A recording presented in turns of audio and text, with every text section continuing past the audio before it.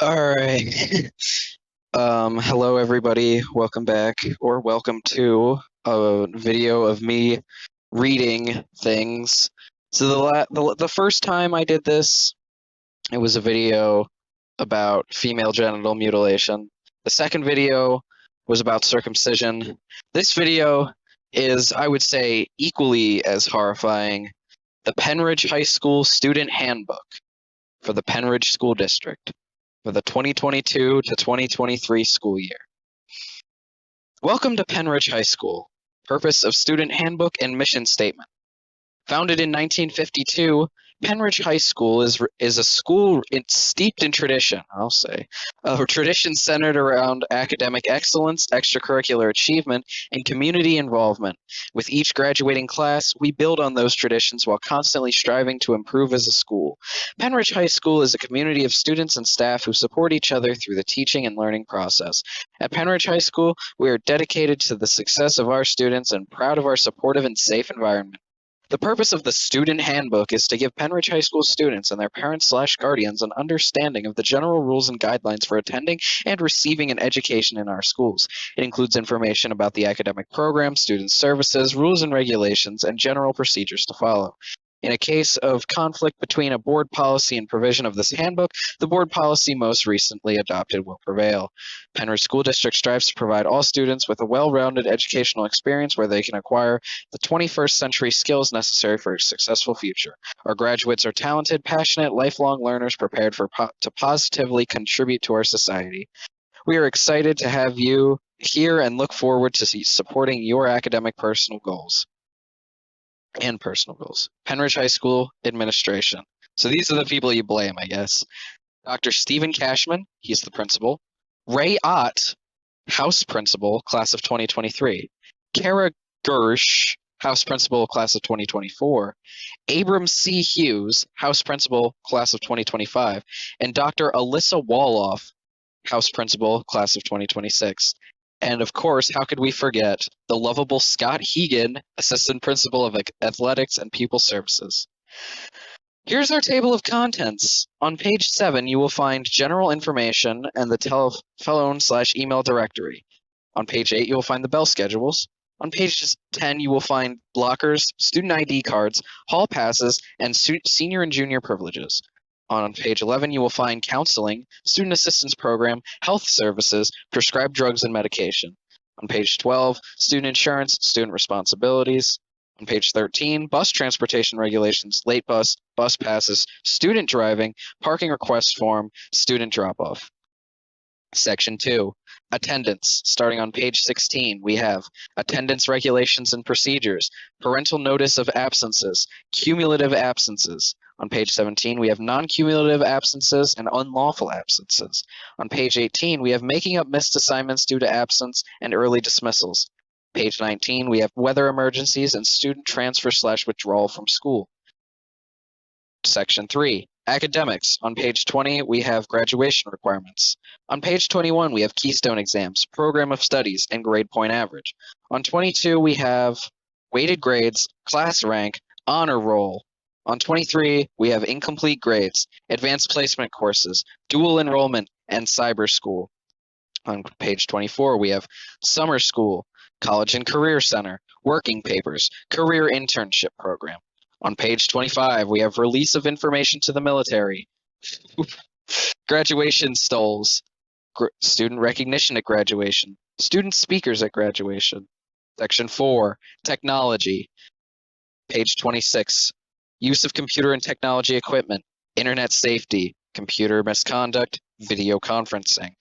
On page 28, we start section 5, extracurriculars, athletic events, athletic event eligibility, ejection/suspension. Ooh. Page 29, we have dances and obligation/participation requirements in the National Honor Society. And on page 30, we have sales promotions. Section 6, safety and security. Starting on page 31, we have school policy/security, visitors, Alice. Page 32, we have fire drills/emergency evacuations and searches, and student vehicle searches. Page 33, canine searches. Section 7, Starting on page 34, we have consequences, the behavioral adjustment period, the BAP, the after-school detention, the ASD, my personal favorite, the Saturday morning detention, the SMD. Page 35, we have the Saturday morning community service, SMCS. Page 36, we have the in-school suspension, the ISS. And page 36, we have the out-of-school suspension, OSS. Section 8, discipline. Starting on page 37, we have the dreaded cell phones / earbuds / headphones. Page 38. Oh, you know it's good if it takes up the whole page. 38 is the dress code. 39 is bathrooms and inappropriate language. 40 is late to class and late to school. 41 is cutting class / school and also food delivery. 42 includes restricted areas, after school, affection, school equipment and facilities, and academic integrity. Page 43, pornography, skateboards / hoverboards. Wow, so cool. Page 44, smoking / vaping nicotine, and illegal drug / controlled substance / alcohol use. And page 45, discipline guidelines. Finally, we make it at section 9, school board policies, starting on 49, weapons, drug and alcohol, threat assessment, hazing on page 50, unlawful harassment and bullying on 51, and cyberbullying on page 52. Then we have our alma mater. I remember learning this in was it English class, but I don't remember the tune, so we're just gonna read it. Raise a song of pride and friendship to our Penridge High. Rally round her, pledge allegiance, raise her standard high. May she ever be standing ready to supply our needs, and her name be never tarnished by our words or deeds. Though our homes are widely scattered, past acquaintance slight, here we stand as one united, neath the green and white. Here we toiled through all our classes, thronged the halls and cheered. Here we made the friendship strong that time will leave endeared. This was written by Ellen Jane Bossard, either class of 1955 or in 1955. Whew. Okay, I for whatever reason commit myself to reading every single thing on this. So we're gonna read the telephone / email directory of. Okay, only the higher ups. Thank God. All right, so we have names, titles, phone numbers, and emails. All right. Dr. Stephen Cashman, principal, extension 114021. You can email him at scashman@penridge.org. Mrs. Lydia Snyder, the administrative assistant, can be reached at extension 114021 and at the email lsnyder@penridge.org. Mr. Ray Ott, from the class of 2023, house principal, extension 112020. Also accessible at rott@penridge.org. Mrs. Judy Dominic is the administrative assistant. She can also be reached at the extension 112020 or at jdominic@penridge.org. Mrs. Lori D'Angelo is the guidance counselor for last names A through K and can be reached at the extension 114365 or at the email ldangelo@penridge.org. Mrs. Shannon O'Sullivan is the guidance counselor for last names L through Z for the class of 2023 and can be reached at the extension 114030 or at sosullivan@penridge.org. For the class of 2024, Mrs. Kara Gersh, the house principal, can be reached at extension 111010 or at cgersh@penridge.org. Mrs. Janice Skilton, the administrative assistant, can be reached at the same extension 111010 or at jskilton@penridge.org. Mrs. Yasina Cuthbert, guidance counselor for the class of 2024, last names A through K, can be reached at the extension 114027 or ycuthbert@penridge.org. Mr. Dean Behrens, for the counselor for L through Z, can be reached at the extension 113003 or gbehrens@penridge.org. For the class of 2025, Mr. Abram Hughes, the house principal, can be reached extension 14119 or at ahughes@penridge.org. Mrs. Priscilla Martin, the administrative assistant, can be reached at the extension 114119 or pmartin@penridge.org. Mr. Eric Henryson is the counselor for A through L and can be reached at extension 114028 or E. Henryson at penridge.org. Mrs. Mary Ann Moffat is the counselor for M through Z and can be reached at the extension 114633 or mmoffat at penridge.org. For the class of 2026, Dr. Alyssa Woloff is the House Principal and can be reached at extension 114022 or Woloff at penridge.org. Mrs. Robin Landis is the Administrative Assistant and can be reached at the extension 114022 or Landis at penridge.org. Mrs. Ashley Plawa is the counselor for A through L, and she can be reached at the extension 114234 or Plawa at penridge.org. Mrs. Jennifer Pennebacker is the counselor for M through Z and can be reached at the extension 114029 or for the Athletics and Principal Services, Mr. Scott Hegan is the Assistant Principal and can be reached at the extension 114061 and Hegan at penridge.org. Mrs. Brenda Roth is the Administrative Assistant and can be reached at 114060 or broth at penridge.org. For the bell schedules, during a regular day, fourth period lunch. First period, 7:15 to 8:12. Second period, 8:17 to 9:07. Third period, 9:12 to 10:02. Fourth lunch, 10:02 to 10:33. 5-6, 10:38 to 11:29. 7-8, 11:34 to 12:25. Ninth period, 12:30 to 1:20. 10th period, 1:25 to 2:15. Sixth period lunch. First period, 7:15 to 8:12. Second period, 8:17 to 9:07.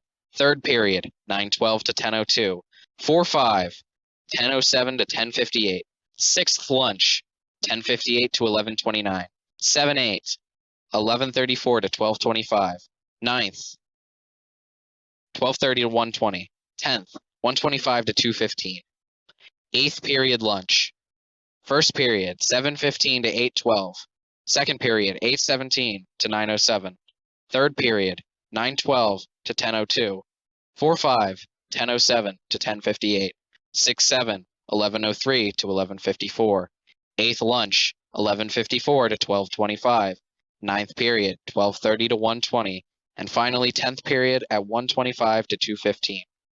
The pledge is at 7:15 a.m., followed by announcements and ramble. Morning Upper Bucks Technical School students depart at 8:12 a.m. and return at 11:29 a.m. Afternoon Upper Bucks County Technical School students depart at 10:58 a.m. and return at 2:15 p.m. For the Rams Day, fourth period lunch. First period, 7:15 to 8:02.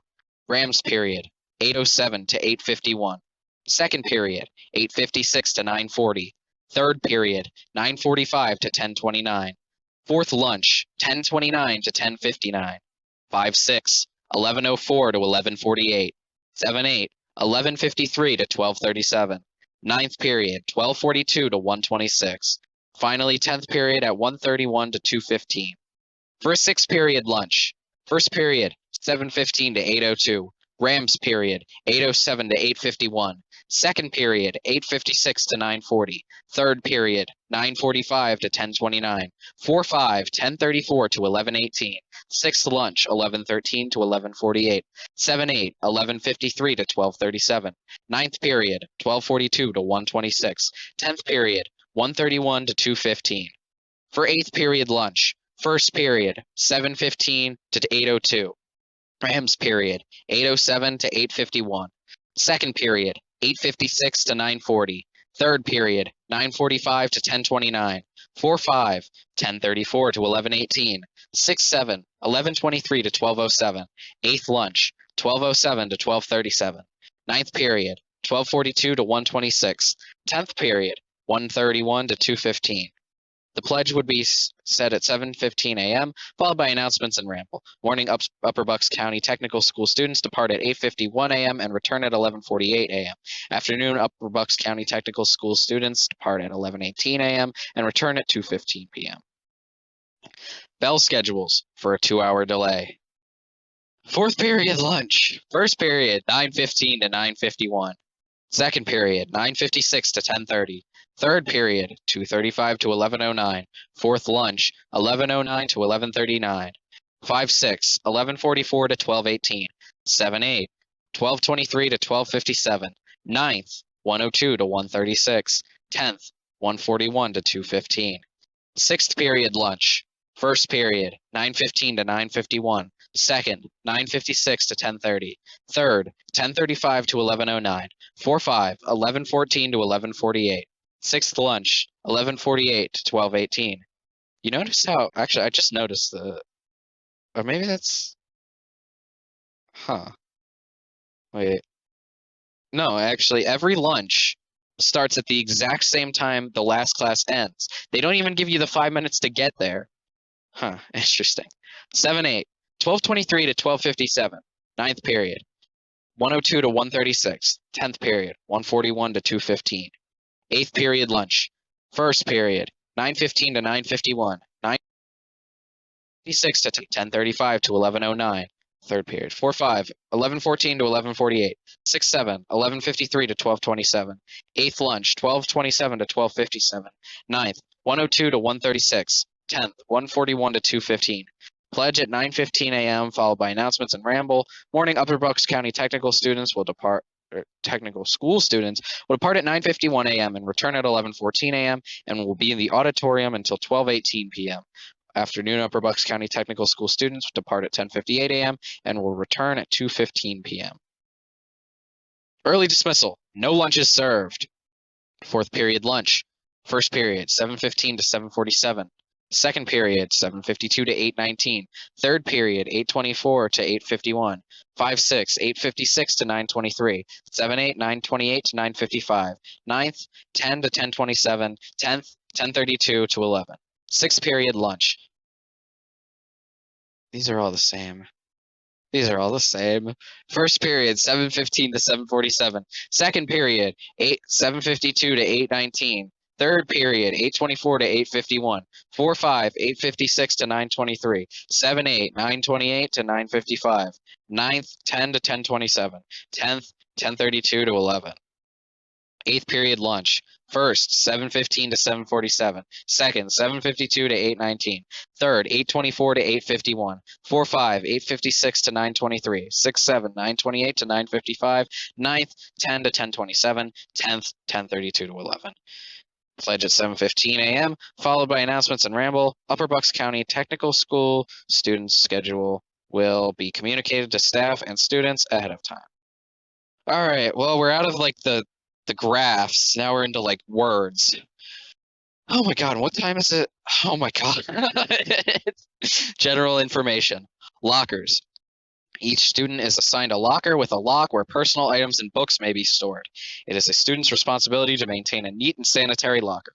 Students are responsible for the upkeep of their lockers. Students will be billed for any and all damages. Students should report any difficulty with their locks or lockers to the house principal. Locks and lockers are school property and are subject to inspection. Any illegal materials seized may be used as evidence against the student in disciplinary, juvenile, or criminal proceedings. Student ID cards. All students will be issued a student ID card. If a student loses their ID card, they should visit their house office and get a new picture taken and pay the $10 replacement fee. Hall passes. Any student in the hallway during class time must have a pass. Do not come to the main office for a late pass. Where are you supposed to go for a late pass then? Students must sign out and sign in on the form provided in each area. Student may not sign, alter, or add names to any pass. Students must have a pass to go to the nurse's office unless there's an emergency. Okay, no, I'm really bugged. Where do you go for the late pass? Oh, I guess it just means like not late to school. Okay. Senior and junior privileges. Students must follow all rules and regulations to maintain privileges. Failure to follow all rules and regulations will cause a privilege to be revoked. Senior and junior privileges include a free first period or free 10th period if they are scheduled for study hall during either of these periods. Cutting class will result in loss of the privilege. Students are not permitted to drop classes to get a free first or 10th period. Access to this tables outside of the cafe during lunch periods. Only seniors and juniors are permitted to sit at these tables. Seniors and juniors who haven't had a study hall and lunch back-to-back can be eligible for senior lunch release if approved by their house principal. Counseling. School counselors are available to help students and their parents with academic and personal needs. Referrals to outside agencies when professionals will be made when needs are determined. Counselors will work with their students to develop career and educational plans by discussing the students' abilities, interests, and skills. Counselors provide students with the opportunities to meet with post-secondary representatives. Students wishing to schedule an appointment with a counselor must request a pass in the House office. Huh. Student Assistance Program, otherwise known as the SAP, because you're a SAP if you refer someone. The Student Assistance Program, SAP, is a group of concerned staff who work to help students in need. Every school in Pennsylvania has a SAP team, and each SAP team member has received special training. Students can be referred to the team for reasons like behavior concerns, drug and alcohol concerns, or mental health concerns. SAP is not discipline. Anyone can refer a student to the SAP by filling out an online referral form or by contacting an SAP team member or school counselor directly. All information is kept confidential and kept separate from our regular school academic records. Health services.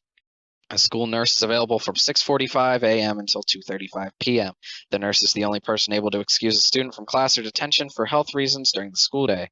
If the school nurse is not available, students must report to the main office. Reporting anywhere else considered a class cut. If a student comes ill during the school day, they must report directly to the health suite. Well, not first without getting a pass, right? They must always inform their teacher where they are going. If it is necessary to go home, the nurse will inform the parent or guardian, and the student will be released from school with parental permission. If this procedure is not followed and the student leaves without properly checking out, the student will be subject to disciplinary action. Parents who are picking up their child should report to the main office. So, with parental permission, what if the parent says no? Prescribed drugs and medication. Whenever possible, medication should be taken before or after school. Medication will be administered to students during school hours only when such medication is needed by the student to remain in school. What? So, like, if some. When it is necessary for medications to be dispensed to students during the school day, the medication must be brought to the nurse by an adult. The physician and the parent/guardian must give written permission for the student to receive any type of medication, prescription or non-prescription. No medication will be administered to any student without proper completion of the medical dispensing form available on Penridge High School website. This form needs to be used for both prescription and non-prescription medications. Example, Advil, Motrin, and all other over-the-counter medications. This form needs to be on file for any student to receive medication during the school day. All medications must be delivered in the original and properly labeled container to the school nurse by the parent or designated adult, at which time this medication will be counted and documented. No student is permitted to carry or store in his or her locker prescription or over-the-counter medicines in school or to self-administer any of these drugs. This includes cough drops and throat lozenges. Failure to comply with these guidelines is a violation of our district's drug and alcohol policy. For cough drops? For cough drops? That just seems like they're trying to get people. All medications are to be kept and administered in the nurse's office. Students are not permitted to carry any medication with them in school. Exception, properly labeled inhalers and EpiPens. Please go to the PHS Health Services site to read the policy for this field trip medications. The field trip form is on the website. Under permission for school-sponsored trips, parents must know that a nurse is not available in field trips to give medications. Well, I guess the kid will just die because they don't know how to take their own pills. Medication permission forms are available from the nurse's office and from our health services district website. Parents must give yearly permission for their child to receive Tylenol/antacid. Parents must update PowerSchool with any medical issues. If you have any questions, please contact the nurse at extension 114041. Student insurance. Students can purchase voluntary student accident insurance. What? What? So, like, if you get hurt at school, they'll still charge you? Ugh. Capitalism at its finest, am I right, fellas? Student responsibilities. Student responsibilities include regular school attendance, conscientious effort in academic work, and conformance to school rules and regulations. Students, faculty, and the administration share a responsibility to develop and maintain a climate within the school that is conducive to learning and good citizenship. It is with this goal in mind that the following guidelines for student conduct have been established. Please click here to see those guidelines. Now, I really hope that just links somewhere else within this document. Bus transportation regulations. Maintaining order on school buses requires the cooperation of pupils, parents, teachers, principals, and bus drivers. Transportation of students is provided by the Penridge School District in accordance with state regulations and district policies. Transportation of students is a privilege, not a right. A student whose behavior causes disruption to the safe operation of the bus or poses a danger to the students or others may be disciplined in accordance with the student discipline policy and may be removed permanently from bus transportation. All activity on PHS buses may be under surveillance by an audio/video system. The Penrith School Board of Directors has authorized the use of audio-video recording devices on school buses for reasons of safety and to monitor student misconduct for possible disciplinary consequences. This is from School Board Policy 810.2. That probably links somewhere else, but I'm not going to click it. If you want me to read all the school board policies, let me know in the comments, I guess. Appropriate behavior on the buses is important because inappropriate behavior can result in safety hazards for students. As always, an important goal of the Penrith School District is to provide a safe and secure environment for all students and staff. Late bus. Students participating in athletics, extracurricular activities are provided with a late bus at 4:45 p.m. each day at the athletic entrance. Bus passes. Bus passes are only issued in emergency situations. Please contact the Transportation Department at 215-453-2725 if you have any busing needs. It really looks like busing, but whatever. Student driving. Driving to school is a privilege, not a right. How are you supposed to get to school? If driving to school and riding the bus are both privileges and not rights, how are you supposed to get to school? Since the Penrith School District provides bus services for all points of the Penrith area. Therefore, but these are like 2 times. Therefore, failure to comply with traffic regulations may result in suspension of this privilege. Police action may also be used to enforce our safety rules. So, okay, well, what if you get officials are off the property when there is reasonable suspicion that the student is violating a law, board policy, or school rules, or poses a threat to the health, safety, or welfare of the school population? I think board policy is where they get you. They say, well, we think, you carrying an air horn or something, and then they'll search your car or something. All students are expected to abide by the following rules. Parking sticker/tag. All vehicles parked in the school parking lot must have an up-to-date parking sticker/tag visibly displayed on the back of the rear view mirror. Individuals not complying with this will have driving privileges suspended and their car towed at the student/owner's expense. Lost or stolen sticker tag. Holy what? Tags that are lost or stolen must be repurchased at the cost of $10. See, I didn't see the dot there. I thought it was $10,000. Sorry, it's been a long day. Vehicle update. If you get a new vehicle, you must bring the registration information to the athletic office or security immediately in order to update the parking list. Speed limit. The speed limit in the parking lot is 10 miles per hour. On 5th Street and Blooming Glen Road, it is 15 miles per hour. If a vehicle exceeds the speed limits, the police will be called to issue a citation. Buses. Buses have the right of way at all times in the parking lot, driveways, etc. Certain areas of the traffic lanes are for buses only and are restricted to students. Parking improperly. Improper parking anywhere on school grounds may result in students permanently losing their privilege to drive and or being towed at the student/owner's expense. Restricted areas, visitors, fire zones, handicapped, and reserved. Careless driving. A student who drives a vehicle in a careless disregard for the safety of persons or property is guilty of careless driving, a summary offense. Assigned student spots, or the ASS, I guess. Only the student who is registered for the parking spot may use it. No agreements may be made with friends or family members allowing them to use your assigned spot. Parking tags may not be shared with or borrowed from other students. Student discipline. Chronic lateness, attendance, academic or behavior problems may result in the suspension or loss of parking privileges. Fees will not be refunded if parking privileges are suspended/revoked. If a vehicle is in your space when you arrive at school, park in the stadium parking lot and report to the main office staff immediately. Your parking space can be changed by administration at any time. North parking lot. These are parking lot spots 445 to 827. Arrival. All students should enter the parking lot at the traffic light on 5th Street.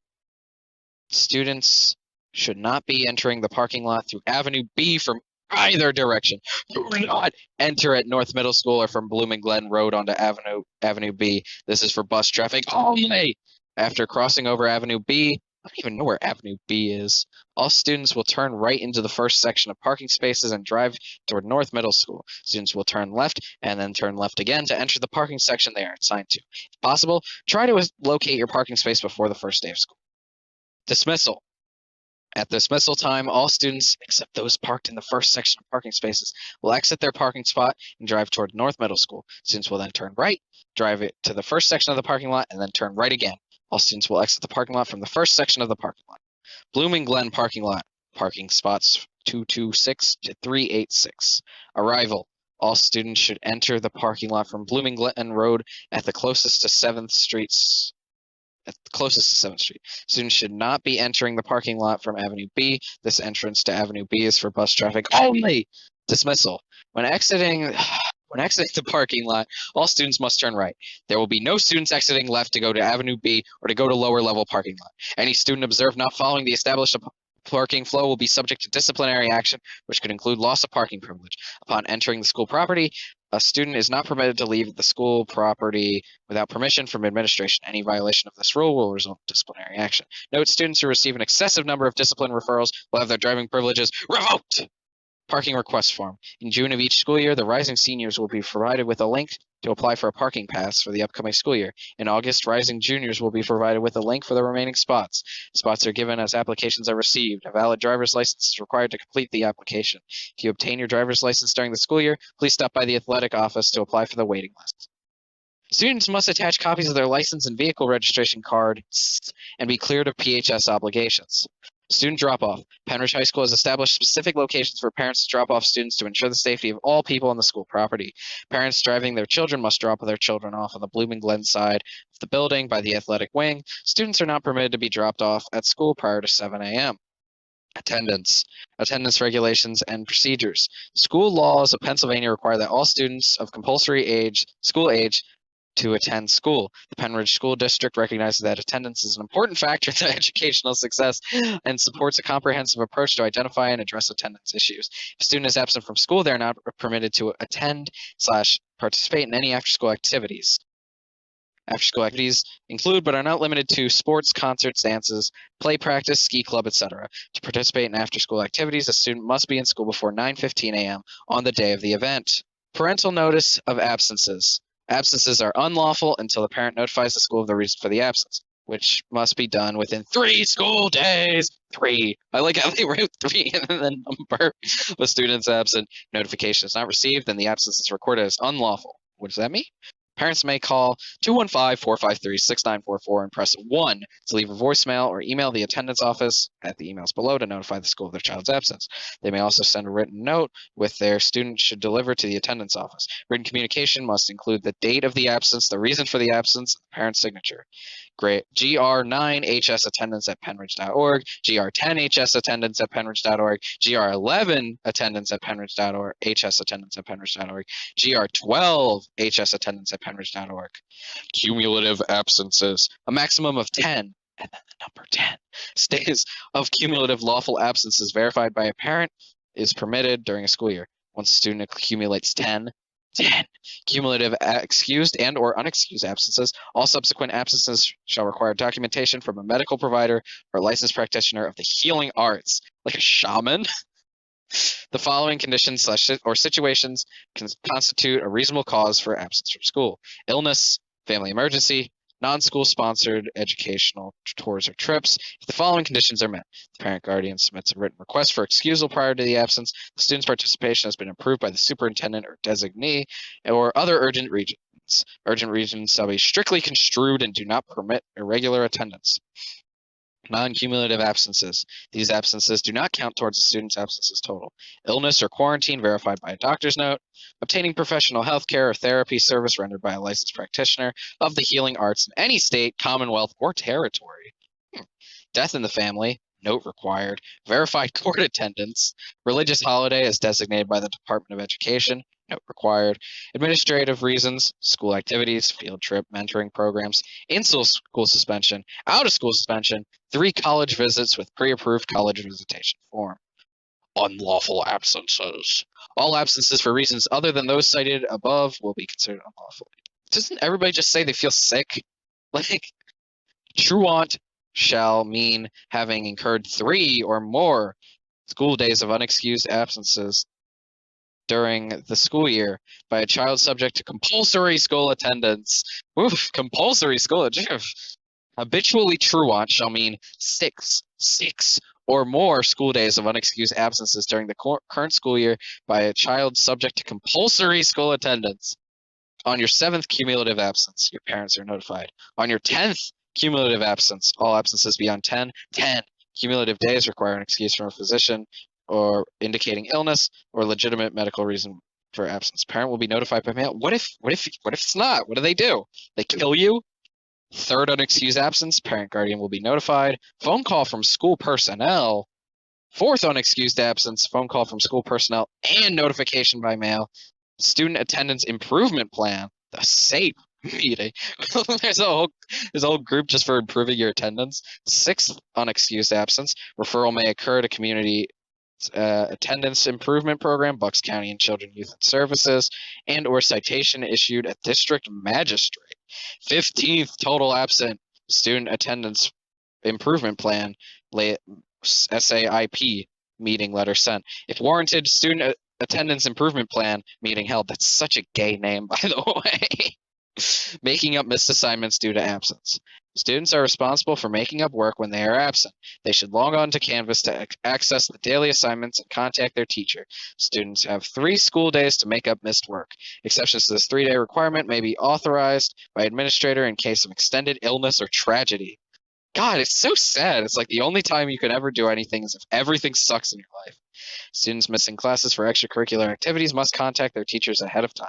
In all cases of missing class, it is the student's responsibility to initiate the process of making up work. Early dismissals. Students are not permitted to leave school grounds at any time during the school day without permission from the house principal or school nurse. Failure to follow the proper procedures for leaving school will result in disciplinary action. A student will be excused from the school prior to dismissal time if he or she has a permission note from a parent or guardian. This note must be presented at the attendance office upon arrival on the day of the request. A parent or guardian is required to come into the building, present identification, and sign the student out of school. If a student is a driver with a designated parking spot at Penridge High School, they will be allowed to drive home without a parent signing them out. If a parent/guardian fails to send a note for early dismissal, they should contact the attendance before the units without notice are not permitted. Early dismissals will be limited to medical appointments. That's it? Is that it? Really? Return notes verifying doctor's visits are required when the student returns to school. Students are encouraged to attend school prior to absence. Absence if the student leaves before 12:15 p.m. without a doctor's note. It will be considered a full day absence if the student leaves prior to 10:15 a.m. without a doctor's note. Technical school students must obtain early dismissal permission slip from the home school attendance office before departure to the Upper Bucks County Technical School. Parents or others designated by the parents must meet students in the main office. If possible, all dental and medical appointments should be scheduled after 2:15 p.m. in the evenings on school holidays or on Saturdays. Woof. Why? Oh, also, why not Sundays? Is that like just, like Christian, like subtle Christian normalization? I don't know. That's also terrible. Students who have an abbreviated school day, not due to a medical appointment, may not leave school and return to school grounds of the building unless they have the permission of their house principal. These students must also gain permission if they wish to stay in the building past their scheduled end of the day. Weather emergencies. Should a weather emergency be announced at any time during the school day, students and staff members should follow weather emergency procedures and wait for further instructions over the public address system. That's what PA stands for. When a decision is made to close school before the school day begins, students and parents will be notified through the district's alert system. Also, students and parents can check the Penridge School District website, www.penridge.org, local television stations, I'm sure everybody watched that, and Penridge SD or Penridge HS. Student transfer/withdrawal from school. A student transferring to another school or dropping out of school must report this to their school counselor. Parents transferring students must complete a transfer form prior to the student's last day. All school property and obligations must be cleared through the house office before the student's last day. Procedures and guidelines for a student who is dropping out will be discussed when parents contact their counselor. Academics. Graduation requirements. Penridge High School issues a standard diploma to all graduating seniors. Penridge School District requirements meet and exceed those specified by the Pennsylvania State Board of Education. Minimum of 24 credits is required for graduation. I thought it was 21. Oof. The following information provides an additional guidance for scheduling and graduation purposes. Each Penridge High School student must carry a full schedule each year to be classified as a full-time student.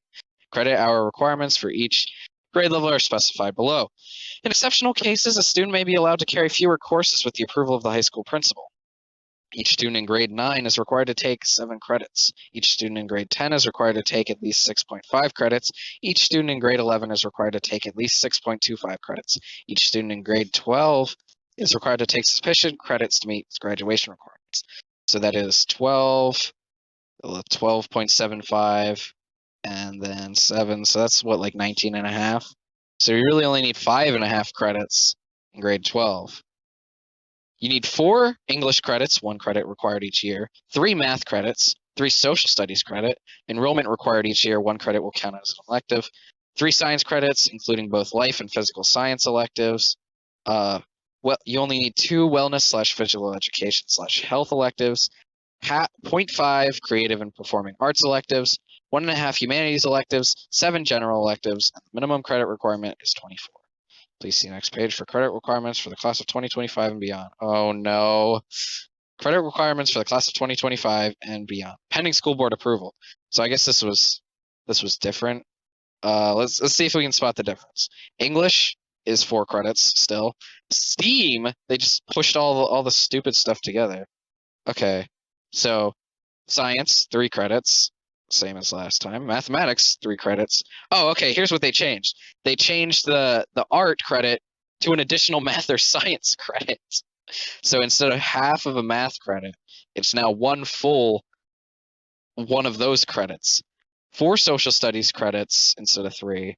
1.5 wellness/physical education credits. 7 electives. 0.5 personal finance. God, I hope intro to business or sports and entertainment marketing or Microsoft certification, these terrible tests, classes I don't know why I chose. If those don't count as personal finance, I swear to God, I'm going to kill myself. I cannot take another one of these stupid classes. Any exception to the credit requirements must be approved by the principal. Oh my God, if this goes through and it doesn't count, I'm going to like beg on my knees. Students are required to earn so these are for the Keystone exams. Students are required to earn a proficient or advanced score on the Algebra 1, Biology, and Literature Keystones in order to graduate. Here's a fun fact, actually. Because of coronavirus, I never actually had to take the Algebra 1 Keystone. So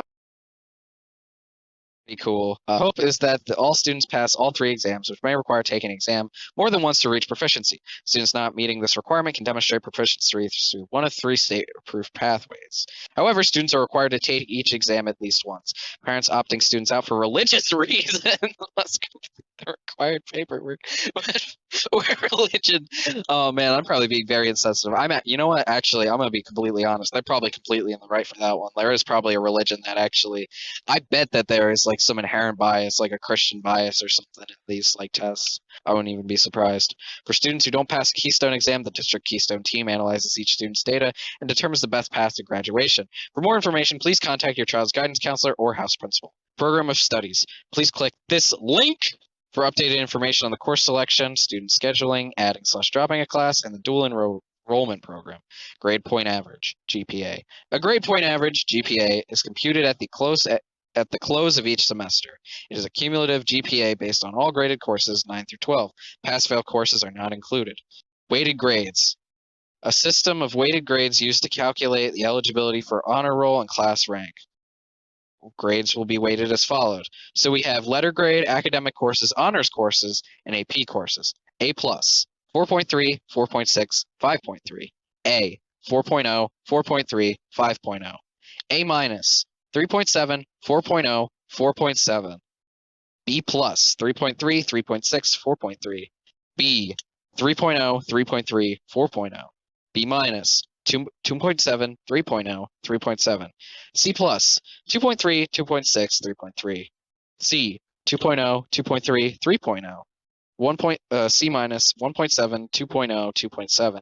D+, 1.3, 1.3, 1.3. D, 1.0, 1.0, 1.0. D-, 0.7, 0.7, 0.7. E or F, 0.0, 0.0, 0.0. Oh, so much for that. Syncs up at D+.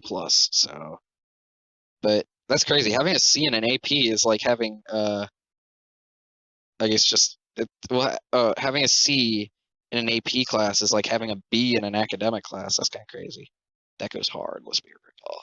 Class rank is computed at the close of each school year. Students are ranked with their respective graduating class. Students who transfer from another high school or from homeschool instruction will be given an estimated rank until they've completed 4 consecutive semesters at Penridge High School. All graded courses, do they mean semester it doesn't, class ranks don't exist until after 2 years, or do they mean by marking periods like quarters? All graded courses are included in the rank calculation. Pass-fail courses are not included. Rank ordering is based on cumulative weighted GPA. Honor roll. The grade point average GPA for each quarter determines if a student qualifies for honors. Distinguished honor rolls, 4.2 and higher. High honors, GPA 3.9 to 419. Okay. Honor roll, 3.6 to 3.89. Students will not earn honors recognition with a grade lower than a C minus.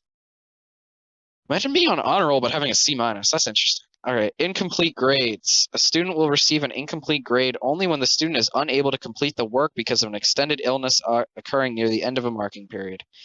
If after 3 weeks the student has not completed their assignments, a 0 will be recorded for each incomplete assignment, and a final grade will be issued by the teacher. Advanced Placement courses, AP.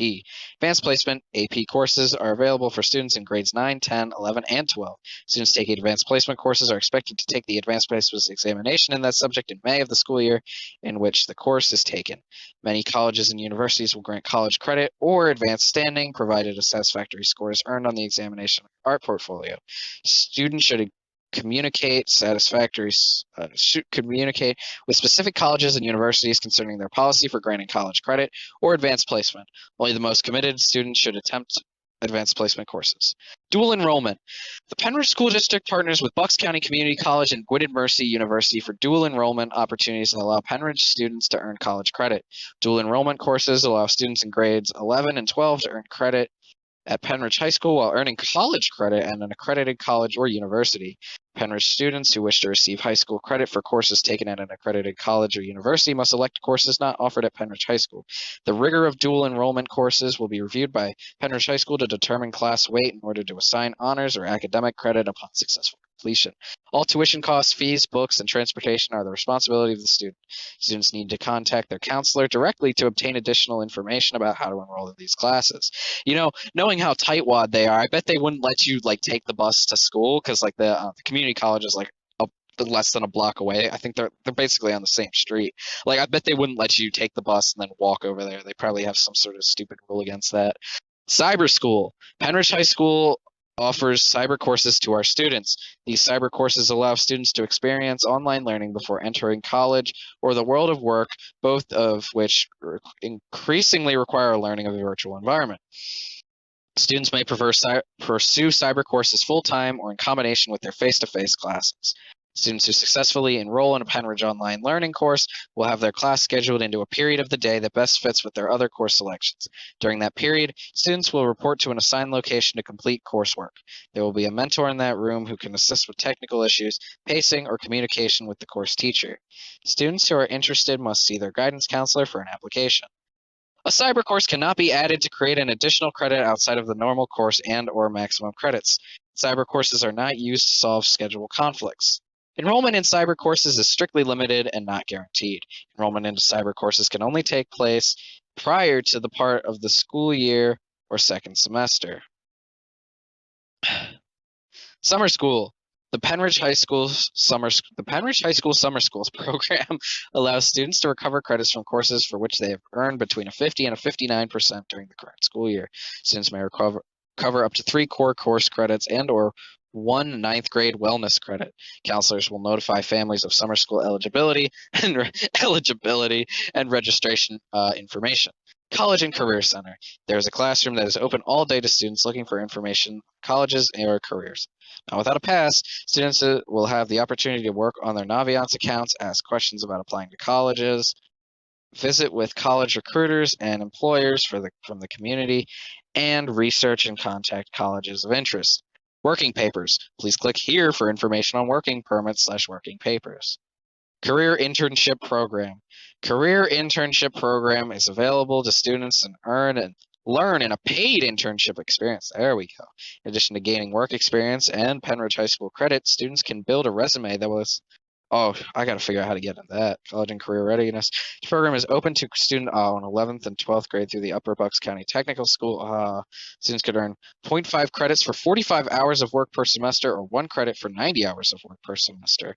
Certification can be earned from the Pennsylvania College. Wait, 90 hours of work per semester? Yeah, okay. Yeah, there's like 45 days. Okay, that just about works out. A certification can be earned from the Pennsylvania College of Technology and is OSHA articulated. That actually sounds pretty good. I got to check that out. Release of information to the military. Here we go. Under the provisions of federal law, the various military branches are permitted to request directory information, name, address, and phone number of students entering their junior and senior years of high school. Annually in May, a letter is sent to parents of all soon-to-be juniors and seniors. This letter discusses the federal law and provides a form that parents can fill out if they do not wish to have their child's information released. Okay. Graduation stoles. What is that? Honors designation will be determined by a student's cumulative weighted GPA at the end of third marking period of their senior year. This will determine which stole the student receives. What is a stole? Student recognition at graduation. Student earning a cumulative grade point average according to the criteria listed below will be recognized with the status of cum lord, magna cum lord, or summa cum lord. Summa cum lord is 4.2 and higher. Magna cum lord is 3.9 to 4.19. Cum lord is 3.6 to 3.8. I'm sorry, I'm in high school, okay? I get to laugh at that. Student speakers at graduation. Come on.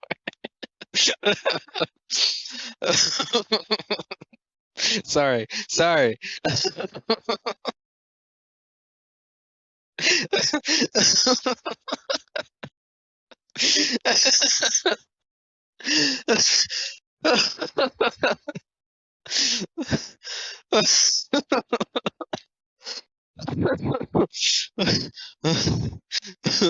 I'm sorry.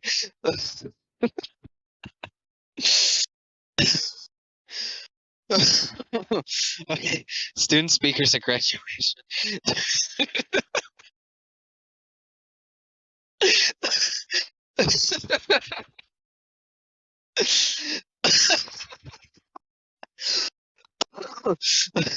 Two student speakers shall be selected from those seniors in the top 10% of the senior class who are in good standing. Students will be invited to write a speech on the topic or theme chosen for commencement and submit it to consideration by the faculty committee appointed by the high school principal. In addition to the two selected speakers, the class president will give a speech. The student speeches will be limited to 3 minutes in length or less. The speech will speakers only. The committee will be composed of teachers, eligible students, and administrators. Technology. Use of computer and technology equipment. No student in the Penridge School District is permitted to use any computer or technology equipment unless the student has submitted a signed computer use agreement form. Please refer to School Board Policy 255. The computer user agreement form is located on the school's website. Notice it's interesting. There's some things they just don't put on here, like the computer user agreement, which I signed in 3rd grade and don't know anything about. Internet safety. It is the responsibility of the Penridge School District to keep its students safe during the school day. This responsibility includes internet safety. In an effort to keep students safe while using the internet, the district has gone to great lengths to limit access to potentially harmful and inappropriate websites. I'll say, students. Oh my God, was that a wheeze? Okay, never mind. Students should always avoid posting personally identifiable information such as their name, address, phone number, etc. on the internet. Whoops.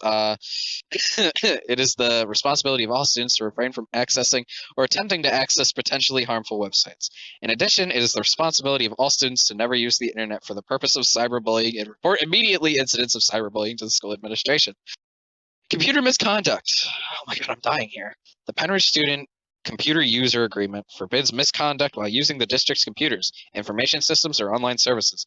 Examples of computer misconduct include, but are not limited to, using another student's password, using computers without permission or while unsupervised, and attempting to browse pornographic or hateful websites.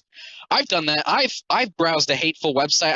I browsed a white supremacist website for my essay about why Turning Point should be banned. And the website, hosted by a white supremacist, about why Turning Point is good for white supremacists, was not banned. So, lock me up and throw away the key. Attempting to gain access to district file service or another person's documents. I mean, we've all tried. In addition, it's their fault for not making it harder to. Any attempt to circumvent the district's internet filter, either directly or through the use of a proxy filter avoidance websites, is strictly forbidden. Misuse of computers and computer equipment, including access to unauthorized websites or engaging in unauthorized activities through use of the computer, will be subject to disciplinary action. Discipline code outlined in this handbook. You know how long it would take to discipline everybody who like goes to cool math games or like makes something on their computer? 1,000,000. You have to punish everybody. Video conferencing. It is imperative that all students adhere to School Board Policy 815.1 when video conferencing. Here. Students should adhere to the following guidelines. Students must show their face on camera so the teachers can take attendance. They never enforce that. Remote lessons involve two-way camera and audio usage. Students must be dressed in school-appropriate attire and school-appropriate backgrounds and profile pictures. Students are not permitted to share teacher-generated video conferencing links with anyone. Students should enter a video conferencing meeting with their first name and last initial. Students should remain mute until it is their turn to speak. Students must follow the teacher direction regarding turning on/off the camera. Extracurriculars, athletic events. Students are not permitted on the field after a football game and may not loiter on the court following a basketball game. Students should exit the playing arena promptly at the conclusion of each athletic contest. Athletic event/eligibility. Athletic/event eligibility.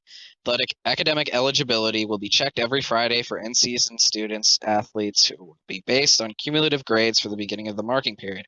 Eligibility will be reviewed by the principal and athletic director. The student will be on probation when they have two Fs when grades are checked on Friday for the first week. If the student has two Fs for a second straight week, the student will be considered ineligible.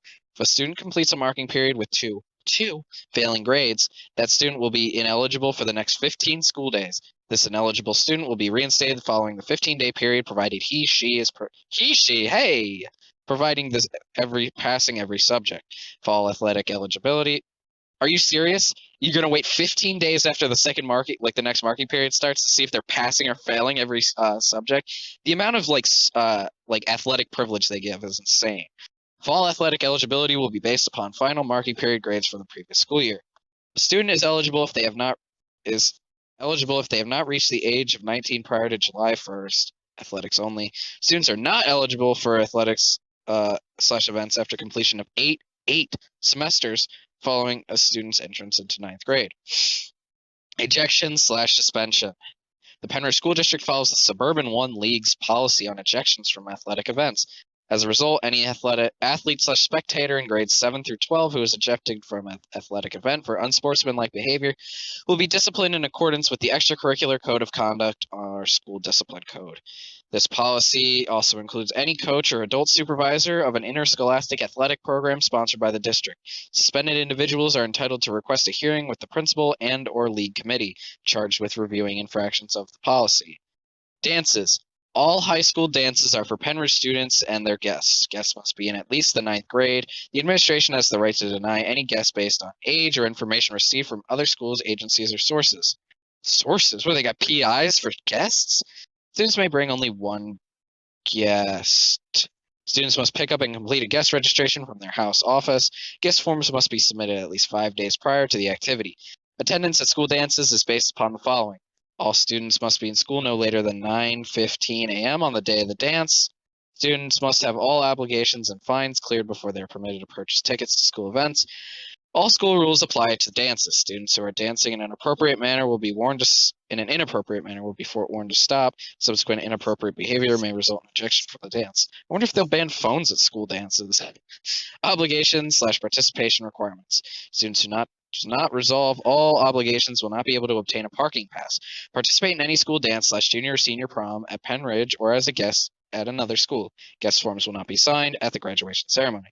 No student who has completed the requirements for graduation shall be denied a diploma as disciplinary measure. Students may be denied participation in the graduation ceremony when personal conduct warrants it. Such exclusion will be regarded as a school suspension. Students who are in alternative schools for disciplinary or probationary reasons may be permitted to may be permitted to participate in commencement/graduation ceremonies and or senior activities with administrative approval. Alternative school students' participation in graduation will be examined on a case-by-case basis by the graduation committee. Students must resolve all obligations, including serving all detentions and suspensions. The school will not release records of any student who has an outstanding obligation. National Honor Society. Selection of the National Honor Society at Penridge is honor. I wonder why. Awarded to students who possess the qualities of scholarship, character, leadership, and service. These criteria are designated by the National Honor Society at the national level. All students have a fair and equal opportunity to be selected as a member. The following procedure will be used to determine selection. One induction will be held each year for the students in the sophomore and junior classes. Candidates must have attended Penridge for at least one semester before selection.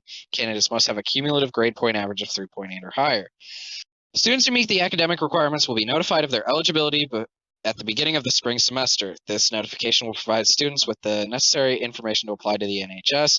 The high school professional staff will submit a comment on the quality of each candidate's character. A selection committee will then assess the scholastic standing, faculty comments, and student activity information forms and select the members. An induction will be held to swear the newly selected members into the National Honor Society. All members are required to complete a minimum of four inside activities, one outside activities, and the campus cleanup for each year of membership. Failure to complete these activities will result in the members' expulsion from the organization. Okay, but like, what's so good about it? What's so good about it?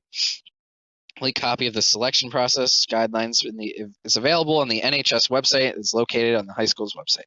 In lieu of participating in a fundraiser, all chapter members will be required to pay $10 cash in dues, which must be paid each year. So it seems to me like you need to be a really smart person, and you need to write an essay. You need to be nice to all of the teachers. You need to do four things for them, one for the community, and clean up the school, and then pay them $10. So what do they get? Members must continue to meet the standards of the school and the National Honor Society, or dismissal from the organization may occur. A member may be dismissed for failing to maintain standards. The faculty council, which selected the members, also has a responsibility for dismissing a member for the flagrant or chronic violation of school or civil law, or if a member acts in a manner unbecoming of membership in the National Honor Society, and that's why I won't be in it. Students who are suspended from school more than once and students who are placed in alternative school will be removed from the National Honor Society. But that's it. We have no clue what's so good about it. Like, what is the appeal? Why would you want to be in that? It sounds like nothing but downsides to me. I guess it's just a fancy title. All sales promotions must have the approval of the club/activity advisor and a principal or administrator. A fundraising report must be filed at least 2 weeks prior to the beginning of any sale. Safety and security. School police/security. These people have guns, by the way. To ensure the safety of our students, security personnel and armed school police officers are present. Literally militarized police are present throughout the school building on school grounds. Security cameras are located throughout the school campus and on school buses to enhance the safety of the school community. Any evidence of wrongdoing derived from either security personnel or surveillance equipment can be used in disciplinary actions as well as criminal procedures. Visitors. Administrative approval is needed for any visitor. All visitors to the high school must present a government-issued photo identification to be processed through the Raptor visitor management system. Okay. Students are not permitted to bring friends or relatives to spend the day unless they have administrative approval.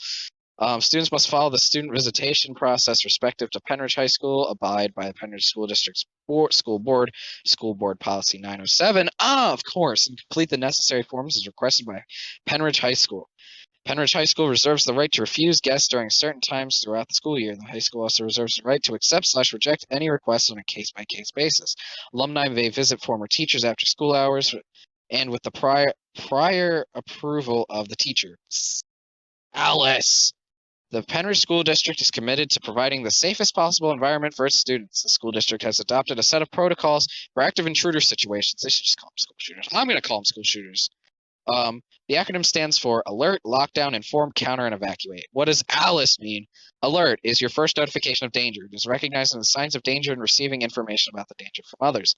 Lockdown, if evacuation is not a safe option, barricade entry points. Prepare to, and they also teach us this in school. What a dystopian future. This is actually a nightmare. Evacuate or counter if needed. Inform, communicate real-time information on shooter location. Use clear and direct. I didn't even say. It's not even active intruder. It just says shooter in here. Use clear and direct language to use using any communication means possible. Man, it's so cool that they just had to. This is definitely worth just adding a little piece in here about Alice. Instead of doing anything about guns. Counter as a last resort, create noise, movement, distance, and distraction to reduce the shooter's ability to shoot accurately. That is a fucking terrifying sentence. As a last resort, create noise, movement, distance, and distraction to reduce the shooter's ability to shoot accurately. Oh, we live in a bleak present. Evacuate. When safe to do so, run from the danger using non-traditional exits if necessary. Rally points will be predetermined. I'm just leaving. I'm just running away. I'm not going to rally somewhere. Fire drills / emergency evacuations. Fire drill and exit information procedures are posted in all parts of the buildings. Prior to fire drills, all students will acquaint themselves with the primary and secondary exits. During a drill, students are expected to follow the directions from the adults in charge. Students who use the fire alarm system for any reason other than what is intended will be subject to a fine of up to $700, an additional consequence outlined in the discipline code. A quiet and orderly exit must be enforced to preserve the safety of everyone. Students should report to their assigned teacher once outside the building. Failure to do so will result in disciplinary consequences. Hear that? Don't get lost, kids. The searches. The Penridge School District reserves the right to search students, their materials, their bags, and any and all possessions in cases of violations of the school rules / procedures. Violations include, but are not limited to, sleeping in class, more than one person in a bathroom stall or single-use bathroom, theft, harassment, etc. Students who leave the building and or school grounds and return to school are subject to a search of their person, possessions, lockers, and vehicles. Jeez. What, like every day? Like when I leave, and go home and come back? Any student who that's probably the loophole there. Any student who refuses a search will be suspended out of school for up to 10 days and police will be notified. But you can still get rid of the evidence. And then a 10-day vacation. Bad. Student vehicle searches. All students who drive vehicles to school and park on school property must know that vehicles are subject to search by school authorities. Cases where there is a reasonable suspicion that the student may have transported or possessed any controlled substances, any drugs, alcohol, or paraphernalia, any weapon, or any other contraband, school authorities will search the vehicle. Student and parent consent is not necessary for the administration to search a vehicle. I wonder if he had condoms in there, there's kill you or something. If the search produces any of the above mentioned items, the Penridge Regional Police Department will be notified. Reasonable suspicion, but is not limited to periodic visual searches of vehicles parked on school property in which illegal substances or weapons are visible to school authorities. The school will also conduct random canine searches of vehicles. All right, cool. Canine searches. Penridge School District is committed to providing a safe environment that is free of drugs, alcohol, and weapons, including explosives. Damn it! Unannounced random inspections by search dogs are permitted according to School Board Policy 226. The canine search process may be used to determine the presence of unlawful or illegal substances on school property. Periodically, or as the situation warrants, a trained dog may be used to sniff the air around lockers, desks, bags, purses, book bags, and other items that are on district property or at school-sponsored events. Vehicles parked on district property are also subject to random searches by trained dogs. Together, we strive to provide a safe and healthy learning environment for our students. Consequences. Behavioral Adjustment Program, the BAP. A student who is disruptive to either teachers or students in class may be placed in a separate room for a period of time. While placed in this room, the student must be respectful of adult supervision and is required to do school-related work. Discipline problems while placed in BAP will result in continued assignment to the ISS room or the other disciplinary measures, up to and including suspension, expulsion, and or referral to law enforcement. After school detention, ASD. Detention may be assigned in accordance with the Penridge School District policies. Detention will be held Tuesday and Thursday from 2:25 p.m. until 3:25 p.m. Students should come to detention prepared to complete schoolwork. There is no talking, eating, drinking, or sleeping. Cell phone and earbud use is prohibited. Staff in charge will note the time of arrival on the sign-in sheet. Students who are, I'm going to say late, for detention will remain in detention until dismissal and will be assigned a consequence. Students who fail to report to detention will be required to serve additional detention, Saturday morning community service, SMCS, or may be suspended at the discretion of the grade level administrator. Students should leave the building promptly after the detention is dismissed. Students remaining in the building after detention must wait in the office lobby for their ride. The late bus available at 4:45 p.m. for students. Students in other parts of the buildings without permission will receive further disciplinary action. All students must complete all detention/community service obligations. Senior report cards and diplomas will be withheld until all detentions are completed. No work certificates will be issued until detention time has been completed. When assigned by an administrator or teacher, a student is expected to serve the next day detention is held. All students missing detention because of school closings and absences must report to the next scheduled detention.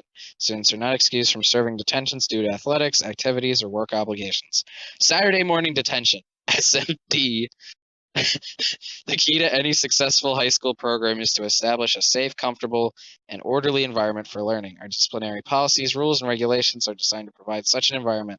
Disciplinary policies are only words on a piece of paper unless there's consistent follow-through by teachers, administrators, and parents. In addition, any successful disciplinary policy will have meaningful measures to act as a deterrent and/or corrective tool for students. Saturday detention hours are from 8 a.m. until 10 a.m. On a Saturday, the following regulations are in place for Saturday morning detentions. Transportation is not provided, and the parent/student's responsibility. Students are to enter the detention by the cafeteria door. Students must be signed in and seated by 8 a.m. Students arriving after 8 a.m. will be refused admission and charged with an SMD cut.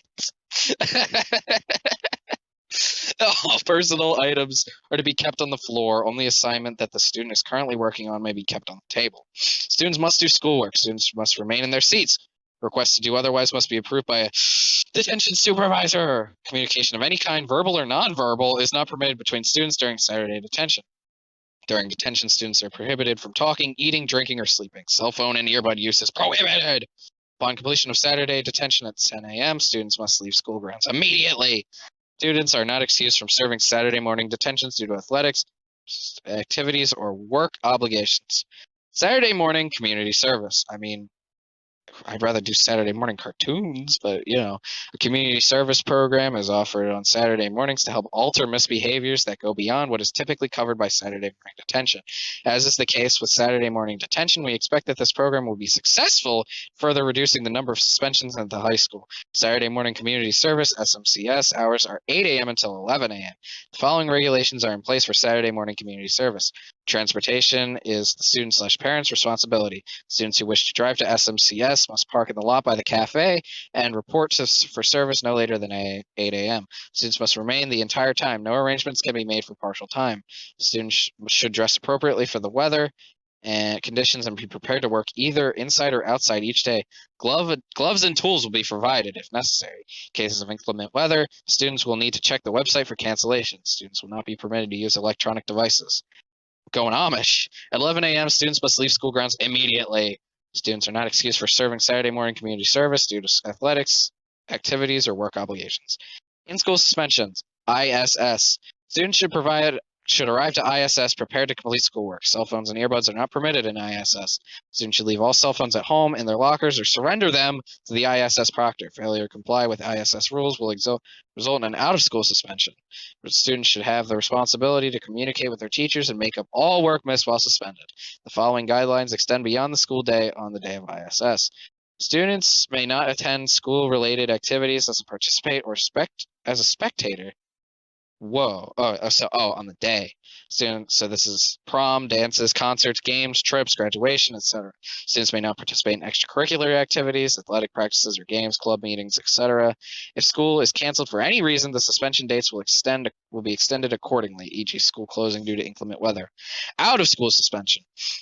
The following rules apply to students who are placed on out-of-school suspensions. Students may not be on school grounds without administrative approval. This includes driving on school property or the parking area. Violations may result in extended out-of-school suspension, and trespassing charges will be filed with the local police department.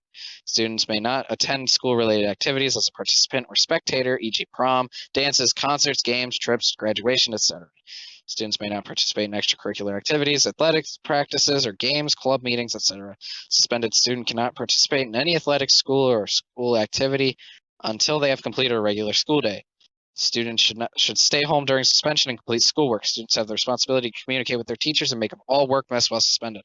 If school is canceled for any reason, the suspension dates will be extended accordingly. So you get an extra day off if the school's canceled. Here you go. Here's what you're all been waiting for, you greedy bastards. Cell phones / earbuds / headphones. Cell phones are permitted in common areas, hallways, cafeteria, and library. This usage is a privilege, not a right, and can be revoked if it is abused. The use of cell phone is subject to teacher discretion within the classroom. So it says it right there. So they can use it. It says it right there. Oh my God. I'm sorry. I'm screenshotting that. I'm actually screenshotting that because all of these teachers are pretending they're on our side. These liars, these actual liars. The use of cell phone is teacher discretion within the classroom. Cell phones may not be used to record images or voice recordings of faculty, staff, or other students for personal use or inclusion on any internet or media sites. Recording others without their permission is strictly prohibited. This is a violation of an individual's right to privacy, which the school has the inherent right to protect. The inappropriate use of cell phones or other digital technology will be addressed through disciplinary procedures and the police if/when necessary. Cell phones and or earbuds / headphones are not permitted out or in view or any class / instructional time during the school day unless approved by the classroom teacher for a specific purpose or activity. So independent work time, teachers may have designated areas in the classroom where cell phones and or earbuds can be stirred during the period. If a student has a cell phone and or earbuds out within view during any class / instructional time during the school day, teacher will remind the student and ask of the policy and ask the student to put the cell phone / earbuds / headphones away. If the student refuses to put the cell phone and or earbuds away, it is not negatively impacting instruction and learning. The teacher will continue with instruction. Submit a referral to the house principal and contact a family member via phone for a conversation. Oh my God, how savage. If they're just not going to tell, they're not going to tell you, they're going to be like, oh, looks like if you get a referral, you're going to get an after-school detention, ASD, for 2. Then for 1, you're going to get for 2, you'll get a Saturday morning detention, the SMD. 3+, you'll get in-school suspension and family conference to determine a plan moving forward. If the student refuses to put the cell phone and or earbuds away and is negatively impacting instruction and learning, teacher will call security to have the student escorted to the appropriate house principal. Teacher will call the family to inform them of the incident. Student escorted from class for refusal to put their cell phone and or earbuds / headphones away will be assigned consequences along with a family conference to determine a plan moving forward. Consequences may include Saturday morning detention, in-school suspension, out-of-school suspension, withdrawal failure for a specific class. Dress code. Student appearance / dress code may not substantially and directly endanger physical health and safety, damage property, disrupt the educational process, distract those engaged in that process, or go beyond the community and school definition of modesty. Students are permitted to wear clothing of their choice that is comfortable, but adheres to the following minimum requirements. Tops must cover areas from one armpit across to the other armpit, with fabric in front, back, and other sides up to the arms. Tops must have shoulder straps. Area beginning at the bottom of the rib cage must be covered. Oh, that's not bad. Bottoms must cover from waist to thigh approximately 4 to 5 inches below the waist. Undergarments may not be visible. Bra straps excluded. All right, go off. Shoes will be worn at all times and be safe for the school environment. Hoods are prohibited during the school day. Clothing will not depict, imply, advertise, or advocate illegal, violent, or lewd language and or conduct, weapons, or the use of alcohol, tobacco, marijuana, or other controlled substances. Clothing will not display vulgar content and or states, imply, or depict hate speech / imagery, targeting groups based on race, ethnicity, gender, sexual orientation, gender identity, religious affiliation. Okay, putting gender and gender identity on there is just kind of religious affiliation or any other protected classification. Okay, funny story. I had a pin that said fag on it, and you know what? You don't get in trouble for this. They just ask you to take it off. The principal will ask you to take it off, and you go, "Oh, am I scared?" Clothing will not be like costume-like attire. I.e. characters, animals, etc. Wait, I saw a guy dressed up in an Eeyore pajamas. Is he not allowed to do that? Unless on approved spirit days. Student's face will be visible unless a face mask is required for health and safety reasons. Are they going to make me take off my mask and cannot be obscured by sunglasses? apparel, jewelry, accessories, tattoos, or manner of grooming that, by virtue of its color, arrangement, trademark, or any other attribute, denotes membership in a gang and or advocates illegal or disruptive behavior in class is prohibited. Specific courses, physical education class, science labs, technology education may provide more details in their course descriptions on requirements related to dress code and safety. Students who violate the dress code will be asked to go to the office. Students who will be expected to change into clothes provided by PHS or student's family. Each dress code violation will result in contact with the home. Each dress code violation beyond the first will result in a detention.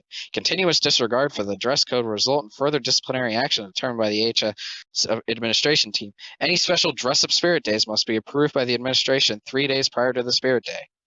Bathrooms. Each student must have a pass to go to the bathroom. Students should visit the bathroom closest to their classroom. Bathrooms are not meant for social gatherings. Only one student is, oh my god, he read this word for word. Only one student is permitted in each stall. If multiple students are found in a stall, the students and their belongings are subject to search. Additionally, the students will be issued disciplinary consequences. Only one student is permitted in a single-use bathroom at a time. Bathroom entrances are monitored by security cameras. Multiple students are found in a single-use bathroom. The students and their belongings are subject to search. Additionally, the students will be issued disciplinary consequences. Humdinger. Inappropriate language. The use of inappropriate, abusive, or obscene language will not be tolerated. Consequences will be determined based on the nature of the language and the setting and the frequency of the student's violations. The use of inappropriate language coupled with the form of violent or threatening behavior of students will cause immediate discipline, including but not limited to suspension from school, referral to law enforcement authorities, and the superintendent for possible expulsion recommendation. You know what? Here's the thing.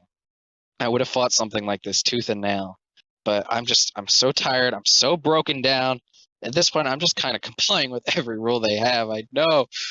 Late to class. It is important for students to arrive to class on time to benefit from all instructions. Students arriving late to class disrupt teaching and learning. So if you're late to class first time, school actions taken. Teacher has conversation with the student and tries to resolve the late to class issue. Teacher issues a verbal warning and records it in their records.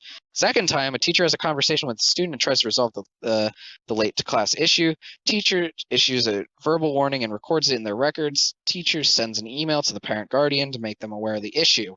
Third time, teacher has a phone conversation with parents to make them aware of the late to class issue. Teacher lets the parents know that next late to class will be referred to administration. The 4+ teacher has to send a disciplinary referral to the grade level house principal for disciplinary action. But if you're late to school, students who are not in first period by 7:15 a.m. are considered late to school and must check in at the attendance office. The student has 3 days to present a note for the late to be excused. Parents may excuse lateness for sickness, medical appointments, or family emergency. The excuse note is not received within 3 days. The late will be recorded as unexcused. Notes will not be accepted after 3 days. Students arriving to their first period class after 7:15 a.m. without a pass must be sent to the attendance office. Failing to report to the attendance office will result in consequences for being late to school for insubordination. The consequences for unexcused lateness for school are as follows. Late to school first, second time, it's a warning. Third time, administration conference/parent phone call. 4+, disciplinary consequence. Cutting class/school. Missing more than 10 minutes of class without permission is considered a class cut. First time, parent phone call from the teacher and discipline referral, guidance meeting, after school detention, ASD. Second time, parent phone call from teacher and discipline referral, Saturday morning detention, SMD. Third time, parent phone call from teacher and discipline referral, Saturday morning community service, SMCS. Fourth time, parent phone call from teacher and discipline referral and school suspension, ISS. 5+, parent phone call from teacher and discipline referral, out of school suspension, OSS, and a re-entry meeting. Cutting classes repeatedly has a significant impact on a student's education is taken seriously at Penridge High School. Repeated class cuts. After 3, meeting will be held with the student, parent, teacher, house principal, and counselor. The 4th time, the student will be removed from the class and is issued a withdrawal failure, WF, for the course. WF will appear on the student's transcript, and the student is not eligible to recover credit for this course during summer school. Missing more than 2 classes in a school day without permission is considered cutting school for the day. If you have 1 school cut, parent phone call from house principal, Saturday morning community service, SMCS. Second time, parent phone call from the house principal, in school suspension, ISS. And the 3rd+, parent phone call with house principal, out of school suspension, and re-entry meeting. Food delivery. Students may not order food to be delivered to school from outside establishments. Restricted areas. Students are not permitted in faculty lounges, faculty bathrooms, or any other designated area for faculty use, including the mailroom. This rule also applies to student employees. Students are not permitted to remove any materials from a teacher's mailbox.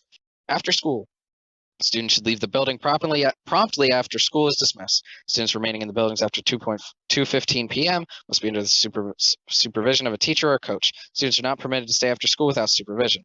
A late bus is available at 4:45 p.m. for students who are staying after school with a teacher or coach. Affection. Public displays of affection, such as kissing and close physical contact, are inappropriate in a school setting. To avoid offending or embarrassing others, students are to combine displays of affection to hand-holding while on school property. Violations will be handled according to the discipline code. School equipment and facilities. School students are responsible for good care of all books, laptops, and instructional materials, as well as school furniture, athletic equipment, building equipment, and facilities in general. Students must pay restitution for lost textbooks for any school property that sustains unusual wear or damage. Students will be held responsible for all materials issued to them. All damage to school property must be reported to high school administrator as soon as possible. Students may be required to do additional repair work after school or during Saturday morning community service. In addition to financial restitution, students who willfully or negligently damage school property will be subject to disciplinary action and/or citation may be issued. Academic integrity. I should have been asleep 26 minutes ago. Academic integrity. Students are expected to do their own work when assigned individual papers and projects. Using the words or ideas of another, ideas, be it a friend, relative, published writer, or technology site without giving it credit to that person is unacceptable in all types of writing assignments, including research papers, compositions, book reports, lab reports, and homework assignments. Any student who gives information or work to another student is also guilty of cheating/plagiarism. This includes lab reports, homework assignments, and other out-of-class assignments. If a student is unsure of what plagiarism is, it is their responsibility to clarify with the teacher who gave them an assignment. To this end, students will not copy another person's work in whole, in part, and turn it into their own. Receive unfair assistance from another student, parents, guardians, tutor, computer program, or any other unauthorized source on a project that was meant to be completed alone. So friends can't help you anymore. Talk to any other student, look at anyone else's paper, or allow anyone else to see their paper. Consult other unauthorized material or information, notes, calculators, smart device, etc. during assessments unless their teacher gives permission. Well, then it's not unauthorized. Take material from the internet or another student and use as their own. Copy text, graphics, musical scores, mathematical solutions, artistic layouts or presentations, or any ideas in any form from any source without proper citation. The ideas share, retrieve, examine information regarding an assessment. Falsify or fabricate data on observations in a laboratory situation, claim credit for work that is not the product of their own honest effort, turn an original paper or project with more than one for different classes or assignment. What? Really? You're going to turn in one assignment for like 3 separate classes? Whatever. I actually just did that today. A teacher who has determined that plagiarism has been committed will give no credit, a 0 for the assignment, contact parents, and a discipline referral. Okay, going back to the turn in original paper thing. If your like lessons are so lazy that you can turn in the same thing twice, then you deserve it. You will get no credit, a 0 for the assignment, contact parents, and submit a discipline referral. The student will have the option of resubmitting the assignment for partial credit to be determined by the classroom teacher and house principal. A student who shares their work will lose points determined by the classroom teacher and house principal. When a plagiarism/cheating issue cannot be resolved between the teacher and the student, the cases are referred to the PHS Academic Integrity Panel, composed of impartial teachers who will hold a hearing to determine if plagiarism was committed. This determination will be submitted to the appropriate house principal for academic and disciplinary consequences if necessary. Pornography. Students may not possess pornographic materials while in the school building or on school grounds. Offenders will be disciplined according to discipline code. Skateboards/hoverboards. Skateboards are not permitted to be used on school property. If they are on school property, they must be secured in a locker or office. Hoverboards are not permitted in a school for any reason. I remember a kid after school, no supervision, was on an electronic skateboard. All right. These rules are so randomly enforced. smoking/vaping nicotine. Because of the health hazards documented by the Surgeon General of the United States and the safety hazards indicated in the local fire regulations, smoking, using vapes, and other possession of the tobacco products is not permitted in school buildings, in school buses, on school grounds, in the vicinity of the school, or at any school functions, including home and away athletic contests. Students, their lockers, vehicles, and all possessions will be searched upon reasonable suspicion. Offense number 1, school action taken. Parent communication, 1 day in-school suspension, Everfi smoking cessation course. That sounds so lame. Subject to future searches. Parent communicate. So this the second one. Parent communication. Remainder of day in school suspension. Citation. 30-day pass restriction. 2. Saturday morning detentions. SMT. Subject to future searches. 3 plus. Parent communication. Remainder of the day spent in school suspension. SAP referral. Citation. 60-day pass restriction. So I guess you can't use the bathroom if you vape 3 times. 2, Saturday morning community service, SMCS, and loss of parking privilege. You only lose that the 3rd time.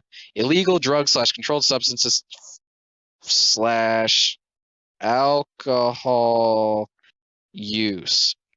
Students are prohibited from possessing, using, distributing, manufacturing, or being under the influence of any controlled substance, e.g. THC, and/or alcoholic beverages during the school day, as well as any school-sponsored activity. Who making meth at school? Function or because it's at the function or event on any vehicle used to transport students. Students are not permitted to be in possession of prescription or non-prescription medication without approval from the nurse. Please see School Board Policy 227 for further details. Offense number 1, parent communication, citation, SAP referral, minimum 3-day out-of-school suspension, policy violation, committee meeting, re-entry meeting, potential expulsion. For a second plus offense, parent communication, citation, 10-day out-of-school suspension, policy violation, committee meeting to determine length of suspension, possible alternative placement, or expulsion from school. And now we've made it to the discipline guidelines. All right. Level 1. Minor misbehavior on the part of the student that impedes orderly classroom procedure or interferes with the orderly operation of the school. These misbehaviors can usually be handled by an individual staff member, but sometimes require the intervention of other school support personnel. Examples: classroom or in-school disturbance, cutting class, first incidence. Inappropriate attire, inappropriate displays of affection, disrespectful languages or gestures, cheating and lying, bus disturbance, failure to follow directions, lateness, lack of respect, unreasonable noise, cafeteria misbehavior, misbehavior on school property, abusive language, abuse of school or personal property and equipment. Procedures: immediate intervention is required by the staff member who is supervising the student or who observes the misbehavior. Repeated misbehavior requires a parent/teacher conference with the counselor and/or administrator. Proper and accurate record of the offenses and disciplinary action is maintained by staff. The discipline: verbal reprimand, pass restriction. Again, no bathrooms if you're bad. Behavior contract, parent conference, person or phone, withdrawal of privileges, after school detention, referral to office, behavioral adjustment period. Level 2, frequent or serious misbehavior that tends to disrupt the learning climate of the school. These infractions, which usually result from the continuation of level 1 behaviors, require the intervention of personnel of the administrative level because of the execution of level 1 disciplinary options has failed to correct the situation. Also included in this level are misbehaviors which do not represent a direct threat to the health and safety of others, but whose educational consequences are serious enough to require corrective action on the part of an administrative personnel. Examples: continuation of unmodified level 1 misbehavior, disruptive classroom behavior, insubordination, truancy, repeated lateness, smoking, vaping, and/or use of tobacco products, using forged notes or excuses, cutting classes, repeated instances, failure to serve detention assignments, gambling, bullying. Procedures: the student is referred to the administrator for appropriate disciplinary action. The administrator meets with the student and/or teacher and decides the most appropriate response. Teacher is informed of the administrator's action. A proper and accurate record of the offense and the disciplinary action is maintained by the administrator. A parental conference is held as a result of suspension. Discipline, pass restriction. Again, no bathrooms if you're bad. In-school suspension, teacher/schedule change, referral to outside agency, parent-teacher/parent-teacher administrator conference. Oh no, parent administrator conference. After-school detention, Saturday detention or community service, behavior adjustment period, out-of-school suspension. Level 3, acts directed against persons or property but whose consequences do not seriously endanger the health or safety of others in the school. These acts, which might be considered criminal or illegal, but most frequently can be handled by the disciplinary mechanism in the school. Corrective measures with which the school should undertake, however, depend on the extent of the school's resources for remediating the situation in the best interest of all students. Those acts which are criminal or illegal will automatically be referred to the appropriate law enforcement office. Examples: continuation of unmodified level 1 and level 2 behavior, leaving school without authority, fighting, simple, stealing, vandalism, minor, throwing rocks or other harmful objects, reckless driving on school property, threats to others, setting off firecrackers, use of obscene language or gestures, violation of controlled substances policy, repeated bullying behavior, derogatory comments and/or symbols regarding others' race, ethnicity, sexual identity. The administrator indicates disciplinary action by investigating the infraction and conferring with staff to the extent of the consequences. The administrator meets with the student and confers with the parent about the student's misconduct and the resulting disciplinary action. Proper and accurate record of offenses and disciplinary action is maintained by the supervisor. Discipline: temporary or full removal from class, out-of-school suspension, parent conference and/or hearing, charges under Pennsylvania Criminal Code, restitution of property and damages, Saturday detention or community service, SAP referral, alternative program. Level 4, the most intense program, acts of which result in violence to another person or property, or which pose a direct threat to the safety of others in the school. These acts are clearly criminal and are so serious that they always require administrative action which result in the immediate removal of the students from school, the intervention of law enforcement authorities, and school board districts. Examples: continuation of unmodified level 1, 2, and 3 behavior, vandalism, major, arson, theft, possession, or sale of stolen property, deliberately striking a staff member, furnishing or selling of drugs and alcohol, fighting, assault and battery, extortion, bomb threat or false alarm, possession, use, or transfer of a weapon. Procedures: the administrator verifies the offense, confers with the staff involved, and meets with the student. The student immediately removed from the school environment. Parents are notified. School officials contact law enforcement agency and assist in prosecuting offender. A complete report is submitted to the superintendent. Discipline: all verified offenses in level 4 will have a mandatory suspension for up to 10 days with an informal hearing. Charges under Pennsylvania Civil Criminal Code or referral to appropriate law enforcement agencies. Expulsion or other board action which results in appropriate placement. Alternative school, parent hearing, restitution of property, and damages. School board policies. The school board policies in this handbook relate only to common school discipline issues and are included for quick references. A complete collection of board policies can be found on board docs. I guess I'll read that next. Weapons. School Board Policy 218.1. The district recognizes that the possession of weapons on school property presents a threat to the safety and welfare of its students and staff and may constitute a criminal offense. Possession of a weapon will result in immediate suspension, notification of proper law enforcement authorities, and recommend to the school superintendent for a mandatory 1-year expulsion. Drug and alcohol. School Board Policy 227. The Penridge School Board and personnel value each member of the school community and believe that all individuals have the right to develop to their fullest potential. We recognize that the abuse of controlled substances is a serious problem with legal, physical, and social implications for the whole school community. We also recognize that other self-destructive behaviors of certain at-risk students have an adverse effect on the ability of all members of the school community to achieve personal and district educational goals. So if that means you're bringing down the mood, this policy is based on the belief that chemical dependency is a life-threatening illness that affects the emotional, physical, intellectual, and social development of all individuals. This policy is based at convictions of chemical dependency as treatable illness, and early intervention among at-risk students will enhance effectiveness in our schools. Any student using, possessing, or distributing any drugs or alcohol on school property or at school functions will be immediately referred to the superintendent for possible expulsion and/or placement in an alternative program. Threat assessment, School Board Policy 236.1. Penridge School District is committed to protecting the health, safety, welfare of students and school community, providing the resources, support to address the identified school student needs. To this end, Penridge High School has created a threat assessment team to address the student.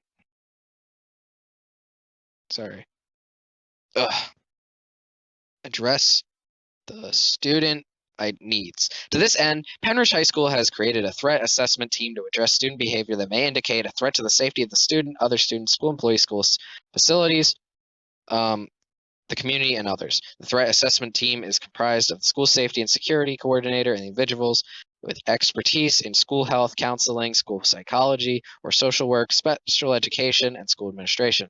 Together, the threat assessment team determines the appropriate actions or interventions needed to support the student in concern and ensure the safety of the school community. These actions may include, but are not limited to, a referral to the Student Assistance Program, a referral to the appropriate law enforcement agency, an appropriate evaluation to determine whether the student is a qualified student with disability in need of Section 504 service agreement or in the need of special education services through an individualized education program IEP in accordance with applicable law and school board policy. A referral to the student's IEP team to review and address the student's IEP and or positive behavior support plan. This could include, but is not limited to, a manifestation determination or functional behavioral assessment in accordance with applicable law, regulations, and school board policy. A referral of the student's Section 504 team to review and address the student's Section 504 service agreement and or positive behavior support plan. With prior parental consent, a referral to behavioral service provider, healthcare provider, or county agency, addressing behavior in accordance with the applicable discipline policies and code of student conduct. Ongoing monitoring of the student by the threat of assessment team, a child study team, student assistance program team, or other appropriate school personnel. Taking steps to address the safety of any potential targets identified by the reported threat. Students are encouraged to report threatening or concerning behavior to a teacher, guidance counselor, administrator, or through Safe to Say. Hazing, School Board Policy 247. The Penridge School District does not tolerate any form of hazing. Hazing occurs when a person intentionally, knowingly, or recklessly, for the support of initiating, admitting, or affiliating a student with an organization, or for a purpose of continuing or enhancing membership or status in an organization, causes, coerces, or forces a student to engage in harmful behaviors. For more information, please refer to Board Policy 247. If bullying, cyberbullying, or hazing happens off school grounds, students/parents are strongly encouraged. Oh my God, is that a... Oh no, it's just a smudge on my phone. Are encouraged to call their local police departments. Unlawful harassment, School Board Policy 248. Each student is responsible for protecting the rights of his or her fellow students and or staff. Outside contractors and vendors are for ensuring and maintaining an atmosphere free from forms of unlawful harassment. Likewise, you as students have the right to be free of discrimination and or harassment in the school setting. If you believe that you've been the victim of discrimination, you will report this to the school principal or house principal. You may also report discrimination to any teacher or school guidance counselor. Once a report of discrimination or harassment has been made, an investigation will be conducted. An effort will be made to keep the investigation confidential. The investigation will be conducted according to Board Policy 248. Violation of the non-discrimination/harassment policy may result in discipline up to and including expulsion from school. Administrative disciplinary action may be imposed depending on the severity of the incident and or student's disciplinary record. Harassment on the basis of race, color, religion, ancestry, gender, national origin, age, or handicap/disability is a violation of both federal and state law. This is a form of discrimination. The board prohibits all forms of unlawful harassment, including harassment because of sexual orientation. I don't know why that's like in a different spot. Yeah, maybe it was added later. Bullying, School Board Policy 249. Bullying occurs when one child or a group of students repeatedly hurt another child through words or other actions. Bullying may involve physical aggression such as fighting, shoving, or kicking, verbal aggression such as name-calling and rumor spreading, and or nonverbal aggression such as intimidation, threatening gestures, and deliberate exclusion from a group or activity. Bullying means an intentional, electronic, written, verbal, or physical act or series of acts directed at another student or students that occurs in the school setting. School setting means in the school, school grounds, school vehicles, or a designated bus stop, or any other activity sponsored, supervised, or sanctioned by the school, and or outside a school setting that is a severe, persistent, or pervasive, and substantially interferes with a student's education, creates a threatening environment, or substantially disrupts the orderly operation at the school. School entity is not prohibited from defining bullying in such a way to encompass acts that occur outside a school setting. Those acts are severe, persistent, or pervasive, are directed at another student or students, have the effect of doing any of the following: substantially interfering with students' education, creating a threatening environment that substantially disrupts the orderly operation of the school. Students who believe they or others have been bullied should promptly report such incidents to the house principal or counselor.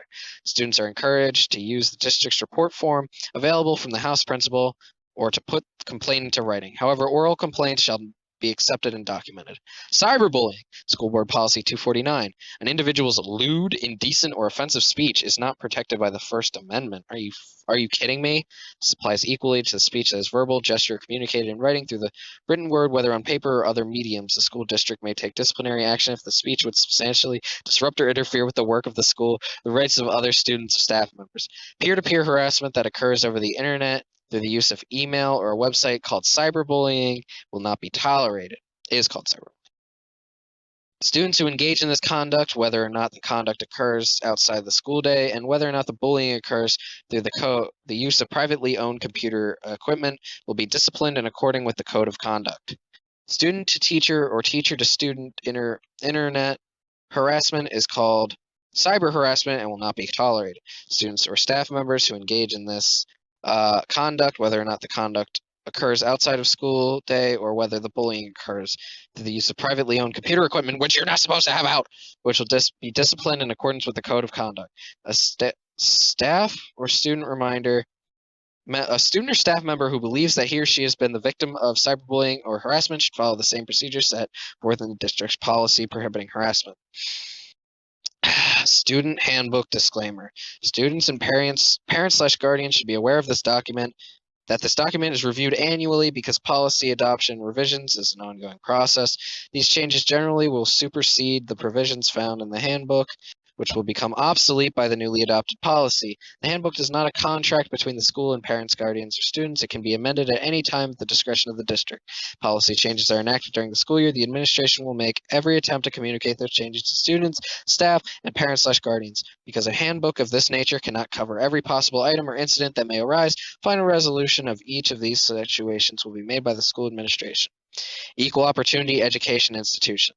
The Penridge School District is an equal opportunity education institution and will not discriminate on the basis of race, color, national origin, religion, sex, or disability in its activities, programs, or employment practices as required by Title VI, Title IX, Title VII, Section 504 of the Rehabilitation Act, and state laws prohibiting discrimination. For information regarding civil rights or grievance procedures, contact Ms. McHale, Title IX Coordinator and Section 504 Officer, District Education Center, 1200 North 5th Street, Percy, Pennsylvania, 18944. Telephone 215-453-5368. Penridge High School, 1228 North 5th Street, Percy, PA, 18944. That is my school district's, well, specifically Penridge High School's, brand new school board policy. The student handbook, which they strongly encourage everybody reads every year because they make a new one. And I'm sure everybody read it.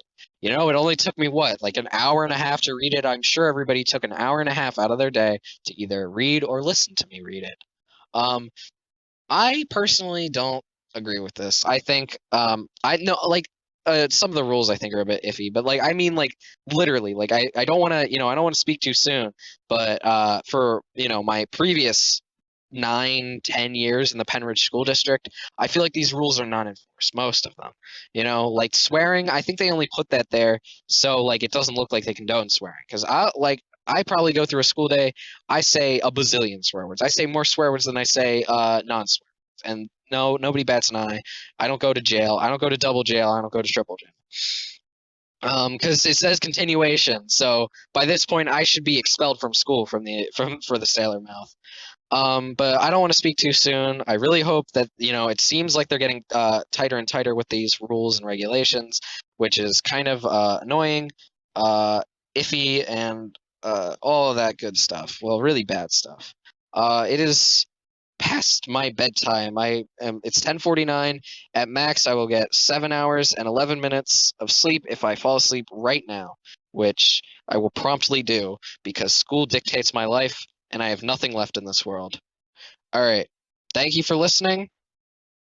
I will see you in the next video when I either record the school board thing, some weird conspiracy dipshit declassified documents about like the land underground, or the Communist Manifesto, or a secret third option like the 9/11 Commissioner's Report, or the Industrial Revolution and its consequences. I don't know. It'll be something goofy, hopefully. Something long and stupid, maybe. I don't know. Maybe I'll start reading the books I'm assigned in English class. I don't know. All right. Thank you for listening if you made it this far. Make sure to join in next time when I read something else. All right. Back on the 9/11 report. I just took a quick break because I was reading for like an hour. I know usually my endurance is a lot higher than that. Usually I can go for a million years at a time. The circumcision one that's 6 hours long was done in 2 takes, and I think the first one, it was like 2 hours and 4 hours. So obviously I am better than that. Oh, but it did save my place. Thank the guy. So the New York, where we left off, they made a hijack. So the manager, he says, we have several situations going on here. It's escalating big time. We need to get the military involved with us. We're involved with something else. We have other aircrafts that may have similar situations going on here. The other aircraft referred to by New York Center was United 175. Evidence indicates that this conversation was the only notice received by either FAA headquarters or the Hernan Command Center prior to the second crash that there had been a second hijack. While the command center was told about this, quote, other aircraft at 9:01, New York Center contacted the New York Terminal Approach Control and asked for help in locating United 175 terminal. I got somebody who keeps coasting, but it looks like he's going into one of the small airports down there. Center, hold on a second. I'm trying to bring him up here and get you. Oh, there he is right there. Hold on. Terminal. Got him just out of 9,500. 9,000 now. Center. Do you know who he is? Terminal. We don't know who he is. We're just picking him up now. Center at 9:02. All right. Heads up, man. It looks like another one's coming in. The controllers observed the plane at a rapid descent. Radar data terminal over lower Manhattan. At 9:03, United 175 crashed into the South Tower. Meanwhile, a manager from the Boston Center reported that they had deciphered what they had heard in one of the first hijacker transmissions from American 11. Boston Center. Hey, you still there? New England region. Yes, I am. Boston Center. As far as the tape, Bobby seemed to think the guy said that we have planes. Now, I don't know if that was just because it was the accent or if there's more than one, but I'm gonna reconfirm that for you, and I'll get back to you real quick, okay? New England region. Appreciate it. Unidentified female voice. They have what? Boston Center. Planes, as in plural. It sounds like we're talking to New York, that there's another one aimed at the World Trade Center. New England region. There's another aircraft, Boston Center. A second one just hit the Trade Center. New England region. Okay, yeah, we gotta alert the military real quick on this. Boston Center immediately advised the New England region that it was going to stop all departures at airports under its control. At 9:05, the Boston Center confirmed for both the FAA Command Center and the New England region that the hijackers aboard American 11 said, we have planes, at the same time. Oh no, at the same time, New York declared ATC 0, meaning that aircrafts were not permitted to depart from, arrive at, or travel through New York Center airspace until further notice. Within minutes of the second impact, Boston Center instructed its controllers to inform all aircraft in its airspace of the events in New York, to advise aircrafts to heighten cockpit security. Boston Center asked the Herndon Command Center to issue a similar cockpit security alert nationwide. We have found no evidence to suggest that the Command Center acted on this request or issued any type of cockpit security alert. Military notification and response. The first indication that the NORAD air defenders had of the second hijacked aircraft, United 175, came in a phone call from New York Center to Needs at 9:03. The notice came about the time that the plane was hitting the South Tower. By 9:08, the mission crew commander at Needs learned of the second explosion at the World Trade Center and decided against holding the fighters in military airspace away from Manhattan. Mission crew, commander, Needs. This is what I foresee that we probably need to do. We need to talk to the FAA. We need to tell them if this stuff is going to keep on going, we need to take those fighters, put them over Manhattan. That's the best thing. That's the best play right now. So coordinate with the FAA. Tell them that there's more out there, which we don't know. Let's get them over Manhattan. At least we got some kind of play. The FAA cleared the airspace. Radar data shows that at 9:13, when the Otis fighters were about 115 miles away from the city, the fighters exited their holding pattern and set a direct course for Manhattan. They arrived at 9:25 and established a combat air control (CAP) over the city. Because the Otis fighters had expended a great deal of fuel in flying first to the military airspace and then to New York, battle commanders were concerned about refueling. Needs considered scrambling alert fighters from Langley Air Force Base in Virginia to New York to provide backup. The Langley fighters were placed on battle stations at 9:09. NORAD had no indication that any other planes had been hijacked. American Airlines Flight 77. FAA awareness. American 77 began deviating from its flight plan at 8:54 with a slight turn toward the south. 2 minutes later, it disappeared completely from radar at Indianapolis Center, which was controlling the flight. The controller tracking American 77 told us he noticed the aircraft turning to the southwest and then saw the data disappear. The controller looked for the primary radar returns. He searched along the plane's projected flight path and the airspace to the southwest, where it had started to turn. No primary targets appeared. He tried the radios, first calling the aircraft directly, then the airline. Again, there was nothing. At this point, the Indianapolis controller had no knowledge of the situation in New York. He did not know that other aircrafts had been hijacked. He believed American 77 had experienced serious electrical or mechanical failure, or both, and was gone. Shortly after 9, Indianapolis Center started notifying other agencies that American 77 was missing and had possibly crashed. At 9:08, Indianapolis Center asked Air Force Search and Rescue at Langley Air Force Base to look for a downed aircraft.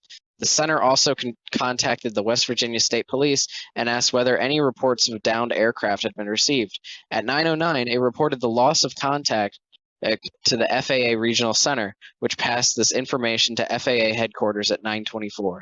By 9:20, Indianapolis Center learned that there were other hijacked aircrafts and began to doubt its initial assumption that American 77 had crashed.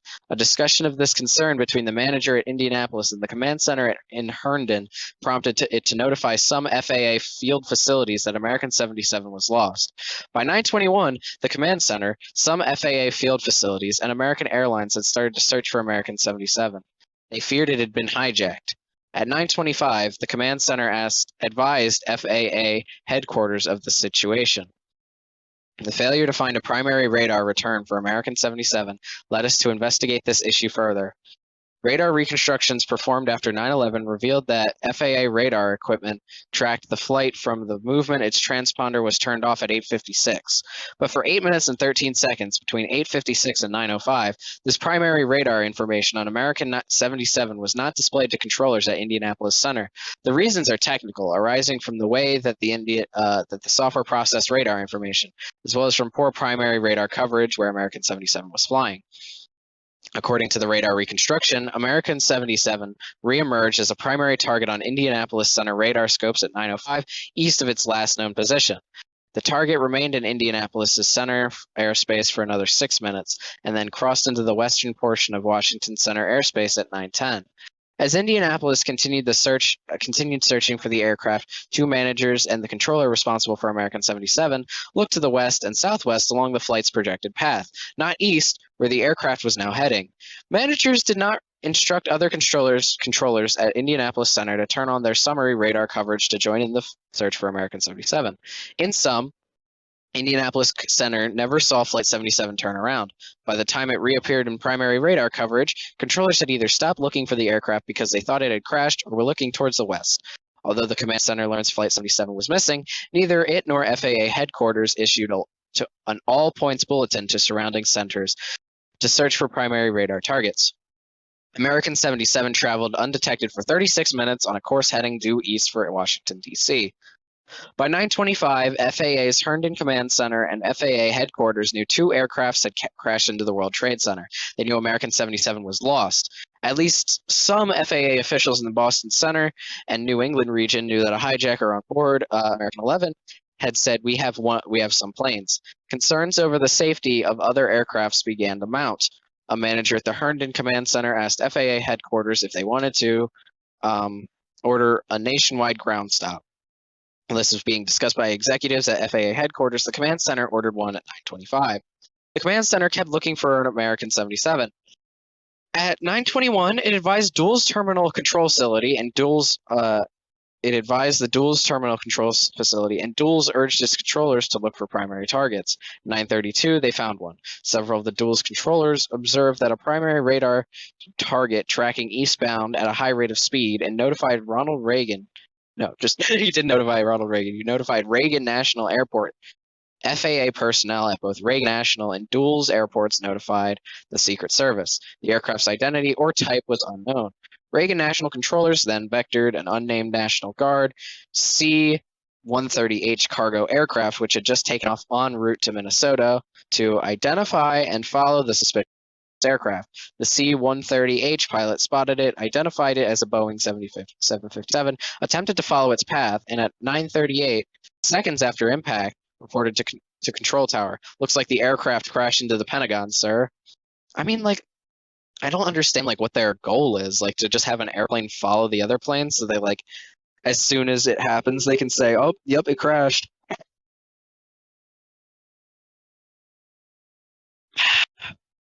Oh, fuck, where did the cap go? Oh, there it is. Military notification and response. NORAD heard something about the search for American 77. Oh, they heard nothing. Instead, the NEADS air defenders heard renewed reports about a plane that no longer existed, American 11. At 9:21, NEADS received a report from the FAA. FAA. Military, Boston Center. I just had a report that American 11 is still in the air, and it's on its way heading towards Washington. NEADS. Okay, American 11 is still in the air? FAA. Yes. NEADS. On its way towards Washington? FAA. That was another. It was evidently after another aircraft that hit the tower. That's the latest report we have. NEADS. Okay. FAA. I'm going to try to confirm an ID for you, but I would assume he's somewhere over either New Jersey or somewhere further south. NEADS. Okay, so American 11 isn't the hijack at all then, right? FAA. No, he is a hijack. NEADS. American 11 is a hijack? FAA. Yes. NEADS. And he's heading into Washington? FAA. Yes. This could be a third aircraft. The mention of a third aircraft was not a reference to American 77. There was confusion at the moment in the FAA. Two planes had struck the World Trade Center, and Boston Center had heard from FAA headquarters in Washington that American 11 was still airborne. We have been unable to identify the source of this mistaken FAA information. The NEADS technician who took this call from the FAA immediately passed the words to the mission crew commander, who reported to the NEADS battle commander.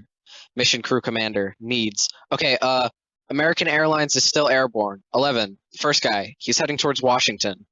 Okay, I think we need to scramble Langley right now. And I'm going to take the fighters from Otis, try to chase this guy down if I can find him. After consulting with NEADS command, the crew commander issued the order at 9:23. Okay, scramble Langley. Head them towards the Washington area. If they're here, then we'll run on them. These guys are smart. That order was processed and transmitted to Langley Air Force Base at 9:24. Radar data shows that Langley fighters airborne at 9:30. NEADS decided to keep the Otis fighters over New York. The heading of the Langley fighters was adjusted to send them to the Baltimore area. The mission crew commander explained to us that the purpose was to position the Langley fighters between the reported southbound American 11 and the nation's capital. At the suggestion of the Boston Center's military liaison, Needs contacted the FAA's Washington Center to ask about American 11. In the course of the conversation, a Washington Center manager informed Needs, we also lost American 77. The time was 9:34. This was the first notice that the military had that American 77 was missing, and it had come by chance. If Needs had not placed that call, the Needs air defenders would have received no information whatsoever that the flight was even missing, although the FAA had been searching for it. No one at the FAA headquarters ever asked the military for military assistance with American 77. At 9:36, the FAA's Boston Center called Needs and relayed the discovery about an unidentified aircraft closing in on Washington. Latest report, aircraft VFR, visual flight rules, 6 miles southeast of the White House, 6 southwest of the White House, deviating away. The startling news prompted the mission crew commander at Needs to take immediate control of the airspace to make a clear flight path for the Langley fighters. Okay, we're going to crank it up, run them to the White House. He then discovered, to his surprise, that the Langley fighters were not headed north towards the Baltimore area as instructed, but east over the ocean. I don't care how many windows he said. Damn it. Okay, push them back. The Langley fighters were heading east, not north, for 3 reasons. First, unlike a normal scramble order, this order did not include a distance to the target or the target's location. Second, a generic flight plan prepared to get the aircraft airborne and out of local airspace quickly incorrectly led the Langley fighters to believe they were ordered to fly due east 090 for 60 miles. Third, the lead pilot and the local FAA controller incorrectly assumed the flight plan instruction to go 090 for 60 superseded the original scramble order. After the 936 call to Needs about the unidentified aircraft a few miles from the White House, the Langley fighters were ordered to Washington, D.C. Controllers at Needs located an unknown primary radar track, but it kind of faded over Washington. The time was 9:38. The Pentagon had been struck by American 77 at 9:37:46. The Langley fighters were about 150 miles away. Right after the Pentagon was hit, Needs learned of another possible hijacked aircraft. It was an aircraft that in fact had not been hijacked at all. After the Second World Trade Center crash, Boston Center managers recognized that both aircrafts were transcontinental 767 jetliners that departed Logan Airport. Remembering the "we have some planes" remark, Boston Center guessed that the Delta 1989 might also be hijacked. Boston Center called Needs at 9:41 and identified Delta 1989, a 767 jet that had left Logan Airport for Las Vegas, as a possible hijack. Needs warned the FAA's Cleveland Center to watch Delta 1989. The command center and FAA headquarters watched it too. During the course of the morning, there were multiple erroneous reports of hijacked aircrafts. The report of American 11 heading south was the first. Delta 1989 was the second. Needs never lost track of Delta 1989 and even ordered fighter aircraft from Ohio and Michigan to intercept it. The flight was never turned off its transponder. Needs soon learned that the aircraft was not hijacked and tracked Delta 1989 as it reversed course over Toledo, headed east, and landed in Cleveland. But another aircraft was headed towards Washington, an aircraft in which NORAD had heard nothing. United 93. United Airlines Flight 93. FAA awareness. At 9:27, after having been in the air for 45 minutes, United 93 acknowledged a transmission from the Cleveland Center controller. This was the last normal contact the FAA had with the flight. Less than a minute later, the Cleveland controller and the pilots of aircraft in the vicinity heard a radio transmission of unintelligible sounds, possible screaming, or struggle from an unknown origin. The controller responded, seconds later, "Somebody call Cleveland?" This was followed by a second radio transmission with sounds of screaming. The Cleveland Center controllers began to try to identify the possible source of the transmissions and noticed that United 93 had descended some 700 feet. The controller attempted again to raise United 93 several times with no response. At 9:30, the controller had began to poll the other flights on his frequency to determine if they had heard the screaming. Several said they had. At 9:32, a third radio transmission came over the frequency. "Keep remaining sitting. We have a bomb on board." The controller understood, but chose to respond, "Calling Cleveland Center. You're unreadable. Say again, slowly." He notified his supervisor, who passed the notice up to his chain of command. By 9:34, word of the hijacking had reached FAA headquarters. FAA headquarters had by the time established an open line of communication with the command center at Herndon, and instructed it to pull at its centers about a suspect aircraft. The command center executed the request, and a minute later, Cleveland Center reported that United 93 may have a bomb on board. At 9:34, the command center relayed the information concerning United 93 to FAA headquarters. At approximately 9:36, Cleveland advised the command center that it was still tracking United 93 and specifically inquired whether someone had requested the military to launch fighter aircraft to intercept the aircraft. Cleveland even told the command center it was prepared to contact a nearby military base to make the request. The command center told Cleveland that FAA personnel is well above them in the chain of command, and they had made the decision to seek military assistance and were working on the issue.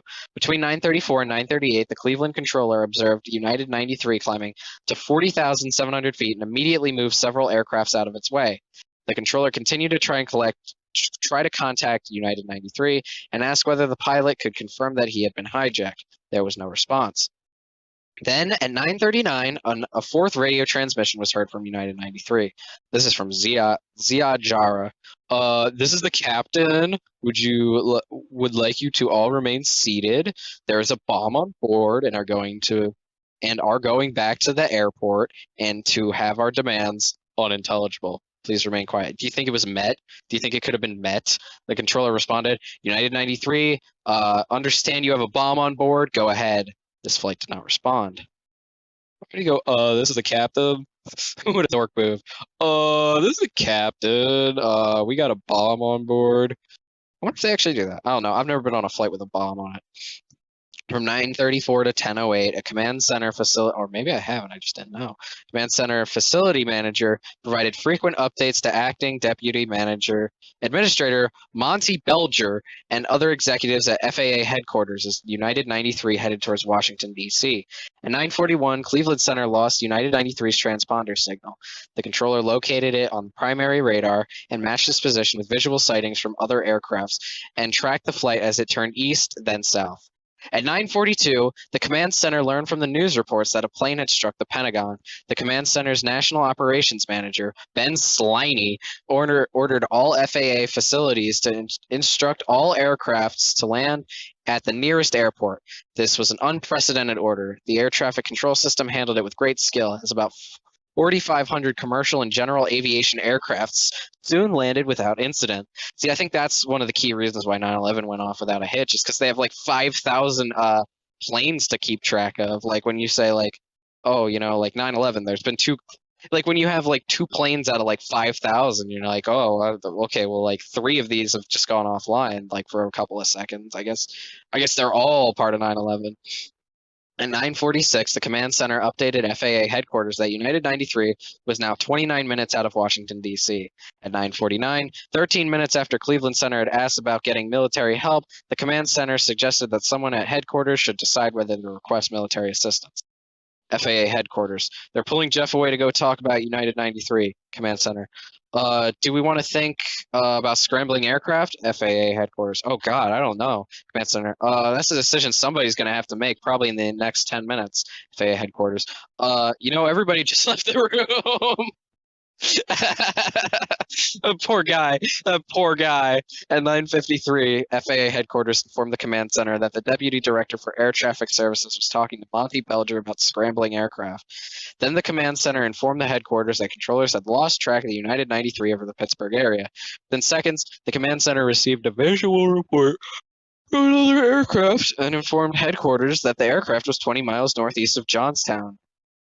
United 93 was spotted by another aircraft, and at 10:01, the command center advised FAA headquarters that one of the aircraft had seen United 93, quote, waving his wings. Waving his wings. The aircraft had witnessed the hijackers' efforts to defeat the passengers' counterattack. United 93 crashed in Pennsylvania at 10:03:11. 125 miles from Washington, D.C. The precise crash time has been the subject of some dispute. The 10:03:11 impact time is supported by previous National Transportation Safety Board analysis and by evidence of the Commission's staff analysis of radar, the flight data recorder, the cockpit voice recorder, infrared satellite data, oh my god, I said satellite, and air traffic control transmissions. 5 minutes later, the command center forwarded the update to headquarters. Command center, okay, there is now on that United 93, FAA headquarters. Yes, command center. There is a report of black smoke in the last position I gave you, 15 miles south of Johnstown, FAA headquarters. From the airplane or from the ground, command center? They're speculating it's from the aircraft, FAA headquarters. Okay, command center. Who it hit the ground. That's what they're speculating. A speculation only. The aircraft that spotted the black smoke was the same unarmed Air National Guard cargo plane that had seen American 77 crash into the Pentagon 27 minutes earlier. Ooh, what a day for those guys. It resumed its flight to Minnesota and saw the smoke from the crash of United 93 less than 2 minutes after the plane went down. At 10:17, the command center advised headquarters of its conclusion that United 93 had indeed crashed. Despite the discussions about military assistance, no one from the FAA headquarters requested military assistance regarding United 93, nor did any manager at the FAA headquarters pass any information it had about United 93 to the military. Military notification and response. Needs first received a call about United 93 from the military liaison at Cleveland Center at 10:07. Unaware that the aircraft had already crashed, Cleveland's passed to Needs the aircraft's last known latitude and longitude. Needs was never able to locate United 93 on radar because it had already hit the ground. At the same time, the Needs mission crew commander was dealing with the arrival of the Langley fighters over Washington, D.C., sorting out what their orders were with respect to potential targets. Shortly after 10:10, and having no knowledge either that United 93 had been heading toward Washington or that it had crashed, he explicitly instructed the Langley fighters, negative clearance to shoot, aircraft over the nation capital. The news of a reported bomb on board United 93 spread quickly at Needs. The air defenders searched for United 93's primary radar return and then tried to locate other fighters to scramble. Needs called Washington Center to report. Needs says, I also want to give you a heads up, Washington. FAA. DC says, go ahead. Needs says, United 93, have you got information on that yet? FAA, yeah, he's down. Needs, he's down? FAA, yes. When did he land? Because we got confirmation. He did not land. Oh, he's down? Yeah.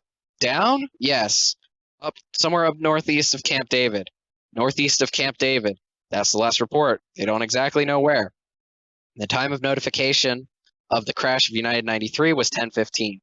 The Needs air defenders never located the flight or followed it on their radar scopes. The flight had already crashed by the same time they learned it was hijacked. Clarifying the record. The defense of the U.S. airspace on 9/11 was not conducted in accord with pre-existing training and protocols. It was improvised by civilians who had never handled hijacking an aircraft that attempted to disappear by a military unprepared for the transformation of commercial aircraft into weapons of mass destruction. As it turns out, the Needs air defenders had 9 minutes notice on the first hijacked plane, no advance notice on the second, no advance notice on the third, and no advance notice on the fourth. We do not believe that the true picture of the morning reflects discredit on the operational personnel at Needs or FAA facilities. The Needs commanders and officers actively sought out information and made best judgments they could on the basis of what they knew. Individual FAA controllers, facility managers, and command center managers thought outside of the box in recommending a nationwide alert, in ground stopping local traffic, and ultimately in deciding to land all aircrafts and executing the unprecedented order flawlessly. All right. Okay, so we have some pictures of the flights. We could get the flight paths. So this is the first one. This one hits the North Tower. So this one goes from Boston to New York. So it starts in Massachusetts and then kind of careens into New York and then heads straight south. 7:59 takeoff. 8:14 last radio communication, likely takeover. 8:19 flight attendant notifies AA of hijacking. 8:21 transponders turned off. 8:23 AA attempts to contact the cockpit. 8:25 Boston Center aware of hijacking. 8:38 Boston Center notifies Needs of hijacking. 8:46 Needs scrambles Otis fighter jets in search of AA-11. 8:46:40 AA-11 crashes into 1 WTC North Tower. 8:53 Otis fighter jets airborne. 9:16 AA headquarters aware that Flight 11 has crashed into World Trade Center. 9:21 Boston Center advises Needs that AA-11 is airborne heading for Washington. 9:24 Needs scrambles Langley fighter jets in search of AA-11. See, you notice that it took like It took them almost, what, like 30 minutes to even find out that 9/11 had happened. Embarrassing. Yeah, like the second 9/11 part, the second part of 9/11 happens before they even find out about the first part. Because 814, so these guys, they go for, so this is the South Tower one. So they hang like south in Boston, and they go in through Connecticut, down at, okay, they go down through New York, and then like down through New Jersey, and then kind of like turn around in Pennsylvania, and then go back to New Jersey, and then up to New York. I guess they really did hit the South Tower from the south and the North Tower from the north. So 814, takeoff. 842, last radio communication. 842 to 846, likely takeover. 847, transponder code changes. 852, flight attendant notifies UA of hijacking. Notice that the transponder code changes after 9/11 happens. Again, I'm calling it all 9/11 because that's basically what it is. 854, UA attempts to contact the cockpit. 855, New York Center suspects hijacking. 903:11, 9/11, curious, Flight 175 crashes into WTC, South Tower. 9:15, New York Center advises needs that UA 175 was the second aircraft crashed into the World Trade Center. So wait, they find out about the second crash before the first one, like a minute beforehand. 9:20, UA headquarters aware that Flight 175 has crashed into World Trade Center. So Needs, oh, I guess Needs doesn't find out until like 9:20. All right, then this one is the one that hits the Pentagon. So this one starts in, I want to say Maryland, and then goes through Virginia, and then West Virginia, and then Ohio, and then turns around and then goes back through West Virginia, and then hits the Pentagon. Gee, what a lame path. Like, you could have just hijacked it early. 8:20, takeoff. 8:51, last radio communication. 8:51 to 8:54, likely takeover. 8:54, Flight 77 makes unauthorized turn to south. 8:56, transponder is turned off. 9:05, AA headquarters aware that Flight 77 is hijacked. 9:25, Herndon Command Center orders nationwide ground stop. Dulles Tower observes, oh, it's at 9:32. Dulles Tower observes radar of fast-moving aircraft, later identified as AA-77. 9:34, FAA advises needs that AA-77 is missing. At 9:37:46, the AA-77 crashes into the Pentagon. 10:30, AA headquarters confirms that Flight 77 crashes into the Pentagon. So they don't even confirm it for like 50 minutes. Jesus. All right, and then this one starts in Newark, New Jersey, goes through the entirety of Pennsylvania, and then in Ohio, turns around, and then goes to Shanksville, Pennsylvania. Wow. Did not pass over my house. 8:42, takeoff. 9:24, Flight 93 receives warning from UA about possible cockpit intrusion.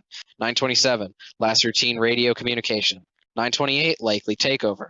9:34, Herndon Command Center advises FAA headquarters that UA-93 is hijacked. 9:37, flight attendant notifies UA of hijacking. UA attempts to contact the cockpit. 9:41, transponder is turned off. 9:57, passenger revolt begins. 10:03:11, Flight 93 crashes in field in Shanksville, Pennsylvania. 10:07, Cleveland Center advises needs of UA-93 hijacking. 10:15, UA headquarters aware that Flight 93 has crashed in PA. Washington Center advises needs that Flight 93 has crashed in Pennsylvania. More than the actual events, inaccurate government accounts of those events made it appear that the military was notified in time to respond to the two hijackings, raising questions about the adequacy of the response. Those two accounts had the effect of deflecting questions about the military's capacity to obtain timely and accurate information from its own sources. In addition, they overestimated the FAA's ability to provide the military with timely and useful information. I do agree with that. I think that it does kind of reflect that they weren't able to stop it in time. It does reflect pretty poorly. That's what they were supposed to do. In public testimony before the commission in May 2003, NORAD official stated that at 9:16, Needs received hijack information of United 93 from the FAA. The statement was incorrect. There was no hijack to report to 9:16. United 93 at 9:16. United 93 was proceeding normally at that time. At the same public testimony, NORAD officials stated that at 9:24, Needs received information of the hijacking of American 77. This statement was also incorrect. The notice Needs received at 9:24 was that American 11 had not hit the World Trade Center and was heading for Washington, D.C. In their testimony and in other public accounts, NORAD officials also stated that their Langley fighters were scrambled to respond to the notifications about American 77, United 93, or both. These statements were incorrect as well. The fighters were scrambled because of the report that American 11 was heading south, as it was not clear from just tape conversations at Needs, but was also from tape conversations at FAA centers, contemporaneous logs compiled at Needs, Continental Region Headquarters, and NORAD, and other records. Yet, this response to a Phantom aircraft was not recounted in a single public timeline or statement issued by the FAA or Department of Defense. The inaccurate accounts created the impression that Langley scramble was a logical response to an actual hijacked aircraft. In fact, not only was the scramble prompted by mistaken information about American 11, but Needs never received notice about that American 77 was hijacked. Was notified at 9:34 that American 77 was lost. Then, minutes later, Needs was told that an unknown plane was 6 miles southwest of the White House. Only then did the already scrambled airplanes start moving directly towards Washington, D.C. Thus, the military did not have 14 minutes to respond to American 77, as testimony to the commission in May 2003 suggested. It had at most 1 or 2 minutes to react to the unidentified plane approaching Washington, and the fighters were in the wrong place to be able to help. They had been responding to a report about an aircraft that did not exist. Again, I think from the information provided, it doesn't feel like they even do much. Like the one plane kind of seems like they just watch the planes and see what they do. And it's like, oh shit, it just crashed. Well, I guess I did what I could do. Like what might that be? What was your plan there? Thus the military did not nor did the military have 47 minutes to respond to United 93, as would be implied by the account that it received notice of the flight's hijacking at 9:16. By the time the military learned about the flight, it had crashed. We now turn to the role of national leadership in the events that happened this morning. That morning, not this. 1.3, National Crisis Management. Fuck, I got 23 minutes. Okay. When American 11 struck the World Trade Center at 8:46, no one in the White House or traveling with the president knew that it had been hijacked. While that American information circulated within the FAA, we found no evidence that the hijacking was reported to any other agency in Washington before 8:46. I mean, that kind of makes sense. Most federal agencies learned about the crash in New York from CNN. Within the FAA, the administrator, Jane Garvey, and her acting deputy, Monty Belger, I knew we wouldn't see the last of her, had been told of a confirmed hijacking before they learned from the television that a plane had crashed. Others in the agency were aware of it, as we explained earlier in this chapter. Inside the National Military Command Center, the Deputy Director of Operations and his assistant began notifying senior Pentagon officials of the incident.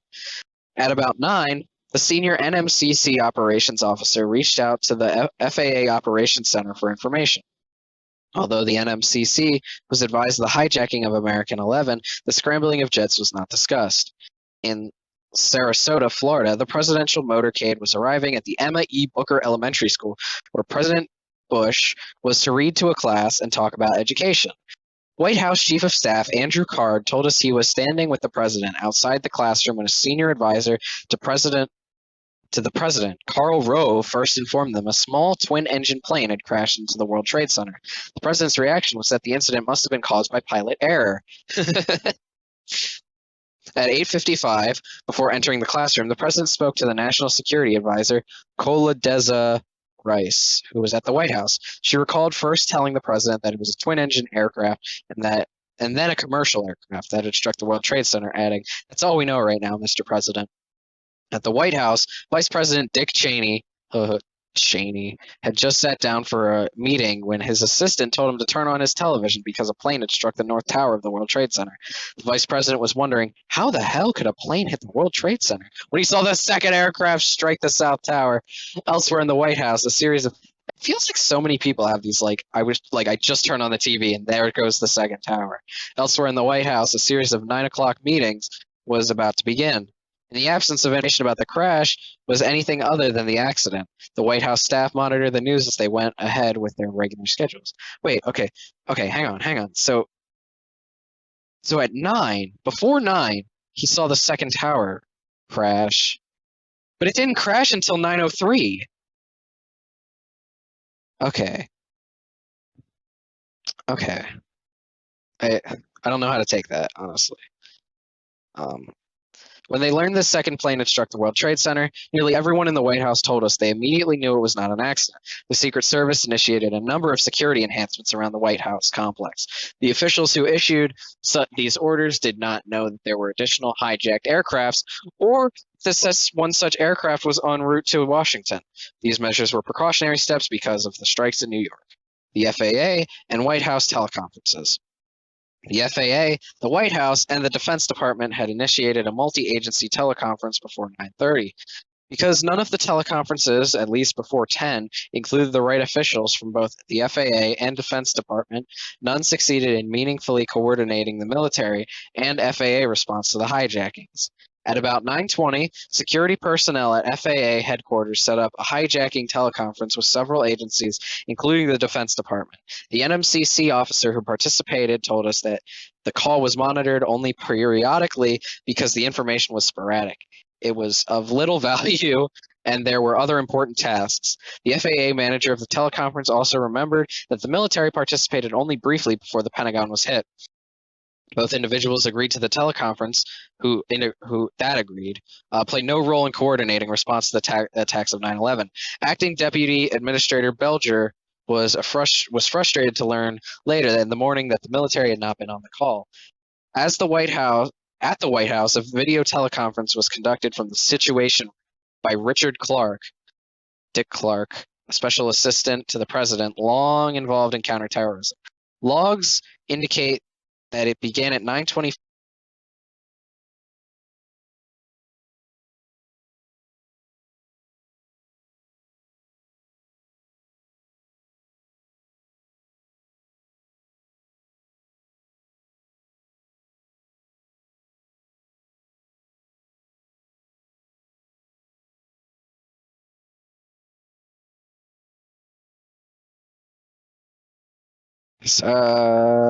Sorry about that, folks.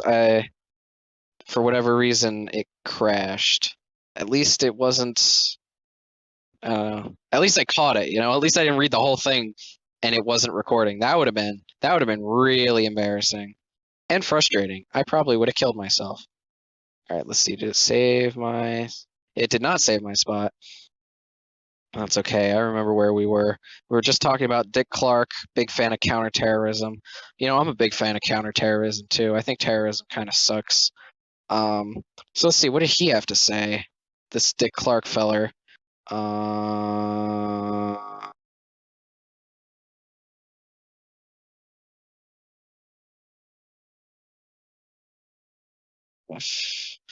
Gee, I can't find it. What was he? She was frustrated. Oh, there we go. And logs indicate that it began at 9:25 and include the CIA, the FBI, the Departments of State, Justice and Defense, the FAA, and the White House shelter. The FAA and CIA joined at 9:40. The first topic addressed in the White House teleconference at about 9:40 was the physical security of the president, the White House, and federal agencies. Immediately thereafter, it was reported that a plane had hit the Pentagon. We found no evidence that the video teleconference participants had any prior information that American 77 what about American 77 had been hijacked and was headed directly towards Washington. Indeed, it is not clear to us that the video teleconference was fully underway before 9:37 when the Pentagon was struck. Garvey, Belger, and other senior officials from the FAA headquarters participated in this video teleconference at various times. We do not know who from the defense participated, but we know that for the first hour, none of the personnel involved in managing the crisis did. And none of the information conveyed in the White House video teleconference, at least in the first hour, was being passed to the NMCC. As one witness recalled, it was almost like there were parallel decision-making processes going on. One was a voice conference orchestrated by the NMCC, and then there was the White House video teleconference. In my mind, they were competing venues for command and control and decision-making. At 10:03, the conference received reports of more missing aircraft, 2, possibly 3 aloft, and learned of a combat air patrol over Washington. There was discussion of the need for rules of engagement. Clark reported that they were asking the president for authority to shoot down aircraft. Confirmation of that authority came at 10:25. The commands were already being conveyed that more direct contacts with the Pentagon. The Pentagon teleconference. Inside the National Military Command Center, the Deputy Director for Operations immediately thought the second strike was a terrorist attack. The job of the NMCC in such an emergency is to gather the relevant parties and establish a chain of command between the National Command Authority, the President, and the Secretary of Defense, and those who need to carry out their orders. On the morning of September 11th, Secretary Rumsfeld was having breakfast at the Pentagon with a group of members of Congress. He then returned to his office for his daily intelligence briefing. The secretary was informed of the second strike in New York during the briefing. He resumed the briefing while awaiting more information. After the Pentagon was struck, Secretary Rumsfeld went to the parking lot to assist with rescue efforts. Inside the NMCC, the Deputy Director for Operations called for an all-purpose, quote, significant event conference. It began at 9:21 with a brief recap. Two aircrafts had struck the World Trade Center, and there was confirmed hijacking of American 11 and Otis fighters that had been scrambled. The FAA was asked to provide an update, but the line was silent because the FAA had not added to the call. A minute later, the deputy director stated that it had been confirmed that American 11 was still airborne and headed towards D.C. He directed the transition to an air threat conference call. NORAD confirmed that American 11 was airborne and headed towards Washington, replaying the erroneous FAA information already mentioned. The call then ended at about 9:34. It resumed at 9:37 as an air threat conference call, which all times given for this conference call are estimates, which we and the Department of Defense believe to be accurate within a plus to minus 3-minute margin of error, which lasted more than 8 hours. Oh my God, an 8-hour call. Unheard of. The President, Vice President, Secretary of Defense, Vice Chairman, and the Joint Chief of Staff and Deputy National Security Advisor Stephen Hadley. Stephen Hadley all participated in this teleconference at various times, as did the military personnel from the White House underground shelter and the President's military aide on Air Force One. Operators worked feverishly to include the FAA, but they had equipment problems and difficulty finding secure phone numbers. NORAD asked 3 times before 10:03 to confirm the presence of the FAA in the teleconference. The FAA representative, who finally joined the call at 10:17, had no familiarity with or responsibility for hijackings, no access to decision makers, and none of the information available to senior FAA officials. This poor guy, he had nothing. All right. We found no evidence that, at this critical time, NORAD's top commanders in Florida or Cheyenne Mountain coordinated with their counterparts at the FAA headquarters to improve awareness and organize a common response.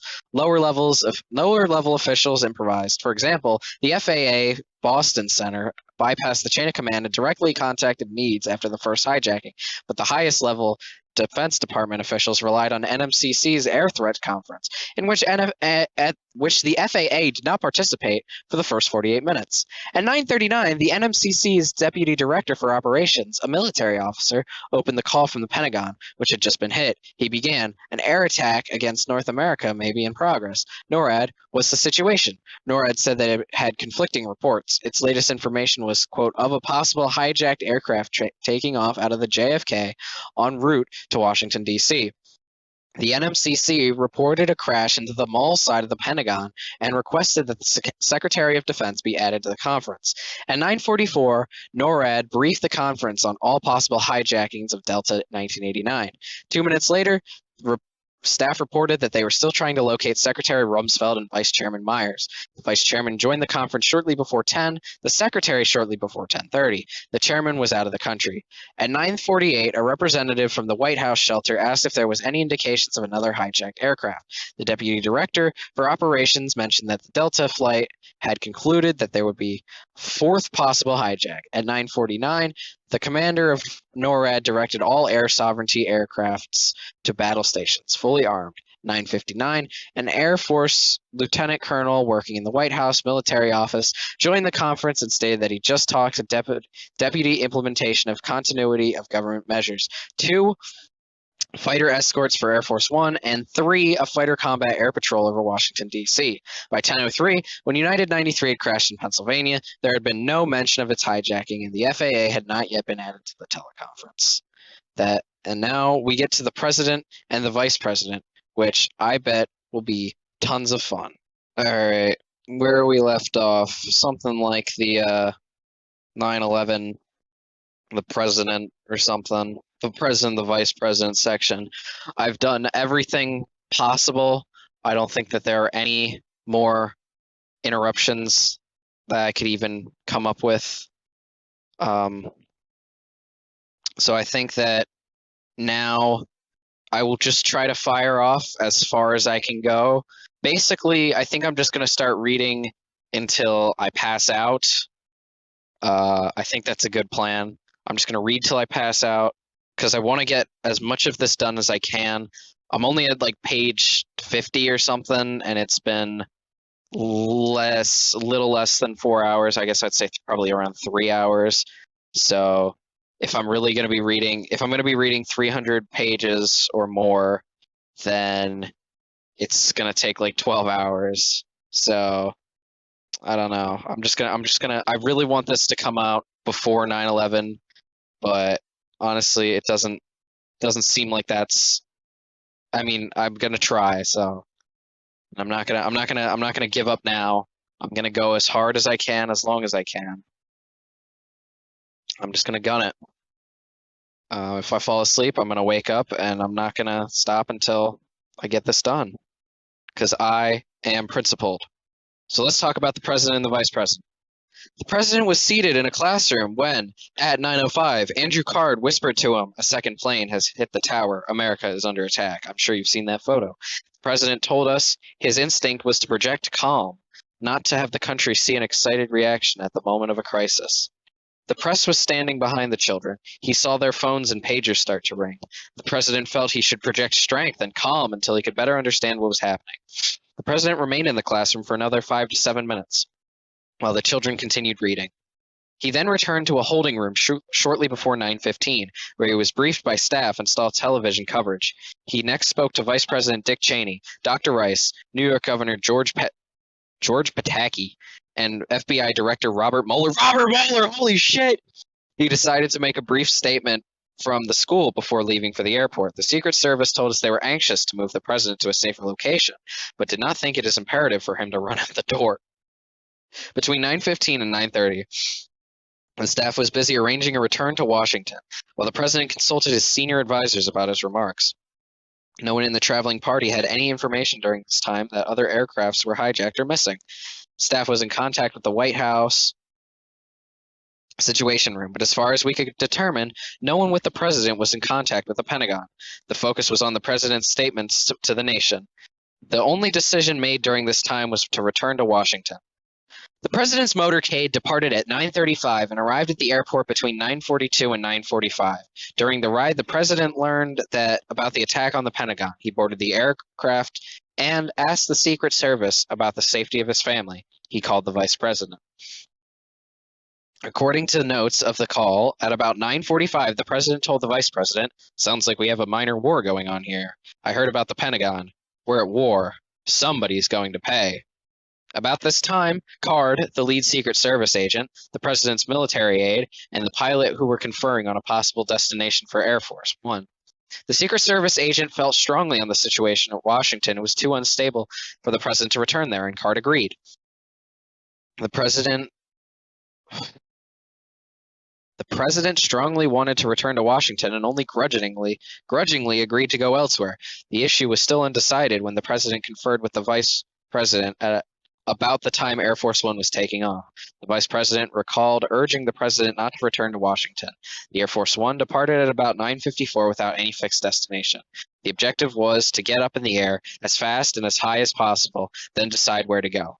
At 9:33, the tower supervisor at Reagan National Airport picked up a hotline to the Secret Service and told the service's operations center that an aircraft is coming at you and not talking with us. This was the first specific report made to the Secret Service of a direct threat to the White House. No more was made to evacuate the vice president at the time. As the officer who took the call explained, I was about to push the alert button when the tower advised the aircraft was turning south and approaching Reagan National Airport. American 77 began turning south away from the White House at 9:34. It continued heading south for roughly a minute before turning west, beginning to circle back. This news prompted the Secret Service agent to order the immediate evacuation of the vice president just before 9:36. Agents propelled him out of his chair, told him he had to get to the bunker. The vice president entered underground tunnel leading to the shelter at 9:37. I always thought that was an urban legend. I didn't actually think that there was like an underground tunnel, but like maybe it's like Fallout 3 where they actually do have like a train service that goes all the way to the I don't know. That was like one DLC and I didn't play it for that long.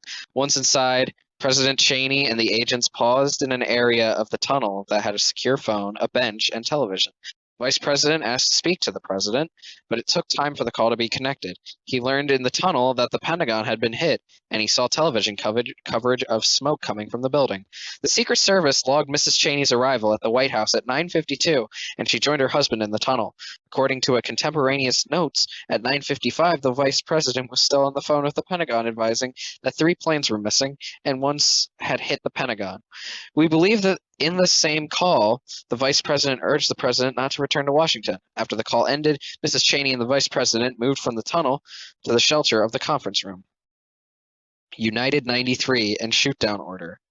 On the morning of 9/11, the president and vice president stayed in contact by an open line of communication, not by an open line of communication, but through a series of calls. The president told us he was frustrated with the poor communication that morning. He could not reach key officials, including Secretary Rumsfeld, for a period of time. The line to the White House shelter conference room and the vice president kept cutting off. The vice president remembered placing a call to the president just after entering the shelter conference room. There's conflicting evidence about when the vice president arrived in the shelter conference room. We have concluded from the available evidence that the vice president arrived in the room shortly before 10, perhaps at 9:58. The vice president recalled being told just after his arrival that the Air Force was trying to establish a combat air patrol over Washington. The vice president stated that he called the president to discuss the rules of the engagement for the CAP. He recalled feeling that it did no good to establish the CAP unless the pilots had instructions on whether they were authorized to shoot the plane if the plane would not divert. He said the president signed off on the concept. The president said he had remembered such a conversation, that it reminded him of when he'd been an interceptor pilot. The president emphasized to us that he had authorized the shoot-down of hijacked aircrafts. The vice president's military aide told us he believed that the vice president and spoke to the president just after entering the conference room, but he did not hear what they said. Rice, who entered the room shortly after the vice president and sat up next to him, remembered hearing him inform the president, "Sir, the CAPs are up. Sir, they're going to want to know what to do." Then she recalled hearing him say, "Yes, sir." She believed this conversation occurred a few minutes, perhaps 5, after they entered the conference room. We believe this call would have taken place sometime before 10:10 to 10:15. Among the sources that reflect the important events of that morning, there's no documentary evidence for this call, but the relevant sources are incomplete. Others nearby who are taking notes, such as Vice President's Chief of Staff Scooter Libby, who sat next to him, Mrs. Cheney did not note a call between the president and vice president immediately after the vice president entered the conference room. At 10:02, the communicators in the shelter began receiving reports from the Secret Service of an inbound aircraft, presumably hijacked, heading towards Washington. That aircraft was United 93. The Secret Service was getting toward this information directly from the FAA. The FAA may have been tracking the progress of United 93 on a display that showed the projected path of Washington, not its actual radar return. Thus, the Secret Service was relying on projections and not aware that the plane was already down in Pennsylvania. At some time between 10:10 and 10:15, military aide told the vice president and others that the aircraft was 80 miles out. Vice President Cheney was asked for authority to engage the aircraft. His reaction was described by Scooter Libby as quick and decisive, in about the time it takes a batter to decide to swing. The vice president authorized fighter aircraft to engage the inbound plane. He told us he based this authorization on his earlier conversation with the president. The military aide returned a few minutes later, probably between 10:12 and 10:18, and said the aircraft was 60 miles out. He again asked for authorization to engage. The vice president again said yes. At the conference room table was White House Deputy Chief of Staff Joshua Bolten. I wonder if there's any relation to John Bolton. Bolton watched the exchanges and, after what he called a quiet moment, suggested that the vice president get in touch with the president and confirm the engage order. Bolton told us he wanted to make sure the president was told that the vice president had executed the order. He said he had not heard any prior discussion on the subject with the president. The vice president was logged calling the president at 10:18 for a 2-minute conversation that obtained the confirmation. On Air Force One, the president's press secretary was taking notes. Ari Fleischer recorded that at 10:20, the president told him that he had authorized a shoot down of aircraft if necessary. Minutes went by, and word arrived of an aircraft down in Pennsylvania. Those in the shelter wondered if the aircraft had been shot down pursuant to this authorization. Approximately 10:30, the shelter started receiving reports of another hijacked plane, this time only 5 to 10 miles out. Believing that they only had a minute or two, the vice president again communicated the authorization to engage or take out the aircraft. At 10:33, Hadley told the air threat conference call, "I need to get word to Dick Myers that our reports are there's an inbound aircraft flying low 5 miles out." The vice president's guidance was we needed to take them out. Once again, there was no immediate information about the fate of the inbound aircraft. In the apt description of one witness, it drops below the radar screen and is just continually hovering in imagination. You don't know where it is or what happens to it. Eventually, the shelter received word that the alleged hijacker 5 miles away had been a medevac helicopter. A likely story. Transmission of the authorization from the White House to the pilots. They also call the White House where Walter lived. The NMCC learned of United 93's hijacking at about 10:03. At this time, the FAA had no contact with the military at the level of national command. The NMCC learned about United 93 from the White House. It, in turn, was informed by the Secret Service's contacts with the FAA. NORAD had no information either. At 10:07, its representative on the air threat conference call stated that NORAD had, quote, no indication of a hijack heading to D.C. at this time. Repeatedly between 10:14 and 10:19, a lieutenant colonel at the White House relayed to the NMCC that the vice president had confirmed fighters were cleared to engage inbound aircraft if they could verify that the aircraft was hijacked. The commander of NORAD, the General Ralph Eberhart, was en route to NORAD Operations Center in Cheyenne Mountain, Colorado, when the shoot-down order was communicated on the air threat conference call. He told us by the time he arrived, the order had already been passed down NORAD's chain of command. It is not clear how the shoot-down order was communicated within NORAD, but we know that at 10:31, General Larry Arnold instructed his staff to broadcast the following over a NORAD instant messaging system. 10:31, Vice President has cleared us to intercept tracks of interest and shoot them down if they do not respond, per General Arnold. In upstate New York, they put that in brackets, so I'm assuming he's got like a secret code name they didn't put there. In upstate New York, needs personnel first learned of the shoot-down order from this message. Floor leadership. You need to read this. The region commander has declared that we can shoot down aircrafts that do not respond to our direction. Copy that? Controllers. Copy that, sir. Floor leadership. So if you're trying to divert somebody and he won't divert, controllers, director of operations is saying no. Floor leadership. No, it came over chat. You got a conflict on that direction? Controllers. Right now, no, but floor leadership. Okay, you read that from the vice president, right? Vice president is cleared. Vice president has cleared us to intercept traffic and shoot them down if they do not respond, per General Arnold. Here's what I'm thinking. So they have the ability to shoot down planes, and they didn't think to do that in the first place. Like when they were trying to track down the planes that were hitting the Pentagon and the fourth one, or even like, I don't know, probably not the first or second towers. They probably didn't know about that, but like they really didn't authorize to shoot down those. Only the ones that might have hurt, the higher ups. Whatever.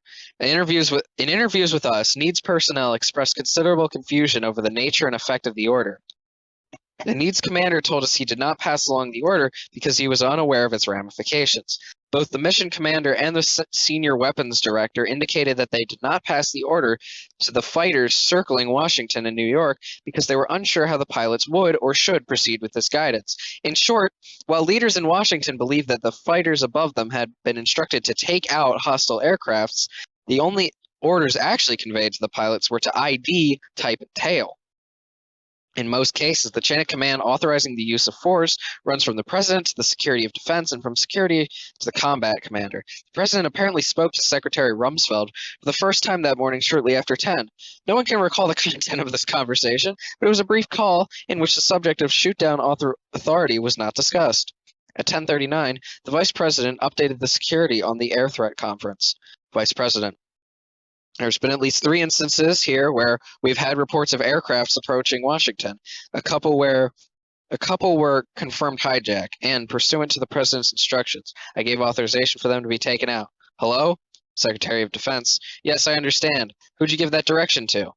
It was passed from here through the operations center at the White House, here from the shelter. Okay, let me ask the question here. Has that directive been transmitted to the aircraft? Yes, it has. So we've got a couple of aircraft up there that have those instructions at this present time. That is correct. That's my understanding. They've already taken a couple of aircrafts out. Can't confirm that. We're told that one aircraft is down, but we do not have a pilot report that did it. As this exchange shows, Secretary Rumsfeld was not in the NMCC when the shoot-down order was first conveyed. He went from the parking lot to his office, where he spoke to the president, then to the executive support center, where he participated in the White House video teleconference. He moved to the NMCC shortly before 10:30 in order to join Vice Chairman Myers.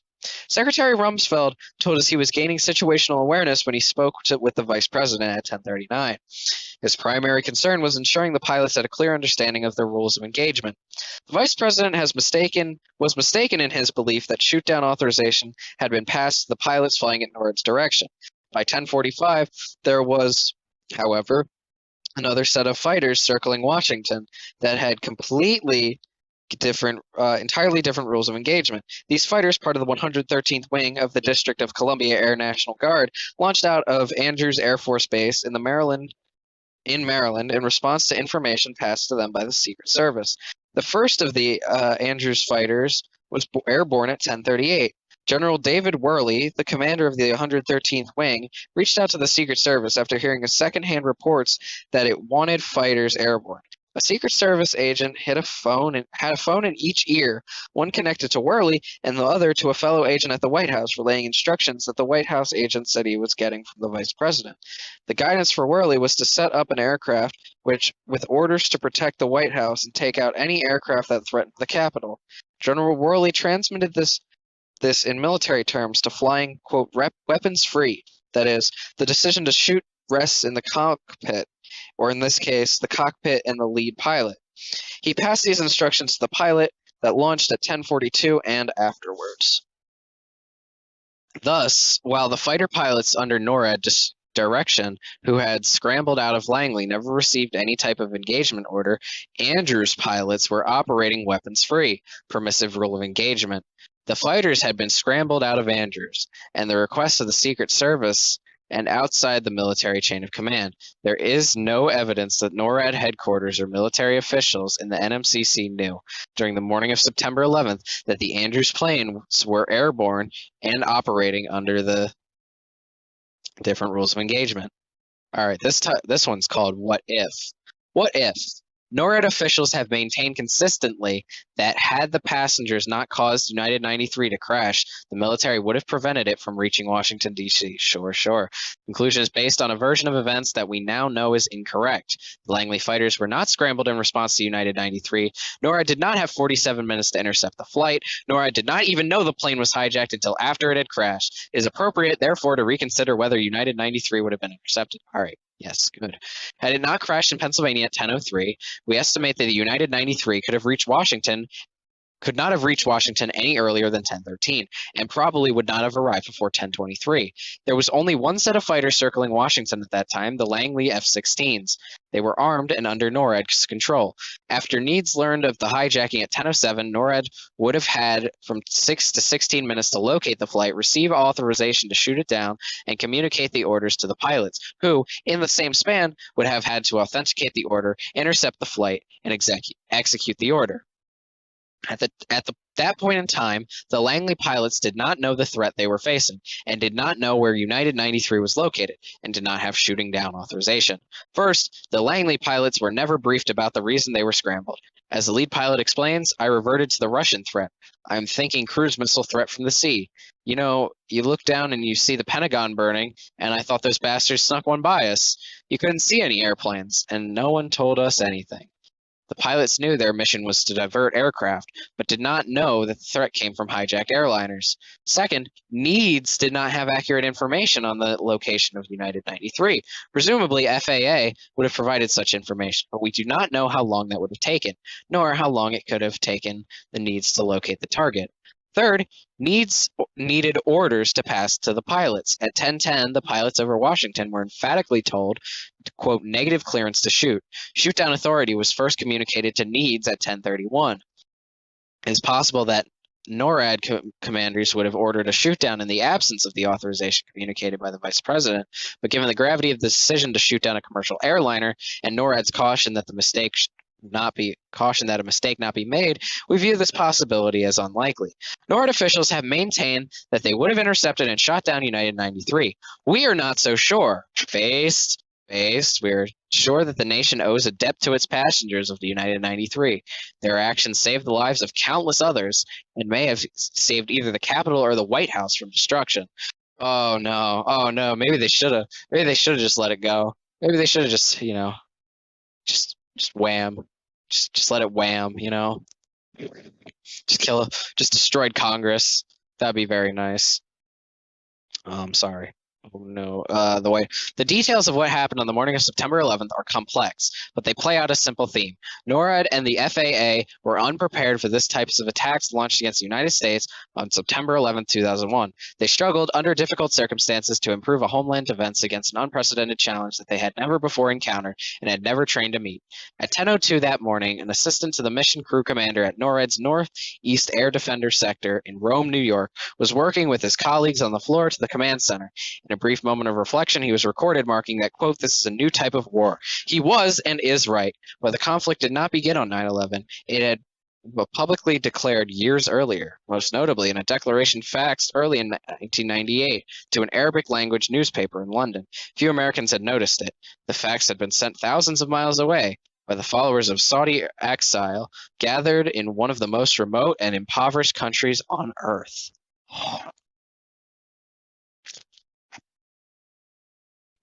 Room temperature water is exactly what I need to get me through the day. Now we're on to chapter 2. Chapter 2 of what? I can't remember. I hope it's like 1. I hope it's like 12, right? Oh god, it's 13. Okay,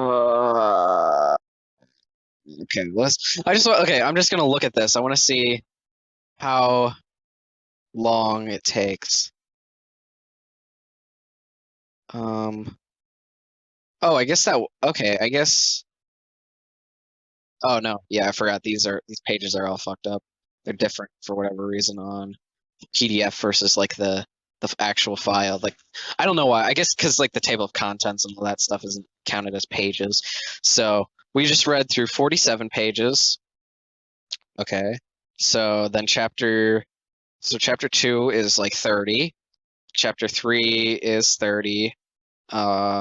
40, 30, 40, 40, 20, and then like 50.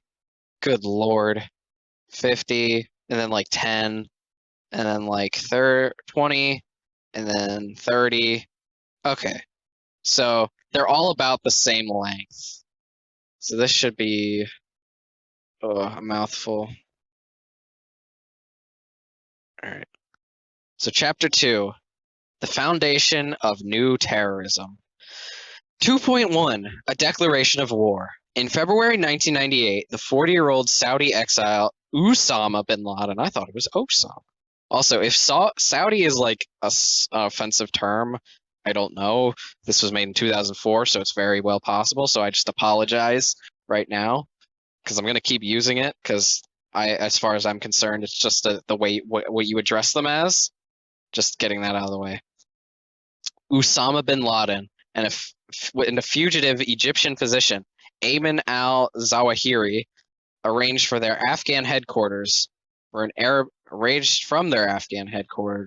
Arabic newspaper in London to publish what they termed a fatwa issued in the name of a, quote, World Islamic Front. A fatwa is normally an interpretation of Islamic law by a respected Islamic authority, but neither bin Laden, Zawahiri, nor the three others who signed this statement were scholars of Islamic law.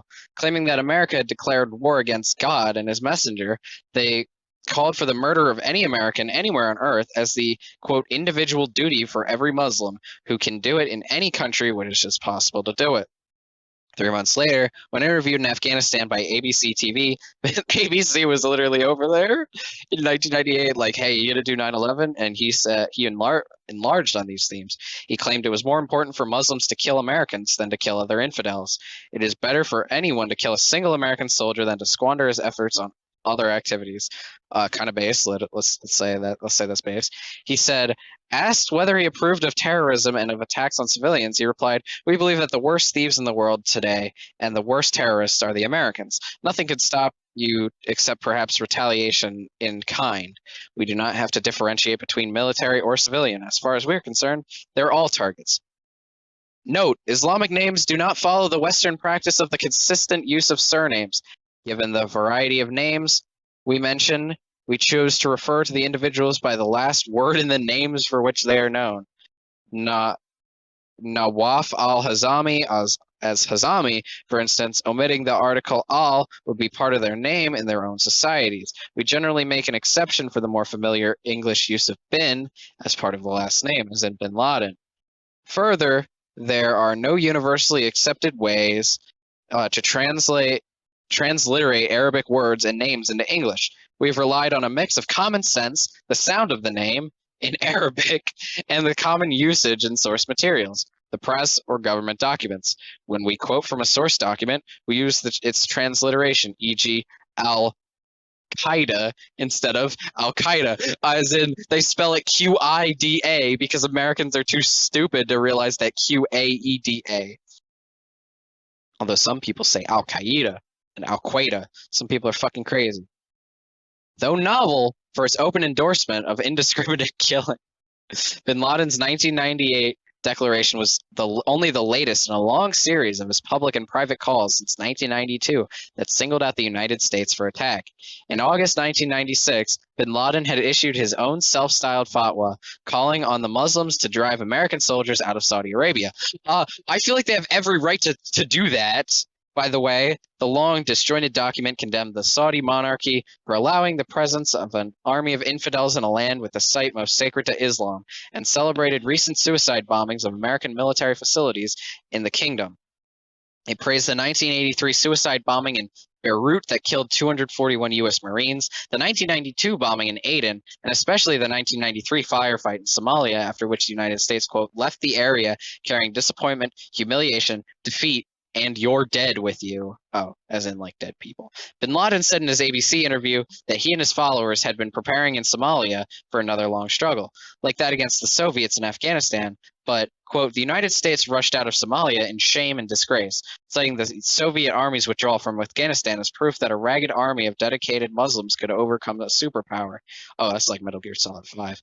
He told the interviewer, "We are certain that we shall, with the grace of Allah," again, that's how I pronounce it, so I don't know if that's right, "prevail over the Americans." He went on to warn that if the present injustice continues, it will inevitably move to the battle to American soil.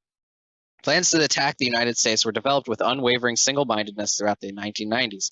Bin Laden saw himself as a so-called to follow in the footsteps, Bin Laden saw himself as called to follow in the footsteps of the messenger and to communicate his message to all nations, and to serve as the rallying point and organizer to a new world kind of war to destroy America and bring the world to Islam. Again, this is literally like what Alexander the Great did. Like, just because it's happening now doesn't make it any worse. It is the story of eccentric and violent ideas sprouting in the fertile ground of political and social turmoil. It is the story of an organized and poised to seize historical moment. How did bin Laden, with his call for indiscriminate killing of Americans, win thousands of followers and some degree of approval from millions more.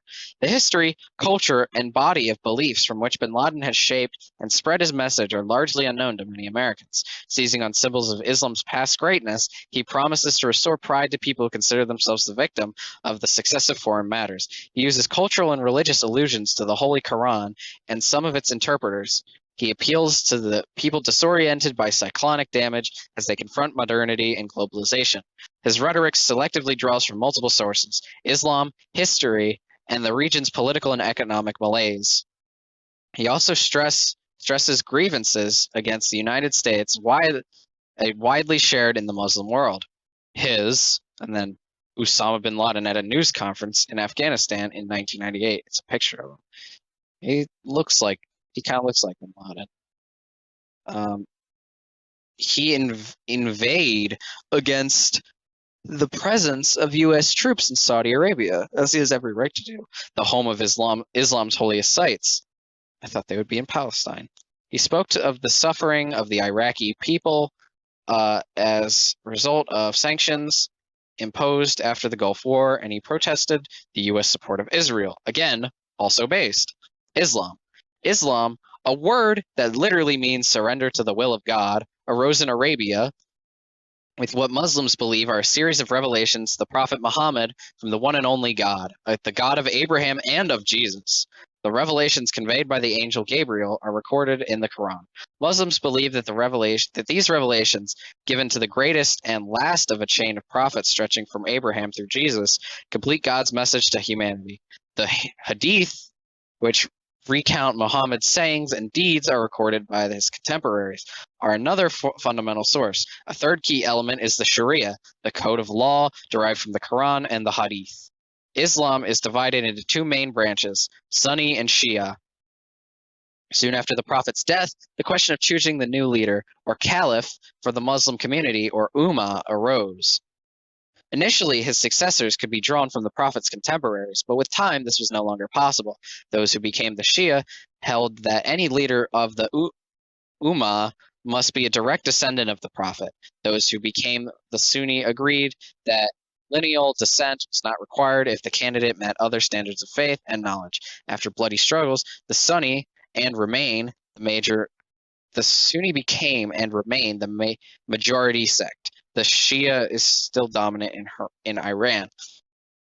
The caliphate, the institutionalized leadership of Ummah, thus was a Sunni or institution that continued until 1924, first under Arab and eventually under Ottoman Turkish control. Many Muslims look back at the century after the revelations to the Prophet Muhammad as a golden age. Its memory is strongest among the Arabs. What happened then, the spread of Islam from the Arabian Peninsula throughout the Middle East, North Africa, and even into Europe within less of a century, seemed and seems miraculous. Nostalgia for Islam's past glory remains a powerful force. Islam is both a faith and a code of conduct for all aspects of life. For many Muslims, a good government would be one guided by the moral principles of their faith. This does not necessarily translate into a desire for clerical rule and the abolition of a secular state. It does mean that some Muslims tend to be uncomfortable with distinctions between religion and state, though Muslims rulers throughout history have readily separated the two. There's the not all Muslims thing.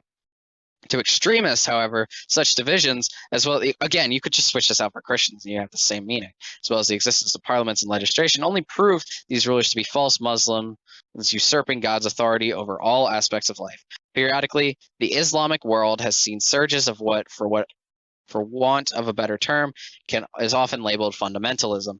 Denouncing waywardness among the faithful, some clerics have appealed for a return to observance of the literal teachings of the Quran and Hadith. One scholar from the 14th century, from whom bin Laden selectively quotes, Ibn Taymiyyah, condemned both corrupt rulers and the clerics who failed to criticize them. He urged Muslims to read the Quran and the Hadith themselves, not to depend solely on learned interpreters like himself, but to hold one another to account for the equality of their observance. The extreme Islamist version of history blames the decline from Islam's golden age on the rulers and people who turned away from the true path of their religion, thereby leaving Islam vulnerable to encroaching foreign powers eager to steal their land, wealth, and even their souls. Bin Laden's worldview. Despite his claims to universal leadership, bin Laden offers an extreme view of Islamic history designed to appeal mainly to Arabs and Sunnis. He draws on fundamentalists who blame the eventual destruction of the caliphate on leaders who abandon the pure path of religious devotion. He repeatedly calls on his followers to embrace martyrdom, since the, quote, walls of oppression and humiliation cannot be demolished except in a rain of bullets. For those yearning for a lost sense of order in an older, more tranquil world, he offers his caliphate as an imagined alternative for today's uncertainty. For others, he offers simplistic conspiracies to explain their world. Bin Laden also relies heavily on the Egyptian writer Zaid Qutb, or Qutb, a member of the Muslim Brotherhood, executed. Oh my God, it was my cat. Executed in 1966 on charges of attempting to overthrow the government. QUTB mixed Islamic scholarship with a very superficial acquaintance with Western history and thought. Sent by the Egyptian government to study the United States in the late 1940s. QUTB returned with an enormous loathing of Western society and history. He dismissed Western achievements as entirely material, arguing that the Western society possesses, quote, nothing that will satisfy its own conscience and justify its existence. Three basic themes emerged from Qutb's writing. First, he claimed that the world was set with barbarianism, sentiousness, and unbelief, a condition he called Jahiliya, the religious term for the period of ignorance prior to the revelations given to the Prophet Muhammad. Why does this guy have Qutb argued that humans can only choose between Islam and Jahiliya? Second, he warned that more people, including Muslims, were attracted to Jahiliya and its material comforts than his view of Islam. Jahiliya could therefore triumph over Islam. Third, no middle ground exists in what Qutb described as a struggle between God and Satan. All Muslims, as he defined them, therefore must take up arms in this fight. Any Muslim who rejects his ideas is just one more non-believer or worthy of destruction. Bin Laden shares Qutb's stark view, permitting him and his followers to rationalize even unprovoked mass murder as righteous defense of an embattled faith. Many Americans have wondered, why did they hate us? Some also ask, what can we do to stop these attacks? Bin Laden and Al-Qaeda have given answers to both these questions. To the first, they say that America had attacked Islam. America is responsible for all conflicts involving Muslims. Thus, Americans are blamed when Israelis fight with Palestinians, when Russians fight with Chechens, when Indians fight with Kashmiri Muslims, and when the Philippine government fights ethnic Muslims in its... Oh my God. They fight ethnic Muslims in its... Help me out here. Ethnic... Oh my God, where was I? Ethnic Muslims in its southern islands. America is also held responsible for the governments of Muslim countries, derided by Al-Qaeda as your agents. Bin Laden has stated flatly, our fight against these governments is not separate from our fight against you. These charges found a ready audience among millions of Arabs and Muslims angry at the United States because of issues ranging from Iraq to Palestine to America's support for their country's repressive rulers. Bin Laden's grievance with the United States may have started in reaction to specific U.S. policies, but it quickly became far deeper. To the second question, what America could do, Al-Qaeda's answer was that America should abandon the Middle East, convert to Islam, and end the immorality and godlessness of its society and culture. It is saddening to tell you that you are the worst civilization witnessed by the history of mankind. If the United States did not comply, it would be at war with the Islamic nation, a nation that Al-Qaeda's leaders said, quote, deserves death more than you desire life. Honestly based. I prefer a godless society, but I do think that we should have left. What was it? We should have left America, Middle East. I feel like if that was as far as his demands went, he would have been 100% on the right. History and political context. Few fundamentalist movements in the Islamic world gained lasting political power. In the 19th and 20th centuries, fundamentalists helped articulate anti-colonial grievances, but played little role in the overwhelmingly secular struggles for independence after World War I. Western-educated lawyers, soldiers, and officials led more independence movements, and clerical influence and traditional culture were seen as obstacles to national progress. Based. After gaining independence from Western powers following World War II, the Arab Middle East followed an arc from initial pride and optimism to today's mix of indifference, cynicism, and despair. In several countries, a dynastic state already existed and was quickly established under a paramount tribal family. Monarchies in countries such as Saudi Arabia, Morocco, and Jordan still survive today. I don't know about today, but maybe in 2004. Those in Egypt, Libya, Iraq, and Yemen were eventually overthrown by secular nationalist revolutionaries. Secular regimes promised a glowing future, often tied to sweeping ideologies, such as those promoted by Egyptian President Gamal Abdel Nasser's Arab socialism, or the Ba'ath Party of Syria and Iraq, that called for a single secular Arab state. However, what emerged were almost invariably autocratic regimes that were usually unwilling to tolerate any opposition, even in countries such as Egypt that had a parliamentary tradition. Over time, their policies, repression, rewards, emigration, and the displacement of popular anger onto scapegoats, generally foreign, were shaped by the desire to cling to power. The bankruptcy of secular autocratic nationalism was evident across the Muslim world by the late 1970s. At the same time, these regimes had closed off nearly all paths for peaceful opposition, forcing their critics to choose silence, exile, or violent opposition. Iran's 1979 revolution swept a Shia theocracy into power. Its success encouraged Sunni fundamentalists elsewhere. In the 1980s, awash in a sudden oil wealth, Saudi Arabia completed with Shia Iran to promote its Sunni fundamentalist interpretation of Islam, Wahhabism. The Wahhabism.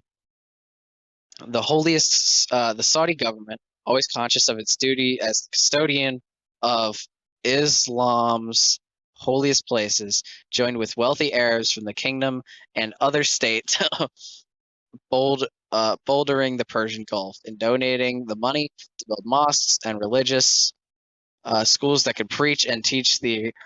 Oh my god. Oh my god. I got this crazy cat. She's going all up on me. I'm trying to read. She moved the cursor.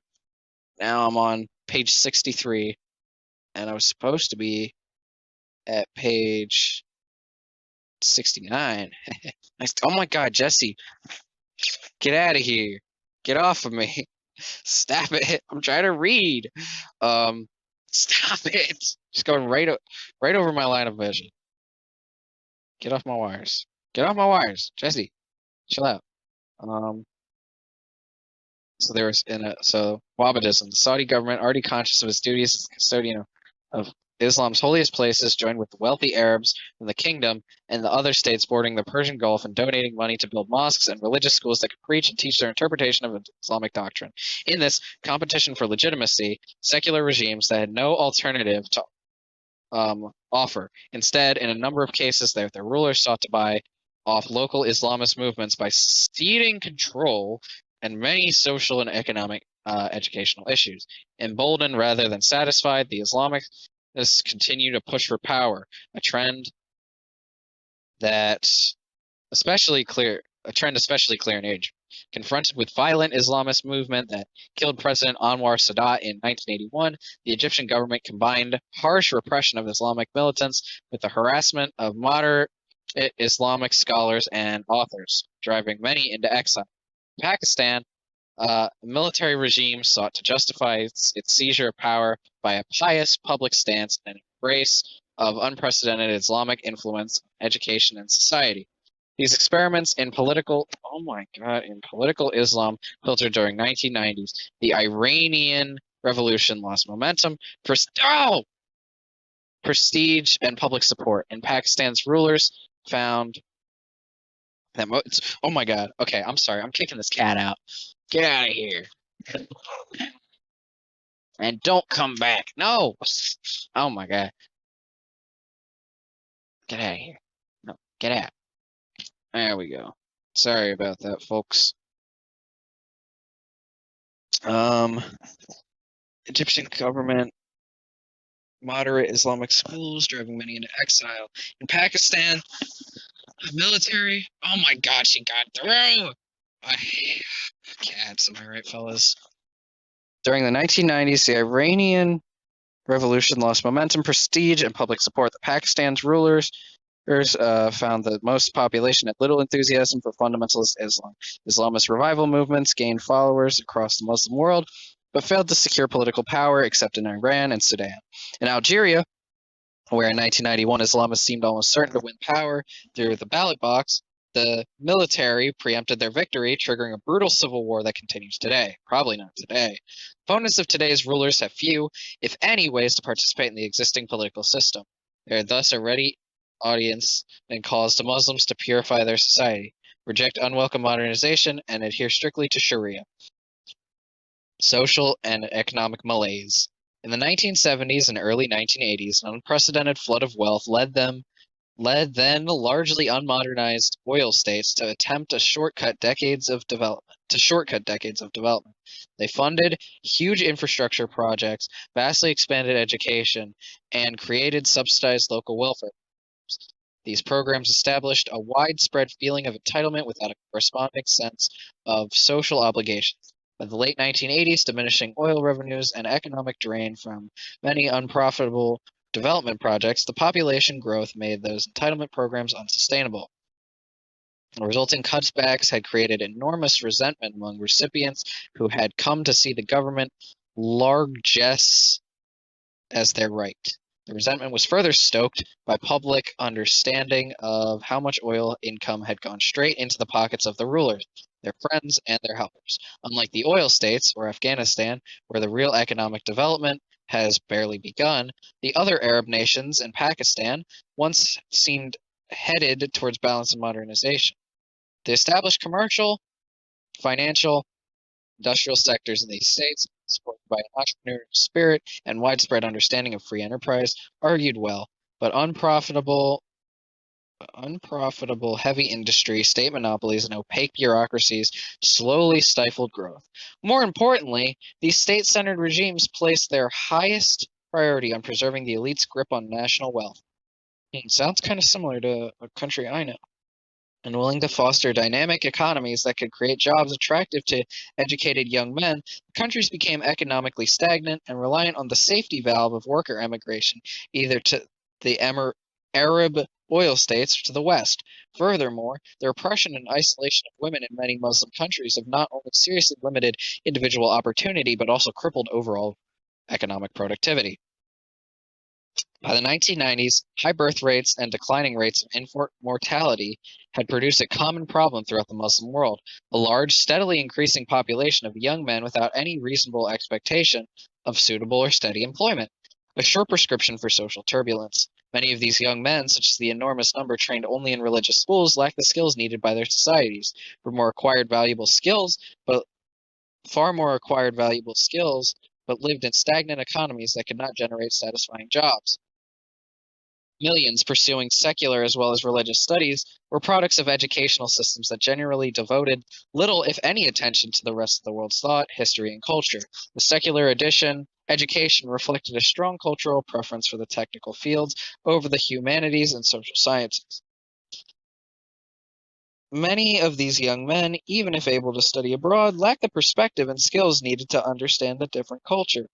Frustrated in their search for a decent living and unable to benefit from an education often obtained at the cost of great family sacrifice and blocked from starting families of their own, some of these young men were easy targets for radicalization. Bin Laden's historical opportunity. Most Muslims prefer a peaceful and inclusive vision of their faith, not the violent sectarianism of bin Laden. Among Arabs, bin Laden's followers are commonly nicknamed takfiri, or those who define other Muslims as unbelievers. Because of their readiness to demonize and murder those whom they disagree, beyond the theology lies the simple fact that most Muslims, like most other human beings, are repelled by mass murder and barbarism, whatever their justification. So, yeah, I think this is too little too late. I think they kind of just turned all Arabs and Muslims into like terrorists. But like this is real. This is real. They like most people are like not militant. Like Bin Laden could have just as easily been like a militant Christian group, or at least no, he could have started one. Al-Qaeda could have been a militant Christian group. All Americans must recognize that the face of terror is not the true face of Islam, President Bush observed. Islam is a faith that brings comfort to 1 billion people around the world. It is a faith that has made brothers and sisters of every race. It's a faith based upon love, not hate. Yet as political, social, and economic problems create flammable societies, bin Laden used Islam's most extreme fundamentalist traditions as his match. All these elements, including religion, combined in an explosive compound. Based Bush, I gotta say that. Other extremists had and have followings of their own, but in appealing to societies full of discontent, bin Laden remained credible as other leaders and symbols faded. He could not stand as a symbol of resistance, above all, resistance to the West and to America. He could present himself and his allies as victorious warriors in one great successful experience for Islamic militancy in the 1980s, the African Jihad against the Soviet occupation. By 1998, bin Laden had a distinctive appeal as he focused on attacking America. He argued that other extremists who aimed at local rulers or Israel did not go far enough. They had not taken what he called, quote, the head of the snake. Finally, bin Laden had another advantage, a substantial worldwide organization. By the time he issued his February 1998 declaration of war, bin Laden had nurtured that organization for nearly 10 years. He could attract, train, and use recruits for ever more ambitious attacks, rallying new adherents with each demonstration that he was that he was the movement of the future. 2.3 The Rise of bin Laden and Al-Qaeda, 1988 to 1992. A decade of conflict in Afghanistan from 1979 to 1989 gave Islamist extremists a rallying point and training field. A communist government in Afghanistan gained power in 1978 but was unable to establish enduring control.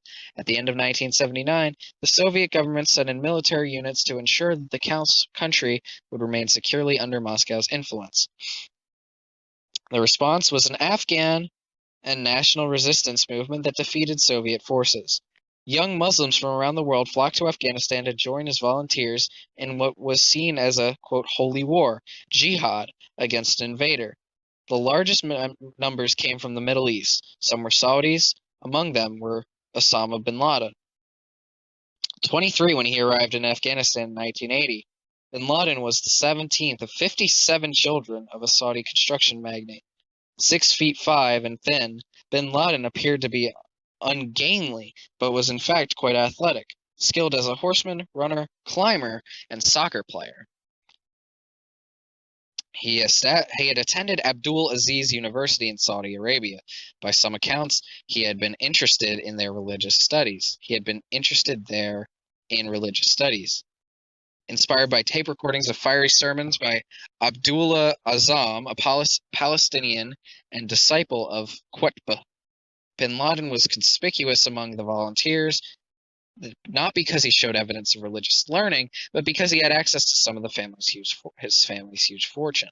Though he took part in at least one actual battle, he became known chiefly as a person who generously helped fund the anti-Soviet jihad.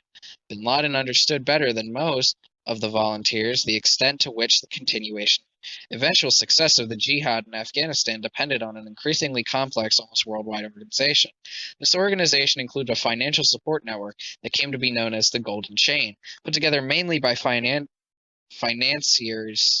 in Saudi Arabia and the Persian Gulf states. Donations flowed through charities and other non-governmental organizations, NGOs. Bin Laden and the, quote, Afghan Arabs drew largely on funds raised by this network, whose agents roamed world markets to buy arms and supplies for the Mujahideen, or Holy Warriors. That sounds familiar. I feel like that was in Metal Gear Solid, the Mujahideen. Mosques, schools, and boarding. Was Metal Gear Solid about 9/11 or Al-Qaeda? That'd be crazy. Mosques, schools, and boarding houses served as recruiting stations in many parts of the world, including the United States. Some were set up by Islamic extremists or their financial backers. Bin Laden had an important part in this activity. He and the cleric Azzam had joined in creating a Bureau of Services, Mektab al-Khidmat, or MAK, which channeled recruits into Afghanistan. The international environment for bin Laden's efforts was ideal. Saudi Arabia and the United States supplied billions of dollars worth of secret assistance to rebel groups in Afghanistan fighting the Soviet occupation. This assistance was funneled through Pakistan. The Pakistani Military Intelligence Service, the Inter-Services Intelligence Directorate, or ISID, helped train the rebels and distribute the arms. But bin Laden and his comrades had their own sources of support and training, and they received little or no assistance from the United States. April 1988 brought victory for the Afghan Jihad. Moscow declared it would pull its military forces out of Afghanistan within the next 9 months. As the Soviets began their withdrawal, the Jihad's leaders debated what to do next. Bin Laden and Azzam agreed that the organization successfully created for Afghanistan should not be allowed to dissolve. They established that they called a base or foundation, Al-Qaeda, as a potential general headquarters for future jihad. Though Azzam had been considered number one in the MAK by August 1988, bin Laden was clearly the leader, emir, of Al-Qaeda.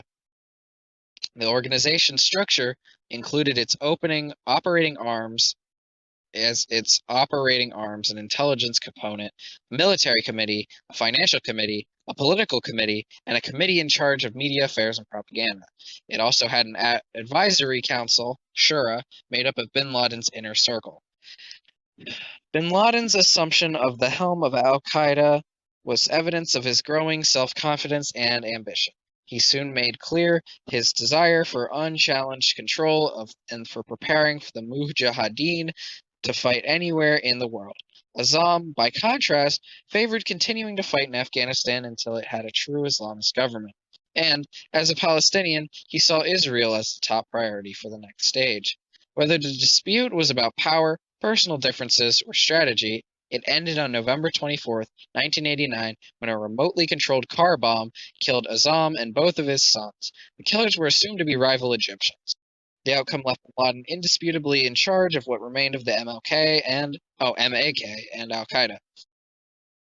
Though through writers like Qutb, I wonder how that's actually pronounced, and the presence of Egyptian Islamist teachers in the Saudi educational system, the Islamists had already had a strong intellectual influence on bin Laden and his Al-Qaeda colleagues. In the late 1980s, the Egyptian Islamist movement, badly battered in the government crackdown following President Sadat's assassination, was centered in two major organizations, the Islamic Group and the Egyptian Islamic Jihad. A spiritual guide for both, but especially the Islamic Group, was the so-called blind Sheikh Omar Abdel Rahman.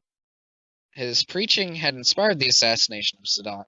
After being in and out of Egyptian prisons during the 1980s, Abdel Rahman found refuge in the United States. From his headquarters in Jersey City, he distributed messages calling for the murder of unbelievers. The most important Egyptian in bin Laden's circle was a surgeon, Ayman al-Zawahiri, who led a strong faction of the Egyptian Islamic Jihad.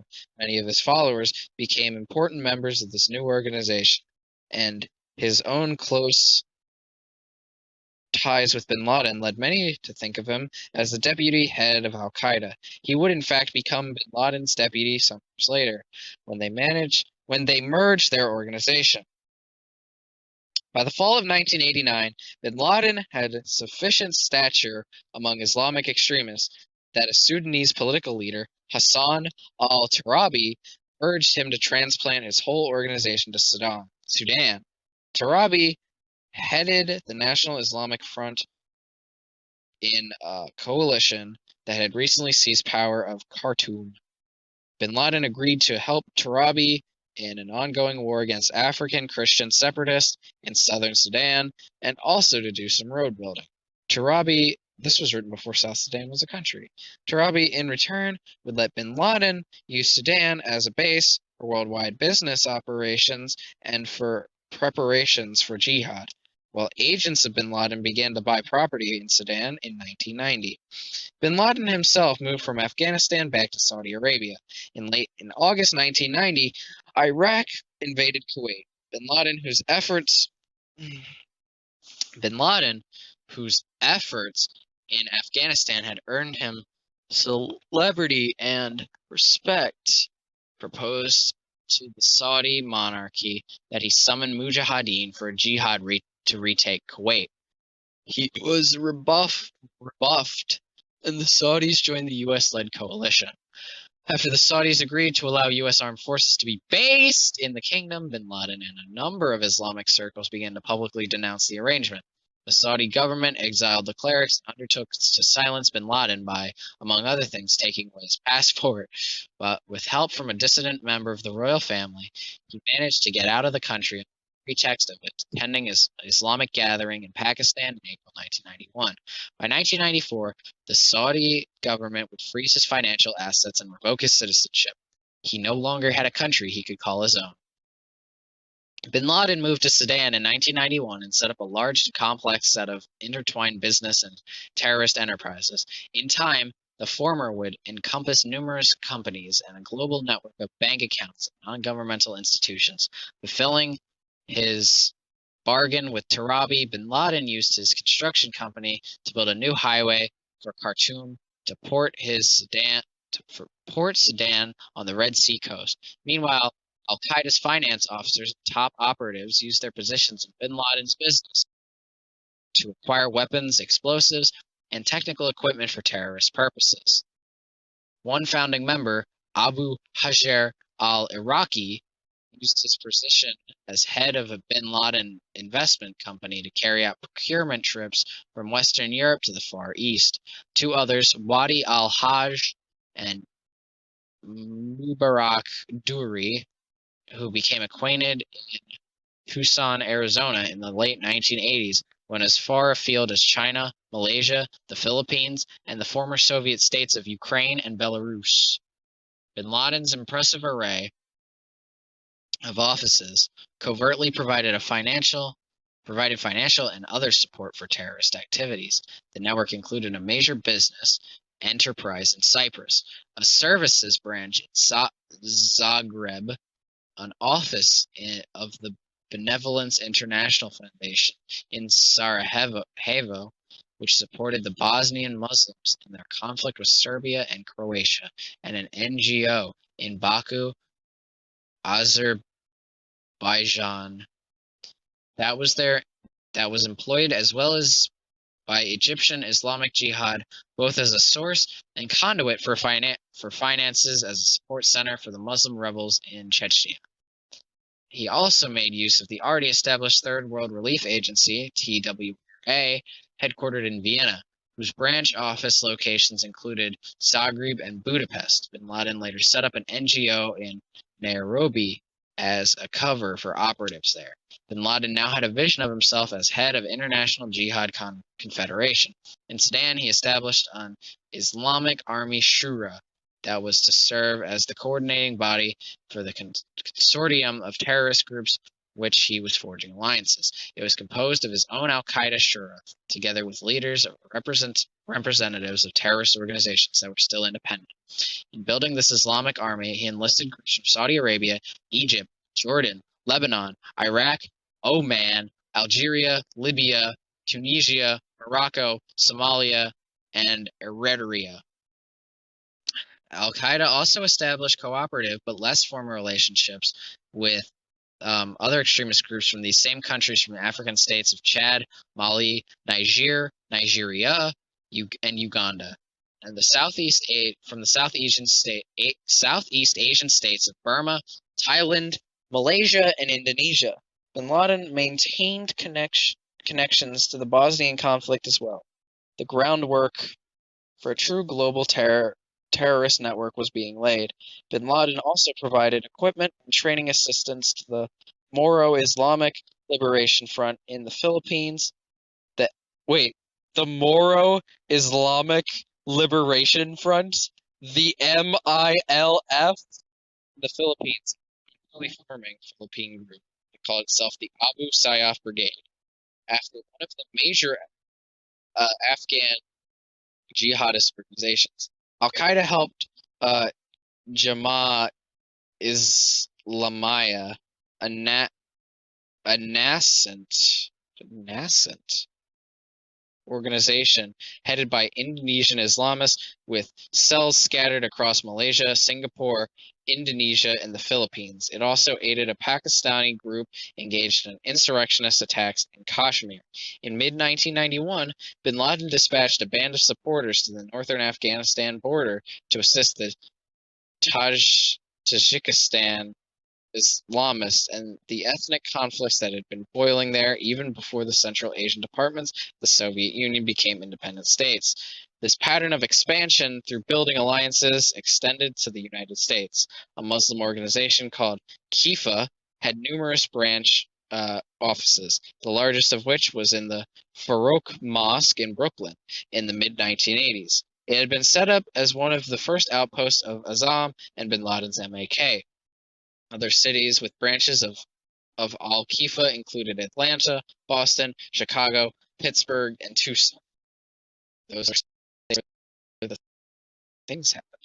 Al-Qifa recruited American Muslims to Afghanistan. Some of them would participate in terrorist actions in the United States in 1990, and Al-Qaeda operations were including the 1998 attacks on the U.S. embassies in East Africa. All right, where we left off from last night, I don't even know, I'll be honest.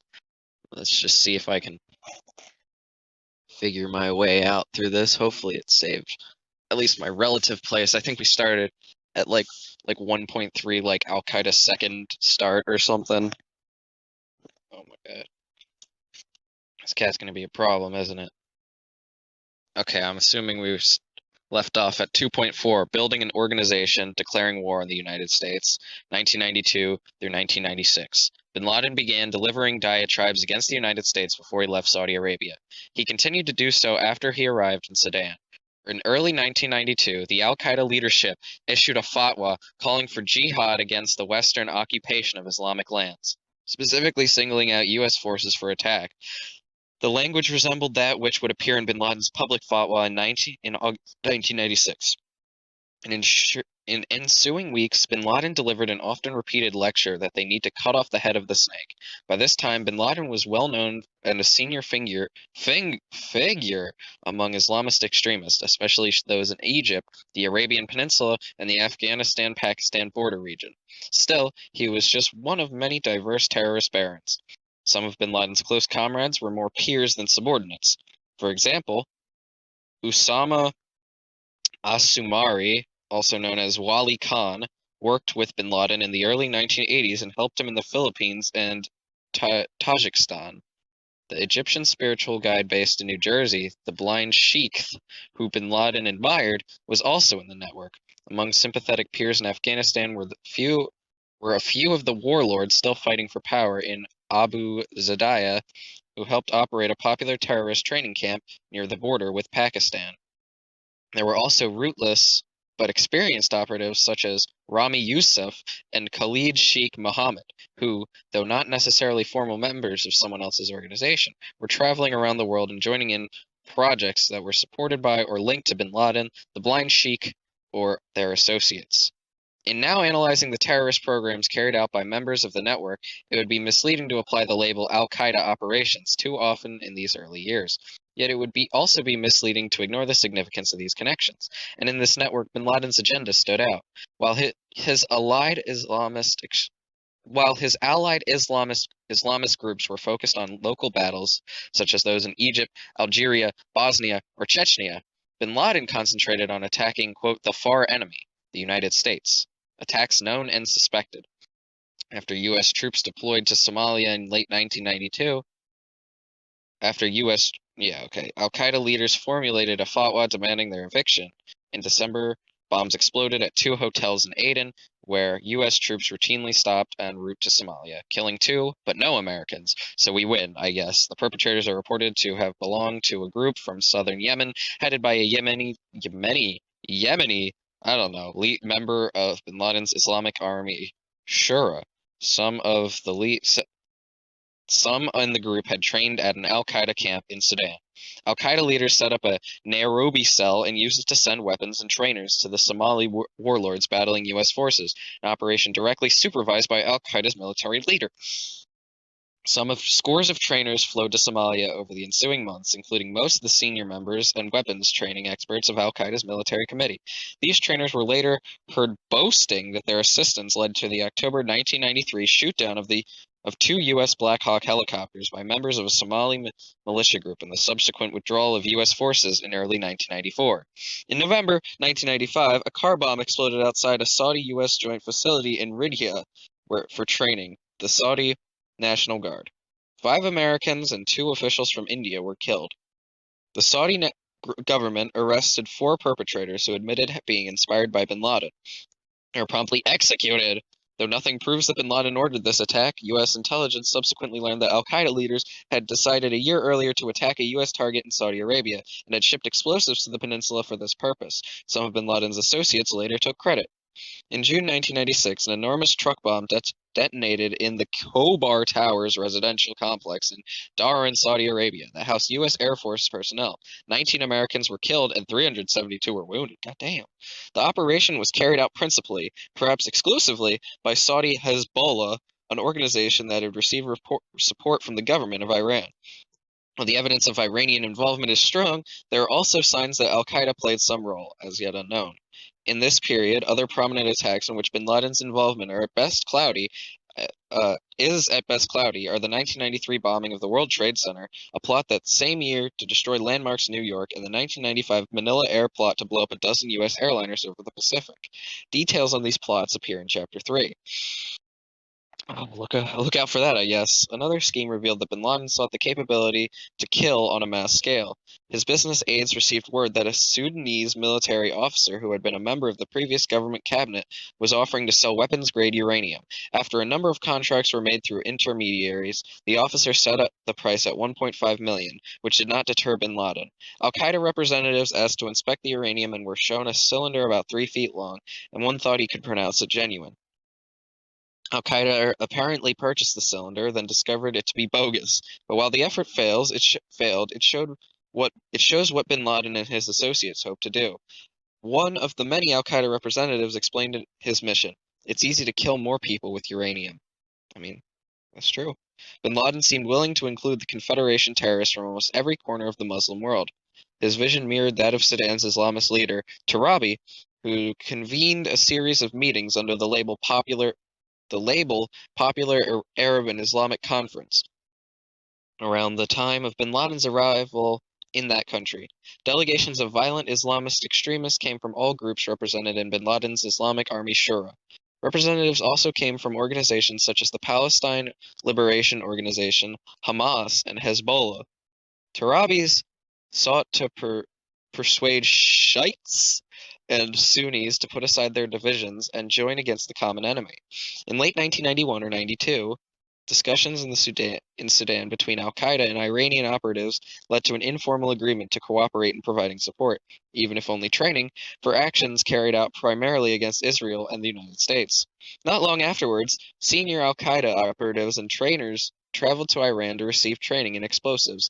In the fall of 1993, another such delegation went to the Bekaa Valley in Lebanon for further training in explosives, as well as in intelligence and security. Bin Laden reportedly showed particular interest in learning how to use truck bombs, such as the one that killed 241 U.S. Marines in Lebanon in 1983. The relationship between al-Qaeda and Iran demonstrated that the Sunni Shia divisions did not necessarily pose an insurmountable border to cooperation in terrorist operations. It will be described in Chapter 7. Al-Qaeda, in contact with Iran, continued in ensuing years. Bin Laden was also willing to explore possibilities for cooperation with Iraq, even though Iraq's dictator Saddam Hussein had never had an Islamist agenda, save for his opportunistic pose as a defender for the faithful against crusaders during the Gulf War of 1991. Moreover, bin Laden had in fact been sponsoring anti-Saddam Islamists in Iraqi Kurdistan and sought to attract them away into his Islamic army. To protect his own ties with Iraq, Tarabi reportedly brokered an agreement that bin Laden would stop supporting activities against Saddam. Bin Laden apparently honored this pledge, at least for a time, although he continued to aid a group of Islamist extremists operating in part of an Iraq, Kurdistan, outside of Baghdad's control. In the late 1990s, this extremist group suffered major defeats by Kurdish forces. In 2001, with bin Laden's help, they reformed into an organization called Ansar al-Islam. There are indicators that by the Iraqi regime tolerated and may have even helped Ansar al-Islam against the common Kurdish enemy. With the Sudanese regime acting as intermediary, bin Laden himself met with a senior Iraqi intelligence officer in Khartoum in late 1994 or early 1995. Bin Laden is said to have asked for space to establish training camps, as well as assistance in procuring weapons. But there is no evidence that Iraq responded to this request. As described below, the ensuing years saw additional efforts to establish connections. Hang on, let me just turn on Do Not Disturb. I'm getting notifications. All right.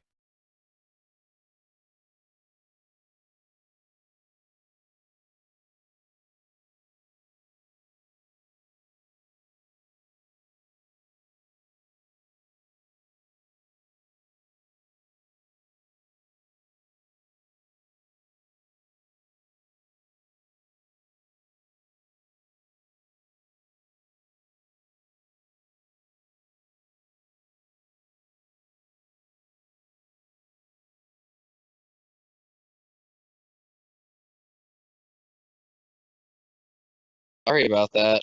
I don't actually know when I'm just gonna hope that it wasn't very long. I don't think it was very long. So we just talked about bin Laden and 9/11.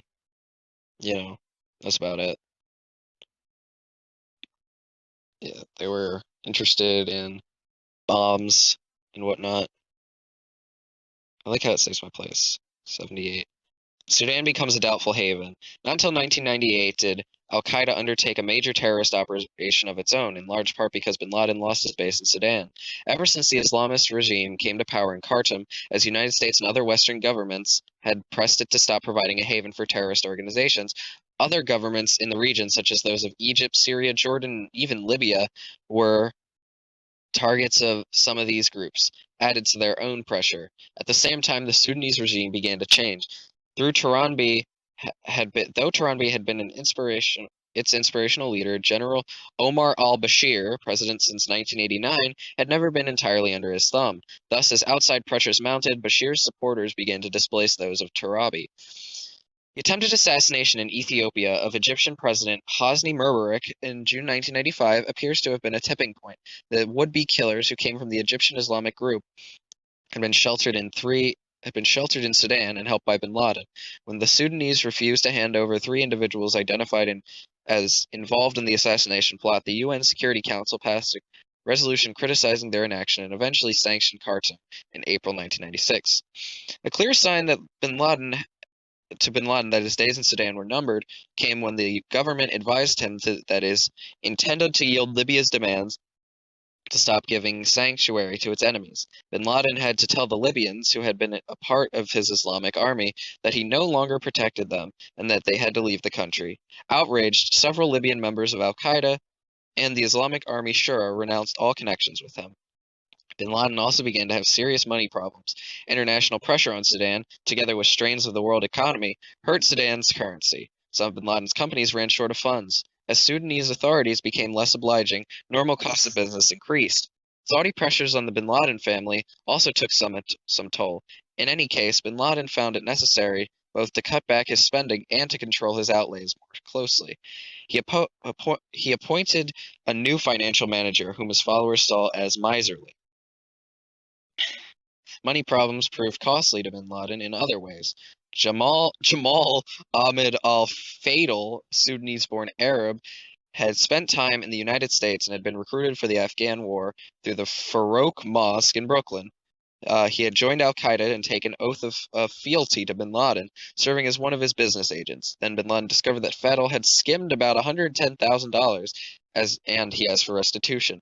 Fadl resented receiving a salary of only $500 a month, while some of the Egyptians in al-Qaeda were given $1,200 a month. He defected and became a star informant for the United States. Also testifying about al-Qaeda in U.S. court was Hussein Kircho, who told of breaking with bin Laden because of bin Laden's professional inability to provide him with the money when his wife needed a cesarean section. In February 1996, Sudanese officials began approaching officials from the United States and other governments, asking what actions of theirs might ease foreign pressure. In secret meetings with the Saudi officials, Sudan offered to expel bin Laden to Saudi Arabia and asked the Saudis to pardon him. U.S. officials became aware of the secret discussions, certainly by March. Saudi officials apparently wanted bin Laden expelled from Sudan. They had already revoked his citizenship, however, and would not tolerate his presence in their country. And bin Laden may have no longer felt safe in Sudan, where he had already escaped at least one assassination attempt that he believed to have been the work of the Egyptian or Saudi regimes, or both. In any case, on May 19, 1996, bin Laden left Sudan, significantly weakened despite his ambitions and organizational skills. He returned to Afghanistan. 2.5. Al-Qaeda's renewal in Afghanistan. 1996 to 1998. Bin Laden flew on a leased aircraft from Khartoum to Jalalabad with a refueling stopover in the United Arab Emirates. He was accompanied by family members and bodyguards as well as by al-Qaeda members who had been close associates since his organization's 1988 founding in Afghanistan. Dozens of additional militants arrived on later flights. Though bin Laden's destination was Afghanistan, Pakistan was the nation that held the key to his ability to use Afghanistan as a base from which to revive his ambitious enterprise for war against the United States. For the first quarter century of its existence as a nation, Pakistan's identity had derived from Islam, but its politics had been decidedly secular. The army was, and remains, the country's strongest and most respected institution, and the army had been and continues to be preoccupied with its rivalry of India, especially over the disputed territory of Kashmir. From the 1970s onward, religion had become an increasingly powerful force in Pakistani politics. After a coup in 1977, military leaders turned to Islamic groups for support, and fundamentalists became more prominent. South Asia had an indigenous form of Islamic fundamentalism, which had developed in the 19th century at a school in the Indian village of Deoband. The influence of the Wahhabi school of Islam had also grown, nurtured by Saudi-funded institutions. Moreover, the fighting in Afghanistan made Pakistan home to an enormous and generally unwelcome population of Afghan refugees, and since the badly strained Pakistani education system could not accommodate the refugees, the government increasingly let privately funded religious schools serve as cost-free alternatives. Over time, these schools produced large numbers of half-educated young men with no marketable skills, but with deeply held Islamic views. Pakistan's rulers found multitudes of ardent young Afghans a source of potential trouble at home, but potentially useful abroad. And then here's a map of Afghanistan. There's nothing that I think even relates to this. So I didn't know Tajikistan and Uzbekistan or Turkmenistan. I didn't know those were countries. I thought they were places. Maybe they're not countries now. I don't know. Those who joined the Taliban movement, espousing a ruthless version of Islamic law, perhaps could bring order in chaotic Afghanistan and make it a cooperative ally. They thus might give the Pakistan a greater security on one of the several borders where Pakistani military officers hope for what they called strategic depth. It is unlikely that bin Laden could have returned to Afghanistan had Pakistan disapproved. The Pakistani military intelligence service probably had advanced knowledge of his coming, and its officers may have facilitated his travel. During his entire time in Sudan, he had maintained guest houses and training camps in Pakistan and Afghanistan. These were part of a larger network used by diverse organizations for recruiting and training fighters for Islamic insurgencies in places such as Tajikistan, Kashmir, and Chechnya. Pakistani intelligence officers reportedly introduced bin Laden to Taliban leaders in Kandahar, their main base of power, to aid his assertion of control over camps near Khost, out of an apparent hope that he would now expand the camps and make them available for training Kashmiri militants. Yet bin Laden was in his weakest position since his early days in the war against the Soviet Union. The Sudanese government had canceled the registration of the main business enterprises he had set up there, and then put some of them up for public sale. According to a senior al-Qaeda detainee, the government of Sudan seized everything bin Laden had possessed there. He also lost the head of his military committee, Abu Ubaidah al-Banshiri, one of the most capable and popular leaders of al-Qaeda. While most of the group's key figures had accompanied bin Laden to Afghanistan, Banshiri had remained in Kenya to oversee the training and weapons shipments of the cell set up some 4 years earlier. He died in a ferry boat accident on Lake Victoria just a few days after bin Laden arrived in Jalalabad, leaving bin Laden with the need to replace him not only in the Shura but also as a supervisor of cells and prospective operations in East Africa. He had to make other adjustments as well, for some al-Qaeda members viewed bin Laden's return to Afghanistan as well, for some al-Qaeda members viewed bin Laden's as an occasion to go off on their own directions. Some maintained collaborative relationships with al-Qaeda, but many disengaged entirely. For a time, it may not have been clear to bin Laden that the Taliban would be his best bet as an ally. When he arrived in Afghanistan, they controlled much of the country, but key centers, including Kabul, like from Metal Gear Solid, were still held by rival warlords. Bin Laden went initially to Jalalabad, probably because it was an area controlled by a provincial council of Islamic leaders who were not major contenders for national power. He found lodgings with Yunus Khalis, the head of one of the main Mujahideen factions. Bin Laden apparently kept his options open, maintaining contacts with Gulbuddin Hekmatyar, who, though an Islamic extremist, was one of the Taliban's most militant opponents. But after September 1996, when first Jalalabad and then Kabul fell to the Taliban, bin Laden cemented his ties with them. The process did not always go smoothly. Bin Laden, no longer constrained by the Sudanese, clearly thought that he had new freedom to publish his appeals for jihad. At the time, when the Taliban was making their final drive towards Jalalabad and Kabul, bin Laden issued his August 1996 fatwa, saying that we have been prevented from addressing the Muslims, but expressing relief that by the grace of Allah, a safe base here is now available in the high Hindu Kush mountains of Khorasan. But the Taliban, like the Sudanese, would eventually hear warnings, included from the Saudi monarchy. Though bin Laden had promised Taliban leaders that he would be circumspect. He broke the promise almost immediately, giving an inflammatory interview to CNN in March 1997. The Taliban leader Mullah Omar promptly invited bin Laden to move to Kandahar, ostensibly in the interest of bin Laden's own security, but more likely to situate him where he might be easier to control. There is also evidence that around this time bin Laden sent out a number of feelers to the Iraqi regime, offering some cooperation. None are reported to have received a significant response. According to one report, Saddam Hussein's efforts at this time to rebuild relations with the Saudis and other Middle Eastern regimes led him to stay clear of bin Laden. In mid-1998, the situation reversed. It was Iraq that reportedly took the initiative. In March 1998, bin Laden's public fatwa against the United States, two al-Qaeda members reportedly went to Iraq to meet with Iraqi intelligence. In July, an Iraqi delegation traveled to Afghanistan to meet first with the Taliban and then with bin Laden. Sources reported that one or perhaps both of these meetings was apparently arranged through bin Laden's Egyptian deputy, Zawahiri, who had ties of his own to the Iraqis. By 1998, Iraq was under intensifying U.S. pressure, which culminated in a series of large air attacks in December.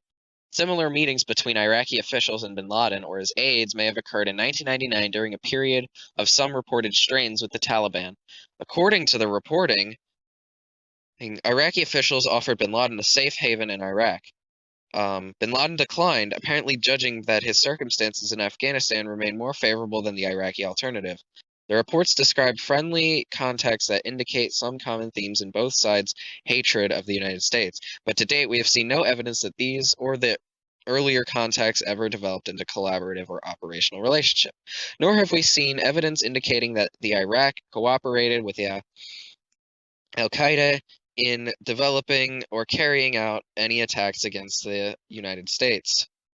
Bin Laden eventually enjoyed a strong financial position in Afghanistan, thanks to Saudi and other financiers associated with the Golden Chain. Through his relationship with Mullah Omar and the monetary and other benefits that it brought the Taliban, bin Laden was able to circumvent restrictions. Mullah Omar would stand by him even when other Taliban leaders raised objections. Bin Laden appeared to have in Afghanistan a freedom of movement that he had lacked in Sudan. Al-Qaeda members could travel freely within the country, enter and exit without visas or any immigration procedures, purchase and import vehicles and weapons, and enjoy the use of official Afghan Ministry of Defense license plates. Al-Qaeda also used the Afghan state-owned Ariana Airlines to courier money into the country. The Taliban seemed to open the doors to all who wanted to come to Afghanistan to train in the camps. The alliance with the Taliban provided al-Qaeda a sanctuary in which to train and indoctrinate fighters and terrorists, import weapons, forge ties with other jihad groups and leaders, and plot and staff terrorist schemes. While bin Laden maintained his own al-Qaeda guest house and camps for vetting and training recruits, he also provided support and benefited from the broad infrastructure of such facilities in Afghanistan, made available to the global network of Islamist movements.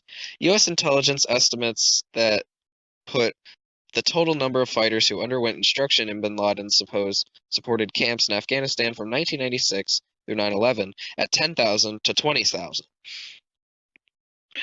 In addition to training fighters and special operators, the larger network of guest houses and camps provided a mechanism by which al-Qaeda could screen and vet candidates for introduction into its own organization.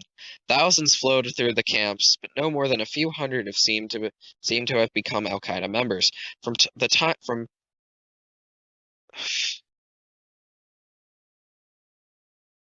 time of its founding, al-Qaeda had employed training and indoctrination to identify, quote, worthy candidates.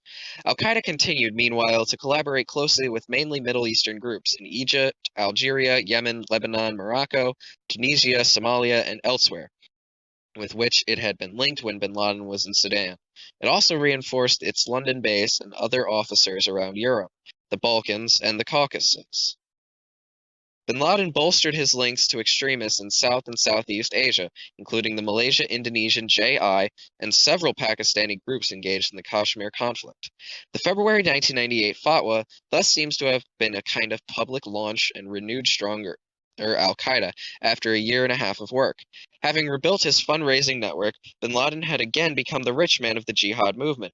He had maintained or restored many of his links with terrorists elsewhere in the world, and he had strengthened the internal ties of his own organization.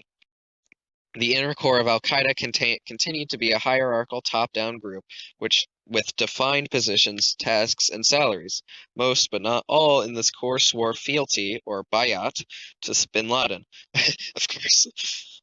Other operatives were committed to bin Laden or to his goals and would take assignments for him, but they did not swear bayat and maintained or tried to maintain some autonomy.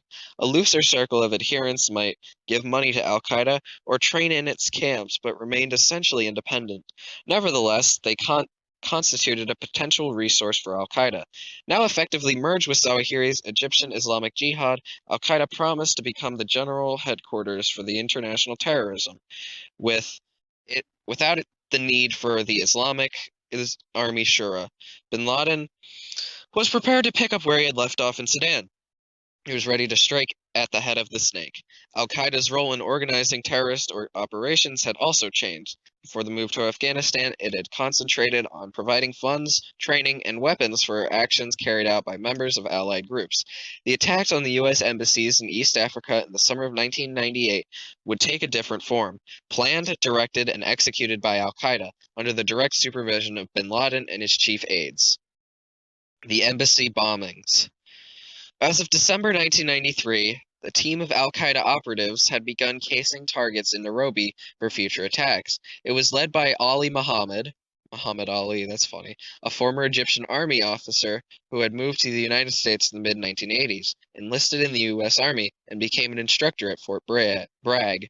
He had provided guidance and training to extremists at the Farouk Mosque in Brooklyn, including some who were subsequently convicted in the February 1993 attack, including some who were on the World Trade Center. The casing team also included a computer expert whose write-ups were reviewed by al-Qaeda leaders. The team set up a makeshift laboratory for developing their surveillance photographs in an apartment in Nairobi, where the various al-Qaeda operatives and leaders based in or traveling to the Kenya cell sometimes met. Bonshiri, al-Qaeda's military committee chief, continued to be the operational commander of the cell, but because he was constantly on the move, bin Laden had dispatched another operative, Khalid al-Fawaz, to serve as the on-site manager. The technical surveillance and communications equipment manager for these casing missions included state-of-the-art video cameras obtained from China and from dealers in Germany. The casing team also reconnoitered agents in Djibouti. Yo. As early as January 1994, bin Laden received the surveillance reports, complete with diagrams prepared by the team's computer specialists. He, his top military committee members, Bonshiri, and his deputy, Abu Hafs al-Masri, also known as Mohammed Atef, and a number of other al-Qaeda leaders reviewed the reports, agreeing that the U.S. Embassy in Nairobi was an easy target with a car bomb that could be parked close by. They began to form a plan. Al-Qaeda had begun developing the tactical expertise for such attacks months earlier, when some of its operatives, top military committee members, and several operatives who were involved with the Kenya cell among them, were sent to Hezbollah training camps in Lebanon. The cell in Kenya experienced a series of disruptions that may, in part, account for the relatively long delay before the attack was actually carried out. The difficulties bin Laden began to encounter in Sudan in 1995, his move to Afghanistan in 1996, and the months spent establishing ties with the Taliban may have also played a role, as did Bonshiri's accidental drowning. In August 1997, the Kenya cell panicked. The London Daily Telegraph reported that Mandali al-Tayyib, formerly head of al-Qaeda's finance committee, had turned himself over to the Saudi government. The article said, incorrectly, that the Saudis were sharing Tayyib's information with the U.S. and British authorities. At almost the same time, cell members learned that U.S. and Kenyan agents had searched the Kenya residence of Wadi al-Hajj, who had become the new on-site manager in Nairobi, and that Hajj's telephone had been tapped. Hajj was a U.S. citizen who worked with bin Laden in Afghanistan in the 1980s, and in 1992 he went to Sudan to become one of al-Qaeda's major financial operatives. When Hajj returned to the United States to appear before a grand jury investigating bin Laden, the job of cell manager was taken over by Harun Fazul, a Kenyan citizen who had been in bin Laden's advance team to Sudan back in 1990. Harun fixed a report on the security situation to several sites, warning that the crew members in East Africa is sick, in grave danger. I don't know what the sick thing means. In part because America knows that the followers of bin Laden carried out the operations to hit Americans in Somalia. The report provided instructions for avoiding further exposure. On February 23, 1998, bin Laden issued his public fatwa. The language had been in negotiation for some time as part of the merger underway between bin Laden's organization and Zawahiri's Egyptian Islamic Jihad. Less than a month after the publication of the fatwa, the teams that were to carry out the embassy attacks were being pulled together in Nairobi and Dar es Salaam. The timing and content of their instructions indicate that the decision to launch the attacks had been made by the time the fatwa was issued. The next 4 months were spent setting up teams in Nairobi and Dar es Salaam. Members of the cells rented residences and purchased bomb-making materials and transport vehicles. At least one additional explosives expert was brought in to assist in putting the weapons together. In Nairobi, a hotel room was rented and put up some of the operatives. The suicide trucks were purchased shortly before the attack date.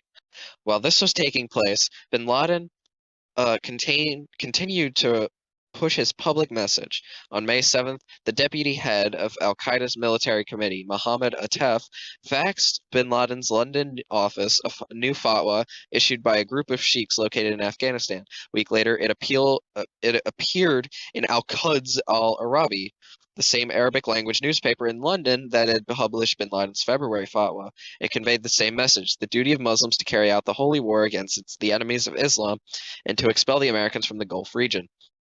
2 weeks after that, bin Laden gave a videotaped interview to ABC News with the same slogans, adding that we do not differentiate between those dressed in military uniforms and civilians. They are all targets in this fatwa. By August 1st, members of the cells not directly involved in the attacks had mostly departed from East Africa. The remaining operatives prepared and assembled the bombs and acquired the delivery vehicles. On August 4th, they made one last casing run in the embassy in Nairobi. By the evening of August 6th, all but the delivery teams and one or two persons assigned to remove the evidence trail had left East Africa. Back in Afghanistan, bin Laden and the al-Qaeda leadership had left Kandahar for the countryside, expecting U.S. retaliation. Declarations taking credit for the attacks had already been faxed to the joint al-Qaeda Egyptian Islamic Jihad office in Baku, with instructions to stand by for orders to instantly transmit them to al-Quds al-Arabi. One proclaimed the formation of the Islamic Army for the liberation of holy places, and two others, one for each embassy, announced that the attack had been carried out by a quote, company of a battalion of this Islamic Army. On the morning of August 7th, the bomb-laden trucks drove into the embassies roughly 5 minutes apart, about 10:35 a.m. in Nairobi and 10:39 a.m. in Dar es Salaam. Shortly afterward, a phone call was placed from Baku to London. The previously prepared messages were then faxed to London. The attack on the U.S. Embassy in Nairobi destroyed the embassy and killed 12 Americans and 201 others. About 5,000 people were injured. The attack on the U.S. Embassy in Dar es Salaam killed 11 more people, none of them Americans. Interviewed later about the deaths of the Africans, bin Laden answered that when it becomes apparent that it would be impossible to repel these Americans without assaulting them, even if this involved the killing of Muslims, this is permissible under Islam. It's okay to kill 201 Kenyans as long as you kill 12 Americans. Asked if he had indeed masterminded these bombings, bin Laden said that the World Islamic Front for Jihad against Jews and Crusaders had issued a crystal clear fatwa. I wonder if he would have been friends with Hitler. If this instigation for jihad against the Jews and the Americans to liberate the holy places is considered a crime, he said, let history be a witness that I am a criminal. Well, you know what? History has very much witnessed that this guy is a criminal. This marks the end of chapter 2. So I guess just give a little bit of thoughts on it and some retrospect. It seems like bin Laden was really an underdog. It seems like he was like failing in every front, and yet he still managed to orchestrate a 9/11. So the first chapter was all about mitigating the blame for the, like all of our air traffic control and whatever. The second part is about like showing how lame bin Laden is, but I feel like it's kind of a fool's errand to do both, because one is like, oh, America's great, but the other one is like, bin Laden is terrible. But if bin Laden is terrible, then how could he get past something so great? How could some dope, just absolutely befuddle America? Come on. All right. So I like, if we're gonna summarize them at each chapter as little as possible. Chapter 1, I would say, minutes of hijacking and the United States' failed response. Chapter 2 would be bin Laden's incompetence mixed with his extremist success. So chapter 3 is called Counterterrorism Evolves. In chapter 2, we describe the growth of a new kind of terrorism and a new kind of terrorism, i.e., against America, and a new terrorist organization, especially from 1988 to 1998, when Osama bin Laden declared war and organized the bombing of 2 U.S. embassies. In this chapter, we trace the parallel evolution of government efforts to counter terrorism by Islamic extremists against the United States. We mention many personalities in this report, as in any study of the U.S. government, some of the most important characters are institutions. We will introduce various agencies and how they adapted to a new kind of terrorism. How interesting.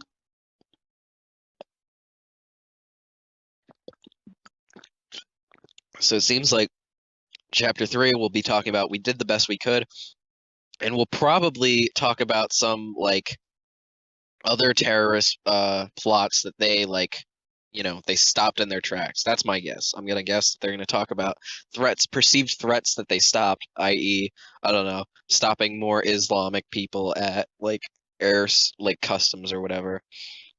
All right, 3.1, from the old terrorism to the new, the first World Trade Center bombing. At 18 minutes after noon on February 26, 1993, a huge bomb went off beneath the 2 towers of the World Trade Center. This was not a suicide attack. The terrorists parked a truck bomb with a timing device on a level B2 of the underground garage, then departed. The ensuing explosion opened a hole 7 stories up. 6 people died. More than 1,000 were injured. An FBI agent at the scene described the relatively low number of fatalities as a miracle. President Bill Clinton, my man, ordered his National Security Council to coordinate the response. Government agencies swung into action to find the culprits. The Counterterrorist Center, located at the CIA, combed its files and queried the Defense Department Signals Collection Agency, ramped up its communications, intercept network, and searched its database for clues. The New York field office of the FBI took control of the local investigation and, in the end, set a pattern for future management of terrorist incidents. 4 features of this episode of significance for the story of 9/11. First, the bombing signaled a new terrorist challenge, one whose rage and malice had no limit. Rami Youssef, the Sunni extremist who planted the bomb, said later that he had hoped to kill 250,000 people. Bitch, 9/11 didn't even kill 250,000 people. Jesus Christ. Second, the FBI and Justice Department did excellent work investigating the bombing. Within days, the FBI identified truck remnants as part of the Ryder rental van reported stolen in New Jersey City the day before the bombing. Mohammed Salameh had rented the truck and reported it stolen, kept calling the rental office to get back his $400 deposit. The FBI arrested him there on March 4th, 1993. In short order, the Bureau had several plotters in custody, including Nidal Ayad, an engineer who had acquired chemicals for the bomb, and Mohammed, they have so many different spellings for Mohammed, Abalima, who had helped mix the chemicals. The FBI identified another the FBI identified another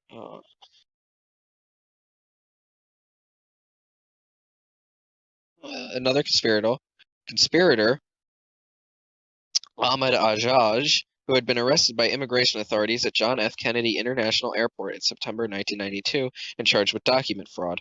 His traveling companion was Ramzi Youssef, who had also entered with fraudulent documents but claimed a political asylum and was admitted. It quickly became clear that Youssef had been a central player in the attack. He had fled to Pakistan immediately after the bombing and would remain at large for nearly 2 years. The arrest of Salama Ab Abul Halima and the Ayad led to the FBI to the Farouk Mosque in Brooklyn, where a central figure was Sharik Omar Abdul Rahman, an extremist Sunni Muslim cleric who had moved to the United States from Egypt in 1990. In speeches and writings, the sightless Rahman, also called the Blind Sheikh, that's pretty cool, preached the message of Said's Qutb milestones, characterizing the United States as the oppressor of Muslims worldwide and asserting that it was their religious duty to fight against God's enemies. An FBI informant learned of a plan made to bomb major New York landmarks, including the Holland and Lincoln tunnels. Disrupting the landmarks plot, the FBI in June 1993 arrested Rahman and various Confederates. As a result of the investigations and arrests, the U.S. Attorney for the Southern District of New York prosecuted and convicted multiple individuals, including Ajaj Salama, Ayed Abu Halima, the Blind Sheikh, and the Rabzi Youssef, for crimes relating to the World Trade Center bombing and other plots. An unfortunate consequence of the superb investigative and prosecutorial effort was that it created an impression that the law enforcement system was well equipped to cope with terrorism. Oh, it was, yeah, not George Bush's fault. Neither President Clinton, his principal advisors, the Congress, nor the news media felt prompted until later to press the question of whether the procedures that put the Blind Sheikh and Ramzi Youssef behind bars would really protect Americans against the new virus of which these individuals were just the first symptoms. Third, the successful use of legal systems to address the first World Trade Center bombing had the side effect of obscuring the need to examine the character and extent of the new threat facing the United States. The trials did not bring the Bin Laden network to the attention of the public and policymakers. The FBI assembled, and the U.S. Attorney's Office put forward some evidence showing that men in the dock were not only plotters. Materials taken from Ajaj indicated that the plot or plots were hatched at or near the Halden camp, a terrorist training camp on the Afghanistan-Pakistan border. Ajaj had left Texas in April 1992 to go there to learn how to construct bombs.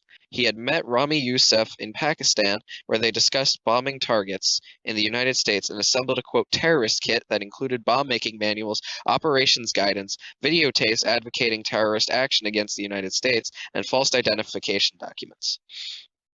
Yusuf was captured in Pakistan following the discovery by police in the Philippines in January 1995 of the Manila airport, which envisioned placing bombs on board a dozen trans-Pacific airliners and setting them off simultaneously. Khalid Sheikh Mohammed, Yusuf's uncle, and then located at Qatar, was a fellow plotter of Yusuf's in the Manila air plot and had also wired him some money prior to the Trade Center bombing. The U.S. attorney attained an indictment against KSM in January 1996, but the official government of Qatar probably warned him about it. The Khalid Sheikh Mohammed evaded capture and stayed at large to play a central part in the 9/11 attacks. The law enforcement process is concerned with proving the guilt of persons apprehended and charged. Investigators and prosecutors could not present all the evidence of possible involvement of individuals other than those charged, although they continue to pursue such investigations, planning or hoping for later prosecutions. The process was meant by its nature to mark for public the events as finished, case solved, justice done, and it was not designed to ask if the events might be harbingers, shut the fuck up, of worse to come, nor did it allow for aggregating and analyzing facts to see if they could provide clues to terrorist tactics more generally, methods of entry and finance, and the mode of operation inside the United States. Fourth, although the bombing heightened awareness of new terrorist danger, successful prosecutions contributed to widespread underestimation of the threat. The government's attorneys stressed the seriousness of the crimes and put forward evidence of Yusuf's technical integrity. Yet the public image that persisted was not of clever Yusuf, but of stupid Salama going back again to reclaim his $400 truck rental deposit. 3.2. Adaptation and non-adaptation in the law enforcement community. Legal processes were the primary methods for responding of these early manifestations of the new type of terrorism. Our overview of U.S. capabilities for dealing with it thus begins with the nation's vast complex of vast law enforcement agencies. The Justice Department and the FBI. At the federal level, much law enforcement activity is concentrated in the Department of Justice. For countering terrorism, the dominant agency under Justice is the Federal Bureau of Investigation.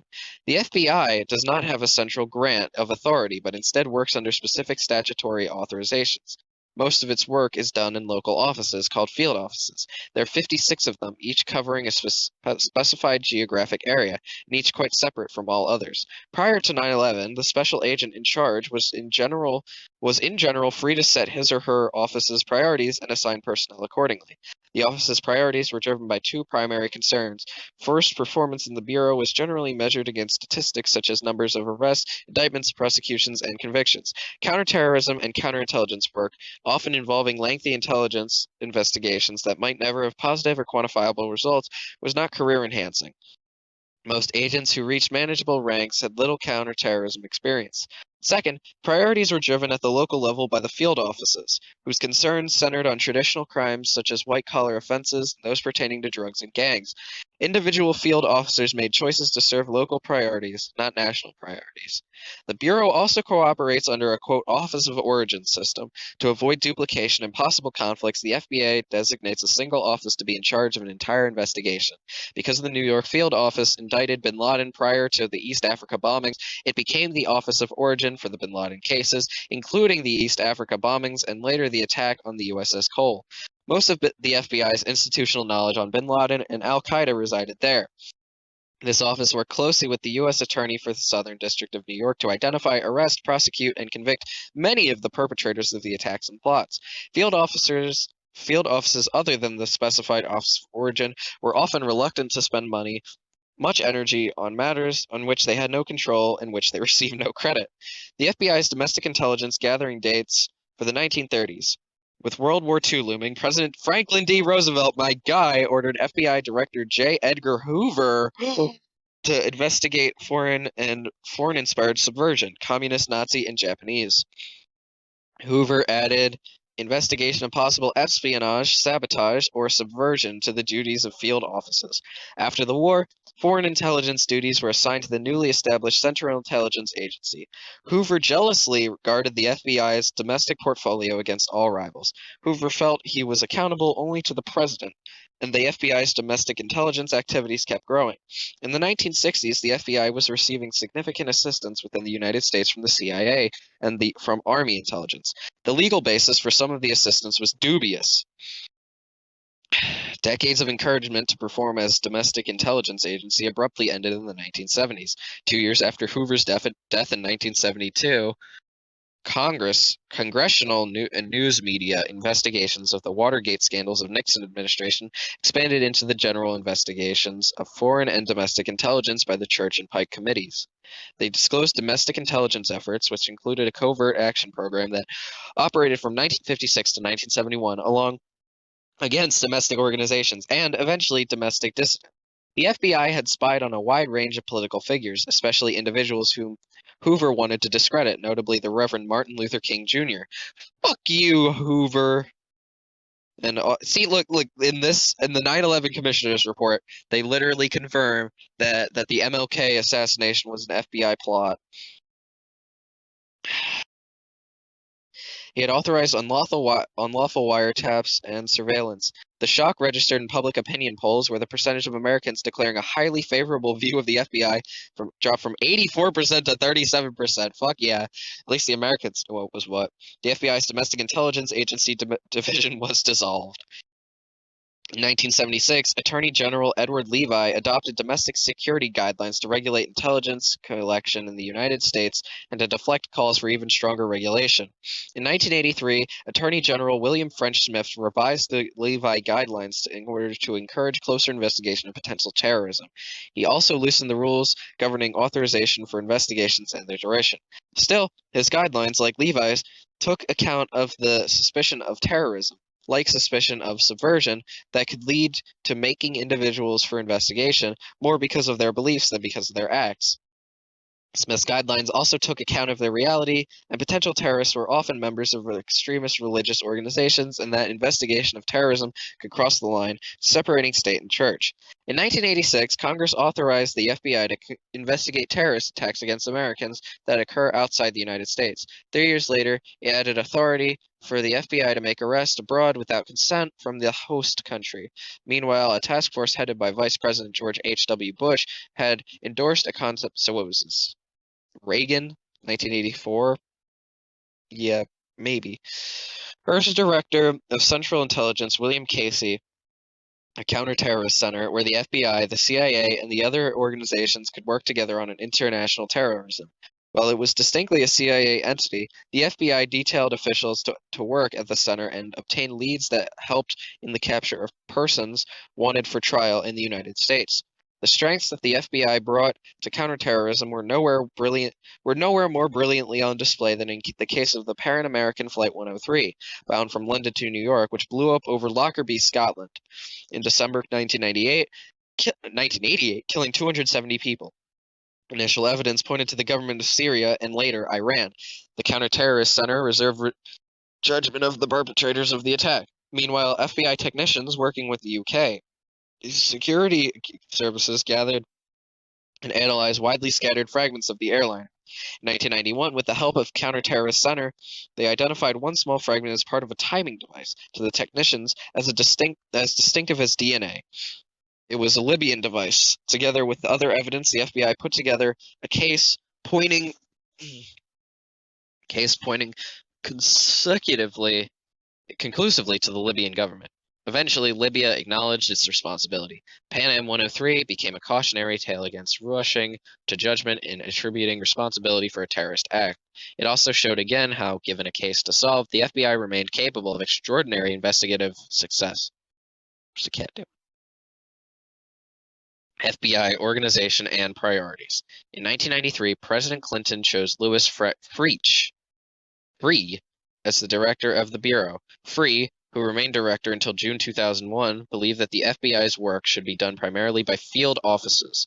To emphasize that view, he cut headquarters staff and decentralized operations. The special agents in charge gained power, influence, and independence. Freeh later recognized terrorism as a major threat. He increased the number of legal attaché offices abroad, focusing in particular on the Middle East. He also urged agents not to wait for terrorist acts to occur before taking action. In his first budget request to Congress after the 1993 World Trade Center bombing, he stated that merely solving this type of crime is not enough. It is equally important that the FBI thwart terrorism before such acts can be perpetrated. Within headquarters, he created a counterterrorism division that would complement the counterterrorist center at the CIA and arrange for exchanges of FBI and CIA counterterrorism officials. He pressed for more cooperation between legal attaches and CIA stations abroad. Free's efforts did not, however, translate into significant shift of resources to counterterrorism. FBI, Justice and Office of Management, and budget officials said that FBI leadership seemed unwilling to shift resources to terrorism from other areas such as violent crime and drug enforcement. Other FBI officials blamed Congress and the OMB for a lack of political will and failure to underestimate the FBI's counterterrorism resource needs. In addition, Free did not impose his views on the field offices. With a few notable exceptions, the field offices did not apply significant resources to terrorism and often programmed funds for other priorities. In 1998, the FBI issued a 5-year strategic plan led by its deputy director, Robert Bear Bryant. For the first time, the FBI designated national and economic security, including counterterrorism, as its top priority. Dale Watson, who would later become the head of the new counterterrorism division, said that after the East Africa bombings, the light came on. The cultural change had to occur within the FBI. The plan mandated a stronger intelligence collection effort. It called for a nationwide automated system to facilitate information collection, analysis, and dissemination.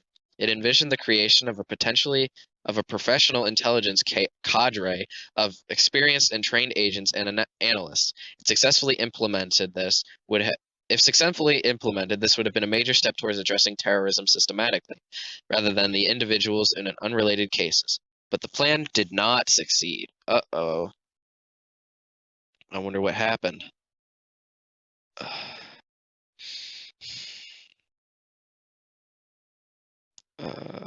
First, the plan did not obtain the necessary human resources. Despite designated national and economic security as its top priority in 1998, the FBI did not shift human resources accordingly. Although the FBI's counterterrorism budget tripled during the mid-1990s, FBI counterterrorism spending remained fairly constant between fiscal years 1998 and 2001. In 2000, there were still twice as many agents devoted to drug enforcement as to counterterrorism. Secondly, the new division intended to strengthen the FBI's strategic analysis capability faltered. It received insufficient resources and faced the resistance from senior managers of the FBI's operational directives. The new FBI's strategic analysis capability faltered. It received insufficient resources and faced resistance from senior managers in the FBI's operational divisions. The new division was supposed to identify trends in terrorist activity, determine what the FBI did not know, and ultimately drive collection efforts. However, the FBI had little appreciation for the role of analysis. Analysts continued to be used primarily in tactical fashion, providing support for existing cases. Compounding the problem was the FBI's tradition of hiring analysts from within instead of resulting in recruiting individuals with relevant educational background and expertise. Moreover, analysts had difficulty getting access to the FBI and intelligence community information they were expected to analyze. The poor state of the FBI's information systems meant that such access depended in large part, on an analyst's personal relationships with individuals and operational units or squads where the information resided. For all these reasons, prior to 9/11, relatively few strategic analytic reports about counterterrorism had been completed. Indeed, the FBI had never completed an assessment of the overall terrorist threat to the U.S. homeland. Third, the FBI did not have an effective intelligence collection effort. Collection of intelligence from human sources was limited, and agents were inadequately trained. Only 3 days of a 16-week agents course were devoted to counterintelligence and counterterrorism. Most subsequent training was received on the job. The FBI did not have an adequate mechanism for validating source reporting, nor did it have a system for adequately tracking and sharing reporting, either internally or externally. The FBI did not dedicate sufficient resources to the surveillance and translation needs of counterterrorism agents. It lacked sufficient translators proficient in Arabic and other key languages. resulting in a significant backlog of untranslated intercepts. Finally, the FBI's information systems were woefully inadequate. The FBI lacked the ability to know what it knew. There was no effective mechanism for capturing or sharing the institutional knowledge. FBI agents did create records of interviews for other investigative efforts, but there were no reports officers to condense the information in meaningful intelligence that could be retrieved and disseminated. In 1999, the FBI created a separate counterterrorism and counterintelligence divisions. Yeah, the United States has always been counterintelligence. Dale Watson, the first head of the Counterterrorism Division, recognized the urgent need to increase the FBI's counterterrorism capability. His plan, called MaxCap 05, unveiled in 2000, set the goal of bringing the Bureau to its maximum feasible capabilities in counterterrorism by 2005. Field executives told Watson that they did not have analysts, linguists, or technically trained experts to carry out the strategy. In a report provided to Director Robert Mueller, in September 2001, 1 year after Watson presented his plan to field executives, almost every FBI field office was assessed to be operating below maximum capacity. The report stated that the goal to prevent terrorism requires a dramatic shift in emphasis from reactive capability to highly functioning intelligence capability, which provides not only leads in operational support, but clear strategic analysis and direction. And we're back to... Geez, I'm going to have to upload this pamphlet again just from how many times I've had to record this. Not had to record this, like recorded it in chunks. I think you understand that. These probably all sound like 4 very different takes. All right, we left off on page 95, assuming we left off legal constraints on the FBI and, quote, the wall. The FBI had different tools for law enforcement and intelligence. For criminal matters, it could apply for and use traditional criminal warrants. For intelligence matters involving international terrorism, however, the rules were different. For many years, the Attorney General could authorize surveillance of foreign powers and agents of foreign powers without any court review. But in 1978, Congress passed the Foreign Intelligence Surveillance Act. The law regulated intelligence collection directed at foreign powers and agents of foreign powers in the United States. In addition to requiring court review of proposed surveillance and later physical searches, the 1978 Act was interpreted by the courts to require that a search be approved only if its primary purpose was to obtain foreign intelligence information. In other words, the authorities of the FISA law could not be used to circumvent traditional criminal warrant requirements. The Justice Department interpreted these rulings as saying that criminal prosecutors could be briefed on FISA information, but could not direct or control its collection. Throughout the 1980s and early 1990s, justice prosecutors had informal arrangements for obtaining information gathered in the FISA process, the understanding being that they would not improperly exploit that process for their criminal cases. Whether the FBI shared with prosecutors information pertinent to possible criminal investigations was left solely to the judgment of the FBI. But the prosecution of Aldrich Ames for espionage in 1994 revived concerns about the prosecutor's role in intelligence investigations. The Department of Justice's Office of Intelligence Policy and Review, OIPR, is responsible for reviewing and presenting all FISA applications to the FISA court. It worried that because of the numerous prior consultations between FBI agents and prosecutors, the judge might rule that the FISA warrants had been misused. If that had happened, Ames might have escaped conviction. Richard Scruggs, the acting head of the OIPR, complained to Attorney General Janet Reno about the lack of information sharing controls. On his own, he began imposing information sharing procedures for the FISA material.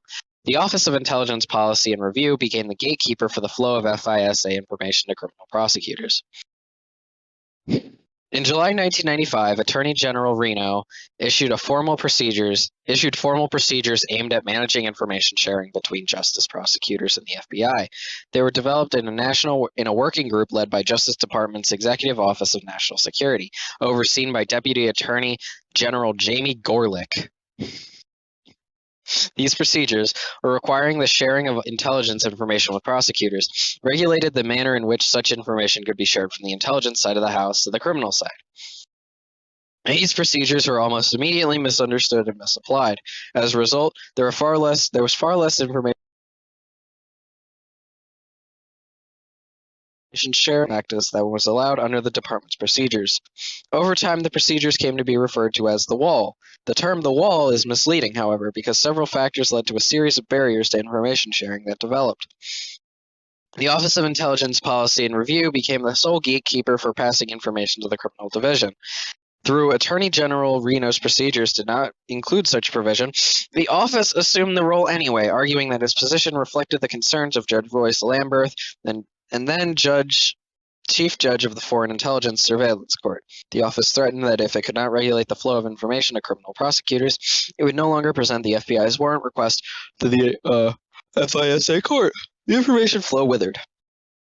The 1995 procedures dealt only with sharing between agents and criminal prosecutors, not between two kinds of FBI agents, those working on intelligence matters and those working on criminal matters. The pressure from the Office of Intelligence Policy Review, FBI leadership, and the FISA court built barriers between agents, even agents serving on the same squads. FBI Deputy Director Bryant informed the office's caution by informing agents that too much information sharing could be a career stopper. Agents in the field began to believe, incorrectly, that no FISA information could be shared with agents working on criminal investigations. This perception evolved into the still more exaggerated belief that the FBI could not share any intelligence information with criminal investigators, even if no FISA procedures had been used. Thus, relevant information from the National Security Agency and the CIA often failed to make its way to criminal investigators. Separate reviews in 1999, 2000, and 2001 conclude independently that information sharing was not occurring, and that the intent of the 1995 procedures were ignored routinely. We will describe some of the unfortunate consequences of these accumulated institutional beliefs and practices in Chapter 8. That's what I like about this. It feels like there is a lot of, like, we're sorry we did wrong, and not just, these guys are terrorists and they're evil. There were other legal limitations. Both prosecutors and FBI agents argued that they were barred but only applied to a small fraction that had been presented to a grand jury, and even that prohibition had exceptions. But interpreted by FBI field offices, the prohibition could conceivably apply to much of the information unearthed in an investigation. There was also restrictions arising from executive order on the commingling of domestic and caveats on its bin Laden related to investigators and prosecutors. These developments further block the arteries of information sharing. Other law enforcement agencies. The Justice Department is much more than the FBI. It also has U.S. Marshals Service, almost 4,000 strong on 9/11, and especially expert in tracking fugitives, with much local police knowledge. The department's Drug Enforcement Administration had, as of 2001, more than 4,500 agents. There were a number of occasions when DEA agents were able to introduce sources to the FBI or CIA for counterterrorism use. The Immigration and Naturalization Service, INS, with its 9,000 Border Patrol agents, 4,500 inspectors, and 2,000 immigration special agents, had perhaps the greatest potential to develop an expanded role in counterterrorism. Racist. However, the INS was focused on the formidable challenges posed by a illegal entry over the southwest border, criminal aliens, and growing backlog in the applications for naturalizing immigrants. The White House, the Justice Department, and above all Congress reinforced these concerns. In addition, when Doris Meissner became INS commissioner in 1993, she found an agency seriously hampered by outdated technology and insufficient human resources. Border Patrol agents were still using manual typewriters, inspectors at ports of entry were using a paper watch list, the asylum and other benefit systems did not effectively deter fraudulent applicants. Commissioner Meissner responded in 1993 to the World Trade Center's bombing by providing seed money to the State Department's Consular Affairs Bureau to automate its terrorist watch list, used by consular offices and border inspectors. The INS assigned an individual in a new lookout unit to work with the State Department in watch listing suspected terrorists and with the intelligence community and the FBI in determining how to deal with them when they appeared at ports of entry. By 1998, 97 suspected terrorists had been denied admission at U.S. ports of entry because of the watch list. How to conduct deportation cases against aliens who are suspected terrorists caused significant debate. The INS had immigration law expertise and authority to bring the cases, but the FBI possessed the classified information sometimes needed as evidence, and information sharing conflicts resulted. New laws in 1996 authorized the use of classified evidence in removal hearings, but the INS removed only a handful of the aliens with links to terrorist activity, none identified as associated with Al-Qaeda, using classified evidence. Mid-level INS employees proposed comprehensive counterterrorism proposals to a management in 1986, 1995, and 1997. No action was taken on them. In 1997, a national security unit was set up to handle alerts, track potential terrorist cases for possible immigration enforcement action, and work with the rest of the Justice Department. It focused on the FBI's priorities of Hezbollah and Hamas and began to examine how immigration laws could be brought to bear on terrorism. For instance, it sought unsuccessfully to require that CIA security checks be completed before naturalization applicants were approved. Policy questions, such as whether resident alien status should be revoked upon the person's conviction of a terrorist crime, were not addressed. Congress, with the support of the Clinton administration, doubled the number of Border Patrol agents along the border with Mexico to one agent every quarter mile by 1999. It rejected efforts to bring additional resources to bear in the north. The border with Canada had one agent for every 13.25 miles. So wait a minute. Okay, so 13.5, 12 times 4, 48. So 50. There's like 53. So there was 53 times more agents down south than up north. Despite examples of terrorists entering from Canada, awareness of terrorist activity in Canada and its more lenient immigration laws, and an inspector general's report recommending that the Border Patrol develop a northern border strategy. The only positive step was that the number of Border Patrol's agent was not cut any further. Inspectors at the ports of there's one every that'd be so easy to get past. Inspectors at the ports of entry were not asked to focus on terrorists. Inspectors told us they were not even aware that when they checked the names of incoming passengers against the automated watch list, they were checking in part for terrorists. In general, border inspectors did not have the information needed to make fact-based determinations of admissibility. The INS initiated but failed to bring to competition two efforts that would have provided inspectors with information relevant to counterterrorism: a proposed system to track foreign students' visa compliance, and a program to establish a way of tracking travelers' entry to and exit from the United States. In 1996, a new law enabled the INS to enter into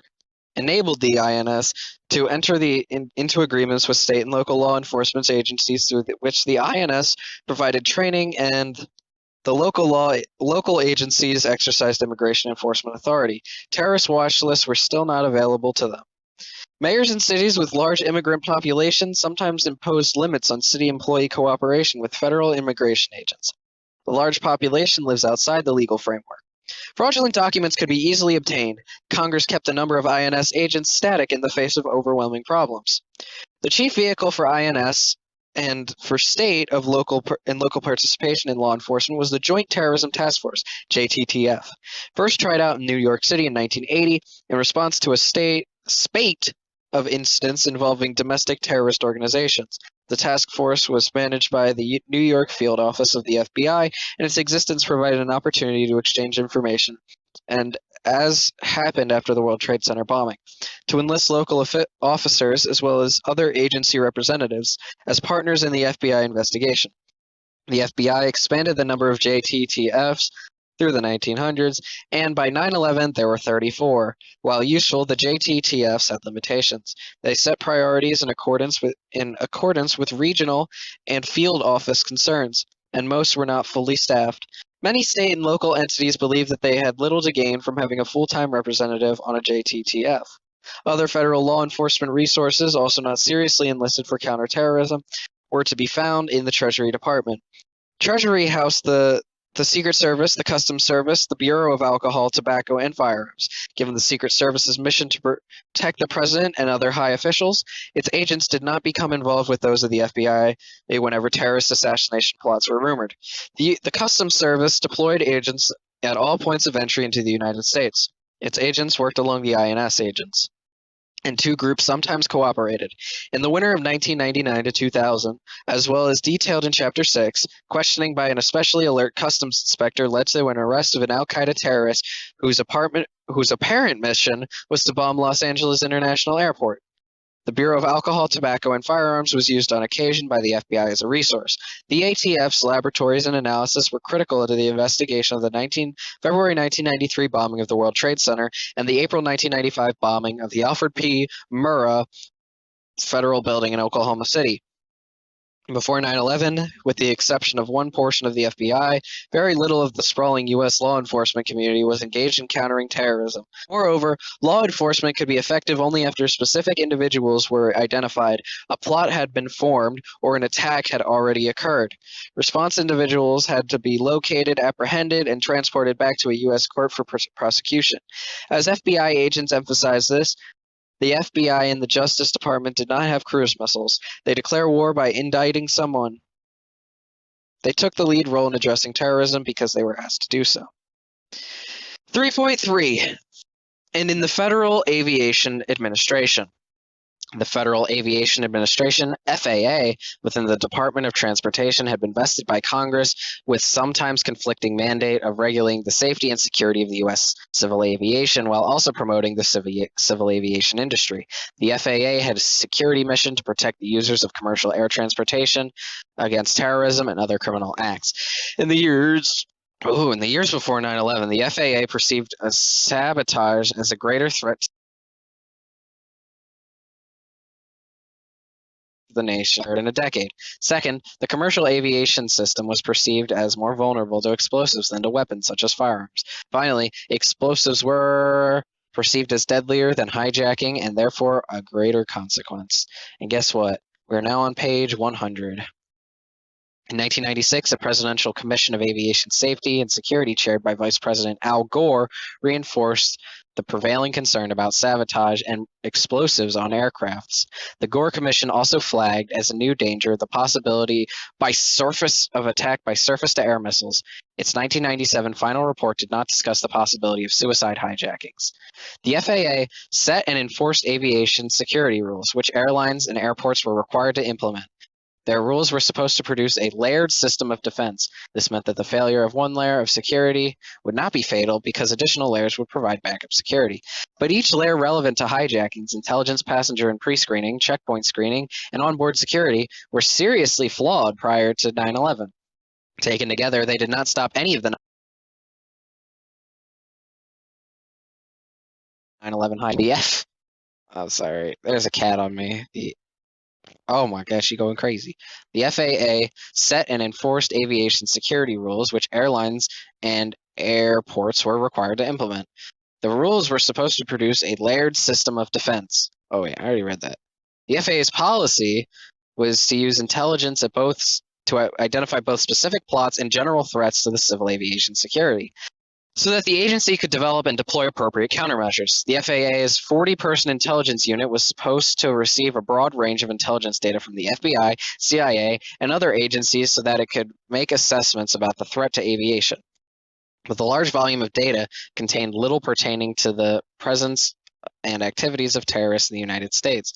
For example, information on the FBI's effort in the 1998 tests assess the potential use of flight training by terrorists in the Phoenix Electronic Communication of 2001, warning of radical Middle Easterners attending flight school were not past the FAA headquarters. Several top FAA intelligence officials called the domestic threat picture a serious blind spot. Moreover, the FAA's intelligence unit did not receive much attention from the agency's leadership.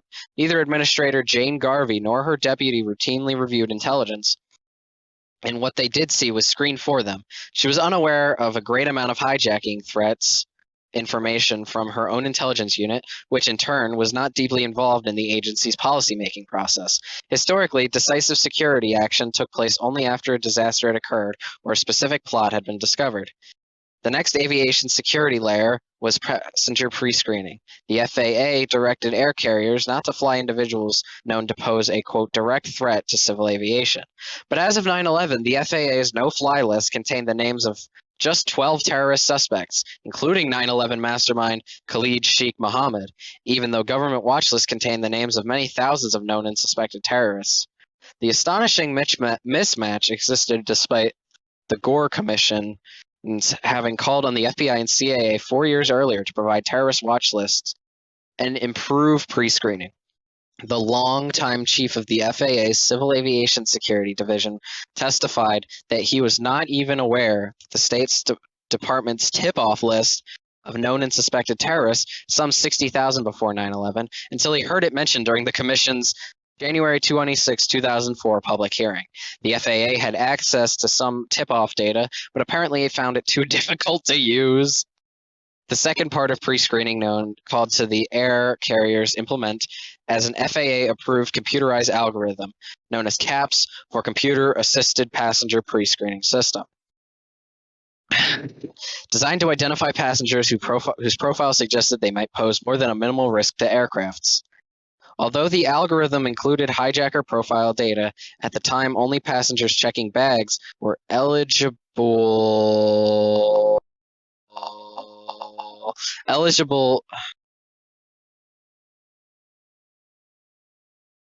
to be selected by CAS for additional scrutiny. Selection entailed having one's checked baggage screened for explosives or held off the airplane until one had boarded, primarily because of concern regarding potential discrimination and the impact on passenger throughput. Selectees were no longer required to undergo extraordinary screening of their carry-on baggage, as had been the case before the system was computerized in 1997. This policy change also reflected the perception that non-suicide sabotage was the primary threat to civil aviation. Checkpoint screening was considered the most important and obvious layer of security. Walk-through metal detectors and X-ray machines operated by trained screeners were employed to stop prohibited items. Numerous even obvious FAA test items. Many deadly and dangerous items did not set off metal detectors or were hard to distinguish in an X-ray machine from innocent everyday items. While FAA rules did not expressly prohibit knives with blades under 4 inches long, the airline's Checkpoint Operations Guide, which was developed in cooperation with the FAA, explicitly permitted them. The FAA's basis for this policy was 1, the agency did not consider such items to be menacing, 2, most local laws did not prohibit individuals from carrying such knives, and 3, such knives would have been difficult to detect unless the sensitivity of the metal detectors had been greatly increased. A proposal to ban knives altogether in 1993 had been rejected because of small cutting implements were difficult to detect and the number of innocent alarms would have increased significantly, exacerbating congestion problems at checkpoints. Several years prior to 9/11, an FAA requirement for screeners to conduct continuous and random hand searches of carry-on luggage at checkpoints had been replaced by explosive trace detection or simply become ignored by the air carriers. Therefore, secondary screening of individuals and their carry-on bags to identify weapons other than bombs was non-existent, except for passengers who triggered the metal detectors. Even when small knives were detected by the secondary screening, they were usually returned to the traveler. Reportedly, the 9/11 hijackers were instructed to use items that would be undetectable by airport checkpoints. In the pre-9/11 security system, the air carriers played a major role. As the Inspector General of the Department of Transportation told us, there were great pressures from air carriers to control security costs and to limit the impact of security requirements on aviation operations, so that industry could concentrate on its primary mission of moving passengers and aircrafts. Those counter-pressures, in turn, manifested themselves as significant weaknesses in security. A longtime FAA security official described the air carrier's approach to security regulation as decry, deny, and delay, and told us that while, quote, the air carriers had seen the enlightened hand of self-interest with respect to safety, they hadn't seen it in the security arena. The final layer, security on board commercial aircraft, with proved common strategy had been elaborated over decades of experience with scores of hijackers beginning in the 1960s. It taught flight crews the best way to deal with hijackers was to accommodate their demands, get the plane to land safety, and then let law enforcement or the military handle the situation. According to the FAA, the record had shown that the longer a hijacking persisted, the more likely it was to end peacefully. The strategy operated on the fundamental assumption that hijackers issued negotiable demands, most often for asylum or the release of prisoners, and and that, as one FAA official put it, suicide wasn't in the game plan of hijackers. FAA training. The prevailing common strategy of cooperation and non-confrontation meant that even a hardened cockpit door would have made little difference in a hijacking, as the chairman of security committee of the Airline Pilots Association observed when proposals were made in early 2001 to install reinforced cockpit doors in commercial aircrafts. Even if you make a vault out of the door. Prior to 9/11, FAA regulations mandated that cockpit doors permit ready access into and out of the cockpit in the event of an emergency. Even so, rules implemented in the 1960s required air crews to keep the cockpit door closed and locked in flight. This requirement was not always observed or vigorously enforced. As for law enforcement, there were only 33 armed and trained federal air marshals as of 9/11. They were not deployed on U.S. domestic flights except when in transit to provide security on international departures. This policy reflected the FAA's view that the domestic hijacking was in check, a view held confidently as no terrorist had hijacked a U.S. commercial aircraft anywhere in the world since 1986. In the absence of any recent aviation security incident, and without, quote, specific and credible evidence of a plot directed at civil aviation, the FAA's leadership focused elsewhere, including on operational concerns and the ever-present issue of safety. FAA Administrator Garvey recalled that every day in 2001 was like the day before Thanksgiving. Heeding calls for improved air service, Congress concentrated its efforts on a passenger bill of rights to improve capacity, efficiency, and customer satisfaction in the aviation system. There was no focus on terrorism. Section 3.4, and in the intelligence community. The National Security Act of 1947 created the position of Director of Central Intelligence, DCI, independent from the Departments of Defense, State, Justice, and other policy provides intelligence to federal entities. The sole element of the intelligence community independent from a cabinet agency is the CIA. An individual as an independent agency, CIA's number one customer is the President of the United States, who also has the authority to direct it to conduct covert operations. Although covert actions represent a very small fraction of the agency's entire budget, these operations have at all times been controversial and over time have dominated the public's perception of the CIA. That just sounds like CIA propaganda. Its cabinet. The observer community is limited. He or she states the community's priorities and coordinates development of intelligence. This responsibility gives many the false impression that the DCI has line authority over the heads of these agencies and has the power to shift resources within these budgets as the need arises. Neither is true, in fact. The DCI's real authority has been directly proportional to his personal closeness to the president, which has waxed and waned over the years, and to others in government, especially the Secretary of Defense. Intelligence agencies under the Department of Defense account for approximately 80% of all U.S. spending for intelligence, including some that supports a national customer base and some that support specific Defense Department or military service needs. As they are housed in the Defense Department, these agencies are keenly attentive to the military's strategic and tactical requirements. One of the intelligence agencies in defense with a national customer base is the National Security Agency, which intercepts and analyzes foreign communications and breaks code. The NSA also creates codes and ciphers to protect government information. Another is the recently renamed National Geospatial Intelligence Agency, the NGA, which provides and analyzes imagery and produces a wide array of products, including maps, navigation tools, and surveillance intelligence. A third such agency in defense is the National Reconnaissance Office. It develops, procures, launches, and maintains in orbit information gathering satellites that serve other government agencies. The Defense Intelligence Agency supports the Secretary of Defense, Joint Chiefs of Staff, and military field commanders. It does some collection through human sources, as well as some technical intelligence collection. The Army, Navy, Air Force, and Marine Corps have their own intelligence components that collect information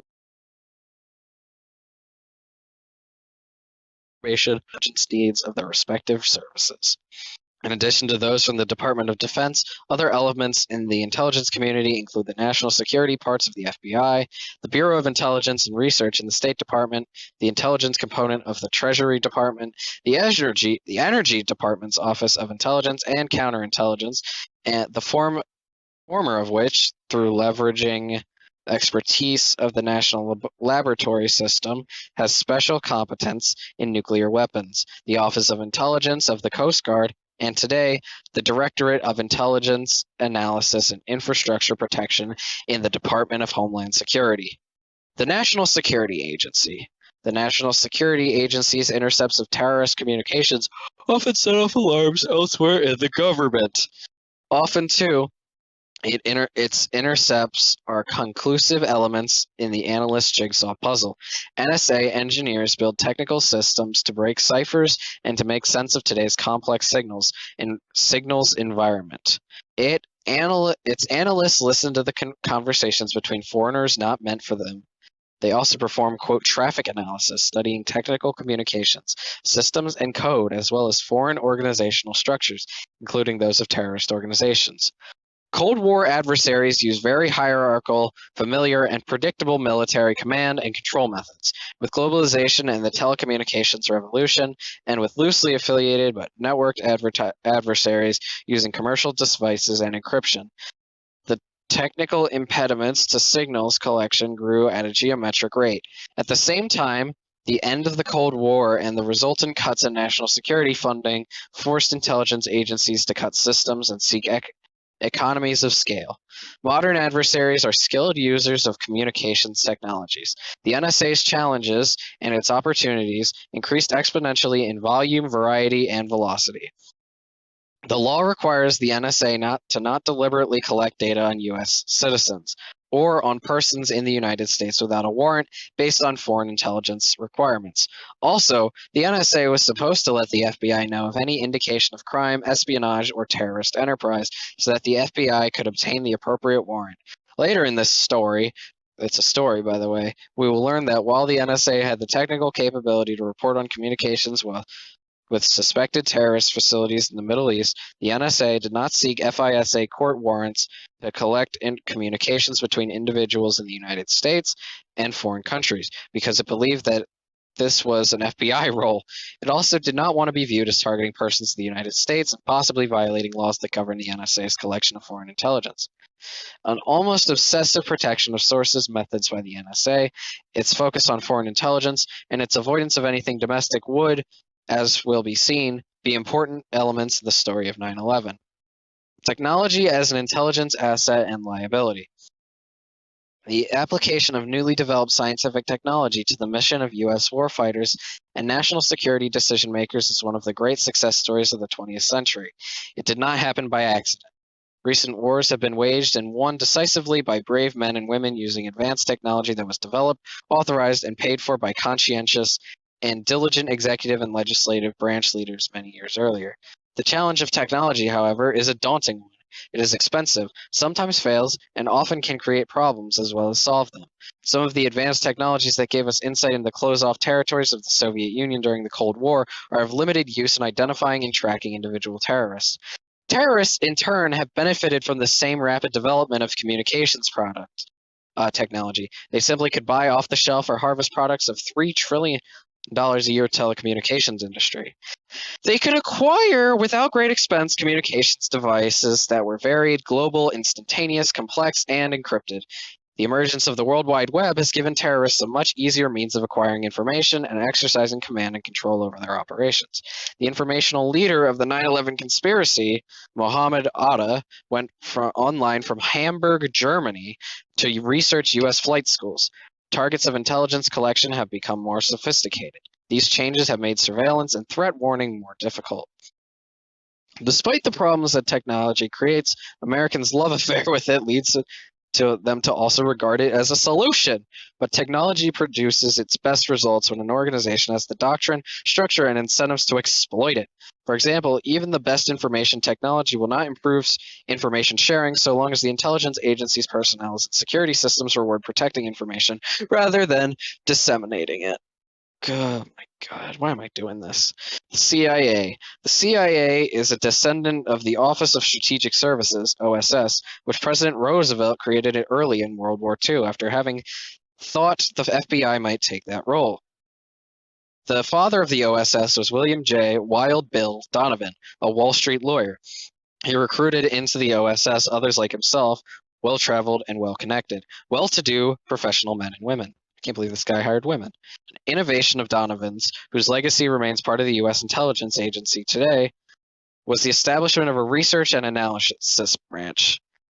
There, large numbers of scholars from U.S. universities poured over accounts from spies, communications intercepted by the armed forces, and okay, I'm going insane.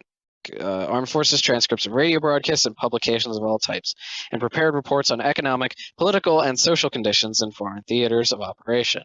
At the end of World War II, to Donovan's disappointment, President Harry Truman dissolved the Office of Strategic Services.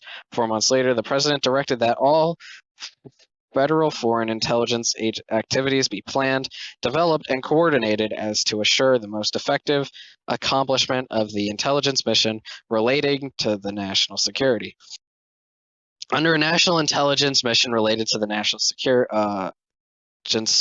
authority consisting of the Secretaries of State, War, and the Navy, and a personal representative to the president. This body was to be assisted by a central assistant intelligence group made up of persons detailed from the departments of each of the members and headed by a director of central intelligence.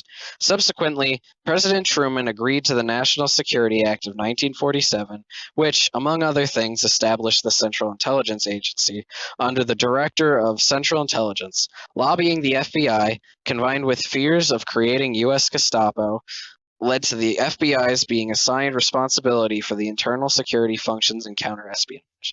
The CIA was successfully accorded no police, no subpoena, or law enforcement powers, or internal security functions. The structure built in tensions between the CIA and the Defense Department's intelligence agencies, and between the CIA and the FBI. Clandestine and covert action. With this history, the CIA brought to the era of 9/11 many attributes of an elite organization, viewing itself as serving on the nation's front lines to engage in America's enemies. Officers in its clandestine service, under what became the Directorate of Operations, fanned out into stations abroad. Each chief of station was a very important person in the organization, given the additional tide of the DCI's representative in that country. He, occasionally she, was governed by an operating directive that listed operational priorities issued by the relevant regional division of the directorate, constrained by centrally determined allocations of resources. Because the conduct of espionage was a high-risk activity, decisions on the clandestine targeting, recruitment, handling, and termination of secret sources, and the dissemination of collected information required Washington's approval and action. But in this decentralized system, analogous in some ways to the culture of the FBI, field offices in the United States, everyone in the Directorate of Operations presumed that the job of headquarters to support the field rather than manage field activities. In the 1960s, the CIA suffered exposure of its botched effort to land Cuban exiles at the Bay of Pigs. The Vietnam War was brought on more criticism. A prominent feature of the Watergate era was investigations of the CIA by committees headed by Frank Church in the Senate and Otis Pike in the House. They published evidence that the CIA had secretly planned to assassinate Fidel Castro and other foreign leaders. The president had not taken responsibility for these judgments. CIA officials had taken most of the blame, saying they had done so in order to preserve the president's, quote, plausible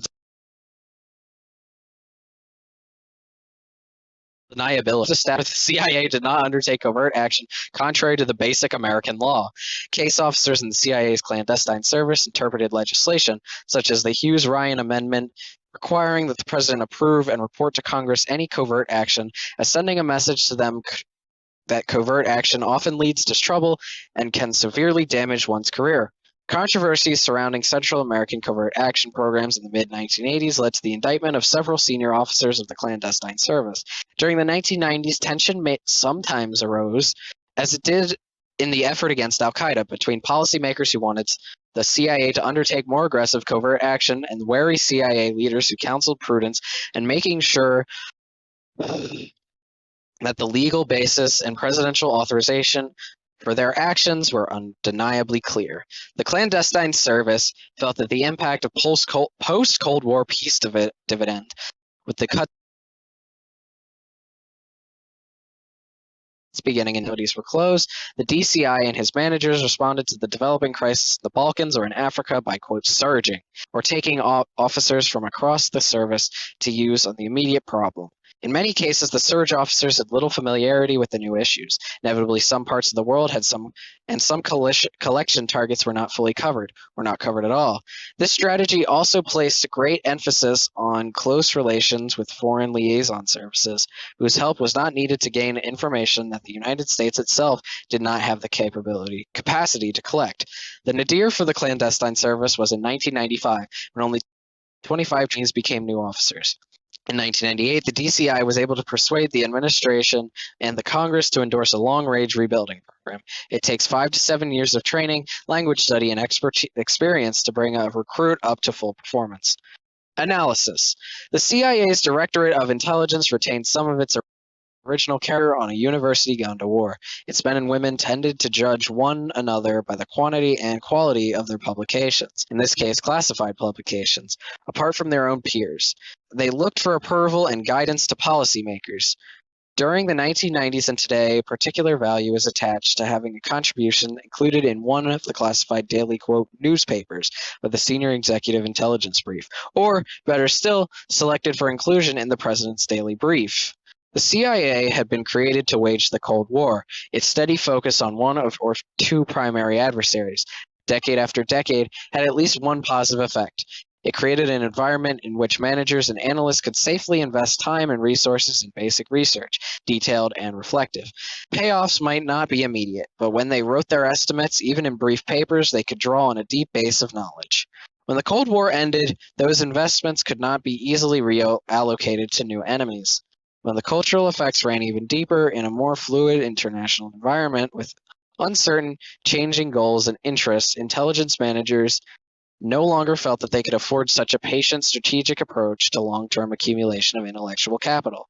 University culture, with its versions of books and articles, was giving way to the culture of the newsroom. During the 1990s, the rise of the round-the-clock news shows and the internet reinforced pressure on analysts to pass along fresh reports to the policymakers at an even faster pace, trying to add context or supplement what their customers were receiving from the media. Weaknesses in all source and strategic analysis were highlighted by a panel chaired by Admiral David Jeremiah. This critiqued the intelligence community's failure to foresee the nuclear weapons test by India and Pakistan in 1998, as well as by a 1999 panel chaired by Donald Rumsfeld that discussed the community's limited ability to assess the ballistic missile threat to the United States. Both reports called attention to the dispersal of effort on too many priorities, the declining attention to the craft of strategic analysis, and security rules that prevented adequate sharing of information. Another Cold War craft had been an elaborate set of methods for warnings against the surprise attack, but it had too faded in analyzing new dangers like terrorism. Security. Another set of experiences that would affect the capacity of the CIA to cope with new terrorism traced back to the early Cold War, when the agency developed a concern bordering on paranoia about penetration by the Soviet KGB. James Jesus Angleton, who headed counterintelligence in the CIA until the early 1970s, became obsessed with the belief that the agency harbored one or more Soviet moles. Although the pendulum swung back after Angleton's forced retirement, it did not go very far. Instances of actual Soviet penetration kept apprehensions high. Then, in the early 1990s, came the Aldrich-Ames Espionage Act, which intensely embarrassed the CIA. Though obviously unreliable, Ames had been protected and promoted by fellow officers while he had paid his bills by selling to the Soviet Union the names of U.S. operatives and agents, a number of whom died as a result. The concern about security vastly complicated information sharing. Information was compartmented in order to protect it against exposure and skilled technologically sophisticated adversaries. There were therefore numerous restrictions on handling information about deep suspicion, and a deep suspicion about sending information over newfangled electronic systems like email to other agencies in the U.S. government. Huh. security concerns also increased the difficulty of recruiting officers qualified for counterterrorism. Very few American colleges or universities offered programs in the Middle Eastern languages or Islamic studies. The total number of undergraduate degrees granted in Arabic in all U.S. colleges and universities in 2002 was 6. Many who had traveled much outside the United States could expect a very long wait for the initial clearance. Anyone who was foreign-born or had numerous relatives abroad, as well as advised not even to apply. With budgets for the CIA shrinking after the end of the Cold War, it was not surprising that some notable exceptions, new hires in the clandestine service, tended to have qualifications similar to those of serving officers. That is, they were suited for traditional agent recruitment or for exploiting liaison relationships with foreign services, but were not equipped to seekers as assets inside the terrorist network. Early counterterrorism efforts. In the 1970s and 1980s, terrorism had been tied to regional conflicts, mainly in the Middle East. The majority of terrorist organizations were either sponsored by governments or, like the Palestine Liberation Organizations, were militants trying to create governments. In the mid-1980s, the militants trying to create governments is literally just the United States. Like, that's where we got our start. I hope they see the irony of that by like calling that a bad thing and then like being America. Like, if we were a different country, but like America cannot be one to say that kind of shit. In the mid-1980s, on the basis of a report from a task force headed by Vice President George Bush, and after terrorist attacks at airports in Rome and Athens, the DCI created a counter-terrorist center to unify activities across the Directorate of Operations and the Directorate of Intelligence. The Counter-Terrorist Center had representation from the FBI and other agencies. In the formal table of organization, it had reported to the DCI, but in fact, most of the center's chiefs belonged to a clandestine service and usually looked for guidance to the head of the Directorate of Operations. The center stimulated and coordinated collection of information by CIA stations, compiled the results, and passed selected reports to the appropriate stations. The Directorate of Intelligence analysts other parts of the intelligence community or to policymakers. The center protected its bureaucratic turf. The Director of Central Intelligence had once a National Intelligence Officer for Terrorism to coordinate analysis. The office was abolished in the late 1980s, and terrorism and its duties absorbed in part by the counter-terrorist centers. Though analysts assigned to the center produced a large number of papers, the focus was support to operations. A CIA Inspector General's report in 1994 criticized the center's capacity to provide warning of terrorist attacks. Subsequent chapters will raise the issue of whether, despite tremendous talent, energy, and dedication, the intelligence community failed to do enough with coping with the challenge of bin Laden and al-Qaeda. They certainly did, as 9/11 happened. If 9/11 didn't happen, this would be a different conversation.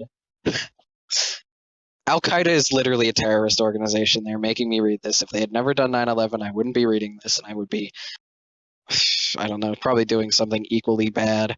Confronted with such questions, managers in the intelligence community often responded that they had meager resources from which to work.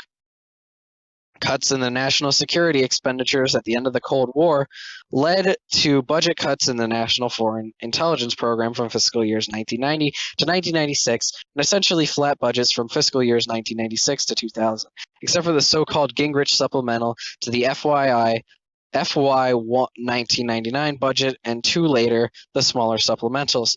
These cuts compounded the difficulties of the intelligence agencies. Policymakers were asking them to move into the digitized future to fight against computer-to-computer communications and modern communication systems, while maintaining capability against older systems, such as high-frequency radios and ultra-high and very high-frequency line-of-sight systems that work like old-style television antennas.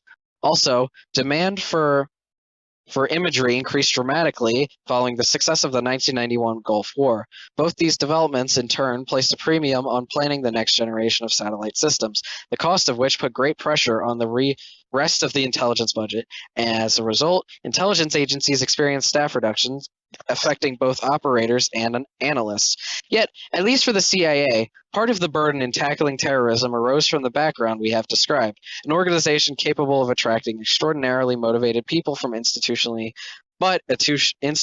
averse to risk, with its capacity for covert action atrophied, predisposed to restrict the distribution of information, having difficulty assimilating new types of personnel, the accustomed to presenting descriptive reportage of the last intelligence. The CIA tomed to presenting the descriptive report of the CIA, to put it another way, needed significant change in order to get maximum effect in counterterrorism. President Clinton appointed George Tenet as DCI in 1997. By all accounts, terrorism was a priority for him. But Tenet's own assessment, which questioned the commission, was in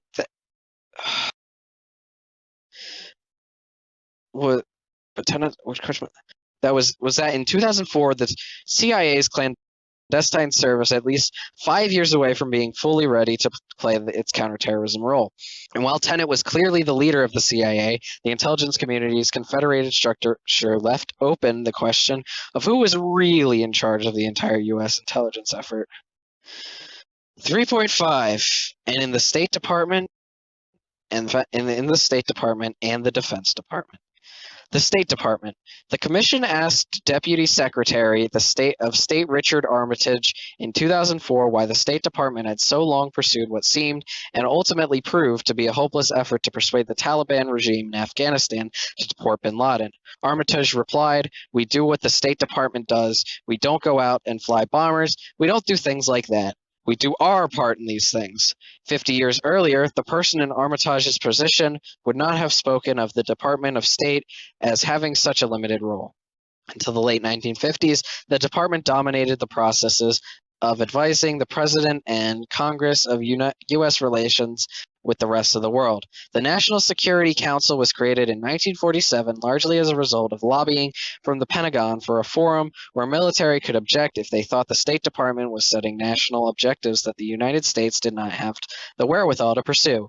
The State Department retained primacy until the 1960s, when the Kennedy and Johnson administrations turned instead to Robert McNamara, I'm assuming like Elder McNamara, foreign policy issues. President Richard J. Nixon then concentrated policy planning and policy coordination on powerful National Security Council staff, overseen by Henry Kissinger. In later years, individual secretaries of state were important figures, but the department's roles continued to erode. State came into the 1990s overmatched by the resources of other departments, and with the little support for its budget, either in the Congress or in the President's Office of Management and the Budget. Like the FBI and the CIA's Directorate of Operations, the State Department had a tradition of emphasizing services in the field over service in Washington. Even ambassadors, however, often found host governments not only making connections with the U.S. government through their own mission in Washington, but working through the CIA defense or defense attaché. Increasingly, the embassies themselves were overshadowed by powerful regional commanders-in-chief reporting to the Pentagon. Counterterrorism. In the 1960s and 1970s, the State Department managed counterterrorism policy. It was the official channel for communication with the government presumed to be behind the terrorists.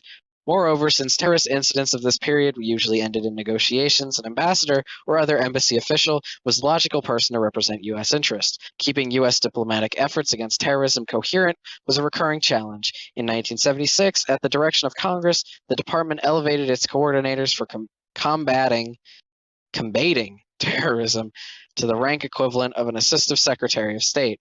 As an ambassador at large, the official sought to increase the visibility of counterterrorism matters within the department and to help integrate the U.S. policy implementation among government agencies.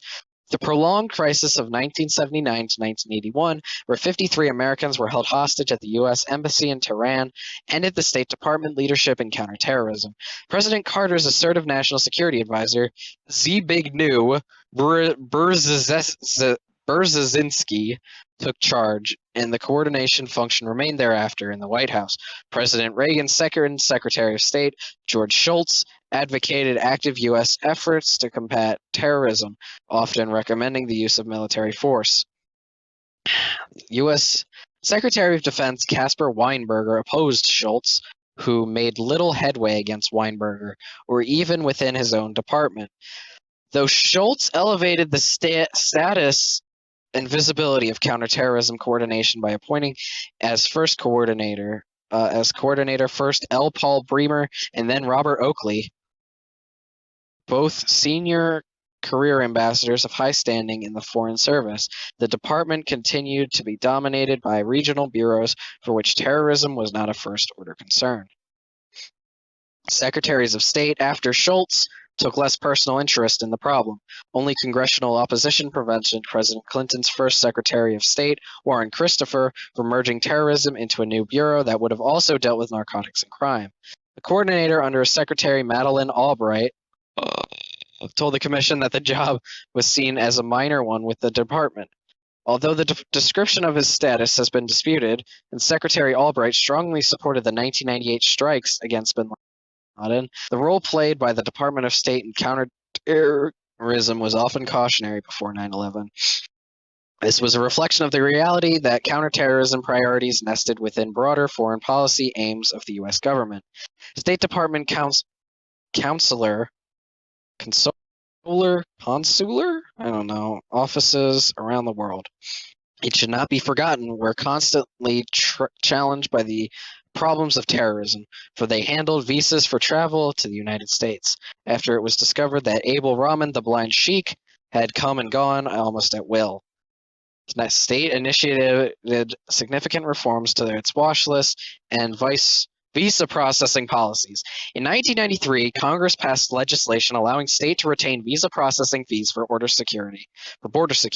Those fees were then used in the department to fully automate the terrorist watch list. By the late 1990s, state had created a worldwide real-time electronic database of visa, law enforcement, and watch list information, the core of the post-9/11 border screening systems. Still, as will be seen later, the system had many holes. The Department of Defense. The Department of Defense is the behemoth among federal agencies. With the annual budget larger than the gross domestic product of Russia, it is an empire. The Defense Department is part civilian, part military. The civilian Secretary of Defense has ultimate control under the President. Among the uniformed military, the top official is the chairman of the Joint Chiefs of Staff, who is supported by a joint staff divided into standard military compartments. J2, intelligence, J3, operations, and so on. Because of the necessary and demanding focus of the differing mission of each service and their long and proud traditions, the Army, Navy, Air Force, and Marine Corps have often fought ferociously over roles and missions in wars fighting and over budgets and posts of leadership. Two developments diminished this competition. The first was the passage by Congress in 1986 of the Goldwater-Nichols Act, which, among other things, mandated that promotion to a high rank required some period of duty with a different service or with a joint, i.e. multi-service command. This had strong and immediate effects, loosening the loyalties of senior officers and to their separate services and causing them to think more broadly about the military establishment as a whole. However, it also may have lessened the diversity of the military advice and operations presented to the president. The Goldwater-Nichols example is seen by some as having lessons applicable to lessening the competition and increasing cooperations in other parts of the federal bureaucracy, particularly the law enforcement and intelligence communities.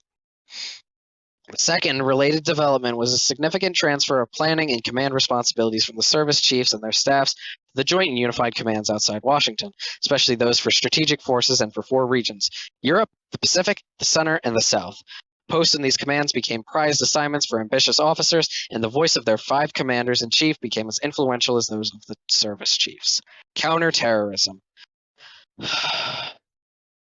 The Pentagon had first become concerned about terrorism as a result of hostage taking in the 1970s. In June 1976, Palestinian terrorists had seized an Air France plane and landed it in Entebbe in Uganda, holding 105 Israelis and other Jews as hostages. A special Israeli commando force stormed the plane, killed all the terrorists, and rescued all but one of the hostages. In October 1977, a West German special force dealt similarly with a Lufthansa plane sitting on a tarmac in Mogadishu. Every terrorist was killed and every hostage brought back safely. The White House, members of Congress, and the news media asked the Pentagon whether the United States was prepared for similar action. The answer was no! The Army immediately set about creating the Delta Force, one of whose missions was hostage rescue. The first test for the new force did not go well. It came in April 1980 during the Iranian hostage crisis, when test and crisis do not go in the same area. Navy helicopters with Marine pilots flew to a site known as Desert One, some 200 miles southeast of Tehran, to rendezvous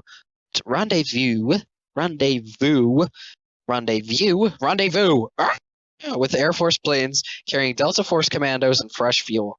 Mild sandstorms disabled 3 of the helicopters, and the commander ordered the mission aborted. But foul-ups on the ground resulted in the loss of 8 aircrafts, 5 airmen, and 3 Marines. Remembered as Desert One, this failure remained vivid for members of the armed forces. It also contributed to the later Goldwater-Nichols reforms.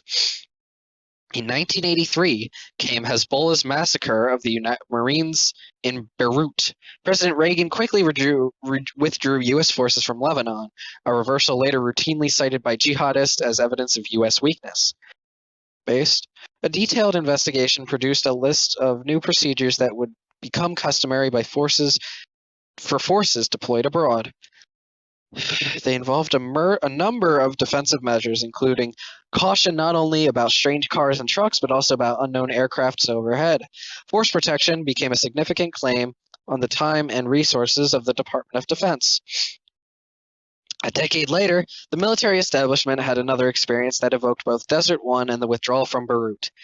The first President Bush had authorized the use of U.S. military forces to ensure humanitarian relief in war-torn Somalia. Trouble factors interfered with the supply missions. By the autumn of 1993, U.S. commanders concluded that the main source of trouble was a warlord, Mohammed Farah Aidid. You ask him if he did 9/11. He says, Aidid. Actually, I don't know if he was one of the ones who did 9/11. I know there was Mohammed. Sorry, Mohammed Farah Aidid. You probably didn't do 9/11. An army. Why the fuck are we talking about you? Someone's read the 9/11 Commission's report, but it's just literally everything else.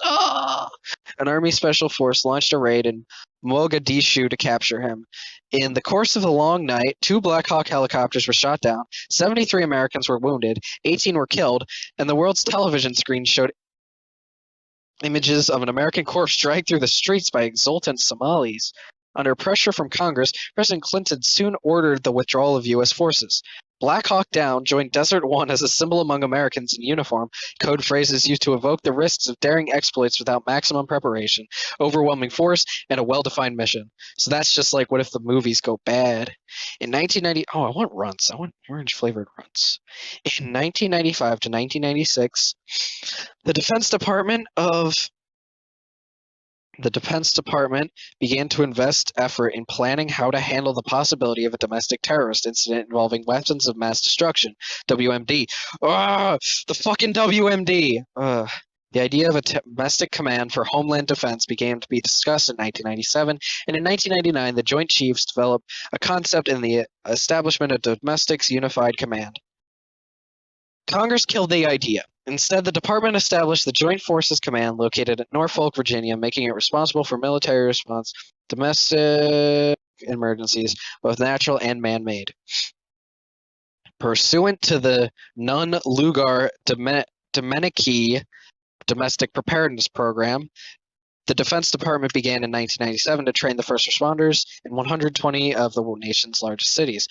As a key part of its efforts, Defense created National Guard WMD civil support teams to respond to the efforts of a WMD terrorist incident. A total of 32 such National Guard teams were authorized by fiscal year 2001.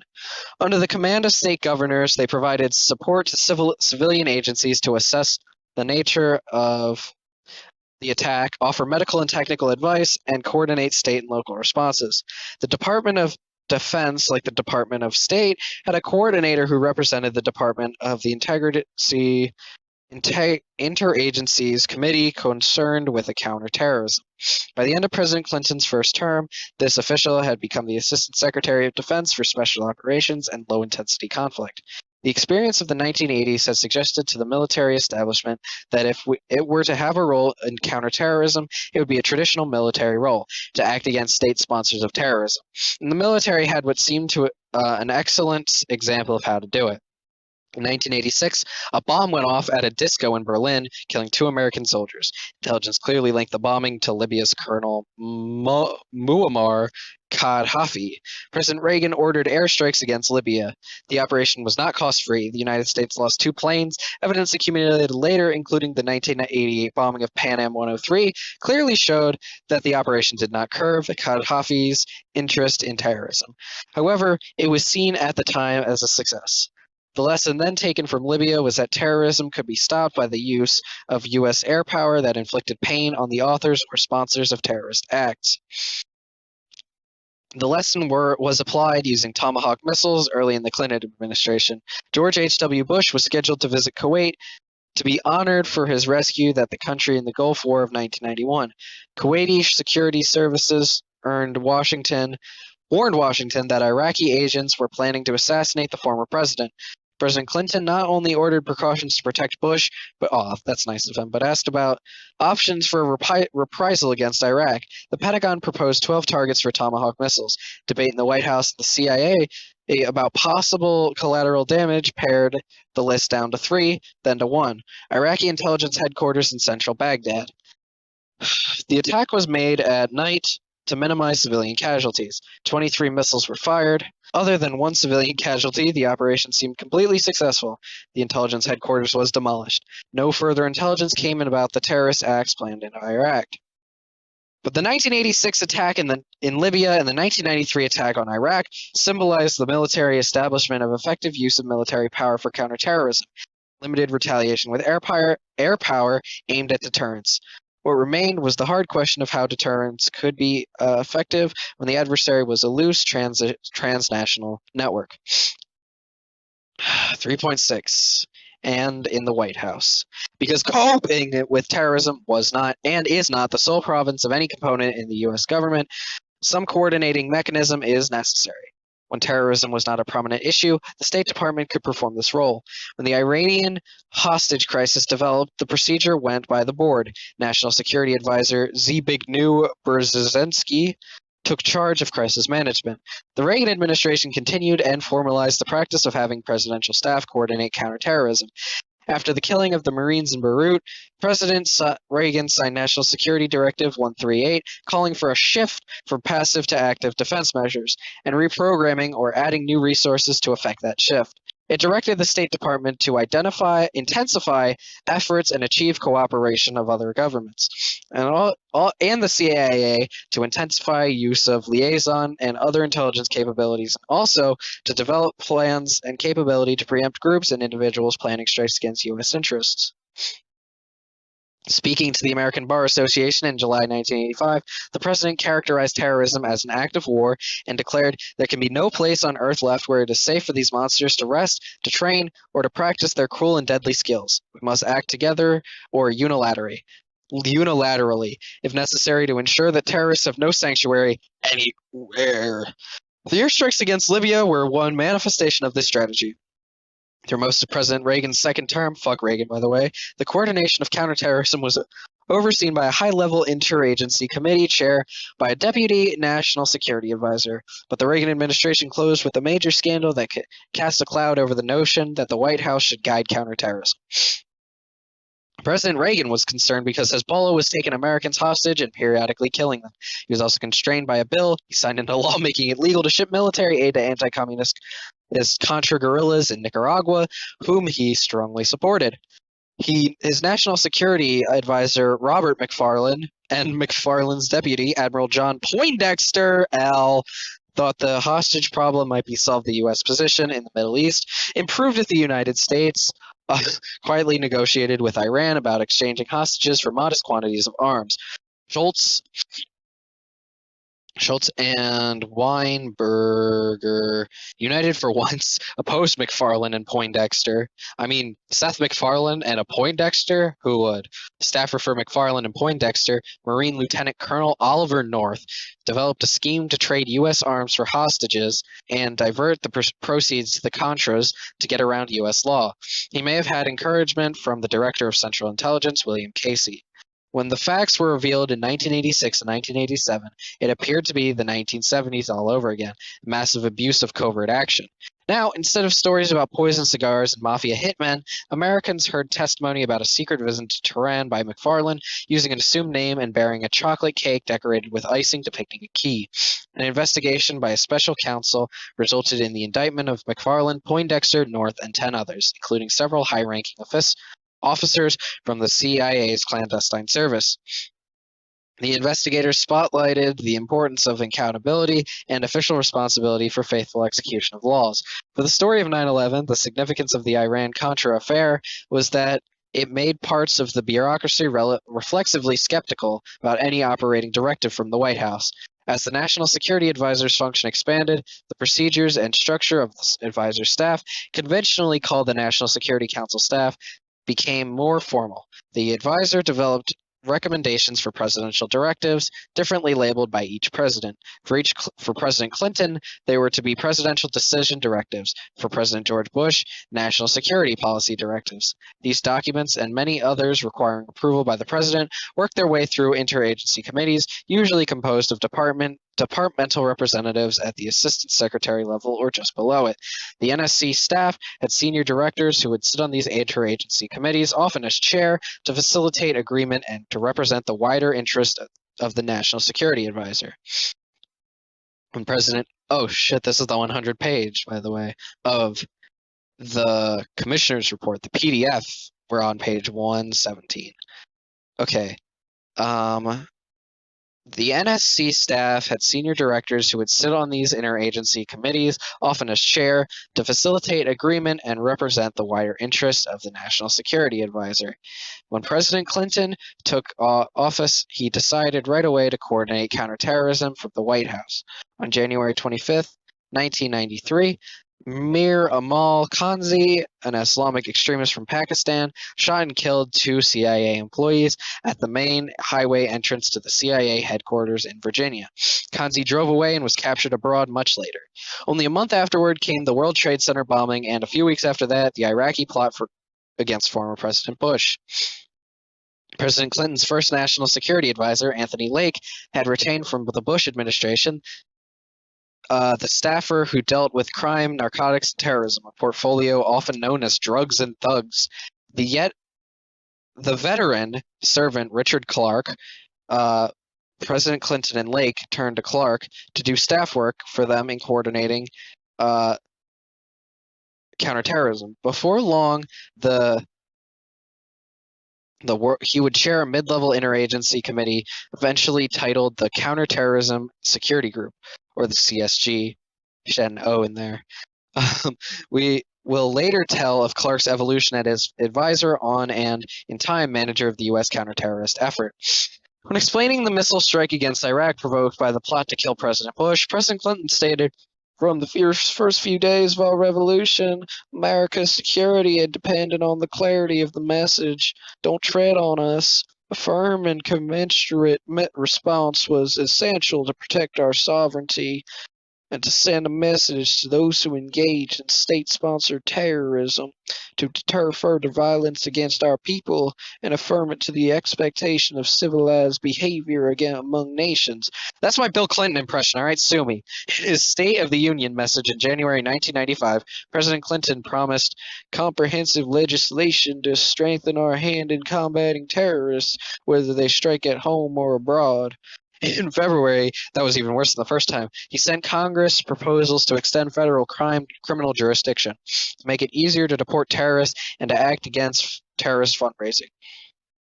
In early May, he submitted a bundle of strong amendments. The Interval had seen this news from Tokyo in March that a doomsday cult, Aum Shinrikyo, had released a sarin nerve gas in subway. Is this like the Anthill Kids? I can't remember. Killing 12 and injuring thousands.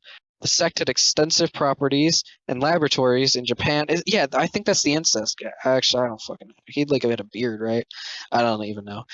Neither the FBI nor the CIA had ever heard of it. In April had come the bombing of the Murrah Federal Building in Oklahoma City. Immediate suspicions that it had been the work of Islamists turned out to be wrong, and the bombers proved to be American anti-government extremists named Timothy McVeigh and Terry Nichols, two of the basement. President Clinton proposed to amend the earlier proposals by increasing wiretap and electronic security authority for the FBI, requiring that the explosives carry traceable taggants, and providing substantial new money, not for the FBI, but the local police, also for local police. President Clinton issued a classified directive in June 1995, Presidential Decision Directive 39, which said that the United States should, quote, deter, defeat, and respond vigorously to all terrorist attacks on our territory and defend our, I guess that should have been in Clinton voice, against our citizens. The directive called terrorism both a matter of national security and a crime, and it assigned responsibilities to various agencies. Alarmed by the incident in Tokyo, President Clinton made it the very highest priority for his own staff and all agencies to prepare to detect and respond to terrorism that involved chemical, biological, or nuclear weapons. During 1995 and 1996, President Clinton devoted considerable time to seeking cooperations from other nations and denying sanctuary to terrorists. He proposed significantly larger budgets for the FBI, with much of the increase designated for counterterrorism. For the FBI, he essentially stopped cutting allocations and supported requests for supplemental funds for counterterrorism. When announcing his new national security team after being re-elected in 1996, President Clinton mentioned terrorism first in a line of several challenges facing the country. In 1998, after bin Laden's fatwa and other alarms, President Clinton accepted a proposal from his national security advisor, Samuel Sandy Berger, and gave Clark a new position as national coordinator for security, infrastructure, and protection and counterterrorism. He issued two presidential decision directives, numbers 62 and 63, that built on the assignments to agencies that had made in Presidential Decision Directive 39, laid out 10 program areas for counterterrorism, and enhanced, at least on paper, Clark's authority to police these assignments. Because of the concerns, especially on the part of Attorney General Reno, this new authority was defined in precise and limiting language. Clark was only to provide advice regarding budgets and to coordinate the development of interagency agreed guidelines for action. Okay. Let's keep going. Clark also was awarded a seat on the cabinet-level principals committee when it met on his issues, a highly unusual step for a White House staffer.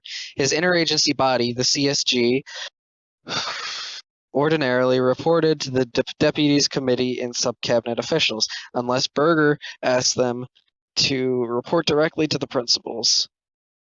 The complementary directive number 63 defined the elements of the nation's critical infrastructure and considered ways to protect it. Taken together, the two directives basically left the Justice Department and the FBI in charge at home and left terrorism abroad to the CIA, the State Department, and other agencies, under Clark and Berger's coordinating hands.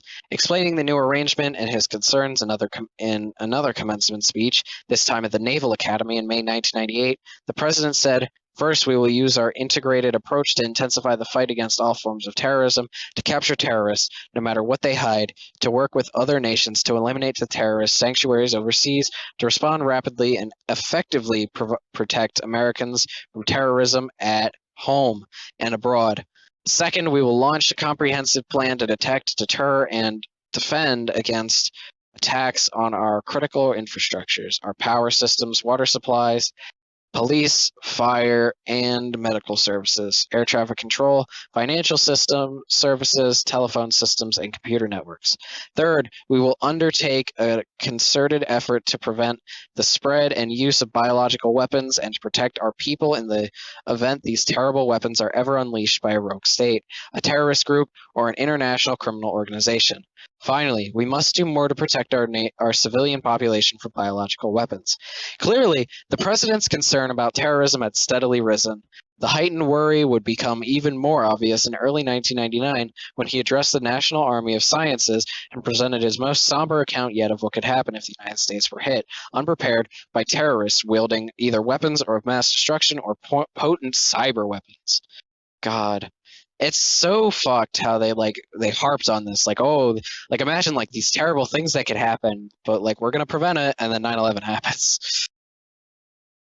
3.7 in the Congress. Good Lord. Okay, this is the end of chapter 3 at least, so we're almost a third of the way there. Thank you for coming on this journey with me.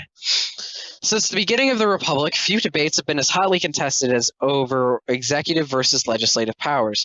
At the Constitutional Convention, the founders sought to create a strong executive but check its powers. They left those powers sufficiently ambiguous so that room was left for Congress and the President to struggle over the direction of the nation's security and foreign policies.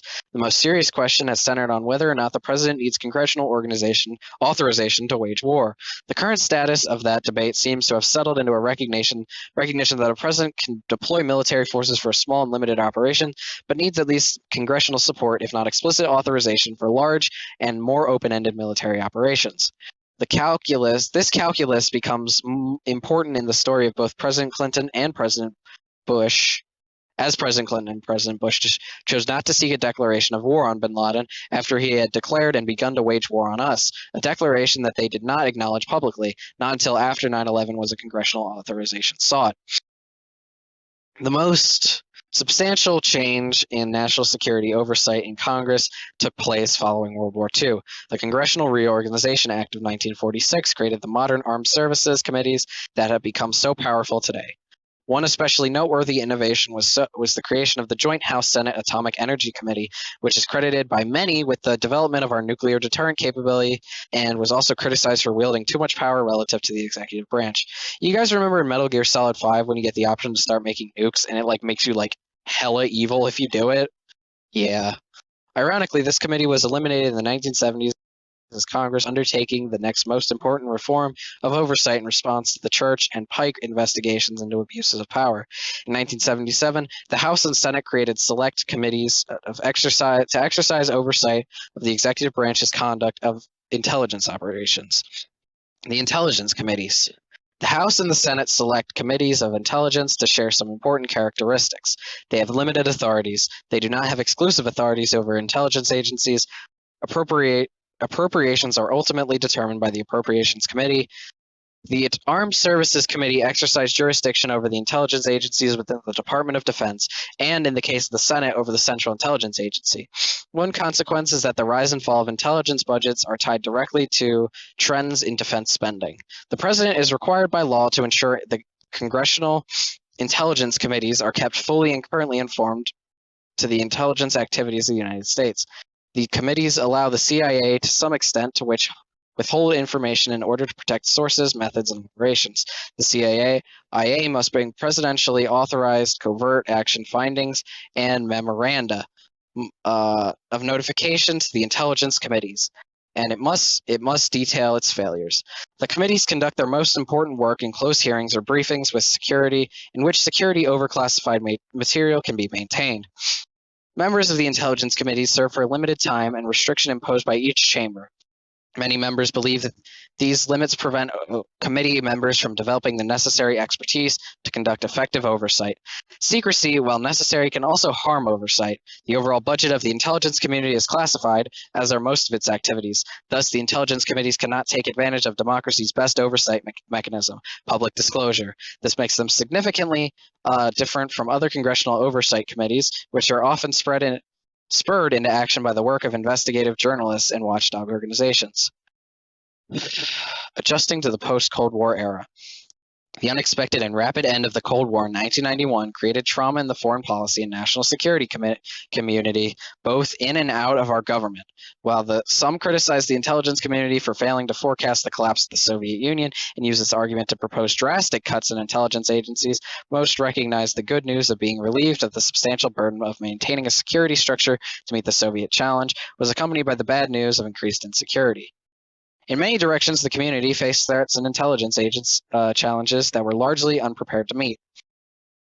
So did the intelligence community oversight committees. New digitized technologies and the demand for imagery and continued capability against older systems meant the need to spend more on satellite systems at the expense of human efforts. In addition, denial and deception became more effective as targets learned from public sources what our intelligence agencies were doing.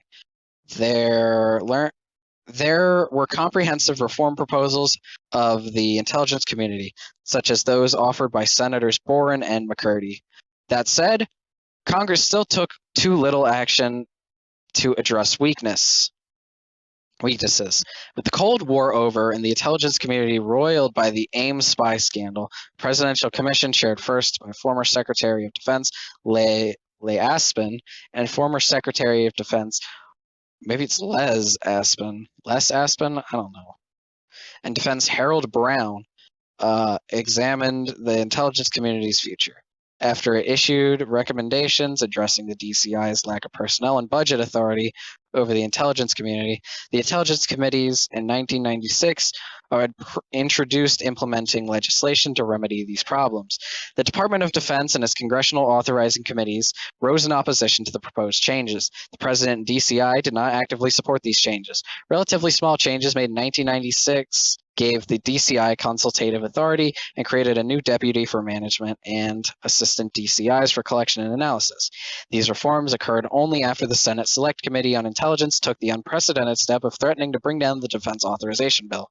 Indeed, rather than increasing the DCI's authorities over national intelligence, the 1990s witnessed movement in the opposite direction, though, for example, the transfer of the CIA's imaging analysis capability over to the new Imagery and Mapping Agency created within the Department of Defense. Congress adjusts. Congress as a whole, like the executive branch, adjusted slowly to the rise of transnational terrorism as a threat to the national security. In particular, the growing threat of capabilities of bin Laden were not understood in Congress as most representative branches of the federal government. Congress closely tracks trends in what public opinion and the electorate identifies key issues. In the years before September 11, terrorism seldom registered important. To the extent that terrorism did break through and engage the attention of the Congress as a whole, it would briefly command attention for a specific incident and then the lower rung of public policy agenda. Several points about Congress are worth noting. First, Congress always has a strong orientation towards domestic affairs. It takes on foreign policy and national security issues after threats are identified and articulated by the administration. In the absence of such a detailed and repeated articulation, national security tends not to rise very high on the list of congressional priorities. Presidents are selective in their use of political capital for international law issues. In the decade before 9/11, presidential discussion of congressional and public attention to foreign affairs and national security were dominated by other issues, among them Haiti, Bosnia, Russia, China, Somalia, Kosovo, NATO enlargement, the Middle East peace process, missile defense, and the globalization. Terrorism infrequently took a center stage, and when it did, the context was offered terrorists' tactics, a chemical, biological, nuclear, computer threat, not terrorist organizations. Second, Congress tends to follow the overall lead of the president on budget issues with respect to national security matters. There are often sharp arguments about individual programs and internal priorities. But by and large, the overall finding authorized and appropriated the Congress comes out close to the president's request. The tendency was certainly illustrated by the downward trends in the spending on defense, intelligence, and foreign affairs in the first part of the 1990s. The White House, to be sure, read the political signals coming from Capitol Hill, but the Congress largely acceded to the executive branch's funding requests. In the second half of the decade, Congress appropriated some of 98% of what the administration requested for intelligence programs. Apart from the Gingrich supplemental of $1.5 billion overall for intelligence programs in the fiscal year 1999, the key decisions on overall allocation of resources for national security issues the decade before 9/11, including counterterrorism funding, were made in the President's Office of Management and Budget. Third, Congress did not recognize itself after the end of the Cold War to address new threats. Recommendation by the Joint Committee of the Organization of Congress were implemented in part in the House of Representatives after the 1994 elections, but there was no reorganization of national security functions. The Senate undertook no appreciable changes. Traditional issues, foreign policy, defense, intelligence, continued to be handled by committees whose structure remained largely unaltered, while issues such as transitional terrorism fell between the cracks. Terrorism came under the jurisdiction of at least 14 committees, different committees in the House alone, and budget oversight functions in the House and Senate concerning terrorism were also splintered badly among committees. Little effort was made to consider an integrated policy towards terrorism, which might range from identifying the threat to addressing vulnerabilities in a critical infrastructure, and the piecemeal approach to the Congress contributed to the problems of the executive branch in formulating such a policy. Fourth, the oversight function of Congress has diminished over time. In recent years, the traditional review of the administration of programs and the implementation of laws has been replaced by a, quote, focus of personal investigations, possible scandals, and issues designated to generate media attention. The unglamorous but essential work of oversight has been neglected, and few members, past or present, have believed it has performed well. DCI Tenet told us, "We ran from threat to threat to threat. There was not a system in place to say, you got to go back and do this and this and this." There's not just the DCI, but the entire executive branch needed help from the Congress in addressing the questions of counterterrorism strategy and policy, looking past day-to-day concerns. Members of Congress, however, also found their time spent on such everyday matters or in looking back to executive mistakes and often missed the big questions, as did the executive branch. Staff tended as well to focus on parochial considerations, seeking to add or cut funding for individual, often small, programs, instead of emphasizing the comprehensive oversight projects. Fifth, on certain issues, other priorities pointed Congress in a direction that was unhelpful in meetings and threats that were emerging in months leading up to 9/11. Committees with oversight responsibility for aviation focused overwhelmingly on airports congestion and the economic health of its airlines, not airport security. Committees with responsibility for the INS focused on not the southwest border, not on terrorists. Justice Department officials told us that committees with responsibility for the FBI tightly restricted appropriations for improvements in information technology, in part because of the concerns about the FBI's ability to manage such projects. Committees responsible for South Asia spent the decade of the 1990s imposing sanctions on Pakistan, leaving presidents with little leverage to alter Pakistan policies before 9/11. Committees with responsibility for the Defense Department paid little heed to developing military responses of terrorism and stymied intelligence reform. All committees found themselves swamped in the minutiae of the budget process, which found themselves which little time for consideration of longer-term questions, or what members past and present told us were proper conduct of oversight. Each of these trends contributed what can only be described as Congress's slowness and inadequacy in treating the issue of terrorism and over the years before 9/11. The legislative branch adjusted little and did not restructure itself to address changing threats. And attention to terrorism was episodic and splintered across several committees. Congress gave little guidance to executive branch agencies, did not reform them in any significant way, and did not systematically approach oversights to identify, address, and to attempt to resolve many problems in national security and domestic agencies that became apparent in the aftermath of 9/11. Although individual representatives and senators took significant steps, the overall level of attention in the Congress and terrorist threat was low. We examined the number of hearings on terrorism from January 1998 to September 2001. The Senate Armed Services Committee held 9, 4 related to the attack on the USS Cole. The House Armed Services Committee also held 9, 6 of them by Special Oversight Panel on Terrorism. The Senate Foreign Relations Committee and its House counterpart both held 4. The Senate Select Committee on Intelligence, in addition to annual worldwide threat hearing, held 8. And its House counterpart held perhaps 2, exclusively devoted to counterterrorism, plus the briefings by its terrorist working group. The Senate and House intelligence panels did not raise public and congressional attention on bin Laden and al-Qaeda prior to the joint inquiry into the attacks of September 11th, perhaps in part because the classified scores of hearings every year on issues in their jurisdiction. This list is not impressive. Terrorism was a second or third order priority within the committees of Congress responsible for national security. In fact, Congress had a distinct tendency to push questions of emerging national security threats off its own plate, leaving them for others to consider. Congress had asked outside committees to do the work that was arguably at the heart of its oversight responsibilities. Beginning in 1999, the reports of these commissions made scores of recommendations to address terrorism and homeland security, but drew little attention from Congress. Most of their impact came after 9/11. Now we reach the end of chapter 3. What I gain from that chapter really just feels like the blame game. Each system seemed to kind of think that it wasn't their fault. They all thought it was somebody else's problem, and so they did nothing.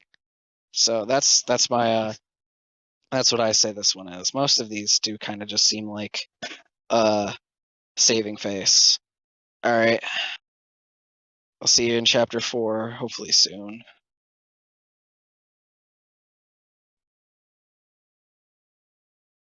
Yo, yo, yo, what up, biatch? 18944 9 to the 9 to the 3, representing the ABQ. Leave of the tone. That's a Breaking Bad reference. So we left off shortly before the 4th chapter. So it is currently chapter 4, page 125 of 445. I crunched some of the numbers while I took a break after chapter 3 to eat dinner and get a drink and render all the other audio files, which is what it's in the process of doing. It's currently 5 hours long, but you would know that from if you were listening to this that you've already listened to 5 hours prior. I currently have my cat. I have about 15 ounces of water, and it is 8:04 p.m. I think I have all that I need to do as much recording as possible to get around 320 pages done. Hopefully my cat doesn't make too much of a distraction for me, because she is fond of cracking her nails and trying to lick you. She's getting awfully close to doing all that, and then she also likes laying down in very awkward positions for my legs, where I either have to elevate them or just lay them over top of her, but she doesn't seem to care. So we're just going to read as much of this as possible, which I know is what I said yesterday, but I really want to get this out as soon as possible and kind of running out of time. This cat will not leave me alone. Oh my Lord and Jesus. Oh my Lord and Savior Jesus Christ, who definitely exists in this room. Can you please just, yeah, get over there. Get over, get out of here. Get out of here. Just see. Yeah. Stop it. Stop licking me. Stop licking me. All right. Chapter 4. Responses to Al-Qaeda's initial assaults. Chapter 4.1. Oh my God, Jesse! I swear to God, I'm gonna kick you out. I'm gonna kick you out. You gotta behave. You gotta behave. Do you want to stay in? Do you want to stay in? Because if you want to stay in, you gotta behave. Okay? I'm gonna kick you out.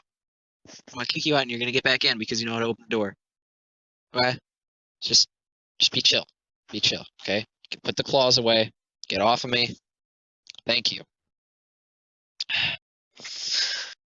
Sorry. Before the bombings in Kenya and Tanzania, although the 1995 National Intelligence Estimate had warned of a new type of terrorism, many officials continued to think of terrorists as agents of states. Saudi Hezbollah acting for Iran against Khobar Towers as domestic criminals. Timothy McVeigh in Oklahoma City. As we pointed out in Chapter 3, the White House is not a natural locus for program management. Hence, governmental efforts to cope with terrorism were essentially the work of individual agencies. President Bill Clinton's counterterrorism, see, she's going from presidential decision directives in 1995, number 39, and May 1998, number 62, reiterated that terrorism was a national security problem, not just a law enforcement issue. They reinforced the authority of the National Security Council, NSC, to coordinate domestic as well as foreign counterterrorism efforts through Richard Clark and his Interagency Counterterrorism Service Group, the CSG, spotlighting new concerns about unconventional attacks. These directives assigned tasks to lead agencies but did not differentiate types of terrorist threats. Thus, while Clark might prod or push agencies to act, what actually happened was usually decided at the State Department, the Pentagon, the CIA, and sometimes and sometimes energetic and sometimes effective. Terrorist plots were disrupted and individual terrorists were captured. But the United States did not, before 9/11, adopt as a clear strategic objective the elimination of al-Qaeda. Early efforts against bin Laden. Until 1996, hardly anyone in the U.S. government understood that Osama bin Laden was an inspirer and organization of the new terrorism. In 1993, the CIA noted that he had paid for training of some Egyptian terrorists in Sudan. The State Department detected his money in aid to the Yemeni terrorists who set a bomb in an attempt to kill U.S. troops in Aden in 1992. State Department sources even saw suspicious links with Omar Abdel Rahman, the blind sheikh in the New York area, commenting that bin Laden seemed committed to financing jihads against anti-Islamic regimes worldwide. After the department designated Sudan as a state sponsor of terrorism in 1993, it put bin Laden on its tip-off watch list, a move that might have prevented his getting a visa had he tried to enter the United States. As late as 1997, however, even the CIA's counter-terrorist center continued to describe him as, quote, extremist financier. In 1996, the CIA set up a special unit of a dozen officers to analyze intelligence on plan operations against bin Laden. David Cohen, the leader of the CIA's Directorate of Operations, wanted to test out the idea of having a virtual station based at headquarters, but collecting and operating against the subject much as stations in the field focus on a country. Taking his cue from National Security Advisor Anthony Lake, who expressed special interest in terrorist finance, Cohen formed his virtual station as a terrorist financial links unit. He had trouble getting any Directorate of Operations officer to run it. He finally recruited a former analyst who was then running the Islamic extremist branch of the Counterterrorist Center. This officer, who was especially knowledgeable about Afghanistan, had noticed a recent stream of reports about bin Laden and something called al-Qaeda, and suggested to Cohen that the situation focus on one individual. Cohen agreed. Thus was born in the bin Laden unit. In May 1996, bin Laden left Sudan for Afghanistan. A few months later, as the bin Laden unit was gearing up, Jamal Ahmed al-Fadl walked to a United States embassy in Africa, established his bona fides as a former senior employee of bin Laden, and provided a major breakthrough of intelligence on the creation, character, direction, and intentions of al-Qaeda. Corroborating evidence came from another walk-in source at a different U.S. embassy. More confirmation was supplied later that year by intelligence and other sources, including material gathered by the FBI agents and Kenyan police from an al-Qaeda cell in Nairobi. By 1997, officers in the bin Laden unit recognized that bin Laden was more than just a financier. They learned that al-Qaeda had a military committee that was planning operations against the U.S. interests worldwide and was actively trying to obtain nuclear material. Analysts assigned to the station looking at information it had gathered and found connections everywhere, including links to the attacks on the U.S. troops in Aden and Somalia in 1992 and 1993, and the Manila air plot in the Philippines in 1994 to 1995. The bin Laden station was already working on plans for offensive operations against bin Laden. These plans were directed at both physical assets and sources of finance. In the end, plans to identify and attack bin Laden's money sources did not go forward. In late 1995, when bin Laden was still in Sudan, the State Department and CIA learned that the Sudanese officials were discussing with the Saudi government of possibly expelling bin Laden. U.S. Ambassador Timothy Carney encouraged the Sudanese to pursue this course. The Saudis, however, did not want bin Laden, giving as their reason for the revocation of his citizenship. Sudan's Minister of Defense, Faith Erwa, has claimed that Sudan offered to hand bin Laden over to the United States. The commission has found no credible evidence that this was so. Ambassador Carney had no instructions, only to push the Sudanese to expel bin Laden. Ambassador Carney had no legal basis to ask for more from the Sudanese since, at the time, there was no indictment outstanding. The chief of the bin Laden station, whom we will call Mike, saw bin Laden's move to Afghanistan as a stroke of luck. Though the CIA had virtually abandoned Afghanistan after the Soviet withdrawal, case officers had reestablished old contacts while tracking down Mir Amal Khanzi, the Pakistan gunman who murdered 2 CIA employees in January 1993.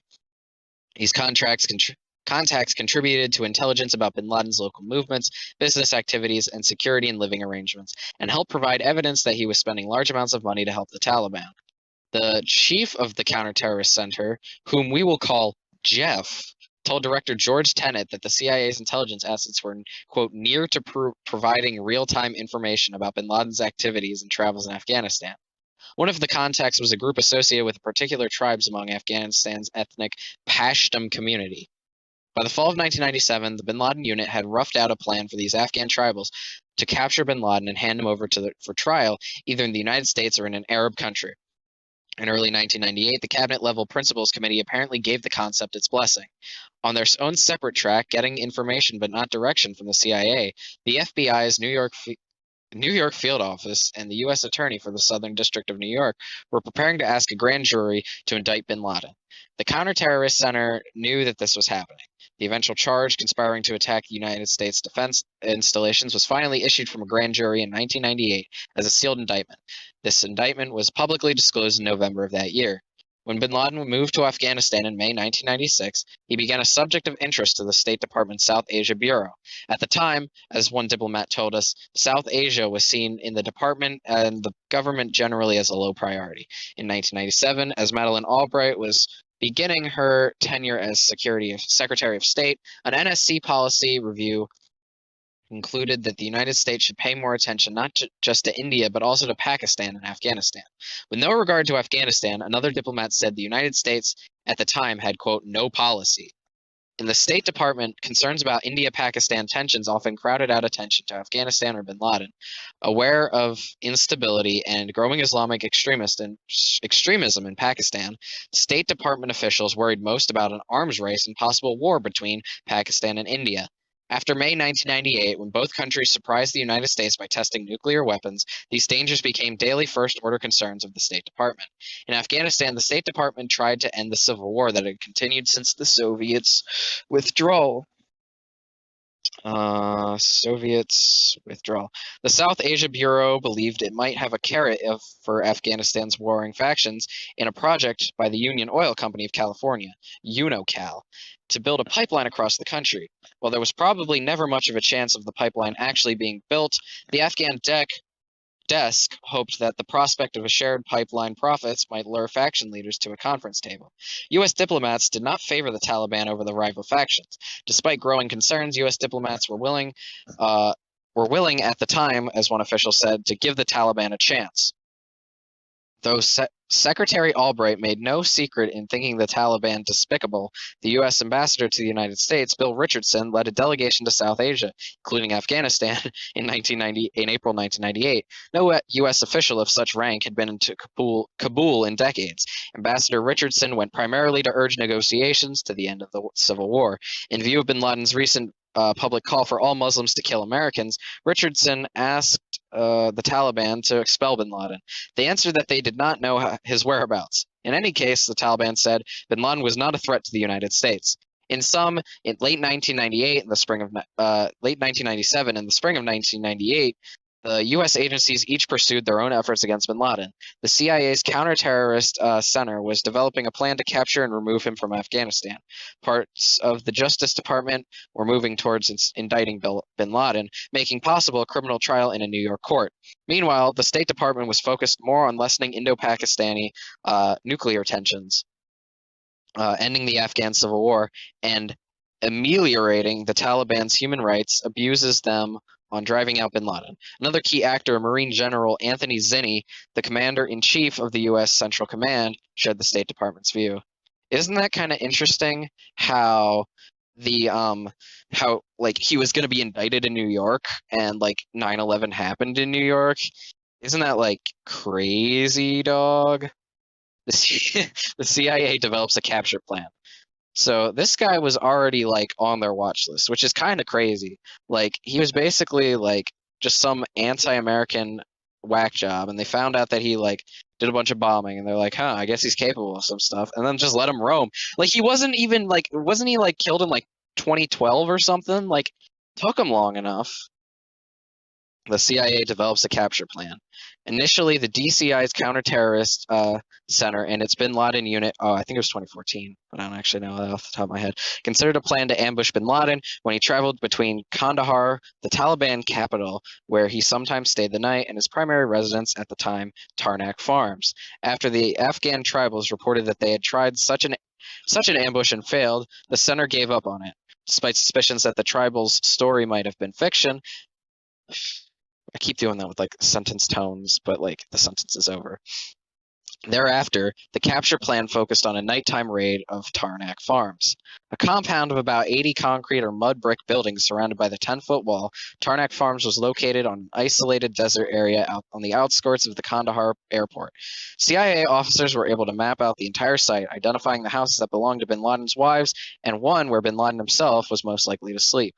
Working with the tribals, they drew up plans for the raid. They ran 2 complete rehearsals in the United States during the fall of 1997. By early 1998, planners at the Counterterrorist Center were ready to come back to the White House to seek formal approval. Tenet apparently walked National Security Advisor Sandy Berger through the basic plans on February 13th. One group of tribals would subdue the guards, enter Tarnack Farms stealthily, grab bin Laden, take him to a desert site outside Kandahar, turn him over to a second group. I can't believe like they actually have like stealth heist missions like this. This is like Metal Gear Solid type shit. The second group of tribals would take him to a desert landing zone already tested in the 1997 Kanzi capture. From there, a CIA plane would take him to New York, an Arab capital, or wherever he was to be arranged. Briefing papers prepared by the Counterterrorist Center acknowledged that hitches might develop. People might be killed, and bin Laden's supporters might retaliate, perhaps taking the U.S. citizens in Kandahar hostage. But the briefing paper also noted that there was a risk in not acting. Sooner or later, they said, bin Laden will attack U.S. interests, perhaps using WMD, weapons of mass destruction. I mean, he used our weapons of mass destruction, and they were fucking planes. Clark's counterterrorism security group reviewed the capture plan for Berger, noting that the plan was in a very early stage of development. The NSC staff told the CIA planners to go ahead and, among other things, start drafting any legal documents that might be required to authorize the covert action. The CSG apparently stressed that the raid should target bin Laden himself, not the whole compound. The CIA planners conducted their third complete rehearsal in March, and they again briefed the CSG. Clark wrote Berger on March 7 that he saw the operation as somewhat embryonic, and the CIA as months away from doing anything. I really hope that they actually do try and like fail miserably. I think that would be really funny. Mike Ehrmantraut, I would assume, thought the capture plan was the, quote, perfect operation. It required minimum infrastructure. The plan had now been modified so that the tribals would keep bin Laden in a hiding place for up to a month before turning him over to the United States, thereby increasing the chances of keeping the U.S. hand out of sight. Mike trusted the information from the Afghan network. It had been corroborated by other means, he told us. The lead CIA... Okay, so if they're not using his name, it's probably because he fucked up really bad. The lead CIA officer in the field, Gary Schroen, also had confidence in the tribals. In a May 6 cable to the CIA headquarters, he pronounced their planning, quote, almost as professional and detailed as would be done by any U.S. military special operations element. He and other officers who had worked through the plan with the tribals judged it, quote, about as good as it can be. By that, Schroen explained that he meant that the chance of capturing or killing bin Laden was about 40%. Although the tribals thought they could pull off the raid if the operation were approved by headquarters and policymakers, Schroen there was going to be a point where, quote, we step back and keep our fingers crossed that the tribals prove as good and as lucky as they think they will be. Military officers reviewed the capture plan and, according to, quote, Mike, found no showstoppers. The commander of Delta Force felt uncomfortable with having the tribals hold bin Laden captive for so long, and the commander of Joint Special Operations Forces, Lieutenant General Michael Canavan, was worried about the safety of the tribals inside Tarnack Farms. General Canavan said that he had actually thought the operation was too complicated for the CIA, out of their league, and an effort to get results on the cheap. But a senior Joint Staff officer described the plan as, quote, generally not too much different than we might have come up with ourselves. No one in the Pentagon, so far as we know, advised the CIA or the White House not to proceed. In Washington, Berger expressed doubts about the dependability of the tribals. In his meeting with Tenet, Berger focused most, however, on the question of what had to be done with bin Laden if he were actually captured. He worried that the hard evidence against bin Laden was still skimpy, and there was a danger of snatching him and bringing him to the United States only to see him acquitted. On May 18th, CIA's managers reviewed a draft of Memorandum of Notification, MON, a legal document authorizing the capture operation. A 1986 presidential finding had authorized worldwide covert action against terrorism and probably provided adequate authority. But mindful of the old rogue elephant charge, senior CIA managers may have wanted something on paper to show them that they were not acting on their own. Discussion of this memorandum brought to the surface of an unease about paramilitary covert action that had become ingrained, at least among some CIA senior managers. James Pavitt, the assistant head of the Directorate of Operations, expressed concern that people might get killed. It appears he thought the operation had at least a slight flavor of a plan for an assassination. Moreover, he calculated that it would cost several $1,000,000. He was not prepared to take the money out of Hyde, and he did not want to go through all the necessary congressional committees to get special money. Despite Pavitt's misgivings, the CIA leadership cleared the draft memorandum and sent it on the National Security Council. Counterterrorist Center officers briefed Attorney General Janet Reno and the FBI Director Louis Freeh, telling him that the operation had about a 30% chance of success. The center's chief, quote, Jeff, joined John O'Neill, the head of the FBI's New York field office, in briefing Mary Jo White, the U.S. attorney for the Southern District of New York, and her staff. Though, quote-unquote, Jeff also used the 30% success figure, he warned that someone would surely be killed in the operation. White's impression from the New York briefing is that the chances of capturing bin Laden alive were nil.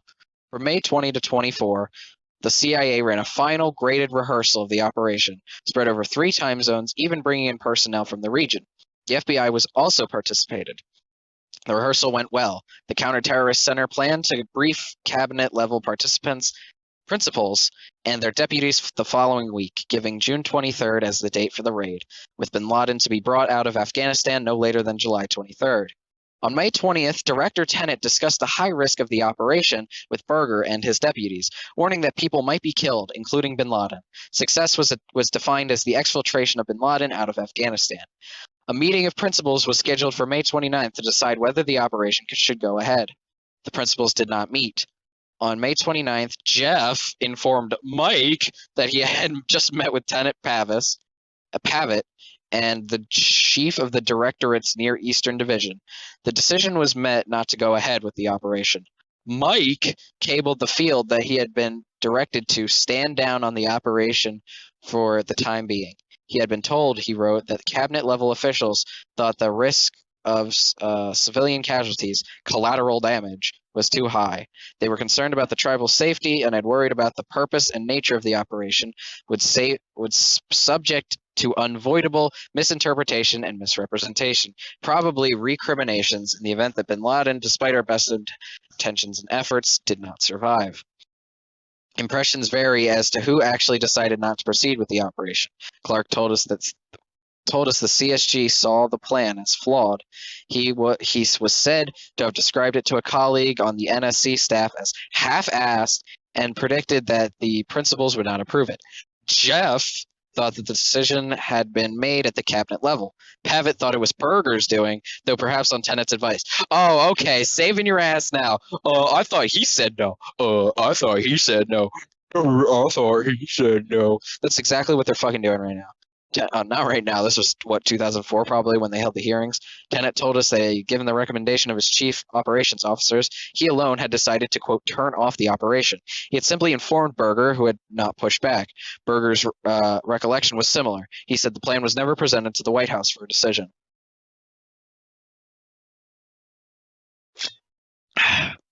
The CIA's senior management clearly did not think the plan would work.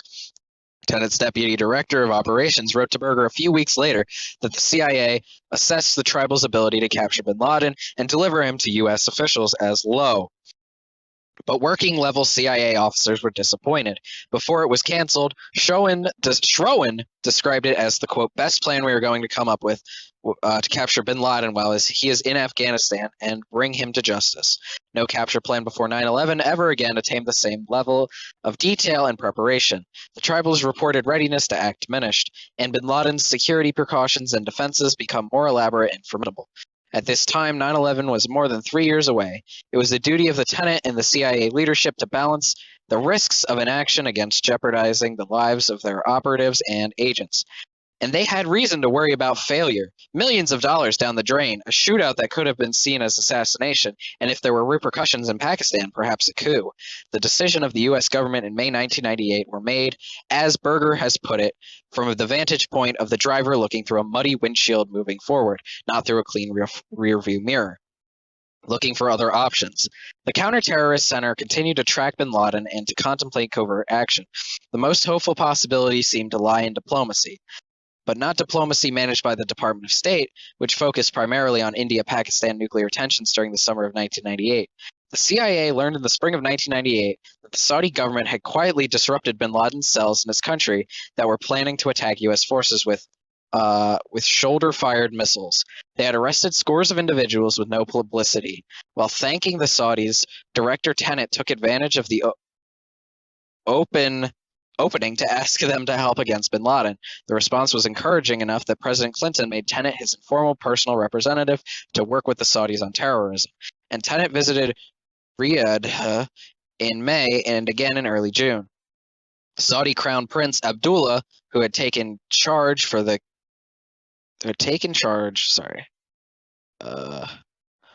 oh my god. Oh my god. Fuck. Hang on. Fuck.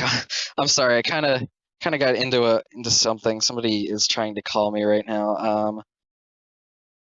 Okay. All right. Hang on. I'll be back. Thank you. I was in the middle of a fucking sentence. Off mid-sentence, if I recall correctly. Which is a great way to do a professional audiobook, which is what this is. This is very professional. It's top of the line. That's why I edit everything and cut it down to only the necessary and essential bits. I read it word for word, no stutters. Okay.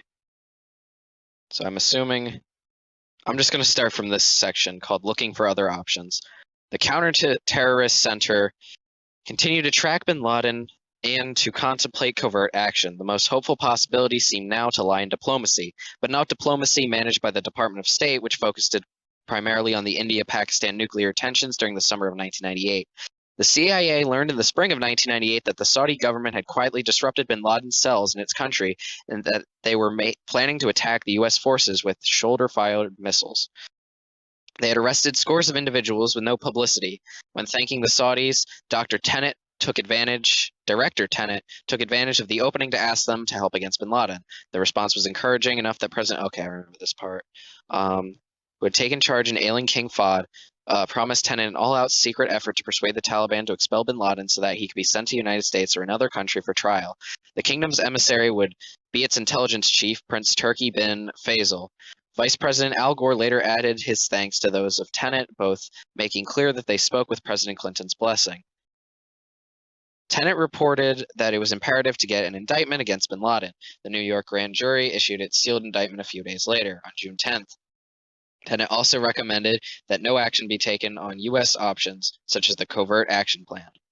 Prince Turki followed up in meetings during the summer with Mullah Omar and other Taliban leaders, apparently employing a mixture of possible incentives and threats. Turki received a commitment that bin Laden would be expelled, but Mullah Omar did not make good on that promise. On August 5th, Clark chaired a CSG meeting on bin Laden. In this discussion of what might be done, the note-taker wrote, "There was a dearth of bright ideas around the table, despite a consensus that the government ought to pursue every avenue it can to address the problem." 4.2 Crisis, August 1998. On August 7th, 1998, National Security Advisor Berger woke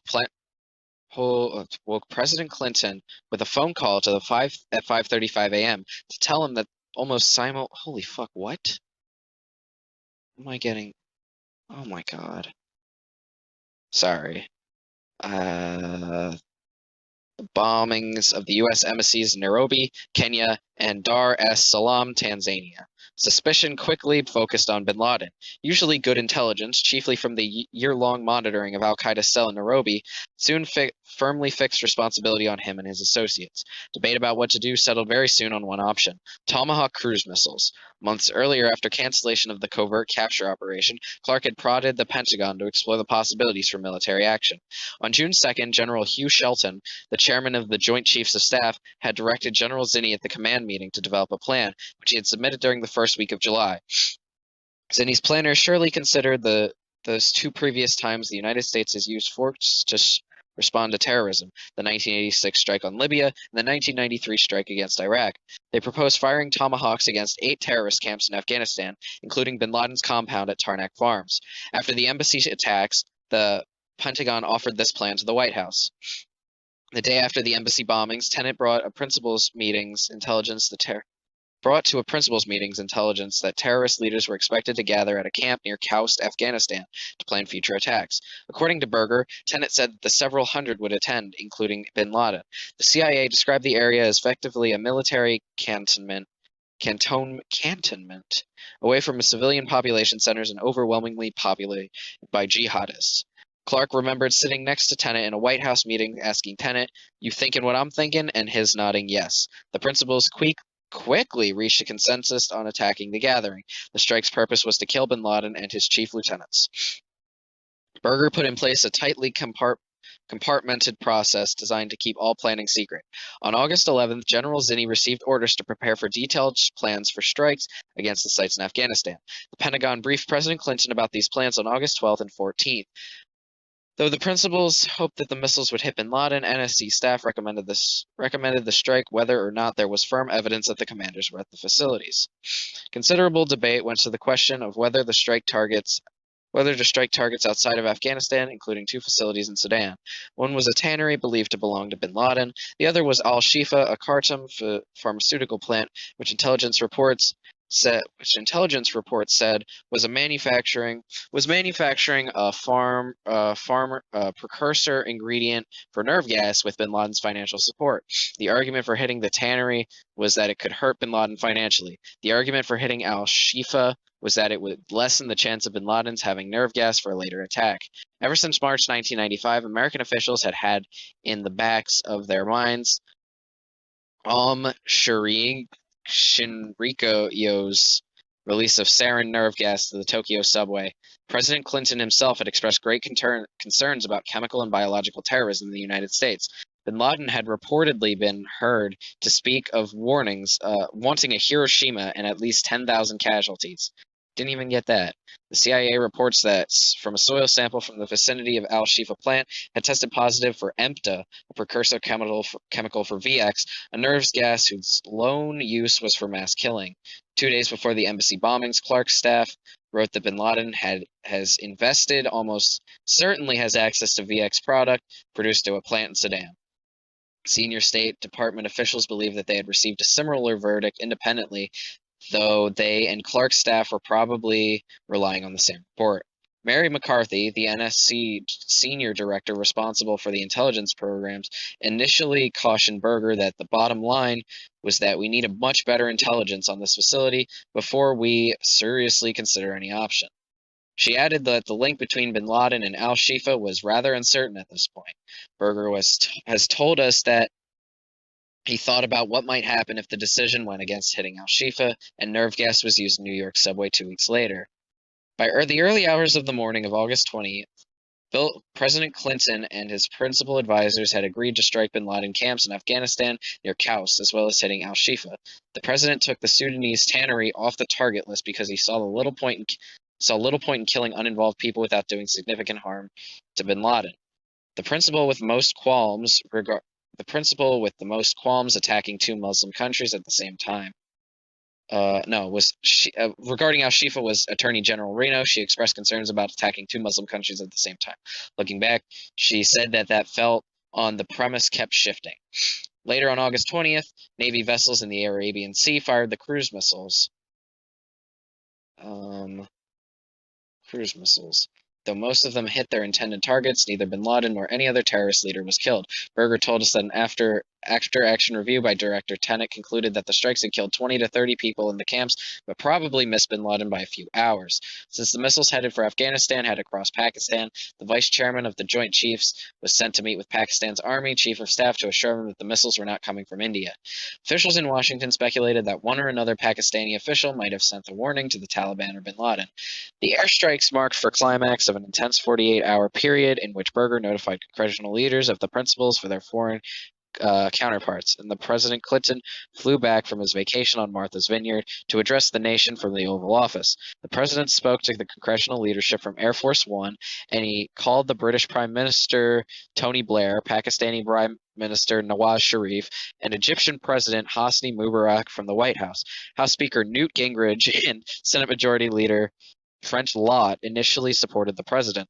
The next month, Gingrich's office dismissed the cruise missile attacks as pinpricks. At the time, President Clinton's was embroiled in the Lewinsky scandal, which continued to consume the public attention for the rest of that year and the first months of 1999. As it happened, a popular 1997 movie, Wag the Dog, features a president who fakes a war to distract public attention from a domestic scandal. Some Republicans in Congress raised question about the timing of the strikes.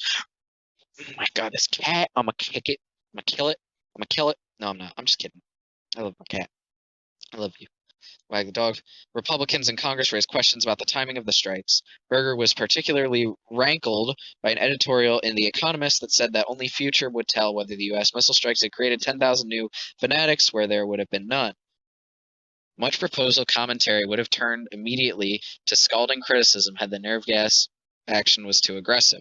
The Sudanese denied that al-Shifa produced nerve gas, and they allowed journalists to visit what was left of a seemingly harmless facility. President Clinton, Vice President Gore, Berger, Tenet, and Clark insisted to us that their judgment was right, pointing to the soil sample evidence. No independent evidence has emerged to corroborate the CIA's assessment.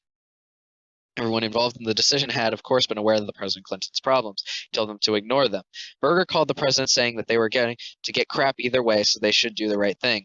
All his aides testified and was to us that they based their advice solely on national security considerations.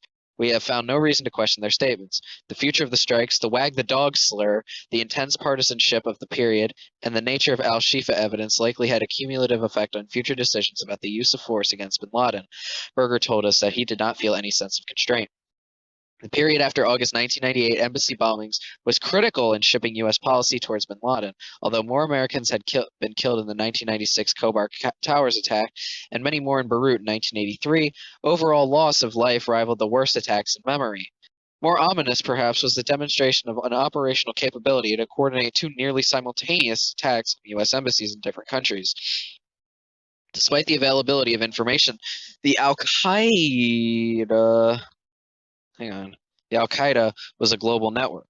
1998 policymakers knew little about the organization. The reams of new information that the CIA's bin Laden unit had been developing since 1996 had not been pulled together and synthesized for the rest of the government.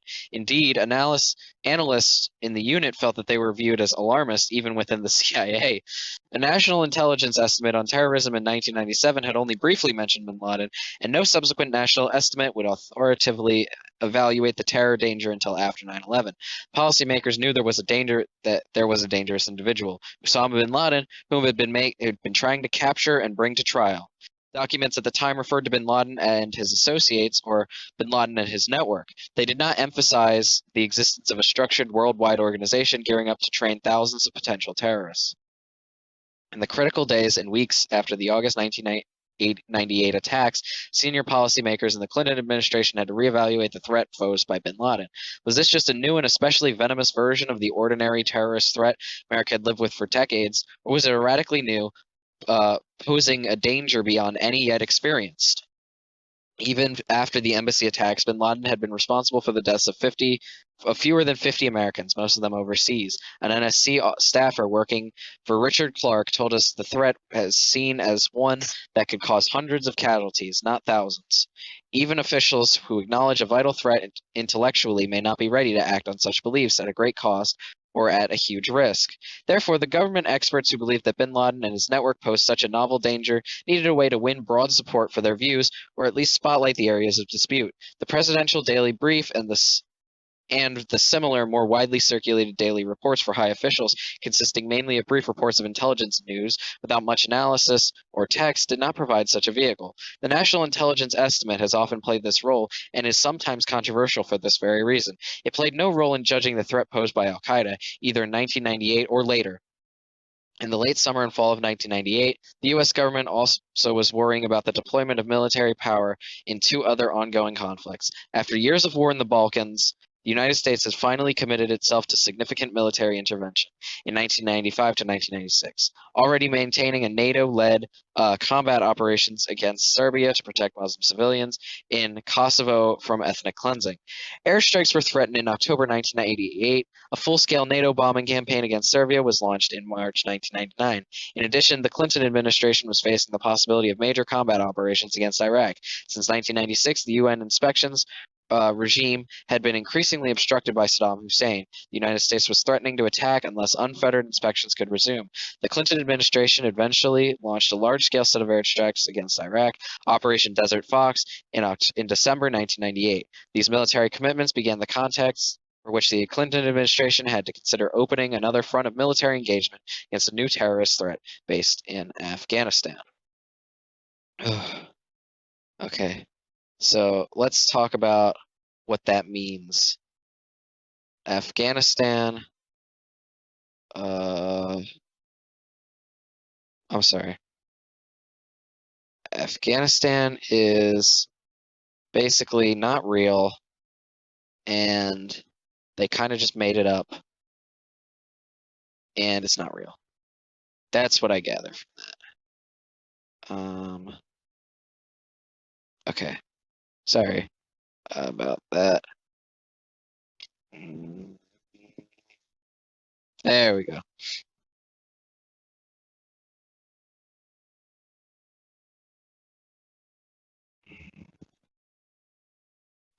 Okay, we're now resumed to our regularly scheduled program. So, what was it called? A follow-on campaign? Clark hoped the 1998 missile strikes would mark the beginning of a sustained campaign against bin Laden. Clark was, as he later admitted, obsessed with bin Laden, and the embassy bombings gave him new scope for pursuing his obsession. Terrorism had moved high up among the president's concerns, and Clark's position had elevated accordingly. The CSG, unlike most standing interagency committees, did not have to report through the Deputies Committee, although such a reporting relationship had been prescribed in the May 1998 presidential directive after expressions of concern by the Attorney General Reno, among others. That directive contained an exception that permitted the CSG to report directly to the principals if Berger so elected. In practice, the CSG often reported not even to the full principals committee, but instead to the so-called small group formed by Berger, consisting only of those principals cleared to know about the most sensitive issues connected to the counterterrorism activities concerning bin Laden or the Khobar Towers investigation. For the inner cabinet, Clark drew up what he called, quote, political military plan delenda, the Latin delenda meaning that something must be destroyed, evoked the famous Roman vow to destroy its rival, Carthage. The overall goal of Clark's paper was to, quote, immediately eliminate any significant threat to Americans from the bin Laden network. The paper called for diplomacy to deny bin Laden sanctuary, covert action to disrupt the terrorist activities, but above all, to capture bin Laden and his deputies and bring them to trial, efforts to dry up bin Laden's money supply, and preparation for a follow-on military action. The status of the document was and remained uncertain. It was never formally adopted by the principals, and participants in the small group now have little or no recollection of it. It did, however, guide Clark's efforts. The military component of Clark's plan was its most fully articulated element. He envisioned an ongoing campaign of strikes against bin Laden's bases in Afghanistan or elsewhere, wherever target information was ripe. Acknowledging that individual targets might not have been of much value, he cautioned Berger not to expect to ever again have an assembly of terrorist leaders in his sights. But he argued that rolling attacks might persuade the Taliban to hand over bin Laden, and in any case would show that the action in August was not a one-off event. It would show that the United States was committed to a relentless effort to take down bin Laden's network. Members of the small group found themselves unpersuaded of the merits of rolling attacks. Defense Secretary William Cohen told us that bin Laden's training camps were primitive, built with rope ladders. General Shelton called them jungle gym camps. Neither them neither thought them worthwhile targets for very expensive missiles. President Clinton and Berger also worried about The Economist's point that attacks that miss bin Laden would enhance his stature and win him new recruits. After the United States launched air attacks against Iraq in the end of 1998 and against Serbia in 1999, in each case provoking worldwide criticism, Deputy National Security advisor James Steinberg added the argument that attacks in Afghanistan offered little benefit, lots of blowback against a bomb-happy U.S. During the last week of August 1998, officials began considering possible follow-on strikes. According to Clark, President Clinton was inclined to launch further strikes sooner rather than later. On August 27th, Under-Secretary of Defense for Policy Walter Slocumby advised Secretary Cohen that the available targets were not promising. The experience of the previous week, he wrote, had only confirmed the importance of defining a clearly articulated rationale for military action that was effective as well as justified. But Slocumby worried that simply striking one of these valuable targets did not add up to an effective strategy. Defense officials at a lower level in the Office of the Assistant Secretaries for Special Operations and Low-Intensity Conflict tried to meet Slocumby's objections. They developed a plan that, unlike Clark's, called not for particular strikes, but instead for a broad change in national strategy and in the international approach of the Department of Defense, implying a possible need for large-scale operations across the whole spectrum of U.S. military capabilities. It urged the department to become a lead agency in driving national counterterrorism strategy forward, to, quote, champion a national effort to take up the gauntlet of the international terrorists have thrown at our feet. The authors expressed concern that we have not fundamentally altered our philosophy or our approach, even though the terrorist threat had grown. They outlined and warned might bring horrific attacks, in which case we will have no choice.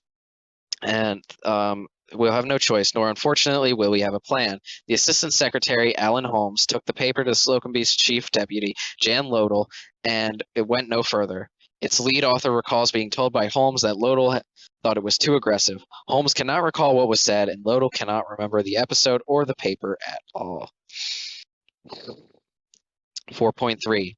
Diplomacy.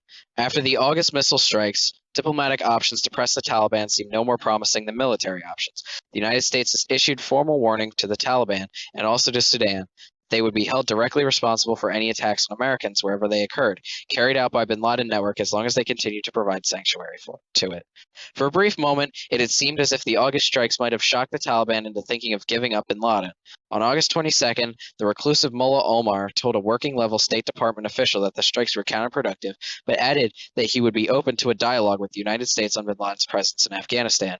Meeting in Islamabad with William Milam, the U.S. ambassador to Pakistan, Taliban delegates said it was against their culture to expel someone seeking sanctuary, but asked what would happen if bin Laden should be sent to Saudi Arabia.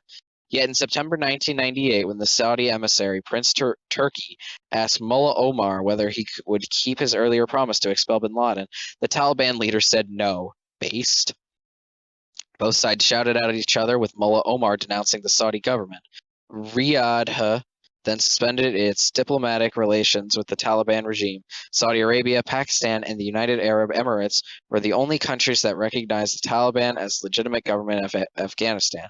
Crown Prince Abdullah told President Clinton and Vice President Gore about this when he visited Washington in late September. His account confirmed reports that the U.S. government had received independently. Other efforts with the Saudi government centered on improving intelligence sharing and permitting U.S. agents to interrogate prisoners in Saudi custody. The history of such cooperation in 1997 and 1998 had not been strained.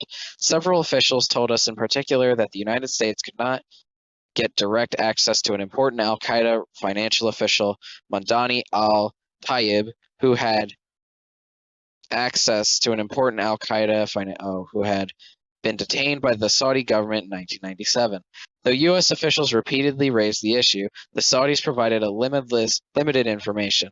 In a September 1998 meeting with Crown Prince Abdullah, Vice President Gore, while thanking the Saudi government for their responsiveness, renewed the request for direct U.S. access to Tayyib. The United States never obtained this access. An NSC staff-led working group on terrorist finances asked the CIA in November 1998 to push again for access to Taib and see if it is possible to elaborate further on the ties between Osama bin Laden and prominent individuals in Saudi Arabia, including especially the bin Laden family. One result was two NSC-led interagency trips to Persian Gulf states in 1999 and 2000.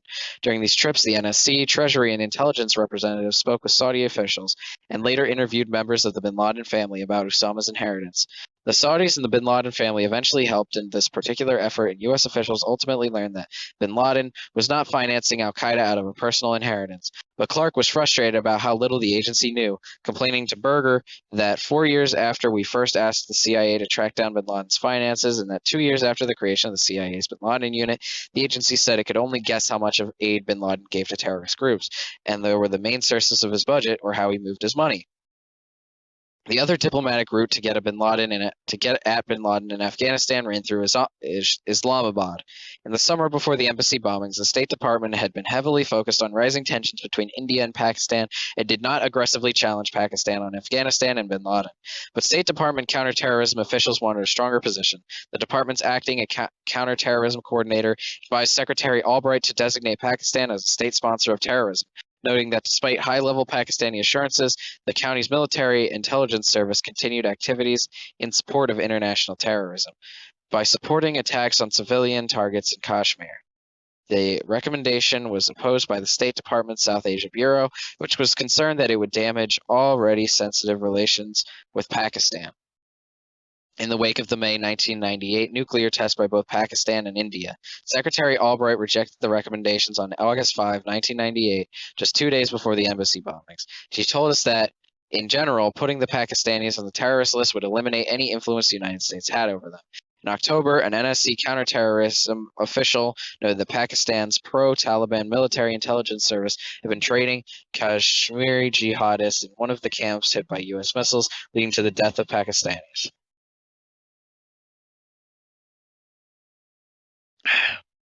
After flying to Nairobi and bringing home the coffins of the American dead, Secretary Albright increased the department's focus on counterterrorism. According to Ambassador Malam, the bombings were a wake-up call, and he had found himself spending 45 to 50% of his time working at the Taliban bin Laden portfolio. But Pakistan's military intelligence service, known as the ISID, Inter-Services Intelligence Directorate, was the Taliban's primary patron, which made progress difficult. Additionally, pressure on the Pakistanis, beyond demands to press the Taliban on bin Laden, seemed unattractive to most officials of the State Department. Congressional sanctions pushing Pakistan for possessing nuclear arms prevented the administration from offering incentives to Islamabad. In the words of Deputy Secretary and State Strobe Talbot, Washington's Pakistan policy was stick-heavy. Talbot felt that the only remaining sticks were additional sanctions that would have bankrupted the Pakistanis, a dangerous move that could have brought total chaos to a nuclear-armed country with a significant number of Islamic radicals. The Saudi government, which had a long and close relationship with Pakistan, provided it oil on generous terms, was already pressing Sharif with regard to the Taliban and bin Laden. A senior State Department official concluded that Saudi Crown Prince Abdullah put a tremendous amount of heat on the Pakistani Prime Minister during the prince's October 1998 visit to Pakistan. The State Department urged President Clinton to engage the Pakistanis. Accepting his advice, President Clinton invited Sharif to Washington, where they talked mostly about India but also discussed bin Laden. After Sharif went home, the president called him and raised the bin Laden subject again. This effort elicited from Sharif a promise to talk with the Taliban. Mullah Omar's position showed no sign of softening. One intelligence report passed to Berger by the NSC staff quoted bin Laden as saying that Mullah Omar had given him a completely free hand to act in any country, although asking that he not claim responsibility for attacks in Pakistan or Saudi Arabia. Bin Laden was described as grabbing his beard and saying emotionally, "By Allah, by God, the Americans will be amazed. The so-called United States will suffer the same fate as the Russians. Their state will collapse too." Debate in the State Department intensified after December 1998, when Michael Sheehan became counterterrorism coordinator. A one-time Special Forces officer, he had worked with Albright when she was ambassador to the United Nations and had served on the NSC staff with Clark. He shared Clark's obsession with terrorism and had little hesitation about locking horns with the regional bureaus. Through every available channel, he repeated the earlier warning to the Taliban of the possible dire consequences, including military strikes if bin Laden remained their guest and conducted additional attacks. Within the department, he argued for designating the Taliban regime a state sponsor of terrorism. This was technically difficult to do, for calling it oh my god for calling it a state would be tantamount to diplomatic recognition, which the United States had thus far withheld. But Sheehan urged the use of any available weapon against the Taliban. He told us that he thought that it was regarded in the department as a one-note Johnny nutcase. Oh, he was. In early 1999, the State Department's Counterterrorism Office proposed a comprehensive diplomatic strategy for all states involved in the Afghanistan problem, including Pakistan. It specified both carrots and hard-hitting sticks, among them certifying Pakistan as an uncooperative as terrorism. Albright said among them, certifying Pakistan as an uncooperative Albright said the original carrots and sticks listed in a decision paper for principles may not have been used as described on paper, but added they were used in other ways or varying degrees. But the paper's author, Ambassador Sheehan, was frustrated and complained that this was the original plan. To us, that the original plan had been watered down to the point that nothing was then done with it. The cautiousness of the South Asia Bureau was reinforced when, in May 1999, Pakistani troops were discovered to have infiltrated into an especially mountainous area of Kashmir. A limited war began between India and Pakistan, euphemistically called the Kargil Crisis, as India tried to drive the Pakistani forces out. Patience with Pakistan was wearing thin inside both the State Department and of the NSC. Bruce Rydell, the NSC staff member, was responsible for Pakistan, wrote Berger that Islamabad was behaving as a rogue state in two areas, backing Taliban/UBL terror and provoking war with India. Discussion within the Clinton administration on Afghanistan then concentrated on two main alternatives. The first, championed by Rydell and Assistant Secretary of State Carl Inderfirth, was to undertake a major diplomatic effort to end the Afghan civil war and install a national unity government. The second, favored by Sheehan, Clark, and the CIA, called for labeling the Taliban a terrorist group and ultimately funneling secret aid to its chief foe, the Northern Alliance. This dispute would go back and forth throughout 1999 and ultimately become entangled with debate about enlisting the Northern Alliance as an ally for covert action. Another diplomatic option may have been available, nurturing Afghan exile groups as a possible moderate governing alternative to the Taliban.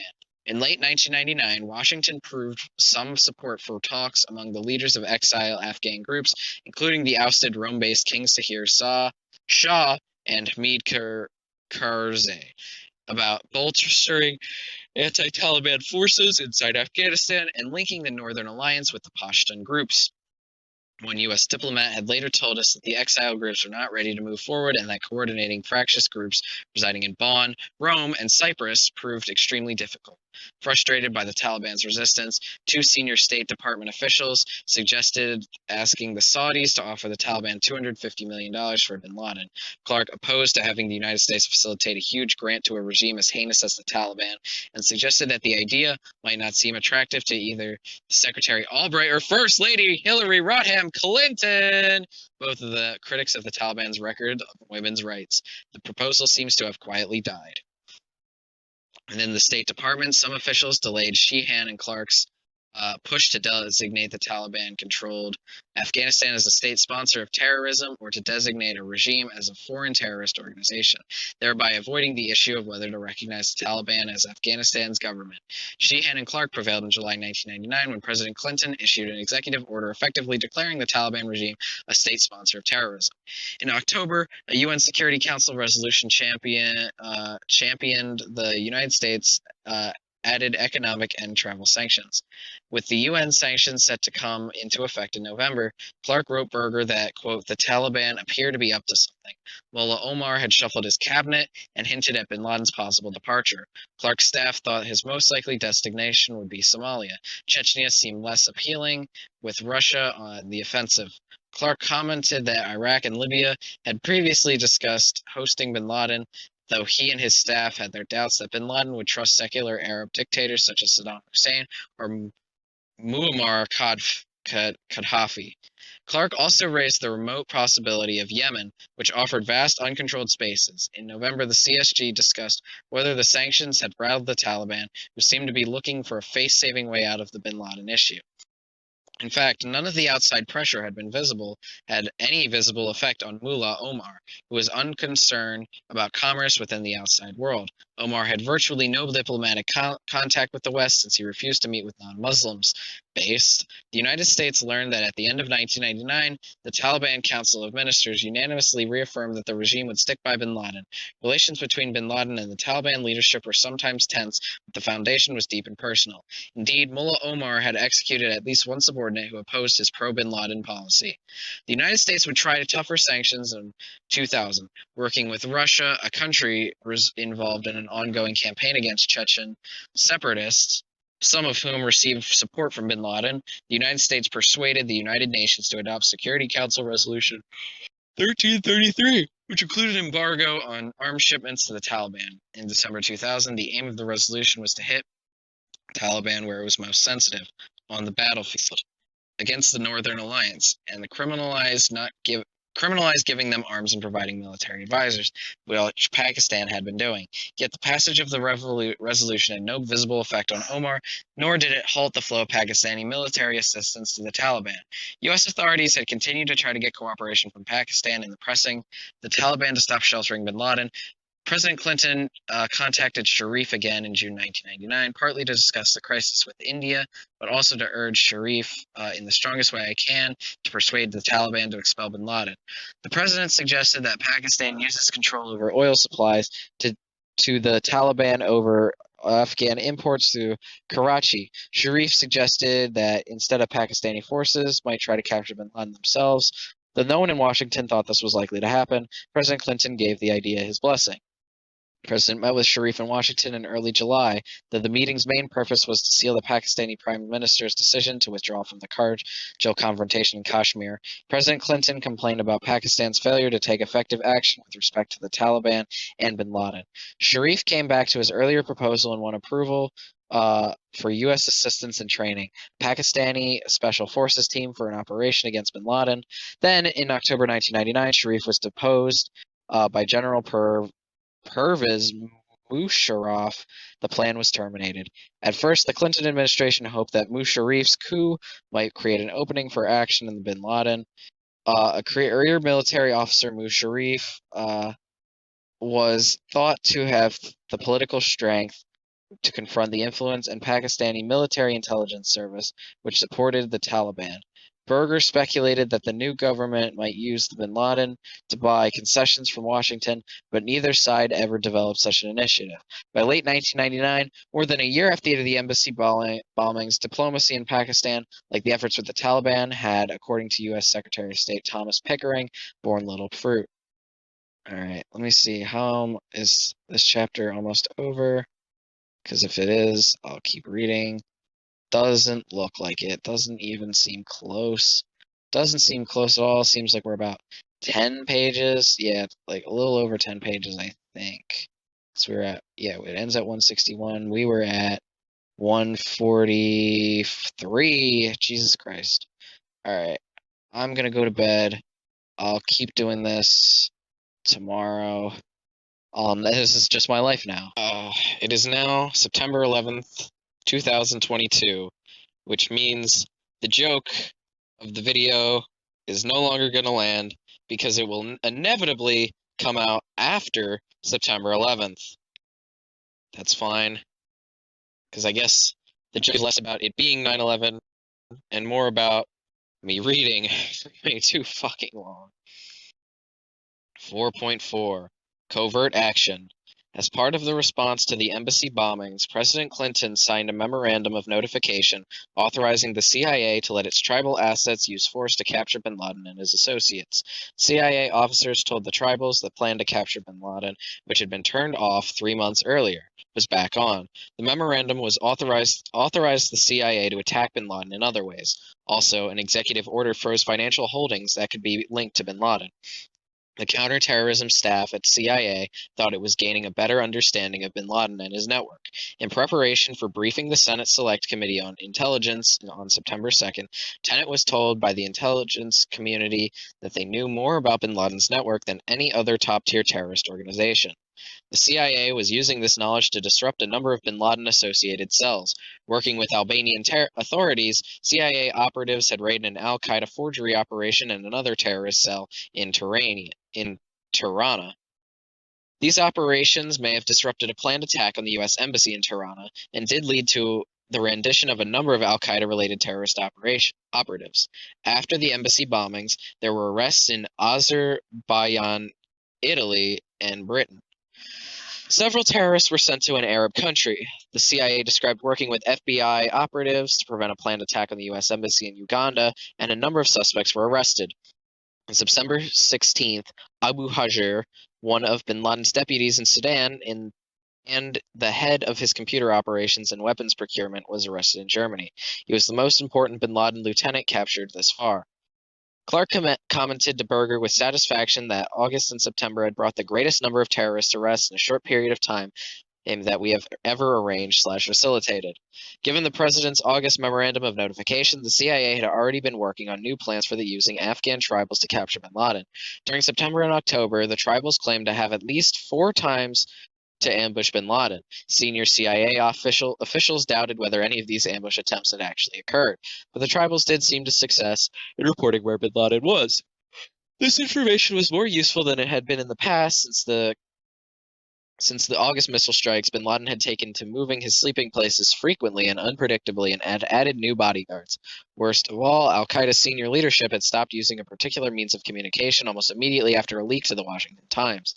This made it much more difficult for the national security to intercept conversations. But since the tribals seemed to know where bin Laden was or would be, an alternate to capturing bin Laden would be to mark his location and call in another round of missile strikes. On November 3rd, the small group met to discuss these problems, among other topics. Preparing Director Tenet for a small group meeting in mid-November, the counterterrorist center stressed, at this point, cannot predict when or if a capture operation will be executed by our assets. U.S. counterterrorism reports also worried about possible domestic attacks.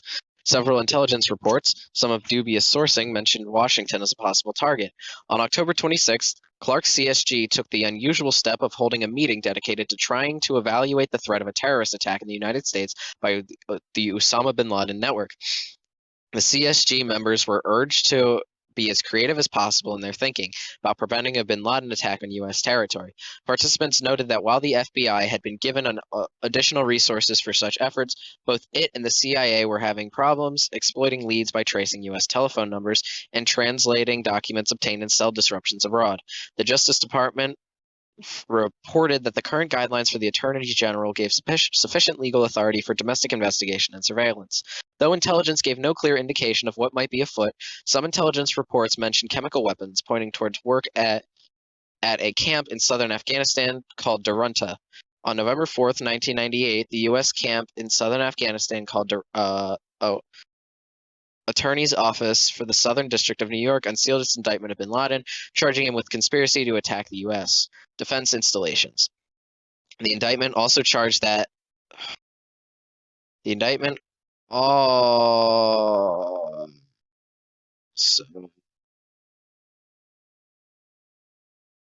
added that allied itself with Sudan, Iran, and Hezbollah. The original sealed indictment had added that al-Qaeda had reached an understanding with the government of Iraq that al-Qaeda would not work against that government and that on particular projects, specifically including weapons development, al-Qaeda would work cooperatively with the government of Iraq. This passage led Clark, who for years had read intelligence reports on Iraqi-Sudanese cooperation on chemical weapons, speculate to Berger that a large Iraqi presence at chemical facilities and Khartoum were probably a direct result of Iraq al-Qaeda agreement. Clark added that the VX precursor traces found near al-Shifa were the exact formula used by Iraq. So this is why they invaded Iraq, I guess. The language about al-Qaeda's understanding with Iraq had been dropped, however, when a superseding indictment was filed in November 1998. On Friday, December 4th, 1998, the CIA included an article in the Presidential Daily Briefing describing intelligence received from a friendly government about a threatened hijacking in the United States. This article was declassified at our request. The same day, Clark convened a meeting of his CSG to discuss both the hijacking concern and airtime craft material threat. I don't understand why they put a document right in the middle of a sentence. So this, I guess, is like the following. Yeah, the declassified document. Following is a text of an item from the Presidential Daily Brief received by President William J. Clinton on December 4th, 1998. Redacted material is indicated in brackets. Interesting. Subject: Bin Laden preparing to hijack U.S. aircrafts and other attacks. So they fucking knew about it in December of 1998. Reporting redacted, suggests bin Laden and his allies are preparing for attacks in the U.S., including an aircraft hijacking to obtain the release of Sheikh Umar Abd al-Rahman, Ramzi Youssef, and Mohammed Sadiq Awada. One source quoted a senior member of Jama'at al-Islamiyah, IG, saying that as of late October, the IG completed planning for an operation in the U.S. on behalf of bin Laden, but that the operation was on hold. A senior bin Laden operative from Saudi Arabia was to visit IG counterparts in the U.S. soon thereafter to discuss options, perhaps including an aircraft hijacking. IG leader Islam Bouli in late September was planning to hijack a U.S. airliner during the next couple of weeks to free Abdurrahman and the other prisoners, according to what may be a different source. Okay, so there wasn't 9/11, but they still knew that they were planning to hijack planes. Same source late last month said that bin Laden might implement plans to hijack U.S. aircrafts before the beginning of Ramadan on 20 December, and that two members of the operational team had evaded security checks during a recent trial run at an undefined New York airport. Redacted. Some members of the bin Laden network had received hijack training, according to various sources, but no group directly tied to bin Laden's al-Qaeda organization has ever carried out an aircraft hijacking. Bin Laden could be weighing on other types of operations against U.S. aircrafts. According to redacted, the IG in November obtained SA-7 missiles and intended to move them from Yemen into Saudi Arabia to shoot down an Egyptian plane or, if unsuccessful, a U.S. or military civilian aircraft. Redacted in October told us that unspecified extremist elements in Yemen had acquired SA-7s. Redacted indicate the bin Laden organization or its allies are moving closer to implementing anti-U.S. attacks at unspecified locations. We do not know whether they are related to attacks on aircrafts. A bin Laden associate in Sudan late last month told a colleague in Kandahar that he had shipped a group of containers to Afghanistan. Bin Laden associates also talked about the movement of containers to Afghanistan before the East Africa bombings. In other redacted, bin Laden associates last month discussed picking up a package in Malaysia. One told his colleague in Malaysia that they were in the 9th month of pregnancy. Zam. They put "they" in quotes, as in not a real person. An alleged bin Laden supporter in Yemen late last month remarked to his mother that he planned to work in the commerce from abroad and said his impending marriage, which would take place soon, would be a surprise. Commerce and marriage are often code words for terrorist attacks. Redacted. To address the hijacking warning, the group agreed that the New York airport should go to maximum security starting that weekend. They agreed to boost security at other East Coast airports. CIA agreed to distribute versions of the report, the FBI and FAA, to pass to the New York Police Department and the airlines. The FAA issued a security directive on December 8th with specific requirements for more intensive air carrier screenings of passengers and more oversight of the screening process at all three of the New York area airports. The intelligence community could learn little about the source of the information. Later in December and again in early January 1999, more information arrived from the same source, reporting that the planned hijacking had been stalled because of two of the operatives, who were sketchily described, had been arrested near Washington, D.C. or New York. After investigation, the FBI could find no information to support the hijack threat, nor could it verify any arrests like those described in the report. The FAA alert at the New York area airports ended on January 31st, 1999. On December 17th, the day after the United States and Britain began their Desert Fox bombing campaign against Iraq, the small group convened to discuss intelligence suggesting imminent bin Laden attacks in the U.S. embassies in Qatar and Ethiopia. The next day, Director Tenet sent a memo to the president, the cabinet, the senior officials throughout the government, describing reports that bin Laden planned to attack U.S. targets very soon, possibly over the next few days, before Ramadan celebrations began. Tenet said that he was greatly concerned. With alarm sounding Members of the small group considered ideas about how to respond or prevent such attacks. General Shelton and Zinni came up with military options. Special operations forces were later told that they might be ordered to attempt a very high-risk in-and-out raids, either in Khartoum to capture a senior bin Laden operative known as Abu Hafs, the Mauritanian, who appeared to be engineering some of the plots, or in Kandahar to capture bin Laden himself. Shelton told us that such operations are not risk-free, invoking the memory of the 1993 Black Hawk Down fiasco in Mogadishu. I think that's when they went to go get hostages and they got their plane shot down. The CIA reported on December 18th that bin Laden might be traveling to Kandahar and could be targeted with cruise missiles. Vessels with Tomahawk cruise missiles were on station in the Arabian Sea and could fire within a few hours of receiving target data.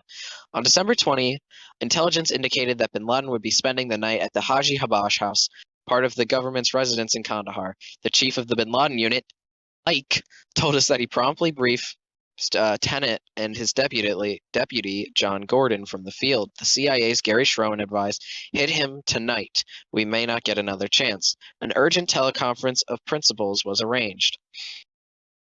The principals considered a cruise missile strike to try to kill bin Laden. One issue they discussed was the potential collateral damage, the number of innocent bystanders who would be killed or wounded. General Zinni predicted a number well over 200 and was concerned about damage to a nearby mosque. The senior intelligence officer on the joint staff apparently made a different calculation, estimating half as much collateral damage and not predicting damage to the mosque. By the end of the meeting, the principals decided against recommending to the president that he order a strike. A few weeks later, in January 1999, Clark wrote that that the principals had thought the intelligence only half reliable and had worried about killing or injuring perhaps 300 people. Tenet said he remembered doubts about the reliability of the source and concern about hitting with the nearby mosque.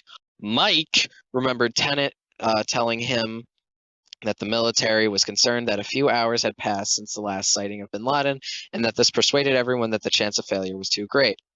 Some lower level officials were angry. Mike reported to Schroen that he had been unable to sleep after this decision. "I'm sure we'll regret not acting last night," he wrote, criticizing the principals for worrying that some stray shrapnel might hit the Habash Mosque and offend Muslims. I can see why this guy didn't want to be named. He commented that they had not shown comparable sensitivity when deciding to bomb Muslims in Iraq. The principals, he said, were obsessed with trying to get others, Saudis, Pakistanis, Afghan tribals, to do what he won't do. Schroen was disappointed too. "We should have done it last night," he wrote. "We may well come to regret the decision not to go ahead." The Joint Staff's deputy director for operations agreed, even though he told us that the later intelligence appeared to show bin Laden had left his quarters before the strike would have occurred. "Missing bin Laden," he said, "would have caused us a hell of a problem, but it was a shot we should have taken, and we could have had to pay the price." The principals began considering other, more aggressive covert alternatives using the tribals. CIA officers suggested that the tribals would prefer to try a raid rather than roadside ambush because they would have better control. It would be less dangerous, and it played more to their skills and experience. But everyone knew that if the tribals were to conduct such a raid, guns would be blazing. The current memorandum of notification instructed the CIA to capture bin Laden and to use lethal force only in self-defense. Work now began on a new memorandum that would give the tribals more latitude. The intention was to say that they could use lethal force if the attempted capture seemed impossible to complete successfully. Early drafts of this highly sensitive document emphasized that it authorized only a capture operation. The tribals were to be paid only if they captured bin Laden, not if they killed him. Officials throughout the government approved this draft, but on December 21st, the day after principals decided not to launch the cruise missile strike against Kandahar, the CIA's leaders urged strengthening the language to allow the tribals to be paid whether bin Laden was captured or killed. Berger and Tenet then worked together to take the time of thought even further. They finally agreed, as Berger reported to President Clinton, that an extraordinary step was necessary. The new memorandum would allow the killing of bin Laden if the CIA and the tribals judged that the capture was not feasible, a judgment it already seemed clear that they had reached. The Justice Department lawyer who worked on the draft told us what was envisioned was a group of tribals assaulting a location leading to a shootout. Bin Laden and others would be captured if possible, but probably would be killed. The administrator's position administration's position was that under the law of armed conflict, killing a person who posed an imminent threat to the United States would be an act of self-defense, not an assassination. On Christmas Eve 1998, Berger sent a final draft to the President Clinton with an explanatory memo. The president approved the document. Because the White House considered this operation highly sensitive, only a tiny number of people knew about the memorandum of notification. Berger arranged the NSC's legal advisor to inform Albright, Cohen, Shelton, and Reno. None was allowed to keep a copy. Congressional leaders were briefed as required by law. Attorney General Reno had sent a letter to the president expressing her concern. She warned of possible retaliation, including the targeting of U.S. officials. She did not pose any legal objection. A copy of the final document, along with the carefully crafted instructions that were to be sent to the tribals, was given to Tenet. A message from Tenet to the CIA field agents directed them to communicate to the tribals of the instructions authorized by the president. The United States preferred that bin Laden and his lieutenants be captured, but if a successful capture operation was not feasible, the tribals were permitted to kill them. The instructions added not that the tribals must avoid killing others unnecessarily and must not kill or abuse bin Laden or his lieutenants if they surrendered. Finally, the tribals would not be paid if this set of requirements was not met. The field officer passed these instructions to the tribals word for word, but he prefaced the directions with a message. From the American president down to the average man in the street, we want him, bin Laden, stopped. If the tribals captured bin Laden, the officer assured them that he would receive a fair trial under U.S. law and be treated humanely. The CIA officer reported that the tribals that said they fully understand the contents, implications, and the spirit of the message, and that their response was, "We will try our best to capture bin Laden alive and will have no intention of killing or harming him on purpose." Tribals explained that they wanted to prove that their standards of behavior were more civilized than those of bin Laden and his band of terrorists. In an additional note addressed to Schroen, the tribals noted that if they were to adopt bin Laden's ethics, we would have finished the job long before. But they had been limited by their abilities and, quote, by our beliefs and laws we have to respect. Schroen and Mike were impressed by the tribals' reaction. Schroen cabled that the tribals were not in it for the money, but as an investment in the future of Afghanistan. Mike agreed that the tribals' reluctance to kill was not a showstopper. From our view, he wrote, that seems in character and fair enough. Policymakers in the Clinton administration, including the president and national security advisor, told us that the president's intent regarding covert action against bin Laden was clear. He wanted him dead. The intent was never well communicated or understood within the CIA. Tenet told the commission that, except in one specific case, discussed later, the CIA was authorized to kill bin Laden only in the context of a capture operation. CIA senior managers, operators. So basically, they were just like, okay, we're only allowed to kill bin Laden if we say we're going to capture him. Lawyers confirmed this understanding. We always talked about how much easier it would have been to kill him, a former chief of bin Laden unit said. In February 1999, another draft memorandum of notification went to President Clinton. It asked him to allow the CIA to give exactly the same guidance to the Northern Alliance as had just been given to the tribals. They could kill bin Laden if a successful capture operation was not feasible. On this occasion, however, President Clinton crossed out key language he had approved in December and inserted more ambiguous language. No one we interviewed could shed light on why the president did this. President Clinton told the commission that he had no recollection of why he rewrote the language. That seems really suspicious. Just randomly rewriting it so it's more vague. What could possibly, does he want, okay, well, we don't know what it originally said, and we don't know what he changed it to. It's really weird. And it's what, just one paragraph? Okay. Later in 1999, when legal authority was needed for enlisting still other collaborators and for covering a wider set of contingencies, the lawyers returned for the language used in August 1998, which authorized force only in the context of a capture operation. Given the closely held character of the document, it is possible to understand how the former White House officials and the CIA officials might disagree as to whether the CIA was ever authorized by the president to kill bin Laden. The dispute turned out to be somewhat academic, as the limits of available legal authority were not tested. Clark commented to Berger that despite expanded authority for CIA sources to engage in direct action, they had shown no inclination to do so. He added that it was the impression that the CIA thought the tribals were unlikely to act against bin Laden, and hence relying on them was unrealistic. Events seemed to bear him out since the tribals did not stage an attack on Laden or his associates during 1999. The tribals were marked active collectors of intelligence, however, providing good but not predictive information about bin Laden's whereabouts. The CIA also tried to improve its intelligence reporting on bin Laden that by what Tenet's assistant director for the collection, its indefatigable Charles Allen, called an all-out agency 7 days a week effort. The effort might have had an effect. On January 12, 1999, Clark wrote Berger that the CIA's confidence in the tribals' reporting had increased. It was now higher than it had been on December 20. In February 1999, Allen proposed flying a U-2 mission over Afghanistan to build a baseline of intelligence outside the areas where the tribals had coverage. Clark was nervous about such a mission because he continued to fear that bin Laden might leave for someplace less accessible. He wrote Deputy National Security Advisor Donald Carrick that one reliable source reported bin Laden's having met with Iraqi officials who may have offered him asylum. Other intelligence sources that some Taliban leaders, though not Mullah Omar, had urged bin Laden to go to Iraq. If bin Laden actually moved to Iraq, wrote Clark, his network would be at Saddam Hussein's service and would be virtually impossible to find him. Better to get bin Laden in Afghanistan, Clark declared. Berger suggested sending one U-2 flight, but Clark opposed this. Even this. It would require Pakistani approval, he wrote, and Oh, he probably said the one that's offensive because it's in brackets. Pakistan's intel legend service is in bed with bin Laden and would warn him that the United States was ready for a bombing campaign. Armed with that knowledge, old wily Usama will likely boogie to Baghdad. Who the fuck said this?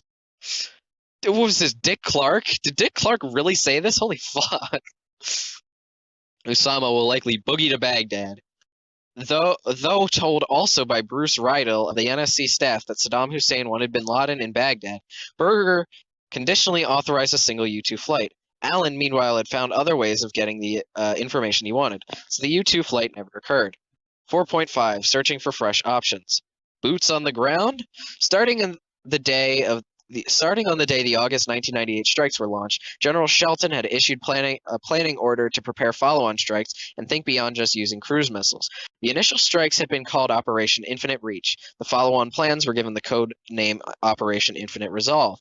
At the time, any actual military action in Afghanistan would have been carried out by General Zinni's command center. The command was therefore the locus for most military planning. Zinni was even less enthusiastic than Cohen and Shelton about a follow-on cruise missile strike. He knew that the Tomahawks did not always hit their targets. After the August 20 strikes, President Clinton had to call Pakistani Prime Minister Sharif to apologize for a wayward missile that had killed several people in a Pakistani village. Sharif had been understanding while commenting on American overkill. Yeah, he was understanding. Oh, yeah, it's okay that you just killed a few people. Maybe a little bit of overkill, gee. Zinni feared that bin Laden would, in the future, locate himself in cities where U.S. missiles could kill thousands of Afghans. He worried also lest Pakistani authorities not get adequate warning, think the missiles came from India, and do something that everyone would later regret. Discussing potential repercussions in the region of his military responsibility, Zinni said, "It was easy to take a shot from Washington and walk away from it. We had to live there." Zinni's distinct preference would have been to build up counterterrorism capabilities in the neighboring countries such as Uzbekistan. But he told us that he could not drum up much interest in or money for such a purpose from Washington. Partly, he thought, because these countries had direct dictatorial governments. Dictatorial. After the decision, in which fear of collateral damage was an important factor, not to use cruise missiles against Kandahar in December 1998, Shelton and officers in the Pentagon developed plans for using an AC-130 gunship instead of cruise missile strikes. Designed specifically for the Special Forces, the version of the AC-130 known as Spooky can fly in fast or from high altitude, undetected by radar. Guided to its zone by extraordinary complex electronics, it is capable of rapidly firing precision-guided 25, 40, and 105 millimeter projectiles. Because the system could target more precisely than a salvo of cruise missiles, it had a much lower risk of causing collateral damage. After giving Clark a briefing and being encouraged to proceed, Shelton formally directed Zinni and General Peter Shoemaker, who headed the Special Operations Command, to develop plans for an AC-130 mission against bin Laden's headquarters and infrastructure in Afghanistan. The Joint Staff prepared a decision paper for the deployment of the Special Operations aircraft. Though Berger and Clark continued to indicate interest in this option, the AC-130s were never deployed.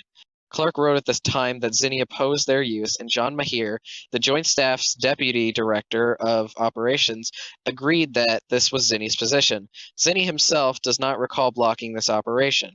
He told us that he understood the Special Operations Command had never thought the intelligence good enough to justify actually moving AC-130s into position.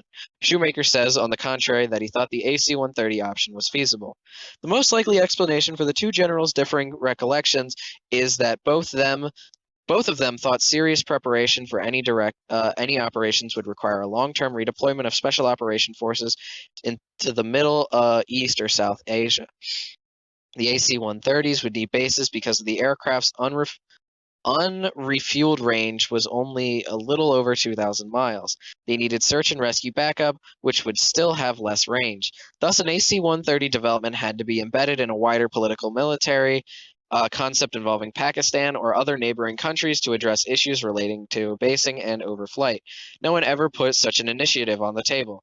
Zinni therefore cautioned about simply ordering up AC-130 deployments for a quick strike. Shoemaker planned for what he saw as a practical strike option, and the underlying issues were not fully engaged.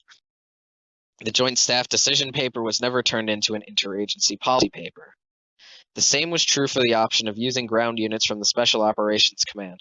Within the command, some officers such as Shoemaker wanted the mission of putting boots on the ground to get at bin Laden and al-Qaeda. At the time, Special Operations were designated as a supporting command and not a supported command. That is, it supported a theater commander and did not prepare for its own plans for dealing with al-Qaeda. Shoemaker proposed to Shelton and Cohen that Special Operations had become a supported command, but the proposal was not adopted. Had it been accepted, he says, he would have taken the al-Qaeda mission instead of deferring to Zinni. Lieutenant General William Boykin was the current Deputy Under Secretary of Defense for Intelligence and a founding member of Delta Force, told us that opportunities were missed because of an unwillingness to take risk and a lack of vision and understanding. President Clinton relied on the advice of General Shelton, who informed him that without intelligence on bin Laden's location, a commando raid's chance of failure was high. Shelton told President Clinton he would go forward with boots on the ground if the president ordered him to do so. However, he had to ensure that the president was completely aware of the large logistical problems inherent in a military operation. The Special Operations plans were apparently conceived as another quick strike option, an option to insert forces after the United States received actionable intelligence. President Clinton told the commission that if we had really good intelligence about where Osama bin Laden was, I would have done it. Zinni and Shoemaker did make preparations for possible very high-risk in-and-out operations to capture or kill terrorists. Cohen told the commission that the notion of putting military personnel on the ground without some reasonable certitude that bin Laden was in a particular location would have resulted in the mission's failure and the loss of life in a fruitless effort. None of these officials was aware of the ambitious plan developed months earlier by lower-level defense officials. In our interviews, some of the military officers repeatedly invoked the analogy of Desert One and the failed 1980 hostage rescue mission in Iran. They were dubious about a quick strike approach to using special operations forces, which they thought complicated and risky. Such efforts would have been required bases in the region, but all the options were unappealing. Pro-Taliban elements of Pakistan's military might warn bin Laden or his associates of pending operations. With nearby basing options limited, an alternative was to fly from ships in the Arabian Sea from land bases in the Persian Gulf after 9/11. Such operations would then have to be supported from long distances, overflying the airspace of nations that might not have been supported or aware of U.S. efforts. However, if these hurdles were addressed and if the military could then operate regularly in the region for a long period, perhaps clandestine, gather intelligence and wait for an opportunity. One special operations commander said his view of actionable intelligence was that if you give me the action, I will give you the intelligence. But this course would still be risky in light both of the difficulties already mentioned and the danger that the U.S. operations might fail disastrously. We have found no evidence that such a long-term political military approach for using special operations forces in the region was proposed or analyzed by the small group, even though such capability had been honed for at least a decade within the Defense Department. Therefore, the debate looked to some like bold proposals from civilians meeting hyper caution from the military. Clark saw it this way. Of the military, he said to us, they were very, very, very, very reluctant. But from another perspective, poorly informed proposals for bold action were pitted against experienced professional judgment. This was how Secretary of Defense Cohen viewed it. He said to us, place my judgment call in terms of, do I believe that the chairman of the Joint Chiefs, former commander of Special Forces Command, is in better position to make judgment of this than a large-scale political military commitment to build up a covert clandestine capability, either military or CIA,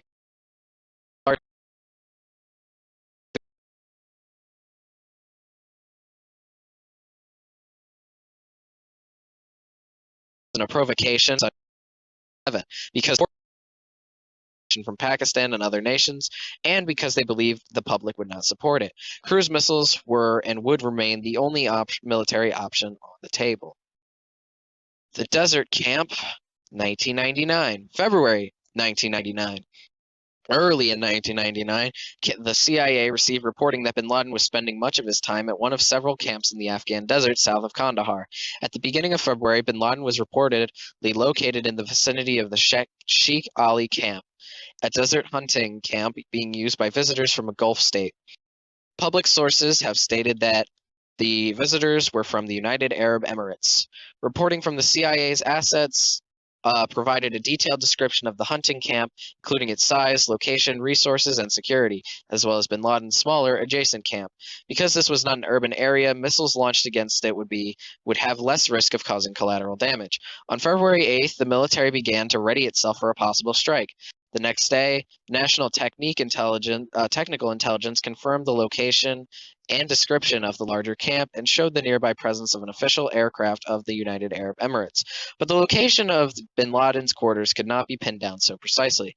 The CIA did its best to answer a host of questions about the larger camp and its residents, and about bin Laden's daily schedule and routines to support military contingency planning.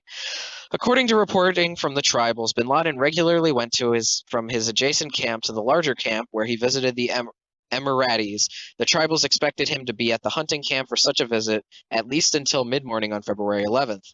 Clark wrote to Berger's deputy on February 10th that the military was then doing targeting work to hit the main camp with cruise missiles and should be in position to strike the following morning. Speaker of the House Dennis Hastert appears to have been briefed on the situation. No strike was launched. By February 12th, bin Laden had apparently moved on, and with the immediate strike plans became moot.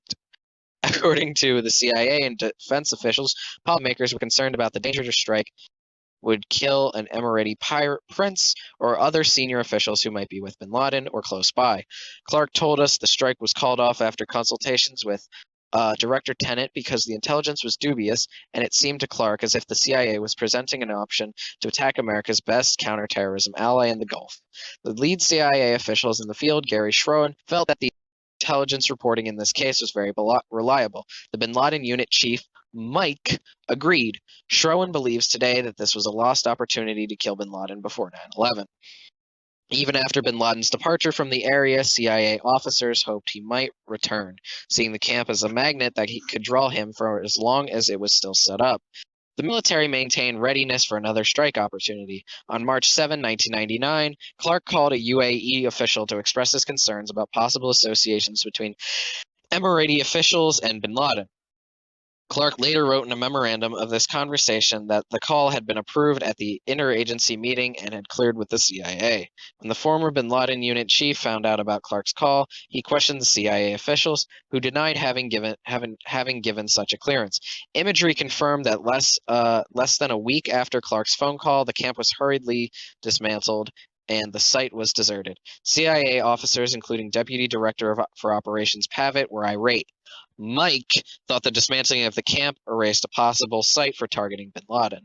The United Arab Emirates was becoming both a valued counterterrorism ally of the United States and a persistent counterterrorism problem.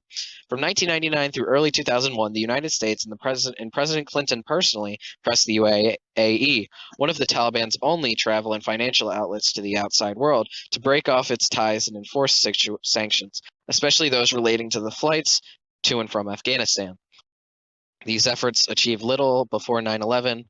In July 1999, the UAE Minister of State for Foreign Affairs Hamdan bin Zayed threatened to break relations with the Taliban over bin Laden. The Taliban did not take him seriously, however, but Zayed later told an American diplomat that the UAE valued its relations to the Taliban because the Afghan radicals offered a counterbalance to Iranian dangers in the region.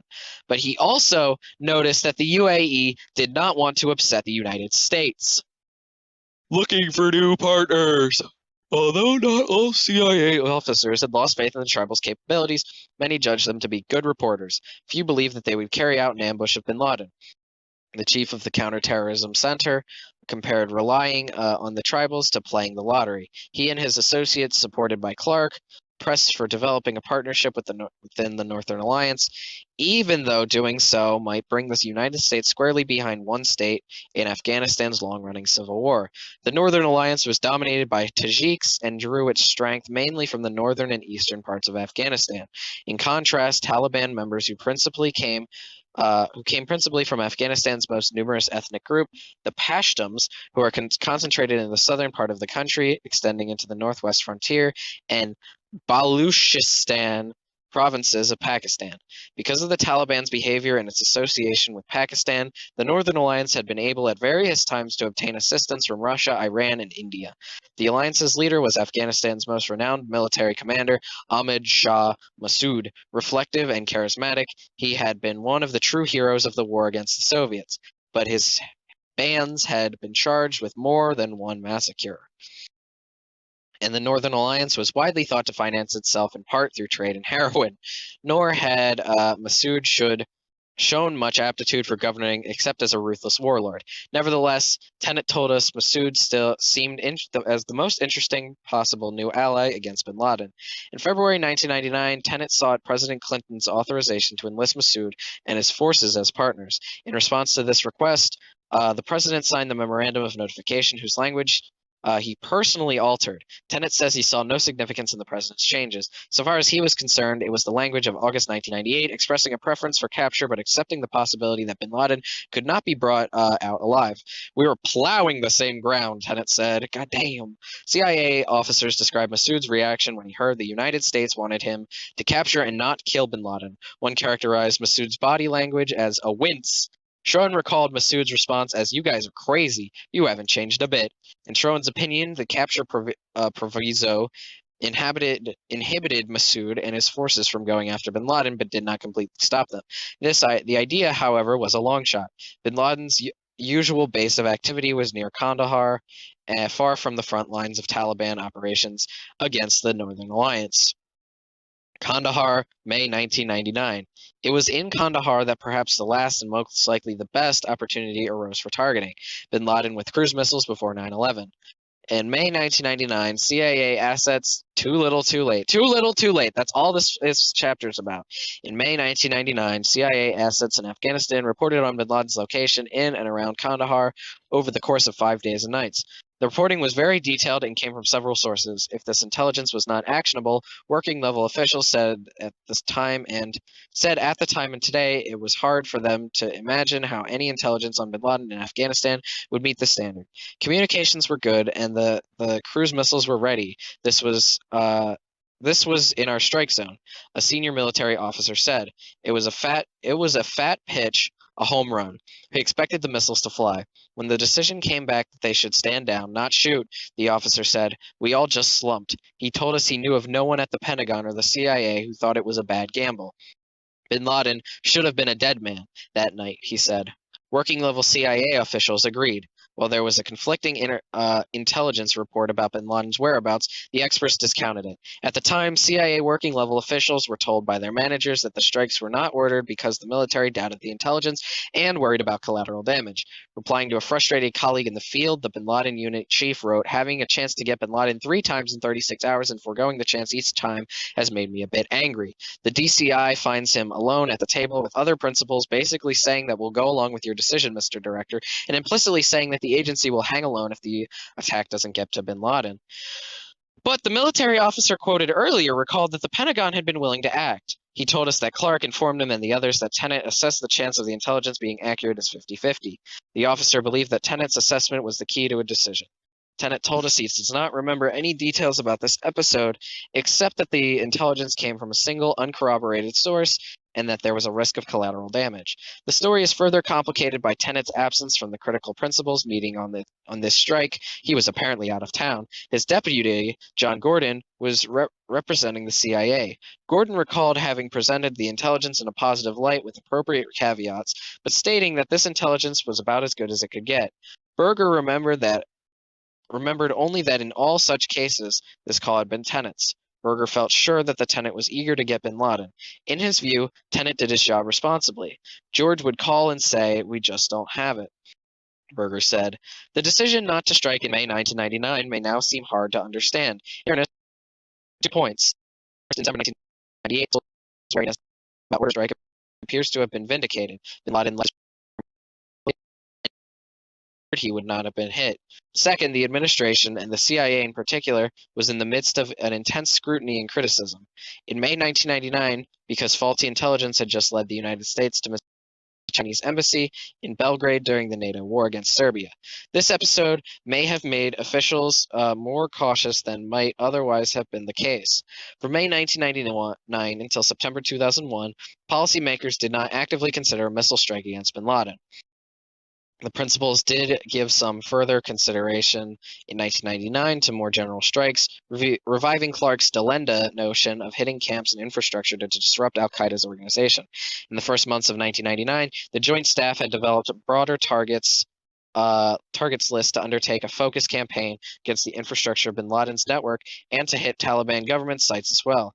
General Shelton told us that the Taliban targets were easier to hit and more substantial.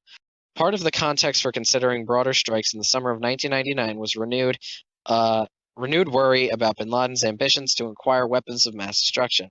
In May and June, the U.S. government received a flurry of ominous reports, including more information about chemical weapons training or developments at the Darunta camp, and possible attempts to amass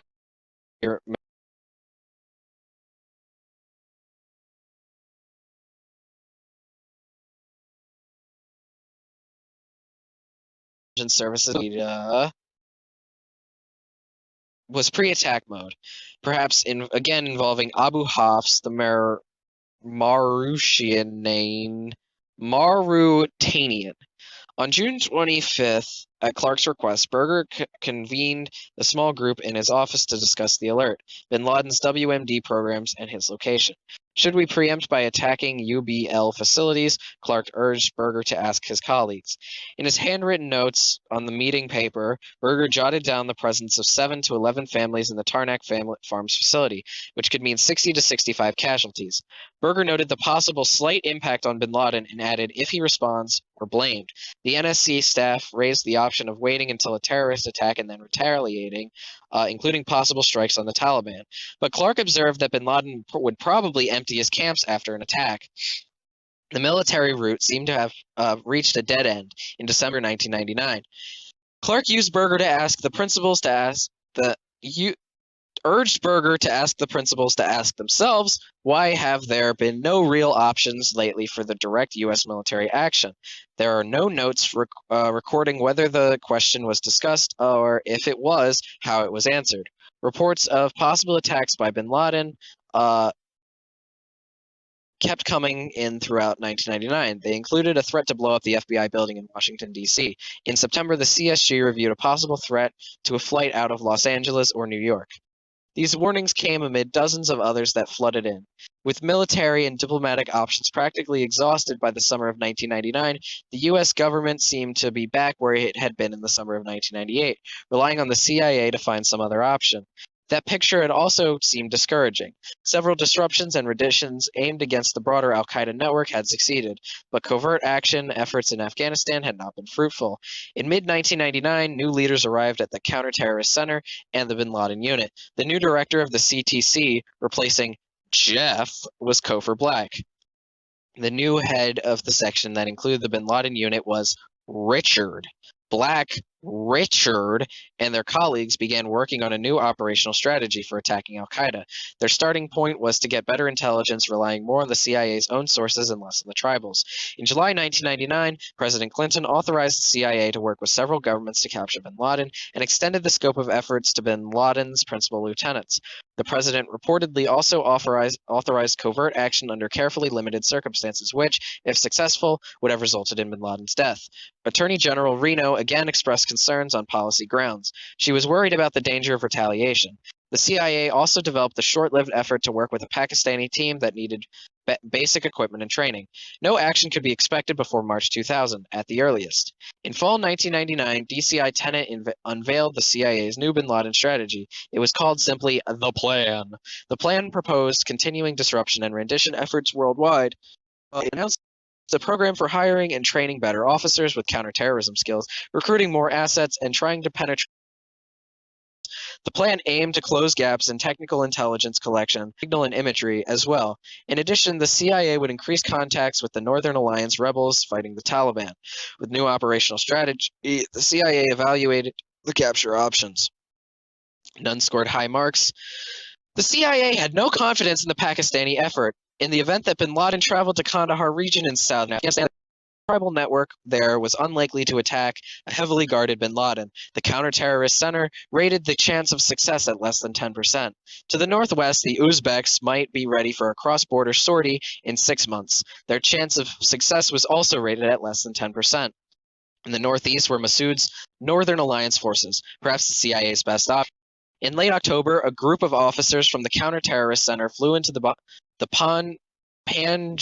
Panjshir Valley to meet up with Massoud, a hazardous journey in rickety helicopters that would be repeated several times in the future. Massoud appeared committed to helping the United States collect intelligence on bin Laden's activities and whereabouts and agreed to try capturing him if the opportunity arose. The bin Laden unit was satisfied that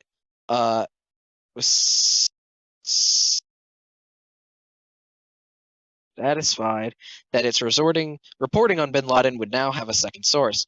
But it also knew that Massoud would act against bin Laden only if his own interests and those of the United States intersected. By early December, the CIA rated this possibility at less than 15%. Finally, the CIA considered the possibility of putting U.S. personnel on the ground in Afghanistan. The CIA had been discussing this option with the Special Operations Command and found enthusiasm on working level, but the reluctance at higher levels. CIA saw a 95% chance of Special Operations Command forces in capturing bin Laden if deployed, but less than a 5% chance of such deployment. Sending CIA officers into Afghanistan was to be considered, quote, if the gain clearly outweighs the risk. But at the time, no such gains presented themselves to warrant the risk. As mentioned earlier, such a protracted development of U.S. Special Operations Forces into Afghanistan, perhaps as part of a team joined to make a deployment of the CIA's own officers, would have required a major policy initiative, probably combined with efforts to secure long-term support of at least one or two neighboring countries to make long-term commitment, establish a durable presence on the ground, and to be prepared to accept the associated risks and costs. Such a military plan was never developed for interagency consideration. Consideration before 9/11. As 1999 came to a close, the CIA had a new strategic plan in place for capturing bin Laden, but no option was rated as having more than a 15% chance of achieving that objective. That marks the end of Chapter 4. So Chapter 4, I would say, seems like saving face about why they didn't kill bin Laden earlier. I feel like this chapter probably wouldn't have been included if it wasn't public information that they knew about bin Laden. Because it really seems like somebody, just one person, really just had to ask the question, so if you guys knew about bin Laden, what he was capable of, how come you didn't kill him? And this entire chapter seems to me to be about, well, we were going to kill him, but we decided not to. Then we decided to kill him again, but we said no. Then we decided to kill him again, then he said no. Then we really thought we were going to kill him, but finally we decided no. Uh,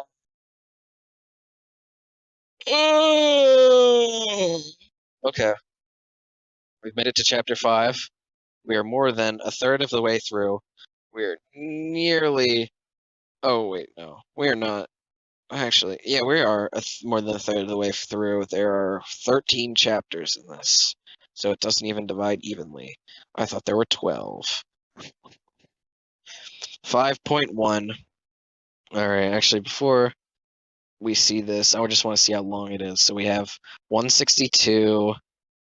Ooh, that guy looks pretty ugly. So we got 162, and it goes all the way. Oh, fuck. 162 all the way to. From 162 goes, whoa, way far, and also zooms out randomly. That's fine. So 162. All right. So it goes from 162 to 191. So it's basically 30 pages. 162, go back. 60. All right. So this is a 29-page chapter. Shouldn't be too bad. I feel like a page takes maybe like 3 or 4 minutes to read, so this will probably be about an hour and a half. Chapter 5. Al-Qaeda aims at the American homeland. 5.1. Terrorist entrepreneurs. By early 1999, Al-Qaeda was already a potent adversary of the United States. Bin Laden and his chief of operations, Abu Hafs al-Masri, also known as Mohammed Atef, occupied undisputed leadership positions atop Al-Qaeda's organizational structure. Within this structure, Al-Qaeda's worldwide terrorist operations relied heavily on the ideas of work of enterprising and strong-willed field commanders who enjoyed considerable autonomy. To understand the organization, how the organization actually worked, and to introduce the origins of the 9/11 plot, we briefly examine 3 of these subordinate commanders: Khalid Sheikh Mohammed, KSM, Ridwan Isamuddin, better known as Hambali, and Abd al-Rahim al-Nashiri. We will devote the most attention to Khalid Sheikh Mohammed, the chief manager of the Plains operation. All right, Khalid Sheikh Mohammed. No one exemplifies the model of the terrorist entrepreneur more clearly than Khalid Sheikh Mohammed, the principal architect of the 9/11 attacks. KSM followed a rather tortuous path to his eventual membership in Al-Qaeda.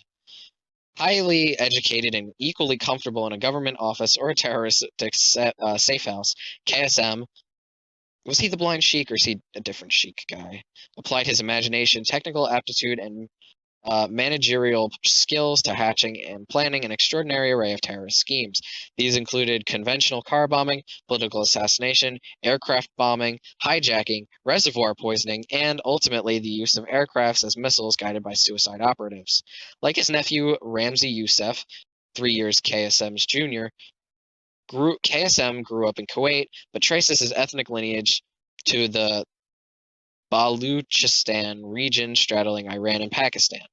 Raised in a religious family, KSM claims to have joined the Muslim Brotherhood at age 16, to have become enamored in violent jihad and youth camps in the desert. In 1983, following his graduation from his secondary school, KSM left Kuwait to enroll at a Chowan College, a small Baptist school in Murfreesboro, North Carolina. And then again, in the middle of that sentence, they put the detainee interrogation. Chapters 5 and 7 rely heavily on information obtained from captured Al-Qaeda members. A number of these detainees have first-hand knowledge of the 9/11 plot. Assessing the truth of statements by these witnesses, sworn enemies of the United States, is challenging. Our access to them has been limited to the review of intelligence reports based on communications received from the locations where the actual interrogations take place. We submitted questions for use in the interrogations, but had no control over whether, when, or how questions in particular interest would be asked. nor would we be allowed to talk to the interrogators so that we could better judge the credibility of the detainees and clarify ambiguities in the reporting. We were told that our request might disrupt the sensitive interrogation process. So the interrogation was still going on in 2004. I guess that makes sense. We have nonetheless decided to include information from captured 9/11 conspirators and Al-Qaeda members in our report. We have evaluated their statements carefully and have attempted to corroborate them with documents and statements of others. In this report, we indicate where such statements provide the foundation for our narrative. We have been authorized to identify by name only 10 detainees whose custody has been confirmed officially by the U.S. government. After a semester in Chowan, KSM transferred to North Carolina Agricultural and Technical State University in Greensboro, which he attended with Yusuf's brother, another future Al-Qaeda member. KSM earned a degree in mechanical engineering in December 1986. Although he apparently did not attract attention for extreme Islamist beliefs or other activities while in the United States, KSM plunged into the anti-Soviet Afghan jihad soon after graduating from college. Visiting Pakistan for the first time in early 1987, he traveled to Peshawar, where his brother Zahid introduced him to the famous Afghan mujahideen Abdul Razul Sayyaf, head of the Hizbullah al-Islami Islamic Union Party. Sayyaf became KSM's mentor and provided KSM with military training at Sayyaf Sada's camp. KSM claims he then fought the Soviets and remained at the front for 3 months before being summoned to perform administrative duties for Abdullah Azam. The KSM next took a job for working for an electronics firm that catered to the communications needs of Afghan groups, where he learned about drills used to excavate caves in Afghanistan. Between 1988 and 1992, KSM helped run a non-governmental organization, NGO, in Peshawar and Jalalabad, sponsored by Sayyaf, and it was designed to aid young Afghan mujahideen. In 1992, KSM spent some time fighting alongside the Mujahideen in Bosnia and supporting that effort with financial donations. After returning briefly to Pakistan, he moved his family to Qatar at the suggestion of the former Minister of Islamic Affairs of Qatar, Sheikh Abdullah bin Khalid bin Hamad Al Thani. KSM took a position in Qatar as a project engineer with the Qatari Ministry of Electricity and Water. Although he engaged in extensive international travel during his tenure at the ministry, much of it in furtherance of terrorist activity, KSM would hold his position there until early 1996, when he fled to Pakistan to avoid capture by U.S. authorities. KSM first came to the attention of U.S. law enforcement as a result of his cameo role in the First World Trade Center bombing. According to KSM, he learned of Ramzi Yousef's intention to launch an attack inside the United States in 1991 or 1992, when Yousef was receiving explosives training in Afghanistan. During the fall of 1992, while Yousef was building the bomb he would use in that attack, KSM and Yousef had numerous telephone conversations during which Yousef discussed his progress and sought additional funding. On November 3, 1992, KSM wired $660 from Qatar to the bank account of Yousef's co-conspirator, Mohammed Salami. KSM does not appear to have contributed any more substantially to this operation. Yousef's instant notoriety as the mastermind of the 1993 World Trade Center bombing inspired KSM to become involved in planning attacks against the United States. By his own account, KSM's animus toward the United States stemmed not from his experiences there as a student, but rather from his violent disagreement with U.S. foreign policy. In 1994, KSM accompanied Yousef to the Philippines, and the two of them began planning what is now known as the Air or Bajinka plot, the intended bombing of 12 U.S. commercial jumbo jets over the Pacific during a 2-day span. This marked the first time KSM took part in actual planning of a terrorist operation. While sharing an apartment in Manila during the summer of 1994, he and Yousef acquired chemicals and other materials necessary to construct bombs and timers. They also cased target flights to Hong Kong and Seoul that would have onward legs to the United States. During the same period, KSM and Yousef also developed plans to assassinate President Clinton during his November 1994 trip to Manila and to bomb U.S.-bound cargo carriers by smuggling jackets containing nitrocellulose on board. KSM left the Philippines in September 1994 and met up with Yousef in Karachi following their casing flights. There, they enlisted Wali Khan Amin Shah, also known as Usama Asumari in the Manila air plot. During the fall of 1994, Youssef returned to Manila and successfully tested the digital watch timer he had invented, bombing a movie theater and a Philippine Airlines flight en route to Tokyo. The plot unraveled after the Philippine authorities discovered Youssef's bomb-making operation in Manila, but by that time, KSM was safely back at his government job in Qatar. Now, here's a picture of Khalid Sheikh Mohammed, the mastermind of the 9/11 plot at the time of his capture in 2003. Um, uh, is my water bottle leaking? Oh, okay, no, it's not. Youssef attempted to follow through on the cargo carrier's plan, but was arrested in Islamabad by Pakistani authorities on February 7, 1995, after an accomplice turned him in.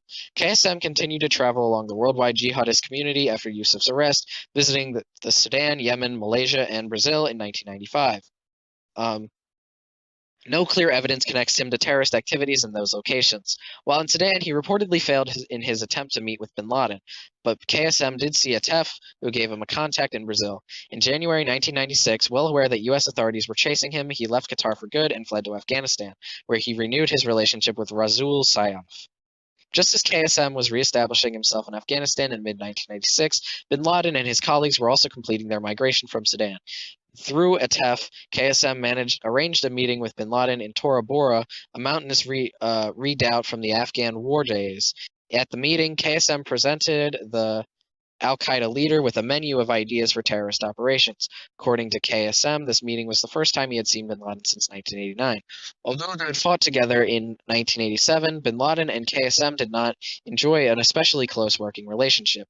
Indeed, KSM had acknowledged that bin Laden likely agreed to meet with him because of the renown of his nephew, Youssef.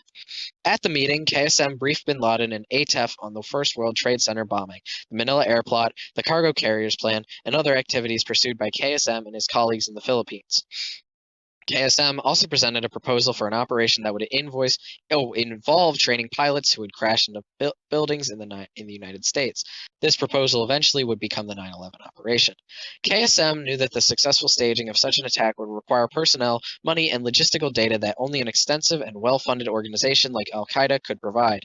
He thought the operation might appeal to bin Laden, who had a long record of denouncing the United States. From KSM's perspective, bin Laden was in the process of consolidating his new position in Afghanistan while hearing out others' ideas, and had not yet settled on an agenda for future anti-U.S. operations. At the meeting, bin Laden listened to KSM's idea without much comment, but did ask KSM formally to join al-Qaeda and move his family to Afghanistan. KSM declined. He preferred to remain independent and retain the option of working with other Mujahideen groups still operating in Afghanistan, including the group led by his old mentor Sayyaf. Sayyaf was close to Ahmed Shah Massoud, the leader of the Northern Alliance. Therefore, working with him might be a problem for KSM because bin Laden was building ties to the rival Taliban. After meeting with bin Laden, KSM says he journeyed onward to India, Indonesia, and Malaysia, where he met with Jemaah Islamiyah's Hambali. Hambali was an Indonesian veteran of the Afghan War looking to expand the jihad into Southeast Asia. In Iran, KSM rejoined his family and arranged to move them to Karachi. He claims to have relocated by January 1997. After settling his family in Karachi, KSM tried to join the Mujahideen leader a Mujahid leader Ibn al-Khattab in Chechnya. Unable to travel through Azerbaijan, KSM returned to Karachi and then to Afghanistan to renew contacts with bin Laden and his colleagues. Though KSM may not have been a member of Al-Qaeda at this time, he admits traveling frequently between Pakistan and Afghanistan in 1997 for the first half of 1998, visiting bin Laden and cultivating relationships with his lieutenants, Atef and Saif al-Adil, by assisting them with computer and media projects. According to KSM, the 1998 bombings of the U.S. embassies in Nairobi and Dar es Salaam marked a watershed in the evolution of the 9/11 plot. KSM claims these bombings convinced him that bin Laden was truly committed to attacking the United States. He continued to make himself useful, collecting news articles and helping other al-Qaeda members with their outdated computer equipment. Bin Laden, apparently at Atef's urgings, finally decided to give KSM the green light for the 9/11 operation sometime in late 1998 or early 1999. accepted bin Laden's standing invitation to move to Kandahar and work with al-Qaeda. In addition to supervising the planning and operations for 9/11 operation, preparations for the 9/11 operation, KSM worked with and eventually led all al-Qaeda's media committee. But KSM states he refused to swear a formal oath of allegiance to bin Laden, thereby retaining a last vestige of his cherished autonomy. At this point, late 1998 to early 1999, planning for the 9/11 operation began in earnest. Yet while the 9/11 project occupied the bulk of KSM's attention, he continued to consider other possibilities for terrorist attacks. For example, he sent al-Qaeda operative Issa al-Bartani to Kuala Lumpur, Malaysia, to learn about the jihad in Southeast Asia from Hambali. Thereafter, KSM claims at bin Laden's direction in early 2001, he sent Bartani to the United States to ease potential economic and Jewish targets in New York City. Furthermore, during the summer of 2001, KSM approached bin Laden with the idea of recruiting a Saudi Arabian Air Force pilot to commandeer a Saudi fighter jet and attack the Israeli city of Eilat. Bin Laden reportedly liked this proposal, but he instructed KSM to concentrate on the 9/11 operation first. Similarly, KSM's proposal and ATEF around the same time for attacks in Thailand, Singapore, Indonesia, and the Maldives were never executed, although Hambali's Jamaah Islamiyah operatives did some casing of possible targets. KSM appears to have been popular among the al-Qaeda rank and file. He was reportedly regarded as an effective leader, especially after the 9/11 attacks. Co-workers describe him as an intelligent, efficient, and even-tempered manager who approached his projects with a single-minded dedication that he expected his colleagues to share. Al-Qaeda associate Abu Zubaydah has expressed more qualified admiration for KSM's innate creativity, emphasizing his ability to incorporate the improvements suggested by others. Nashiri has been similarly measured, observing that although KSM floated many general ideas for attacks, he rarely conceived of a specific operation himself. Perhaps these estimates reflect a touch of jealousy. In any case, KSM was plainly a capable coordinator, having had years to hone his skills and build relationships. Hambali. Al-Qaeda's success in fostering terrorism in Southeast Asia stems largely from its close... Oh, Lord. Oh, Lord. Me when I hit the clear button. No more notifications. Close relationship with the Jeremiah Islamiyah, JI. In that relationship, Hambali became the key coordinator. Born and educated in Indonesia, Hambali moved to Malaysia in the early 1980s to find work. There he claims to have become a follower of the Islamist extremist teachings of various clerics, including one named Abdullah Sungkar. Sungkar first inspired Hambali to share the vision of establishing a radical Islamist regime in Southeast Asia, then furthered Hambali's instructions in jihad by sending him to Afghanistan in 1986. After undergoing training at Rasul Sayyaf Seda camp, where KSM would later train, Hambali fought against the Soviets. He eventually returned to Malaysia after 18 months in Afghanistan. By 1998, Hambali would assume responsibility for the Malaysia-Singapore region within the Sungkar's newly formed terrorist organization, the JI. Also by 1998, the Sungkar and JI spiritual leader Abu Bakr Bashir had accepted the bin Laden's offer to ally JI with al-Qaeda in waging war against Christians and Jews. Hambali met with KSM in Karachi to arrange for GI members to receive training in Afghanistan at al-Qaeda's camps. In addition to his close working relationship with KSM, Hambali soon began dealing with ATEF as well.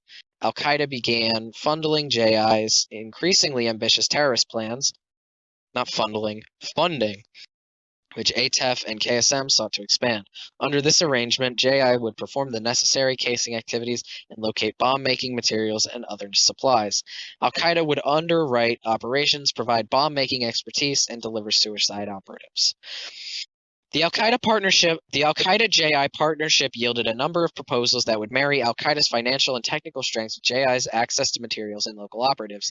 Here, Hambali played the critical role of coordinator as he distributed Al-Qaeda funds and earmarked for the joint operations. In one especially notable example, ATEF turned to Hambali when Al-Qaeda needed a scientist to take over its biological weapons program. Hambali obliged by introducing a U.S.-educated JI member, Yasid Sufat, to Ayman al-Zawahiri in Kandahar. In 2001, Sufat would spend several months attempting to cultivate anthrax for al-Qaeda in a laboratory he helped set up near the Kandahar airport. Hambali did not originally orient JI's operations towards attacking the United States, but his involvement with al-Qaeda appears to have inspired him to pursue American targets. KSM, in his post-capture interrogations, has taken credit for this shift, claiming to have urged the JI operations chief to concentrate on attacks designed to hurt the U.S. economy. Hambali's newfounded interest in striking against the United States manifested itself in a spate of terrorist plans. Fortunately, none came to fruition.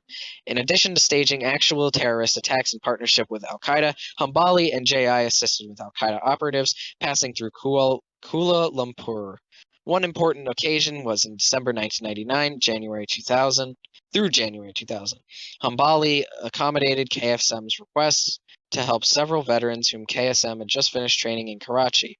They included Tawfiq bin Atash, also known as Khalid, who later would help bomb the USS Cole, and future 9/11 hijackers Nawaf al-Hazmi and Khalid al-Midhar. Hambali arranged lodging for them and helped them purchase airline tickets for their onward travel. Later that year, Hambali and his crew would provide accommodations and other assistance, including information on flight schools and help in acquiring ammonium nitrate. For Zacharias Moussaoui, an al-Qaeda operative sent to Malaysia by ATEF and KSM. Hambali used bin Laden's Afghan facilities as a training ground for JI recruits. Though he had a close relationship with ATEF and KSM, he maintained JI's institutional independence from al-Qaeda. Hambali insists that he did not discuss operations with bin Laden or swear allegiance to him, having already given such a pledge of loyalty to Bashir, Sungkar's successor as JI leader. Thus, like any powerful bureaucrat defending his domain, Hambali objected with al-Qaeda leadership tried to assign JI members to terrorist projects without notifying him. Abd al-Rahim al-Nashiri. KSM and Hambali both decided to join forces with al-Qaeda because their terrorist aspirations required the money and manpower that only a robust organization like al-Qaeda could supply. On the other hand, Abd al-Rahim al-Nashiri, the mastermind of the Cole bombing and the eventual head of al-Qaeda operations in the Arabian Peninsula, appears to have originally been recruited to his career as a terrorist by bin Laden himself. Having already participated in the Afghan jihad, Nashiri accompanied a group of some 30 mujahideen in pursuit of jihad in Tajikistan in 1996. When serious fighting failed to materialize, the group traveled to Jalalabad and encountered bin Laden, who had recently returned from Sudan. Bin Laden addressed them at length, urging the group to join him in a jihad against the Americans. Although were urged to swear loyalty to bin Laden, many, including Nashiri, found the notion distasteful and refused. After several days of indoctrination that included a barrage of news clippings and television documentaries, Nashiri left Afghanistan, first returning to his native Saudi Arabia and then visiting his home in Yemen. There, he says, the idea for his terrorist operation took shape as he noticed many U.S. and other foreign ships plying the waters along the southwest coast of Yemen. Nashiri returned to Afghanistan probably in 1997, primarily to check on relatives fighting there and also to learn about the Taliban. He again encountered bin Laden, still recruiting for the coming battle with the United States. Nashiri pursued a more conventional military jihad, joining the Taliban forces in their fight against Ahmad Massoud's Northern Alliance and shuttling back and forth between the front and Kandahar, where he would see bin Laden and meet with other mujahideen. During this period, Nashiri also led the plot to smuggle four Russian-made anti-tank missiles into Saudi Arabia from Yemen in early 1998 and helped an embassy bombing operative obtain a Yemeni passport. At some point, Nashiri joined al-Qaeda. His cousin Jihad Muhammad Ali al-Maki, also known as Assman, Azam was a suicide bomber for the Nairobi attack. Nashiri traveled between Yemen and Afghanistan. In late 1998, Nashiri proposed mounting an attack against a U.S. vessel.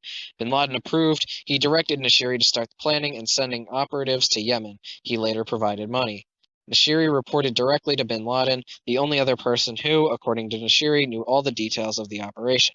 When Nashiri had difficulty finding U.S. naval vessels to attack along the western coast of Yemen, bin Laden reportedly instructed him to case the port of Aden, the southern coast, instead. The eventual result was an attempted attack on the USS The Sullivans in January 2000, and the successful attack in October 2000 on the USS Cole. Nashiri's success brought him instant status within al-Qaeda.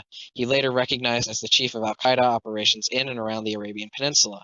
While Nashiri continued to consult bin Laden on the planning and subsequent terrorist projects, he retained discretion in selecting operatives and devising attacks. In the 2 years between the Cole bombing and the Nashiri's capture, he would supervise several more proposed operations for al-Qaeda. The October 6, 2002 bombing of the French tanker Limburg in the Gulf of Aden was also Nashiri's handiwork. Although bin Laden urged Nashiri to continue plotting strikes against the U.S. interests in the Persian Gulf, Nashiri maintains that he actually delayed one of these projects because of security concerns. Those concerns, it seemed, were well placed, as Nashiri's November 2002 capture in the United Arab Emirates finally ended his career as a terrorist. Aw, poor Nashiri. The Plains Operation 5.2. According to KSM, he started to think about attacking the United States after Yusuf returned to Pakistan following the 1993 World Trade Center bombing. Like Yusuf, KSM reasoned that he could best influence U.S. policy by targeting the country's economy. KSM and Yusuf reportedly brainstormed together about what drove the U.S. economy. New York, which KSM considered the economic capital of the United States, therefore became a primary target. For similar reasons, California also became a target for KSM.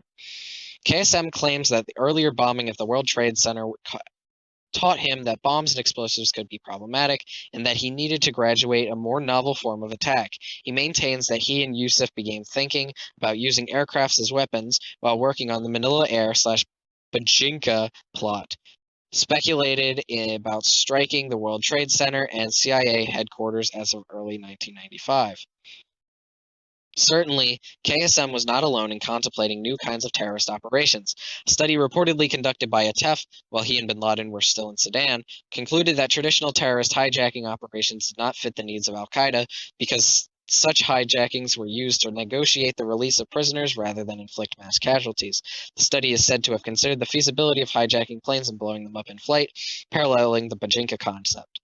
Such a study, if it actually existed, yields significant insight into the thinking of al-Qaeda's leaders. One, they rejected hijackings and aimed at gaining the release of imprisoned comrades as too complex, because al-Qaeda had no friendly countries in which to land a plane and then negotiate.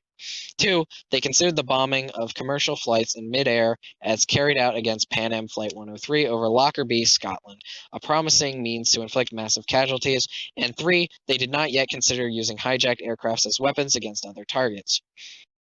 The KSM has insisted to his interrogators that he always contemplated hijacking and crashing large commercial aircrafts. Indeed, KSM describes a grandiose original plan, a total of 10 aircrafts to be hijacked, 9 of which would crash into targets on both coasts. They included those eventually hit on September 11th, plus CIA and FBI headquarters, nuclear power plants, and the tallest buildings in California and the state of Washington. KSM himself was to land the 10th plane at a U.S. airport, and after killing all adult male passengers on board and alerting the media, deliver a speech excoriating the U.S. support for Israel, the Philippines, and the repressive governments in the Arab world. Beyond KSM's rationalizations about targeting the U.S. economy, this vision gave a better glimpse of his true ambitions. This is theater, spectacle of destruction, with KSM as the self-cast star, the super-terrorist. KSM concedes that the proposal received as a lukewarm response from al-Qaeda's leaders, skeptical of its scale and complexity. Although bin Laden listened to KSM's proposal, he was not convinced that it was practical. As mentioned earlier, bin Laden was receiving numerous ideas for potential operations. KSM's proposal to attack U.S. targets with commercial airplanes was only one of many. KSM presents himself as an entrepreneur seeking venture capital and people. He simply wanted al-Qaeda to supply the money and operatives needed for the attack while retaining his independence. It is easy to question such a statement. Money is one thing, supplying a cadre of trained operatives willing to die is much more. Thus, although KSM contends he would have been just as likely to consider working with any compatible terrorist organization, he gives no indication of what other groups he thought could supply such exceptional commodities. KSM acknowledges formally joining al-Qaeda in late 1998 or 1999 and states that soon afterwards, bin Laden also made the decision to support his proposal to attack the United States using commercial airplanes as weapons. So it's all KSM's idea. Goddamn. Though KSM speculates, so why isn't this guy known as well as bin Laden? Though KSM speculates about how bin Laden came to secure his preoccupation with attacking America, bin Laden in fact had long been an opponent of the United States. KSM thinks that Atef may have persuaded bin Laden to approve this specific proposal. Atef's role in the entire operation is unquestionably very significant but tends to fade into the background, as in part because Atef himself is not available to describe it. He was killed in November 2001 by an American airstrike in Afghanistan. Bin Laden summoned KSM to Kandahar in April of 1999 to tell him that al-Qaeda would support his proposal. The plot was now referred to within al-Qaeda as the Plains Operation. The plan evolves. Bin Laden reportedly discussed his planes operation with KSM and Atef in a series of meetings in the spring of 1999 at the Al-Matar complex near Kandahar. KSM's original concept of using one of the hijacked planes to make a media statement was scrapped, but bin Laden considered the basic idea feasible. Bin Laden, Atef, and KSM developed the initial list of targets. These included the White House, the U.S. Capitol, the Pentagon, and the World Trade Center. According to KSM, bin Laden wanted to destroy the White House and the Pentagon. KSM wanted to strike the World Trade Center, and all of them wanted to hit the Capitol. Damn, and they did not even hit the Capitol. They should have gone for that one first. No one else was involved in the initial selection of targets. Bin Laden also soon selected 4 individuals to serve as suicide operatives: Khalid al-Midhar, Nawaf al-Hazmi Khalad, and Abu Bara al-Yemeni. During the Al-Matar meetings, bin Laden told KSM that Midhar and Hazmi were so eager to participate in an operation against the United States that they had already obtained U.S. visas. KSM states that they had done so on their own after the suicide of their friend Azam, Nashiri's cousin, in carrying out the Nairobi bombing. KSM had not met them. His only guidance from bin Laden was that the two should eventually go to the United States for pilot training. Hazmi and Midhar were Saudi nationals born in Mecca. Like the others in the initial group of selectees, they were already experienced mujahideen. They had traveled together to fight in Bosnia in a group that journeyed to the Balkans in 1995. By the time Hazmi and Midhar were assigned to the Plains operation in early 1999, they had visited Afghanistan on several occasions. Khalid was yet another veteran mujahid, and like much of his family. His father had been expelled from Yemen because of his extremist views. Khalid, like DJ Khaled, I would assume, has grown up in Saudi Arabia, where his father knew bin Laden, Abdullah Azam, and Omar Abdel Rahman, the Blood Sheikh. Okay, this was the guy. He doesn't actually share any. Khalid departed for Afghanistan in 1994 at the age of 15. 3 years later, he lost his lower right leg in a battle with the Northern Alliance, a battle in which one of his brothers died. After this experience, he pledged allegiance to bin Laden, whom he had first met as a child in Jeddah, and volunteered to become a suicide operative. When Khalid applied for a U.S. visa, however, his application was denied. Earlier in 1999, bin Laden had sent Khalid to Yemen to help Nashiri obtain explosives for the planned ship bombing and to obtain a visa visit to the United States so that he could participate in an operation there.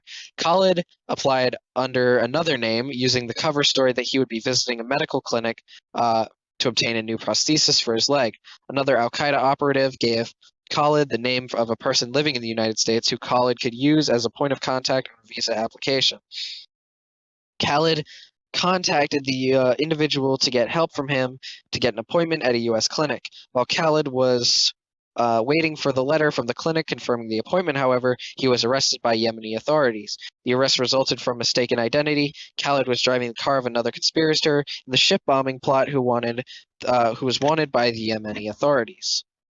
Khalid was released sometime during the summer of 1999 after his father and bin Laden intervened on his behalf. Khalid learned later that the al-Qaeda leader, apparently concerned that Khalid may reveal Nashiri's operation while under interrogation, had contacted a Yemeni official to demand Khalid's release, suggesting that bin Laden would not confront the Yemenis if they did not confront him. The account had been corroborated by others. Giving up on acquiring a U.S. visa and concerned that the United States might learn of his ties to al-Qaeda, Khalid returned to Afghanistan. Travel issues thus played a part in al-Qaeda's operational planning from the very start. During the spring and summer of 1999, KSM realized that Khalid and Abu Bara, both of whom were Yemenis, would not be able to obtain U.S. visas as easily as Saudi operatives like Midhar and Hazmi. Although Khalid had been unable to acquire a U.S. visa, KSM still wanted him and Abu Bara, as well as another Yemeni operative from bin Laden's security detail, to participate in the planes operation. Yet because individuals with Saudi passports could travel much more easily than Yemeni, particularly to the United States, there are fewer martyrdom opportunities for Yemenis. To overcome this problem, KSM decided to split the planes operation into two components. The first part of the planes operation, crashing hijacked aircraft into U.S. targets, would remain as planned, with Midhar and Hazmi playing key roles. The second part, however, would now embrace the idea of using suicide operatives to blow up planes, a refinement of KSM's old Manila air plot. The operatives would hijack U.S.-flagged commercial planes flying Pacific routes across East Asia and destroy them in midair, possibly with shoe bombs, instead of flying them into U.S. targets in Japan, Singapore, or Korea. This part of the operation has been confirmed by Khalid, who said that they contemplated hijacking several planes, probably originating in Thailand, South Korea, Hong Kong, or Malaysia, and using Yemenis who would not need pilot training because they would simply down the planes. All the planes hijacked in the United States and East Asia were to be crashed or exploded at about the same time to maximize the attack's psychological impact. Training and deployment to Kuala Lumpur. I'll do this later. Alright.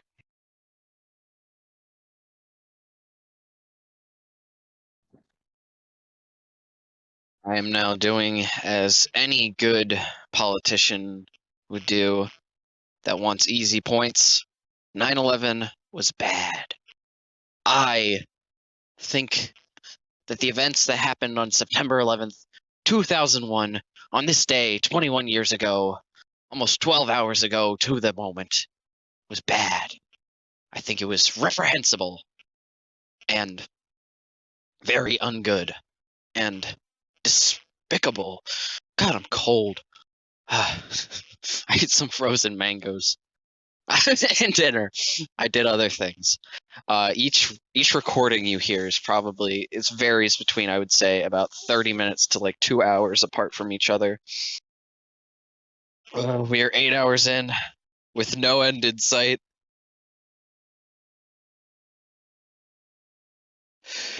On Sunday, September 11th, 2022, and I will hopefully just read this until 11 or 12, when I then go to sleep. I promise that even if I get somebody's even gonna try to call me, I will not answer. That's how committed I am. The only thing that will cause me to leave this recording room is, I don't know, like severe suicidal ideation. In the fall, okay, so we were at training and deployment of Kuala Lumpur. In the fall of 1999, the 4 operatives selected by bin Laden for the planes operation were chosen to attend an elite training course at al-Qaeda's Mes Anyik camp in Afghanistan. Bin Laden personally selected the veteran fighters who received this training, and several of them were destined for important operations. One example is Ibrahim al-Thawar, or Nebrus, who would participate in this October 12, 2000 suicide attack on the USS Cole.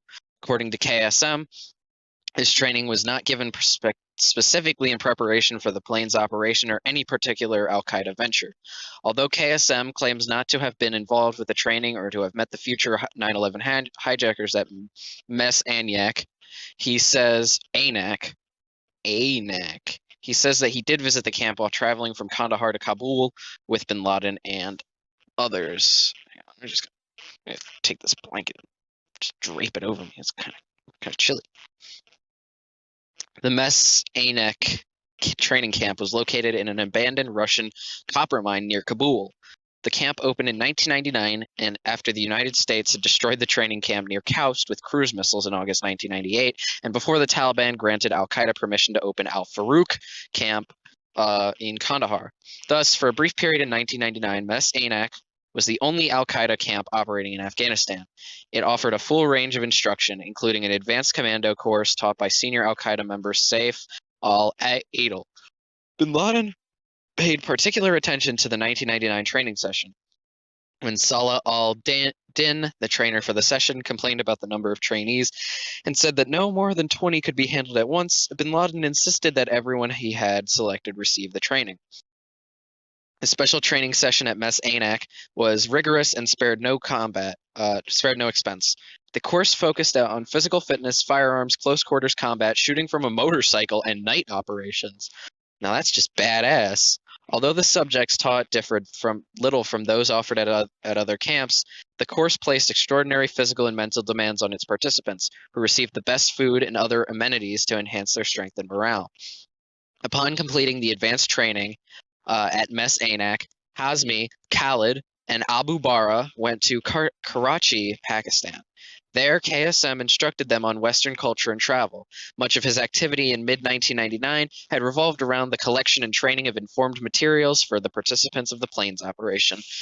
For instance, this is exciting. The first chapter is Breaking Bad. These chapters are all Better Call Saul. We're getting the prequel, and it's like, oh, little hints about what's going to happen in in Osama McGill's. I'm sorry. I'm sorry. That's evil. For instance, he collected Western aviation magazines, telephone directories for American cities such as San Diego and Long Beach, California, brochures for schools and airline timetables, and he conducted internet searches on U.S. flight schools. He also purchased flight simulator software and a few movies depicting hijackings. Wow, these guys were very learned men when it came to hijacking. I'm glad. Too bad the guy who got the hijacking movie, was able to come up with a plan that got past the CIA. In early December, to house his students, KSM rented a safe house in Karachi with money provided by bin Laden. In early December 1999, Khalid and Abu Bara arrived in Karachi. Hazmi joined them there a few days later. On his way to Karachi, Hazmi spent a night in Quetta at a safe house where, according to KSM, an Egyptian named Muhammad Atta simultaneously stayed on his way to Afghanistan for jihad training. Midhar did not attend the training in Karachi with the others. KSM said that he never met with Midhar in 1999, but assumed that bin Laden and Atef had briefed Midhar on the planes operation and had excused him from the Karachi training. The course in Karachi apparently lasted about 1 or 2 weeks. According to KSM, he taught the 3 operatives basic English words and phrases. He showed them how to read phone books, interpret airline timetables, use the internet, use code words and communications, make travel reservations, and rent an apartment. Khalid adds that the training involved using flight simulator, computer games, viewing movies that featured hijackings, and reading flight schedules to determine which flights would be in the air at the same time in different parts of the world. They used the game software to increase their so I guess video games really do cause violence. They increased their familiarity with aircraft models and functions and to highlight gaps in cabin security. While in Karachi, they also discussed how to case flights in Southeast Asia. KSM told them to watch the cabin doors at takeoff and landing, to observe whether the captain went to the lavatory during the flight, and to note whether the flight attendants brought food into the cockpit. KSM, Khalid, and Hazmi also visited travel agencies to learn about visa requirements for Asian countries. The 4 trainees traveled to Kuala Lumpur. All right, I made my mistake. Do not eat frozen mango while talking. Lessons learned, but we all have to deal with it together now. All right, sorry about that. I thought I would be able to multitask. Turns out you can't. Khalid and Hazmi also visited travel agency. Okay, the the four trainees trainees traveled to Kuala Lumpur. Khalid, Abu Bara, and Hazmi came from Karachi. Midhar traveled from Yemen. As discussed in Chapter 6, we wouldn't know that. U.S. intelligence would analyze communications associated with Midhar, whom they identified during this travel, and Hazmi, whom they could have identified but did not. Oh, we totally could have done it. We just chose not to. According to KSM. Okay. According to KSM, the four operatives were aware that they had volunteered for a suicide operation either in the United States or in Asia. With different roles, they had different tasks. Hazmi and Midhar were sent to Kuala Lumpur before proceeding to their final destination, the United States. According to KSM, they were to use Yemeni documents to fly to Malaysia, then proceed to the United States using their Saudi passports to conceal their prior travels to and from Pakistan. KSM had doctored Hazmi's Saudi passport so it would appear as if Hazmi had traveled to Kuala Lumpur from Saudi Arabia via Dubai. Khalid and Abu Bara went to Kuala Lumpur to study airport security and conduct casing flights. According to Khalid, he and Abu Bara departed for Malaysia in mid-December 1999. Hazmi joined them about 10 days later after briefly returning to Afghanistan to attend to some passport issues. Khalid had originally scheduled his trip in order to receive a new prosthesis at a Kuala Lumpur clinic called Endolite, and bin Laden suggested that he use the opportunity to case flights as well. According to Khalid, Malaysia was an ideal destination because its government did not require citizens of Saudi Arabia or other Gulf states to have a visa. Malaysian security was reputed to be lax when it came to Islamist jihadists. Also, other mujahideen wounded in combat had reportedly received treatment at the Endolite clinic and successfully concealed the origins of their injuries. Khalid said he got the money for the prosthesis from his father, bin Laden, and another al-Qaeda colleague. According to Khalid, is Khalid actually bin Laden's kid? I don't know. When he and Abu Bara arrived in Kuala Lumpur, they contacted Hambali to let him know that where they were staying, since he was to be kept informed of all al-Qaeda activities in Southeast Asia. Hambali picked up Khalid and Abu Bara and brought them to his home, enlisting the help of a colleague who spoke better Arabic. Hambali then took them to the clinic. On December 31st, Khalid flew from Kuala Lumpur to Bangkok. The next day, he flew to Hong Kong aboard a U.S. airliner. He flew in first class, which he realized was a mistake because the seating arrangement on the flight did not afford him a view of the cockpit. He claims to have done what he could to case the flight, testing security by carrying a box cutter and his toiletries kit onto the flight to Hong Kong. Khalid returned to Bangkok the following day. At the airport, the security official searched his carry-on bag and even opened the toiletries kit, but just glanced at the contents and let him pass. On this flight, Khalid waited until most of the first-class passengers were dozing, then got up and removed the kit from his carry-on. None of the flight attendants took notice. After completing his casing mission, Khalid returned to Kuala Lumpur. Hazmi arrived in Kuala Lumpur soon thereafter and may have even stayed briefly with Khalid and Abu Bara at Endolite. Midhar arrived on January 5th, probably one day after Hazmi. All four operatives stayed at the apartment of Yazid Sufat, the Malaysian JI member who made his home available at Hambali's request. According to Khalid, he and Hazmi spoke about the possibility of hijacking planes and crashing them or holding passengers as hostages, but only speculatively. Khalid admits being aware at the time that Hazmi and Midhar were involved in an operation involving planes in the United States, but denies knowing details about the plan. While in Kuala Lumpur, Khalid wanted to go to Singapore to meet Nibras. That's Nibras? I don't know. I remember that word. I don't know how that's pronounced or what it even means. It's probably a guy's name, right? And Fad al-Kuso, two of the operatives in Nashiri's ship bombing operation. An attempt to execute that plan by attacking the USS the Sullivans had failed just a few days earlier. Nebras and I guess it's like zebras with an N.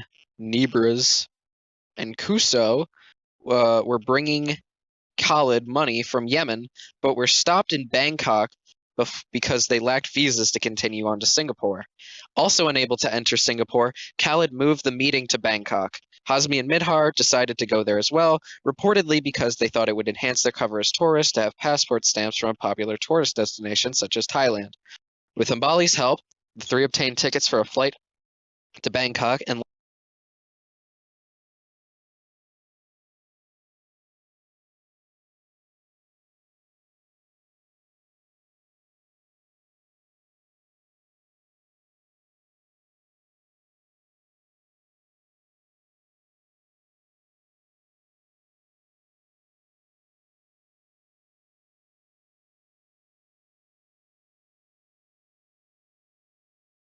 I don't know why it decided to disconnect me, but okay. You know what? That's fine. We'll just get back into it. Not like I don't have to keep moving in and out of the PDF every single time that I go back to Discord. It's fine. I can handle it. I'm a big girl.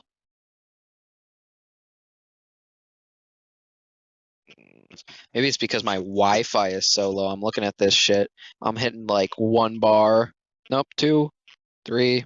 All right. Momentary lapse in judgment. Okay, because they were unable to enter Singapore and it was a destination. They obtained tickets for a flight to Bangkok, permitting him to return to Pakistan, so he traveled to Yemen instead. In Bangkok, Khalid took Hazmi and Midhar to one hotel and went to another hotel for his meeting on the maritime attack plan. Hazmi and Midhar soon moved to the same hotel, but Khalid insists that the two sets of operatives never met with each other or anyone else. After conferring with the ship-bombing operatives, Khalid returned to Karachi and then to Kandahar, where he reported on his casing mission to bin Laden.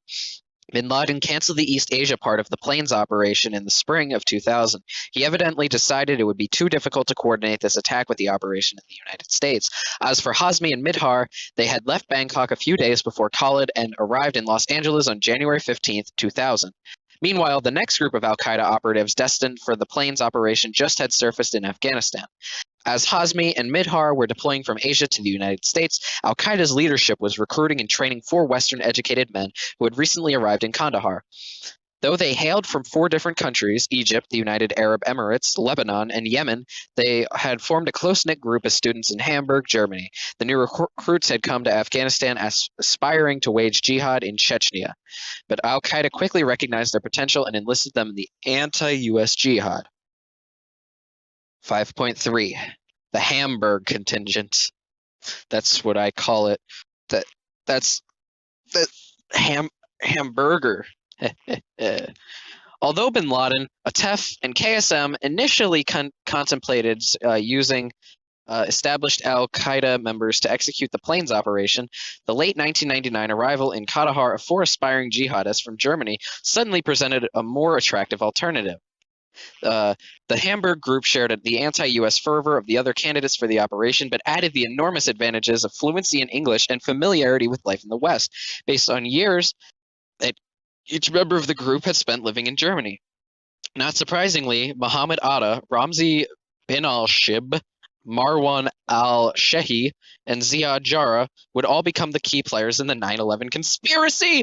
It's the 9/11 conspiracy. Oh! Muhammad Atta was born on September 1st, 1968, in Kafr el-Sheikh, Egypt, to a middle-class family headed by his father, an attorney. That's a Better Call Saul reference. Holy shit. After graduating from Cairo University with a degree in architectural engineering in 1990, Atta worked as an urban planner in Cairo for a couple of years. In the fall of 1991, he asked a German family that he had met in Cairo to help him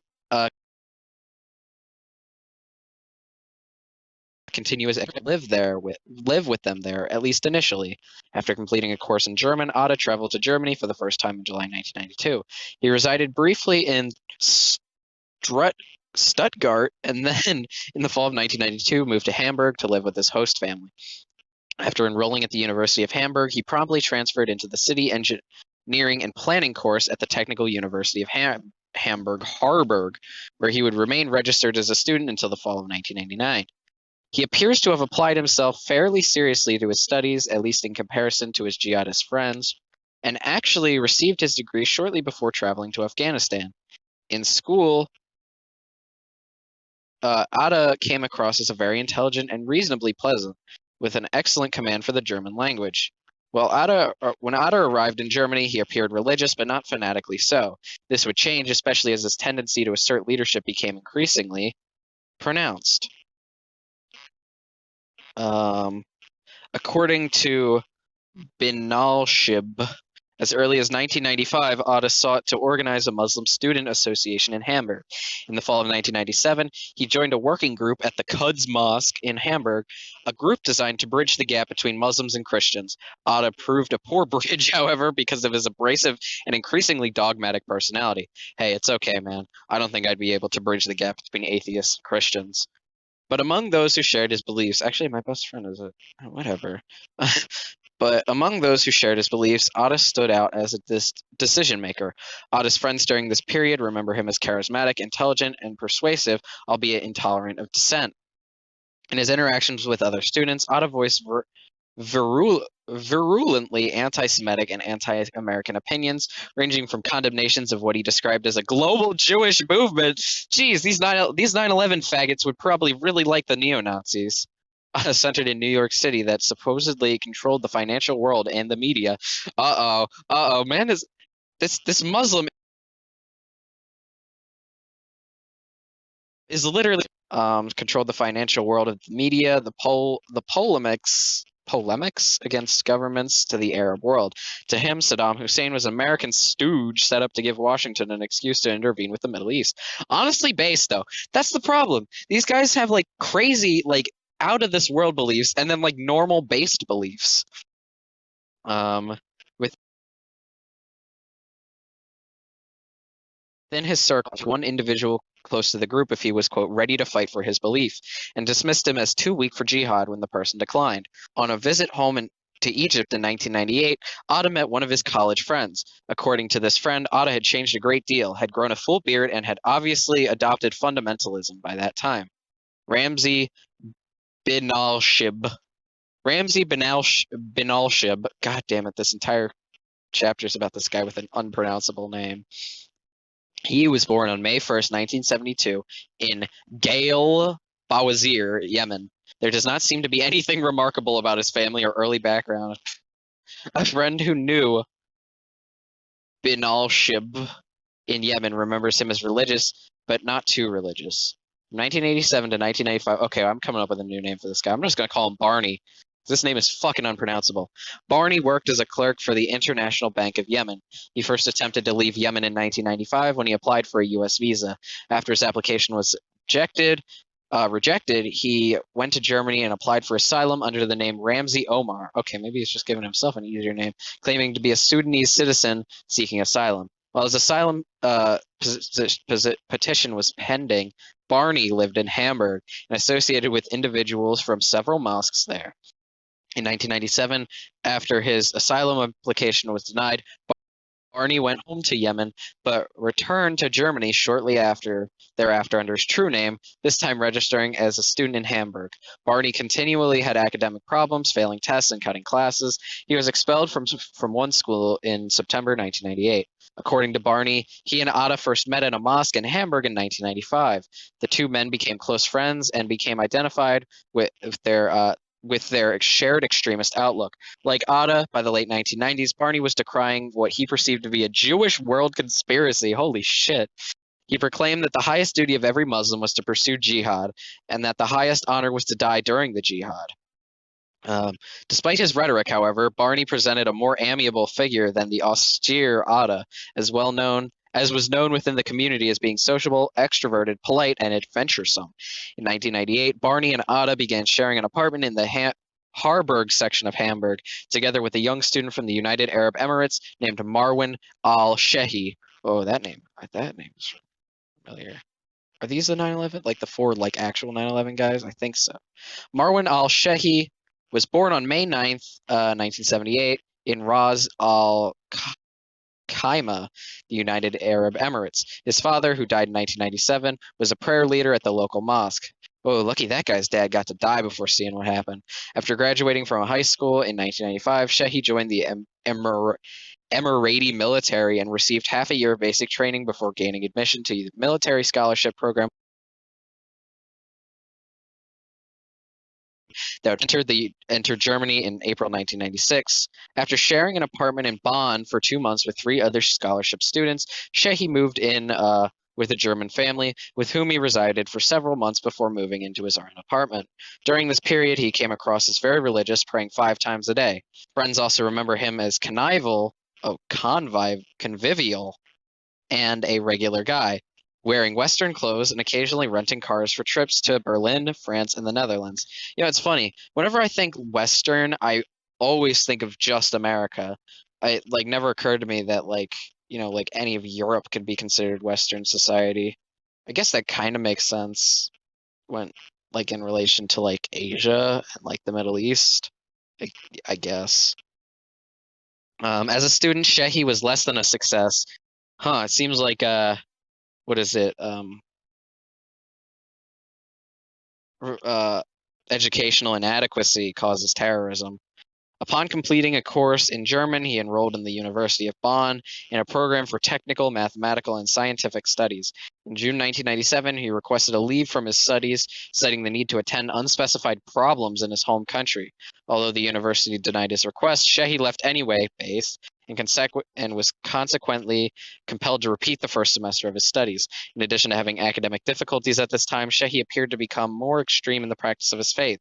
For example, he specifically avoided restaurants that cooked with or served alcohol. In late 1997, he applied for permission to complete his coursework in Hamburg, a request apparently motivated by his desire to join Ada and Barney.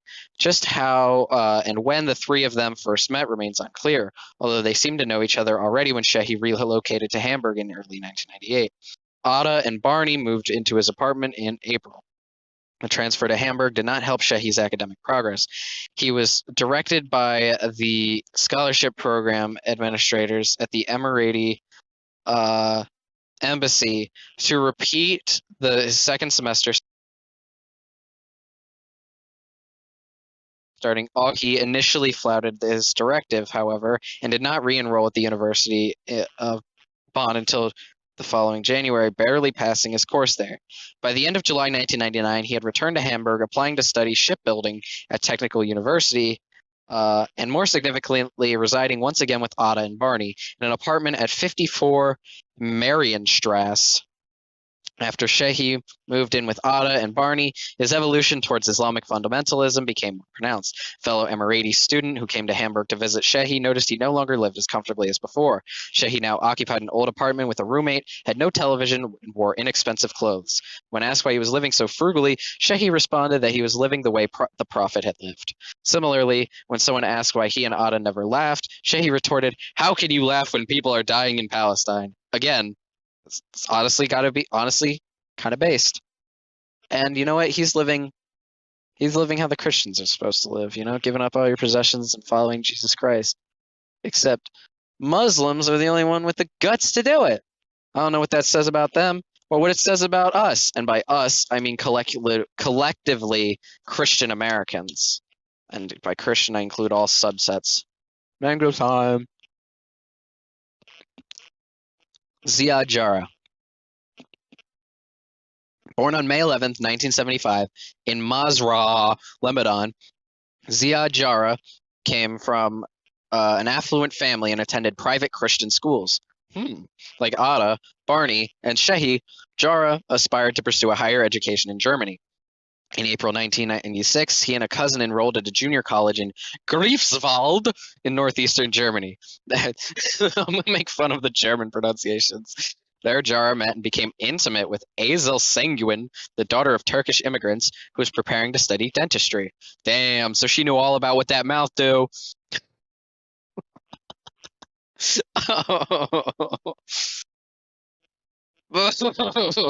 I'm sorry.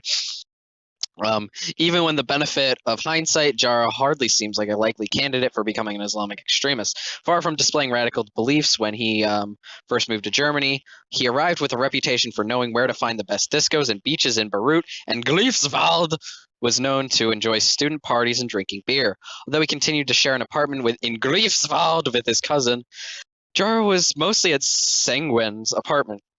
Witnesses interviewed by German authorities after 9/11, however, recalled that Jara started showing signs of radicalization as early as the end of 1996. After returning from a trip home to Lebanon, Jara started living more strictly according to the. They really spelled Koran Koran. Okay, okay. You know what? Maybe I'm actually being a dipshit. Okay, maybe Koran is a separate thing, and I'm just being like, I'm just being presumptuous.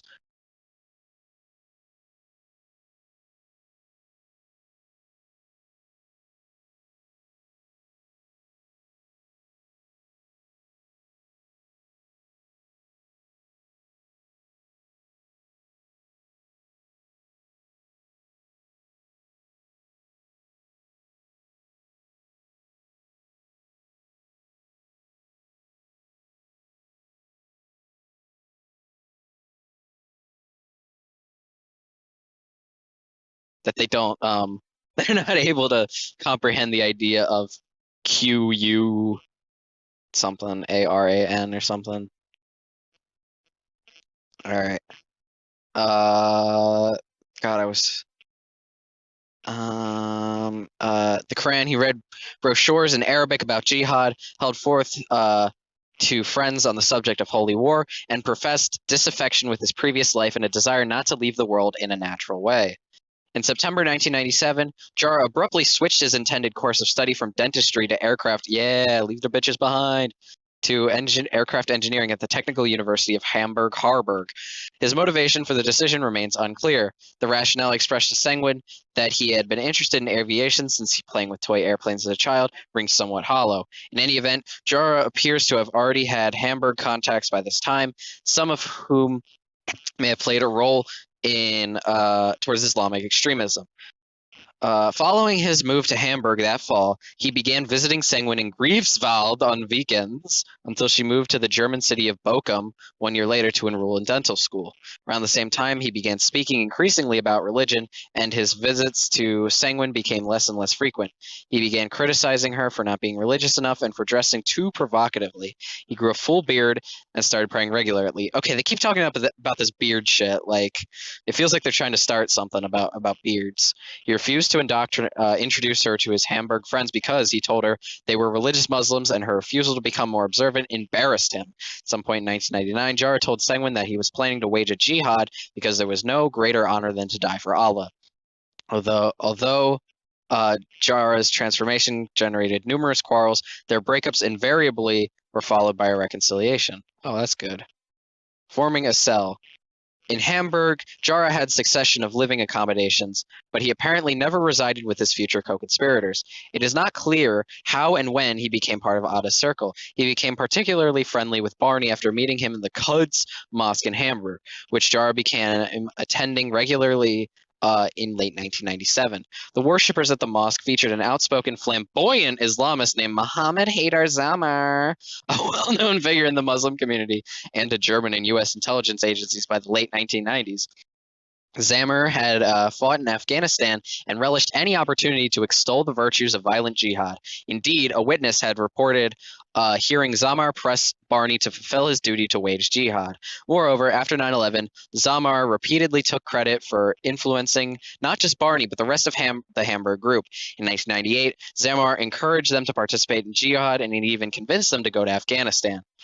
Owing to Zamar's persuasion or some other source of inspiration, wait, what am I sitting on? Barney and Shehi and Jara eventually prepared themselves to translate their extremist beliefs into action. By late 1999, they were ready to abandon their student lives in Germany in favor of violent jihad. This final stage in their evolution towards embracing Islamic Islamist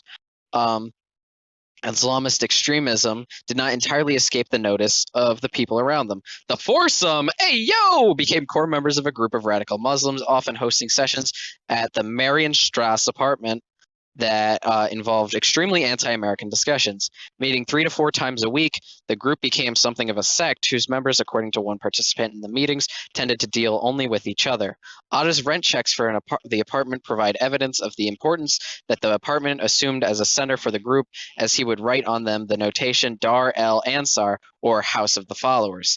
In addition to Atta, Barney, Shehi, and Jara, the group included other extremists, some of whom would also attend al-Qaeda training camps, and in some instances would help the 9/11 hijackers as they executed the plot. Said Bahaji, son of I wonder if Said is his first name. Said Bahaji, son of a Moroccan immigrant, was the only German citizen of the group. Educated in Morocco, Bahaji returned to Germany to study electrical engineering at the Technical University of Hamburg-Harburg. He spent 5 months in the German army before obtaining a medical discharge, and lived with Atta and Barney at 54 Marienstrasse for 8 months between November 1998 and July 1999. Described as an insecure follower with no personality and with limited knowledge of Islam, Bahaji nonetheless professed his readiness to engage in violence. Atta and Barney used Bahaji's computer for internet research, as evidenced by documents and diskettes seized by German authorities after 9/11. Zakaria Essabar, I guess his name really was Said Bahaji, a Moroccan citizen, moved to Germany in February 1997 and to Hamburg in 1998, where he studied medical technology.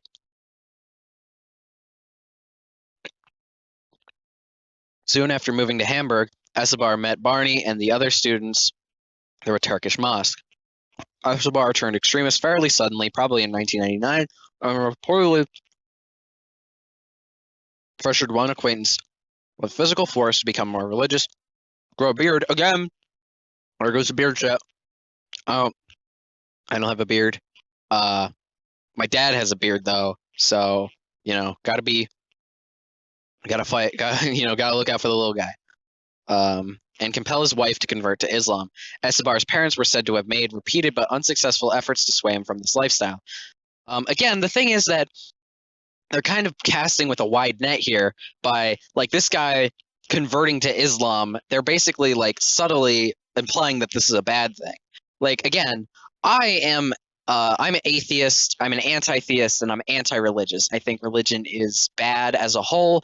I think that it is what's holding us back in a lot of ways, and I think it is a relatively backwards and anti-intellectual view of society to basically just blanket all I don't know answers with it's God. But to the same extent, I believe that targeting a religious group, I say, targeting all religious groups, I think they're all evil, but I don't think the people in them are evil. I think they're bad systems that people can exploit, and I think the systems are mostly negative. These guys are basically just flat out saying that Islamism is bad.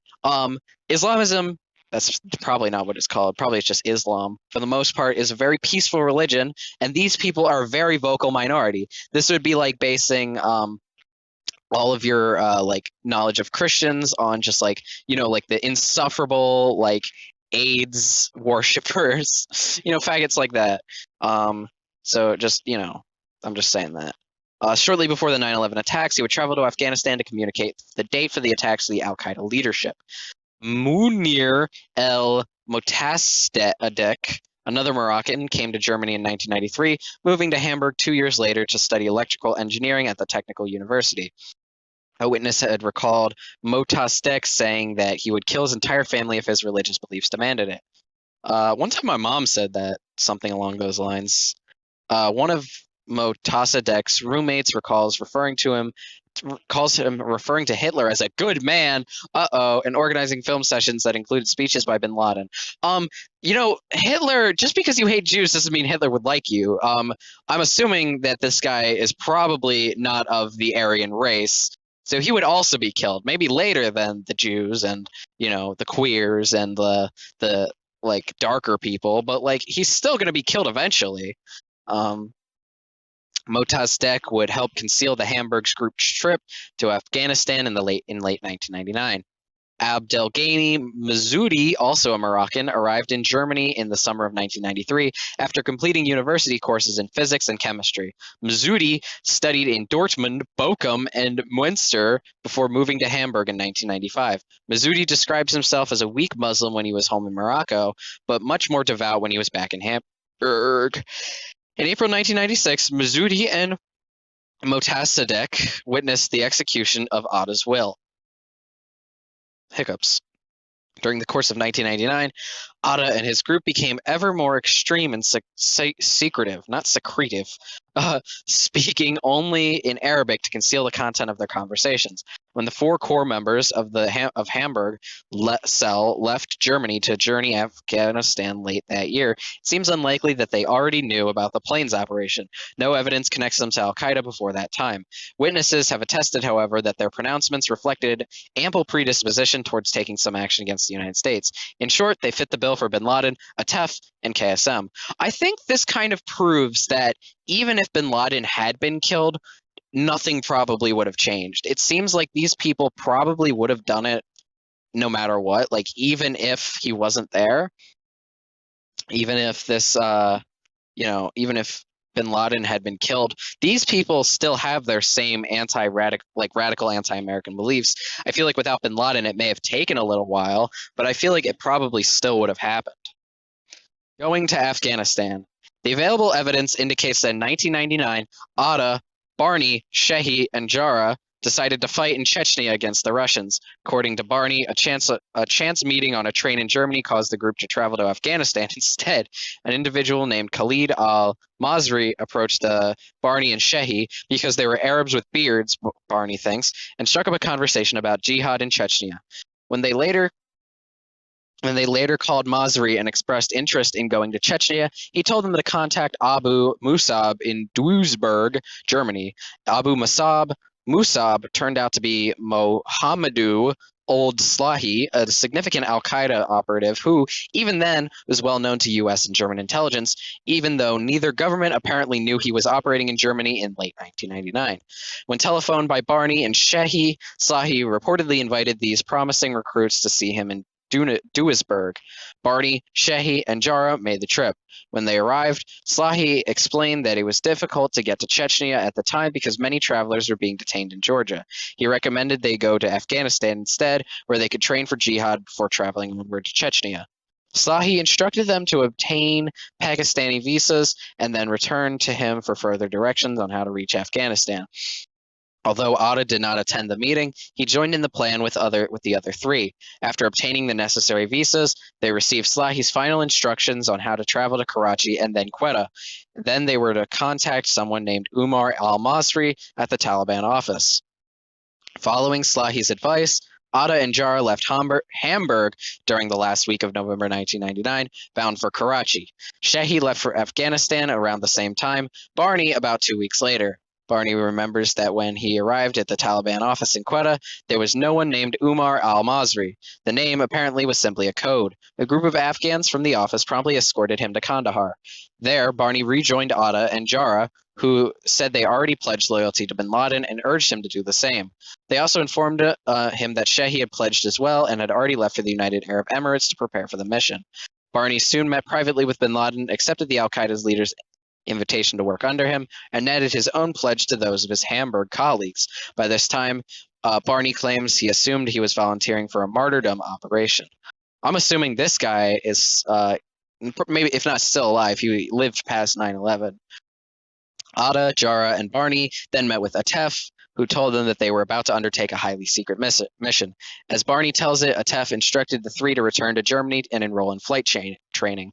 Atta, who bin Laden chose to lead the group, met with bin Laden several times to receive additional instructions, including a preliminary list of approved targets: the World Trade Center, the Pentagon, and the U.S. Capitol. The new recruits also learned that an individual named Rabia al-Maki, Nawaf al-Hazmi, would be part of the operation. In retrospect, the speed at which Atta, Shehi, Jara, and Barney became core members of the 9/11 plot, which Atta designated its operational leader, is remarkable. They had not yet met with KSM when all this occurred. It is clear then that bin Laden and Atef were very much in charge of the operation. That these candidates were selected so quickly before comprehensive testing in the training camps or in operations demonstrates that bin Laden and Atef probably understood the deficiencies in their initial team, Hazmi and Midhar. Their new recruits from Germany possessed an ideal combination of technical skills and knowledge that the original 9/11 operatives, veteran fighters though they were, lacked. Bin Laden and Atef wasted no time in assigning the Hamburg group the most ambitious operation yet planned by al-Qaeda. Bin Laden and Atef also plainly judged that Atta was best suited to be the tactical commander of the operation.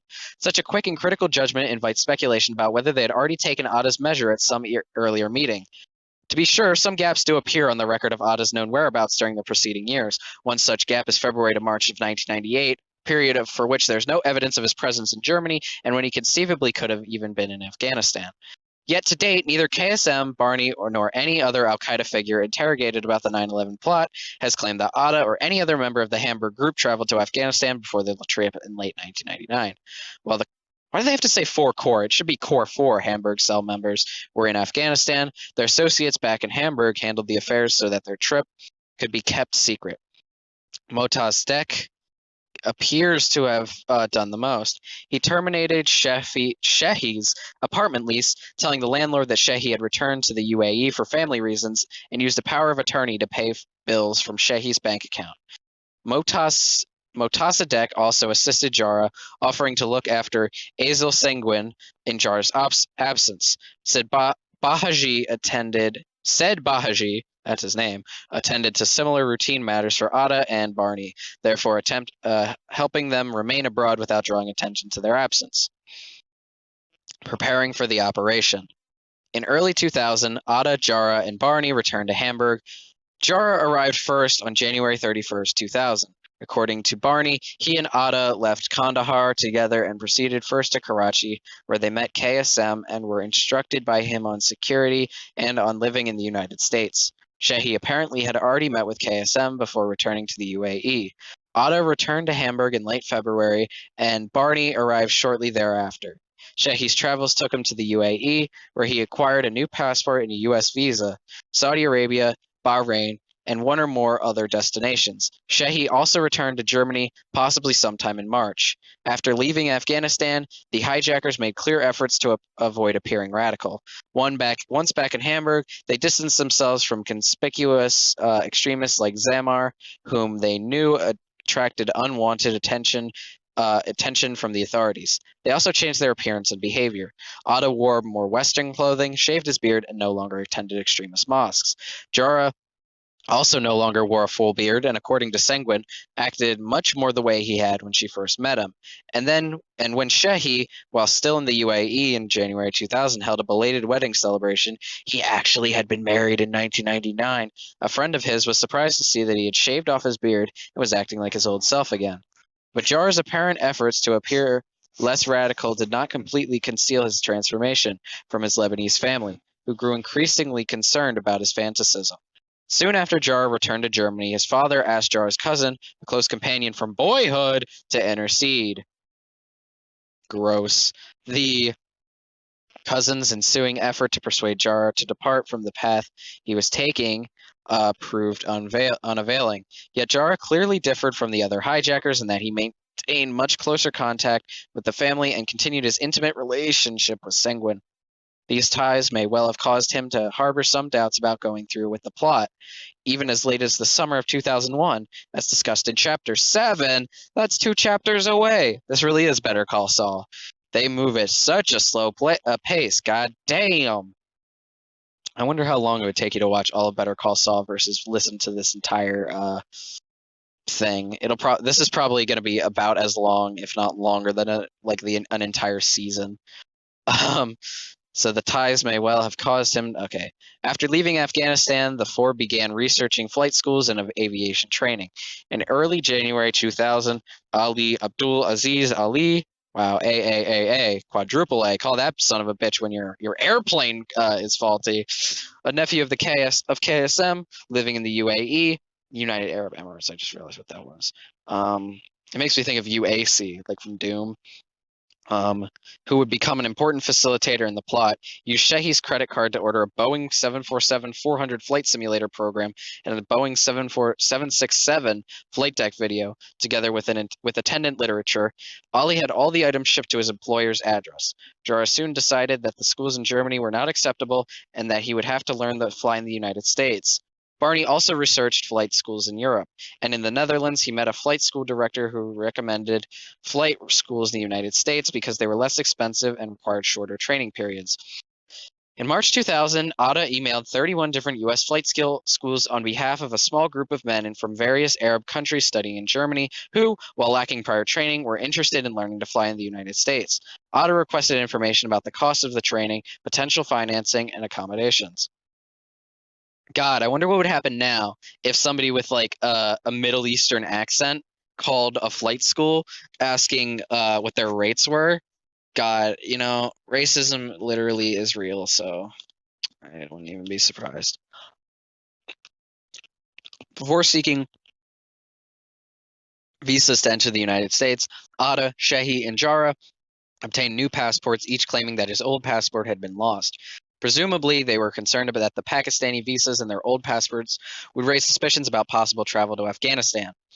Shehy obtained his visa on January 18, 2000, Atta on May 18th, and Jara on May 25th. Barney's visa request was rejected, however, as was his 3 subsequent applications. Man dodged a bullet. Barney proved unable to obtain a visa, a victim of the generalized suspicion that visa applicants from Yemen, especially young men applying in another country, Barney first applied in Berlin, might join the ranks of undocumented aliens seeking work in the United States. Before 9/11, well, at least that's what they were concerned about, not that they thought he was a terrorist. Before 9/11, security concerns were not a major factor in visa issuance if the applicant already was on a terrorist watch list, which none of these 4 men was. Concerns that Barney intended to immigrate to the United States doomed his chances to participate firsthand in the 9/11 attacks. Wow, poor guy. Although Barney had to remain behind,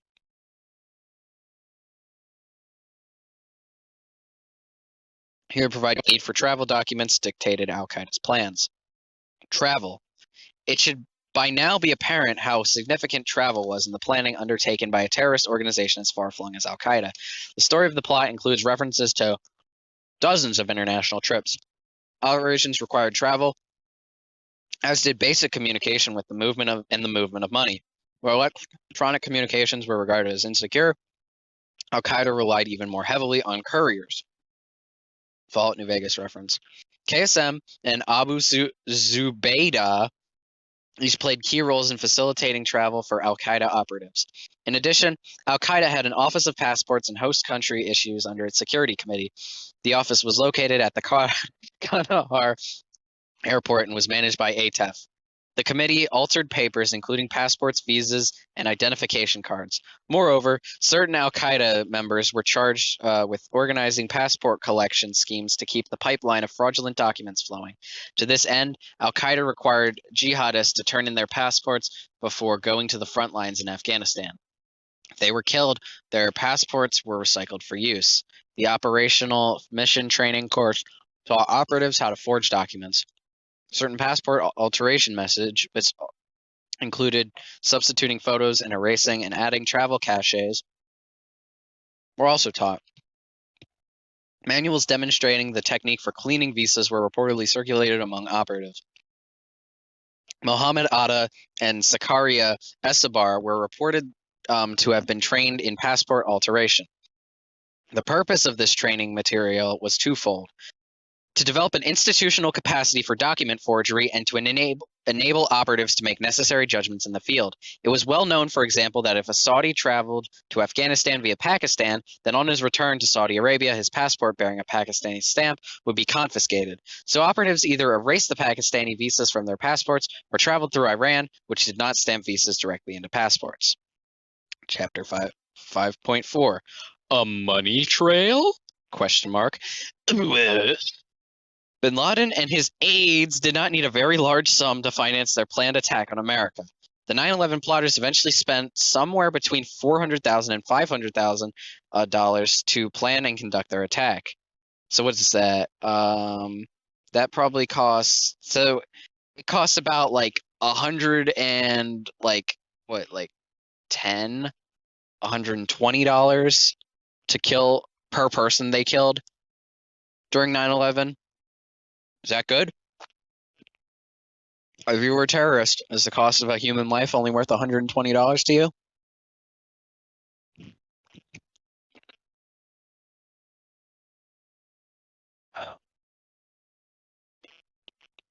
That's crazy though.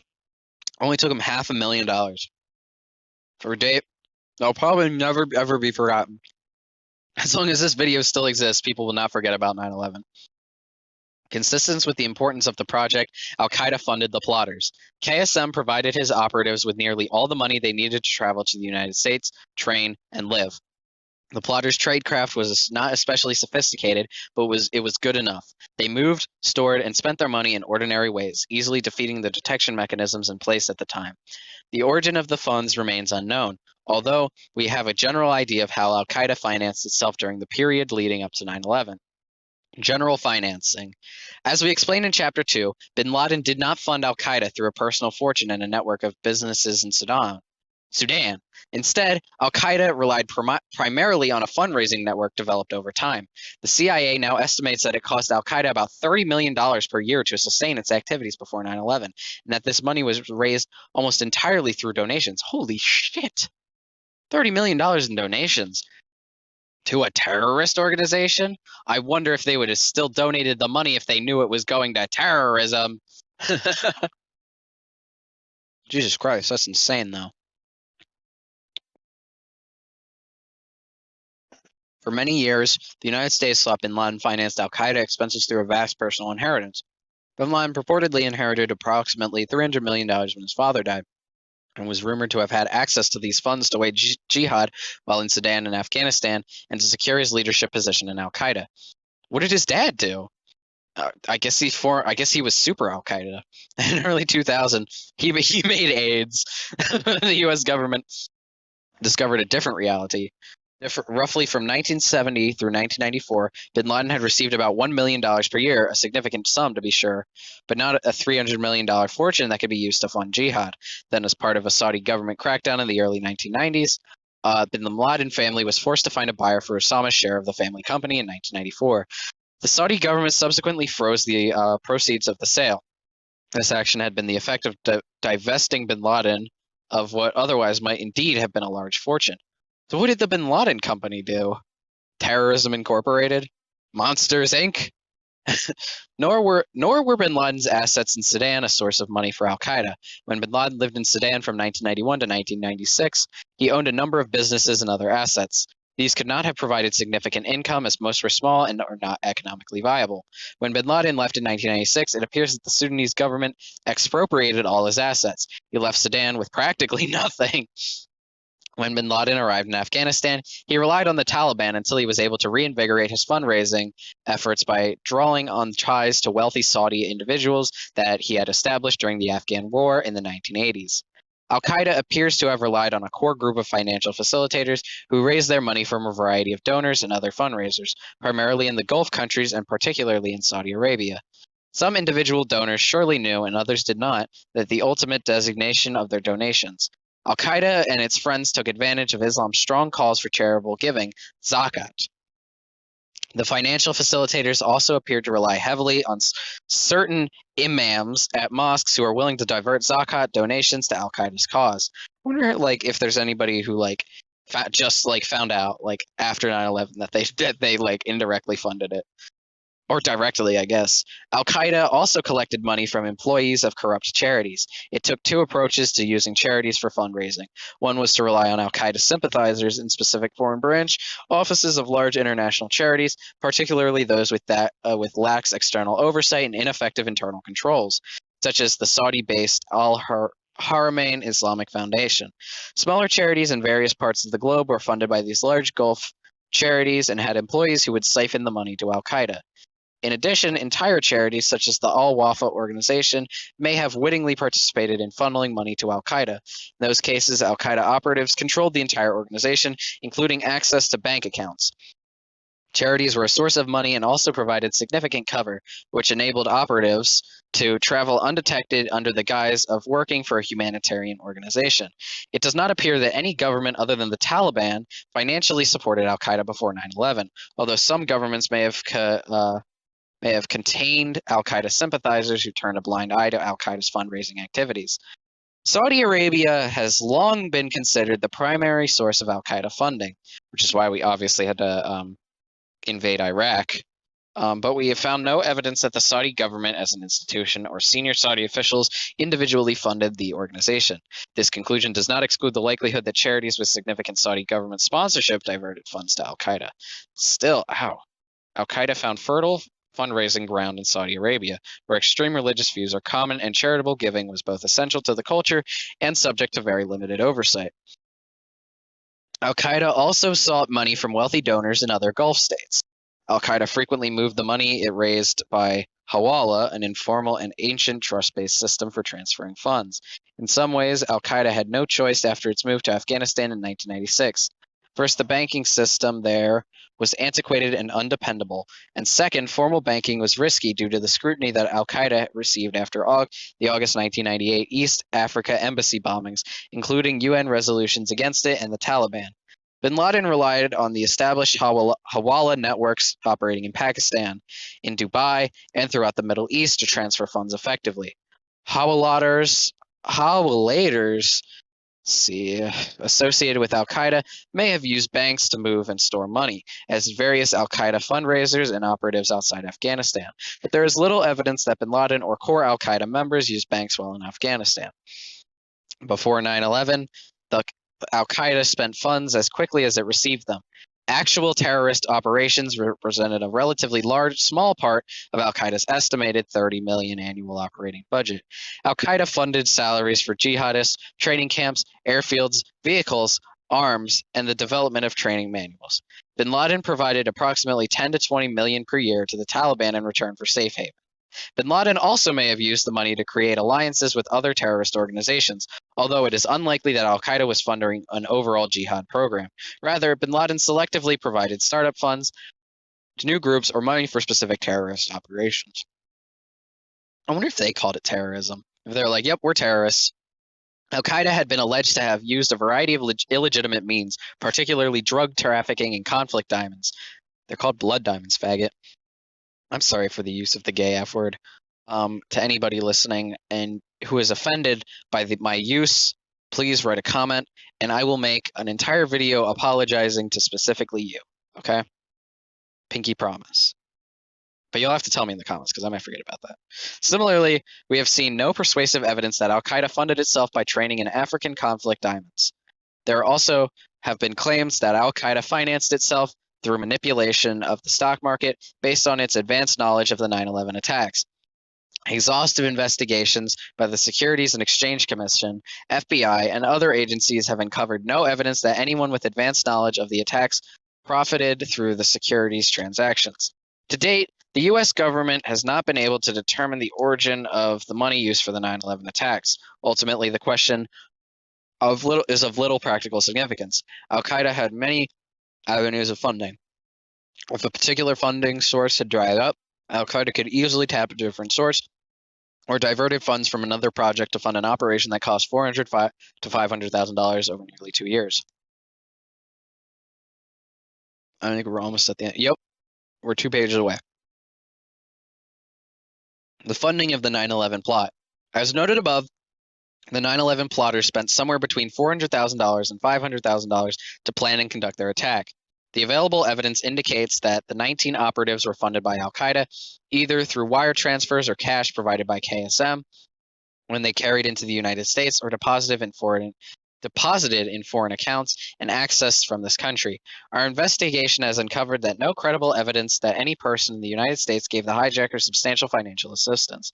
Similarly, we have seen no evidence that any foreign government or foreign government official supplied any funding. We have found no evidence that Hamburg cell members Atta, Shehi, Jara, and Barney received funds from al-Qaeda before the late 1999. It appears they supported themselves. KSM, Barney, and other plot facilitator Mustafa al-Hawsawi Each received money, in some cases perhaps as much as $10,000, to perform their roles in the plot. After the Hamburg recruits in the 9/11 conspiracy, Al-Qaeda began giving them money. Our knowledge of the funding during this period, before operatives entered the United States, remains murky. According to the KSM, the Hamburg cell members each received $5,000 to pay for their return to Germany from Afghanistan after they had been selected to join the plot, and they received additional funds for travel from Germany to the United States. Financial transactions of the plotters are discussed in more detail in Chapter 7, Requirements for a Successful Attack. As some of the core operatives prepared to leave for the United States, Al-Qaeda's leaders could have reflected on what needed to be able to be done in order to organize and conduct a complex international terrorist operation to inflict catastrophic harm.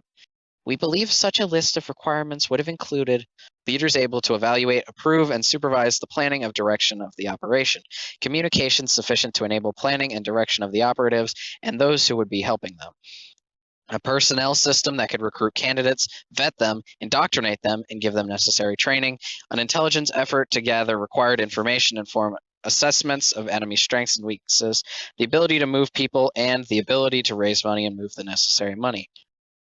The information we have presented about the development of the planes operation shows how, by the spring and summer of 2000, Al-Qaeda was able to meet those requirements. By late May 2000, 2 operatives assigned to the planes operation were already in the United States. 3 of the 4 Hamburg cell members would soon arrive. Holy shit. We have officially made it to Chapter 6. Chapter 6, which basically means we're almost halfway through the this entire thing, which is actually pretty based. We are winning, I would say. I'm just gonna update my Legion of Fans. Chapter 6. Holy shit. Almost halfway through. Can you believe it? I want to just say, wow, I got you here. I just want to say thank you for taking the pain train along with me. This isn't hard for me, and so I assume it can't be easy for any of you listening. Because holy shit, is it long, tedious, and probably gay. Alright? Unless, you have this on as background, and I guess you either enjoy hearing somebody talk about 9/11, enjoy my unique brand of commentary, or just have literally nothing better to listen to. You know what? I've been in all 3 categories, so I can't fault you and not bailing, especially now that I've got mangoes next to me, and inevitably I keep just, apologies for that. All right, it's rather uncouth of me, but now that I feel like we've wasted enough time, let's get back. Good lord, maybe I should upload the. All right, here's the thing. I don't know if I upload the packet again, like if it just will stop showing up. Like if it'll stop bookmarking where I'm at. Because we just left off at the start of Chapter 6. Wubba dub dub. I'm Chapter 6 again. I'm sorry. I've been watching Rick and Morty though. Okay. We're almost at page 200, which means we basically, okay, so I think right now we have 155 pages left. So we are technically more than halfway through. So scratch what I said about being almost halfway through. We're more than halfway through, I think. Well, we're gonna stop at 445. And we're almost at 200. Oh shit. Okay, wait. Yeah, never mind. We are nowhere near halfway through. Scratch what I said. I thought it was, for some reason, I thought it ended at 345. All right. Well, it's 8:34, so I still probably have about 3.5 hours max left in me. So we're just gonna go for it. I've got nowhere else to be. I've got food and I guess technically a form of hydration next to me.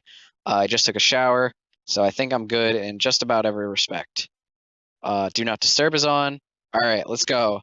In chapters 3 and 4, we described how the U.S. government adjusted its existing agencies and capacities to address the emerging threat from Osama bin Laden and his associates.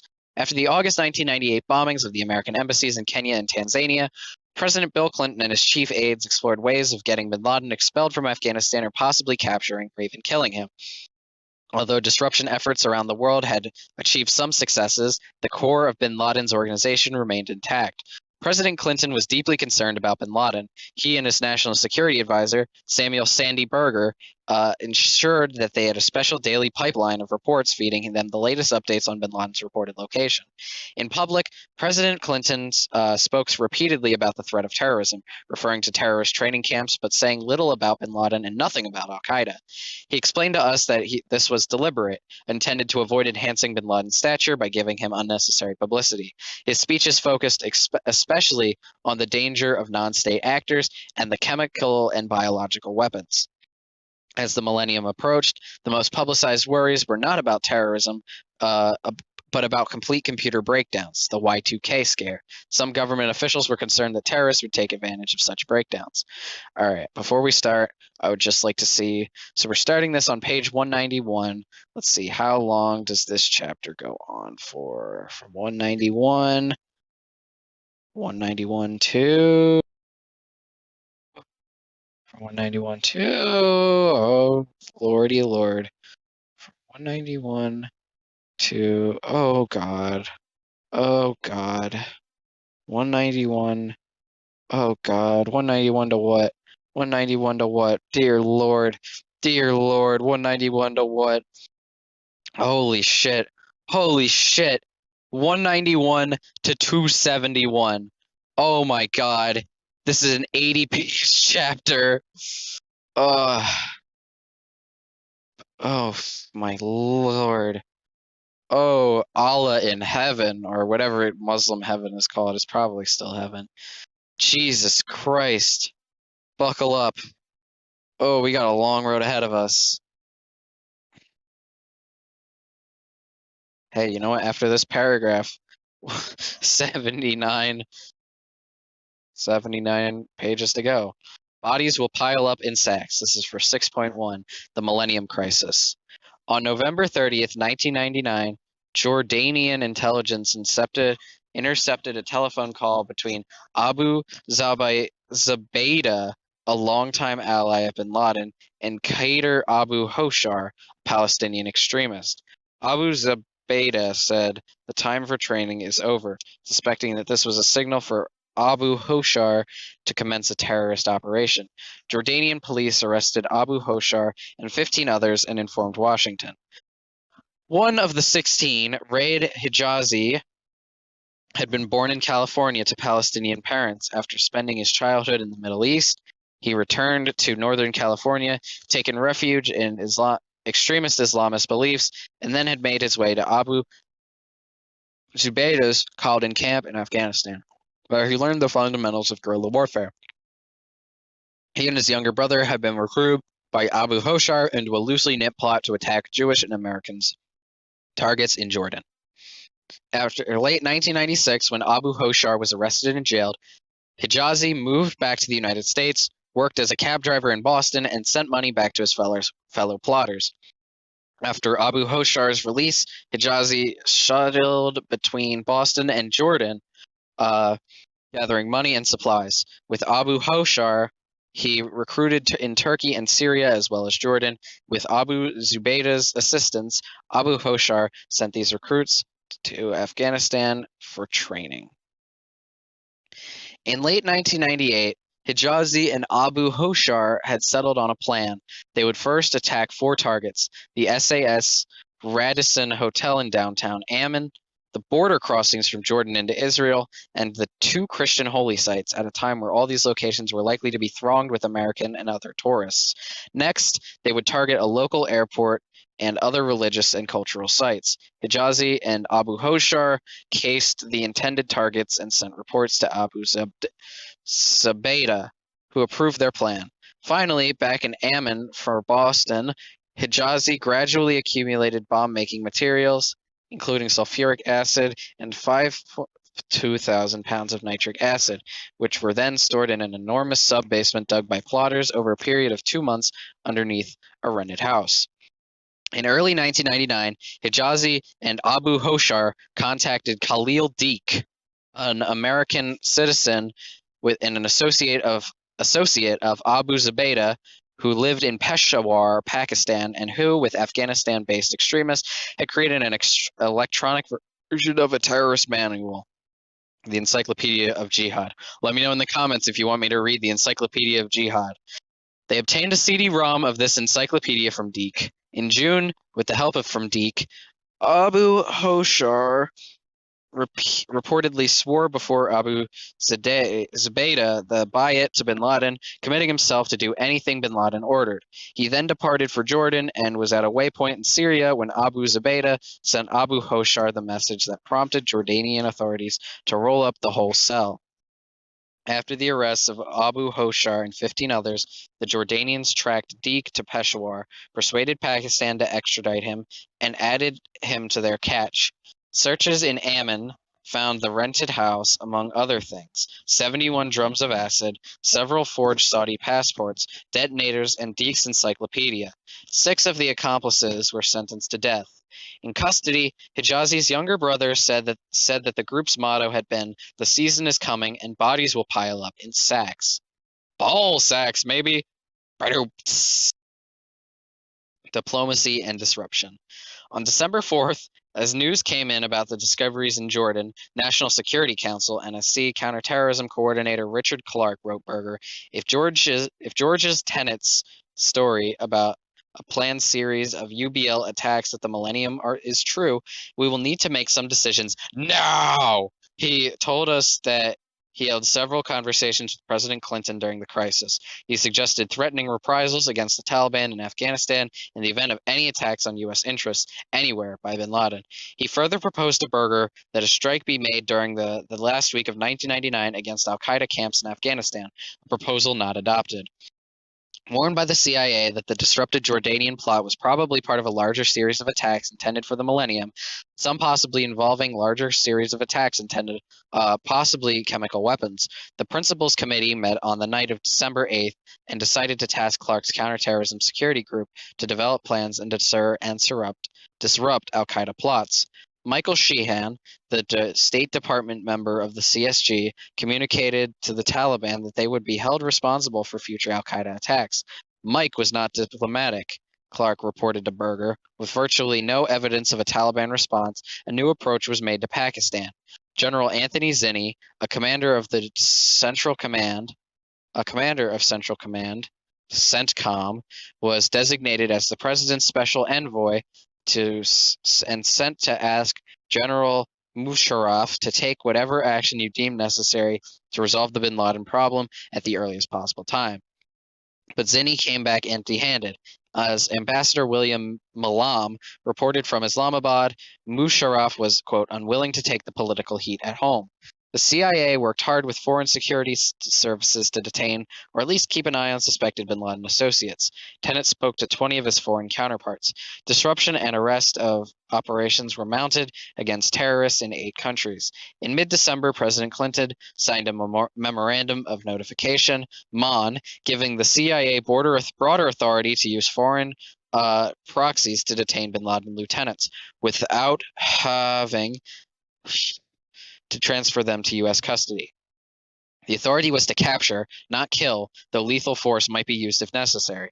Tenet would later send a message to all CIA personnel overseas saying the threat could not be more real. Do whatever is necessary to disrupt UBL's plans. The American people are counting on you and me to take every appropriate step to protect them during this period. The State Department issued a worldwide threat advisory to posts overseas. Then, on December 14th, an Algerian jihadist was bringing a load of explosives into the United States. I wonder what's the deal with, I always thought it was Osama bin Laden, but these are pretty adamant about Usama. All right. Ressam's arrest. Ahmed Ressam, 23, had illegally immigrated to Canada in 1994, using a falsified passport and a bogus story about persecution and claimed political asylum. For the next few years, he supported himself with petty crime. Recruited by an alumnus of Abu Zawuddayah's Khaldan camp, Ressam trained in Afghanistan in 1998, learning, among other things, how to place cyanide near the air intake of a building to achieve maximum lethality at minimum personal risk. Having joined other Algerians in planning a possible attack on a U.S. airport or consulate, Ressam left Afghanistan in early 1999, carrying precursor chemicals for explosives disguised in toiletry bottles, a notebook containing bomb assembly instructions, and $12,000. Back in Canada, he went about procuring weapons, chemicals, and false papers. In early summer 1999, having learned that not all his colleagues could get the travel documents to enter Canada, Ressam decided to carry out the plan alone. By the end of the summer, he had chosen 3 Los Angeles area airports as potential targets, ultimately fixing on Los Angeles International, LAX, as the largest and easiest to operate in surreptitiously. He bought or stole chemicals and equipment for his bomb, obtaining advice from 3 Algerian friends, all of whom were wanted by authorities in France for their roles in past terrorist attacks there. Ressam also acquired new Confederates. He promised to help a New York-based partner, Abdelghani Maskini, get training in Afghanistan if Maskini would help him maneuver in the United States. In December 1999, Ressam began his final preparations. He called an Afghanistan-based facilitator to inquire into whether bin Laden wanted to take credit for the attack, but he did not get a reply. He spent a week in Vancouver preparing the explosive components with a close friend. The chemicals were so caustic that the men kept their windows open, despite the freezing temperatures outside, and sucked on cough drops to soothe their irritated throats. While in Vancouver, Ressam also rented a Chrysler sedan for his travel into the United States and packed the explosives in the trunk's spare tire well. On December 14, 1999, Ressam drove his rental car onto the ferry from Victoria, Canada, Port Angeles, Washington. Ressam planned to drive into Seattle and met Maskini, with whom he would travel to Los Angeles and case LAX. Then, in the middle of that, they put a case study in terrorist travel. I don't understand why they always put these in the middle of a sentence. Like, they put them at the bottom of a page in the middle of a sentence. It makes no sense. I don't understand why they do this. Like, who's this for? You know? Like, you could have just put it, you could have just moved one thing.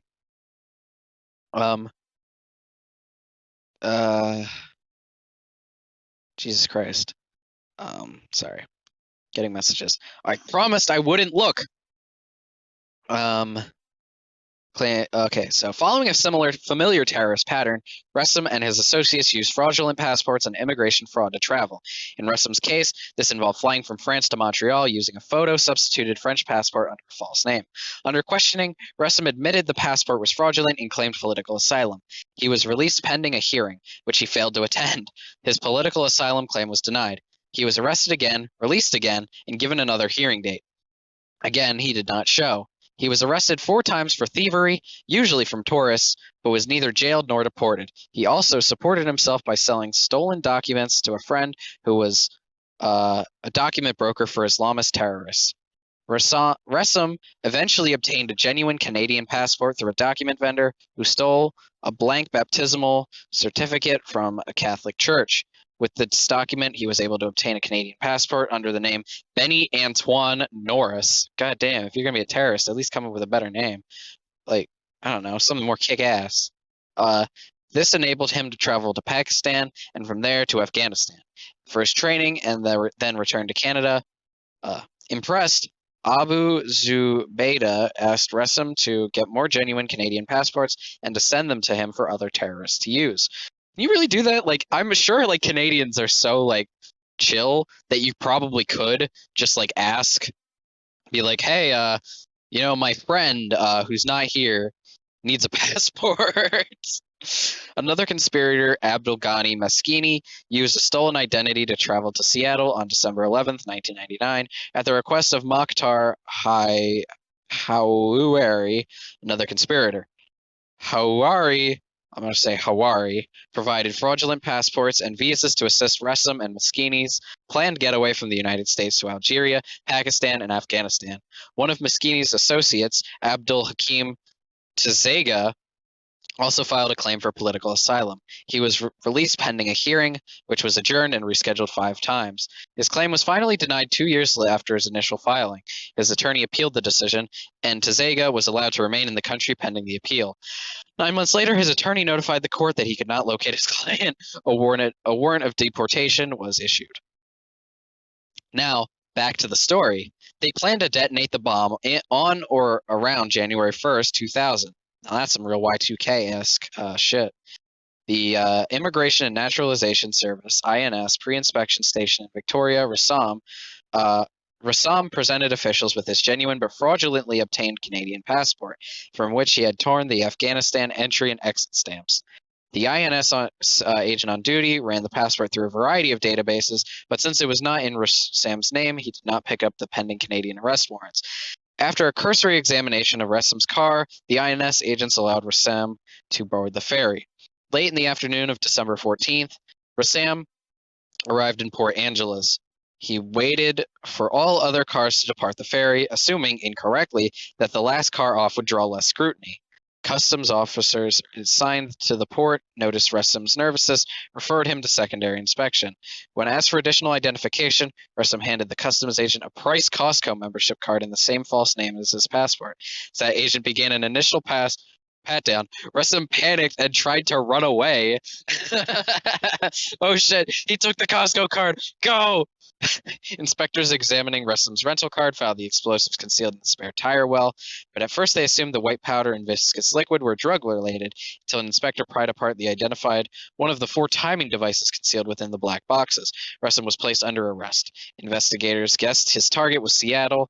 They did not learn about the Los Angeles airport planning until they re-examined evidence seized in Montreal in 2000.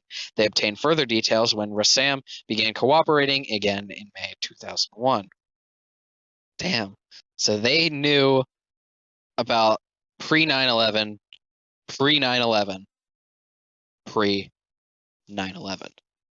Emergency cooperation.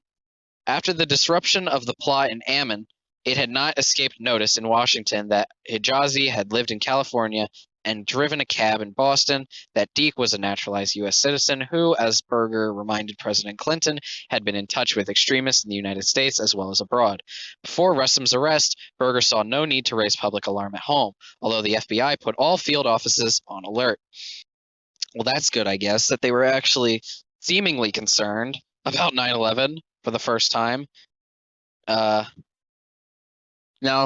following Rassam's arrest, the FBI asked for an unprecedented number of special wiretaps. Both Berger and Tennant told us that their impression was ISA wiretap requests were processed during the Millennium Alert than ever before. The next day,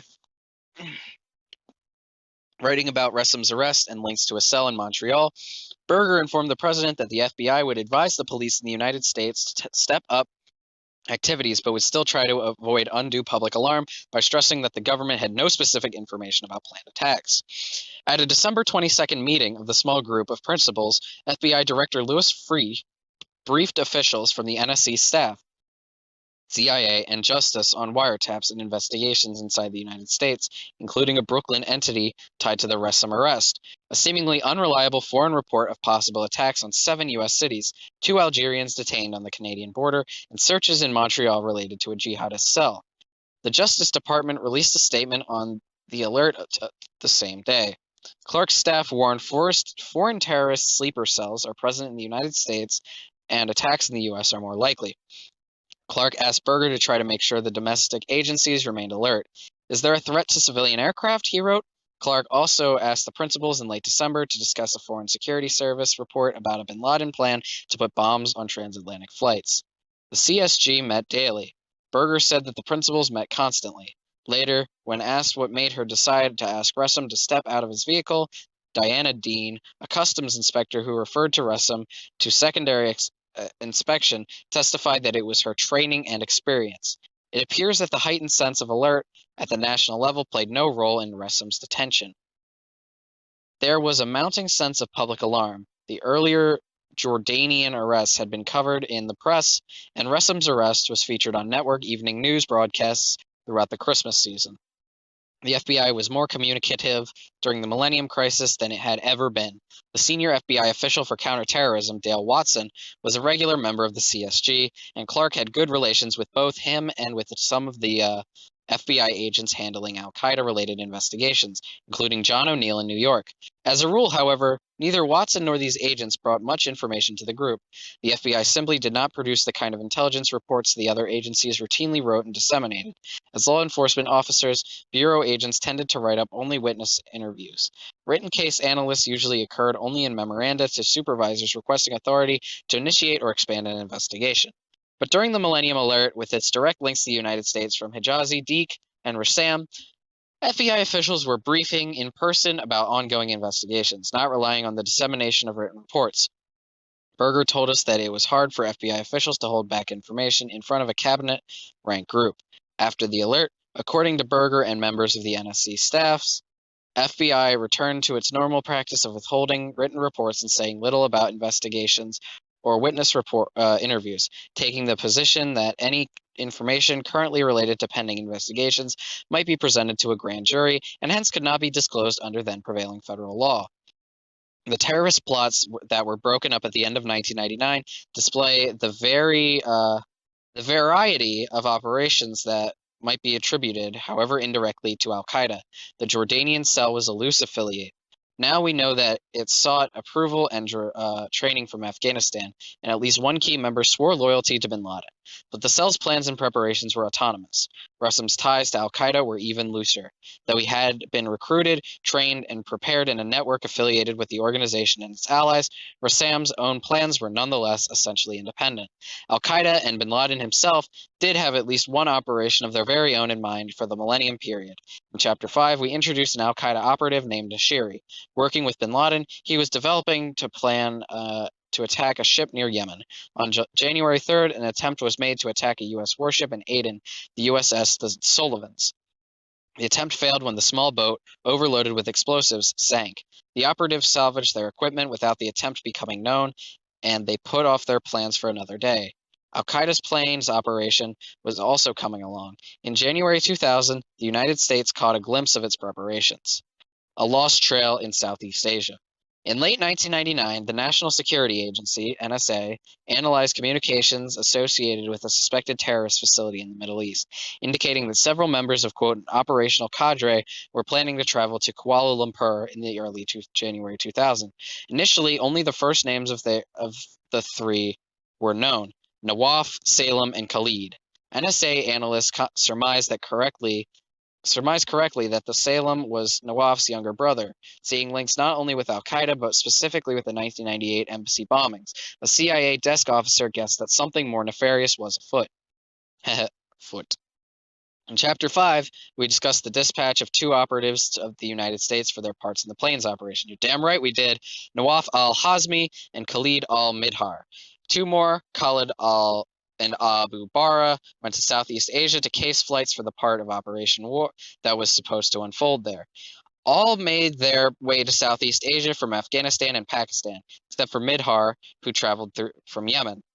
Though Nawaf's trail was temporarily lost, the CIA soon identified Khalid as Khalid al-Midhar. He was located leaving Yemen and tracked until he arrived in Kuala Lumpur on January 5, 2000.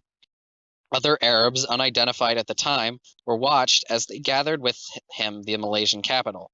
On January 8th, the surveillance teams reported that 3 of the Arabs had suddenly left Kuala Lumpur on a short flight to Bangkok.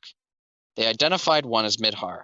They later learned that one of the companions was named al-Hazmi, although it was not yet known if he was Nawaf. The only identifier available for the third person was part of a name, Salazé.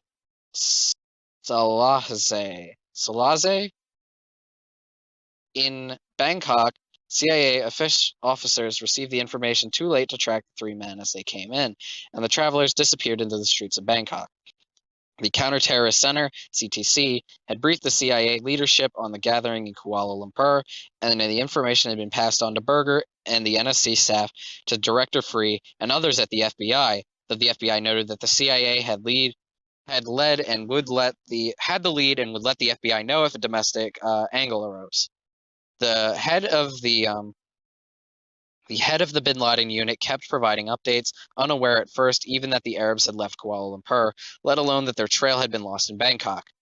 When this bad news arrived, the names were put on a Thai watch list so that Thai authorities could inform the United States if any of them departed from Thailand. Several weeks later, CIA officers in Kuala Lumpur prodded colleagues in Bangkok for additional information regarding the three travelers.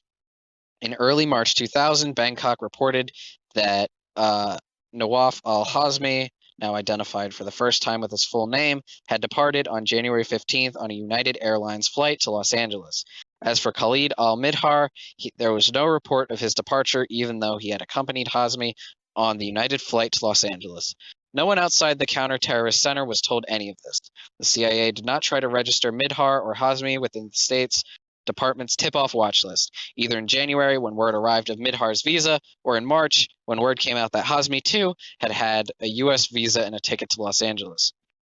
None of this information about Midhar's U.S. visa or Hazmi's travel to the United States went to the FBI, and nothing more was done to track any of the three until January 2001, when the investigation of another bombing, that of the USS Cole, reignited interest in Khalid. We will return to that story in Chapter 8. Man, I am so excited for the USS Cole bombing. 6.2 Post-Crisis Reflection Agenda for 2000. After the Millennium Alert, elements of the U.S. government reviewed their performance. The CIA's leadership was told that while a number of plots had been disrupted, the Millennium might be only the kickoff for a period of extended attacks. Clark wrote Berger on January 11, 2000, that the CIA, FBI, Justice, and NSC staffs had come on two main conclusions. First, U.S. disruption efforts thus far had not put too much of a dent in bin Laden's network. If the United States wanted to roll back the threat, disruption would have to proceed at a markedly different tempo. Second, sleeper cells and a variety of terrorist groups had turned up at home. As one of Clark's staff noted, only a chance discovery by U.S. Customs had prevented a possible attack. Berger gave his approval for the NSC staff to commence an after-action review, anticipating new budget requests. He also asked DCI Tenet to review the CIA's counterterrorism strategy and come up with a plan for where we go from here. The NSC staff advised Berger that the United States had only been nibbling at the edges of bin Laden's network, and that more terror attacks were a question not of if, but rather when and where. The committee met on March 10, 2000 to review possible new moves. The principals ended up agreeing that the government should take three major steps. First, more money should go to the CIA to accelerate its efforts to seriously attrit. Fuck does attrit mean? Al-Qaeda. Second, there should be a crackdown on foreign terrorist organizations in the United States. Third, immigration law enforcement should be strengthened, and the INS should tighten controls on the Canadian border, including stepping up U.S.-Canada cooperation. The principals endorsed the proposed programs. Some, like expanding the number of joint terrorism task forces, moved forward, and others, like creating a centralized translation unit for domestic intelligence intercepts in Arabic and other languages, did not. Pressing Pakistan. While the process moved along, diplomacy continued its rounds. Direct pressure on the Taliban had proved unsuccessful. As one NSC staff note put it, under the Taliban, Afghanistan is not so much a state sponsor of terrorism as it is a state sponsored by terrorists. In early 2000, the United States began a high-level effort to persuade Pakistan to use its influence over the Taliban. In January 2000, Assistant Secretary of State Carl Inderfirth and the State Department's counterterrorism coordinator, Michael Sheehan, met with General Musharraf in Islamabad, dangling before him the possibility of a presidential visit in March as a reward for Pakistani cooperation. Such a visit was coveted by Musharraf, partly as a sign of his government's legitimacy. He told the two envoys that he would meet with Mullah Omar and press him on bin Laden. By the way, guys, we're officially at page 200 of the 9/11 Commissioner Report on the PDF. We're officially 200 pages in, which means we're about 22 and a half pages away from the halfway point, which I will also point out when we get there. They left, however, reporting to Washington that Pakistan was unlikely, in fact, to do anything, given what it sees as the benefits of Taliban control of Afghanistan. President Clinton was scheduled to travel to India. The State Department felt that he should not visit India without also visiting Pakistan. The Secret Service and the CIA, however, they're not much of a secret because everybody knows about them, warned in the strongest terms that visiting Pakistan would risk the president's life. Counterterrorism officials also argued that Pakistan had not done enough to merit a presidential visit, but President Clinton insisted on including Pakistan in the itinerary for his trip to South Asia. His one-day stopover on March 25, 2000 was the first time that the U.S. president had been there since 1969. Which president went there in 1969? Let's do a little bit of mental math here. So 76 to 80 was Carter. Who was before Carter? Oh my God. Oh my fucking God. Okay, so if we're at the 46th president now, and how many years? Okay, wait. Oh my God, this is embarrassing. I'll admit. So Biden. Okay, fuck. Biden, Trump, Obama, Bush, Clinton, Bush, Reagan, Carter. So we're at 8. So Carter was the 38th. And who the fuck was before Carter? It was Nixon, right? So is it LBJ? Is LBJ the last one to visit Pakistan in 1969? Oh my fucking God. Let me know if I'm right in the comments. At his meeting with Musharraf and others, President Clinton concentrated on tensions between Pakistan and India and the dangers of nuclear proliferation, but also discussed bin Laden. President Clinton told us that when he pulled Musharraf aside for a brief one-on-one meeting, he pleaded with the general for help regarding bin Laden. I offered him the moon when I went to see him in terms of better relations with the United States if he'd help me get to bin Laden and deal with another issue or two. Oh, it could have been Nixon, because I forgot about Gerald Ford. Okay. So it was either Nixon or LBJ, though.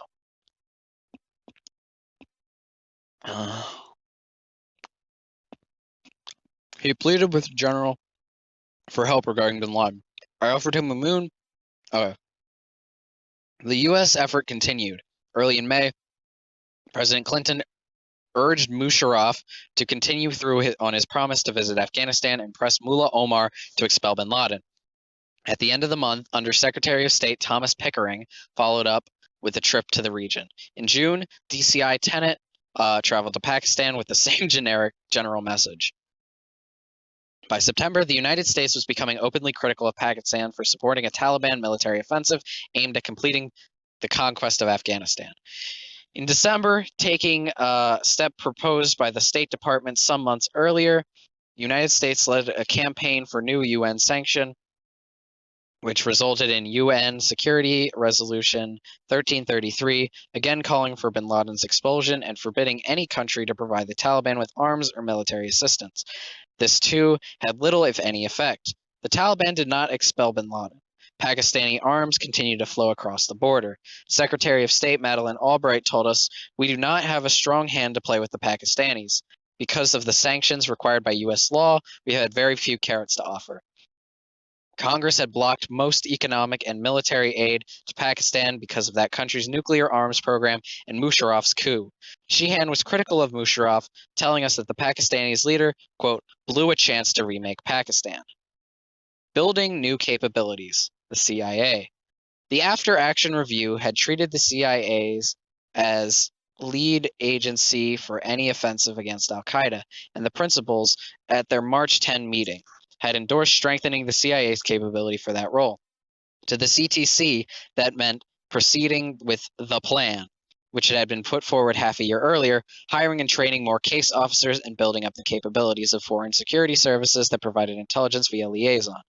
On occasion, as in Jordan in December 1999, these liaison services took direct action against al-Qaeda cells. In the CTC and higher up, the CIA's managers believed that they desperately needed funds just to continue their current counterterrorism effort. Fortunately, they reckoned the Millennium Alert had been already used up all of the center's funds for the current fiscal year. The Bin Laden unit had spent 140% of its allocation. I'm assuming that allocation is what the government gave them. Tenet told us he met with Berger to discuss funding counterterrorism just 2 days after the principal's meeting. While Clark strongly favored giving the CIA more money for counterterrorism, he differed sharply with the CIA managers about where it should come from. He insisted that the CIA had been shortchanged ever since the end of the Cold War. Their ability to perform any mission, counterterrorism included, they argued, depended on preserving what they had, restoring what across the board. Restoring what they had lost since the beginning of the 1990s and building from there. With across-the-board recruitment and training of new case officers and the reopening of closed stations. To finance the counterterrorism effort, Tenet had gone to congressional leaders after the 1998 embassy bombings and persuaded them to give the CIA a special supplemental appropriation. Now, in the aftermath of the Millennium Alert, Tenet wanted to boost an overall funds for the CIA and another supplemental appropriation specifically for counterterrorism. To Clark, this seemed evidence that the CIA's leadership did not give sufficient priority to the battle against bin Laden and al-Qaeda. He told us that James Pavitt, the head of the CIA's Directorate of Operations, said if there's going to be money spent on going after bin Laden, it should be given to him. My view was that he had a lot of money to do it and a long time to do it, and I didn't want to put more good money after bad. The CIA had a very different attitude. Pavitt told us, while the CIA's bin Laden unit did extraordinary and commendable work, his chief of station in London was just as much part of the al-Qaeda struggle as an officer sitting in the bin Laden unit. The dispute had large managerial implications, for Clark had found allies in the Office of Management and Budget, OMB. They had supplied him with figures that used to argue the CIA spending on counterterrorism from its baseline budget had shown almost no increase. Berger met twice with Tenet in April to try to resolve the dispute.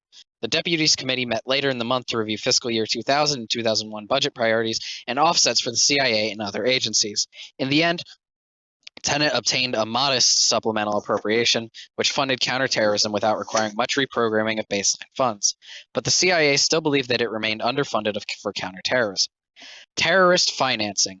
The second major point on which the principals had agreed on March 10 was the need to crack down on terrorist organizations and curtail their fundraising. The embassy bombings of 1998 had focused attention on al-Qaeda's finances. One result had been the creation of an NSC-led interagency committee on terrorist financing. On its recommendation, the president had designated bin Laden and al-Qaeda as subject to sanctions under the International Emergency Economic Powers Act. This gave the Treasury Department's Office of Foreign Assets Control, OFAC, me when the North Tower was hit, the ability to search for and freeze any bin Laden or al-Qaeda assets that reached the U.S. financial system. But since OFAC had little information to go on, few funds were frozen. In July 1999, the president applied for the same designation to the Taliban for harboring bin Laden. Here, OFAC had more success. It blocked more than $34 million in Taliban assets held in U.S. banks. Another $215 million in gold and $2 million in demand deposits, all belonging to the Afghan Central Bank and held by Federal Reserve Bank of New York, were also frozen. After October 1999, when the State Department formally designated al-Qaeda as a, quote, foreign terrorist organization, it became the duty of U.S. banks to block its transactions and seize its funds. Neither this designation nor UN sanctions had much additional practical effect. The sanctions were easily circumvented, and there were no multilateral mechanisms to ensure that other countries' financial systems were not used as conduits for terrorist funding. Attacking the funds of an institution, even the Taliban, was easier than finding and seizing the funds of a clandestine, worldwide organization like al-Qaeda. Although the CIA's bin Laden unit had originally been inspired by the idea of studying terrorist financial links, any personnel assigned to it had experience to have been collected collaterally, as a consequence of gathering and other intelligence. This attitude may have stemmed in large part from the chief of this unit, who did not believe that simply following the money from point A to point B revealed much about the terrorist plans and intentions. As a result, the CIA placed little emphasis on terrorist financing. Nevertheless, the CIA obtained a general understanding of how al-Qaeda raised money. It knew relatively early, for example, about the loose affiliation of financial institutions, businesses, and wealthy individuals who supported extremist Islamic activities. Much of the early reporting on al-Qaeda's financial situation and structure came from Jamal Ahmed al-Fadl, whom we have mentioned earlier in this report. After the 1998 embassy bombings, the U.S. government tried to develop a clearer picture of bin Laden's finances. A U.S. interagency group traveled to Saudi Arabia twice, in 1999 and 2000, to get information from the Saudis about their understanding of those finances. The group eventually concluded that the oft-repeated assertion that bin Laden was funding al-Qaeda from his personal fortune was in fact not true.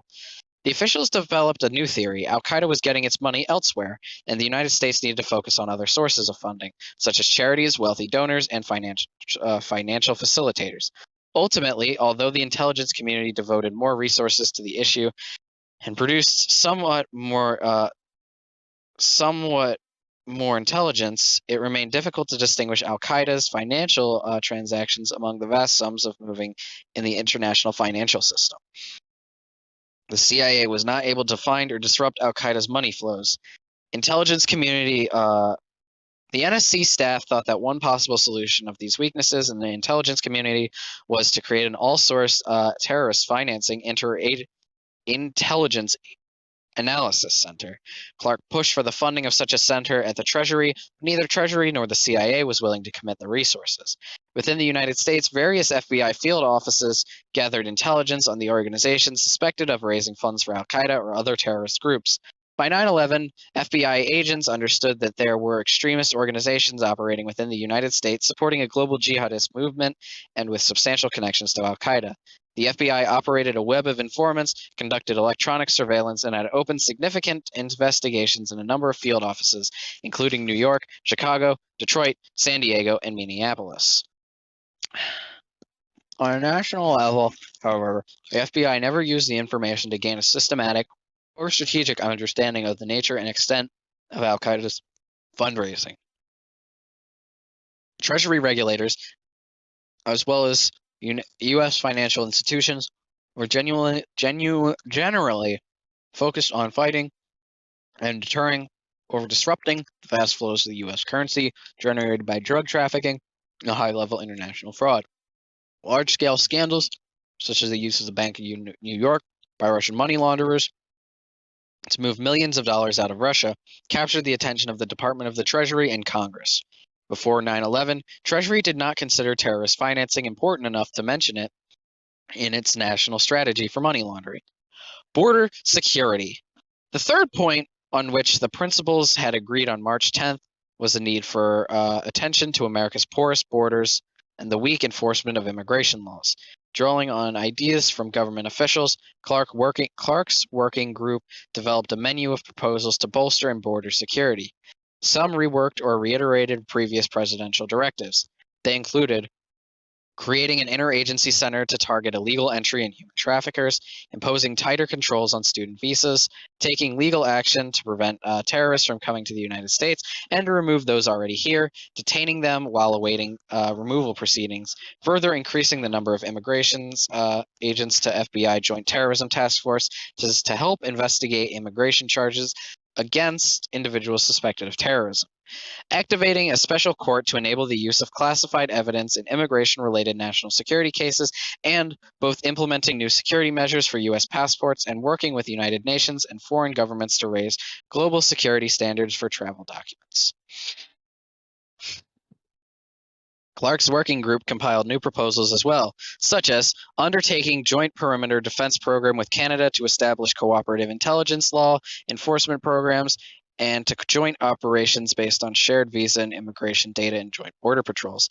Staffing land border crossings 24/7, equipping them with video cameras, physical barriers, and means to detect weapons of mass destruction, WMD, and addressing the problem of migrants, possibly including terrorists, who destroy their travel documents so they cannot be returned to their countries of origin. These proposals were praiseworthy in principle. In practice, however, they required action by weak, chronically underfunded executive agencies and powerful congressional committees, which were more responsive to well-organized interest groups than to executive branch interagency committees. The changes sought by the principals in March 2000 were only beginning to occur before 9/11. Afghan Eyes. In early March 2000, when President Clinton received an update on U.S. covert actions against bin Laden, he wrote in the memo's margin that the United States could surely do better. Military officers in the Joint Staff told us that they shared the same sense of frustration. Clark used the president's comment to push the CSG to brainstorm new ideas, including aid to the Northern Alliance. Back in December 1999, Northern Alliance leader Ahmad Shah Massoud had offered to stage a rocket attack against bin Laden's Darunta training complex. Officers at the CIA had worried that giving him a green light might cross the line into violation of the assassination ban. Ugh. Hence, Massoud was told not to take any such action without explicit U.S. authorization. Ugh. Sorry, don't mind me, just repositioning myself. Ugh. In the spring of 2000, after the CIA had sent out officers to explore possible hiccups and a voice crack. Jeez. To explore possible closer relationships with both the Uzbeks and Northern Alliance, discussions took place in Washington between U.S. officials and delegates sent by Massoud. The Americans agreed that Massoud should get some modest technical help so he could work on U.S. priorities, collecting intelligence on and possibly acting against al-Qaeda. But Massoud wanted the United States both to become his ally in trying to overthrow the Taliban and to recognize that they were fighting the common enemies. Clark and Cofer Black, the head of the Counterterrorist Center, I kind of talked like Obama there for a second, wanted to take this next step. Proposals to help the Northern Alliance had been debated in the U.S. government since 1999, and as we mentioned in Chapter 4, the U.S. government as a whole had been wary of endeavors of endorsing them, largely because of the Northern Alliance's checkered history, its limited base of popular support in Afghanistan, and Pakistan's objections. You're goddamn right, we learned that in Chapter 4. Comprehension is at a max, trust me. CIA officials also began pressing proposals to use their ties with the Northern Alliance to get American agents on the ground in Afghanistan for an extended period, setting up their own base for covert intelligence collection and activity in the Panjshir Valley and lessening reliance on foreign proxies. There's no substitute for face-to-face, told one officer told us. But the CIA's institutional capacity for such direct action was weak, especially if it was not working jointly with the U.S. military. The idea was turned down as too risky. In the meantime, the CIA continued to work with its tribal assets in southern Afghanistan. In early August, the tribals reported an attempt to ambush bin Laden's convoy as he traveled on the road between Kabul and Kandahar city, their first such reported interdiction attempt in more than a year and a half. But it was not a success, according to the tribal's own account, and they approached one of the vehicles. When they approached one of the vehicles, they quickly determined that women and children were inside and called off the ambush. Conveying this information to the NSC staff, the CIA noted that they had no independent corroboration for this incident, but that tribals had acted within the terms of the CIA's authorities inside Afghanistan. In 2000, plans continued to be developed for potential military operations in Afghanistan. Navy vessels could launch missiles into Afghanistan and were still on call in the North Arabian Sea. In the summer, the military refined its list of strikes and special operations possibilities to a set of 13 options within the Operation Infinite Resolve plan. Yet planning efforts continued to be limited by the same operational and policy concerns encountered in 1998 and 1999. Although the intelligence community sometimes knew where bin Laden was, it had been unable to provide intelligence considered sufficiently reliable to launch a strike. Above all, the United States did not have eyes on the target. As one military officer put it, we had our hand on the door, but we couldn't open the door and walk in. At some point during this period, President Clinton expressed his frustration with the lack of military options to take out bin Laden and the al-Qaeda leadership, remarking to General Hugh Shelton, it would scare the... Oh, sorry, this is a Bill Clinton. Fuck it, I can't even do it. It would scare the shit out of al-Qaeda if suddenly a bunch of black ninjas rappelled the helicopters into the middle of their camp. There you go. There you fucking go. Although Shelton told the commission he did not remember the statement. President Clinton recalled this remark as one of the many things I said. The president added, however, that he realized nothing would be accomplished if he lashed out in anger. Secretary the Secretary of Defense, William Cohen, thought that the president might have been making a hypothetical statement. He's making a fucking joke. Are you guys serious? Hypothetical statement. Regardless, he said the question remained how to get the ninjas into and out of the theater of operations. God, talk about a wet sponge. As discussed in Chapter 4, plans of this kind were never carried out before 9/11. So you keep saying, we get it, it's not your fault. In late 1999 or early 2000, the Joint Staff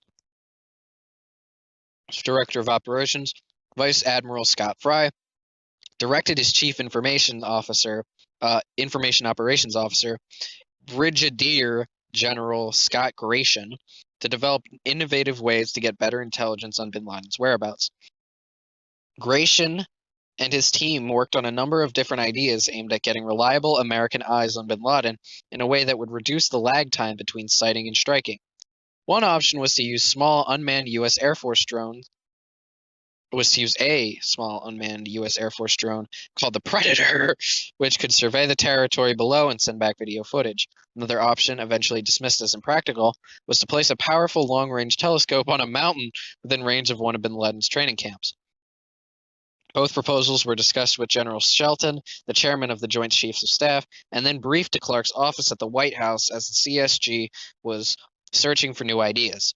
In the spring of 2000, Clark brought in the CIA's Assistant Director for Collection, Charles Allen, to work together with Fry on a joint CIA-Pentagon effort that Clark dubbed Afghan Eyes. After much argument between the CIA and the Department of Defense about who should pay for the program, the White House eventually imposed a cost-sharing agreement. The CIA agreed to pay for Predator operations as a 60-day proof-of-concept trial run. A small group backed Afghan Eyes at the end of June 2000. By mid-July, testing was completed and the equipment was ready. The legal issues were still being ironed out. By August 11th, the principals had agreed to deploy the Predator. God, the Predator is such a fucking badass name for a drone. If I ever get a drone, I'm naming it the Predator. The NSC staff considered how to use the information the drones would be relaying from Afghanistan. Clark's deputy, Roger Cressy, wrote to Berger that the emergency CSG and principals committee meeting might be needed to act on video coming in from the Predator if it proved able to lock in on bin Laden's location. In the memo's margin, Berger wrote that before considering action, I will want more than verified location. We will need at least data on pattern of movements to provide some assurance he will remain in place. President Clinton was kept up to date. On September 7th, the Predator flew for the first time over Afghanistan. When Clark saw video taken during the trial flight, he described the imagery to Berger as, quote, truly astounding. He then argued immediately for more flights seeking to find bin Laden and target him for cruise missiles or an air attack. Even if bin Laden were not found, Clark said, Predator missions might identify additional worthwhile targets, such as other Al-Qaeda leaders or stocks of chemicals or biological weapons. Clark was not alone in his enthusiasm. He had backing from Cofer Black and Charles Allen of the CIA.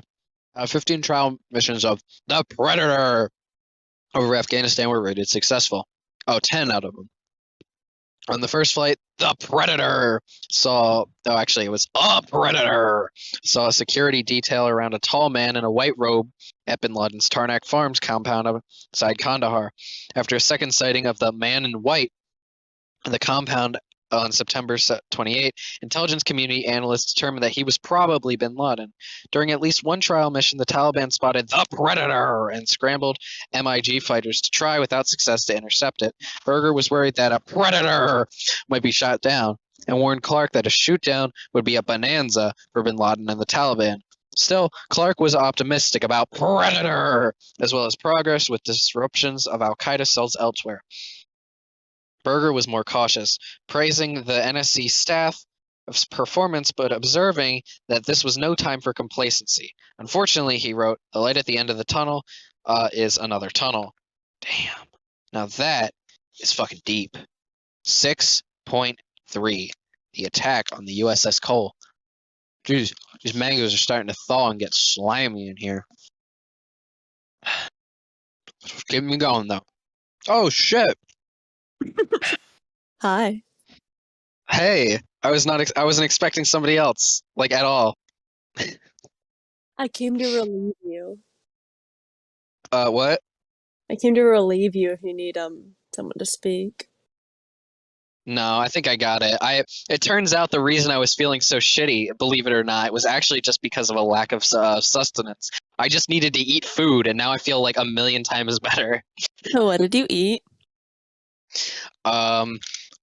Various foods. Currently, I have a 2-pound bag of frozen mangoes that I've been slowly whittling away. I'm very proud of you. Thank you. Currently, in case you want to follow along at home, we are currently at page 207 of the 9/11 Commissioner's Report. I actually pulled it up because I didn't know if I was going to have to read it or not. No, I don't think you'll have to read it. You can bring in all sorts of commentary. I'm sure you have tons of things to say about the attack on the USS Cole, which is where we're currently at. We are currently about to read 6.3, the attack on the USS Cole. Okay, hon, what page? This is page 207. We're not even in the 300s yet? Nope, we're very far away. Oh my god.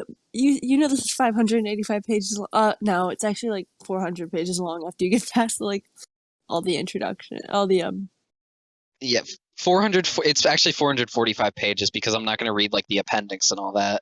Okay. Well, that's good. But I was just thinking, what if after we watch this 9/11 thing, what was I going to say? Miss Bush is like, "Okay, we're going to do a project on it now." I'll just submit this. I don't even care what the project is. I'll just submit this. I don't even care. That's the only reason. It could be our group project. I was gonna say that's the only reason I was gonna read some of it. Because what if she goes like, "Okay, you can pick a partner and do a project now," and then we could just be like, "Actually, about that." Yeah, here's our 9/11 project, bitch. It is like the complete 9/11 project, the definitive 9/11 project. And we don't have to cite our sources because there's only one source. Exactly, and it already cites all the sources at the end of it. I'd love to have to present it in class, like just the entire video, which at this point I think is currently like I think like 8 hours of footage on my computer right now, and I think I've been recording for like at least 2.5 hours right now. I thought it was okay. Wait, I can check for you. Don't worry. I started at something like 7:15. When I joined, it was at 2:01. Jesus Christ! Oh my god, I really have no life. You are going to be exhausted tomorrow, aren't you? Oh my god. You know what? I'm so surprised that my voice hasn't given out. Like, all I've been doing this weekend is just large-scale talking. It's not like I just have a voice that won't quit. It will never give out on me. You're built for this. I have a voice for radio, I guess. It's still recording, right? Yeah, of course. Okay, hi to everyone at home that is just tuning in. The thousands of adoring fans. Millions. I feel like this is the one that's going to strike it big. I'm honest. I think this one. I think people are going to be really interested in this. Like 16-hour. No, not. This actually might. If somebody has to read the 9/11 Commissioner Report, they put this on like 3 times speed. The poor soul who has to read the 9/11 Commissioner's Report. It's like no. This video becomes like training material for like. Oh my god! I wish everyone. Yeah, like the government, like in order to be sworn into office, you have to watch this video. And they're like, "Oh my god, this is such an informative video. Who made it? I don't know. Yeah. 2 high schoolers on Discord." Yeah, very informative video, but not only is it informative, it's also full of like random political points, and sometimes when there's like a funny word, I laugh. Like the one guy said that there was trouble afoot, and I just fucking started giggling. Yeah, we're in for a Okay. rough ride. So how have you been with pronouncing the names? Oh my God, terrible. There's this one guy who, like, this guy luckily did not participate in the actual 9/11ing because his passport just kept getting denied, so he couldn't go to the U.S. But his name was so unpronounceable, I just called him Barney the entire time because I did not know what to call him. It was like Belief Shariab or something. They're all like, 'cause it's all people from the Middle East, so they got all the crazy names. That's probably the most racist thing you've said. No, fuck. Okay, we're at 2-7. I'm gonna find it now. I'm gonna find what his name was because it was I have something the very. page open. I have the page open to the page All that right. we're on, so don't worry about Okay. forgetting it. Don't All worry right. about it, Good. baby girl. All right. Let me see where chapter 3 starts. Good lord, I've been reading way too much of this shit because these are all like full pages. I know. I was like hoping they'd have like, oh, I have something that we have to read after this. Oh my god. Okay. If you have a No, no. PDF, you can just put it in the chat. It's really short though. It's called what is it called? Hold up. I just had it open. Okay. It is called It's not loading, but I can tell you what it's called in a second. It is called The Journal of Immaterial Science. It's All a right. satirical chemistry book. Okay. That sounds like fun. Okay.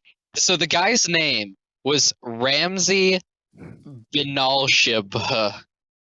Okay, wait. Go back to page. Okay, what page is it on?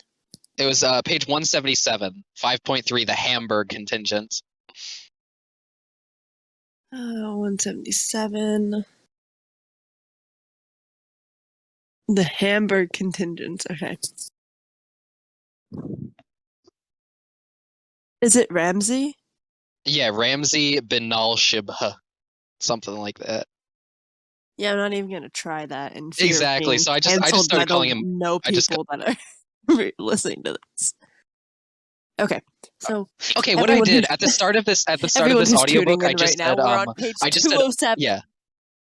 Uh-huh. So basically, in the start of this audiobook, I just made a blanket statement that I said, if anybody watching this, like if anybody whose name I pronounce wrong is watching this video, just leave a comment and I'll make a video apologizing to them. So if You're so radio in what I assume is probably prison, then I will make a video. I will make a video just about you, my friend. Not friend. I'm not friends with terrorists. All right. So okay. would you So like me to bring you up to speed really quick? A very brief I just summary have of one question. okay. Why are we on page 207, but it actually says 190 in the corner?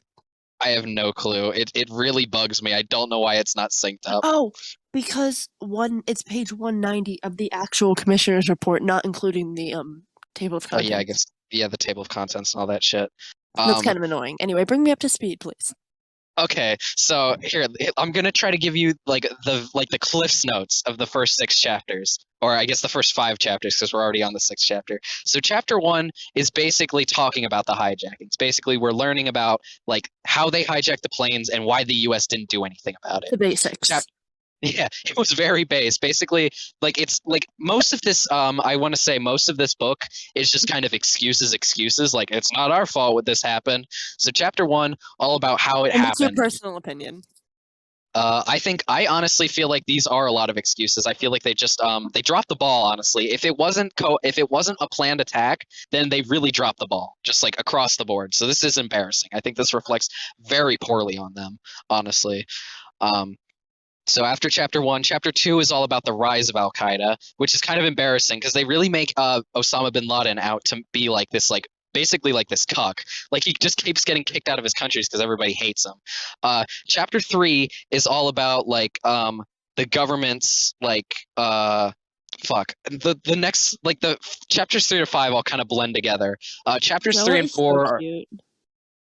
chapters 3 and Sorry, 4 are continue. like about the government's like all of their task force and shit, and like they had like all of these like times they were like, oh shit, I'm gonna do it, I'm really gonna do it, I'm really gonna get bin Laden this time, and then they just decided not to.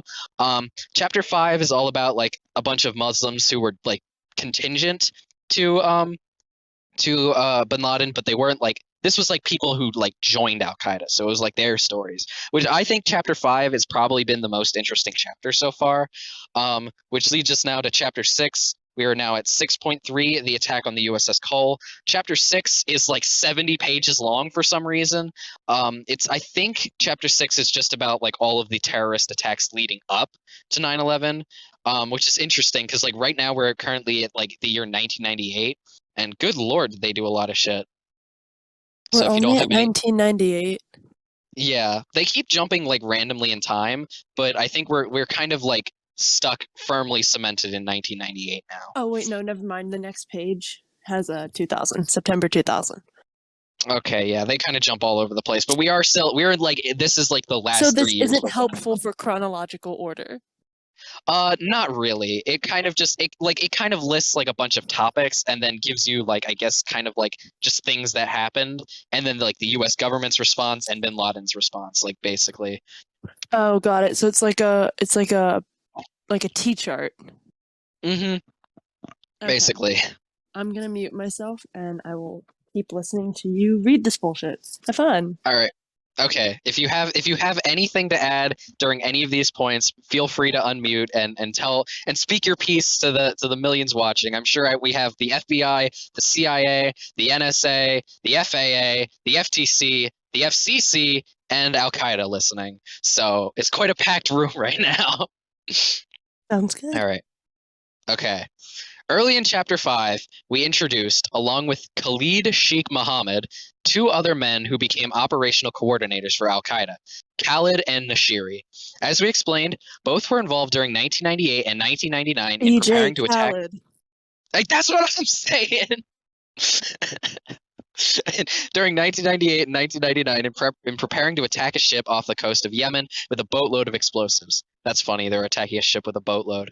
The attack on the USS Cole has been hinted at throughout this entire book, so I'm really excited to read about it. They had originally targeted a commercial vessel, specifically an oil You tanker, say but book like it's a book.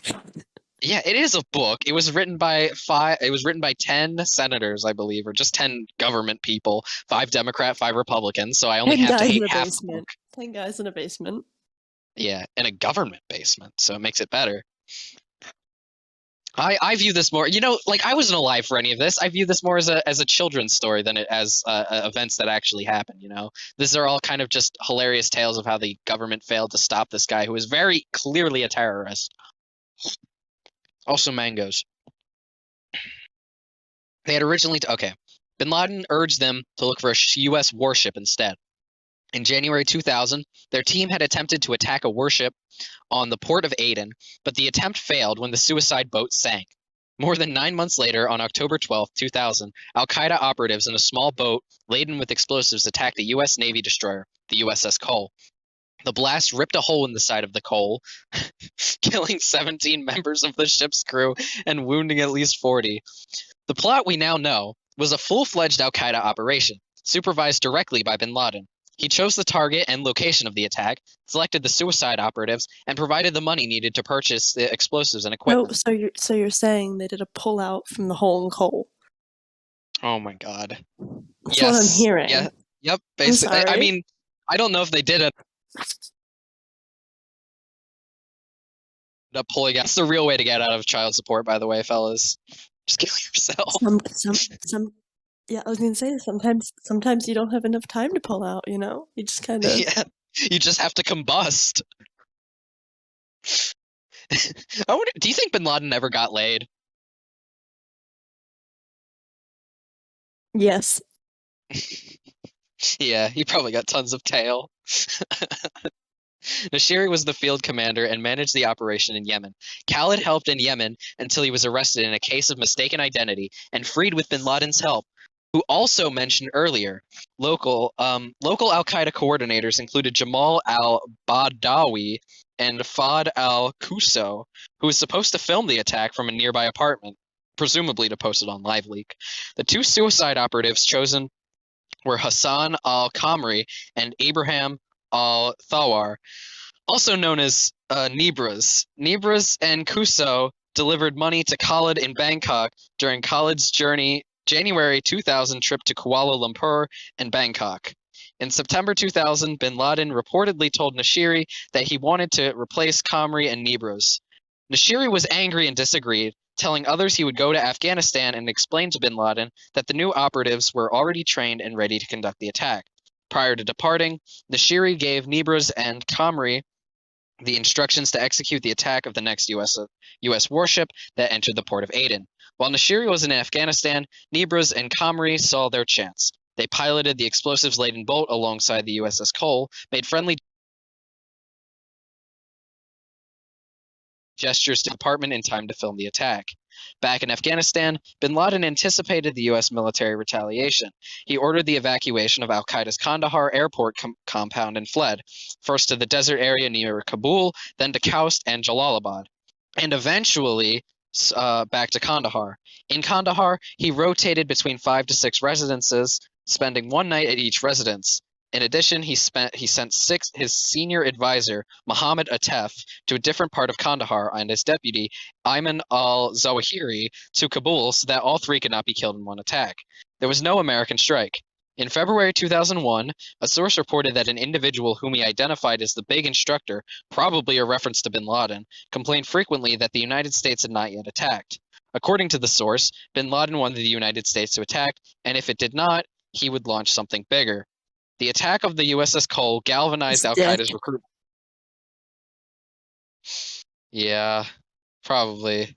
I hope my mom listens to this. My mom seemed very keen on like getting my videos, so I'm gonna link her this one and hope. Actually, I take that back. His dick was probably really tiny.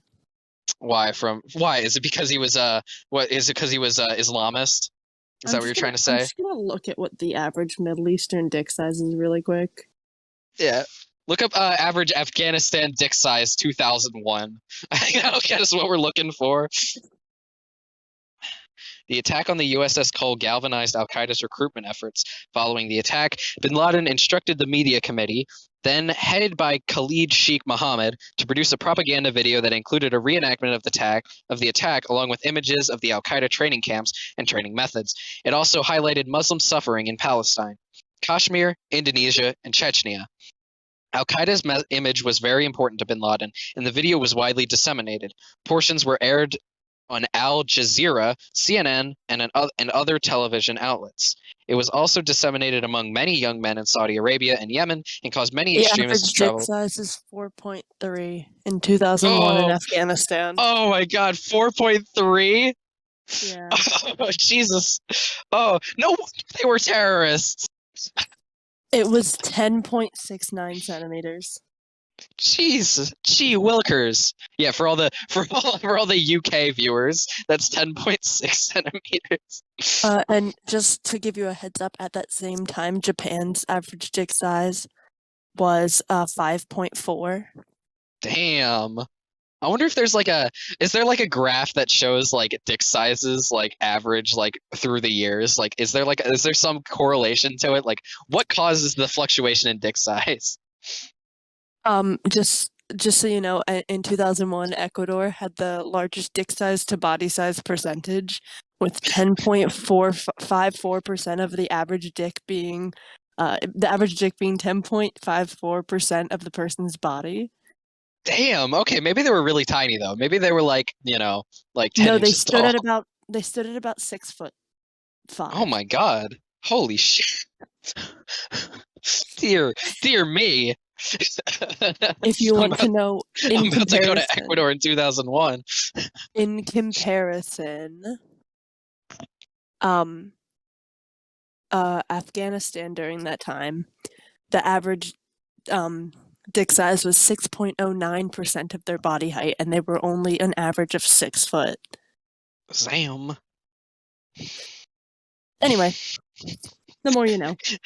Yeah. Al-Qaeda members considered the video an effective tool in their struggle for preeminence among other Islamist and jihadist movements. Investigating the attack. Teams from the FBI, the Naval Criminal Investigative Service, and the CIA were immediately sent to Yemen to investigate the attack. The NCIS? No. Oh yeah, I guess so. Yeah, the Naval Criminal Investigative. Are you invested in the NCIS? Yeah, I am. I'm invested in the NCIS. For what purpose, if you don't mind me asking? Naval Criminal Investigative Services? I don't know. Were you a big fan of belly AJ? buttons? No, AJ's gone. Damn.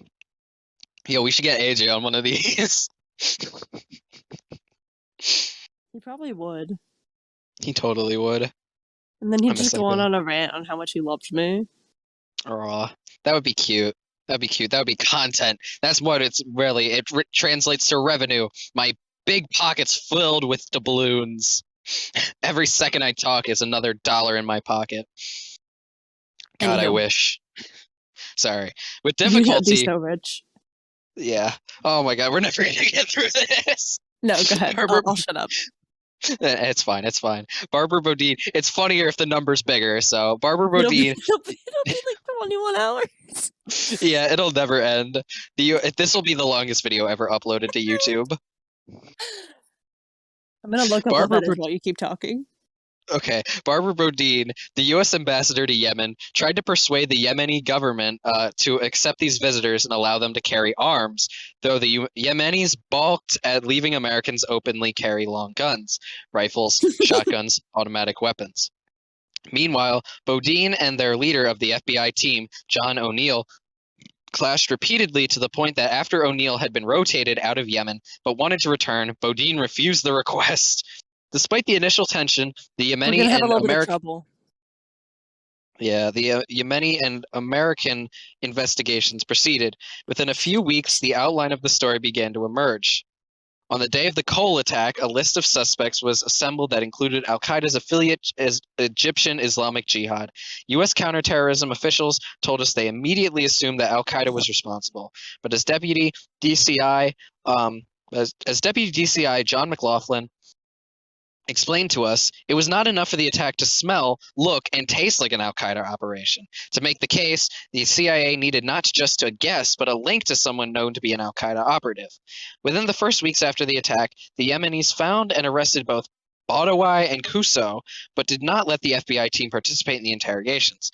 The CIA described initial Yemeni support after the Cole as slow and inadequate. President Clinton, Secretary Albright, and DCI Tenet all intervened to help, but because the information was it was secondhand, the U.S. team could not make its own assessment of its reliability. On November 11th, the Yemenis provided the FBI with new information from the interrogations of Badawai and Kuso, including descriptions of individuals from whom the detainees had received operational direction. One of them was Khalid, who was described as having lost his leg. The detainees said that Khalid helped direct the Cole operation from Afghanistan or Pakistan. The Yemenis correctly judged that the man described as Khalid was Tawfiq bin Attash. An FBI special agent recognized the name Khalid and connected the news with information from an important Al-Qaeda source who had been meeting regularly with the CIA and FBI officers. The source had called Khalid bin Laden's run boy and described him as having lost one leg in an explosives accident at a training camp. Oh shit! A few years earlier. Oh my God, where did it go? I just lost it. What? Where'd it go? Oh my God, I'm insane. I forgot, where are you? The training camp a few years earlier to confirm the identification. The FBI agent asked the Asked the Yemen. Yemenis for their photo of Khalid. The Yemenis provided the photo of on November 22nd, reaffirming their view that Khalid had been intermediary between the plotters and bin Laden. In a meeting with U.S. officials a few weeks later, on December 16th, the source of the photograph identified Khalid from the Yemeni photograph. U.S. intelligence agencies had already connected Khalid to Al-Qaeda terrorist operations, including the 1998 embassy bombings. By this time, the Yemeni also had identified Nashiri, whose links to Al-Qaeda and the 1998 embassy bombings were even more well known. In other words, the Yemenis provided strong evidence connecting the Cole attack to Al-Qaeda during the second half of November, identifying individual operatives whom the United States knew were part of Al-Qaeda. During December, the United States were able to corroborate this evidence, but the United States still did not have evidence about bin Laden's personal involvement in the attacks until Nashiri and Khalid were captured in 2002 and 2003. Jeez. Okay, just so you know, it's gonna be hard for us to beat the longest YouTube video ever. How long is it? 571 hours, 1 minute, and 41 seconds. What's it about? Um, let's see. What is it about? Um, why did you do this, John? John Arbuckle? No, his name is John Harchick. Jonathan Harchick. Let me see what it's about. Just give me 1 second. Interesting. If it's just like a black screen, All right. I'm gonna cry. Um, I could release 172 hours of a black screen. what do you mean it's 571 hours? Oh, 571 hours? I thought you said just 71 hours. Good lord. No, no. I mean, at the rate we're headed, this might be 571 Anyway, hours. go ahead. I'll mute myself. All right. Considering a response, the Cole attack prompted a renewed consideration of what could be done about Al Qaeda. According to Clark, Berger upbraided DCI Tenet so sharply that after the Cole attack, repeatedly demanding to know why the United States had put up with such attacks, that Tenet walked out of a meeting of the principals. Jeez. The CIA got some additional covert action authorities, adding several other individuals to the coverage of the July 1999 Memorandum of Notification that allowed the United States to develop capture operations against al-Qaeda leaders in a variety of places and circumstances. Tenet developed additional options, such as strengthening relationships with the Northern Alliance and the Uzbeks and slowing recent al-Qaeda-related activities in Lebanon. On the diplomatic track, Berger agreed on October 30th, 2000 to let State Department make another approach to Taliban Deputy Foreign Minister Abdul Jalil about expelling bin Laden. The National Security Advisor ordered that the U.S. message be stern and foreboding. This warning was similar to those issued in 1998 and 1999. Meanwhile, the administration was working with Russia on new UN sanctions against Mullah's Omar regime. President Clinton told us that before he could launch further attacks on al-Qaeda in Afghanistan or deliver an ultimatum to the Taliban threatening strikes if they did not immediately expel bin Laden, the CIA or the FBI had to be sure enough that they would be willing to stand up to public and say, we believe that he, bin Laden, did this. He said that he was very frustrated that he could not get a definitive enough answer to do something about the Cole attack. Similarly, Berger recalled that to go to war, a president needs to be able to say that his senior intelligence and law enforcement officers have concluded who is responsible. He recalled that the intelligence agencies had strong suspicions, but had reached no conclusion by the time we left office that it was al-Qaeda. Our only sources for what intelligence officials thought at the time are what they said in informal briefings. Soon after the Cole attack and the remainder of the Clinton administration, analysts stopped distributing written reports about who was responsible. The topic was obviously sensitive, and both Ambassador Bodine in Yemen and the CIA analysts in Washington presumed that the government did not want reports circulating around agencies that might become public, impeding law enforcement actions or backing the president into a corner. Instead, the White House and other principals relied on informal updates as more evidence came in. Though Clark was worried that the CIA might be equivocating in assigning responsibility to al-Qaeda, he wrote Berger on November 7th that analysts had described their case by saying that it has web feet, flies, and quacks. So what is it, a goose? On November 10th, CIA analysts briefed a small group of principals on their preliminary... Oh yeah, I guess so. Do ducks actually, can ducks fly? Yeah, ducks migrate. Are you okay? Oh yeah, I forgot about that. I thought they just had wings for fun. I thought they were like emus, or And penguins. ostriches, whichever one can't fly, or penguins. Yeah.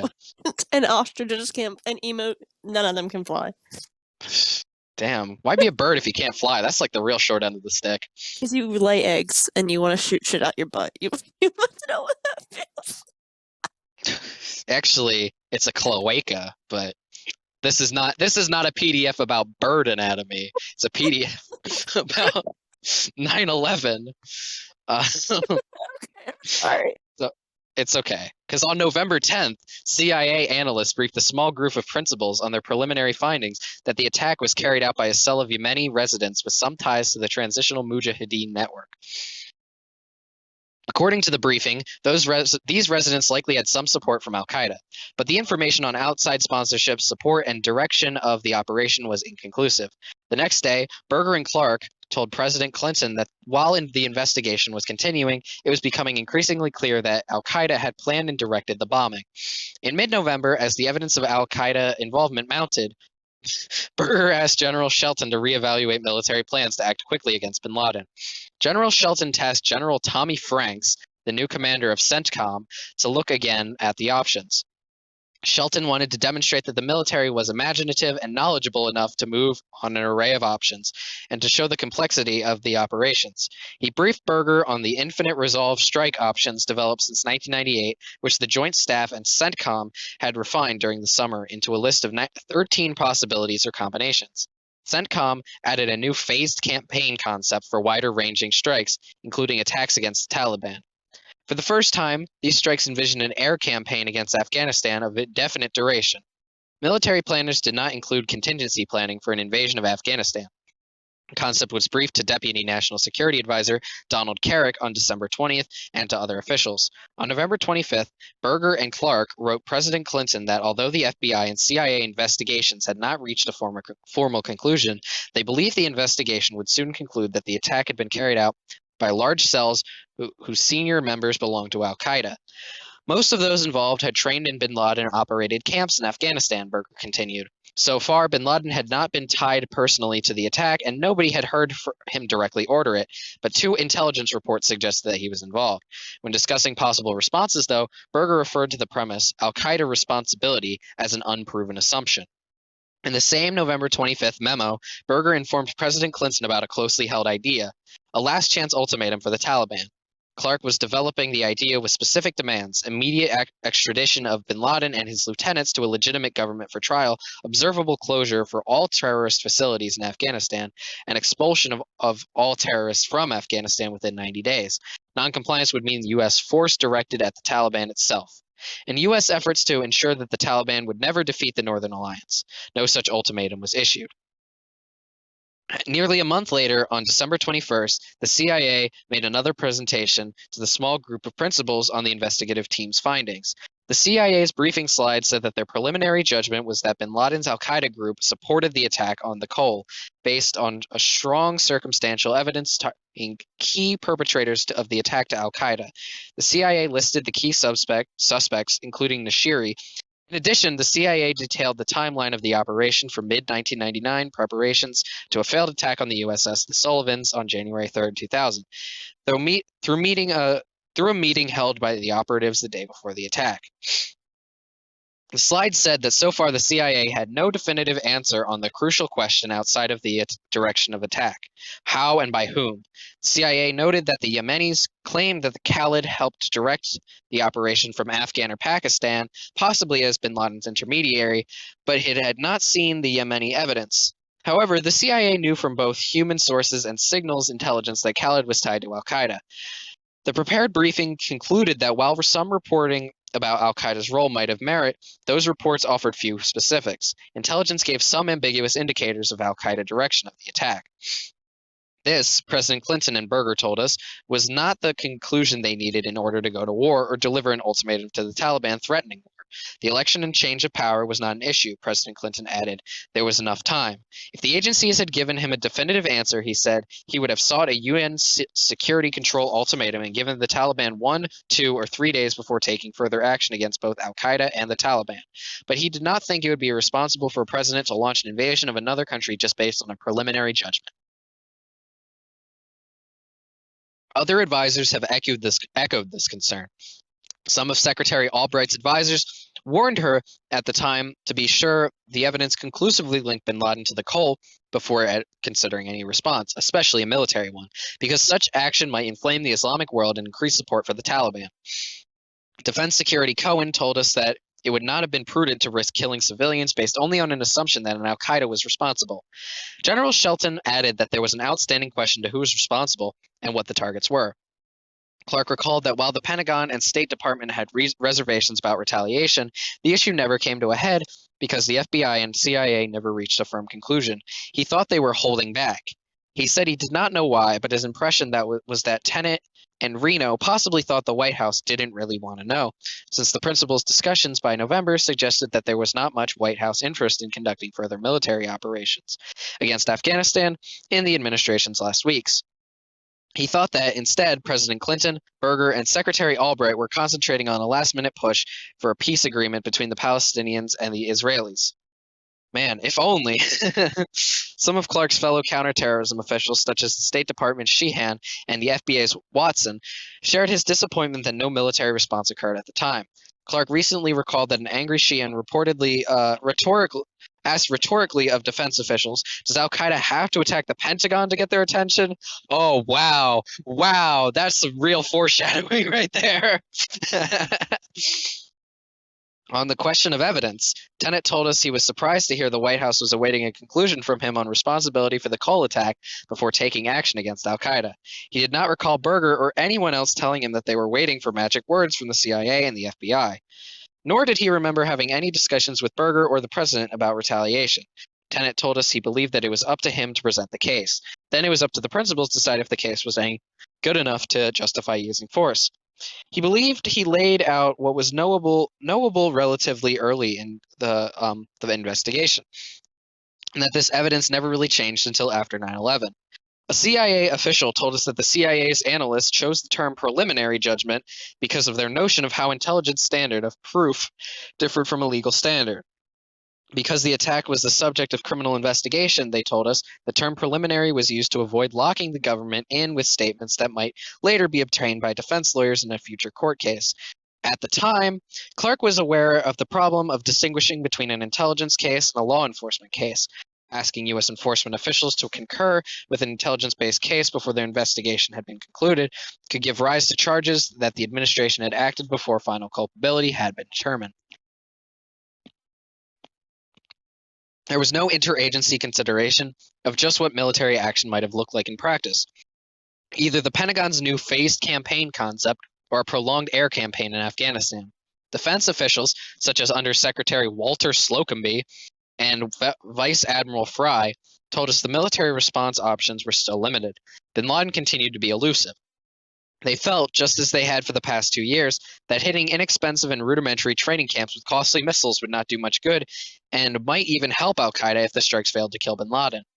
In late 2000, the CIA and the NSC began thinking about the counterterrorism policy agenda that would present to the new administration. The Counterterrorist Center put down its best ideas for the future, assuming it was free of any prior policy or financial constraints. The paper was therefore informally referred to as the Blue Sky Memo. Holy shit! Breaking Bad reference. What the fuck? Whoa! It was sent to the Clark on December 29th. The memo proposed a major effort to support the Northern Alliance through intelligence sharing and increase fighting so that it would stave off Taliban army and tie down al-Qaeda fighters. This effort was not intended to remove the Taliban from power, a goal that was judged impractical and too expensive for the CIA alone to attain. Increase support for the Uzbeks to strengthen their ability to fight terrorism and assist the United States in doing so. Assistance to anti-Taliban groups and proxies who might be encouraged to passively resist the Taliban.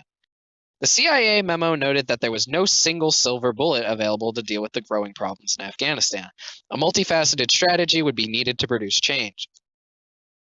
No action was taken on these ideas in the few remaining weeks of the Clinton administration. Berger did not recall seeing or being briefed on the Blue Sky memo, nor was the memo discussed during the transition with upcoming top Bush administration officials. Oh, this is getting sad. The Clinton era is over in this PDF. Tenet and his deputy told us they pressed these ideas as options after the new team took office. As the Clinton administration drew to a close, everybody shed a tear. Clark and his staff developed a policy paper of their own, the first comprehensive effort since the Delenda Plan of 1998. The resulting paper, entitled Strategy for Eliminating the Threat from the Jihadist Networks of Al-Qaeda, again, they spelled Al-Qaeda differently, status and prospects, reviewed the threat and record to date, incorporated the CIA's new ideas from Blue Sky Memo, and posed several near-term policy options. Clark and his staff proposed a goal to roll back al-Qaeda over a period of 3 to 5 years. Over time, the policy should try to weaken and eliminate the network's infrastructure in order to reduce it to a rump group, uh, otherwise known as the GSA, like other formerly feared but now largely defunct terrorist organizations of the 1980s. Continued anti-Al Qaeda operations at the current level will prevent some attacks, Clark's office wrote, but will not seriously attrit their ability to plan and conduct attacks. The paper backed covert aid to the Northern Alliance, covert aid to Uzbekistan, and renewed Predator flights. Predator! Oh yeah, new thing. Every time the Predator comes up, you go, the Predator! Fights in March 2001. A sentence called for military action to destroy Al Qaeda. You sound like commit- Josh. Good. Oh yeah, remember when I used to do a Josh impression? Yeah, that was a good time. Anyway, you can Good continue. I'm time. sorry. Good times. Destroy Al Qaeda command and control centers and infrastructure and Taliban military command assets. The paper also expressed concern about the presence of Al Qaeda operatives in the United States. Oh shit! Oh shit! We made it to a new chapter heading. Chapter 6.4: Change and Continuity. There's this where I assume they'll address all the continuity errors and Mandela effects of 9/11. It's so exciting. Yeah, Mandela effect. Does anybody else remember 3 Twin Towers? On November 7th, 2000, American voters went to the polls and turned out to be, oh yeah, this is fucking bullshit. They're really going to talk about how Al Gore should have won the closest presidential contest in US history, an election campaign during where there was a notable absence of serious discussion of the Al Qaeda threat or terrorism. Election night became a 36-day legal fight until the Supreme Court's 5-4 ruling on December 12th. In Vice President Al Gore's concession, no one knew whether Gore or his Republican opponent, Texas faggot Governor George W. Bush, would become president in 2001. Al Gore deserved to be president. Like Bush. Nobody likes Bush. He's a fucking bumbling idiot. He let 9/11 happen. If Al Gore was president, 9/11 never would have happened because everything would be plants and everything would be good and gas wouldn't even be exist anymore. I would love if Al Gore was president then.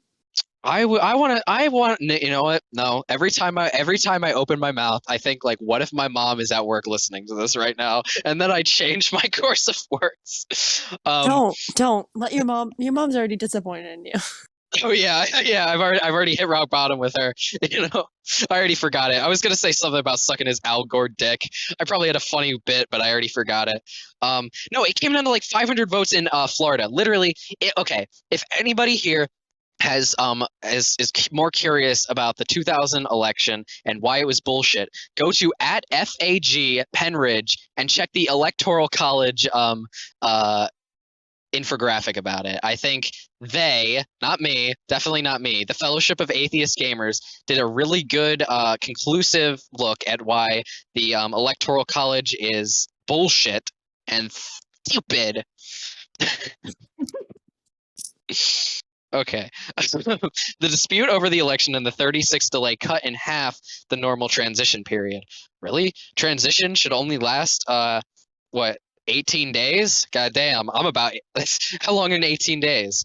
Like 3 weeks? Almost there. Given that a presidential election in the United States brings wholesale change in personnel, this loss of time hampered the new administration in identifying, recruiting, clearing, and obtaining Senate confirmation of key appointees. From the old to the new, the principal figures on Bush's White House staff would be National Security Advisor Condoleezza Rice, who had been a member of the NSC staff in the administration of George H.W. Bush, Rice's deputy, Stephen Hadley, who had been an assistant secretary of defense under the first Bush, and chief of staff Andrew Card. Andrew Card is fucking based. Everybody loves Andrew Card. You know that picture of the guy telling George Bush about 9/11? Yeah. Yeah, that's Andrew Card in that picture. Oh, we love him. Yeah, we stan Andrew Card. Yeah, we do stan Andrew Card. Who had served that same administration as Deputy Chief of Staff, then Secretary of Transportation. For Secretary of State, Bush chose General Colin Powell, who had been National Security Advisor for President Ronald Reagan, and then Chairman for Joint Chiefs of Staff. For Secretary of Defense, he selected Donald Rumsfeld, a former member of Congress, White House Chief of Staff, and under President Gerald Ford, my man, already once Secretary of Defense. Bush decided Bush decided fairly. Do you know his name isn't even Gerald Ford? It's like Leslie David King Jr. or something like that. That is a very gay name. Yeah, he's a very gay man. He gave up football to pursue Yale, and then so he could become a senator, who was later turned into vice president after Spiro Agnew fled because he resigned because of he was committing tax fraud, and then Richard Nixon resigned because he was doing Watergate. So Gerald Ford basically, no, I think he was a senator. I can't remember if he was a senator or a House member. But basically, he went from senator to president in a couple of months, and then when he was like, "Okay, well, shit, I guess I'll actually run for president," he got fucking outclassed. He like lost the primary. Oh my god. Yeah, What a yeah, G. yeah. No, he lost the primary to Ronald Reagan. Like, he lost it to an actor who was in a monkey movie. The fucking president lost to a monkey actor. Poor guy, poor guy. If Gerald Ford was still alive, I would definitely I would Ford his Gerald, if you know what I'm saying. Okay, hon. We're done. Okay, sorry. Already one Secretary of Defense. Bush decided fairly soon to keep Tenet as Director of Central Intelligence. Okay. Maybe you know what? You say okay, but like we had a President Bush. Come on. Bush is another term for the female pubic region. Come on, that's Our hilarious. teacher's name is Mrs. Bush. And you know what? I told Nick, I was like, why do you Would you rather have Mrs. Bush or Mr. Long? it's There was it's no a good stack deck. option. It's a stack deck. They're both gonna be like brutally bullied. Yeah, like yeah. What do you expect? If you had any sort of last name like that, you just should not go into teaching. Like Especially you're not bound to teaching get high bullied. school. And yeah, you should teach like kindergarten. Like they wouldn't get it. Like maybe their parents would chuckle. But when you say your name is Miss Bush, like that's funny to everybody. Even the teachers, they probably think that's funny. Even the teachers are like, huh, look at that Bush walking by. Oh God, that's fucked. She's like 10 years old. Like I think like compared to all the 80-year-old teachers at our school, that is basically pedophilia. She's 23. Jesus Christ. Hey, you know what they say? 23 is the new 12. Okay, we're done here. All right. Okay. Thank Bush you and and his good night, everyone. I'll be here forever. Bush and his principal advisors had all received briefings on terrorism, including bin Laden. In early September 2000, acting deputy director of Central Intelligence John McLaughlin led a team to Bush's ranch in Crawford, Texas, and gave him a wide-ranging 4-hour review of sensitive information. Ben Bonk.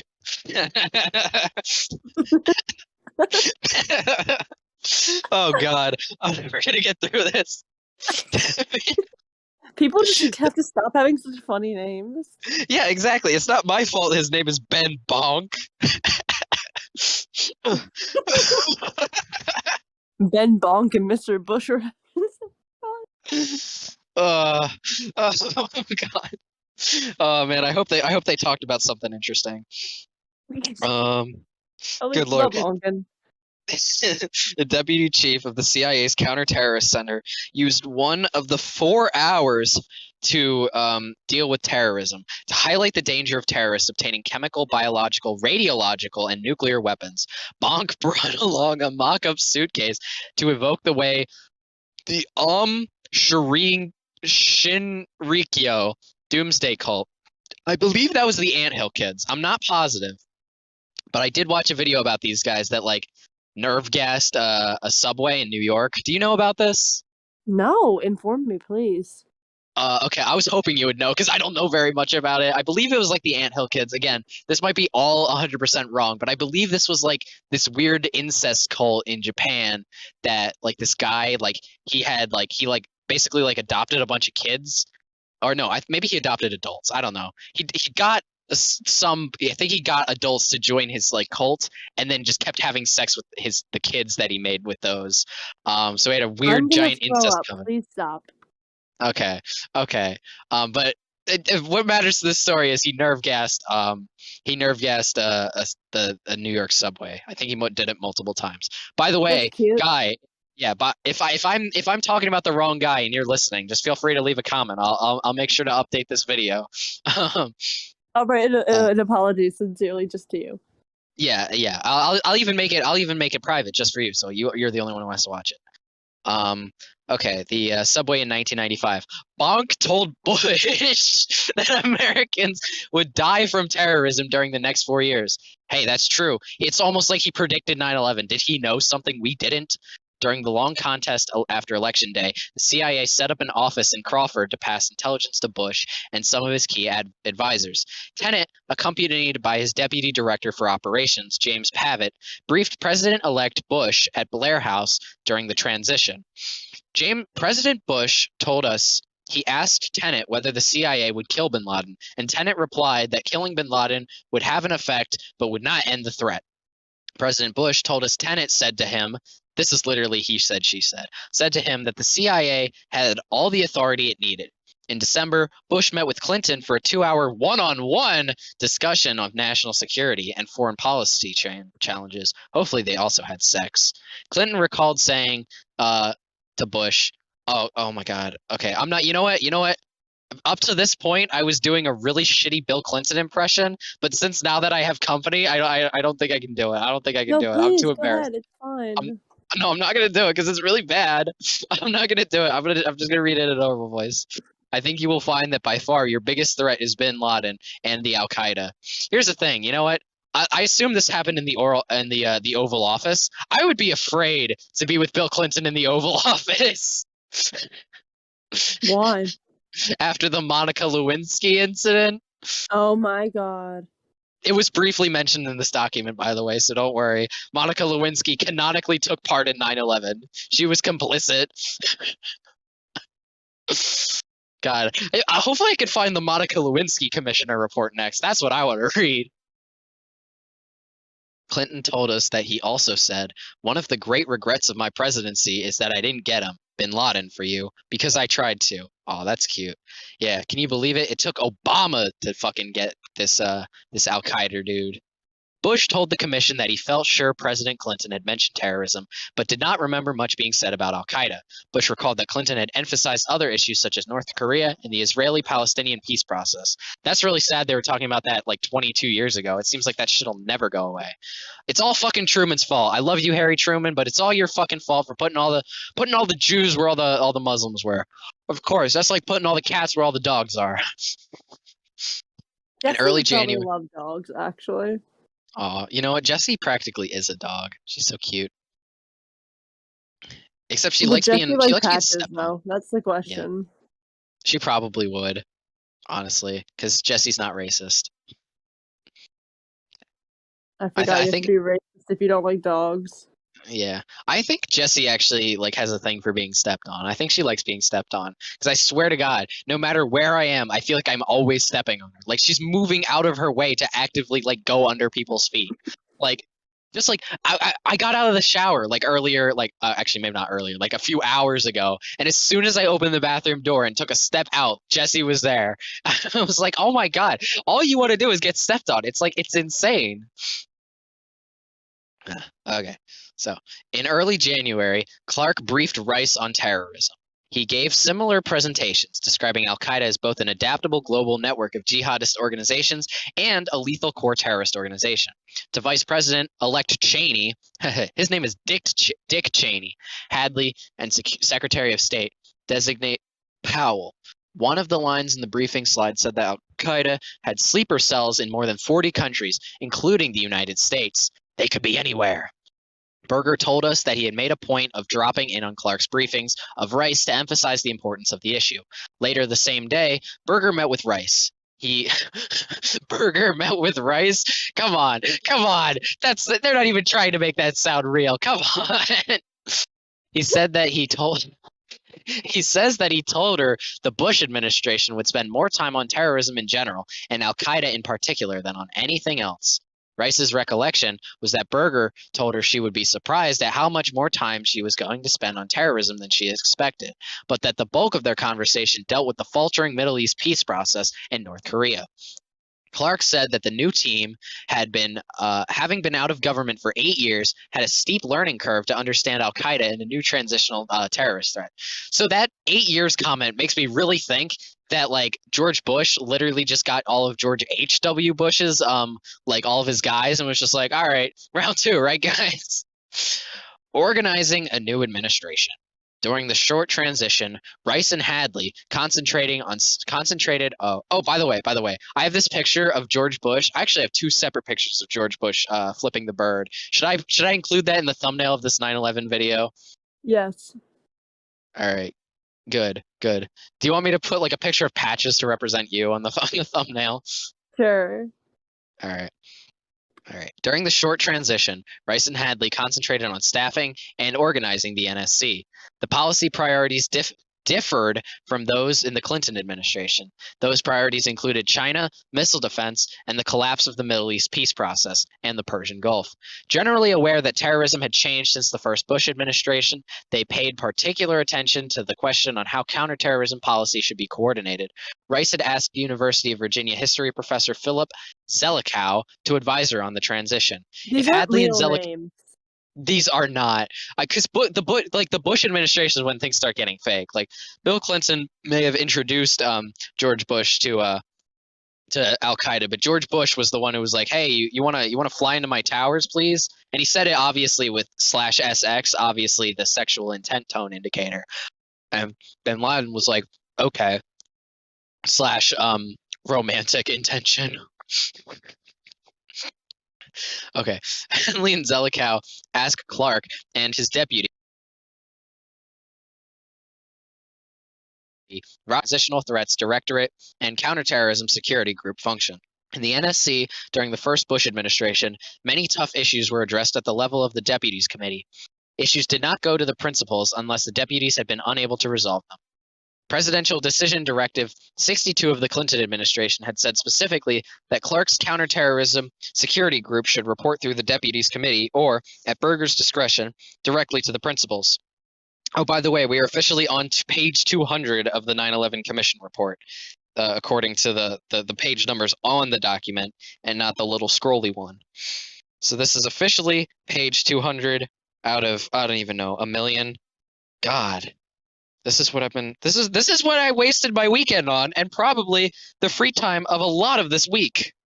That's fine though. Hopefully I can get this out before Wednesday. That's my hope. I can get this out either before or by Wednesday.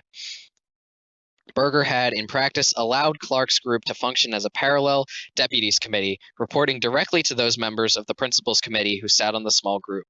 There, Clark himself sat as a de facto principal. Rice decided to change the special structure that had been built to coordinate counterterrorism policy. It was important to sound policymaking, she felt, that Clark's interagency committee, like all others, report to the principals through the deputies. Rice made an initial decision to hold over both Clark and his entire counterterrorism staff, a decision that she called rare for a new administration. She decided also that Clark should retain the title of National Counterterrorism Coordinator, although he would no longer be a de facto member of the Principals Committee on his issues. The decision to keep Clark, Rice said, was not uncontroversial, since he was known as someone who broke China, but she and Hadley wanted an experienced crisis manager. No one else from Berger's staff had Clark's detailed knowledge of the levers of government. Clark was disappointed at what he had perceived as a demotion. He also worried that reporting through the Deputies Committee would slow his decision-making on counterterrorism. The result, amid all the changes accompanying the transition, was significant continuity in counterterrorism policy. Clark and his counterterrorism security group would continue to manage coordination. Tenet remained directors of Central Intelligence and kept the same chief subordinates, including Black and his staff on the Counter-Terrorist Center. Shelton remained chairman of the Joint Chiefs, and with joint staff largely the same. At the FBI, Director Free and Assistant Director for Counterterrorism Dale Watson remained. Working-level counterterrorism officials at the State Department and the Pentagon stayed on, as is typically the case. The changes were at the cabinet and the sub-cabinet level in the CSG's reporting arrangements. At the sub-cabinet level, there were significant delays in the confirmation of key officials, particularly at the Defense Department. The procedures of the Bush administration were to be once more formal and less formal than its be at once more formal and less formal than its predecessors. President Clinton, a voracious reader, voracious, received his daily intelligence briefings in writing. He often scrawled questions and comments in the margins, eliciting written responses. The new president, by contrast, reinstated the practice of face-to-face briefings from the DCI. This is because President George Bush could not read. President Bush and Tenet met in the Oval Office at 8 a.m. with Vice President Cheney, Rice, and Card usually also present. The president and the DACI both told us these daily sessions provided a useful opportunity for exchanges on intelligence issues. The president talked with Rice every day, and she in turn talked by phone at least daily with Powell and Rumsfeld. As a result, the president often felt less need for formal meetings. If, however, he decided that an event or issued call for action, Rice would typically call on Hadley and the Deputies Committee develop and review options. The president said that this process often tried his patience, but that he understood the necessity for coordination. Early decisions. Within the first few days after Bush's inauguration, Clark approached Rice in an effort to get her and the new president to give terrorism a very high priority and to act on the agenda that he had pushed during the last few months of the previous administration. After Rice requested that all senior staff identify desirable major policy reviews or initiatives, Clark submitted an elaborate memorandum on January 25th, 2001. We don't have much time left, fellas. We're looking at 8 months. He attached it to his 1998 Delenda plan and the December 2000 strategy paper. We urgently need a principals level review on the Al-Qaeda network, Clark wrote. Also, I don't know why, but for whatever reason, these guys spell Al-Qaeda differently. They spell it Al-Qaeda with an I. A-L-Q-I-D-A. Whatever. Is it two different things? No, it's the same thing. They just spell it differently. I think in the beginning they said, like, one is spelling is for stupid people and the other is for normies, but I don't know which is which, because they both look weird. It's either Q-I-D-A or Q-A-E-D-A. It's probably the Q-I-D-A. It's probably the only one that George Bush would understand. He wanted the Principals Committee to decide whether Al-Qaeda was a first-order threat or a more modest worry being overblown by chicken little alarmists. Damn! Alluring to the transition briefing that he had prepared for Rice, Clark wrote that Al-Qaeda is not some narrow little terrorist issue that needs terrorist issue that needs to be included in broader regional policy. Two key decisions that had been deferred, he noted, again in Afghanistan in the spring, covert aid to the Uzbeks. Clark also suggested that decisions should be made soon on messages to the Taliban in Pakistan over the Al-Qaeda sanctuary in Afghanistan, on possible new money for the CIA operations, and on when and how to respond to the attack on the USS Cole. The National Security Advisor did not respond directly to Clark's memorandum. No principals... Sorry, what? I'm doing homework. I didn't notice I didn't have any more homework. Wow. This is my homework. It's the work I do at home for tons of money. I make all sorts of money off of this because I can't get hired. So this is my primary source of income. What page are we on? We are on page 218. Which is in scrolly terms? In scrolly terms, page 218. On the book's terms is 201. Okay, continue. Okay. The No Principals Committee meeting on Al-Qaeda was held until September 4th, 2001. Jeez, they're really cutting it close. They only have 7 days to respond. This is a week before 9/11 they had an Al-Qaeda meeting, although the Principals Committee met frequently on other subjects such as the Middle East peace process, Russia, and the Persian Gulf. But Rice and Hadley began to address the issues Clark had listed. What to do or what to say about the Cole had been an obvious question since Inauguration Day. When the attack occurred, 25 days before the election... Are they still on the USS Cole? Yeah, they're still talking about it. Because they just didn't know what to do. You know, what would you do if one of your ships got blown up by some dude? Wait for another ship to get blown up. Exactly. Bro, I'd wait to get my guts blown up, if you know what I'm saying. 25 days... 25 days before the election, candidate Bush had said to CNN, "I hope that we can gather enough intelligence to figure out who did the act." Oh, no, I'm not doing a Bush impression. I don't even know what he sounds like. please. I don't know what George Bush sounds like. I don't listen to him. He's got like a fake Texas accent, and he sounds kind of gay. He has a speech Oh, impediment, I think. all right, here. Okay, I'll give it a shot. I'll give it a shot. All right.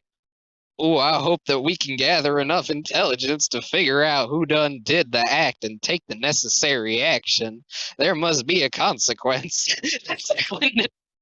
There you go. I hope he never speaks again. Since the Clinton administration had not responded militarily, what was the Bush administration to do? On January 25th, Tenet briefed the president on the Cole investigation. The written briefing repeated that for top officials in the new administration what the CIA had told the Clinton White House in November. This included the preliminary judgment that al-Qaeda was responsible, with the caveat that no evidence had yet been found that bin Laden himself ordered the attack. Tenet told us he had no recollection of a conversation with the president about this briefing. Whenever they say that, that means something bad happened. Sometimes they'll just be like, I don't remember that happening. It's probably because something dastardly took place and they just don't want to admit it. In his January 25th memo, Clark had advised Rice that the government should respond to the Cole attack, but, quote, should take advantage of the policy that we will respond at a time, place, and manner of our own choosing, and not be forced into knee-jerk responses. Before Vice President Cheney visited the CIA in mid-February, Clark sent him a memo outside the usual White House document management system, suggesting that he ask CIA officials what additional information is needed before CIA can definitively conclude that al-Qaeda was responsible for the Cole. Taking place on September 4th? No, it went back. They were just talking about a meeting that happened in September. Now we're back in March. Because in March 2000, though, right? What? Still 01? Yeah, I think so. Yeah, March 2001. The CIA's briefing.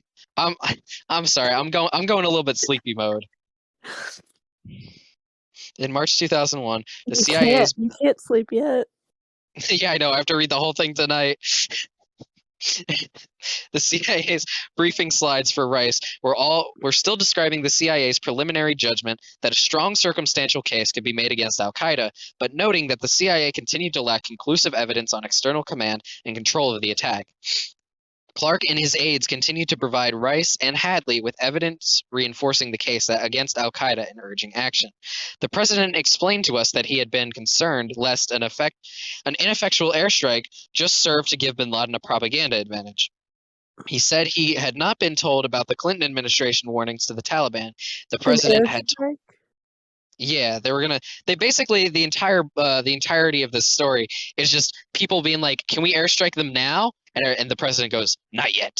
And they go, "What about now?" And he goes, "Not yet." And they're like, 9/11 happened. And he's like, "Oh no, we waited too soon. Whatever will we do?" That sound I made in between is obviously him sucking dick, but was me eating mango.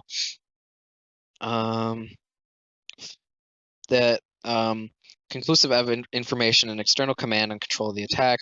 Clark and his aides continued to provide Rice and Hadley with evidence reinforcing the case against al-Qaeda and urging action. The president explained to us that he had been concerned lest an ineffectual airstrike just give bin Laden a propaganda advantage. He said he had not been told by the Clinton administration the warnings to Taliban. The president had told us that he concluded the United States must use ground forces for a job like this. Rice told us that there was never a formal recorded decision not to retaliate specifically for the Cole attack. Exchanges with the president, between the president and the Tenet, and between herself and Powell and Rumsfeld had produced a consensus that tit for tat, tit, responses were likely to be counterproductive. This had been the case, she thought, with the cruise missile strikes of August 1998. The new team at the Pentagon did not push for action.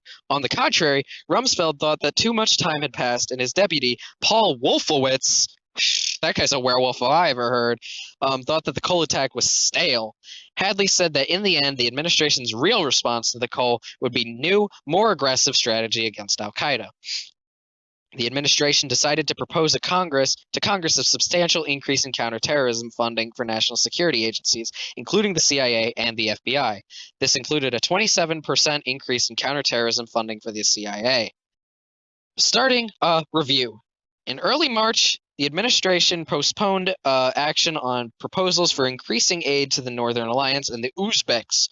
Rice noted at the time that a more wide-ranging examination of policy towards Afghanistan was needed first. She wanted the review very soon. Rice and others recalled the president saying, I'm not doing the voice. I'm tired of swatting at flies. The president reportedly also said, I'm tired of playing defense. I want to play offense. I want to take the fight to the terrorists.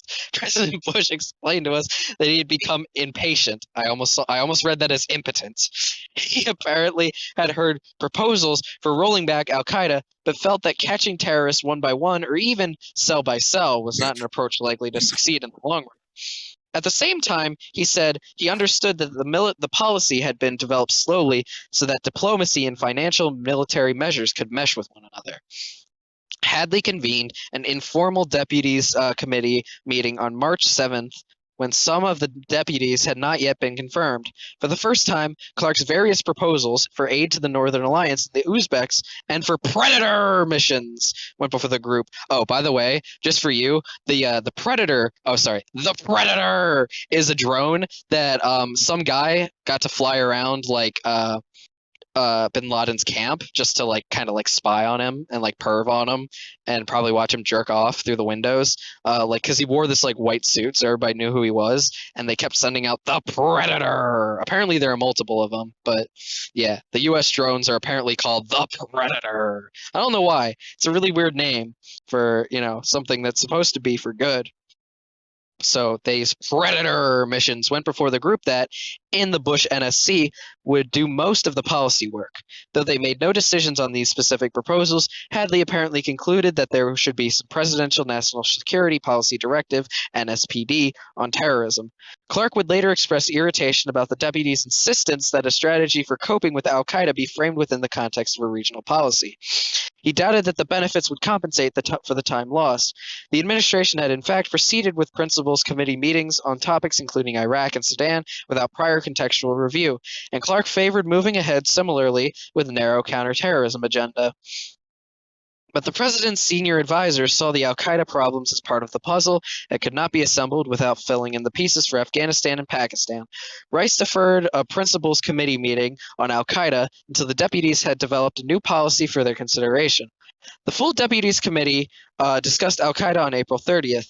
CIA briefing slides described al-Qaeda as the most dangerous group we face, citing its leadership experience, resources, safe haven in Afghanistan, and focus on attacking U.S. The slides warned, therefore there will be more attacks. At the meeting, the deputies endorsed covert aid to Uzbekistan. Regarding the Northern Alliance, they agreed to make no major commitment at this time. Damn, nah, never mind. The moment passed. They agreed to make no major commitment. Washington would first consider options for aiding other anti-Taliban groups. Meanwhile, the administration would initiate a comprehensive review of U.S. policy on Pakistan and explore policy options on Afghanistan, including the option of supporting a regime change. Working-level officials were also to consider new steps on terrorist financing and America's perennially troubled public diplomacy efforts in the Muslim world, where NSC staff warned that we have, by and large, ceded the court of public opinion to al-Qaeda. While Clark remained concerned about the pace of the policy review, he now saw a greater possibility of persuading the deputies to recognize the changed nature of terrorism. The process of fleshing out that strategy was underway. 6.5. The new administration's approach. Oh boy, I'm excited. I want to know what Daddy Bush had to do. The thing about the Bush administration was that it didn't start till 2001, so these guys really had no time to do anything about 9/11. They didn't even know 9/11 was going to happen. Actually, Bush did, but you know, that's a secret that they probably won't talk about here. Although if they admitted that 9/11 was an inside job in this thing, I would be like, I would be so like, I would go absolutely ape. I would do some sort of funky dance or whatever. The Bush administration in its first months faced many problems other than terrorism. Wow. They included the collapse of the Middle East peace process and, in April, a crisis over a U.S. spy plane brought down in Chinese territory. Oh shit, I remember hearing about that on The Biggest Problem in the Universe.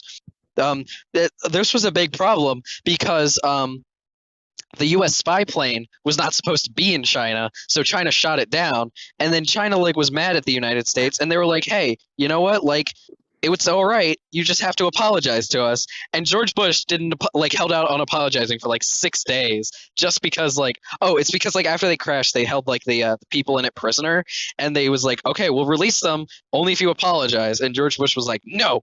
And then after 6 days, he was like, "Fine, sorry that happened." New administration also focused heavily on Russia, a new nuclear strategy that allowed missile defenses, Europe, Mexico, and the Persian Gulf. In the spring, reporting on terrorism surged dramatically. In Chapter 8, oh man, can't wait for Chapter 8 because they will explore this reporting and the ways agencies responded. God, I can't wait. These increasingly alarming reports, briefed to the president and top officials, became part of the context in which the new administration weighed its options for policy on Al Qaeda. Except for a few reports that the CSG considered and apparently judged to be unreliable, none of these pointed specifically to possible al-Qaeda action against the United States, although the CSG continued to be concerned about a domestic threat. The mosaic of threat intelligence came from Counterterrorist Center, which collected only abroad. Its reports were not supplemented by reports from the FBI. Clark had expressed concern about an al-Qaeda presence in the United States, and he worried about an al-Qaeda presence in the United States. Oh, he worried about an attack on the White House by Hezbollah. He spelled it wrong. Hamas, al-Qaeda, and other terrorist organizations. In May, President Bush announced that Vice President Cheney would attack by weapons of mass destruction and at more general problems of national preparedness. It's so sad because they were too busy thinking about weapons of mass destruction. They got cucked by fucking airplanes that they own. They got cucked by their own airplanes. Sounds like my relationship life. Like they were afraid that there were going to be nukes, but instead it was their own airplanes that got them. That's This is so fucking stupid. I know, it's so sad. The weapons of mass destruction thing was so fucking blown out of proportion. And 9/11, like, my mom was talking about this, like, whenever 9/11 comes up, it was, like, such an eye-opener. Because basically, like, everybody just kind of thought that America was super safe and this kind of stuff would never happen because we had, like, anti-air shit, you know, to stop the weapons of mass destruction. But, oh, looks like it never happened. Okay, the next few months were mainly spent organizing the effort and bringing an admiral for the Sixth Fleet to Washington to manage it. The vice president's task force was just getting underway when the 9/11 attack occurred. Oh my god, it's about 9. Oh wait, never mind. On May 29th, at tennis request, they keep baiting me. I keep thinking 9/11 is going to happen again, but it never does. I wonder if that would be really funny if the first chapter was like the only time they mentioned 9/11. On May 29th, at Tenet's request, Rice and Tenet converted their usual weekly meetings into a broader discussion on Al-Qaeda. Participants included Clark, CTC Chief Kofor Black, and Richard. Oh yeah, Richard is okay. I got to bring you up to speed. There are 4 people in this book who are not named. The leader of the Bin Laden unit, who is just referred to as quote unquote Mike. Then there is so formal. And then there is his predecessor, quote unquote, Jeff, I believe. Okay, maybe there's only 3 because I can't remember the 4th one. And then there's quote unquote Richard. That's not fucking real. Those are fake people. Yeah, they're not real. They're not real. It really is. It really does make me wonder why they aren't putting their names in this. Like it's supposed to be comprehensive, but I don't know like why these people aren't in it. Maybe they're the only ones that are still like alive. Dick Cheney's still alive, I think. Dick Cheney shouldn't be alive. Yeah, he really shouldn't be. Richard, a group chief with authority over the Bin Laden unit. Oh yeah, this was the guy who took over the Bin Laden unit after quote Mike left. Rice asked about Mike, taking the quote left. He didn't. Yeah, quote unquote Mike, quote unquote left. He was probably killed in action. In quote unquote action. Whether any approach could be made to influence bin Laden or the Taliban. Clark and Black replied that the CIA's ongoing disruption activities were, quote, taking the offensive, and that bin Laden could not be deterred. A wide-ranging discussion that ensued about breaking the about breaking the back of Bin Laden's organization. Hey, Breaking the yo. bad. Oh fuck, breaking the back. Shit, never knew that. Yeah, yeah. Didn't know That's it a was little didn't know it was going that way, baby girl. I mean, you know what? You gotta force Bin Laden into submission, right? So in one way or another. Sam. Tenet emphasized. You know what? You Did you know just what? say Off. Zam? Yeah. Why wouldn't I? I You love know you. what? I love you too. I'll come out and say it. I bet if Osama bin Laden was a slutty little sub. Yeah, with his 4-inch dick. Yeah. You know what? If your dick is under 5 inches, I think you automatically become gay and submissive. So why are you gay and submissive? I don't have a dick. It fell off. Oh fuck, I forgot. Yeah, it pupated. Then why is It's in his Joe a gay? chrysalis. Then why is Joe a gay and submissive? I don't know. He's what is it? He's the exception, Exception. not the rule. Yeah. Okay, continue. Tenet emphasized the ambiguous. Okay, wait. Tenet emphasized the ambiguous plans for covert action that the CIA developed in December 2000. I think that means taking him from behind. Yeah, breaking his back. Oh man, the funniest part is Bin Laden probably hated gay people like so fucking much. How do you spell his name? uh, you don't know how to spell Bin Laden? I thought he had a first name. Osama? I don't know why. Yeah. In this, they keep using Usama. I don't know if there's like a reason for that because I've known him as Osama my whole life, but this book keeps referring to him I think as that's how it's Usama. actually spelled. Yeah, maybe Osama is just the American version because we're all too stupid to fucking understand things. All right. In discussing the draft authorities for the program in March, CIA officials had pointed out that the spending level envisioned for these plans was larger than the CIA's entire current budget for counterterrorism covert action. It will be a multi-year programming, requiring such levels of spending for about 4 or 5 years. Jesus Christ. The CIA official, Richard, told us that Wrights got it. He said she agreed with his conclusions about what needed to be Yes. done. Although He he hates gay complained. people. Yeah, no, he was like a Muslim extremist. Of course he hated gay people. I know. I just need to double check. Yeah, just in case maybe we could have been friends. No, All but right, that's you know, it. That's the last straw, Bin Laden. the most homophobic people are usually the most gay. Yeah, that's true. That's why he didn't have any. Bin Laden might have actually had kids. Never mind. He had kids with a man, though. He had kids. He had kids through the secret way. Kids. Yeah, he had Omegaverse kids. Oh God. Okay, here. Okay, just here's an off-topic question. Like, if I read something like that, like, is that legal? Like, can I read something that is like kind of pornographic? Like, is that legal for somebody who is underage to read something pornographic and then like post it on the internet? As long Like, as is you that aren't filing? selling it. What?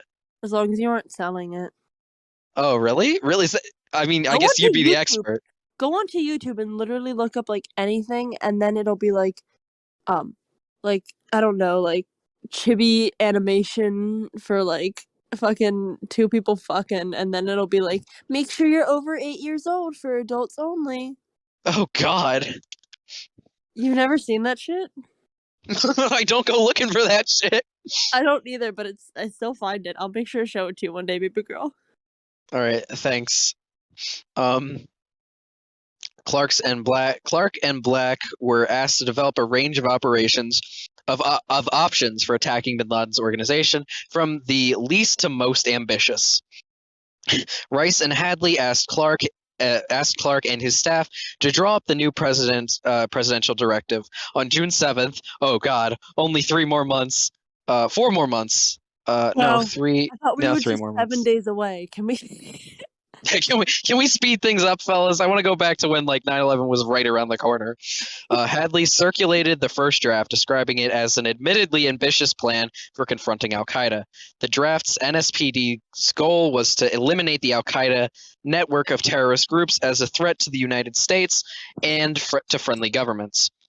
It called for a multi-year effort involving diplomacy, covert action, economic measures, law enforcement, public diplomacy, and if necessary, military efforts. The State Department was to work with the governments to end all of al-Qaeda sanctuaries and also to work with the Treasury Department to disrupt terrorist financing. The CIA was to develop an expanded covert action Yes. program. Disrupt their finances. Damn. That That's how, i.e. will getting a sugar baby. yeah, that will stop their uh, extremist ways. Yeah. Blow Yeah. on their Because famously, money. people without money have never done anything extreme. Exactly. Blow on their money a little bit. Yeah. The CIA was to develop an expanded covert action program, including significant additional funding to aid in anti-Taliban groups. Oh, yeah, by the way, this was stated in the last chapter. 9/11 literally only cost $500,000. It cost bin Laden $500,000, and that's like a maximum estimate. Like, it cost him $500,000 max to do 9/11. So, like, Could have cost taking his them money, like, $100K. exactly. Like 9/11, like taking his money is not going to do much in this situation. The draft also tasked OMB with ensuring that sufficient funds to support this program were found in U.S. budgets for the fiscal years 2002 to 2006. Rice viewed his draft directive as oh, holy shit. Rice viewed his draft directive as the embodiment of a comprehensive new strategy employing all instruments of national power to eliminate the al-Qaeda threat. Clark, however, regarded the new draft as essentially similar to the proposal he had developed in December 2000 and put forward in the new administration in January 2001. In May or June, Clark asked to be moved from his counterterrorism portfolio to a set of new responsibilities for cybersecurity. He told us that he was frustrated with his role and with administration that he considered not serious about al-Qaeda. If Clark was frustrated, he never expressed it to her, Rice told us. Poor Dick Clark. Oh, yeah. Okay, fun fact. As of right now, where we are officially halfway through the 9/11 Commissioner's Report. 200 page, Whoa. 222 and a half. We're officially halfway through what up to the end of this, and not including the And appendix. we're about So, 3 hours in today's recording. oh my God. So this so I would round this up to about a grand total of about 12 hours so far. Jesus Wait, Christ. How we long had is this video 8. going to take to render? Well, this is about to be fun. Oh my God, I'm going to start crying. Diplomacy in blind I alleys. can What take do I over even get whenever from you this? need. What do I get? Why am I doing this? Why am I doing this? I'm having an identity crisis. What am I doing with my life? Jeebus creebus. Oh, by the way, what are you doing on Friday? On Friday? Yeah. I don't think I'm doing anything. Okay, because I don't have work, so we might be dyeing your hair on Friday. Oh, based. Anyway, continue. All right, diplomacy in blind alleys. By the way, the max we're gonna go tonight is to the end of chapter 6, which is still like 50 pages away. But that is where we're gonna stop, if even that. All right, we're not gonna blaze through till like 4 in the morning because I want to go to bed at a reasonable time, i.e., before like tomorrow. Okay, well, you're kind of approaching that. Oh, it's only 11. Okay. Yeah, we still got an extra hour, which we could probably push through another like 30 pages or so. Because I know that like if I wasn't doing this, I'd just be sitting in my bed like trying to fall asleep. So I might as well just read this, and just keep going until I'm Go. like basically so tired I'm dead. Okay. Diplomacy in blind alleys, Afghanistan. The new administration had already begun exploring possible diplomatic options, retracing many of the paths traveled by its predecessors. U.S. envoys again pressed the Taliban to turn bin Laden over to a country where he could face justice, and repeated, yet again, the warning that the Taliban would be held responsible for any al-Qaeda attacks on U.S. interests. The Taliban's representatives repeated their old arguments. Deputy Secretary of State Richard Armitage told us that while U.S. diplomats were becoming more active on Afghanistan through the spring and summer of 2001, quote, it would be wrong for anyone to characterize this as a dramatic shift from the previous administration. In deputies meeting at the end of June, Tenet was asked to assess the prospects for Taliban cooperation with the United States on al-Qaeda. The NSC staff was tasked to flesh out options for dealing with the Taliban. Revisiting these issues tried the patience of some of the officials who felt they had already been down these roads and found enough of the NSC's procedures slow. We weren't going fast enough, Armitage told us. Clark kept arguing that moves against the Taliban and al-Qaeda should not have to wait months for a larger review of U.S. policy in South Asia. For the government, Hadley said to us, we moved it along as fast as we could move it along. As all hope in moving the Taliban faded, debate revived about giving covert assistance to the regime's opponents. Clark and the CIA's Cofer Black renewed the push to aid the Northern Alliance. Clark suggested starting with modest aid, just enough to keep the Northern Alliance in the fight and tie down al-Qaeda terrorists without aiming to overthrow the Taliban. Rice, Hadley, and the NSC staff member for Afghanistan, Zalmay Khalizad, told us that they opposed giving aid to the Northern Alliance alone. They argued that the program needed to have a bigger part for Pashtun opponents of the Taliban.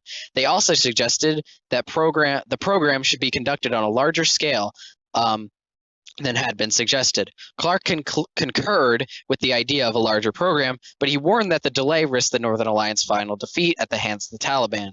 During the spring, the CIA, the NSC's request, had developed draft legal authorities, a presidential finding to undertake a large-scale program of covert assistance to the Taliban's foes. The draft authorities expressly stated that the goal of the assistance was not to overthrow the Taliban, but even this program would be very costly. This was the context for earlier conversations when in March, Tenet stressed that the need to consider the impact of such a large program on the political situation in the region, and in May, Tenet talked to Rice about the need for multi-year financial commitment. By July, the deputies were moving towards an agreement that some of the last efforts should be made to convince the Taliban to shift position, and then, if that failed, the administration would move on the significantly enlarged covert action program.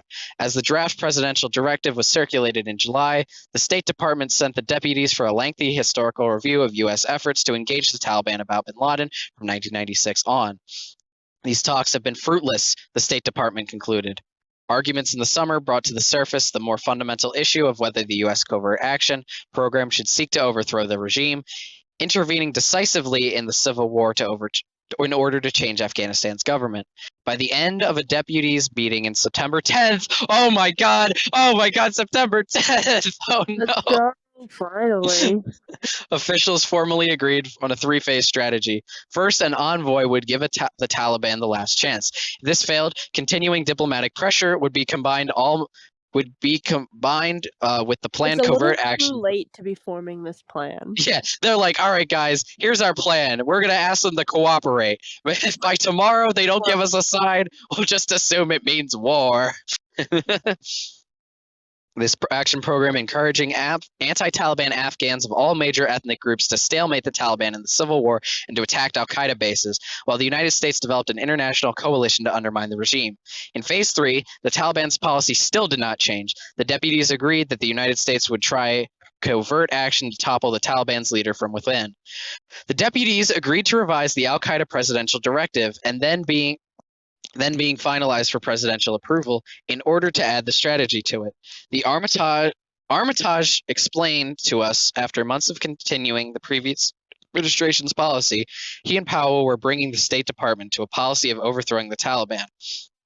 From his point of view, once the United States made the commitment to arm the Northern Alliance, even covertly, it was taking action to initiate regime change, and it should give those opponents the strength to achieve complete victory. Pakistan. The Bush administration immediately encountered the dilemmas that arose from the varied objectives that the United States was trying to accomplish in its relationship with Pakistan. In February 2001, President Bush wrote General Musharraf on a number of matters. He emphasized that bin Laden and al-Qaeda were a direct threat to the United States and its interests that must be addressed. He urged Musharraf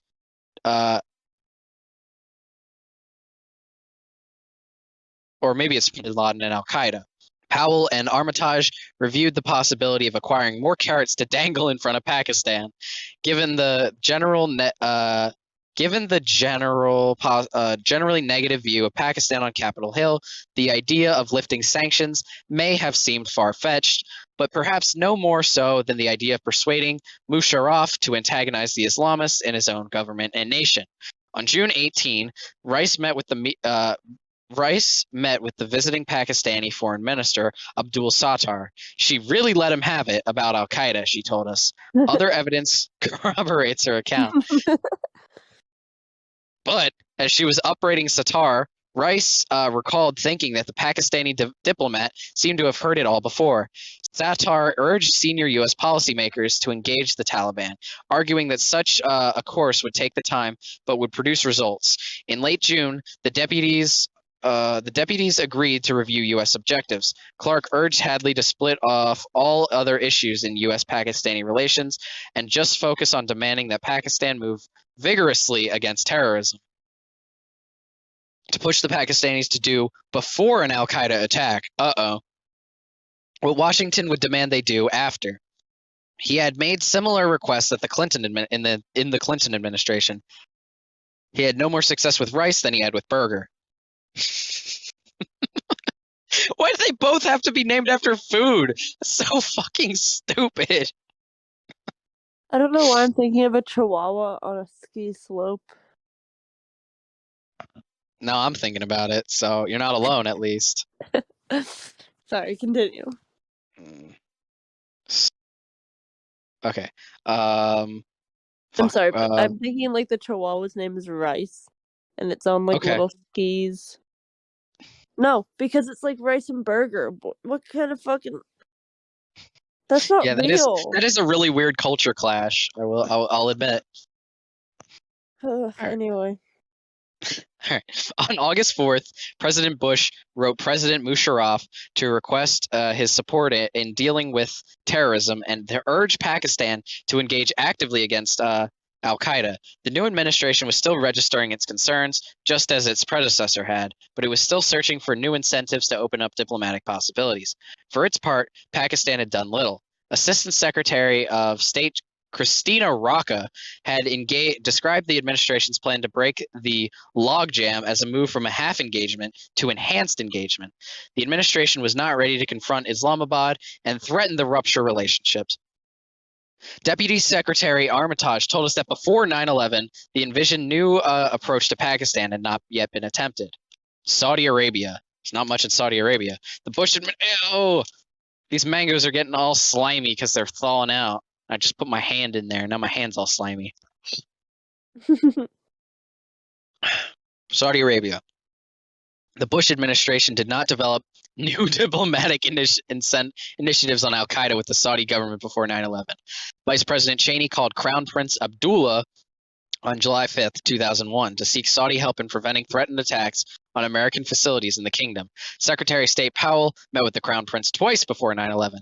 They discussed topics like Iraq, not al-Qaeda. U.S.-Saudi relationships in the summer of 2001 were marked by sometimes heated disagreements about ongoing Israeli-Palestinian violence, not about bin Laden. Looks like they had their priorities in the wrong spot. Military plans. The confirmation of the Pentagon's new leadership was a lengthy process. Deputy Secretary Wolfowitz, that was my tired version of a howl.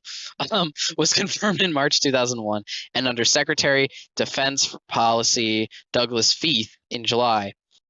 Though the new officials were briefed about terrorism and some of the earlier planning, including that for Operation Infinite Resolve, they were focused, as Secretary Rumsfeld told us, on creating a 21st century military. As the Joint Chiefs of Staff, General Shelton did not recall much interest by the new administration in military operations against al-Qaeda in Afghanistan. He could not recall any specific guidance on the topic from the Secretary. Brian Sheridan, the outgoing Assistant Secretary of Defense for Special Operations and Low-Intensity Conflict, SOLIC, at the key counterterrorism policy office in the Pentagon, never briefed Rumsfeld. He departed on January 20th. He had not been replaced by 9/11. So they had just had an empty seat there. Tisk tisk. Rumsfeld noted to us his own interest in terrorism. That's not a good way to say something, which came up often in his regular meetings with Tenet.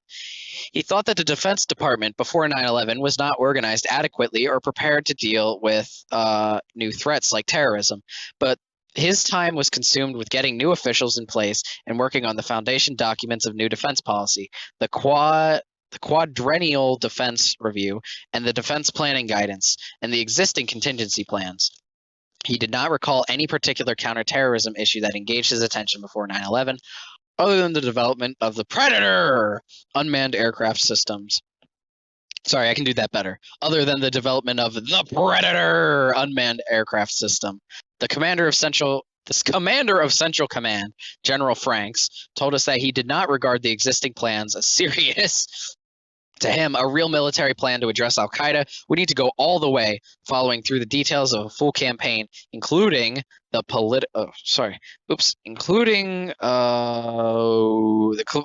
political military issues of where operations would be based and securing the rights to fly over neighboring countries. The draft presidential directive, circulated in June 2001, began its discussion of the military by reiterating the Defense Department's lead role in protecting the forces above. Draft plans included a section directing Secretary Rumsfeld to develop contingency plans to attack both al-Qaeda and Taliban targets in Afghanistan.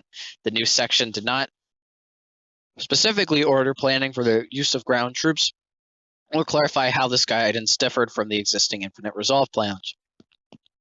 Hadley told us that by circulating this section, Draft A, Annex B, to the directive, the White House was putting the Pentagon on notice that it would need to produce new military plans to address this problem. The military didn't particularly want this mission, Rice told us. With this directive still awaiting President Bush's signature, Secretary Rumsfeld did not order his subordinates to begin preparing any new military plans against either al-Qaeda or the Taliban before 9/11. President Bush told us that before 9/11, he had not seen good options for special military operations against bin Laden. Suitable bases in neighboring countries were not available, and even if the U.S. forces were sent in, it was not clear where they would go to find bin Laden.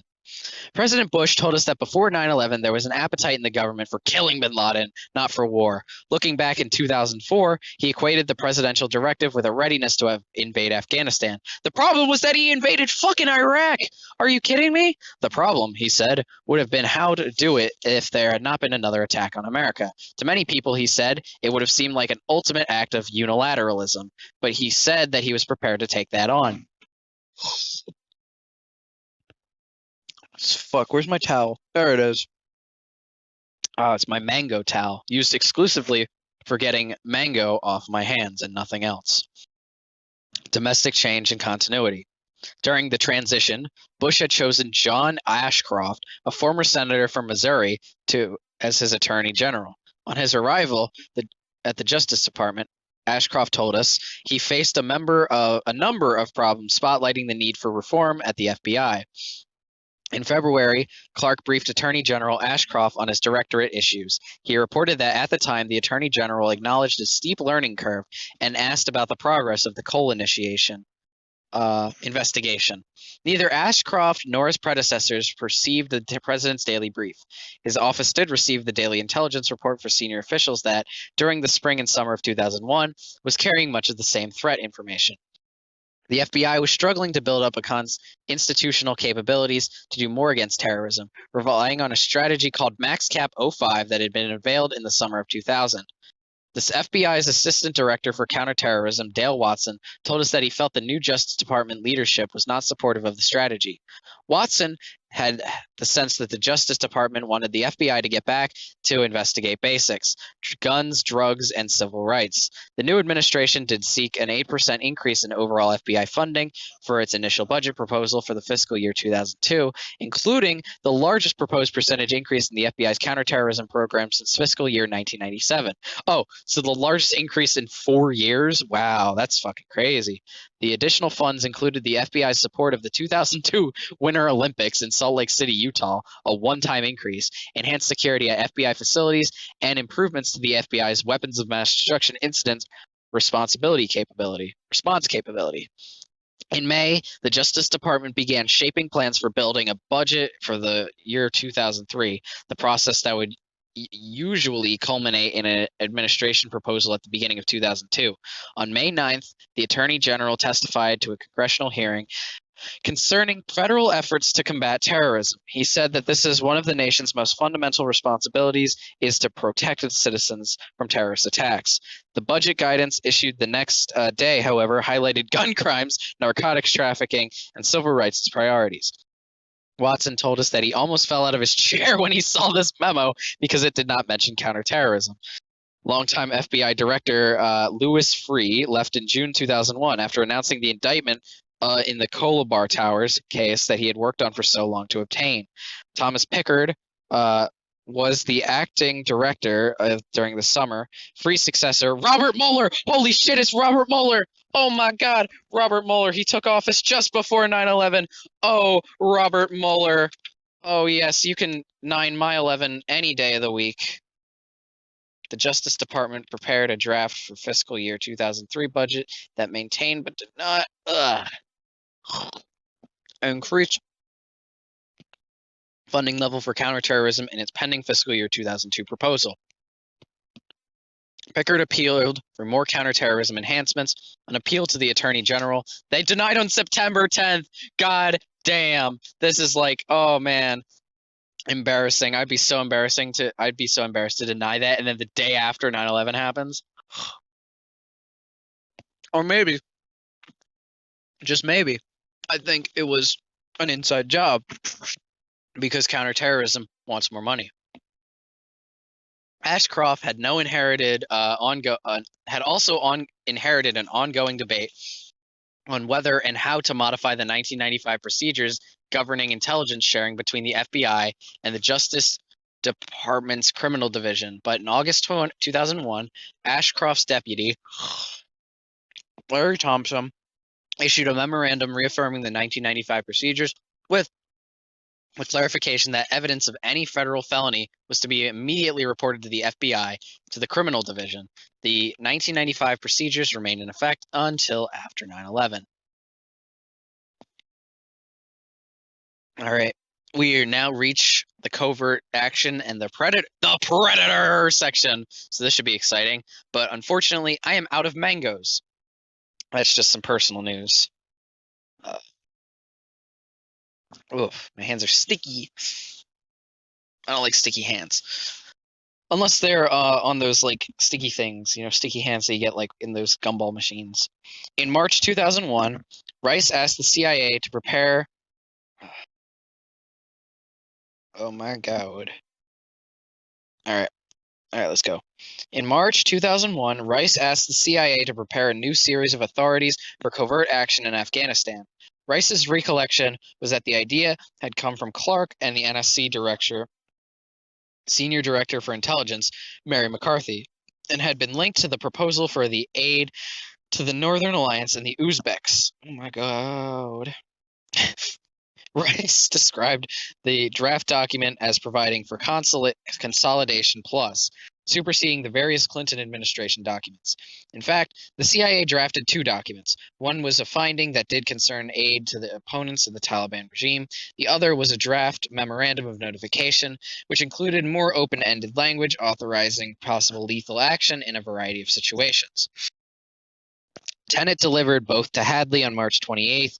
The CIA notes for Tenet advised him that in response to the NSC request for drafts that will help the policymakers review their options, each of the documents has been crafted to provide the agency with broadcast possible discretion permissible under the law.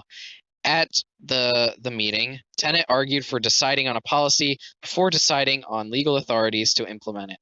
Hadley had accepted this argument, and the draft MON was put on hold. As the policy review moved forward, the planned covert action report for Afghanistan was included to the draft presidential directive as part of an Annex A on intelligence activities to estimate the al-Qaeda threat. The main debate during the summer of 2001 concentrated on the new mechanism for a lethal attack on bin Laden, an armed version of the Predator drone. In the first months of the new administration, questions concerning the Predator became more and more a central focus of dispute. Clark favored resuming Predator flights over Afghanistan as soon as weather permitted, hoping that they still might provide the elusive actionable intelligence to target bin Laden with cruise missiles. Learning that the Air Force was thinking of equipping Predators with warheads, Clark became even more enthusiastic about redeployment. The CTC chief, Kofor Black, argued against deploying the Predator for reconnaissance purposes. He recalled that the Taliban had spotted a Predator in the fall of 2000 and scrambled their MiG fighters. Black wanted to wait until the armed version was ready. I do not believe possible recon value outweighs the risk of possible program termination when the stakes are raised by the Taliban parading a charred Predator in front of CNN, he wrote. Military officers in the Joint Staff shared this concern.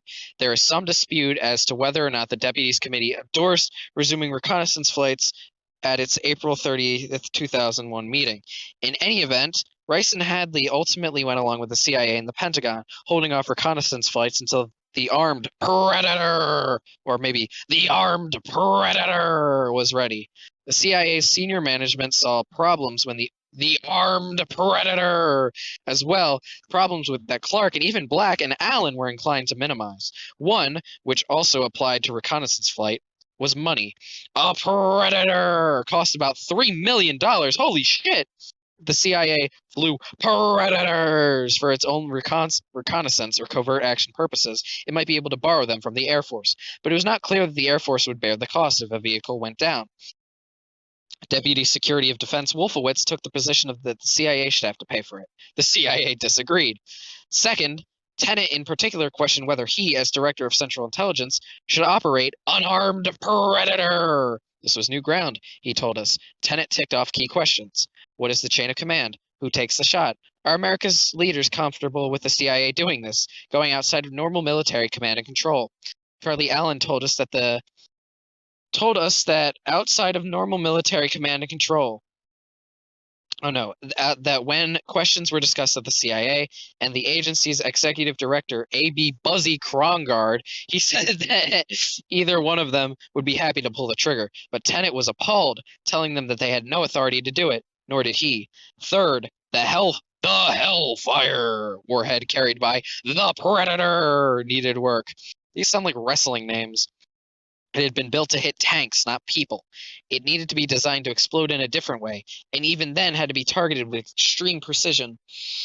In this configuration planned by the Air Force through mid-2001, the Predator's missile would not be able to hit a moving vehicle.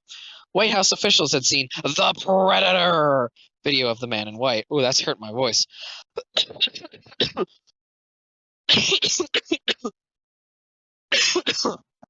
Man in white.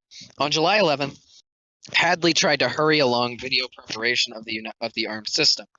He directed McLaughlin, Wolfowitz, and Joint Chiefs Vice Chairman Richard Myers to deploy Predators capable of being armed no later than September 1st.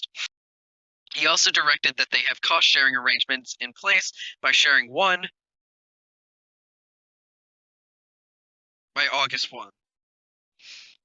Rice told us this attempt by Hadley to dictate a solution had failed and that she eventually had to intervene herself.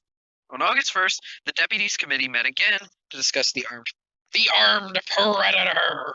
They concluded that it was legal for the CIA to kill bin Laden or one of his deputies with the Predator. Honestly, I feel like the Predator deserves to kill bin Laden. It's the only real one. It's the only hero of the story.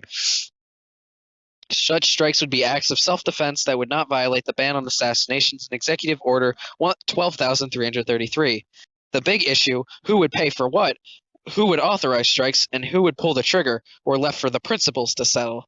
The Defense Department representatives did not take positions on these issues. The CIA's McLaughlin had also been reticent. When Hadley circulated a memorandum attempting to prod the deputies for each agreement, McLaughlin set it back with a handwritten committees on the cost sharing.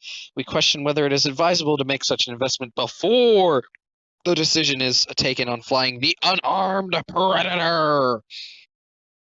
For Clark, this came close to being a final straw. He angrily asked Rice to call Tenet. Either Al-Qaeda is a threat worth acting against or it's not, Clark wrote. CIA leadership has to decide whether or not it's to seize these bipolar mood swings. Honestly, Dick Clark is like the only, you know what, he's the good guy. He is a good guy in this story because he is definitely fighting for what's right, or at least what he thinks is right, which I would also incline to agree is right. The CIA's wait, I already read that. These debates, though, had little impact in advancing or delaying efforts to make the Predator ready for combat. Those were in the hands of the military officers and engineers. General John Jumper had commanded U.S. forces in Europe and seen Predators used for reconnaissance in the Balkans. He started the program to develop an armed version, and after returning in 2000 to head the Air Combat Command, took direct charge of it. There were numerous technical problems, especially with Hellfire missiles. The Air Force tests conducted during the spring were inadequate, so missile testing needed to continue and modifications needed to be made during the summer. Even then, Jumper told us, problems with the equipment persisted. Nevertheless, the Air Force was moving at an extraordinary pace. In the modern era, since the 1980s, Jumper said to us, I'd be shocked if you found anything that went faster than this. Uh-oh. Brace yourself. If you were doing them for your family, then was it a bad choice? Walter, a man provides for his family. You know what I'm getting at here? The part in Breaking Bad with Gus. Yeah, you know the one. Hello, everybody. Welcome back to the Breaking Bad podcast. Fuck, wrong thing. I wish I was doing the Breaking Bad podcast. Too bad I have to do something more informative and less illegal. The 9/11 Commissioner's Report. God, I don't remember where we were. I'm assuming that we'd be at September 2001, because that seems like a place where I would leave off. I would just want to note that yesterday the reason I stopped was because I accidentally clicked the end call button for the Craig little robot guy that records the podcast, audiobook, whatever.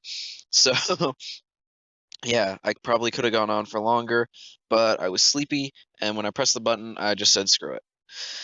September 2001. The Principals Committee had its first meeting on Al-Qaeda on September 4th. On the day of the meeting, Clark sent Rice an impassioned personal note. He criticized U.S. counterterror efforts past and present. The real question before the principals, he wrote, was, are we serious about dealing with an Al-Qaeda threat? Is Al-Qaeda a big deal?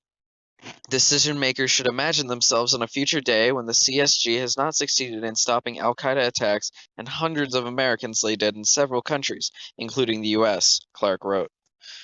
What would those decision makers wish they had done earlier? That future day could happen at any time. Clark then turned to Cole. The fact that the USS Cole was attacked during the last administration does not absolve us of responding for the attack, he wrote. Many in Al-Qaeda and the Taliban may have drawn the wrong lesson from the Cole, that they can kill Americans without there being a U.S. response, without there being a price. One might have thought that with a 250 million hole in a destroyer and 17 dead sailors, the Pentagon might have wanted to respond. Instead, they often talked about the fact that there was, quote, nothing worth hitting in Afghanistan, and said the cruise missiles cost more than the jungle gyms and mud huts at Terra. Okay, that just sounds kind of racist. Clark could not understand why we continue allowing the existence of large-scale Al-Qaeda bases where we know people are being trained to kill Americans. Turning to the CIA, Clark warned that its bureaucracy, which was masterful at a passive-aggressive behavior, would resist funding the new national security presidential directive, leaving it a hollow shell of words without deeds. The CIA would insist its other priorities were more important. Invoking President Bush's own language, Clark wrote, "You are left with a modest effort to swat flies. To try to prevent specific Al-Qaeda attacks by using intelligence to detect them and friendly governments, police, and intelligence officers to stop them. You are left waiting for the big attack, with lots of casualties, after which some major U.S. retaliation will be in order. Huh. That's a little on the nose, don't you think? I mean, here's the thing, like conspiracy theory dipshits and whatever, like I feel like people can say this kind of shit all the time, but when it actually happens, they sound like fucking clairvoyants. I'm sure, like he could have also said that like the moon was flat, you know. Rice told us she took Clark's memo as a warning not to get dragged down by bureaucratic inertia. While his arguments have force, we also take Clark's Jeremiad as something more. After 9 years on the NSC staff and more than 3 years as the president's national coordinator, he had often failed to persuade these agencies to adopt his views or to persuade his superiors to set an agenda of the sort that he wanted or that the whole government could support. Meanwhile, another counterterrorism veteran, Cofer Black, was preparing his boss for the principal's meeting. He advised Tenet that the draft presidential directive envisioned an ambitious covert action plan, but that the authorities had not yet been approved and the funding still had not been found. If the CIA was reluctant to use the Predator, Black did not mention it. He wanted a timely decision from the principals, adding that the window for missions within 2001 was a short time. The principals would have to decide whether Rice, Tenet, Rumsfeld, or someone else would give the order to fire. At the September 4th meeting, the principals approved the draft presidential directive with little discussion. Rice told us that she had, at some point, told President Bush that she and his other advisors thought it would take 3 years or so for their al-Qaeda strategy to work. They then discussed the armed predator. Hadley portrayed the Predator as a useful tool, although perhaps not for immediate use. Rice, who had been advised by her staff that the armed Predator was not ready for deployment, commented about the potential for using the armed Predator in the spring of 2002. The State Department supported the armed Predator, although Secretary Powell was not convinced that bin Laden was easy target as had been suggested. Treasury Secretary Paul O'Neill was skittish, cautioning about the implications of trying to kill an individual. I.e., it was a fucking pussy. Give me that pussy. Call me the pussy man. You know that song? The Defense Department favored strong action.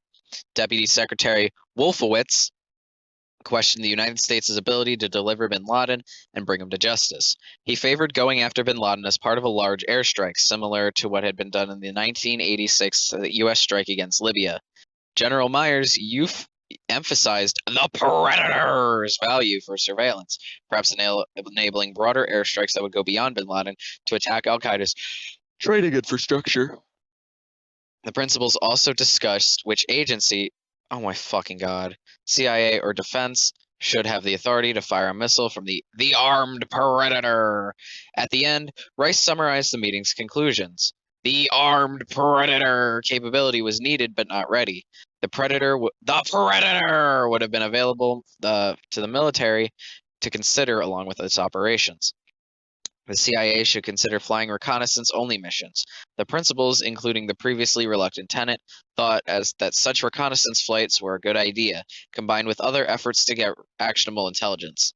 Tenet deferred an answer on the additional reconnaissance flights, conferred with his staff after the meeting, and then directed the CIA to press ahead with them. A few days later, a final version of the draft presidential directive was circulated, incorporating 2 minor changes made by the principals. On September 9th, the dramatic news from Afghanistan arrived from Afghanistan. On September 9th, Jesus Christ, the leader of the Northern Alliance, Ahmed Shah Massoud, had granted an interview in his bungalow near Tajikistan border with 2 men in the Northern Alliance had actually been told were Arab journalists. The supposed reporter and cameraman, actually al-Qaeda assassins, then set off a bomb, riddling Massoud's chest with shrapnel. He died minutes later. On September 10th, Hadley gathered the deputies to finalize the 3-phase multi-year plan to pressure and perhaps ultimately topple the Taliban leadership. Oh no. Oh no. That same day, Hadley instructed DCI Tenet to have the CIA prepare new draft legal authorities for the broad covert action program envisioned by the draft presidential directive. Hadley also directed Tenet to prepare a separate section authorizing a broad range of other covert activities, including authority to capture or to use lethal force against al-Qaeda command and control elements. This section would supersede the Clinton-era documents. Hadley wanted the authorities to be flexible and broad enough to cover any military UBL-related covert actions contemplated. Funding still needed to be located. The military component remained unclear. Pakistan remained uncooperative. The domestic policy institutions were largely uninvolved. But the pieces were coming together for an integrated policy dealing with al-Qaeda, the Taliban, and Pakistan. Now, if I had known that Chapter 6 ended right there, then yesterday I totally would have continued and read the whole thing. Unfortunately, I thought that it went on for 1,000,000 pages. See, we are currently on page 232, and the chapter 7 ends at, so it goes from 232, goes from 232 to 271. But I was under the impression that that was all part of chapter 6. Oops. So it turns out that they are all relatively similarly sized. There's 232 to 271. That's only like 39 pages. I think the last one was probably approximately 39 pages. So the summary of chapter 6, I'm a little rusty, so you have to forgive me. I believe basically just talking about al-Qaeda's threats. Yeah, it's like al-Qaeda's threats gearing up to September 11th. Hopefully, since we are past the halfway point, we'll stop talking about before 9/11, maybe some shit about during / after 9/11. Because really, honestly, what I'm more interested in would be, here's what I hope to get out of this report. Hopefully by the end, I would appreciate some talk about the search and rescue efforts, the cleanup efforts, the responses, things that were put in place. I guess bombs. I think talking about whether or not bombs were there, or at least just discussing the idea of bombs being there. Just stuff like that. I think that's more interesting than talking about just like these fucking government buffoons. Like, I get it, it's a circle jerk. Like, it was created by government, government meatheads. Of course, it's going to be talking about government meatheads. Like, what else is it going to be talking about? If it was made by fucking restaurateurs, it'd be talking. This 9/11 report would all be all about like fucking freedom fries. I just want to make notice something that I found out just today after searching it up on Wikipedia. Turns out the first chapter of this book is completely full of shit.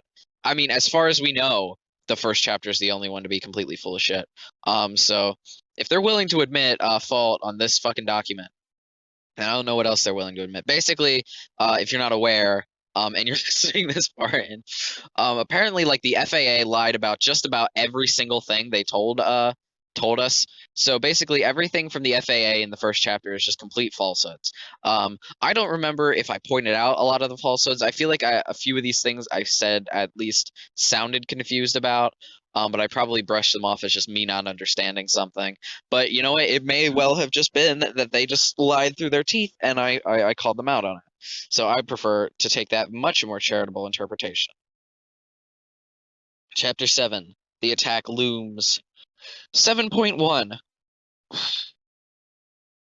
First arrivals in California. In Chapter 5, we describe the Southeast Asia travels of Nawaf al-Hazmi, Khalid al-Midhar, and others as journeys in January 2000 on the first part of the planes operation. In that chapter, we also described how Midhar was spotted in Kuala Lumpur in early January 2000, along with associates who were not identified, and then was lost to sight when the group passed through Bangkok. On January 15th, Hazmi and Midhar arrived in Los Angeles. They spent about 2 weeks there before moving on to San Diego. 2 weeks in Los Angeles. Why Hazmi and Midhar came to California, we do not know for certain. Khalid Sheikh Mohammed, KSM, the organizer of the planes operation, explains that California was a convenient port of entry from Asia and had the added benefit of being far away from the intended target area. Hazmi and Midhar were ill-prepared for a mission in the United States. Their only qualification for this pilot were their devotion to Osama bin Laden, their veteran service, and their ability to get valid U.S. visas. Neither had spent any substantial time in the West, and neither spoke much, if any, English. It would therefore be plausible that they or KSM would have tried to identify in advance a friendly contact for them in the United States. In detention, KSM denies that Al Qaeda had any agents in Southern California. We do not credit this denial. We believe it is unlikely that Hazmi and Midhar, neither of whom, in contrast to the Hamburg group, had any prior exposure to life in the West, and they would have come to the United States without arranging to receive assistance from one or more individuals informed in advance of their arrival.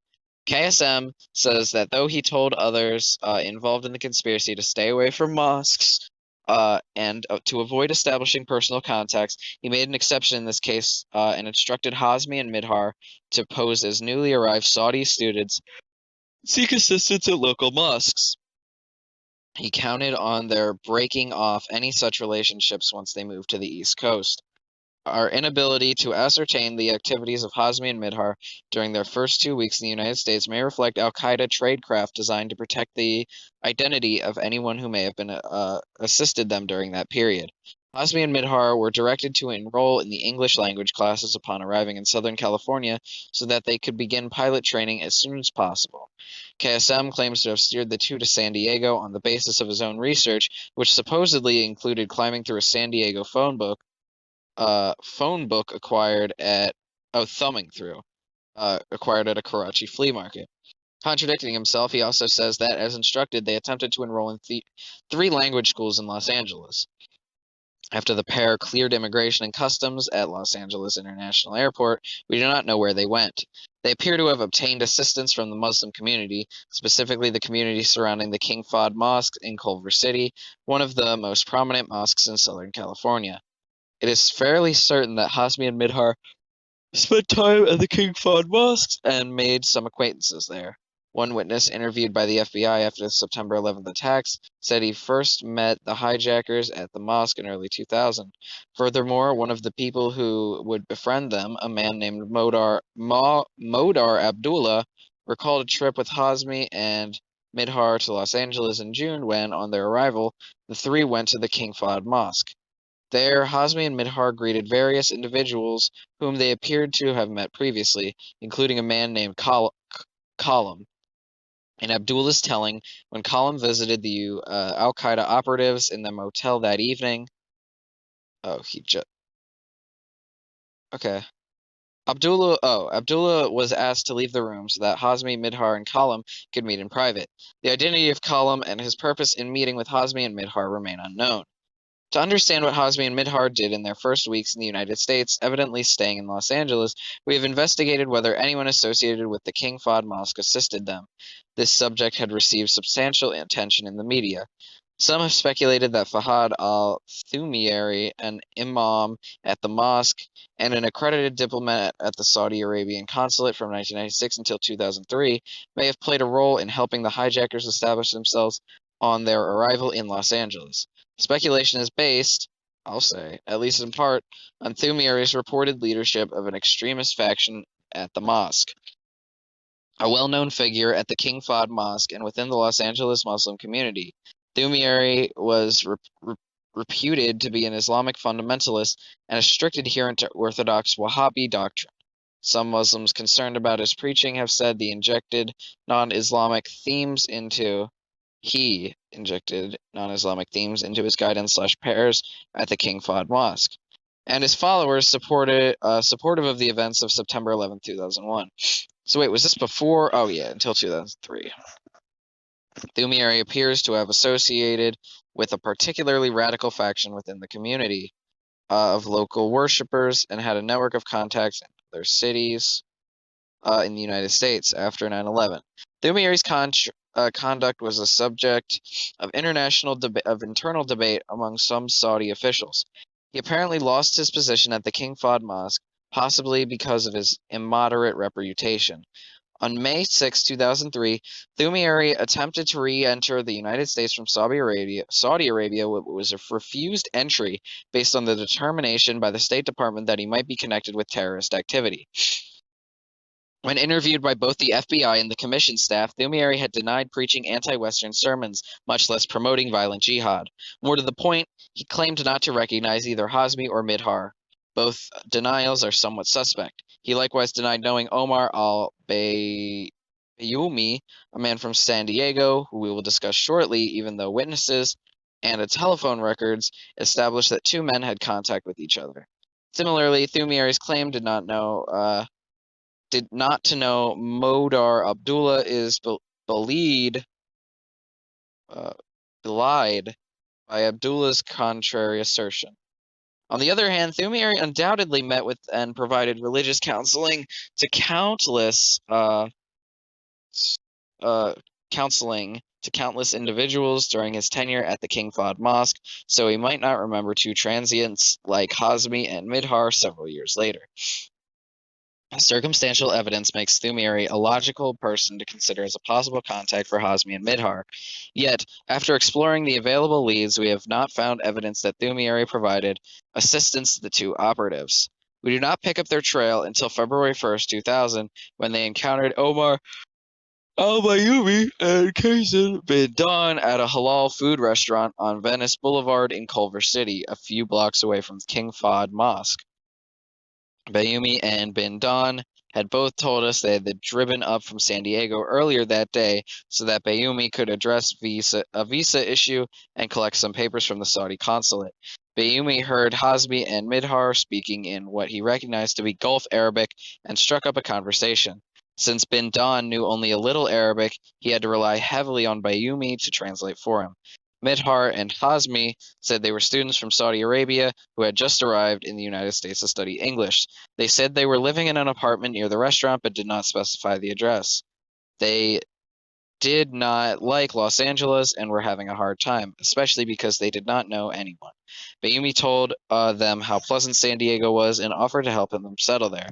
The two pairs then left the restaurant and went their separate ways. Bayoumi and bin Don had been interviewed many times about the February 1st, 2000 lunch. For the most part, their respective accounts corroborate each other. However, Bayoumi has said that he and bin Don attempted to visit the King Fahd Mosque after lunch, but he could not find it. Bin Don, on the other hand, recalls visiting the mosque twice that day for prayers, both before and after the meal. Bin Don's recollection is spotty and inconsistent. Bayoumi's version can be challenged as well, since the mosque is close to the restaurant and Bayoumi had visited the surrounding area, on multiple occasions, including twice within 6 weeks of February 1st. We do not know whether the lunch encounter occurred by chance or design.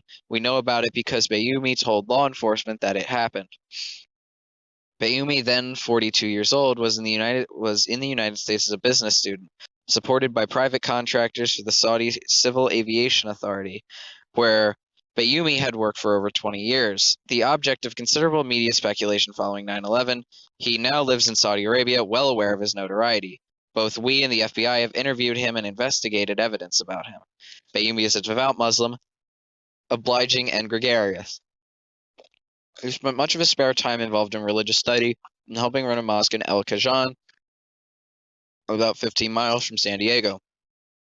It is certainly possible that he has dissembled about some aspects of the story, perhaps to counter suspicion.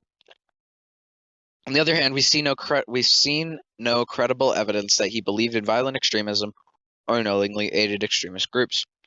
Our investigators who have dealt directly with him and studied his background find him to be an unlikely candidate for clandestine involvement with Islamist extremists. The move to San Diego. By February 4th, Hazmi and Midhar had come to San Diego from Los Angeles, possibly driven by Modar Abdullah. Abdullah, a Yemeni university student in his early 20s, is fluent in both Arabic and English, and was perfectly suited to assist the hijackers in pursuing their mission. After 9/11, Abdullah was interviewed many times by the FBI. He admitted to knowing of Hazmi and Midhar's extremist leanings and Midhar's involvement with the Islamic Army of Aden, a group with ties to Al-Qaeda, back in Yemen. Abdullah clearly was sympathetic to those extremist views. During a post 9/11 search of his possessions, the FBI found a notebook belonging to someone else with references to planes falling from the sky, mass killing, and hijacking. Further, when detained as material witness following the 9/11 attacks, Abdullah expressed hatred for the U.S. government and stated the U.S. brought this on themselves. When interviewed by the FBI after 9/11, Abdullah denied having advanced knowledge of the attacks. In May 2004, however, we learn of reports about Abdullah bragging to fellow inmates at a California prison in September to October 2003 that he had known that Hazmi and Midhar were planning a terrorist attack. The stories attributed to Abdullah are not entirely consistent with each other. Specifically, according to one inmate, Abdullah claimed an unnamed individual had notified him that Hazmi and Midhar would be arriving in Los Angeles with plans to carry out an attack. Abdullah allegedly told the same inmate that he had driven the two al-Qaeda operatives from Los Angeles to San Diego, but did not say when this occurred. We have been unable to corroborate this account. Another inmate recalled Abdullah claiming he first heard about the hijackers' terrorist plans after they arrived in San Diego, when they told him they planned to fly an airplane into the building and invited him to join them on the plane. According to this inmate, Abdullah also claimed to have found out about the 9/11 attacks 3 weeks in advance, a claim that appears to have to dovetail with evidence that Abdullah may have received a phone call from Hazmi around that time, that he stopped making calls from his telephone after August 25, 2001, and that, according to his friends, he started acting strangely. Although boasts among prison inmates often tend to be unreliable, this evidence is obviously important. To date, neither we nor the FBI have been able to verify Abdullah's alleged jailhouse statements, despite investigative reports. To verify Abdullah's alleged jailhouse statements, despite investigative efforts, we thus do not know when or how Hazmi and Midhar first came to San Diego. We do know that on February 4th, they went to the Islamic Center of San Diego to find Omar al-Bayoumi and take him up on his offer of help. Bayoumi obliged by not only locating an apartment, but also helping them fill out the lease application, co-signing the lease, and, when the real estate agent refused to take cash for a deposit, helping them open a bank account, which they did with a $9,900 deposit. He then provided a certified check from his own account for which the al-Qaeda operatives reimbursed him on the spot for the deposit. Neither then nor later did Bayoumi give money to either Hazmi or Midhar, who received money from KSM. Hazmi and Midhar moved in with no furniture and practically no possessions. Soon after the move, Bayoumi used their apartment for a party attended by some 20 male members of the Muslim community. At Bayoumi's request, Bin Dan videotaped the gathering with Bayoumi's video camera. Hazmi and Midhar did not mingle with the other guests and reportedly spent most of the party by themselves off camera in a back room. Hazmi and Midhar immediately started looking for a different place to stay. Based on their comment to Bayoumi about the first apartment being expensive, one might infer that they wanted to save money. They may have also been reconsidering the wisdom of living close to the video camera, wielding Bayoumi, who Hazmi seemed to think was some sort of Saudi spy. Just over a week after moving in, Hazmi and Midhar fled, a 30-day notice of intention to vacate. Filed. Bayoumi apparently loaned them his cell phone to help them check out possibilities for new accommodations. Their initial effort to move turned out poorly. An acquaintance arranged with the landlord to have Midhar take over his apartment. Midhar put down a $650 deposit and signed a lease for the apartment effective March 1st. Several weeks later, Midhar sought a refund of his deposit, claiming that he no longer intended to move in because the apartment was too messy. When the landlord refused to refund the deposit, Midhar became belligerent. The landlord remembers him ranting and raving as if he were psychotic. Hazmi and Midhar finally found a room to rent in the home of an individual they had met at a mosque in San Diego. According to the homeowner, the future hijackers moved in on May 10, 2000. Midhar moved out only after about a month. On June 9th, he left San Diego to return to Yemen. Hazmi, on the other hand, stayed at the house for the rest of the time in California. Until mid-December, he would then leave for Arizona with a newly arrived 9/11 hijacker plot, Hani Hanjour, pilot. While in San Diego, Hazmi and Midhar played the part of recently arrived foreign students. they continued to reach out to members of the Muslim community for help. At least initially, they found well-meaning new acquaintances at the Islamic Center of San Diego, which was only a stone's throw from the apartment where they first lived. For example, when they purchased a used car with cash, they bought it from a man who lived across the street from the Islamic Center and who let them use his address in registering the vehicle, an accommodation to help a fellow Muslim brother. Hell yeah.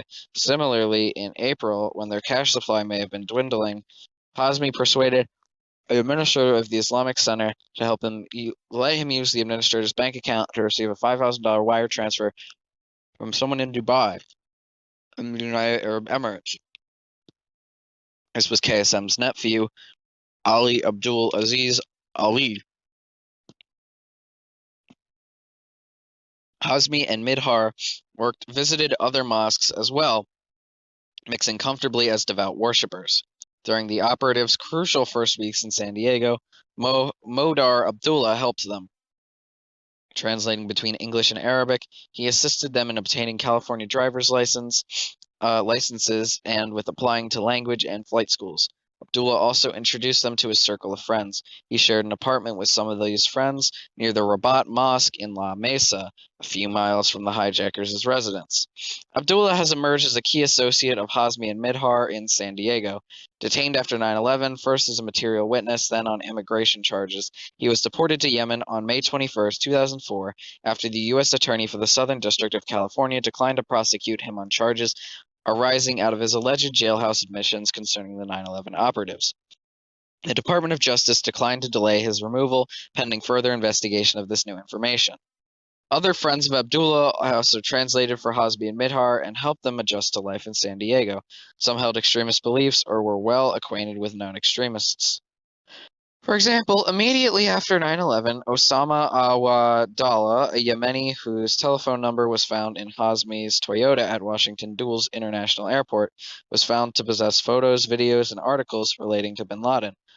Awadallah also had lived in a house where copies of bin Laden's fatwas and other similar materials were distributed to the residents. Omar Bakar Bashat, a Saudi, also met Hazmi and Midhar at the Rabat Mosque. He admitted to helping Hazmi to learn English and taking over the operative's first apartment in San Diego after they move out. Bakar Bashat apparently had downloaded stridently anti-American web pages to his computer's hard drive. Another potentially significant San Diego contact for Hazmi and Midhar was Anwar al-Awlaki, an imam at the Rabat Mosque. Born in New Mexico and thus a U.S. citizen, Awlaki grew up in Yemen and studied the United States on a Yemeni government scholarship. We do not know how or when Hazmi and Midhar first met Awlaki.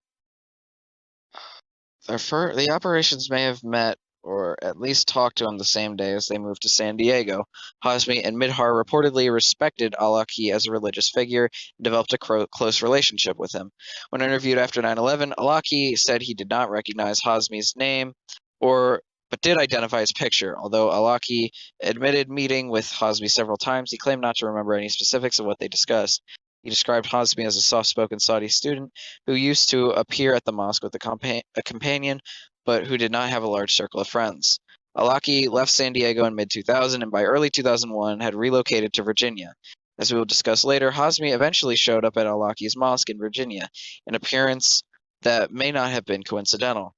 We have been unable to learn enough from Awlaki's relationship with Hazmi and Midhar to reach a conclusion. In sum, although the evidence is thin to specific motivations, our overall impression is that soon after arriving in California, Hazmi and Midhar sought out and found a group of young and ideologically like-minded Muslims with roots in Yemen and Saudi Arabia, individuals mainly associated with Modar Abdullah and the Rabat Mosque. The al-Qaeda operatives lived openly in San Diego under their true names, listing Hazmi in the telephone directory. They managed to avoid attracting much attention. Oof. Boy, am I tired. Oh my god. Yesterday, I recorded for 33 minutes, and I felt bad. I felt like I didn't do enough.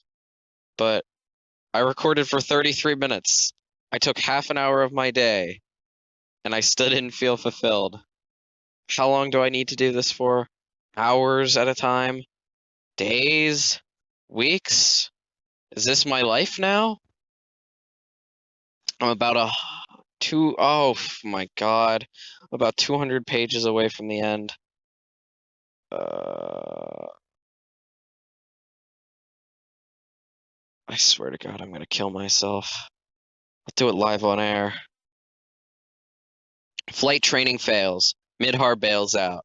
Hazmi and Midhar came to the United States to learn English, take flying lessons, and become pilots as quickly as possible. They turned out, however, to have no aptitude for English. Even with help and tutoring from Modar Abdullah and other bilingual friends, Hazmi and Midhar's efforts to learn proved futile. The lack of language skills in turn became an insurmountable barrier for learning how to fly. A pilot they consulted at one school, the Sorby Flying Club in San Diego, spoke Arabic. He explained to them that their flight instruction would begin in small planes. Hazmi and Midhar emphasized their interest in learning to fly jets, Boeing aircrafts in particular, and asked where they might enroll to train on jets right away. Convinced that the two were either joking or dreaming, the pilot responded that no such school existed. Other instructors who worked with Hazmi and Midhar remembered them as poor students who focused on learning to control the aircraft in flight, but took no interest in takeoffs or landings. By the end of May 2000, Hazmi and Midhar had given up on learning how to fly. Midhar's mind seems to have been with his family back in Yemen, as evidenced by calls he made from the apartment telephone. When news of the birth of his first child arrived, he could stand life in California no longer. In late May and early June of 2000, he closed his bank account, transferred the car registration to Hazmi, and had arranged his return to Yemen. According to KSM, Midhar was born in San Diego and foresaw no problem in coming back to the United States since he had not overstayed his visa. Hazmi and Modar Abdullah accompanied him to Los Angeles on June 9. After visiting the King Fahd Mosque one last time with his friends, Midhar left the country the following day. KSM kept in fairly close touch with his operatives, using a variety of methods. When bin Laden called KSM from Pakistan to Afghanistan in the spring of 2000, KSM asked Khalid, whom we introduced in Chapter 5, to maintain email contact with Hazmi in the United States. Midhar's decision to strand Hazmi in San Diego enraged KSM, who had not authorized the departure and feared it would compromise the plan. KSM attempted to drop Midhar from the planes operation and would have been done so, he says, had he not been overruled by bin Laden.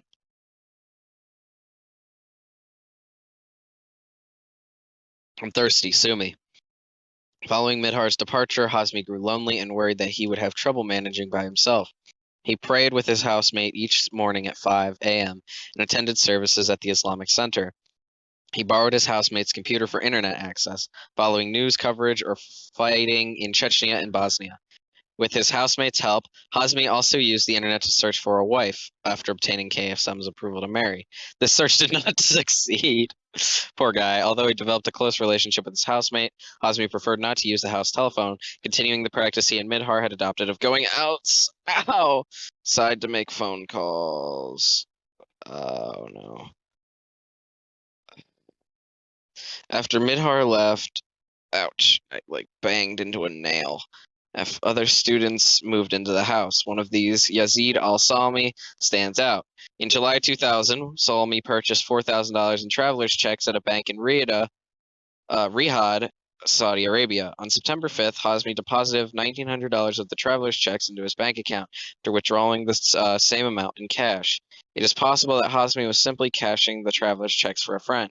We do not know. Salmi claims not to remember the transaction. After 9/11, Salmi reportedly confided to Modar Abdullah, the previously known terrorist pilot Hani Hanjour. After living in the same house with Hazmi for about a month, Salmi moved to the La Mesa apartment shared by Abdullah and others. By the fall of 2000, Hazmi no longer even pretended to study English or take flying lessons. Aware that his co-conspirators in Afghanistan and Pakistan would be sending him a new colleague shortly, he bided his time and worked for a few weeks at a gas station in La Mesa, where some of his friends, including Abdullah, were employed. On one occasion, Hazmi told a fellow employee that he was planning to find a better job and let slip a prediction that he would become famous. On December 8, 2000, Hani Hanjour arrived in San Diego, having traveled from Dubai via Paris and Cincinnati. Hazmi likely picked up Hanjor at the airport. We do not know where Hanjor stayed. A few days later, both men left San Diego. Before departing, they visited the gas station in La Mesa, where Hazmi reportedly introduced Hanjor as a longtime friend from Saudi Arabia. Hazmi told his housemate that he and his friend Hani were headed for San Jose to take flying lessons, and told his friends that he would stay in touch. Hazmi promised to return to San Diego soon, and he and Hanjor drove off. Hazmi did not sever all contact with his friends in San Diego. According to Abdullah, after Hazmi left San Diego in December 2000, he telephoned Abdullah twice, in December 2000 or January 2001. Hazmi said he was in San Francisco and he would be attending flight school there. About 2 weeks later, he said he would be attending flight school in Arizona. Some evidence, which will be discussed later, which we will discuss later, indicates that Hazmi contacted Abdullah again in August 2001. In addition, during the month following Hazmi's departure from San Diego, he signed Smur, an apparent attempt to conceal his identity that struck the housemate as a stranger this time. Hazmi also telephoned his housemate that he and his friend had decided to take flight lessons in Arizona, and that Midhar was now back in Yemen. This was their last contact. When the housemate emailed Hazmi in February and March of 2001 to find out how he was faring, Hazmi did not reply. Wow, what a dick. It's probably the worst thing he's ever done. The housemate who rented the room to Hazmi and Midhar during 2000 is an apparently law-abiding citizen with long-standing friendly contacts among local police and FBI personnel. You do not see anything unusual enough in the behavior of Hazmi or Midhar to prompt him to report his law enforcement contacts, nor do those contacts ask him for information about his housemate's tenants. Based, loose lips sink ships, right? Hang on, let me get another sip of my water. God, this is gonna be the death of me, I swear to God. The bit has worn off. I'm no longer doing a bit, I'm just reading.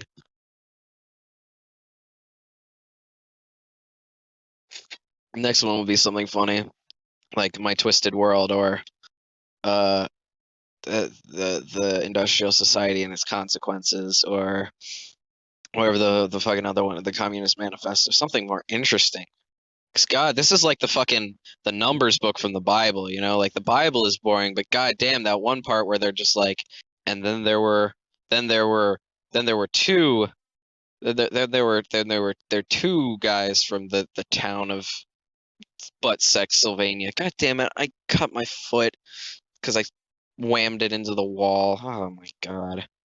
I'm a meth. I'm an absolute meth. Oh my fucking god. Hang on. I'm gonna be reading this, but I have to take a message. I'll still be here though.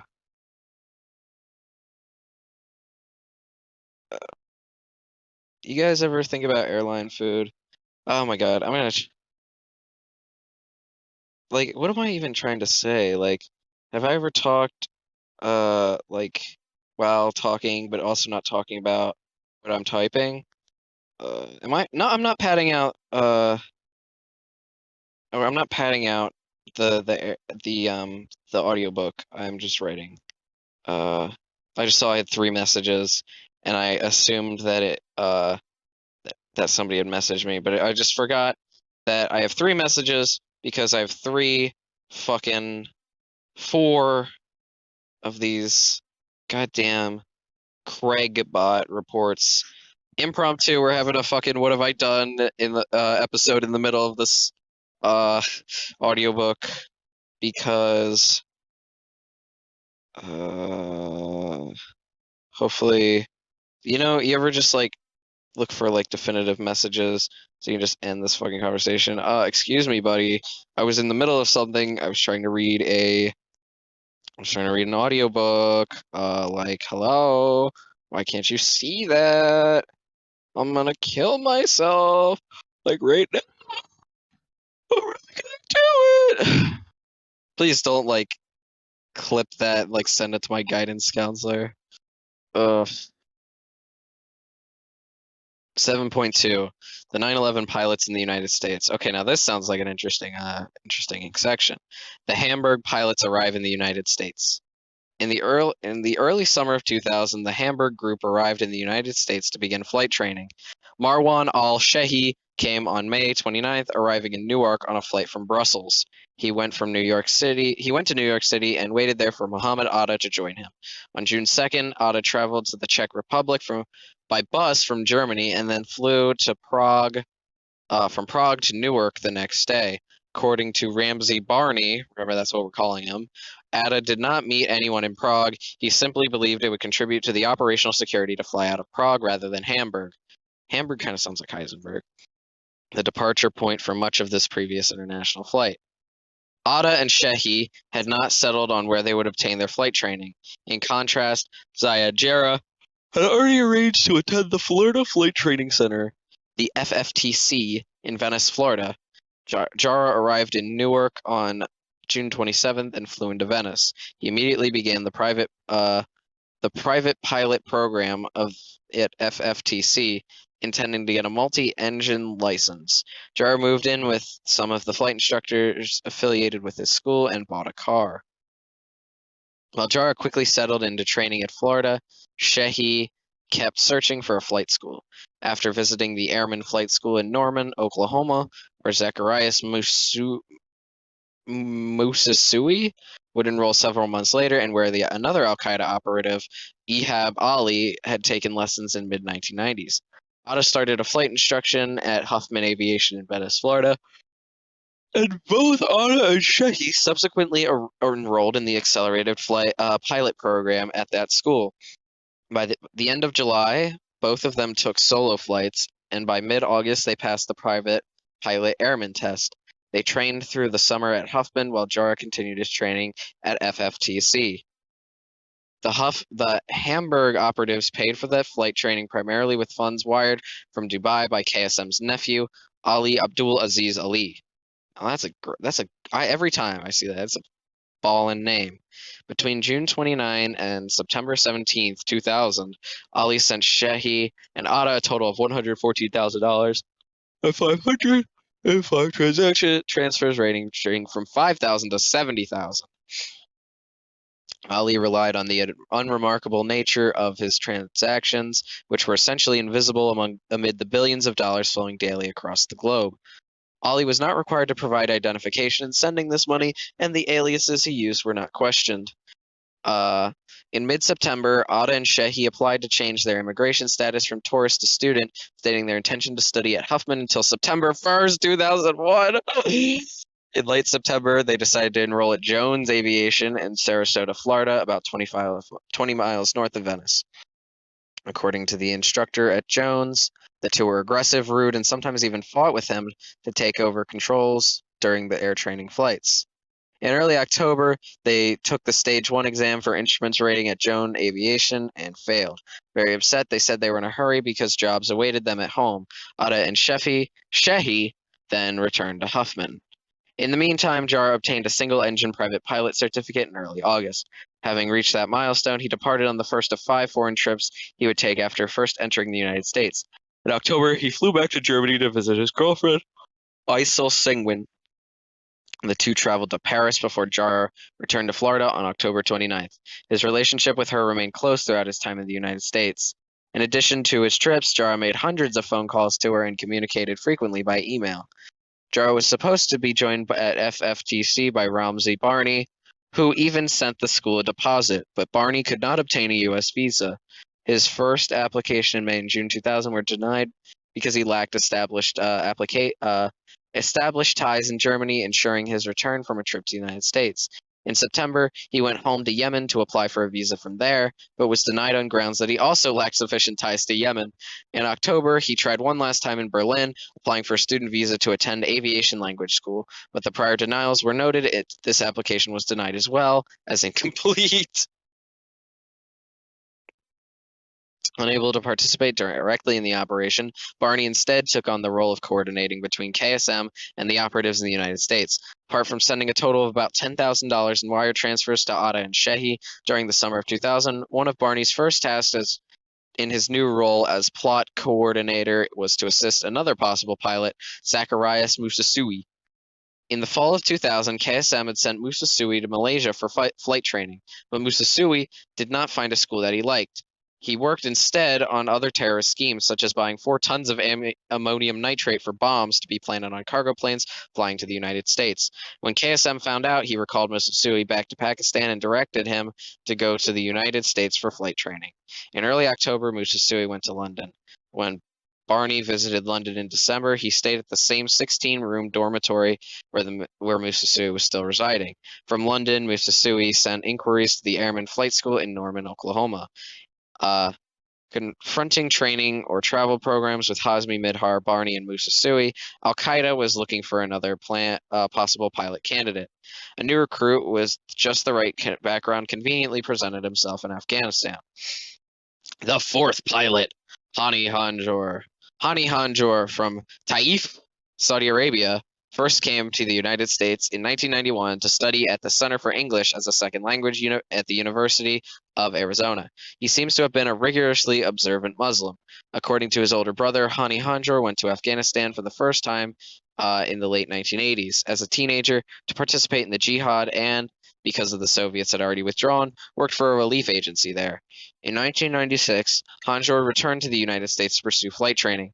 After being rejected by a Saudi flight school, he checked out flight schools in Florida, California, and Arizona, and he briefly started at a couple of them before returning to Saudi Arabia.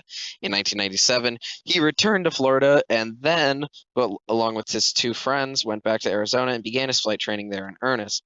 After about 3 months, Hanjour was able to obtain his private pilot's license. Several more months of training yielded him a commercial pilot certificate issued by the Federal Aviation Administration, FAA, in April 1999.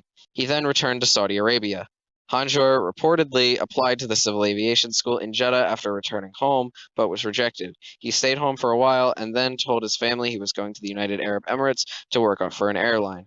Where Hanjour actually traveled during this time period is unknown. It is possible he went to training camps in Afghanistan. The fact that Hanjour spent so much time in Arizona may be significant. A number of important al-Qaeda figures attended the University of Arizona in Tucson or lived in Tucson but in the 1980s and early 1990s. Some of Hanjour's known Arizona associates from the time of his flight training to the late 1990s have also raised suspicion. FBI investigators have speculated that al-Qaeda may have directed other extremist Muslims in the Phoenix area to enroll in aviation training. It is clear that when Hanjour lived in Arizona in the 1990s, he associated with several individuals holding extremist beliefs who had been the subject of counterterrorism investigations. Some of them trained with Hanjour to be pilots. Others had apparent connections to al-Qaeda, including training in Afghanistan.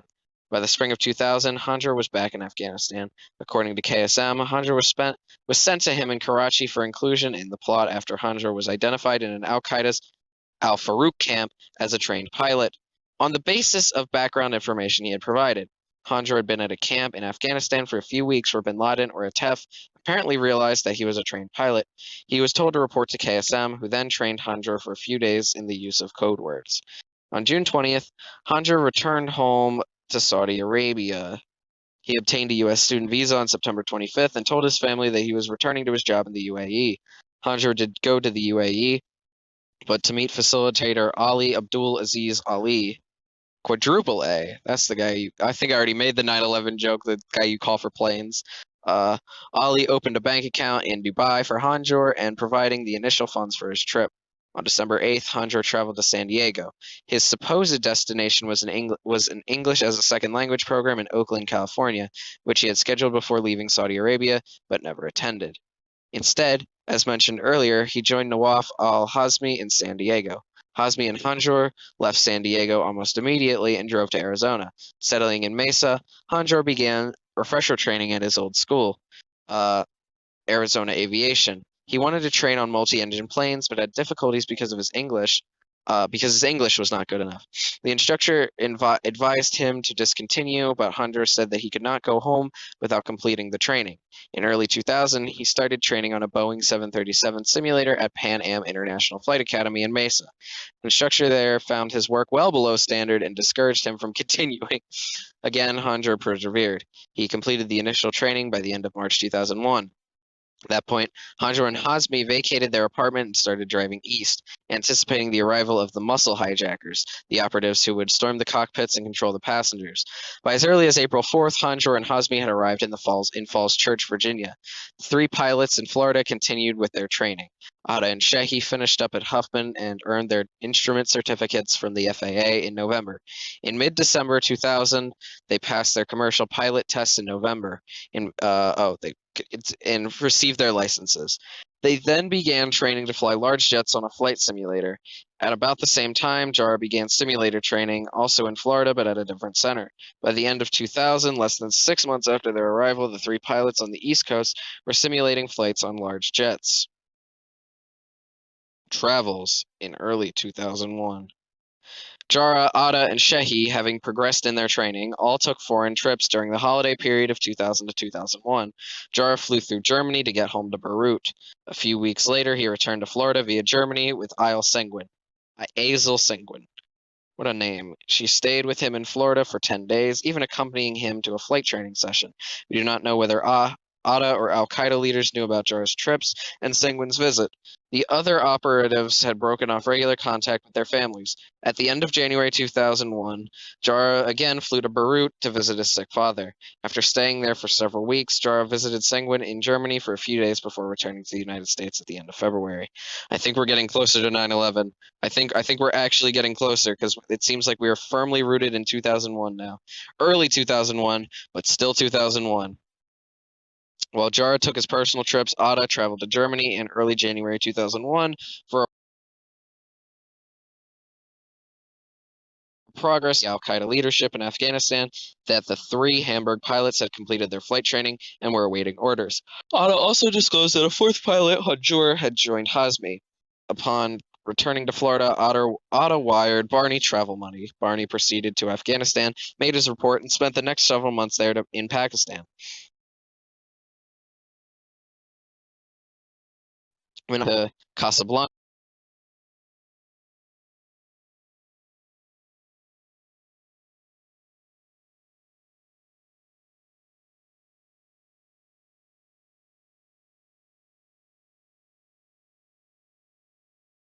that got rudely interrupted by a Wi-Fi spike.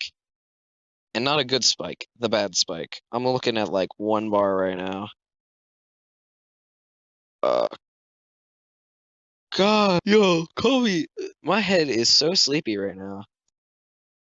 That school do that to you. It takes your soul, and then asks for more.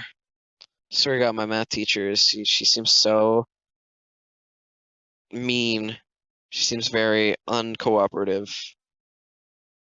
Okay, so then he left for Morocco, traveling to Casablanca in mid-January. Shehi's family, concerned about not having heard from him, reported him missing to the UAE government.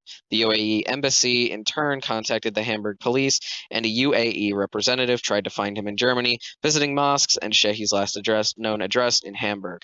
After learning that his family was still looking for him, Shehi telephoned them on January 20th and said he was living and studying in Hamburg. The UAE government then told the Hamburg police they could call off the search. Atta and Shehi both encountered some difficulty re-entering the United States on January 10th and January 18th, respectively, because neither presented a student visa. Both of them had to persuade INS inspectors that they should be admitted so that they continue their flight training. And in the middle of that, we have a good old Atta's alleged trip to Prague. I have no clue why they keep doing this. If these are their own mini sections, just put them where they're not. The bare minimum, just don't put them in their own little fucking mini section in the middle of a sentence. You can put it after the sentence or after the section. Even better. Mohammed Atta is known to have been in Prague on 2 occasions, in December 1994 when he stayed one night at a transit hotel, and in June 2000 when he was en route to the United States. On the latter occasion, he arrived by bus from Germany on June 2nd and departed for Newark the following day. The allegation that Atta met with an Iraqi intelligence officer in Prague in April 2001 originates from the reporting of a single source of the Czech intelligence service.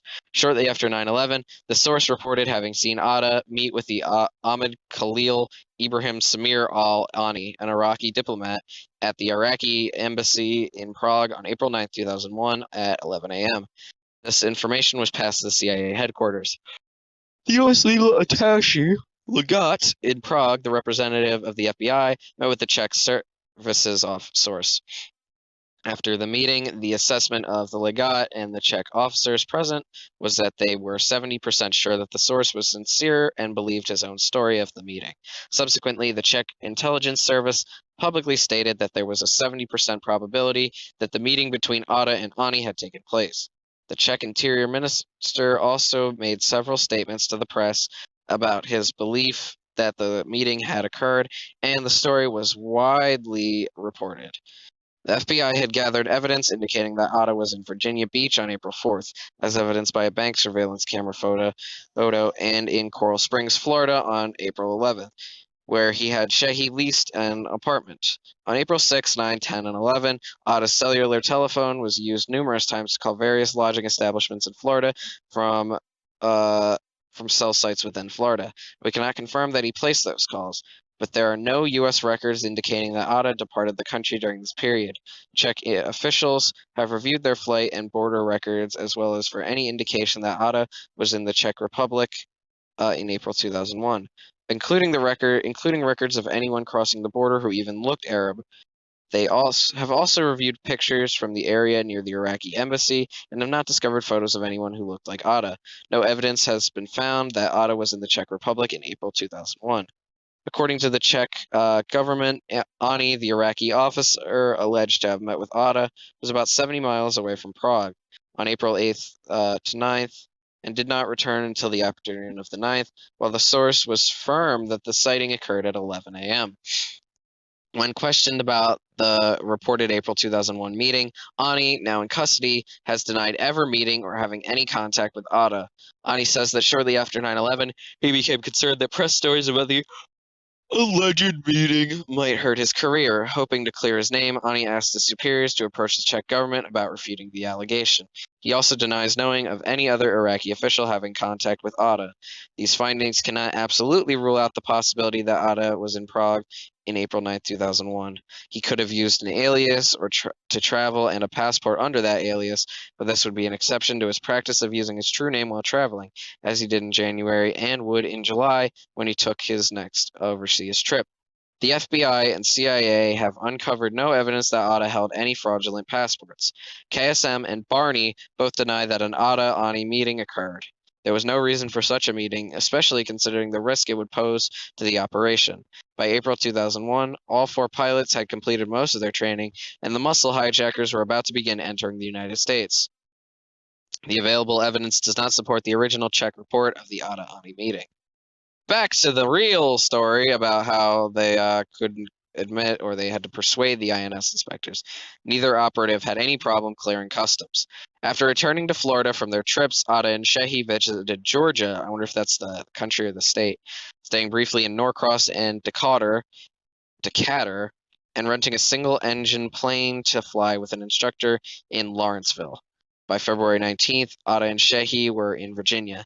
They rented a mailbox in Virginia Beach, cashed a check, and then promptly returned to Georgia, staying in Stone Mountain. We have found no explanation for these travels. In mid-March, Jara was in Georgia as well, staying in Decatur.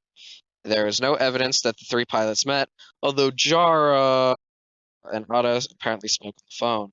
At the end of the month, Jara left the United States again and visited Seguin in Germany for 2 weeks. In early April, Ada and Shehi returned to Virginia Beach and closed the mailbox they had opened in February.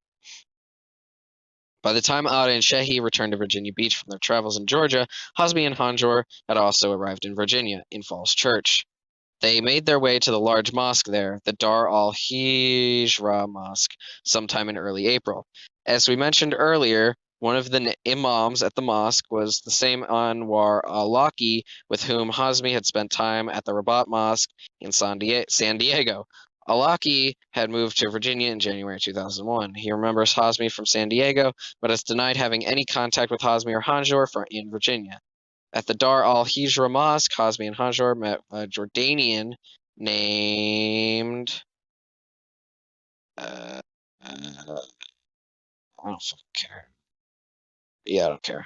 Hazmi and Hanjor, they met a Jordanian named Iyad al-Rababa. Rababa says that he had gone to a mosque to speak to the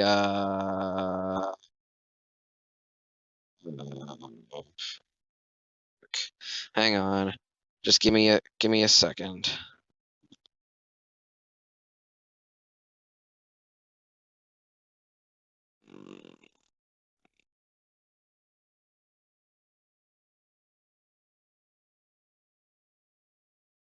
This is not good commentary. I'm sorry. If you've been putting up with like 18 hours or whatever we're at, probably not 18, probably like 14 or 15. I'm sure you can handle a little bit of just but still, yeah, I'm not trying not to have so much fluff in here. I'm talking to people. I fucking hate people. They're ruining my bits. They're ruining my bits. They're ruining my shit. Get the fuck up out of here, you motherfucking queer. I'm gonna stab you with little shards of glass from a chandelier. Bitch, I got so much money. Bitch, don't think it's funny. I'm gonna fill your ass with honey. That's about it.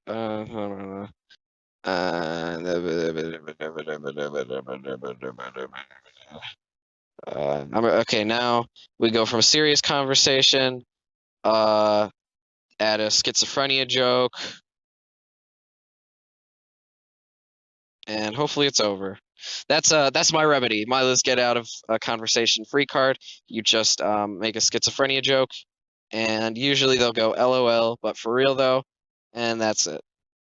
Or you could always just stop talking to people. That's always an option too. You could just not respond. Like that's also an operative.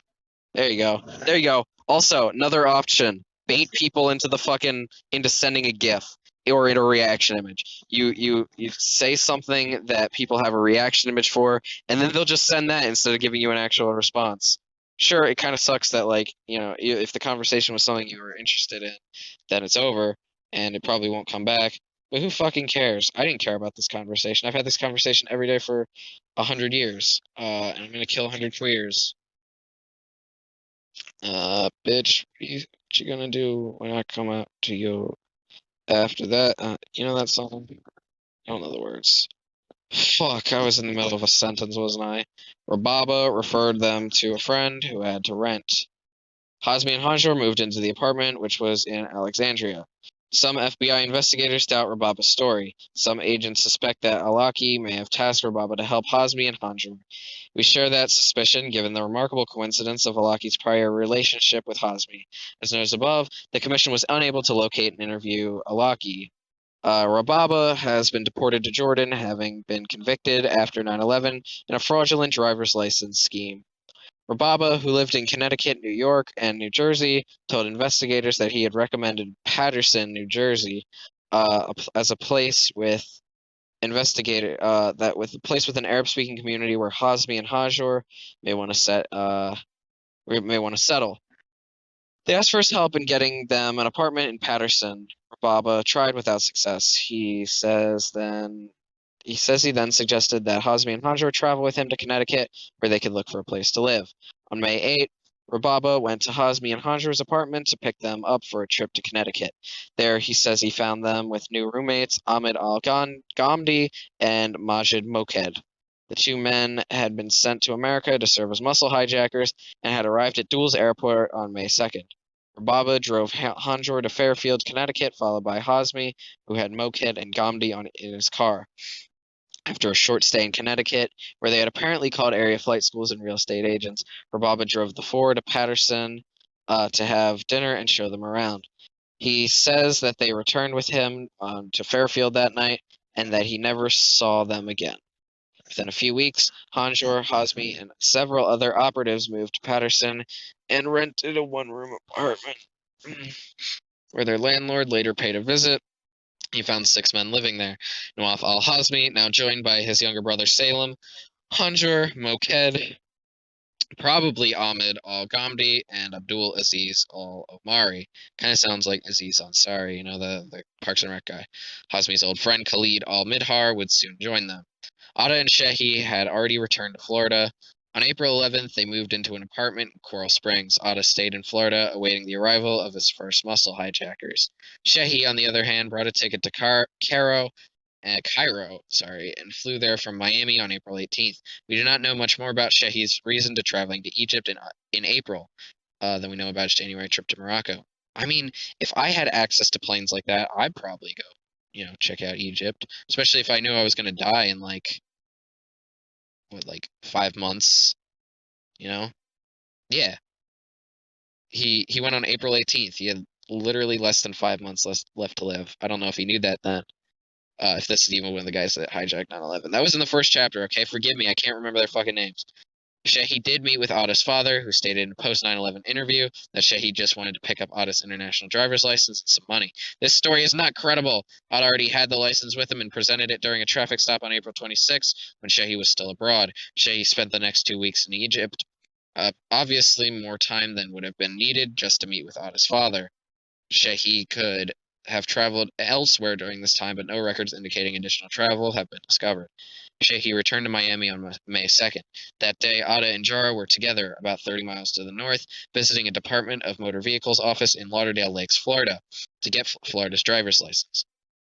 Back in Virginia, Hazmi and Hanjor were about to leave for Connecticut and New Jersey. As the summer approached, the lead operatives were settled in Florida and New Jersey, waiting for the rest of their contingent to join them.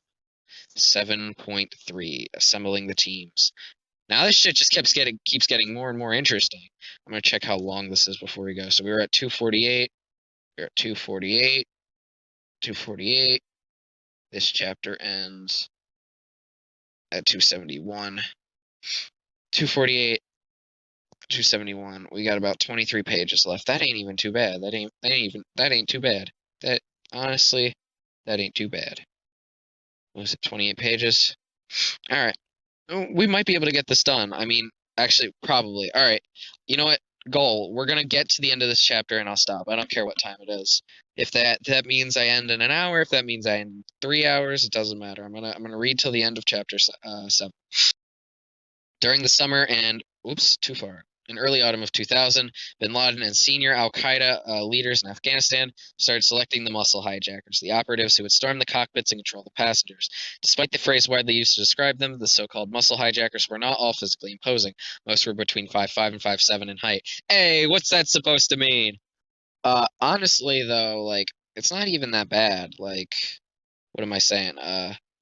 We're getting closer. I'm really excited for 9/11 to happen because it's really boring. We're getting we're getting closer to when things are blowing up and interesting shit. I'm really more interested about post 9/11. They're using there's still 200 pages give or take left. I guess actually there's less than 200 pages now. Yeah, just a little less than 200 pages. So I'm hoping the first half is about pre 9/11, the second half is about post 9/11, which honestly I think is a lot more interesting about what happens next than what happened to cause it. I don't care. How do we prevent another 9/11? 9/11 already happened. How do we stop the fucking Empire State Building from getting hit or whatever, or Trump Tower, God forbid.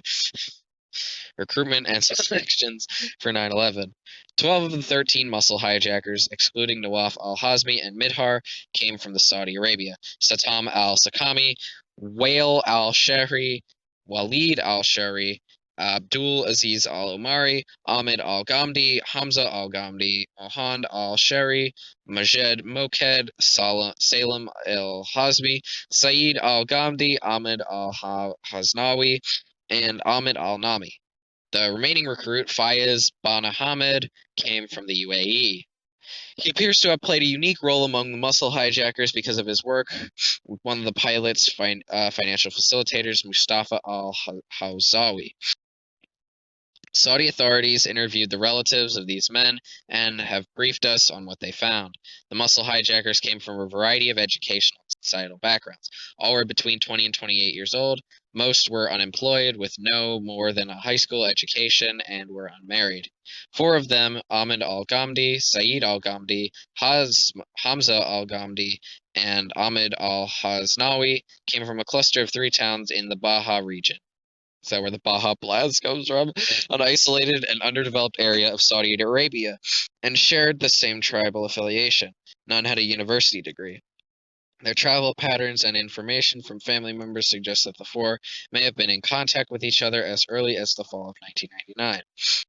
5 more: Wael al-Shari, Walid al-Shari, Abdul Aziz al-Omari, Mohand al-Shari, and Ahmed al-Nami came from the Azir province, a poor region in the southwestern Saudi Arabia that borders Yemen. This weakly policyed area is sometimes called the Wild Frontier. Wael and Walid al-Shari were brothers. All 5 in this group had begun university studies. Omari had graduated with honors from high school, had attained a degree from the Imam Muhammad Ibn Saud Islamic University, was married, and had a daughter.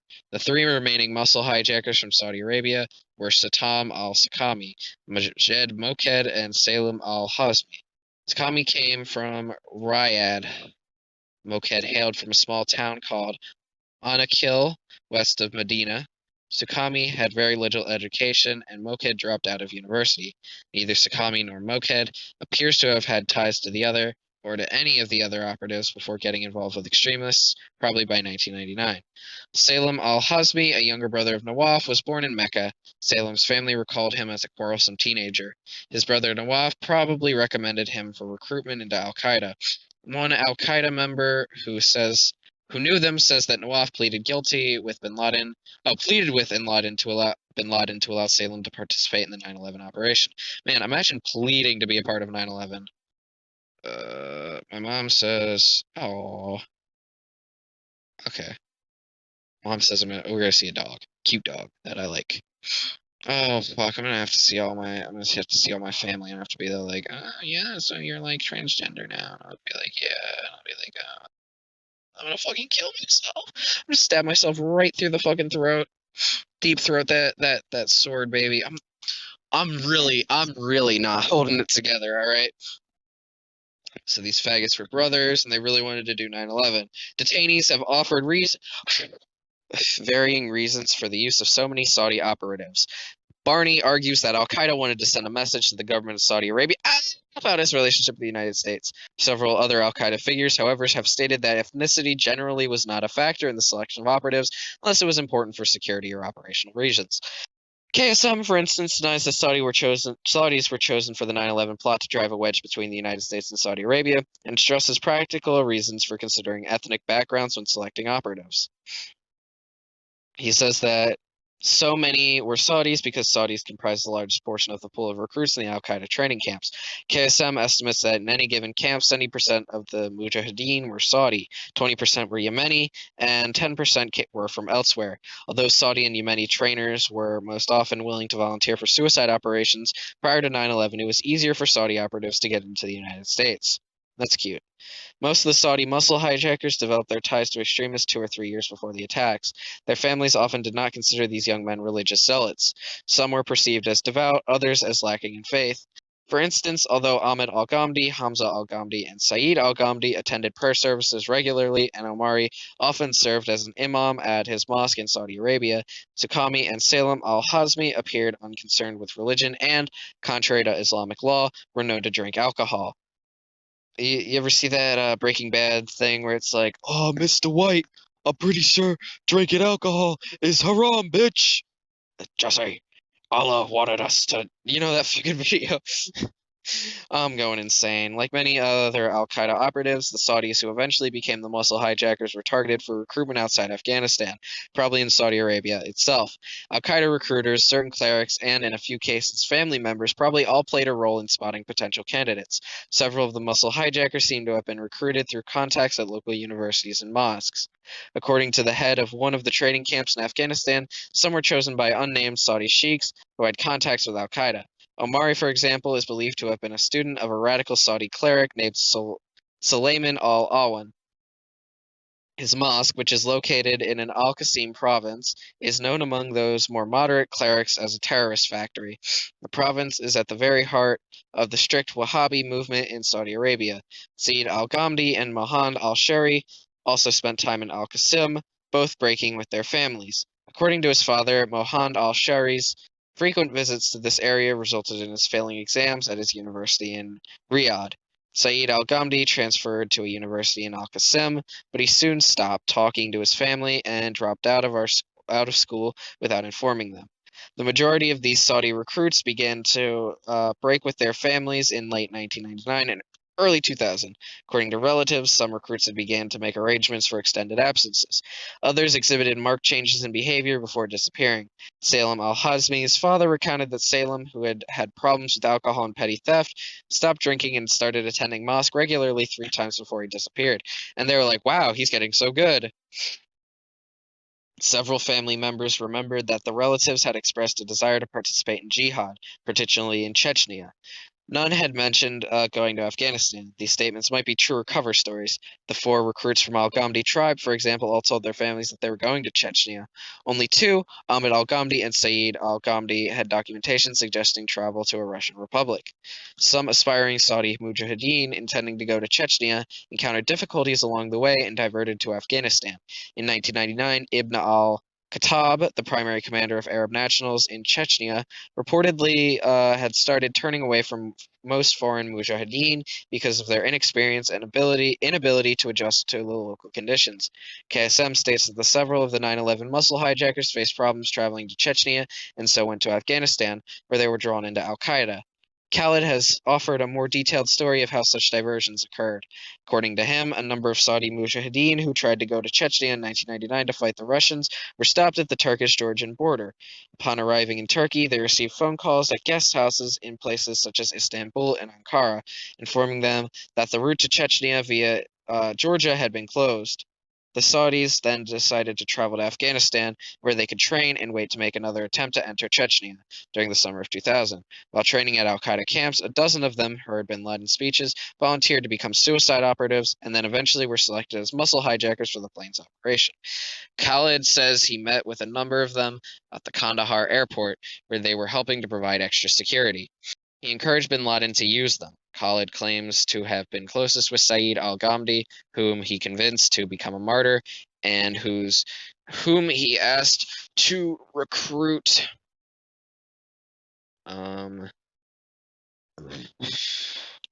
Oops. Oh no.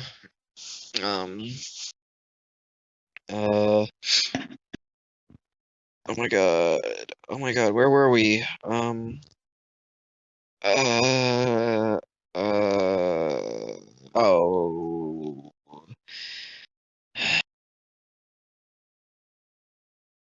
Whom he arrests to recruit a friend, Ahmed al-Ghamdi, to the same cause. Although Khalid claims to not recall everyone from this group who was later chosen for the 9/11 operation, he says they also included Sukhami, Walid, and Wael al-Shari, Omari, Nami, Hamza al-Ghamdi, Salem al-Hazmi, and Moked.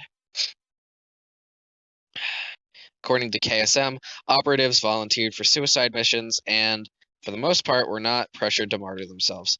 Upon arriving in Afghanistan, a recruit would fill out an application with standard questions such as what brought you to Afghanistan, how did you travel here, how did you hear about us, what attracted you to the cause, what is your educational background, where have you worked before.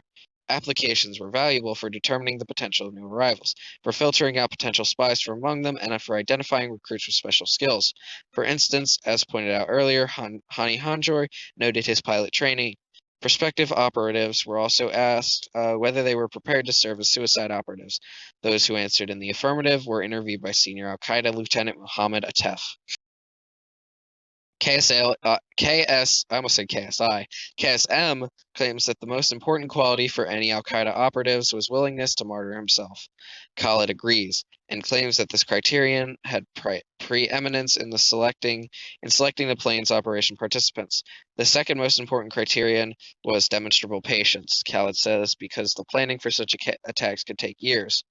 Khalid claims it did not matter whether the hijackers had fought in jihad previously, since he believes that U.S. authorities were not looking for such operatives before 9/11. But KSM asserts that young mujahideen with clean records were chosen to avoid raising alerts during travel. The al-Qaeda training camp had mentioned above adds that operatives with no prior involvement in activities likely to be known to international security agencies were purposefully selected for the 9/11 attacks. Most of the muscle hijackers first underwent basic training similar to that given other al-Qaeda recruits. This included training in firearms, heavy weapons, explosives, and topography. Recruits learned discipline and military life. They were subjected to artificial stresses to measure their psychological fitness and commitment to jihad. At least 7 of the Saudi muscle hijackers took this basic training regime to the Al Farouk camp near Kandahar. This particular camp appears to have been the preferred location for vetting and training the potential muscle hijackers because of its proximity to bin Laden and senior al-Qaeda leadership. 2 others, Sukhami and Mokhed, trained at Khaldun, another large basic training facility located near Kabul, where Midhar and had trained in the mid-1990s. By the time operatives for the planes operation were picked in mid-2000, some of them had been training in Afghanistan for months. Others were just arriving for the first time, and still others may have been returning after prior visits to the camps. According to KSM, bin Laden would travel to the camps to deliver lectures and meet the trainees personally. If bin Laden believed a trainee had promised for a special operation, that trainee would be invited to the al-Qaeda's leaders' compound at Tarnak Farms for further meetings. KSM claims that bin Laden could assess new trainees very quickly, in about 10 minutes, and that many of the 9/11 hijackers were selected in this manner. Bin Laden, assisted by Atef, personally chose all the future muscle hijackers for the planes operation, primarily between the summer of 2000 and April 2001. Upon choosing a trainee, bin Laden would ask him to swear loyalty for a suicide operation. After the selection and oath swearing, the operative would be sent to KSM for training and for the filming of a martyrdom video, a function KSM supervised as the head of al-Qaeda's media committee. KSM sent the muscle hijacker recruits on to Saudi Arabia to obtain U.S. visas. He gave them money, about $2,000 each, and instructed them to return to Afghanistan for more training after obtaining the visas. At this early stage, the operatives were not told details about the operation. The majority of the Saudi muscle hijackers obtained U.S. visas in Jeddah or Riyadh between the September and November of 2000. KSM told potential hijackers to acquire new, clean passports in their home countries before applying for a U.S. visa. This was to avoid raising suspicion about previous travel to countries where al-Qaeda operated. 14 of the 19 hijackers, including 9 Saudi muscle hijackers, obtained new passports. Some of these passports were likely then doctored by the al-Qaeda passport division in Kandahar, which would add or erase entry and exit stamps to create false trails on their passports. In addition to the operatives who eventually participated in the 9/11 attacks as muscle hijackers, bin Laden apparently selected at least 9 other Saudis who, for various reasons, did not end up taking part in the operation. Mohammed Mani Ahmed al-Qahtani, Khalid Saeed Ahmed al-Zarani, Ali Abd al-Rahman al-Fakasi al-Ghamdi, Saeed al-Baluchi, Qataiba al-Najdi,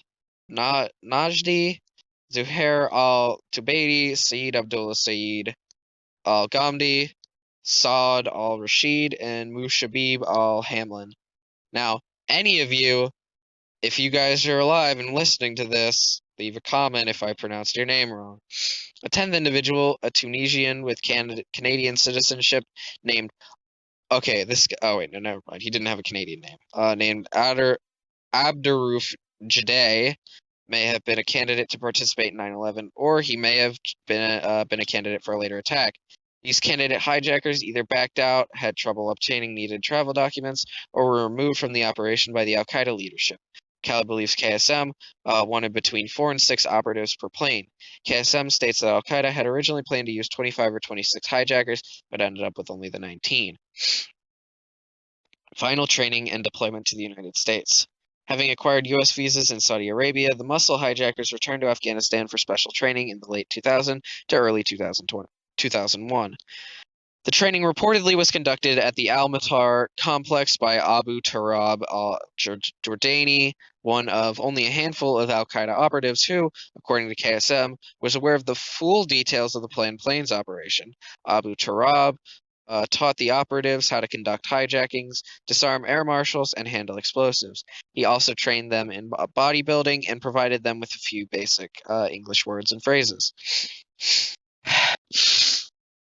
According to KSM, Abu Turab even had the trainees butcher a sheep and camel with a knife to prepare to use knives during the hijacking. The recruits learned to focus on storming the cockpit at the earliest opportunity when the doors first open, and to worry about seizing control over the rest of the plane later. The operatives were taught about other kinds of attacks as well, such as truck bombing, so that they would not be able to disclose the exact nature of their operation if they were caught. According to KSM, the muscle did not learn the full details, including the plan to hijack the planes and fly them into buildings before reaching the United States. After training in Afghanistan, the operatives went to a safe house maintained by KSM in Karachi and stayed there temporarily before being deployed to the United States via the United Arab Emirates.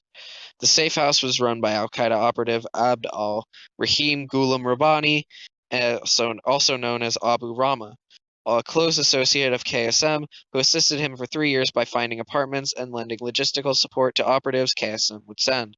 According to an al-Qaeda facilitator, operatives were brought to the safe house by a trusted Pakistani al-Qaeda courier named Abdullah Sindhi, who also worked for KSM.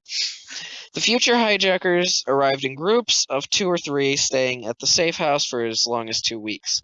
The facilitator has identified each operative whom he assisted at KSM's direction in the spring of 2001. Before the operatives left Pakistan, each of them received $10,000 from KSM for future expenses. From Pakistan, the operatives transited through the UAE en route to the United States. In the Emirates, they were assisted primarily by al-Qaeda operatives Ali Abdul Aziz Ali and Mustafa al-Fawsawi. Ali apparently assisted 9 future hijackers between April and June 2001 as they came through Dubai. He helped them with plane tickets, travelers' checks, and hotel reservations. He also helped them with taught them about everyday aspects of life in the West, such as purchasing clothes and ordering food. Dubai, a modern city with easy access to a major airport, travel agencies, hotels, and Western commercial establishments, was an ideal transit point. Ali reportedly assumed the operatives he was helping were involved in a big operation in the United States. He did not know the details. When he asked KSM to send him an assistant, KSM dispatched Hawsawi, who had worked on al-Qaeda's media committee in Kandahar. Hawsawi helped send the last 4 operatives, other than Midhar, to the United States from the UAE. Hawsawi would consult with Atta about the hijackers' travel schedules to the United States and later check with Atta to confirm that each had arrived. Hawsawi told the muscle hijackers that they would be met by Atta at the airport. Hawsawi also facilitated some of the operation's financing. The muscle hijackers began arriving in the United States in late April 2001. In most cases, they traveled in pairs on tourist visas and entered the United States in Orlando or Miami, Florida, Washington, D.C., or New York. Those arriving in Florida were assisted by Atta and Shehi, while Hazmi and Hanjor took care of the rest. By the end of June, 14 or 15 of the muscle hijackers had crossed the Atlantic. The muscle hijackers supplied an infusion of funds, which they carried as a mixture of cash and travelers' checks purchased in the UAE and Saudi Arabia. 7 muscle hijackers are known to have purchased a total of nearly $50,000 in travelers' checks that were used in the United States. Moreover, substantial deposits into operatives' U.S. bank accounts immediately followed the entry of other muscle hijackers, indicated that those newcomers brought money with them as well. In addition, muscle hijacker Bani Hamid came to the United States after opening bank accounts in the UAE, into which were deposited the equivalent of approximately $30,000 on June 25, 2001. After his June 27th arrival in the United States, Bani Hamid made Visa and ATM withdrawals from his UAE accounts. The hijackers made excessive use of banks in the United States, choosing both branches of major international banks and smaller regional banks. All of the hijackers opened accounts in their own name and used passports and other identification documents that appeared valid on their face. Contrary to numerous published reports, there is no evidence that hijackers ever used false social security numbers to open any bank accounts. While the hijackers were not experts on the use of the U.S. financial system, nothing they did would have led the banks to suspect criminal behavior, let alone a terrorist plot to commit mass murder. The last muscle hijacker to arrive was Khalid al-Midhar.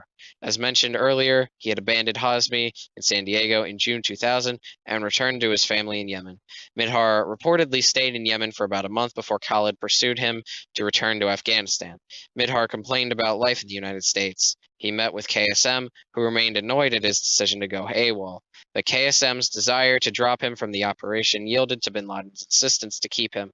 By late 2000, Midhar was in Mecca, staying with a cousin until February 2001, when he went home to visit his family before returning to Afghanistan. In June 2001, Midhar returned once more to Mecca to stay with his cousin for another month. Midhar said that bin Laden was planning 5 attacks in the United States. Before leaving, Midhar asked his cousin to watch over his house and family because of a job he had to do. On July 4th, 2001, Midhar left Saudi Arabia to return to the United States, arriving at John F. Kennedy International Airport in New York. Midhar gave his intended address at the Marriott Hotel, New York City, but instead spent one night at another New York hotel. He then joined the group of hijackers at Patterson, reuniting with Nawaf al-Hazmi after more than a year. With 2 months remaining, all 19 hijackers were in the United States and ready to take the final steps towards carrying out the attacks. Oh boy, we're getting close. We're getting close. Ooh, who are these sexy men that they put in the middle of this 2 pages? Okay, so we have this is for American Airlines Flight 11. From left to right, we have Muhammad Atta, pilot, Walid al-Sheri, Whale al-Sheri, Satam al-Sakami, kind of looks like Drake, I'll be honest. And Abdul Aziz al-Omari. Those were the hijackers. United Airlines Flight 175. From left to right, we have Marwan al-Shehi. That guy looks like a pedophile. He was the pilot. Fayez Bonalimid, Ahmed al-Ghamdi. He looks like a creepypasta. Hamza al-Ghamdi and Mohand al-Sheri, hijackers. Mohand, he looks like a kid. American Airlines Flight 77. Hani Hanjour, the pilot. He looks like a cross between Maddox and AI. Nawaf al-Hazmi, Hazmi, Khalid al-Midhar, Majid Moked. He looks like Dennis Reynolds doing blackface. And Salem al-Hazmi, they were the hijackers. And then United Airlines Flight 93, left to right, we have Zia Jara, who was the pilot. Saeed al-Ghamda, Ahmed al-Hasnawi, who also looks like Drake, but with a mustache. And then Ahmed al-Nami, who's a hijacker. He does not look happy to be there. Looks very sad. Assistance from Hezbollah and Iran to Al-Qaeda. As we mentioned in Chapter 2, while in Sudan, senior managers in Al-Qaeda maintained contacts with Iran and the Iranian-supported worldwide terrorist organization Hezbollah, which is based mainly in southern Lebanon and Beirut. Al-Qaeda members received advice and training from Hezbollah. Intelligence indicates that persistence of contacts between Iranian security officials and senior Al-Qaeda figures after bin Laden's return to Afghanistan. Khalid has said that Iran made a concerted effort to strengthen relationships with Al-Qaeda after the October 2000 attack on the USS Cole, but was rebuffed because bin Laden did not want to alienate his supporters in Saudi Arabia. Khalid and other detainees have described his willingness of Iranian officials to facilitate travel of Al-Qaeda members through Iran on their way to and from Afghanistan. For example, Iranian border inspectors would be told not to place telltale stamps in the passports of these travelers. Such arrangements were particularly beneficial to Saudi members of Al-Qaeda. Our knowledge of the international travels of Al-Qaeda operatives selected for the 9/11 operation remains fragmentary, but we now have evidence suggesting that 8 to 10 of the 14 Saudi muscle operatives traveled in or out of Iran between October 2000 and February 2001. In October 2000, a senior operative of Hezbollah visited Saudi Arabia to coordinate activities there. He also planned to assist individuals in Saudi Arabia in traveling to Iran during November. A top Hezbollah commander and Saudi Hezbollah contacts were involved. Also, in October 2000, 2 future muscle hijackers, Mohand al-Sheri and Hamza al-Ghamdi, flew from Iran to Kuwait. In November, Ahmed al-Ghamdi apparently flew to Beirut, traveling, perhaps by coincidence, on the same flight as a senior Hezbollah operative. Also in November, Salem al-Hazmi apparently flew from Saudi Arabia to Beirut. In mid-November, we believe 3 of the future muscle hijackers, Whale al-Sheri, Walid al-Sheri, and Ahmed al-Nami, all of whom had obtained their U.S. visas in late October, traveled in a group from Saudi Arabia to Beirut and then onward to Iran. An associate of a senior Hezbollah operative was on the same flight that took the future hijackers to Iran. Hezbollah officials in Beirut and Iran were expecting the arrival of a group during the same time period. The travel of this group was important enough to merit the attention of senior figures in Hezbollah. Later in November, 2 future muscle hijackers, Satam al-Sakami and Majid Moked, flew into Iran from Bahrain.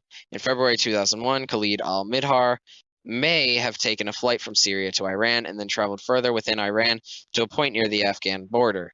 KSM and Barney have confirmed that several of the 9/11 hijackers, at least 8 according to Barney, transisted Iran on their way to or from Afghanistan, taking advantage of the Iranian practice of not stamping Saudi passports. They deny any other reason for the hijackers' travel to Iran. They also deny any relationship between the hijackers and Hezbollah. In sum, there is strong evidence that Iran facilitated the transit of al-Qaeda members into and out of Afghanistan before 9/11, and that some of these were future 9/11 hijackers.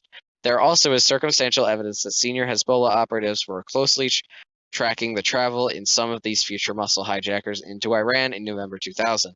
However, we cannot rule out the possibility of a remarkable coincidence, that is, that Hezbollah was actually focusing on some other group of individuals traveling from Saudi Arabia during the same time frame, rather than the future hijackers. We have found no evidence that Iran or Hezbollah was aware of the planning for what later became the 9/11 attack. At the time of their travel through Iran, the al-Qaeda operatives themselves were probably not aware of the specific details of their future operation. After 9/11, Iran and Hezbollah wished to conceal any past evidence of cooperation with Sunni terrorists associated with al-Qaeda. A senior Hezbollah official disclaimed any Hezbollah involvement in 9/11. We believe this topic requires further investigation by the U.S. government. 7.4 Final strategies and tactics. Oh boy, final strategies and tactics. It makes it just sound a little more ominous, why don't you? You know what I'm saying? So we've got about 12 pages left. So the home stretch is 8:39. We can do this, and I'll have time to take a shower and paint my nails and do all that gay faggot stuff. Final preparations in the United States. During the early summer of 2001, Atta, assisted by Shehi, was busy coordinating the arrival of most of the muscle hijackers in southern Florida, picking them up at the airport, finding them places to stay, and helping them settle in the United States. The majority settled in Florida. Some opened bank accounts, acquired mailboxes, and rented cars. Several also joined local gyms, presumably to stay fit for the operation. Upon first arriving, most stayed in hotels and motels, but by mid-June, they settled in shared apartments relatively close to one another and Atta. Though these muscle hijackers did not travel much after arriving in the United States, 2 of them, Walid al-Sheri and Satam al-Sakami, took unusual trips. On May 19th, Sheri and Sakami flew from Fort Lauderdale to Freeport, the Bahamas, where they had reservations at the Bahamas Princess Resort. Okay. The 2 were turned away by Bahamian officials on arrival, however, because they lacked visas. Oh, okay. That's not. They returned to Florida that same day. They likely took this trip to renew Sakami's immigration status, as Sakami's legal stay in the United States ended May 21st. On July 30th, Sheri traveled alone from Fort Lauderdale to Boston. He flew to San Francisco the next day, where he stayed one night before returning via Las Vegas. While the travel may have been a casing flight, Sheri traveled in first class on the same type of aircraft he would help hijack on September 11th, a Boeing 767, and the trip included a layover in Las Vegas. Sheri was neither a pilot nor a plot leader, as were the other hijackers who took surveillance flights. The 3 Hamburg pilots, Atta, Shehi, and Jara, took the first of their cross-country flights early in the summer. Shehi flew from New York to Las Vegas via San Francisco in late May. Jara flew from Baltimore to Las Vegas via Los Angeles in early June. Atta flew from Boston to Las Vegas via San Francisco at the end of June. Each traveled in first class on United Airlines. For the east-west transcontinental leg, each operative flew on the same type of aircraft he would pilot on September 11th. Atta and Shehi, a Boeing 767, Jara, a Boeing 757. Hanjour and Hazmi, as noted below, took similar cross-country surveillance flights in August. Jara and Hanjour also received additional training and practice flights in the early summer. A few days before departing on his cross-country test flight, Jara flew from Fort Lauderdale to Philadelphia, where he trained at Hortman Aviation and asked to fly the Hudson Corridor, a low-altitude hallway along the Hudson River that passes New York's landmarks like the World Trade Center. Heavy traffic in the area can make the corridor a dangerous route for an inexperienced pilot. Because Hortman deemed Jara unfit to fly solo, he could fly this route only with an instructor. Hanjour, too, requested to fly the Hudson Corridor about the same time at Airfleet Training Systems in Teterboro, New Jersey, where he stated receiving ground instructions soon after settling in the area with Hazmi. Hanjor flew what he considered Hanjor's poor piloting skills. Hanjor flew the Hudson Corridor, but his instructor declined a second request because of what he considered Hanjor's poor piloting skills. Shortly thereafter, Hanjor switched to a Caldwell Flight Academy in Fairfield, New Jersey, where he rented a small aircraft on several occasions during June and July. In one such instance, on July 20th, Hanjor, likely accompanied by Hazmi, rented a plane from Caldwell and took a practice flight from Fairfield to Gaithersburg, Maryland, a route that would have allowed them to fly near Washington, D.C. Other evidence suggests that Hanjor may have even returned to Arizona for flight simulator training earlier in June. There's no indication that Atta or Shehi received any additional flight training in June. Both were likely too busy organizing the newly arrived muscle hijackers and taking their cross-country surveillance flights.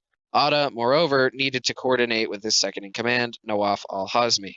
Although Atta and Hazmi appear to have been in Virginia at about the same time in early April, they probably did not meet then. Analysis of late April communications associated with KSM indicates that they had wanted to get together in April, but could not coordinate the meeting. Atta and Hazmi probably first met in the United States only when Hazmi traveled round trip from Newark to Miami between June 19th and June 25th. After he returned to New Jersey, Hazmi's behavior began to closely parallel that of the other hijackers. He and Hanjor, for instance, soon established new bank accounts, acquired a mailbox, rented cars, and started visiting a gym. So did the 4 other hijackers who evidently were staying with them in New Jersey. Several also obtained new photo identification, first in New Jersey and then in the Virginia Department of Motor Vehicles, where Hazmi and Hanjor had obtained such documents months earlier, likely with help from their Jordanian friend Rababa. Atta probably met again with Hazmi in early July. Returning from his initial cross-country surveillance flight, Atta flew into New York. Rather than return immediately to Florida, he checked into a New Jersey hotel. He picked up tickets to travel to Spain at a travel agency in Paterson on July 4th before departing for Fort Lauderdale. Now that the muscle hijackers had arrived, he was ready to meet with Ramzi Barney for the last time. The meeting in Spain. After meeting with Atta in Berlin in January 2001, Barney had spent much of the spring of 2001 in Afghanistan and Pakistan, helping move the muscle hijackers as they passed through Karachi. During the Berlin meeting, the two had agreed to meet later in the year in Kuala Lumpur to discuss the operation in person again. In late May, Barney reportedly directed to bin Laden at an al-Qaeda facility known as Compound 6 near Kandahar. Bin Laden told Barney to instruct Atta and the others to focus on their security that of the operation, and left to advise to proceed as planned with the targets discussed before Atta left Afghanistan in early 2000: the World Trade Center, the Pentagon, the White House, and the Capitol. According to Barney, Bin Laden said he preferred the White House over the Capitol, asking Barney to confirm that Atta understood this preference. Barney says Bin Laden had given the same message to Walid al-Shari for conveyance to Atta earlier in the spring. Barney had also received permission to meet Atta in Malaysia. Atef provided money for the trip, which KSM would help Barney arrange in Karachi. In early June, Barney traveled by taxi from Kandahar, Quetta, Pakistan, where al-Qaeda courier Abu Ramesh provided a plane ticket to Malaysia and a fraudulent Saudi passport to use for the trip. KSM told him to ask Atta for a select date for the attacks. Barney was to return to Germany and then inform KSM of the date. KSM also gave Barney the email address of Zacharias Masasui for future contact. Barney then left for Kuala Lumpur. Barney contacted Atta upon arriving in Malaysia and found a change in plan. Atta could not travel because he was too busy helping for new arrivals settle in the United States. After remaining in Malaysia for approximately 3 weeks, Barney went to Bangkok for a few. Barney went to Bangkok for a few days before returning to Germany. He and Atta agreed to meet later at a location to be determined. In early July, Atta called Barney to suggest meeting in Madrid. For reasons Barney claims not to know. He says he preferred Berlin, but that he and Atta knew too many people in Germany and feared being spotted together. Unable to buy a ticket to Madrid at the height of the tourist season, Barney booked a seat on a flight to Reus near Barcelona the next day. Atta was already en route to Madrid, so Barney phoned Shehi in the United States to inform him of the change in itinerary. Otto arrived in Madrid on July 8th. He spent the night in a hotel and made 3 calls from his room, most likely to coordinate with Barney. The next day, Otto rented a car and drove to Reus to pick up Barney. The two then drove to nearby town of Cambrils. Hotel records show Otto renting rooms in the same area until July 19th, when he returned his rental car in Madrid and flew back to Fort Lauderdale. On July 16th, Barney returned to Hamburg using a ticket Otto had purchased for him earlier that day. According to Barney, they did not meet with anyone else while in Spain. Barney says he told Otto that bin Laden wanted the attacks carried out as soon as possible. Bin Laden, Barney conveyed, was worried about having so many operatives in the United States. Otto replied that he could not yet provide a date because he was too busy organizing the arriving hijackers and still needed to coordinate the timing of the flights so that the crashes would occur simultaneously. Otto said he required about 5 to 6 weeks before he could provide an attack date. Barney advised Otto that bin Laden had directed that the other operatives not be informed of the date until the last minute. Otto was to provide Barney with advance notice of at least a week or two so that Barney could travel to Afghanistan and report the date personally to bin Laden. As to targets, Otto understood bin Laden's interest in striking the White House. Otto said he thought this target too difficult, but asked Hazmi and Hanjour to evaluate its feasibility and was awaiting their answer. Otto said that the two operatives had rented small aircrafts and flown reconnaissance flights near the Pentagon. Otto explained that Hanjour was assigned to attack the Pentagon, Jar the capital, and that both Otto and Shehi would hit the World Trade Center. If any pilot could not reach his intended target, he was to crash the plane. If Otto could not strike the World Trade Center, he planned to crash his aircraft directly into the streets of New York. Otto told Barney that each pilot had volunteered for his assigned target and that the assignments were subject to change. During the Spain meeting, Otto also mentioned he had considered getting a nuclear facility. He had considered targeting a nuclear facility he had seen during familiarization flights near New York, a target they referred to as electrical engineering. According to Barney, the other pilots did not like the idea. They thought a nuclear target would be difficult because the airspace around it was restricted, making reconnaissance flights impossible and increasing the likelihood that any plane would be shot down before impact. Moreover, unlike the approved targets, this alternative had not been discussed with senior al-Qaeda leaders and therefore did not have the requisite blessing. Nor would a nuclear facility have particular symbolic value. Otto did not ask Barney to pass this idea on to bin Laden, Atef, or KSM, and Barney says he did not mention that to them until after September 11th. Barney claims that during their time in Spain, he and Otto also discussed how the hijackings would be executed. Otto said he, Shehi, and Jara encountered no problems while carrying box cutters on cross-country surveillance flights. The best time to storm the cockpit would be about 10 to 15 minutes after takeoff, when the cockpit doors typically were open for the first time. Otto did not believe they would need any other weapons. He had no firm contingency plan in case the cockpit door was locked. While he mentioned general ideas such as using a hostage or claiming to have a bomb, he was confident the cockpit doors would be open and did not consider breaking them down a viable idea. Otto told Barney he wanted to select planes departing on long flights because they would be full of fuel, and that he wanted to hijack Boeing aircrafts because he believed them to be easier to fly than Airbus aircrafts, which he understood had an autopilot feature that did not allow them to be crashed into the ground. Finally, Otto confirmed that the muscle hijackers had arrived in the United States without incident. They would be divided into teams according to their English-speaking ability. That way they could assist each other before the operation, and each team would be able to command the passengers in English. According to Barney, Otto complained that some of the hijackers wanted to contact their family to say goodbye, something he had forbidden. Otto, moreover, was nervous about his future communications with Barney, whom he instructed to obtain new telephones upon returning to Germany.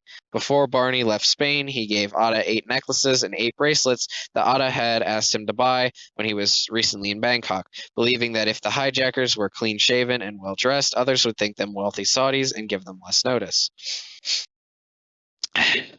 As directed, upon returning from Spain, Barney obtained 2 new phones, one to communicate with Otto and another to communicate with KSM and others, such as Zacharias Musasui. Barney soon contacted KSM and, using code words, reported the results of his meeting with Otto. This important exchange occurred in mid-July. The conversation occurred in various topics. For example, Jara was to send Barney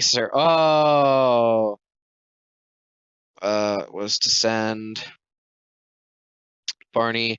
Turn would pass along. Man. the conversation for the sand personal materials from the hijackers, including copies of their passports, which Barney in turn would pass along to KSM, probably for subsequent use in the Al-Qaeda propaganda. The most significant part of the mid-July conversation concerned Jara's troubled relationship with Atta. KSM and Barney both acknowledged that Jara chafed. Oh shit. That Jara chafed under Atta's authority over him. Barney believes that the disagreement arose in part from Jara's family visits. Moreover, Jara had been on his own for most of the time in the United States because Barney's visa difficulty had prevented the two of them from training together. Jara thus felt excluded from the decision-making. Barney had to act as a broker between Jara and Atta. Concerned that Jara might withdraw from the operation at this late stage, KSM emphasized the importance of Atta and Jara's resolving their differences. Barney claimed that such a concern was unwarranted, and their mid-July discussion reassured KSM that Atta and Jara would reconcile and not be ready to move forward in about a month, after Jara visited his family. Noting his concern and potential for delay, KSM at one point instructed Barney to send the skirts to Sally, a coded instruction to Barney to send funds to Zacharias Masui, while Barney admits KSM did direct him to send Masui money. During the mid-July conversation, he denies knowing exactly why he received this instruction, though he thought the money was being provided within the framework of the 9/11 operation.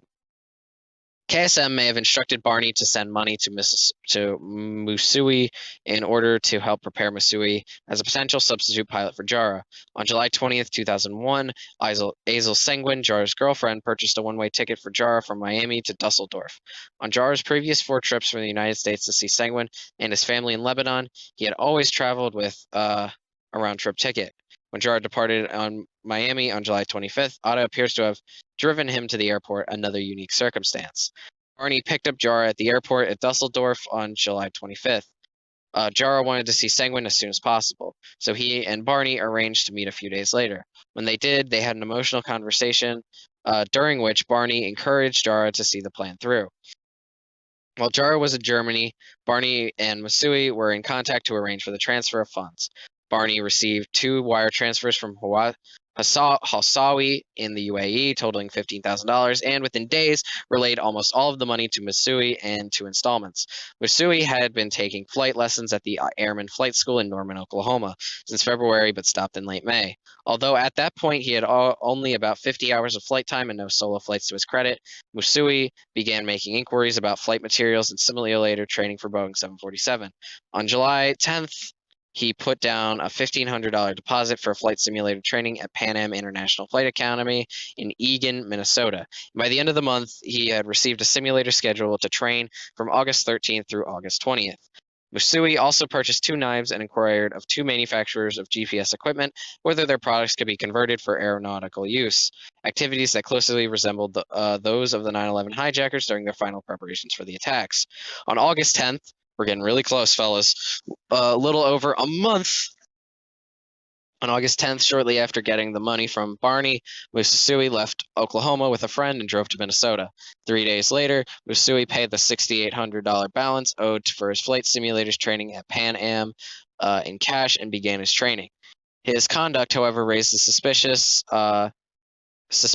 of his flight instructor. It was unusual for a student with so little training to be learning to fly such large jets without any intention of obtaining a pilot's license or other goal. On August 16th, once the instructor had reported his suspicion to authorities, Masui was arrested by the INS on immigration charges. KSM denies ever considering Masui for the plane's operation. Instead, he claims that Masui was slated to participate in a second wave of attacks. He claims that KSM also states that Masui had no contact with Atta, and we are unaware of evidence contradicting this assertion. KSM also stated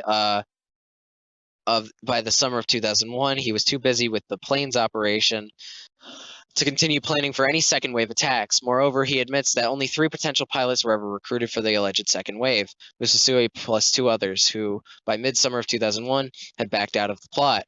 We therefore believe that the effort was to push Masui forward in August 2001 lends credence to the suspicion that he was being primed as a possible pilot in the immediate planes operation. Barney says he assumed Masui was to take his place as another pilot in the 9/11 operation. Recounting a post 9/11 discussion with KSM in Kandahar, Barney claims that KSM mentioned a Musui as being part of the 9/11 operation. Although KSM was never referred to Musui by a name, Barney. Hang on, where? Oh, there it is. I'll have to keep to my water bottle. All right. Barney. Barney had Barney understood he was speaking the operative by whom Barney had wired money. Barney says KSM did not approve Musui, but believes KSM did not remove him from the operation only because Musui had been selected and assigned by bin Laden himself. KSM did not hear about Musui's arrest until after September 11th. According to Barney, had bin Laden and KSM learned prior to 9/11 that Musui had been detained, they might have canceled the operation.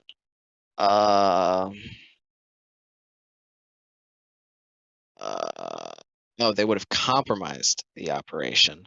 Musui had been in contact with Barney, of course, but this was not discovered until after 9/11.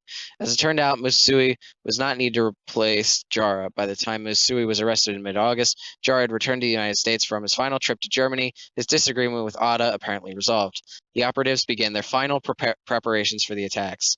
Uh-oh, we're getting really close. Readying the attacks. Oh God, it's really happening, isn't it? It's not a drill. Oh my God, it's happening. Me when Breath of the Wild 2. A week after we returned from the meeting, from meeting Barney in Spain, Ada traveled to Newark, probably to coordinate with Hamzi and give him additional funds. Ada spent a few days in the area before returning to Florida on July 30th. The month of August was busy, as revealed by a set of contemporaneous Ada,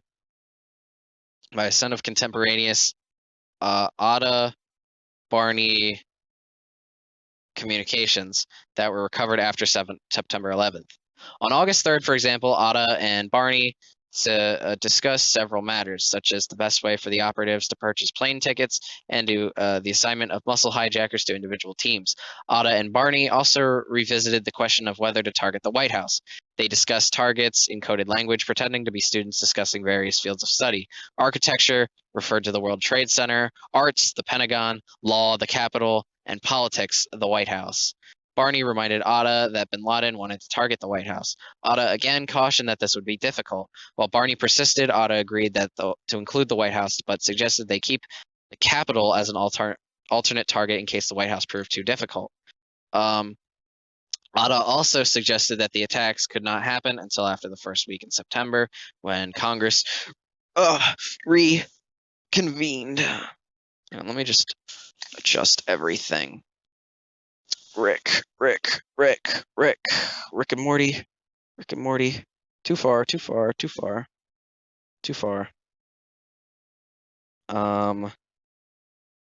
Okay, the White House, Congress reconvened. Ada and Barney also discussed a friend who was coming as a tourist. Cryptic reference to a candidate hijacker, Mohammed Al-Qatani, mentioned above, when Hawasawi was sending the next day as the last one to command how to complete the group. On August 4th, Ada drove to Orlando Airport to meet Katami. However, Katami was denied entry by immigration officials because he had a one-way ticket and little money, could not speak English, and because he could not adequately explain what he intended to do in the United States. He was sent back to Dubai. However, Hossawi contacted KSM, who told him to help Katani return to Pakistan. On August 7th, Ada flew from Fort Lauderdale to Newark, probably to coordinate with Hazmi. 2 days later, Ahmed Al-Ghamdi and Abdul Aziz Omari, who had been living in New Jersey with Hazmi and Hanjour, flew to Miami, probably signifying that the 4 hijacking teams had finally been assigned. While Ada was in New Jersey, he, Hazmi, and Hanjour all purchased tickets from another set of surveillance flights. Like Shehi, Jara, Ada, and Walid al-Sheri before them, Hazmi and Hanjour each flew in first class on the same type of aircraft they would hijack on 9/11, Boeing 757, and on transcontinental flights that connected to Las Vegas. This time, however, Ada himself also flew directly to Las Vegas, where all 3 stayed on August 13th to 14th. Beyond Las Vegas's reputation for welcoming tourists, we have seen no credible evidence explaining why, on this occasion and others, the operatives flew to or met in Las Vegas, probably for prostitutes. Through August, the hijackers kept busy with their gym training, and the pilots took frequent practice flights on small rented aircrafts. The operatives also began to make purchases, suggesting that planning was coming to an end. Mid-August, for example, they brought small knives that may actually have been used in the attacks. On August 22nd, moreover, Jara attempted to purchase 4 GPS units from Pilot Shop in Miami. He was able to buy only 1 unit, which he had picked up a few days later, when he also purchased 3 aeronautical charts. Perhaps most significant, however, was the purchase of plane tickets for September 11th. On August 23rd, Ada again flew to Newark, probably to meet with Hazmi and select flights. All 19 tickets were booked and purchased between August 25th and September 5th. Holy shit, we're getting really close. It therefore appears that the attack date was selected by the 3rd week of August. This timing is confirmed by Barney, who claims Ada called him the date in mid-August. According to Barney, Ada used a riddle to convey the date in code, a message of 2 branches, a slash, and a lollipop. To non-Americans, 11/9 would be interpreted as September 11th. Do they really think we're that fucking stupid? Barney says he called Ada back to confirm the date before passing it to KSM. KSM apparently received the date from Barney in a message sent through Barney's old Hamburg associate, Zakaria Escobar. Both Barney and KSM claim that Escobar was not privy to the meaning of the message and had no foreknowledge of the attacks. According to Barney, shortly after the date was chosen, he advised Escobar and another Hamburg associate, said Bahaji, that if they wanted to go to Afghanistan, now was the time, because it would soon become more difficult. Escobar made reservations on August 27th and departed Hamburg for Karachi on August 30th. Bahaji purchased his tickets on August 20th and departed Hamburg for Karachi on September 3rd. Barney had also made arrangements to leave for Pakistan during early September before the attacks, as did Ali and Hawsawi, the plot facilitators in the UAE. During these final days, Barney and Ada kept in contact by phone, email, and instant messaging. Although Ada had forbidden the hijackers to contact their families, he apparently placed one last call to his own father on September 9th. Ada also asked Barney to contact the family of one hijacker, pass along goodbyes from others, and give regards to KSM. Jara alone seems to have left a handwritten farewell, a sentimental letter to Aysel Senguin. Hazmi, however, may not have been so discreet. He may have telephoned his former San Diego companion, Modar Abdullah, in late August. Several bits of evidence indicate that others in Abdullah's circle may have received word that something big would soon happen. As noted earlier, Abdullah's behavior reportedly changed noticeably. Prior to September 11th, both he and Yazid al-Salmi suddenly became intent on proceedings with their planned marriages. One witness quotes Salmi as commenting after the 9/11 attacks, "I knew they were going to do something. This is why I got married." Moreover, as of August 2001, Iyad Kriwish and other employees at the Texaco station where Hazmi had worked suddenly were anticipating attention from law enforcement authorities in the near future. Finally, according to an uncorroborated witness account early in the morning of September 10th, Abdullah, Osama al-Dawla, Omar Bakar Bashat, and others behaved suspiciously at the gas station. According to the witness, after the group met, al-Adala said it is finally going to happen, as the others celebrated by giving each other high fives. Dissent within the al-Qaeda leadership.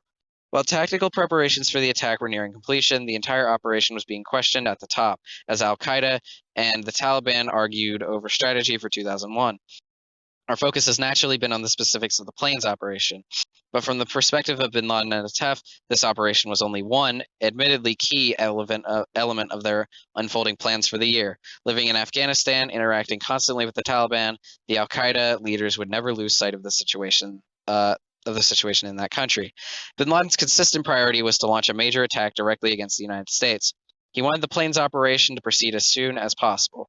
Midhar reportedly told his cousin during the summer of 2001 that bin Laden was reputed to have remarked, "I will make it happen even if I do it by myself."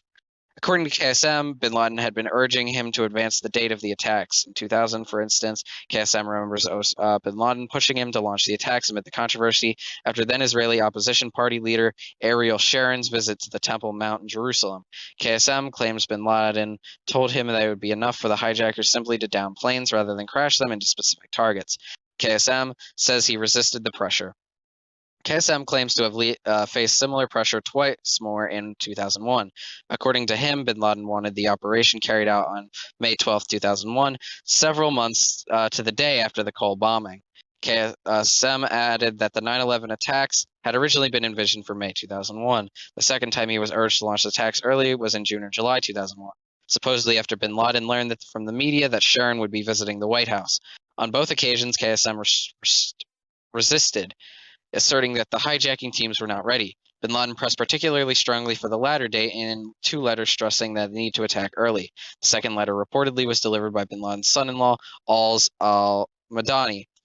Other evidence corroborates KSM's account. For instance, Midhar told his cousin that the attacks were to happen in May, but were postponed twice, first to July, then to September. Moreover, one candidate hijacker remembers a general warning being issued to the al-Qaeda camps in July or early August, just like the warnings issued 2 weeks before the Cole bombings and 10 days before the eventual 9/11 attacks.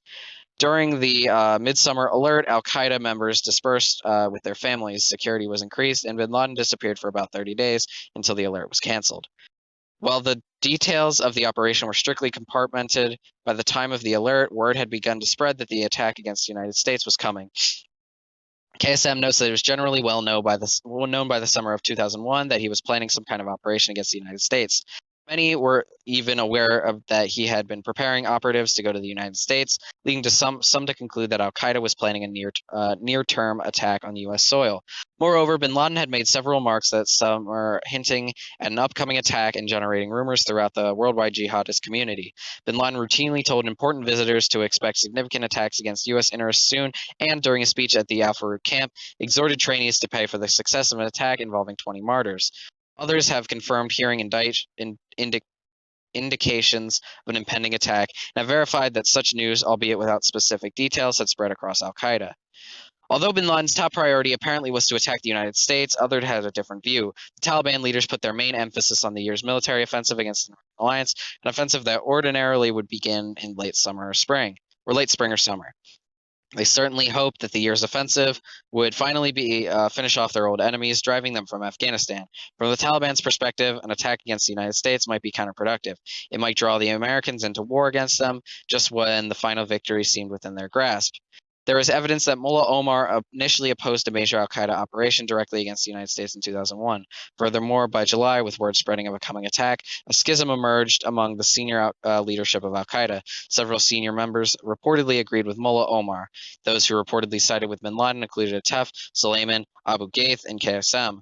But those said to have opposed him were mighty figures of the organization, including Abu Hafs and the Mauritanian Sheikh Saeed al-Masri and Saif al-Adil. One senior al-Qaeda operative claims to recall bin Laden arguing that attacks against the United States needed to be carried out immediately to support insurgency of the Israeli-occupied terrorists and protest the presence of U.S. forces in Saudi Arabia.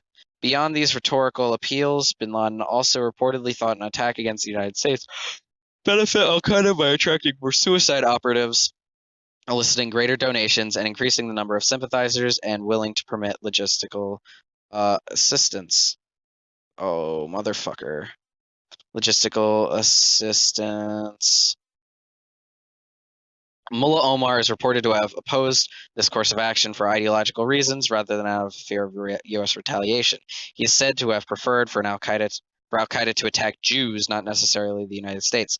KSM contends that Omar faced pressure from the Pakistani government to keep al-Qaeda from engaging in operations outside Afghanistan. Al-Qaeda's chief financial manager, Sheikh Saeed, argued that al-Qaeda should defer to the Taliban's wishes. Another source says that Sheikh Saeed opposed the operation, both out of defense to Omar and because he feared the U.S. response to an attack. Abu Hafs and the Mauritanian reportedly even wrote bin Laden a message basing oppositions to the attacks in the Quran. On the Quran. According to KSM, in late August, when the operation was fully planned, bin Laden formally notified the al-Qaeda Shura Council that a major attack against the United States would take place in the coming weeks. When some council members objected, bin Laden countered that Mullah Omar lacked authority to prevent al-Qaeda from conducting jihad outside Afghanistan. The most of the Shura Council reportedly disagreed. Bin Laden persisted. The attacks went forward. The story of dissension within al-Qaeda regarding the 9/11 attacks is probably incomplete. The information on which the account is based comes from sources who are not privy to the full scope of al-Qaeda and Taliban planning. Bin Laden and Atef, however, probably would have known at least that the general Taliban offensive against the Northern Alliance would rely on al-Qaeda military support. Another significant al-Qaeda operation was making progress during the summer. A plot to assassinate the Northern Alliance leader, Ahmed Shah Massoud. The operatives, disguised as journalists, were in Massoud's camp and prepared to kill him sometime in August. Their appointment to see him was delayed. But on September 9th, the Massoud assassination took place. The delayed Taliban offensive against the Northern Alliance was apparently coordinated to begin as soon as he was killed, and it got underway on September 10th. As they deliberated earlier in the year, bin Laden and Atef would likely have remembered that Mullah Omar was dependent on them for the Massoud assassination and for vital support in the Taliban military operations. KSM remembers Atef telling him that al-Qaeda had an agreement with the Taliban to eliminate Massoud, after which the Taliban would begin an offensive to take over Afghanistan.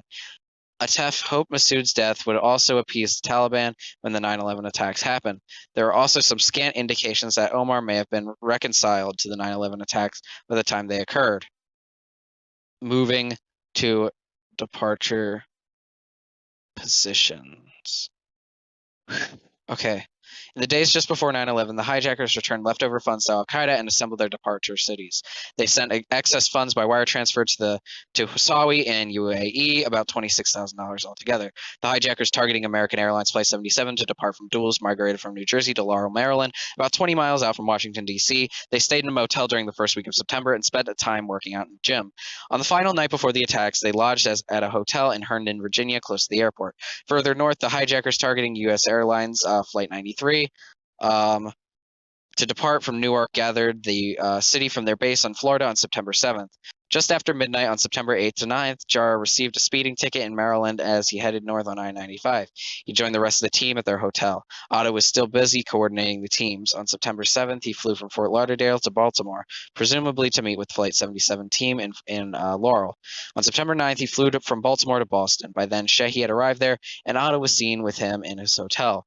The next day, Otto picked up Omari at another hotel, and then the two drove to Portland, Maine, for reasons that remain unknown. In the early morning hours of September 11th, they boarded a commuter flight to Boston to connect to American Airlines Flight 11.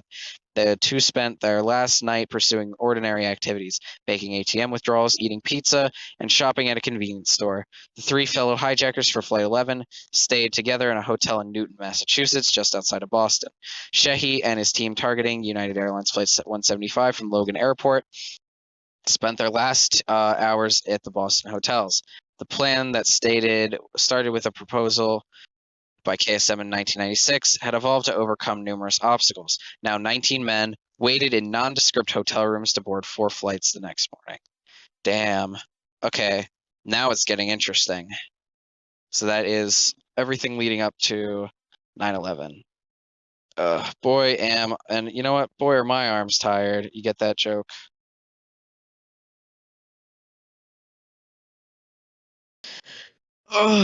You know how, have you ever seen that that Vsauce video where he goes into the isolation chamber for like a day, 3 days, and he like can't tell how long things have been, and he's like fucking up, and he's thinking he's been in there for like 2.5 days when it's only been like, you know, like 1 or something. Turns out I made a very similar mistake. My mistake, however, was that I thought that I had been doing this for 18 hours when in reality I had only been doing it for 14. See, the thing is that I have 3 files on my computer as of right now. I have the first part, which is a collection of like I think 3 or 4 recordings, and then the second part, a collection of 3 or 4 recordings, and then the third part, another collection of 3 or 4 recordings. I just kind of just take them all and Saul sweep them together, if you will. Every so often when the number gets a bit too high. Wait a minute, can I fucking rotate this? Holy shit. Never mind. It's nothing cool rotating, but you can rotate the headphone thing a little bit. But yeah, so I assumed that they were all the same length or roughly the same length. So I had assumed that I had been doing this for 18 hours when apparently the second file was only 2 hours. And I know you're probably thinking the same thing that I did. Oh God, I lost some of the files.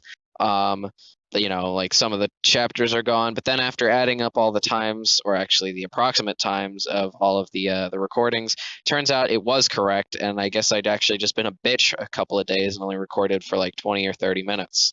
Speaking of being a bitch and recording for 20 to 30 minutes, my hope is to read until I get to the end of chapter 8, because chapter 8, if I remember correctly, is a short chapter. It's only like 20 pages or so.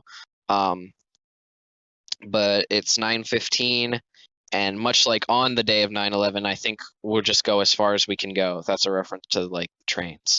So we're currently on page 271. It doesn't end until it ends on page 295. So we've got 24 pages. All right. So let's just jump into it. You know what I'm saying? Big, good old, what's that even? Philip DeFranco or something. All right, 8.1, The Summer of Threat. God damn it. God damn it. God damn it. Literally the last one, the last chapter, you guys, I'm sure you recall, literally just leaves off on the cliffhanger like 9/11 happens tomorrow. Now we start in January or some shit. And as 2001 began, counterterrorism officials were receiving frequent but fragmentary reports about threats. Indeed, there appeared to be possible threats almost everywhere the United States had interests, including at home. To understand how the escalation in threat reporting was handled in the summer of 2001, it is useful to understand how threat information in general is collected and conveyed. Information is collected through several methods, including signals, intelligence, and interviews of human sources, and gathered into intelligence reports. Depending on the source and nature of the reporting, these reports may be highly classified and therefore tightly held, or less sensitive and widely disseminated to state and local law enforcement agencies. Threat reporting must be disseminated either through individual reports or through threat advisories. Such advisories, intended to alert their recipients, may address a specific threat or be a general warning. Because the amount of reporting is so voluminous, only a select fraction can be chosen for briefing the president and senior officials. During 2001, Director of Central Intelligence George Tenet was briefed regularly regarding threats and other operational information relating to Osama bin Laden. He in turn met with President Bush, who was briefed by the CIA through what is known as the President's Daily Brief, PDB. Each PDB consists of a series of 6 to 8 relatively short articles or briefs covering a broad array of topics. CIA staff decides which subjects are most important on any given day. There were more than 40 intelligence articles in the PDBs from January 20th to September 10th, 2001 that referred to bin Laden.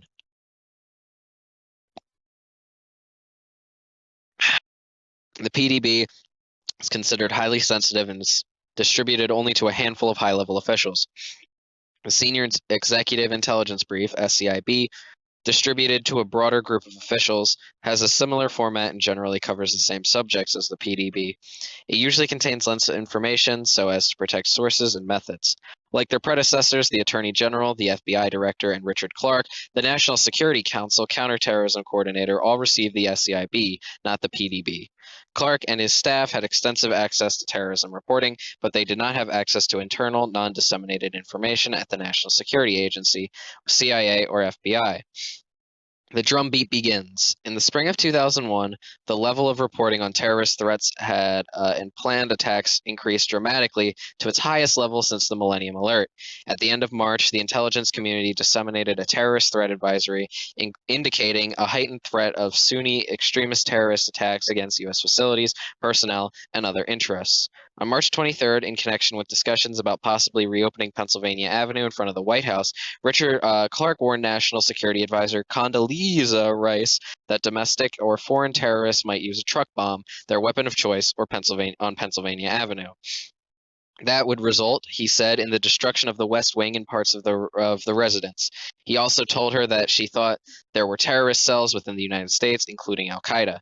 The next week, Rice was briefed on the activities of Abu Zubaydah on CIA efforts to locate him. As pointed out in Chapter 6, Abu Zubaydah had been a major figure in the Millennium Plots. Over the next few weeks, the CIA repeatedly issued warnings, including calls from DCI Tenet to Clark, that Abu Zabudea was planning an operation in the near future. One report cited a source indicating that Abu Zabudea was planning an attack on a country that CIA analysts thought might be Israel, or perhaps Saudi Arabia or India. Clark relayed these reports to Rice. In response to these threats, the FBI sent a message to all its field officers on April 13th, summarizing reporting to date. It asked the offices to task all resources, including human sources and electronic databases, for any information pertaining to its current operational status relating to Sunni extremism. It did not suggest that there was a domestic threat. The Interagency Counterterrorism Security Group, CSG, that Clark chaired discussed the Abu Zabudea reports on April 19th. The next day, a briefing to top officials reported bin Laden planning multiple operations. When the deputies discussed al-Qaeda policy on April 30th, they began with a briefing on the threat. In May 2001, the drumbeat of reporting grew louder, with reports to top officials that bin Laden public profile may presage attack, and bin Laden network's plans advancing. In early May, a walk-in to the FBI claimed there was a plan to launch attacks on London, Boston, and New York. Attorney General John Ashcroft was briefed by the CIA on May 15th regarding al-Qaeda generally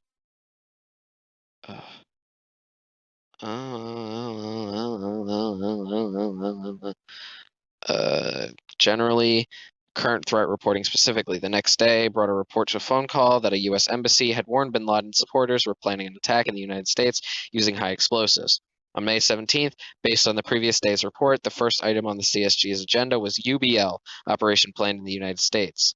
The anonymous caller's tip could not be corroborated.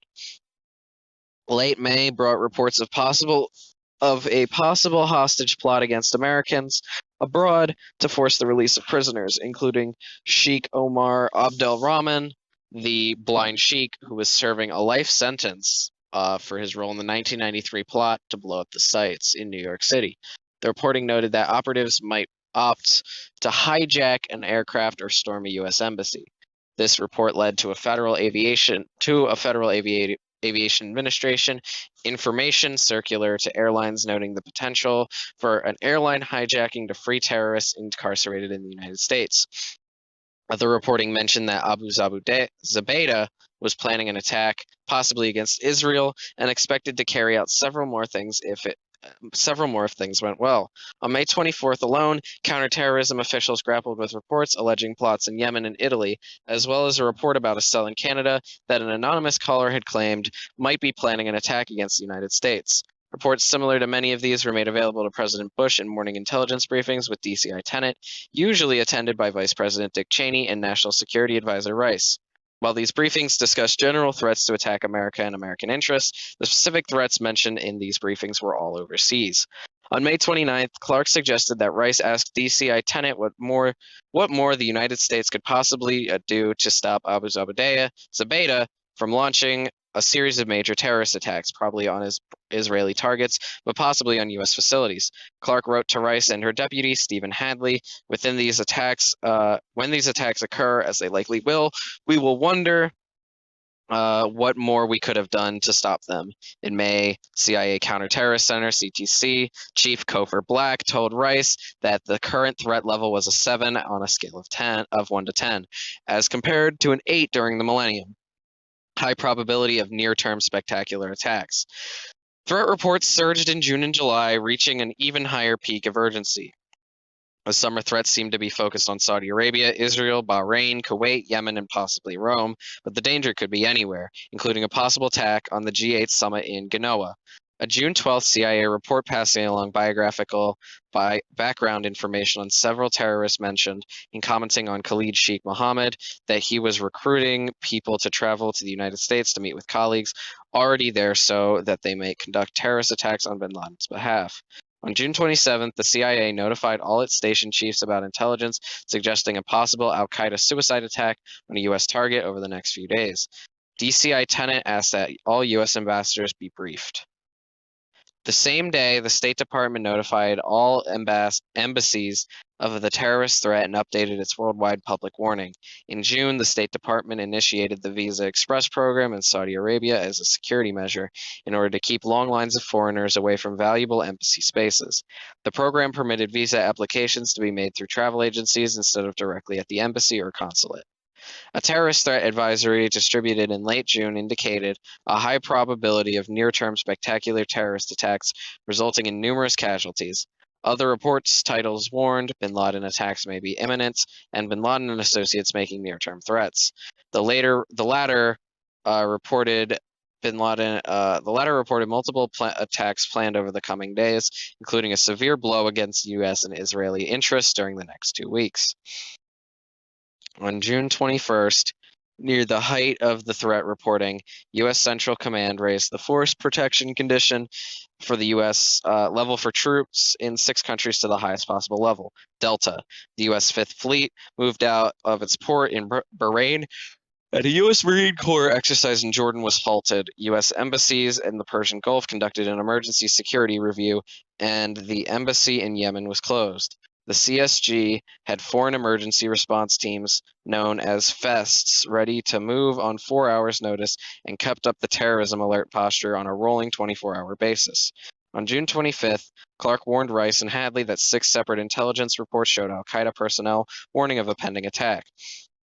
An Arabic television station reported that with bin Laden's pleasure with al-Qaeda leaders who were saying that the next weeks will witness important surprises, and that U.S. and Israeli interests will be targeted.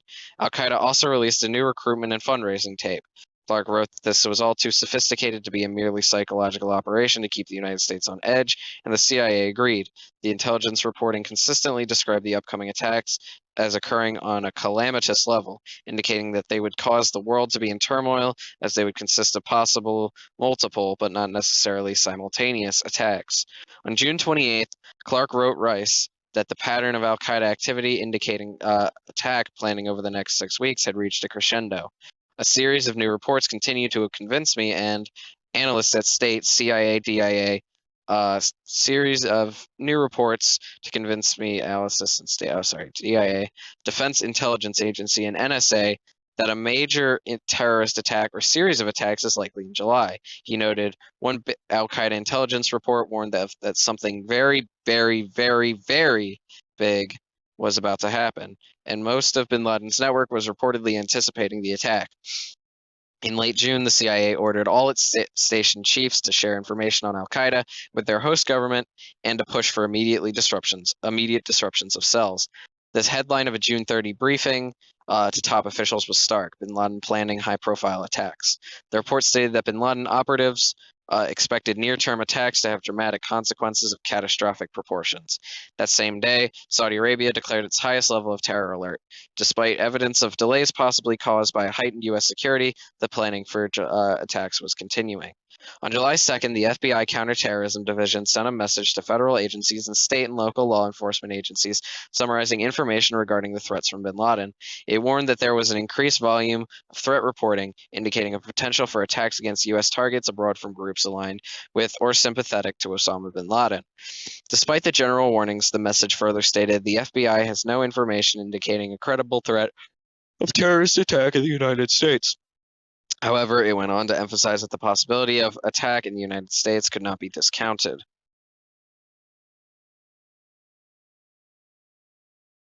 It also noted that the July 4th holiday might heighten the threats. The report asked recipients to exercise extreme vigilance and report suspicious activities to the FBI.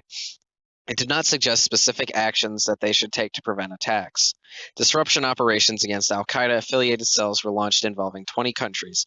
Several terrorist operatives were detained by foreign governments, possibly disrupting operations in the Gulf and Italy, and perhaps averting attacks against 2 or 3 U.S. embassies. Clark and others told us of a particular concern about possible attacks on the 4th of July. After it passed uneventfully, the CSG decided to maintain the alert. To enlist more international help, Vice President Cheney contacted Saudi Crown Prince Abdullah on July 5th. Hadley apparently called European counterparts, while Clark worked with senior officials in the Gulf. In late July, Because of the threats, Italy closed the airspace over Genoa and mounted anti-aircraft batteries in the Genoa airport during the G8 summit, which President Bush attended. At home, the CSG arranged for the CIA to brief intelligence and security officials from several domestic agencies. On July 5th, representatives from the Immigration and Naturalization Service, INS, the FAA, the Coast Guard, the Secret Service, Customs, the CIA, and the FBI met with Clark to discuss the current threat. Attendees report that they were told not to disseminate the threat information they received at the meeting. They interpreted the direction to mean that although they could brief their superiors, they could not send out advisors to the field. An NSC official recalls a somewhat different emphasis, saying that attendees were asked to take the information back to their home agencies and do what you can with it, subject to the classification and distribution restrictions. A representative from the INS asked for a summary of the information that she could share with field officers. She never received one. That same day, the CIA briefed Attorney General Ashcroft on the al-Qaeda threat, warning that a significant terrorist attack was imminent. Ashcroft was told that preparations for multiple attacks were in the late stages or already complete, and that little additional warning could be expected. The briefing addressed only threats outside the United States. The next day, the CIA representative told the CSG that al-Qaeda members believe the upcoming attack would be spectacular, qualitatively different from anything they had done to date. Apparently, as a result of the July 5th meeting with Clark, the Interagency Committee on Federal Buildings Security was tasked to examine security measures. This committee met on July 9th when 37 officials from 27 agencies and organizations were briefed on the current threat level in the United States. They were told not only the threat reports from abroad, but also the recent convictions in the East Africa bombings trial, the conviction of Ahmed Rassam, and the just returned Khobar Towers indictments reinforced the need to exercise extreme vigilance. Attendees were expected to determine whether their respective agencies needed enhanced security measures. On July 18, 2001, the State Department provided a warning to the public regarding possible terrorist attacks in the Arabian Peninsula. Acting FBI Director Thomas Picard told us he had one of his periodic conference calls with special agents in charge on July 19th. He said one of the items he mentioned was the need, in light of increased threat reporting, to have evidence response teams ready to move at a moment's notice in case of an attack. He did not task field offices to try to determine whether any plots were being considered within the United States or to take any action to disrupt any such pilots. In mid-July, reporting started to indicate that bin Laden's plans had been delayed, maybe for as long as 2 months, but not abandoned. On July 23rd, the lead item for CSG discussion was still the al-Qaeda threat, and it included mention of suspected terrorist travel to the United States. On July 31st, an FAA circular appeared alerting the aviation community to reports of possible near-term terrorist operations, particularly on the Arabian Peninsula and/or Israel. It stated that the FAA had no credible evidence of specific plans to attack U.S. Civil aviation, though it noted that some of the currently active terrorist groups were known to plan and train for hijackings, and were able to build and conceal sophisticated explosive devices in luggage and consumer products. Tenet told us that in his world, the system was blinking red. By late July, that's what the chapter is called, deceivingly, because you'd think it'd be about hijacking. By late July, Tenet said it could not get any worse. Not everyone was convinced. Some asked whether these threats might all just be deception.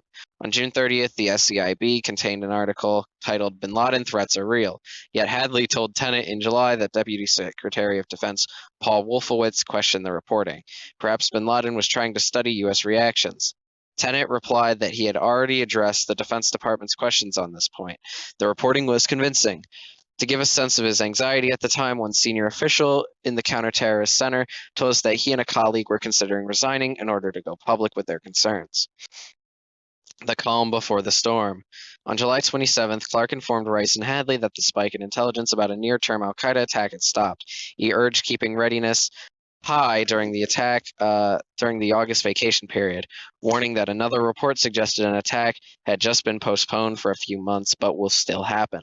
On August 1st, the FBI issued an advisory that in light of the increased volume of threat reporting and the upcoming anniversary of the East Africa embassy bombings, increased attention should be paid to security planning. It noted that although most of the reporting indicated a potential for attacks on U.S. interests abroad, the possibility of an attack in the United States could not be discounted. On August 3rd, the intelligence community issued an advisory concluding that the threat of impending al-Qaeda attacks would likely continue indefinitely. Citing threats in the Arabian Peninsula, Jordan, Israel, and Europe, the advisory suggested that al-Qaeda was lying in wait and searching for gaps in security before moving forward with planned attacks.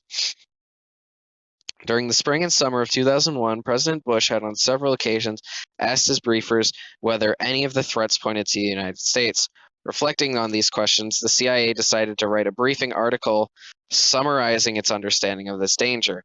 Two CIA analysts involved in preparing this briefing article believed it represented an opportunity to communicate their view that the threat of a bin Laden attack in the United States remained both current and serious.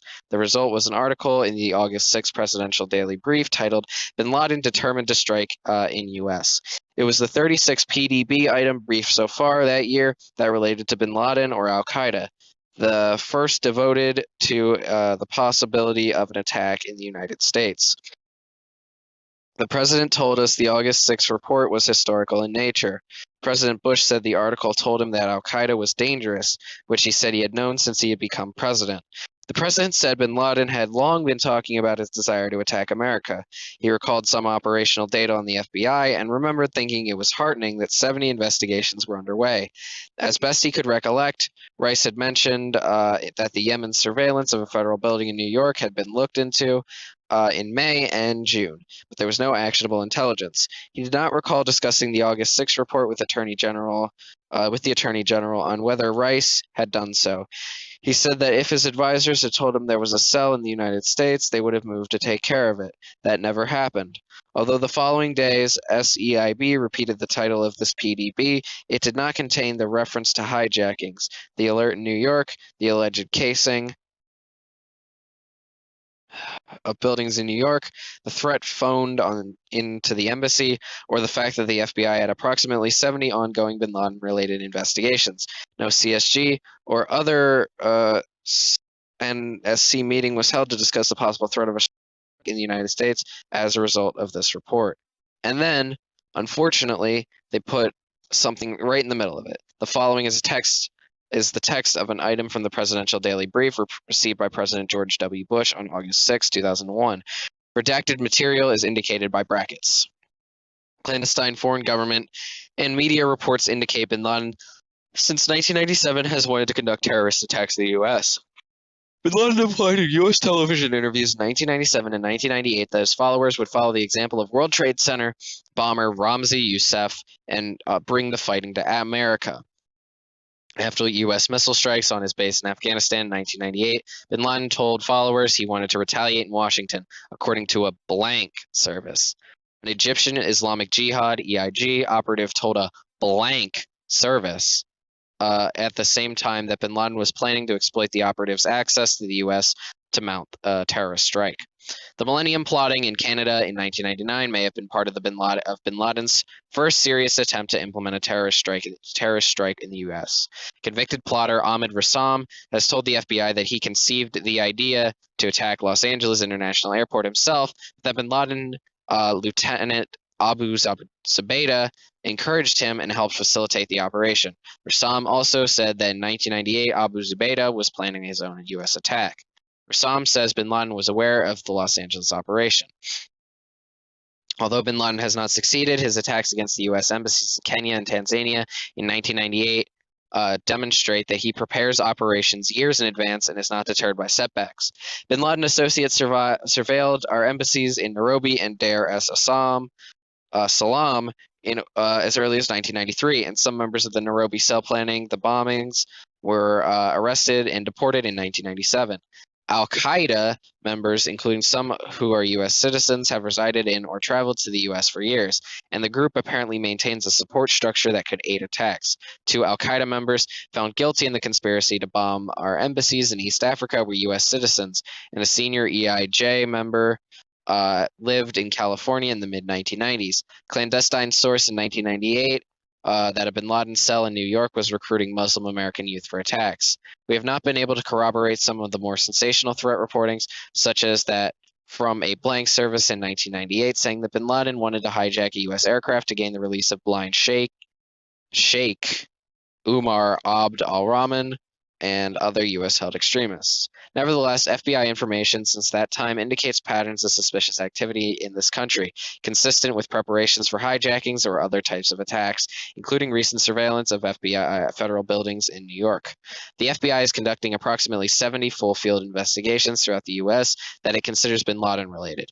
CIA and FBI are investigating a call to our embassy in the UAE in May, saying that a group of bin Laden supporters was in the U.S. planning attacks with explosives. Late in the month, a foreign service reported that Abu Zubaydah was considering terrorist attacks in the United States after postponing possible operations in Europe. No targets, timing, or method of attack were provided. We have found no indication of any further discussion before September 11th among the president and his top advisors of the possibility of a threat of an al-Qaeda attack in the United States. DCI Tenet visited President Bush in Crawford, Texas on August 17th and participated in PDB briefings of the president between August 31st, after the president returned to Washington, and September 10th. But Tenet does not recall any discussions with the president of the domestic threat during this period. Most of the intelligence community recognized in summer of 2001 that the number and severity of threat reports were unprecedented. Many officials told us that they knew something terrible was planned and they were desperate to stop it. Despite their large number, the threats received contained few specifics regarding time, place, method, or target. Most suggested that attacks were planned against targets overseas. Others indicated threats against unspecified U.S. interests. We cannot say for certain whether these reports, as dramatic as they were related to the 9/11 attacks. Government response to the threats. National Security Advisor Rice told us that the CSG was the nerve center for running the crisis, although the senior officials were involved over the course of the summer. In addition to his daily meetings with President Bush and weekly meetings to go over issues with Rice, Tenet was speaking regularly with Secretary of State Colin Powell and Secretary of Defense Donald Rumsfeld. The foreign policy principals routinely talked on the telephone every day on a variety of topics. Hadley told us that before 9/11, he and Rice did not feel they had the job of coordinating domestic agencies. They felt that Clark and the CSG, part of the NSC, were the NSC's bridge between foreign and domestic threats. There was a clear disparity in the levels of response to foreign versus domestic threats. Numerous actions were taken overseas to disrupt possible attacks, enlisting foreign partners to upset terrorist plans, closing embassies, moving military assets out of the way of possible harm. Far less was done domestically, in part surely because the extent that specifics did exist, they pertained to threats overseas. As noted earlier, a threat against the embassy in Yemen quickly resulted on its closing. Possible domestic threats were more vague. When reports did not specify where the attacks were to take place, officials presumed that they would again be overseas, though they did not rule out a target in the United States. Each of the FBI threat advisories made this point. Clark mentioned to National Security Advisor Rice at least twice that al-Qaeda sleeper cells were likely in the United States. In January 2001, Clark forwarded a strategy paper to Rice warning that al-Qaeda had a presence in the United States. He noted that two key al-Qaeda members in the Jordanian cell involved in the Millennium Plot were naturalized U.S. citizens, and that one jihadist suspected in the East Africa bombings had informed the FBI that an extensive network of al-Qaeda sleeper agents currently existing in the U.S. He added that Rassam's abortive December 1999 attack revealed al-Qaeda supporters in the United States. His analysis, however, was based not on new threat reporting, but on past experience. The September 11th attacks fell into the void between the foreign and domestic threats. The foreign intelligence agencies were watching overseas, alerts of foreign threats to the U.S., interests there. The domestic agents were waiting for evidence of domestic threat from sleeper cells within the United States. No one was looking for a foreign threat to domestic targets. The threat that was coming from was not from sleeper cells. It was foreign, but from foreigners who had infiltrated the United States. Infiltrated, they got like passports and shit. Sure, maybe they were like fraudulent passports, but still, they like came here mostly legitimately. A second cause of the disparity in response is that the domestic agencies did not know what to do, and no one gave them direction. Cressy told us that the CSG did not tell agencies how to respond to to the threats. He noted that the agencies that were operating overseas did not need a direction on how to respond. They had experience with such threats and had a playbook. In contrast, the domestic agencies did not have a game plan. Neither the NSC, including the CSG, nor anyone else instructed them to create one. This lack of direction was evident in the July 5th meeting with representatives from the domestic agencies. The briefing focused on overseas threats.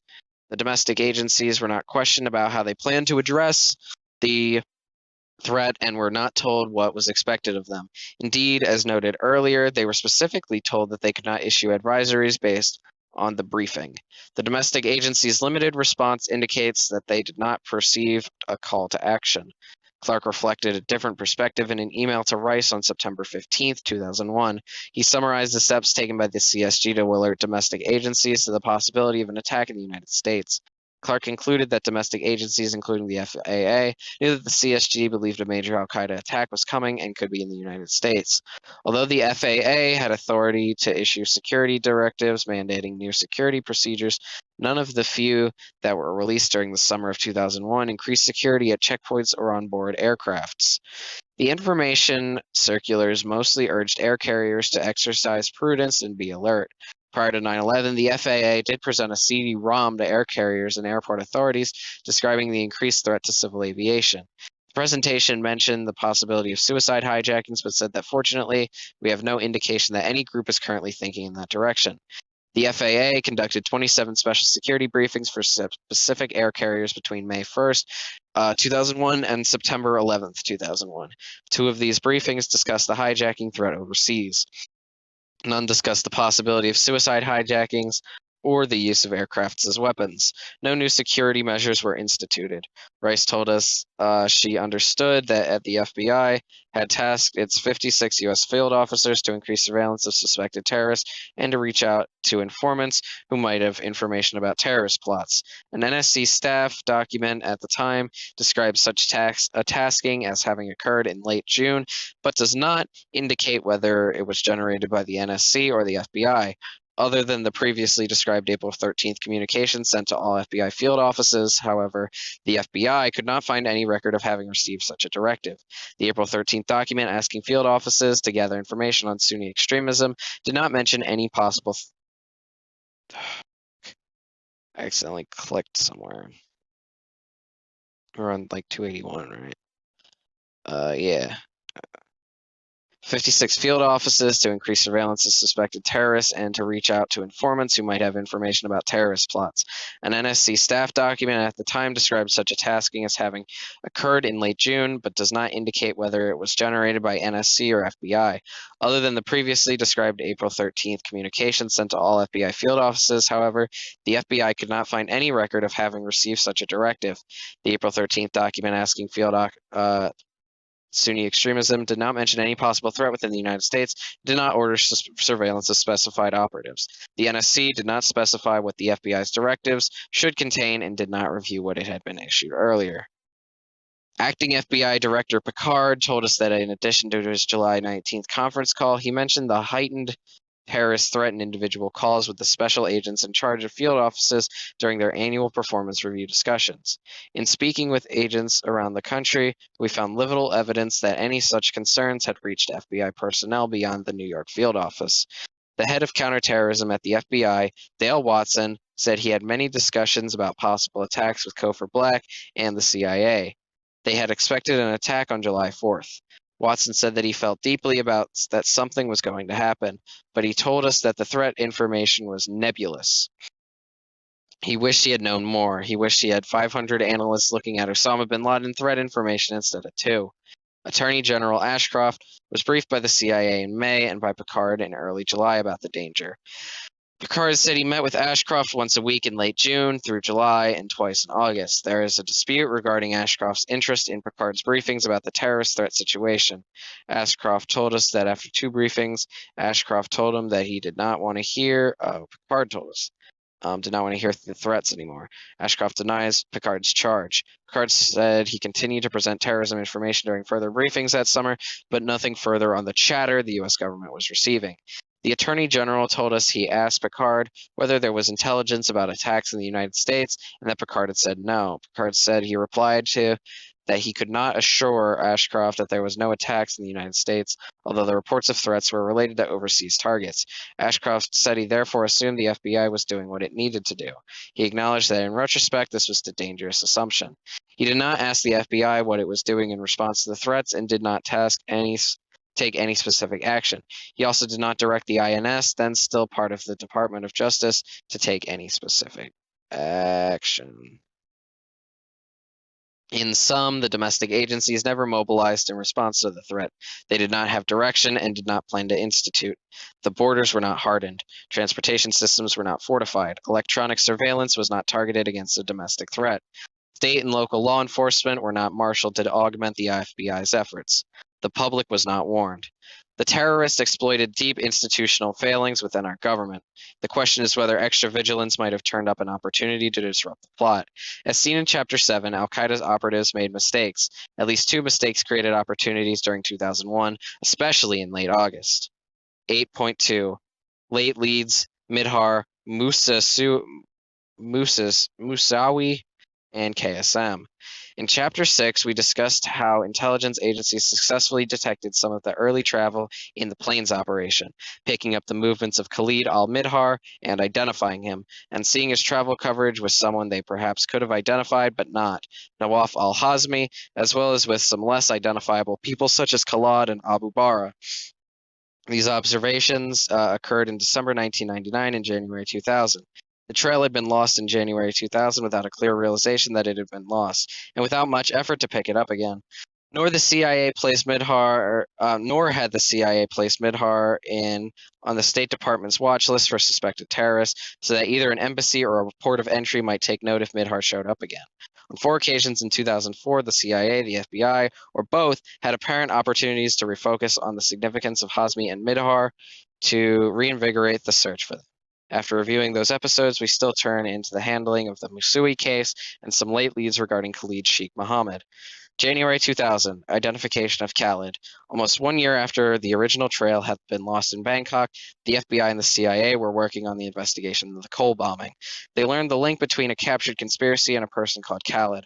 They also learned that Khalid was a senior security official for bin Laden who had helped direct the bombing. We introduced Khalid in Chapter 5 and returned to his role in the Cole bombing in Chapter 6. One of the members of the FBI investigative team in Yemen realized that he had heard Khalid before from a joint FBI-CIA source 4 months earlier. The FBI agent obtained from a foreign government a photo of this person believed to have directed the Cole bombing. It was shown to the source, and he confirmed that the man in the photograph was the same as Khalid he had described. In December 2000, on the basis of some links associated with Khalid al-Midhar, the CIA's bin Laden unit speculated that Khalid and Khalid al-Midhar might be one and the same. Maybe they're just fucking racist. The CIA asked that a Kuala Lumpur surveillance photo of Midhar be shown to the joint source who had identified Khalid. In early January 2001, 2 photographs from the Kuala Lumpur meeting were shown to the source. One was a known photograph of Midhar, the other a photograph of a then unknown subject. The source did not recognize Midhar, but he indicated he was 90% certain that the other individual was Khalid. This meant that Khalid and Midhar were 2 different people. It also meant that there was a link between Khalid and Midhar, making Midhar seem even more suspicious. Yet we found no effort by the CIA to renew the long-abandoned search for Midhar or his travel companions. In addition, we found that the CIA did not notify the FBI of this identification. DCI Tennant and Kofor Black testified before Congress's joint inquiry into 9/11 that the FBI had access to this identification from the beginning, but drawing on extensive record, including documents that were not available to the CIA personnel who drafted that testimony, we conclude that this was not the case. The FBI's primary Cole investigators had no knowledge that Khalid had been in Kuala Lumpur with Midhar and others until after the September 11th attacks. Because the FBI had not been informed in January 2000 about Midhar's possession of a U.S. visa, it had not then started looking for him in the United States. Because it did not know the links between Khalid and Midhar, it did not start looking for him until January 2001. This incident is an example of how day-to-day gaps in information sharing can emerge even when there is mutual goodwill. The information was from a joint FBI/CIA source who spoke essentially no English and whose languages were not understood by the FBI agent on the scene overseas. Issues of travel and security necessarily kept short the amount of time spent with the source. As a result, the CIA officer usually did not translate either questions or answers for his FBI colleague and friend.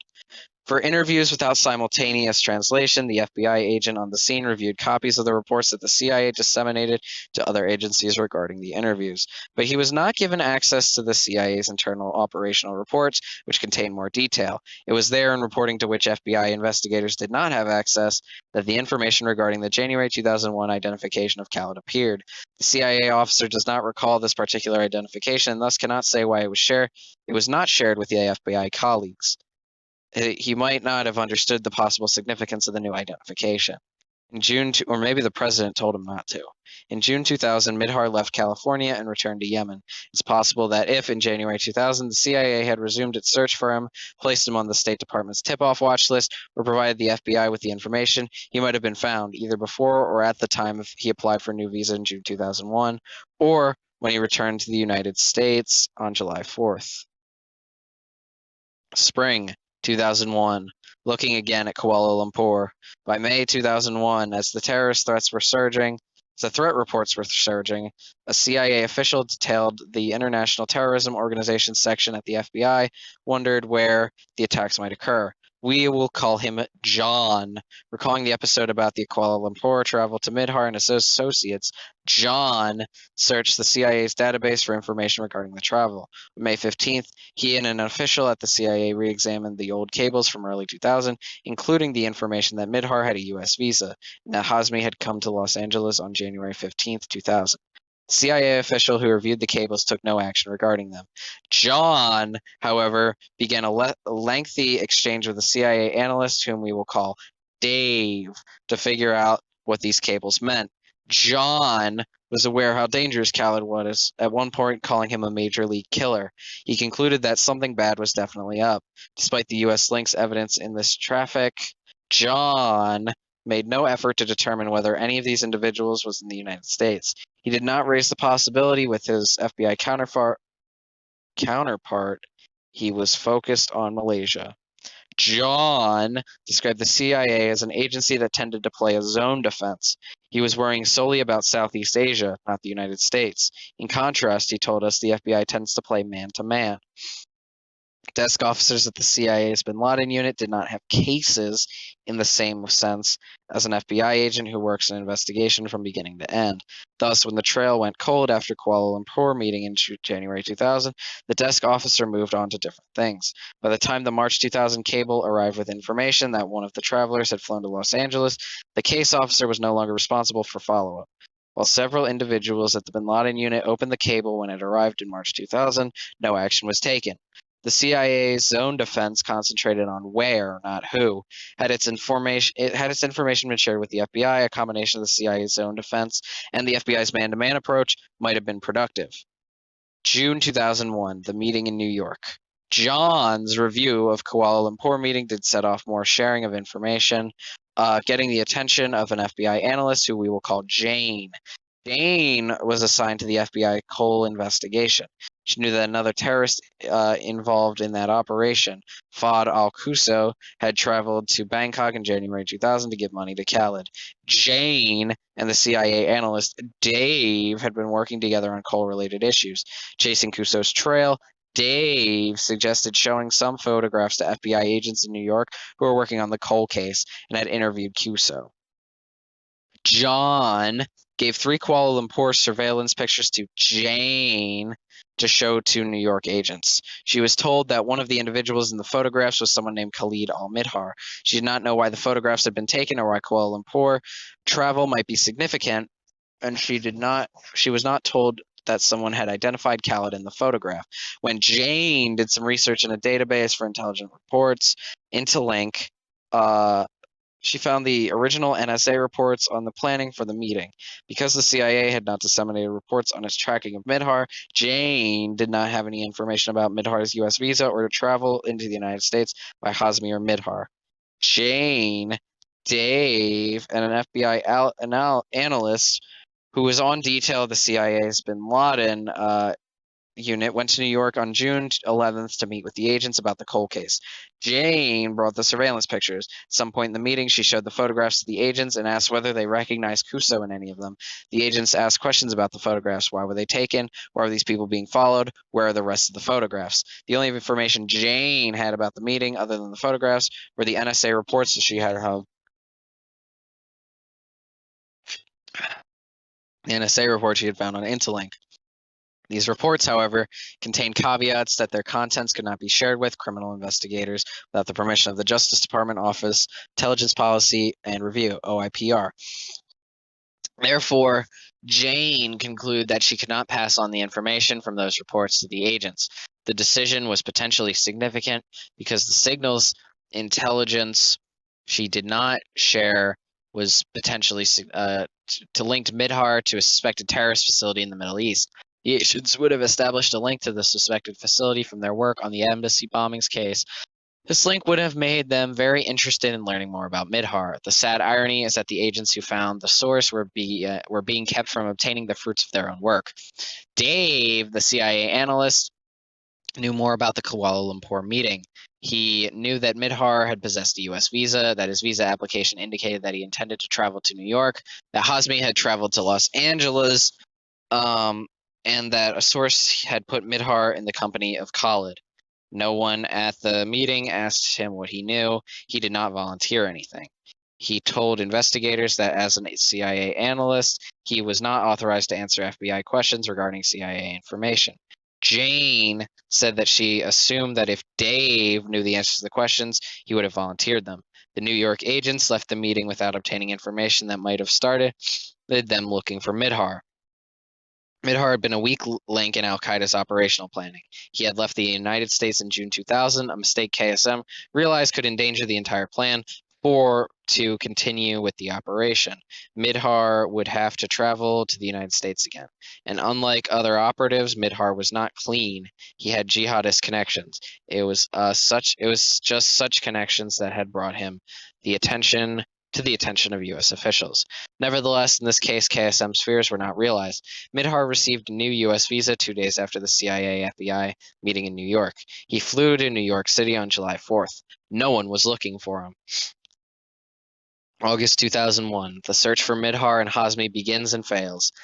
During the summer of 2001, John, following a good instinct but not as part of any formal assignment, asked Mary, an FBI analyst detailed at the CIA's Bin Laden unit, to report all the Kuala Lumpur materials just one more time. She had been at the New York meeting with Jane and Dave, but had not looked into the issues yet herself. John asked her to do the research in her free time.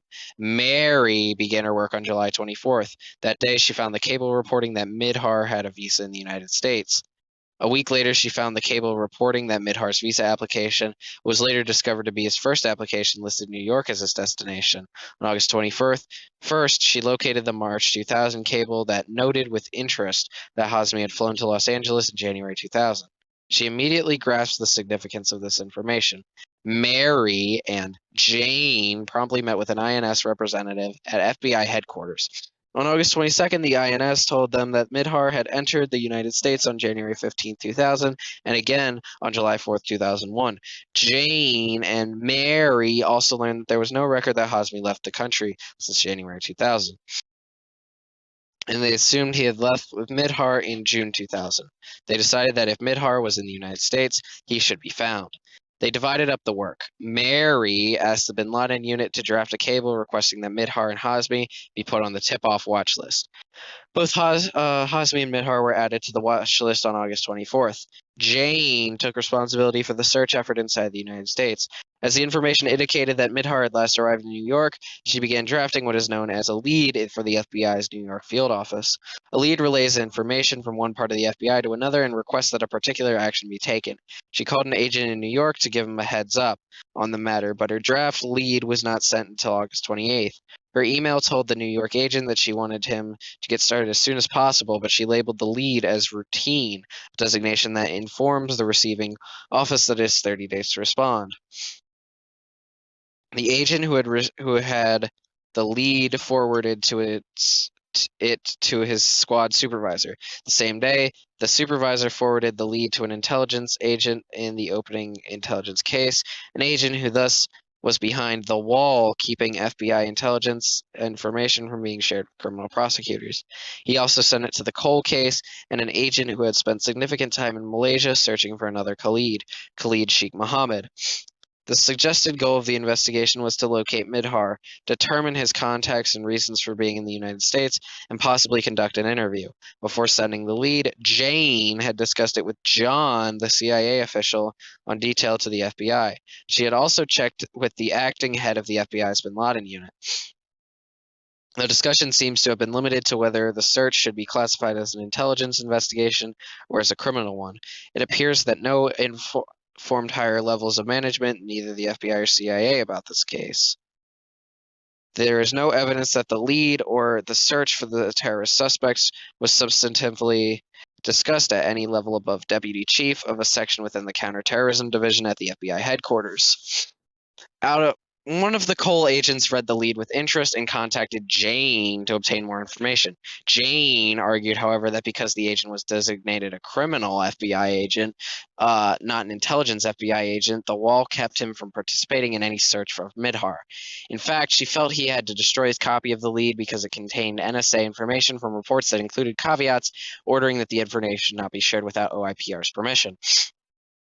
The agent asked Jane to get an opinion from the FBI's National Security Law Unit, NSLU, on whether he could open a criminal case on Midhar. Jane sent an email to the Cole case agent explaining explaining that according to the NSLU, the case could be open only as an intelligence matter, that if Midhar was found, only designated intelligence agents could conduct or even be present at any interview. She appears to have misunderstood the complex rules that could apply to this situation. The FBI angrily responded, "Whatever has happened to this, someday someone will die, and wall or not, the public will not understand why we were not more effective at throwing away every resource we had at certain problems. Let's hope the National Security Law Unit will stand behind their decisions then, especially since the biggest threat to us now, UBL, is getting the most protection." Jane replied that she was not making up the rules. She claimed that they were in the relevant manual and ordered by the FISA court, and every office of the FBI is required to follow them, including the FBI NY. It is now clear that everyone involved was confused about the rules governing the sharing and use of information gathered in intelligence channels. Because Midhar was being sought for his possible connection to or knowledge of the Cole bombing, he could be investigated or tracked under the existing Cole criminal case. No new criminal case was needed for the criminal agent to begin searching for Midhar, and as NSA had approved the passage of its information to the criminal agent, he could have conducted a search using all available information. As a result of this confusion, the criminal agents who were knowledgeable about Al-Qaeda and experienced within criminal investigative techniques, including finding suspects and possible criminal charges, were thus excluded from the search. The search was assigned to one FBI agent, and it was his very first counterterrorism lead. Because this lead was routine, he was given 30 days to open an intelligence case and make some unspecified efforts to locate Midhar. He started the process a few days later. He checked the local New York databases for criminal records and driver's license information, and checked the hotel listed on Midhar's U.S. entry form. Finally, on September 11th, the agent sent a lead to Los Angeles because Midhar had initially arrived in Los Angeles in January 2000. We believe that if more resources had been applied and a significantly different approach taken, Midhar and Hazmi might have been found. They had used their true names in the United States. Still, the investigators would have needed luck as well as skill to find them prior to September 11th, even if searches had begun as early as August 23rd, when the lead had first been drafted. Many FBI witnesses have suggested that even if Midhar had been found, there was nothing the agents could have done except follow him onto the planes. We believe this is incorrect. Both Hazmi and Midhar could have been held for immigration violations or as material witnesses in the Cole bombing case. Investigation or interrogation of them and investigation of their travel and financial activities could have yielded evidence to connections to other participants in the 9/11 plot. The simple fact that their destination could have been derailed could have derailed the plan. In any case, the opportunity did not arise. Phoenix Memo. The Phoenix Memo was investigated thoroughly by Joint Inquiry and Department of Justice Inspectorate General. We will recap it briefly here. In July 2001, an FBI agent in the Phoenix field office sent a memo to FBI headquarters and 2 agents of an international terrorism squads in the New York field office, advising the possibility of a coordinated effort by Osama bin Laden to send students in the United States to attend civil aviation schools. The agent based his theory on the inordinate number of individuals of investigative interest attending such schools in Arizona. The agent made 4 recommendations to FBI headquarters to compile a list of civil aviation schools, establish liaison with those schools, discuss his theories about bin Laden with the intelligence community, and seek authority to obtain visa information on persons applying to the flight schools. His recommendations were not acted on. His memo forwarded to one field office. Managers of the Osama bin Laden unit and the Radical Fundamentalist unit at FBI headquarters were addressees, but they did not even see the memo until after September 11th. No managers at headquarters saw the memo before September 11th, and the New York field officers took no action. As its author told investigators, the Phoenix memo was not an alert about suicide pilot. His worry was more about a Pan Am Flight 103 scenario in which explosives were placed on the aircraft. The memo's references to aviation training were broad, including aeronautical engineering. If the memo had been distributed in a timely fashion and recommendations acted on promptly, we do not believe it would have uncovered the plot. It might well, however, have sensitized the FBI so that it might have taken the Musui matter more seriously the next month. On August 15, 2001, the Minneapolis FBI field office initiated an intelligence investigation on Zacarias Musui. As mentioned in Chapter 7, he had entered the United States in February 2001 and had begun flight lessons at Airman Flight School in Norman, Oklahoma. He resumed his training at the Pan Am International Flight Academy in Eagan, Minnesota, starting on August 13th. He had none of the usual qualifications for flight training on Pan Am's Boeing 747 flight simulators. He said he did not intend to become a commercial pilot, but wanted training as an ego-boosting thing. Musui stood out because, with little knowledge of flying, he wanted to learn how to take off and land a Boeing 747. The agent in Minneapolis quickly learned that Musui possessed jihadist beliefs. Moreover, Musui had $32,000 in a bank account but did not provide a plausible explanation for this sum of money. He had traveled to Pakistan but became agitated when asked if he had traveled to nearby countries while in Pakistan. Pakistan was the customary route to the training camps in Afghanistan. He planned to receive martial arts training and intended to purchase a global positioning receiver. The agent also noted that Musui became extremely agitated whenever he was questioned regarding his religious beliefs. The agent concluded that Musui was an Islamist extremist preparing for some future act in furtherance of his radicalist fundamentalist goals. He also believed that Musui's plan was related to his flight training. Musui can be seen as an al-Qaeda mistake and a missed opportunity. An apparently unreliable operative, he had fallen into the hands of the FBI. As discussed in Chapter 7, Musui had been in contact with and received money from Ramsey Barney. If Musui had been connected to al-Qaeda, questions should instantly have arisen about a possible al-Qaeda plot that involved piloting airliners, a possibility that had never been seriously analyzed by the intelligence community.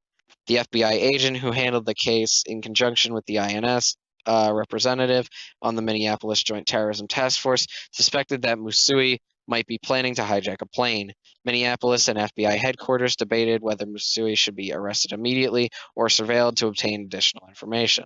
Because it was not clear whether Musui could be imprisoned, the FBI case against agent decided the most important thing was to prevent Musui from attaining any further training that he could use to carry out a potential attack. As a French national who had overstayed his visa, Musui could be detained immediately. The INS arrested Musui on the immigration violation. A deportation order was signed August 17, 2001. The agents in Minnesota were concerned that the U.S. Attorney's Office in Minneapolis would find insufficient probable cause of a crime to obtain a criminal warrant to search Musui's laptop computer. Agents at the FBI headquarters believed there was insufficient probable cause. Minneapolis therefore sought a special warrant. Damn it.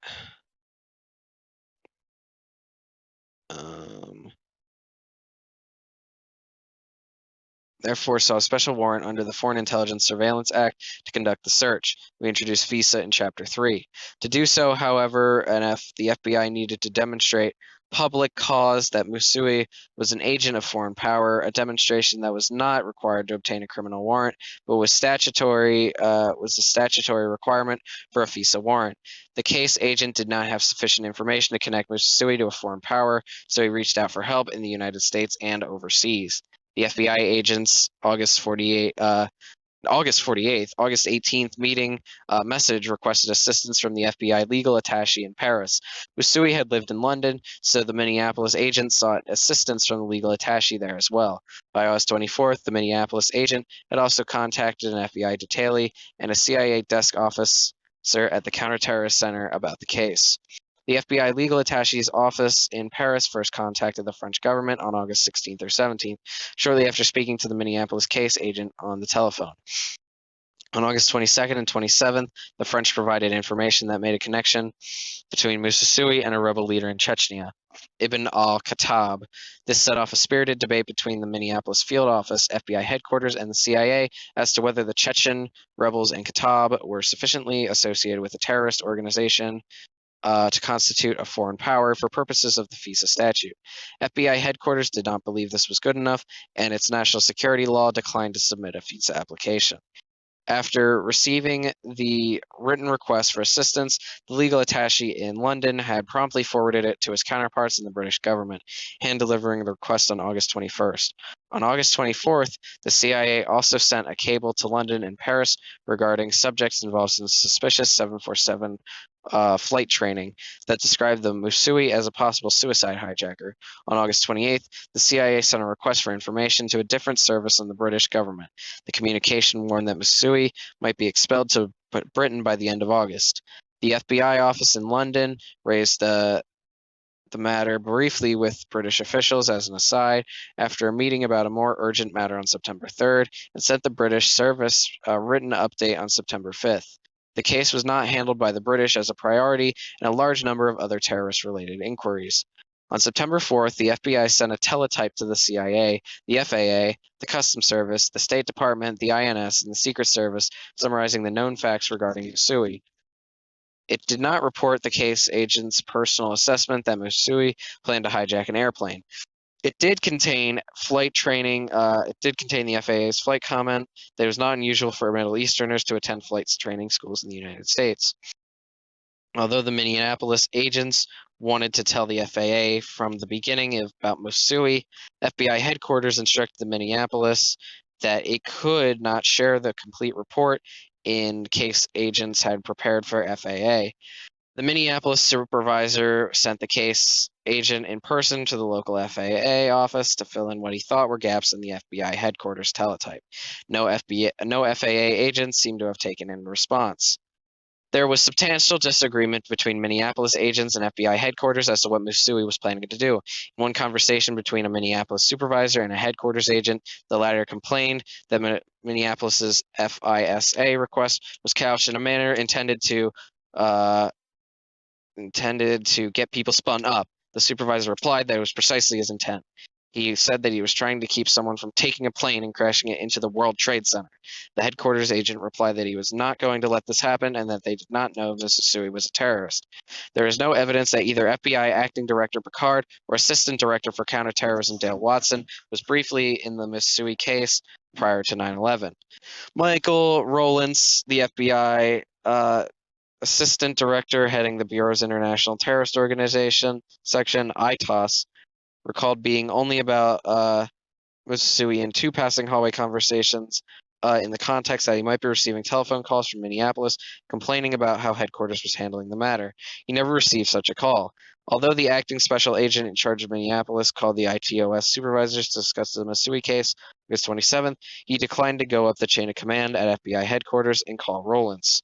On August 23rd, DCI Tenet was briefed about the Musui case in a briefing titled Islamic Extremist Learns to Fly. Tenet was also told that Musui wanted to learn to fly a 747, paid for his training in cash, was interested to learn the doors do not open in flight, and wanted to fly a simulated flight from London to New York. He was told that the FBI had arrested Musui because of a visa overstay, and that the CIA was working on the case with the FBI. Tenet told us that no connection to Al-Qaeda was apparent to him at the time.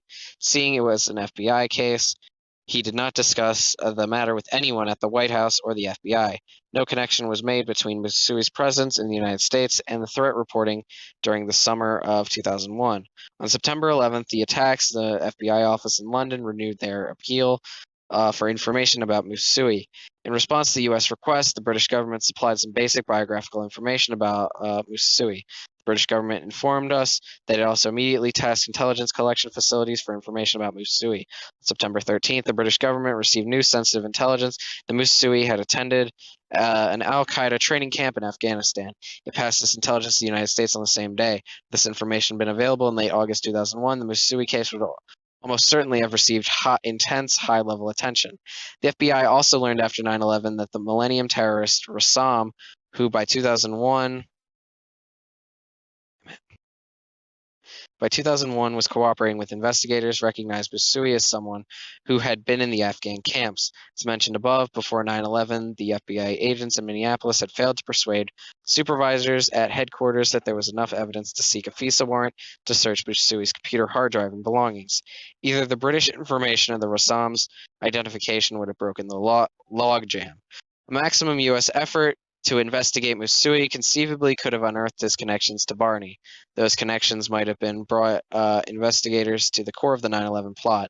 The Barney connection was recognized shortly after 9/11, though it was not an easy trail to find. Discovering it would have required quick and very substantial cooperation from the German government, which might well have been difficult to obtain. However, publicity about Mutsui's arrest and a possible hijacking threat might have derailed the plot. With time, the search for Midhar and Hazmi and the investigation of the Mutsui plot might also have led to a breakthrough that would have disrupted the plot. Khalid Sheikh Mohammed. Another late opportunity was presented by a confluence of information regarding Khalid Sheikh Mohammed received by the intelligence community in the summer of 2001. The possible links between KSM, Mutsui, and an individual only later identified as Ramzi Barney would remain undiscovered. Although we readily equate with KSM with al-Qaeda today, this was not the case before 9/11. KSM, who had been indicted in January 1996 for his role in the Manila air plot, was seen primarily as another freelance terrorist associated with Ramzi Youssef.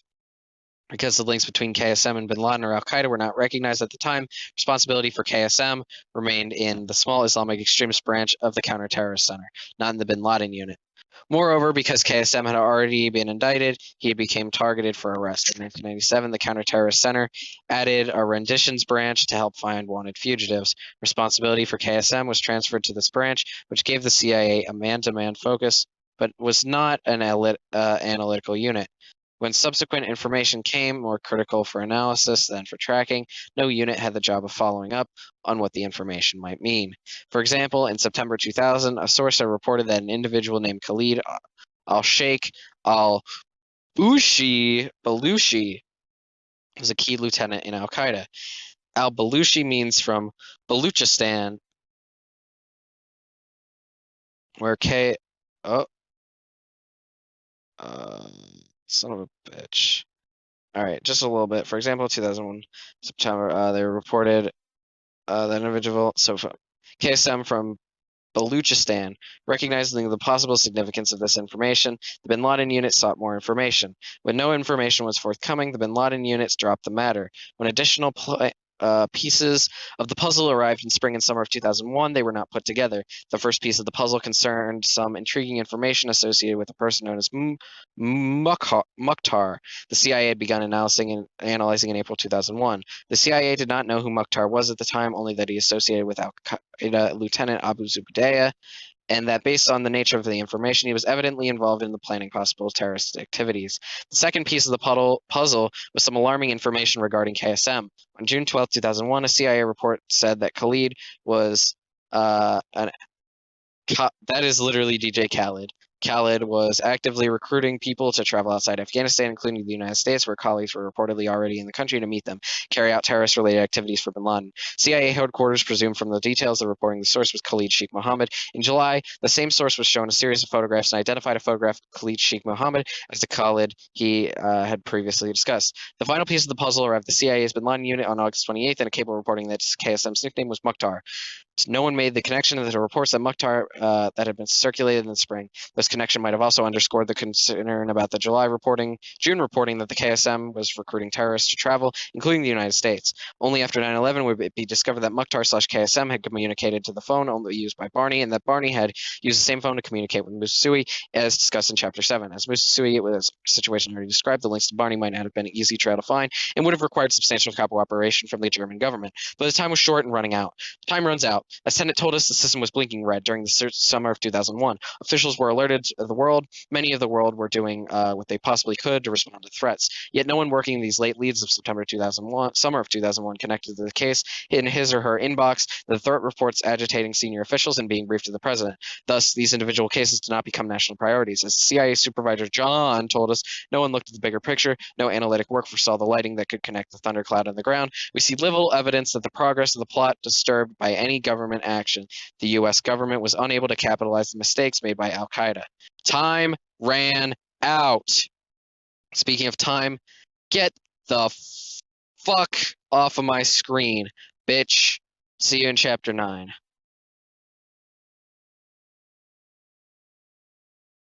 I don't want to live no more. Sometimes I hear death knocking at my front door. I'm living every day like a hustle. Another drug to juggle. Another day, another struggle. I don't want to live no more. Sometimes I hear death knocking at my front door.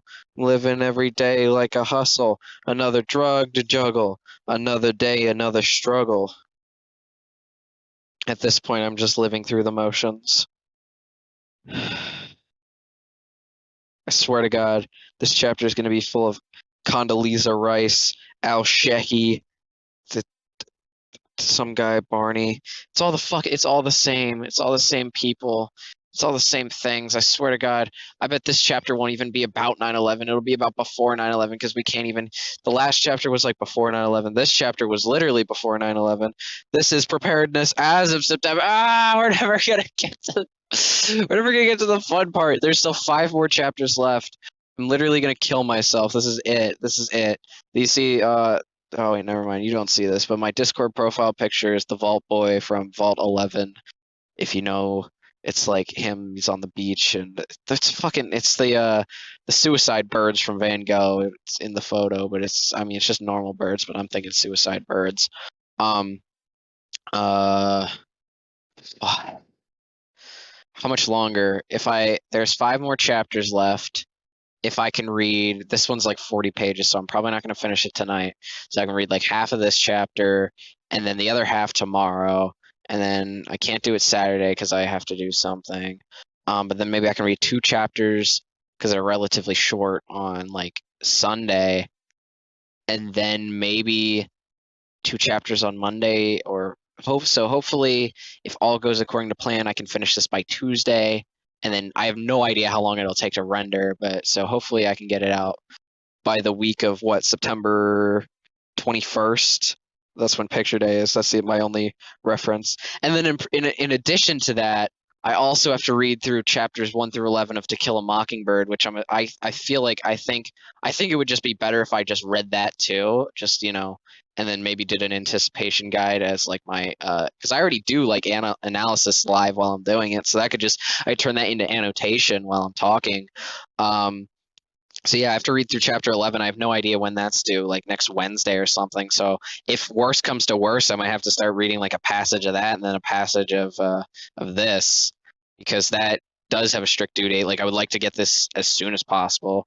I started recording this the Friday before 9/11, thinking that this would be, like maybe just like a cute little circumcision video that I did, like that was up till this point, circumcision was my longest video, and that was like 6 hours. Like that's what we're working with here. Like my level of work up to this point was 2 sessions culminating into 6 hours. I don't even think I've had a session as long as any of my videos. Like I think, okay, maybe I did have one longer than the handbook one, but not even one as long as the female genital mutilation one. In my defense, I haven't had any bang energy, which is what I kind of ran off of on those. But without further ado, let's start talking about 9.1, preparedness as of September 11th.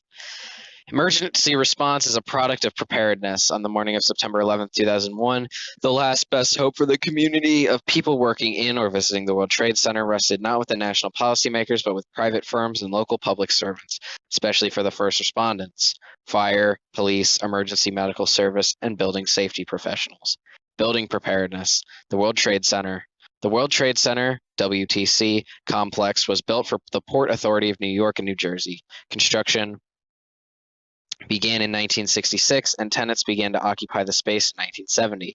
The Twin Towers came to occupy a unique and symbolic place in the culture of New York City and America. The WTC actually consisted of 7 buildings, including 1 hotel spread across 16 acres of land. The buildings were connected by an underground mall, the Concourse. The Twin Towers, 1 WTC or the North Tower, and 2 WTC or the South Tower, were signature structures containing 10.4 million square feet of office space. Both towers had 110 stories, were about 1,350 feet in. 1,350! Wow. Feet high and were square. Each wall measured 208 feet in length. Or on any given workday, up to 50,000 office workers occupied the towers and 40,000 people passed through the complex, and yet only 3,000 people died. Really makes you think. Each tower contained 3 central stairwells, which ran essentially from top to bottom in 99 elevators. Generally, elevators originating in the lobby ran to sky lobbies on higher floors where additional elevators carried passengers to the tops of the buildings. Stairwells A and C ran from the 110th floor to the raised mezzanine level of the lobby. Stairwell B ran from the 107th floor to level B6, 6 floors below the ground, and was accessible from the West Street lobby level, which was 1 floor below the mezzanine. And then here we have like a Five Nights at Freddy's ass looking diagram, but it really looks like fucking cameras from the So we got the World Trade Center, and then the Marriott. We got the World. I'm gonna go counterclockwise. So we got the World Trade Center, the Marriott Hotel, Liberty Street, South Center. Oh no, I don't know what the 4th one is. Okay, you know what? Never mind. I don't know what any of this shit is. So, but it's across the street from some stuff. It's near the Hudson River. Everybody knows where the World Trade Center is, or was. All 3 stairwells ran essentially straight up and down, except for 2 deviations in stairwells A and C, where the staircase jutted out towards the perimeter of the building. On the upper and lower boundaries of these deviations were transfer hallways contained within the stairwell proper. Each hallway contained smoke doors to prevent smoke from rising from lower to upper portions of the building. They were kept closed but not locked. Doors leading from tenant space into the stairwells were never kept locked. Re-entry from the stairwells was generally possible on at least every 4th floor. Doors leading to the roof were locked. There was no rooftop evacuation plan. The roofs of both the North Tower and the South Tower were sloped and cluttered surfaces with radiation hazards, making them impractical for helicopter landings and as staging areas for civilians. Although the South Tower roof had a helipad, it did not meet 1994 Federal Aviation Administration guidelines. The 1993 terrorist bombing of the World Trade Center and the Port Authority's response. Unlike most of America, New York City and specifically the World Trade Center had been a target of terrorist attacks before 9/11. At 12:18 p.m. on February 26, 1993, a 1,500-pound bomb stashed in a rental van was detonated on a parking garage ramp beneath the Twin Towers. The explosion killed 6 people, injured about 1,000 more, and exposed vulnerabilities in the World Trade Center's and the city's emergency preparedness. Towers lost power and communications capability. Generators had to be shut down to ensure safety, and the elevators stopped. The public address system and emergency lighting systems failed. The unlit stairwells filled with smoke and were so dark as to be impassable. Rescue efforts by the Fire Department of New York, FDNY, were hampered by the inability of its radios to function in the buildings as large as the Twin Towers. The 911 emergency call system was overwhelmed. The general evacuation of the tower's occupants via the stairwells took more than 4 hours. Several small groups of people who were physically unable to descend the stairs were evacuated from the roof of the South Tower by New York Police Department NYPD helicopters. At least 1 person was lifted from the North Tower roof by the NYPD in a dangerous helicopter rappel operation 15 hours after the bombing. General knowledge that these air rescues had occurred appears to have left a number of civilians who worked in the Twin Towers with false impressions that helicopter rescues were part of the World Trade Center evacuation plan, and that rescue from the roof was a viable, if not favored, option for those who worked on upper floors. Although they were considered after 1993, helicopter evacuations, in fact, were not incorporated into the WTC safety plan. To address the problems encountered during the response to the 1993 bombing, the Port Authority spent an initial $100 million to make physical, structural, and technological improvements to the WTC, as well as to enhance its fire safety plan and recognize and bolster its fire safety and security staffs. Substantial enhancements were made to power sources and exits. Fluorescent signs and markings were added in and near stairwells. The Port Authority also installed a sophisticated computerized fire alarm system with redundant electronics and control panels, and state-of-the-art fire command stations were placed in the lobby of each tower. To manage fire emergency preparedness and operations, the Port Authority created the dedicated position to Fire Safety Director. The director supervised a team of deputy fire safety directors, one of whom was on duty at the fire command station in the lobby of each tower at all times. He or she, would be responsible for communicating with building occupants during an emergency. The Port Authority also sought to prepare civilians for future emergencies. Deputy fire directors conducted fire drills at least twice a year with advance notice to tenants. Fire safety teams were selected from among civilian employees on each floor and consisted of a fire warden, deputy fire wardens, and searchers. The standard procedure for fire drills was for fire wardens to lead coworkers in their respective areas to the center of the floor, where they would use the emergency intercom phone to obtain specific information on how to proceed. Some civilians have told us that their evacuation on September 11th was greatly aided by changes in training implemented by the Port Authority in response to the 1993 bombing. But I just want to say right now, oh my God, this shit goes so much faster when I'm not reading words that aren't real. Like, holy shit. Like, words that aren't real, by that I mean fucking like all of these like FBI, CIA, NSA, I guess, words that aren't real. You know what? Yeah, abbreviations count as words that aren't real. Fuck you.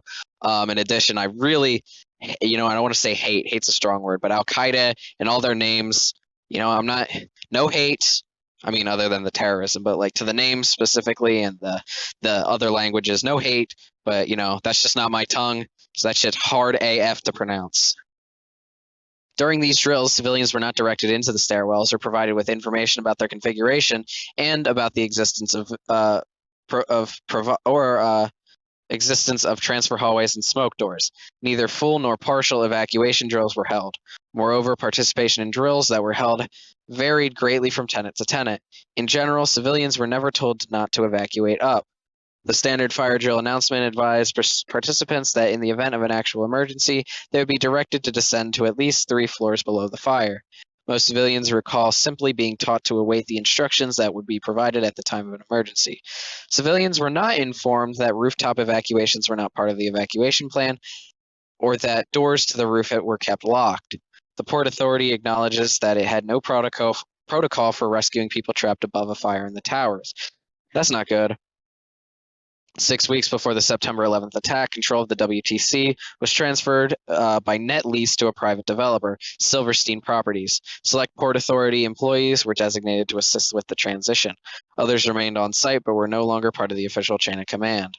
However, on September 11th, most Port Authority World Trade Department employees, including those not on the designated transition team, reported to their regular stations to provide assistance throughout the morning. Although Silverstein Properties was in charge of the WTC on September 11th, the WTC fire safety plan remained essentially the same. Preparedness of first responders. On 9/11, the principal first responders were from the Fire Department of New York, the New York Police Department, the Port Authority Police Department, PAPD, and the Mayor's Office Emergency Management, the OEM.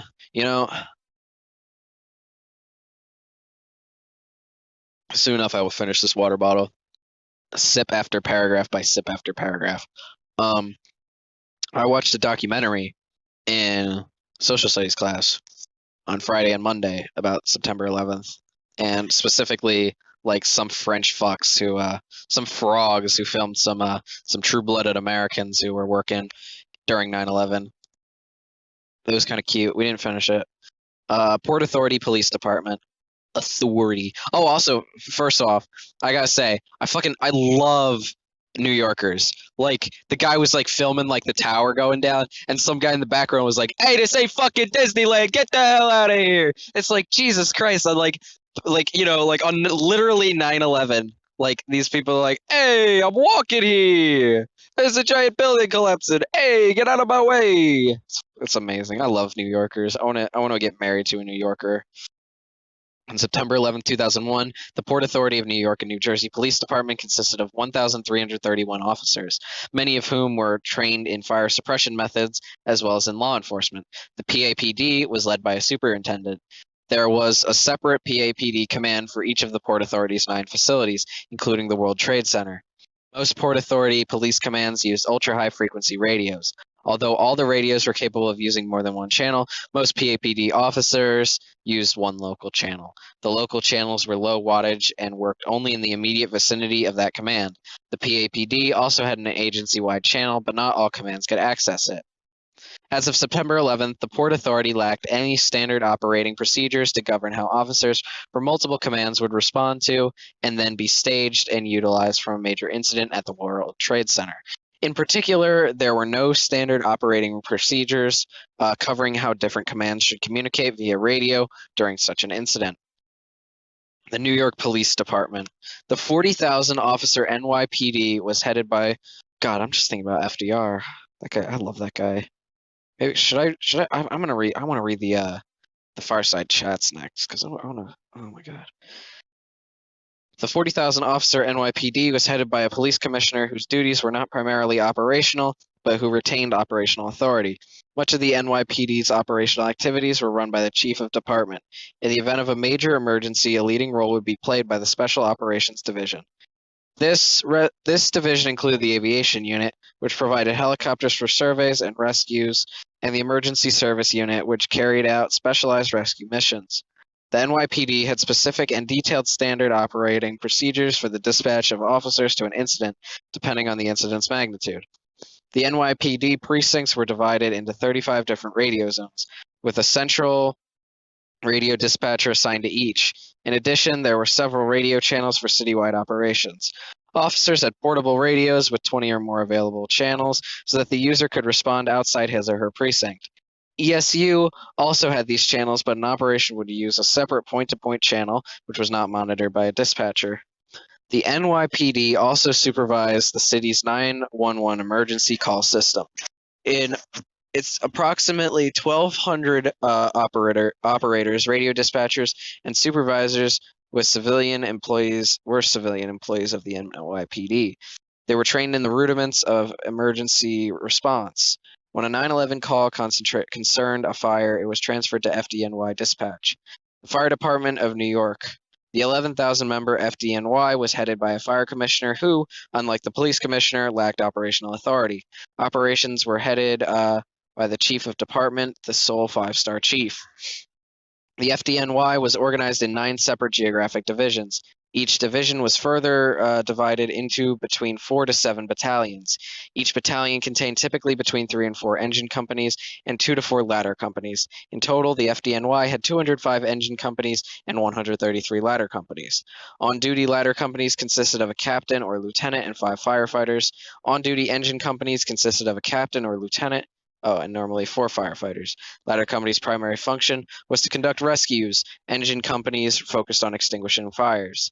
The FDNY's Specialized Operations Command, SOC, contained a limited number of units that were of particular importance in responding to a terrorist attack or other major incident. The department's 5 rescue companies and 7 squad companies performed specialized and highly risky rescue operations.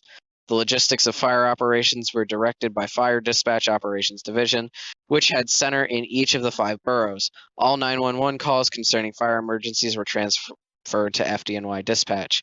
As of September 11th, FDNY companies and chiefs responding to a fire used analog point-to-point radios that had 6 normal operating channels. Typically, the companies would operate on the same tactical channel. Oh, by the way, this is page 300. which means we have 145 pages left to go, which chiefs on the scene would monitor and use to communicate with the firefighters. Chiefs at a fire operation would also use a separate command channel. Because their point-to-point radios had weak signal strength, communications on them could be heard only by other FDNY personnel in the immediate vicinity.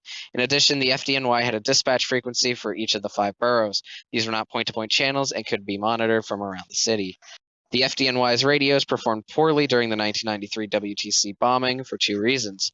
First, the radio signals often did not succeed in penetrating the numerous steel and concrete floors that separated companies attempting to communicate, and second, so many different companies were attempting to use the same point-to-point channel that communications became unintelligible. The Port Authority installed at its own expense a repeater system in 1994 to greatly enhance FDNY radio communications in the difficult high-rise environment of the Twin Towers. The Port Authority recommended leaving the repeater system on at all times. The FDNY requested, however, that the repeater be turned on only when it was actually needed because the channel could cause interference with other FDNY operations in Lower Manhattan. The repeater system was installed at the Port Authority Police desk in 5 WTC to be activated by members of Port Authority Police when the FDNY units responding to the WTC complex are requested. However, in the spring of 2000, the FDNY asked that an aviation console for the repeater system be placed instead in the lobby fire safety desk of each of the towers, making FDNY personnel entirely responsible for its activation. The Port Authority complied. Between 1998 and 2000, fewer people died from fires in New York City than in any other 3-year period since accurate measurements began in 1946. Firefighter deaths, a total of 22 in the 1990s, compared favorably with the most tranquil periods in the department's history. Office of Emergency Management and Interagency Preparedness. In 1996, Mayor Rudolph Giuliani. Wait, was he really that? Oh yeah, he was America's mayor, right? Because 9/11, he was like, oh my God, talk about falling off. Jeez, you never think about it because now he just kind of looks like a vampire. But like, he used to mean something. Jesus Christ. They created the Mayor's Office of Emergency Management, which had 3 basic functions. First, OEM's watch command was to monitor the city's communication channels, including radio frequencies of FDNY dispatch and the NYPD, and other data. A second purpose of the OEM was to improve New York City's response to major incidents, including terrorist attacks, by planning and conducting exercises and drills that would involve multiple city agencies, particularly the NYPD and FDNY. NYFD. Third, the OEM would play a crucial role in managing the city's overall response to an incident. And then here we have a beautiful rendition of what the World Trade Center looks like. Here's the radio repeater system in the 5 WTC is where the repeater is, and it like goes to the Twin Towers. Wow. Hey, you know what? Whatever makes the page smaller. After OEM's Emergency Operations Center was activated, designated liaisons from relevant agencies, as well as the mayor and his or her senior staff, would respond there. In addition, an OEM field responder would be sent to the scene to ensure that the response was coordinated. The OEM's headquarters was located at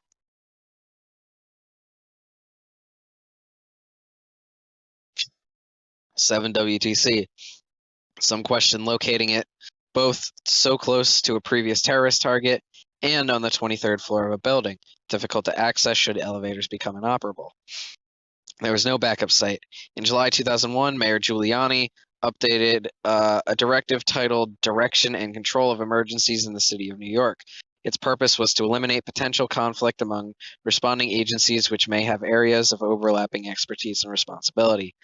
The directive sought to accomplish this objective by designating 4 different types of emergencies an appropriate agency as incident commander. This incident commander would be responsible for the management of the city's response to the emergency, while the OEM was designated the on-scene interagency coordinator. Nevertheless, the FDNY and NYPD each considered itself operationally autonomous. As of September 11th, they were not prepared to comprehensively coordinate their efforts in responding to a major incident. The OEM had not overcome this problem. Here we go. September 11th, 2001. We have finally made it to the Breaking Bad timeline. of the 9/11 Commissioner's Report. This is we're officially at Nippy. This is not a drill. 9.2, September 11th, 2001. As we turn to the events of September 11th, we're mindful of the unfair perspective afforded by hindsight. Nope, you guys were just bitches and were terrible. Nevertheless, we will try to describe what happened in the following 102 minutes. Oh, thank God. Oh, thank God. I'm gonna cream. Oh my God. We're finally talking about 9/11. The interesting part. First, let me check my Snapchat. Oh my God, women be Snapchatting. Let me see. I gotta tell everybody about. Oh, Jesus Christ. Don't you hate it when somebody screenshots your your message?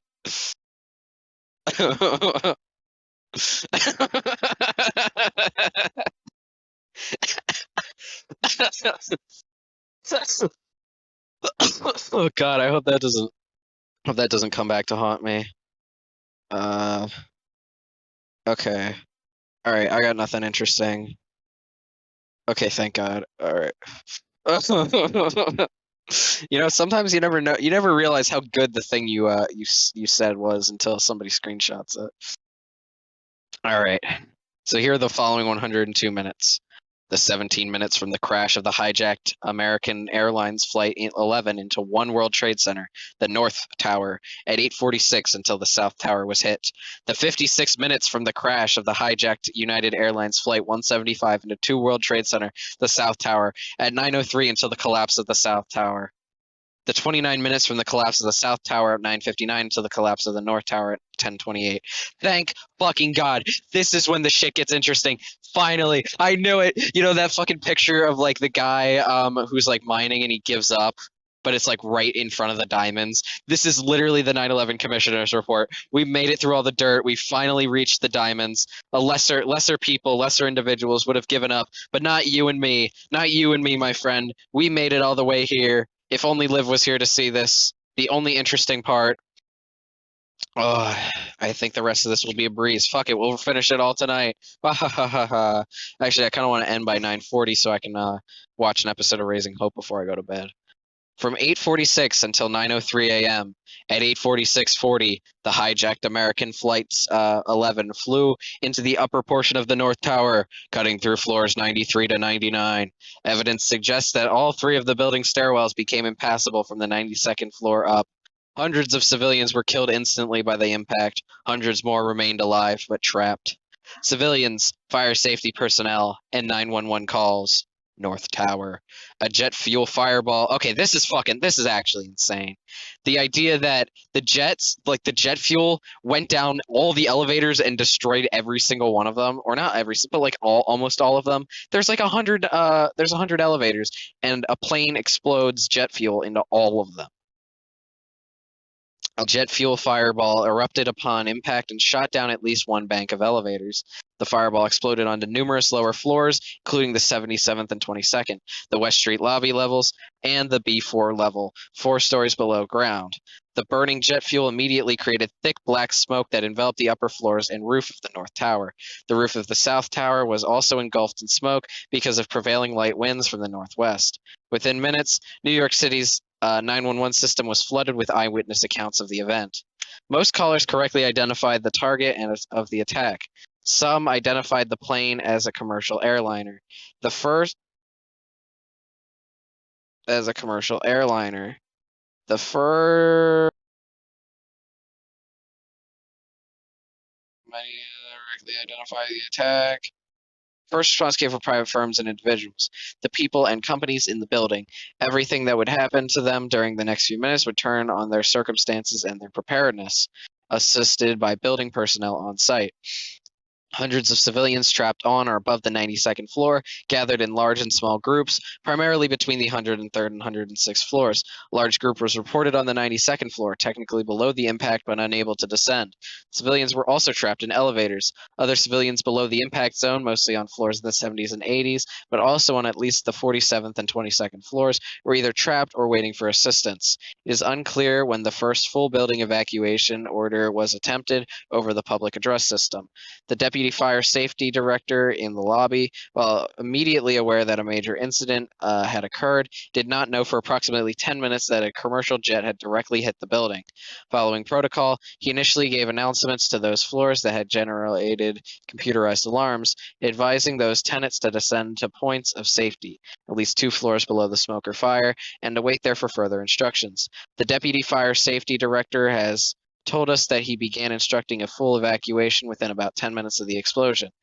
But the first FDNY chiefs to arrive at the lobby were advised by the Port Authority fire safety director, who had reported to the lobby, although he was no longer the designated fire safety director, that the full building evacuation announcement had been made within 1 minute of the building being hit. Because damage to building systems caused by the impact of the plane, public address announcements were not heard in many locations. For the same reason, many civilians have been unable to use the emergency intercom phones as they'd been advised to do in fire drills. Many called 911. The 911 system was not equipped to handle the enormous volume of calls it received. Some callers were unable to connect with 911 operators, receiving an all circuits busy message. Standard operating procedure was for calls relating to fire emergencies to be transferred from 911 operators to FDNY dispatch operators in the appropriate borough, in this case Manhattan. Transfers were often plagued by delays and were in some cases were unsuccessful. Many calls were also prematurely disconnected. The 911 operators and FDNY dispatchers had no information about either the location or the magnitude of the impact zone, and were therefore unable to provide information as fundamental as whether callers were above or below the fire. Because the operators were not informed of NYPD's aviation determination of the impossibility of rooftop access from the Twin Towers on that day, they could not knowledgeably answer when callers asked whether to go up or down. In most instances, therefore, the operators and the FDNY dispatchers relied on standard operating procedures for high-rise fires: that civilians should stay low, remain where they are, and wait for emergency personnel to reach them. This advice was given to callers from the North Tower for locations both above and below the impact zone. Fire chiefs told us that the evacuation of tens of thousands of people from skyscrapers can create many new problems, especially for individuals who are disabled or in poor health.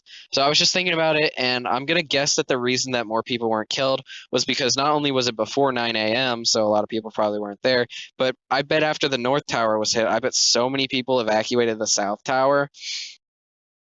Honestly, it probably was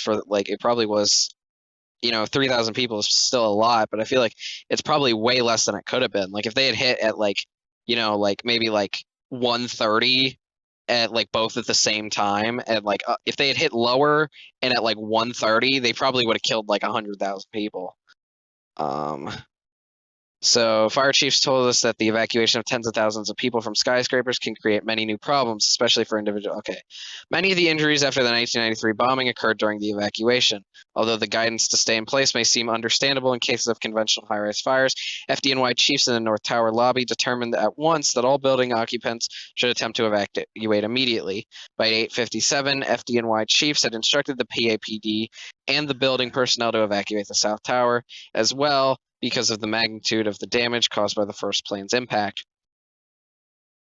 These critical decisions were not conveyed to 911 operators or to FDNY dispatchers. Departing from protocol, a number of operators told callers that they could break windows, and several operators advised callers to evacuate if they could. Civilians who called the Port Authority police desk located at 5 WTC were advised to leave if they could.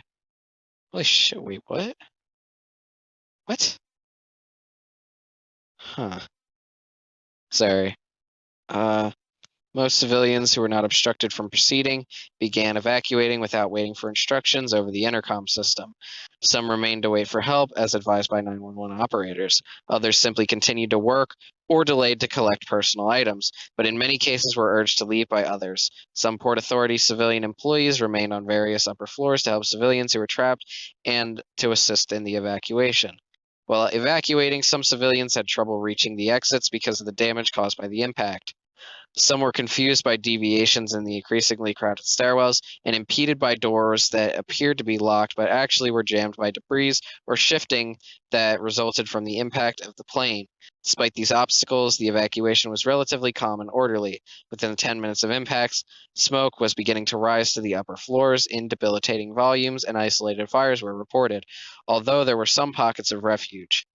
Faced with insufferable heat, smoke, and fire, and with no prospect for relief, some jumped or fell from the building. South Tower. Many civilians in the South Tower were initially unaware of what had happened in the other tower. Are you fucking kidding me? Some believed an incident had occurred in their building. Others were aware that a major explosion had occurred the upper floors of the North Tower. Just look out the window. Many people decided to leave. See, that's what I'm saying. As others were advised to do so by fire wardens. In addition, Morgan Stanley, which occupied more than 20 floors of the South Tower, evacuated its employees by the decision of company security officials. Consistent with protocol, at 8:49, the deputy fire safety director in the South Tower told his counterpart in the North Tower that he would wait to hear from the boss from the fire department or somebody before ordering an evacuation.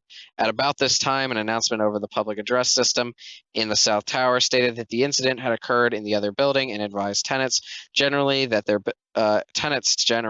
building was safe and that they should remain on or return to their offices or floors.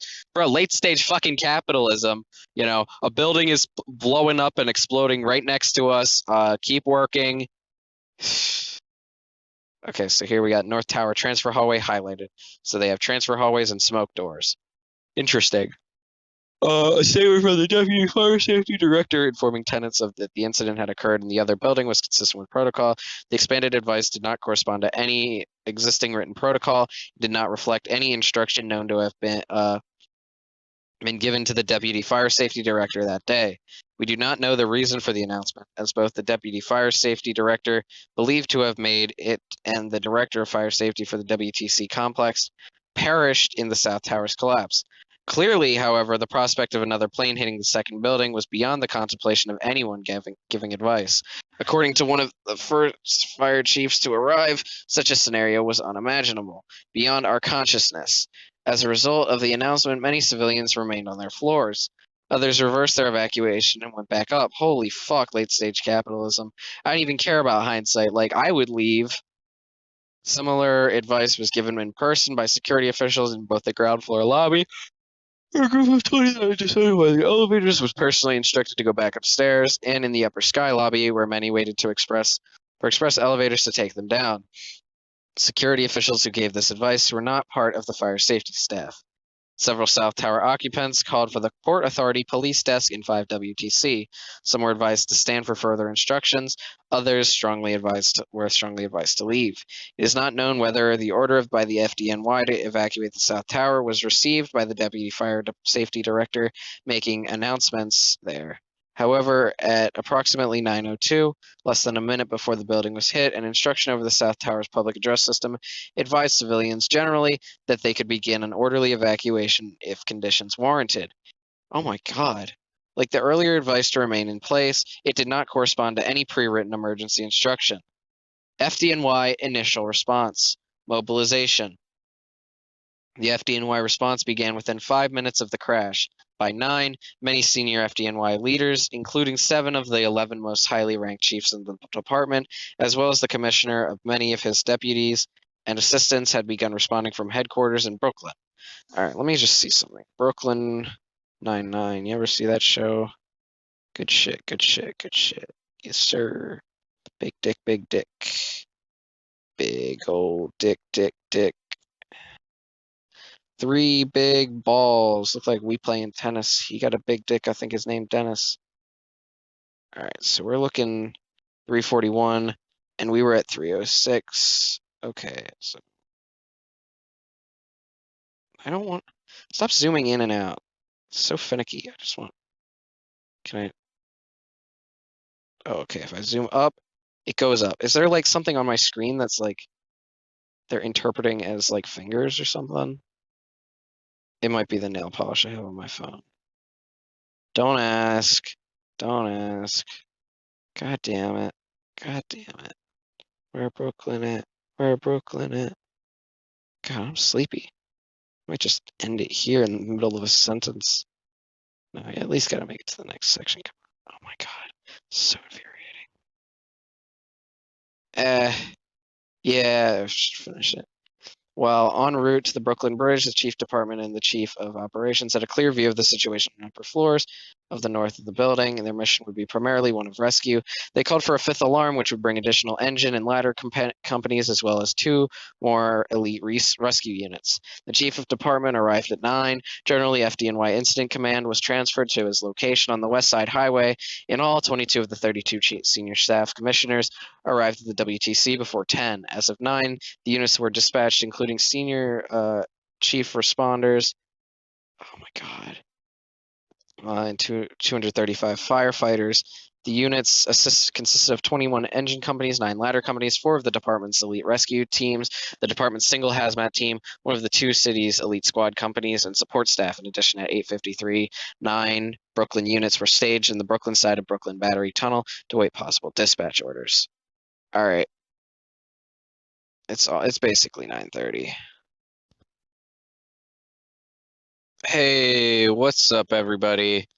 I feel like this show's getting a little bit too top heavy, especially since every single time I start a new recording, I kind of meander around for a bit because I really just don't want to read it.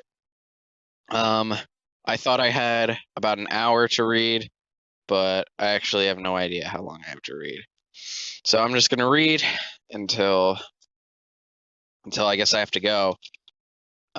Execution's firing squad. Don't worry, I'll get somebody who sounds exactly like me to do the rest of this show. Don't you worry. All right, I'm out.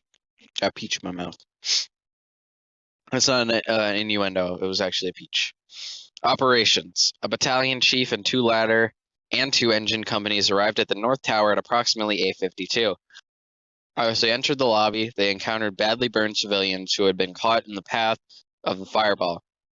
Floor-to-ceiling windows in the northwest corner of the West Street level of the lobby had been blown out. Some large marble tiles had been dislodged from the walls. One entire elevator bank was destroyed by the fireball. Lights were functioning, however, and the air was clear of smoke. I was the highest-ranking officer on the scene, the on-duty division chief of the Lower Manhattan. Oh, sorry.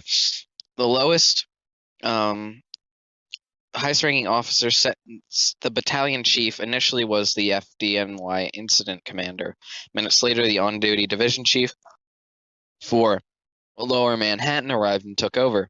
Both chiefs immediately began speaking with the former fire safety director and other building personnel to learn whether the building systems were working. They were advised that all 99 elevators in the North Tower appeared to be out, and that there were no assurances that sprinklers or standpipes were working on upper floors. Chiefs also spoke with Port Authority police personnel and an OEM representative. Jeez, my nose, it feels so stuffy. Sorry if that comes through and I sound like a little bitch. After conferring with the chiefs in the lobby, 1 engine, 1 ladder company began climbing stairwell C at about 8:57, with the goal of approaching the impact zone as scouting units and reporting back to the chiefs in the lobby. The radio channel they used was Tactical 1. Following FDNY high-rise fire protocols, other units did not begin climbing immediately, as the chiefs worked to formulate a plan before sending them up. Units began mobilizing in the lobby, lining up and awaiting their marching orders. Also by approximately 8:57, FDNY chiefs had asked both building personnel and a Port Authority police officer to evacuate the South Tower because, in their judgment, the impact of the plane into the North Tower made the entire complex unsafe, not because of concerns about a possible second plane. Yeah, you'd think so. If a plane goes into a tower and is making a whole bunch of smoke and might fall over, you might want to like get away from that. Like, I took him a fucking firefighter, socialism incarnate, to realize how evil what they were doing is. The FDNY chiefs in the increasingly crowded North Tower lobby were confronting critical decisions with little to no information. They had ordered units up the stairs to report back on conditions, but did not know what the impact floors were They did not know if any stairwells into the impact zone were clear, and they did not know whether water for firefighting would be available on the upper floors. They also did not know what the fire and impact zones looked like from the outside. That makes sense. I was watching the firefighter documentary, and I kind of assumed that they just brought the hose up with them, and like that doesn't make a lot of sense. So I guess it does make sense that they have like firefighter stuff up there. They did know that the explosion had been large enough to send a fireball that blew out elevators and windows in the lobby, and that conditions were so dire some civilians on upper floors were jumping or falling from the building. They also knew from building personnel that some civilians were trapped in elevators. We have a very strong sense we would lose firefighters and that we were in deep trouble. We had estimates of 25,000 to 50,000 civilians, and we had to rescue them. The chiefs concluded this would be a rescue operation, not a firefighting operation. One of the chiefs present explained, "We realized that because of the impact of the plane, that there was some structural damage to the building, and most likely the fire suppression system within the building were probably damaged and possibly inoperable. We knew that at the height of the day, there were as many as 50,000 people in the building. We had a large volume of fire on the upper floors. Each floor was approximately an acre in size. Several floors of fire would have been beyond the fire extinguishing capability of the forces that we had on hand. So we determined very early on this was going to be strictly a rescue mission. We were going to vacate the building, get everyone out, and then we were going to get out." It kind of makes me think of that the one mission, the one heist from GTA 5 where you set the building on fire or something. I don't remember. Like you set the building on fire and you are the firefighters. I don't know. Talk about being a zoomer, equating 9/11 to fucking Grand Theft Auto. Trevor's a pilot. He could have done 9/11. The specifics of the mission were harder to determine, as they had almost no information about the situation 80 or more stories above them. They also received advice from senior FDNY chiefs that while the building might eventually suffer a partial collapse on upper floors, such structural failure was not imminent. No one anticipated the possibility of a total collapse. Emergency medical service (EMS) personnel were directed to one of 4 triage areas being set up around the perimeter of the WTC. Some entered the lobby to respond to specific casualty reports. In addition, many ambulance paramedics from private hospitals were rushing into the WTC complex. NYPD initial response. Numerous NYPD officers saw the plane strike the North Tower and immediately reported it to NYPD communications dispatchers. At 8:58, while en route, the NYPD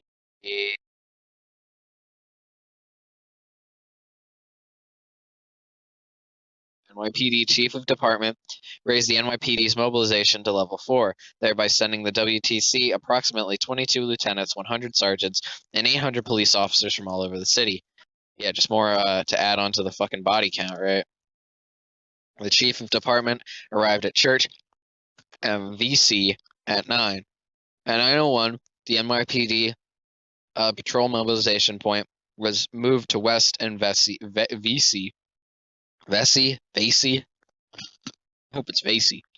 In order to handle the greater number of patrol officers dispatched in the higher level mobilization.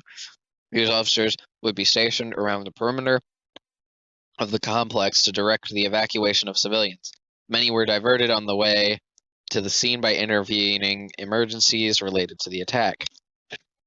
At 8:50, the aviation unit of the NYPD dispatched 2 helicopters to the WTC to report on conditions and assess the feasibility of a rooftop landing or of special rescue operations.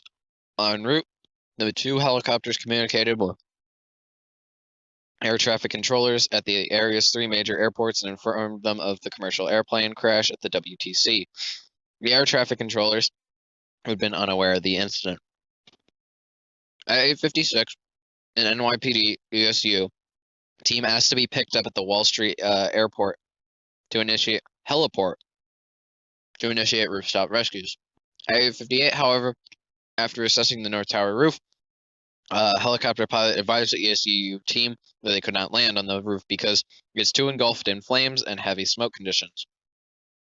By 9, A third NYPD helicopter was responding to the WTC complex.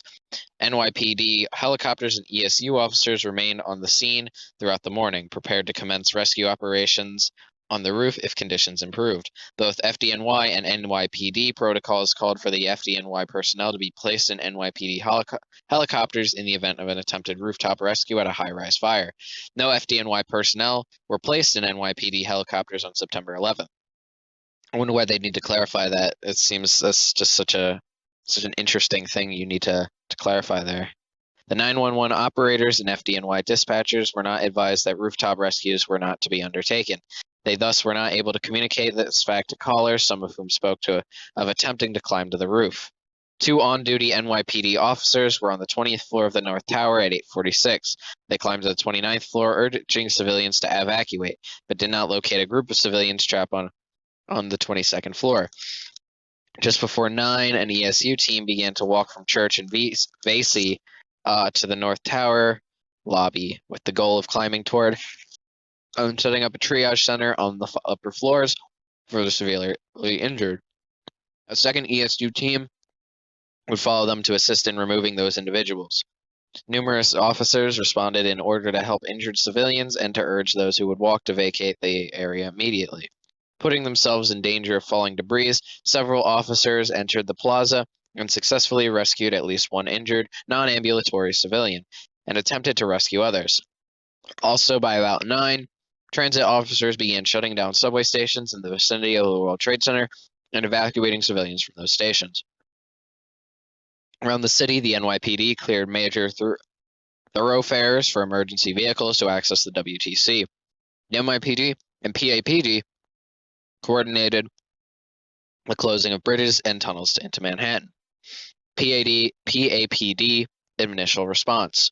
The Port Authority's on-site commanding police officer was standing in the concourse when a fireball erupted out of elevator shafts and exploded onto the mall concourse, causing him to dive for cover.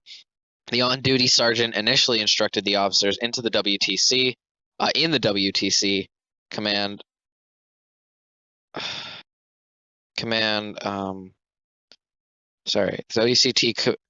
to meet at the police deck in 5 WTC. Soon thereafter, he instructed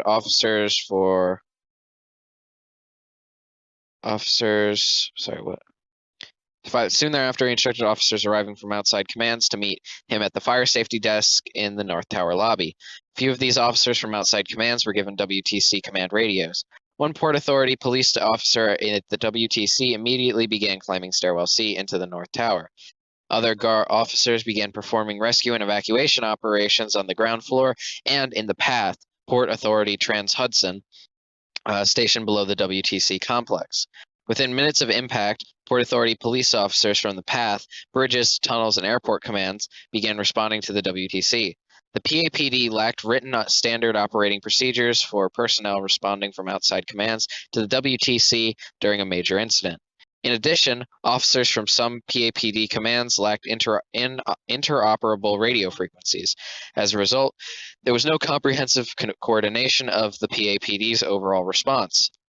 At 9, the PAPD commanding officer of the WTC ordered an evacuation of all civilians in the the World Trade Center complex. Because of the magnitude of the calamity in the North Tower, this order was given over WTC Police Radio Channel W, which could not be heard by Deputy Fire Safety Director in the South Tower. Also at 9, the PAPD Superintendent and Chief Department arrived separately and made their way into the North Tower. You know, it's crazy. They were like, "Oh, an evacuation. Like, who wouldn't be evacuating?" Like, I feel like even if they were like, "Nah, you can keep working." I don't think there was a lot of people. I feel like a lot of people definitely left. I feel like they definitely overstated how many people just went back to work. You know, like that is literally like evil capitalism right there. Like literally not even like a block away. Like people are just being like maimed and desecrated. Like people are burning up, and you're just like, huh. So, Judy, you got that report? OEM initial response. By 8:48, officials in OEM headquarters on the 23rd floor of 7 WTC, just to the north of the North Tower, began to activate the Emergency Operations Center by calling such agencies as the FDNY, NYPD, Department of Health, and the Greater Hospital Association and instructing them to send their designated representatives to the OEM. In addition, the Federal Emergency Management Agency, FEMA, was called and asked to send at least 5 federal urban search and rescue teams. Such teams are located throughout the United States. At approximately 8:50, a senior representative from the OEM arrived in the lobby of the North Tower and began to act as the OEM field responder to the incident. He soon was joined by several other OEM officials, including the OEM director. Summary. In the 17-minute period between 8:46 and 9:03 a.m. on September 11th, New York City and the Port Authority of New York and New Jersey had mobilized the largest rescue operation in the city's history. Well over 1,000 first responders had been deployed, and evacuation had begun, and the critical decision that the fire could not be fought had been made. Then the second plane hit from 9:03 until 9:59 a.m. At 9:03:11, 9:11, you ever think about that? The hijacked United Airlines Flight 175 hit 2 WTC, the South Tower, from the south, crashing through the 77th to 85th floors. What had been the largest and most complicated rescue operation in city history instantly doubled in magnitude. The plane banked as it hit the building, leaving portions of the building undamaged on impact floors. I wonder what banked means. As a consequence, and in contrast to the situation in the North Tower, one of the stairwells, A, initially remained passable from at least the 91st floor down, and likely from top to bottom. Wow. See, I feel like more casualties definitely came from the tower. Civilians, fire safety personnel, and 911 calls. South Tower. At the lower end...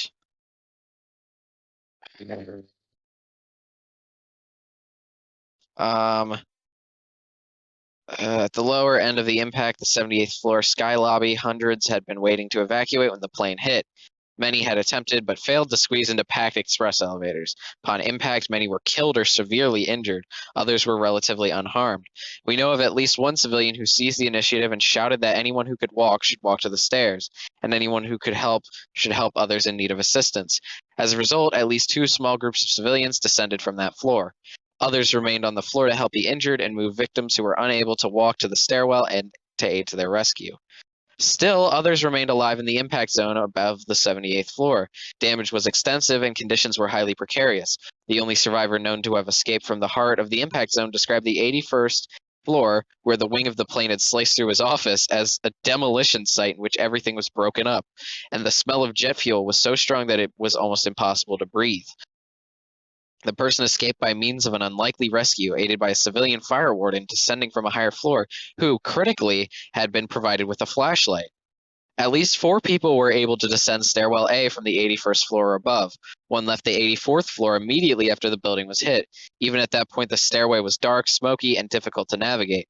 Glow strips on the stairs and handrails were a significant help. Several flights down, however, the evacuee became confused when he reached a smoke door that caused him to believe the stairway had ended. He was able to exit that stairway and switch to another. Many civilians in and above the impact zone ascended the stairs. One small group reversed its descent down stairwell A, and after being advised by another civilian that they were approaching a floor in flames. The only known survivor has told us that their intention was to exit the stairwell in search of clearer air. At the 91st floor, joined by others from intervening floors, they perceived themselves to be trapped in the stairwell, began descending again. By this time, the stairwell was pretty black. Intensifying smoke caused many to pass out, and fire had ignited in the 82nd floor transfer hallway. Others ascended to attempt to reach the floor. Yeah. Alright. I was in the middle of a sentence, but, fuck it. Alright. We're back. Different location. Not gonna stop me. I just want to be done with this. We left off mid-sentence. Sorry if there's background noise. I'm outside now.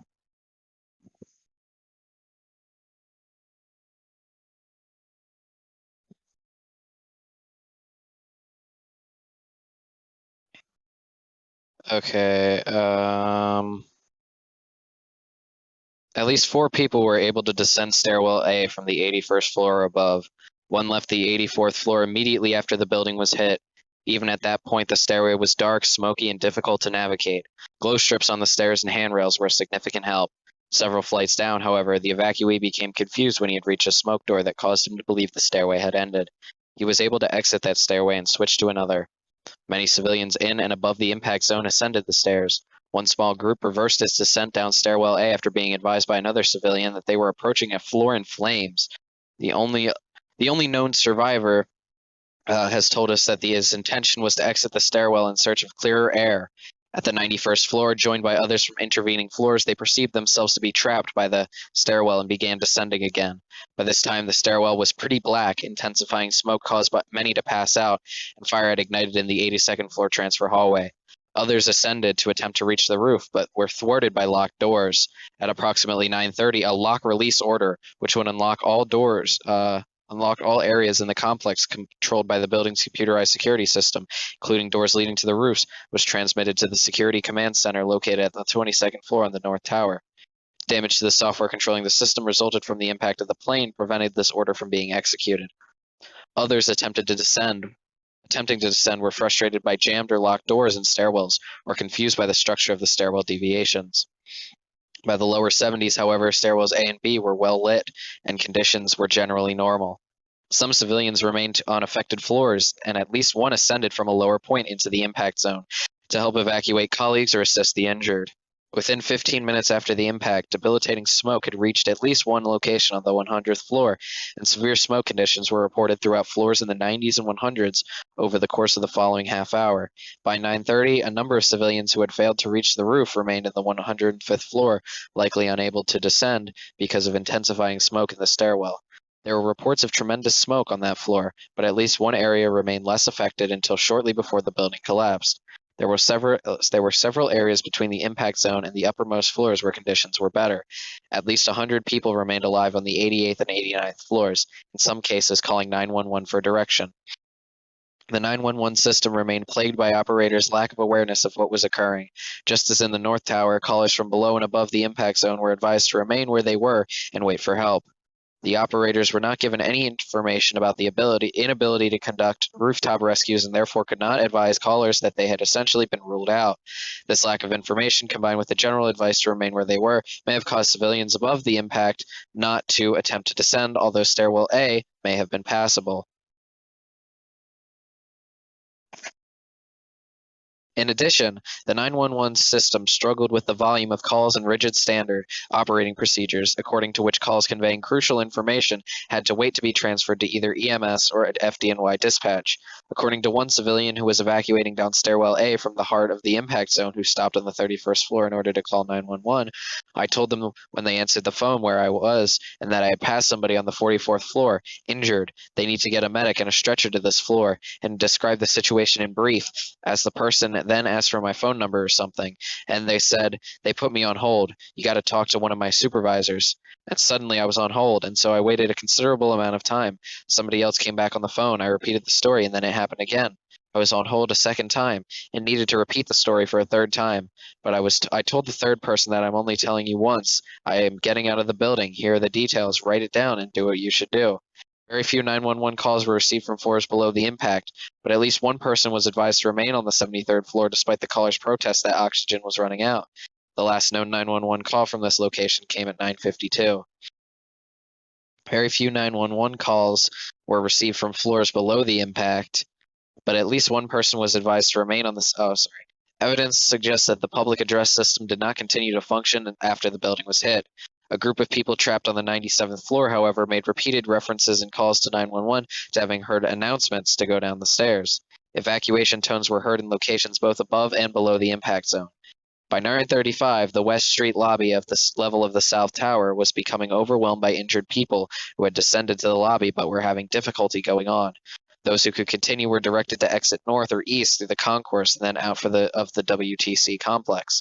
By 9:59, at least one person had descended from as high as the 91st floor of the tower. Stairwell A was reported to have been almost empty. Stairwell B was also reported to have contained only a handful of descending civilians at an earlier point in the morning. But just before the tower collapsed, a team of NYPD ESU officers encountered a stream of civilians descending an unidentified stairwell in the 20s. These civilians may have been descending from at or above the impact zone. North Tower. In the North Tower, civilians continued their evacuation. On the 91st floor, the highest floor with stairway access, all civilians but one were uninjured and able to descend. While some complained of smoke, heat, fumes, and crowding in the stairwells, conditions were otherwise fairly normal on floors below the impact. At least one stairwell was reported to have been clear and bright from the upper 80s down. Those who called 911 from floors below the impact were generally advised to remain in place. One group trapped on the 83rd floor pleaded repeatedly to know whether the fire was above or below them, specifically asking if 911 operators had any information from the outside or from the news. The callers were transferred back and forth several times and advised to stay put. Evidence suggests that these callers died. At 8:59, the Port Authority police desk at Newark Airport told a third party that a group of Port Authority civilians employees on the 64th floor should evacuate. The third party was not at the WTC, but had been in phone contact with the group on the 64th floor. At 9:10, in response to an inquiry from the employees themselves, the Port Authority police desk in Jersey City confirmed that employees on the 64th floor should be careful, stay near the stairwells, and wait for the police to come up. When the third party inquired again at 9:31, the police desk at Newark Airport advised that they absolutely evacuate. The third party informed the police desk that the employees had previously received contrary advice from the FDNY, which could not only have come via 911. These workers were not trapped, yet unlike most occupants on the upper floors, they had chosen not to descend immediately after impact. They eventually began to descend the stairs, but most of them died in the collapse of the North Tower. All civilians who reached the lobby were directed by the NYPD and PAPD officers into the concourse, where other police officers guided them to exit the concourse and complex to the north and east so that they might avoid falling debris and victims. By 9:55, only a few civilians were descending above the 25th floor in Stairwell B. These primarily were injured, handicapped, elderly, or severely overweight civilians, in some cases being assisted by other civilians. By 9:59, tenants from the 91st floor had already descended the stairs and exited the concourse. However, a number of civilians remained in at least Stairwell C, approaching lower floors. Other evacuees were killed earlier by debris falling on the street. FDNY response increased mobilization. Immediately after the second plane hit, the FDNY chief of department called a second fifth alarm. By 9:15, the number of FDNY personnel en route to or present at the scene was far greater than the commanding chiefs at the scene had requested. 5 factors account for this disparity. First, while the second fifth alarm had called for 20 engine and 8 ladder companies, in fact, 23 engine and 13 ladder companies were dispatched. Second, several other units self-dispatched. Third, because the attacks came so close to the 9 shift change, many firefighters were just going off duty, were given permission by company officers to ride heavy and become part of those on-duty teams under the leadership of that unit's officer. Fourth, many off-duty firefighters responded from firehouses separately from the on-duty unit, in some cases when expressly told not to, or from home. The arrival of personnel in excess of that dispatch was particularly pronounced in the department's elite units. Fifth, numerous additional FDNY personnel, such as fire marshals and firefighters in administrative positions, who lacked a predetermined operating role, also reported to the WTC. The repeater system. Almost immediately after the South Tower was hit, senior FDNY chiefs in the North Tower lobby huddled to discuss strategy for the operations of the 2 towers. Of particular concern to the chiefs, in light of FDNY difficulties in responding to the 1993 bombing, was communications capability. One of the chiefs recommended testing the repeater channel to see if it would work. Earlier, an FDNY chief had asked building personnel to activate the repeater channel, which would enable greatly enhanced FDNY portable radio communications in the high-rises. One button on the repeater system activation console in the North Tower was pressed at 8:54, though it is unclear by whom. As a result of this activation, communication became possible between FDNY portable radios on the repeater channel. In addition, the repeater's master handset at the fire safety desk could hear communications made by FDNY portable radios on the repeater channel. The activation of transmission on the master headset required, however, that a second button be pressed. That second button was never activated on the morning of September 11th. At 9:05, FDNY chiefs tested the WTC complex's repeater system. Because the second button had not been activated, the chief on the master handset could not transmit. He was also apparently unable to hear another chief who was attempting to communicate to him from a portable radio, either because of a technical problem or because the volume was turned down on the console, the normal setting when the system was not in use. Gee, seems like these guys really had no idea what they were doing. Because the repeater channel seemed inoperable, the master handset appeared unable to transmit or receive communications. The chiefs in the North Tower lobby decided not to use it. The repeater system was working at least partially, however, on portable FDNY radios, and firefighters subsequently used repeater channel 7 in the South Tower. FDNY North Tower operations. Command and control decisions were affected by the lack of knowledge of what was happening 30, 60, 90, and 100 floors above. According to one of the chiefs in the lobby, one of the most critical things in a major operation like this is to have information. We didn't have a lot of information coming in. We didn't receive any reports of what was seen from the NYPD helicopters. It was impossible to know how much was seen from the NYPD helicopters. It was impossible to know how much damage was done to the upper floors, whether the stairwells were intact or not. According to another chief present, people watching on TV certainly had more knowledge of what was happening 100 floors above us than we did in the lobby. Without critical information coming in, it's very difficult to make informed critical decisions. As a result, chiefs of the lobby disagreed over whether anyone at or above the impact zone possibly could be rescued, whether there should be even limited firefighting for the purpose of cutting exit routes through fire zones. Many units were simply instructed to ascend towards the impact zone and report back to the lobby via radio. Some units were directed to assist specific groups of individuals trapped in elevators or in offices well below the impact zone. One FDNY company successfully rescued some civilians who were trapped on the 22nd floor as a result of damage caused by the initial fireball. An attempt was made to track responding units' assignments on a magnetic board, but the number of units and individual firefighters arriving in the lobby made this an overwhelming task. As the fire companies were not advised to the contrary, they followed protocol and kept their radios on Tactical Channel 1, which would be monitored by the chiefs in the lobby. Those battalion chiefs who would climb would operate on a separate command channel, which also would be monitored by the chiefs in the lobby. Fire companies began to ascend Stairwell B at approximately 9:07, laden with about 100 pounds of heavy protective clothing, self-contained breathing apparatuses, and other equipments, including hoses for self-engine companies and heavy tools for ladder companies.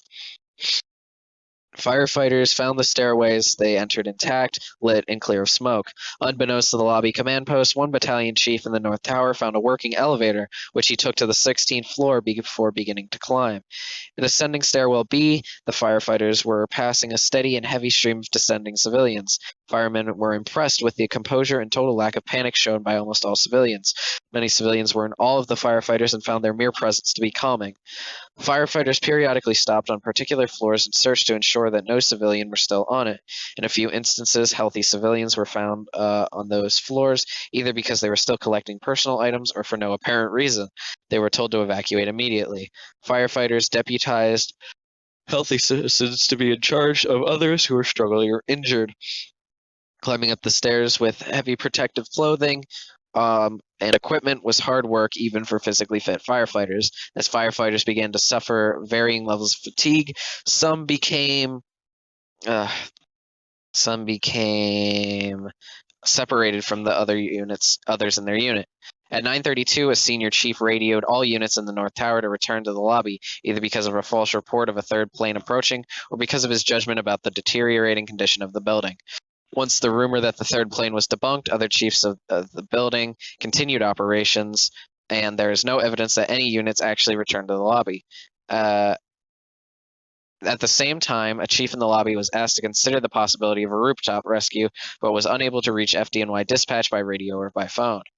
Out on West Street, however, the FDNY chief of department had already dismissed any rooftop rescue as impossible. As units climbed higher, their ability to communicate with chiefs on Tactical 1 became more limited and sporadic, both because the limited effectiveness of FDNY radios in high rises and because so many units on Tactical 1 were trying to communicate at once. When attempting to reach a particular unit, chiefs in the lobby often heard nothing in response.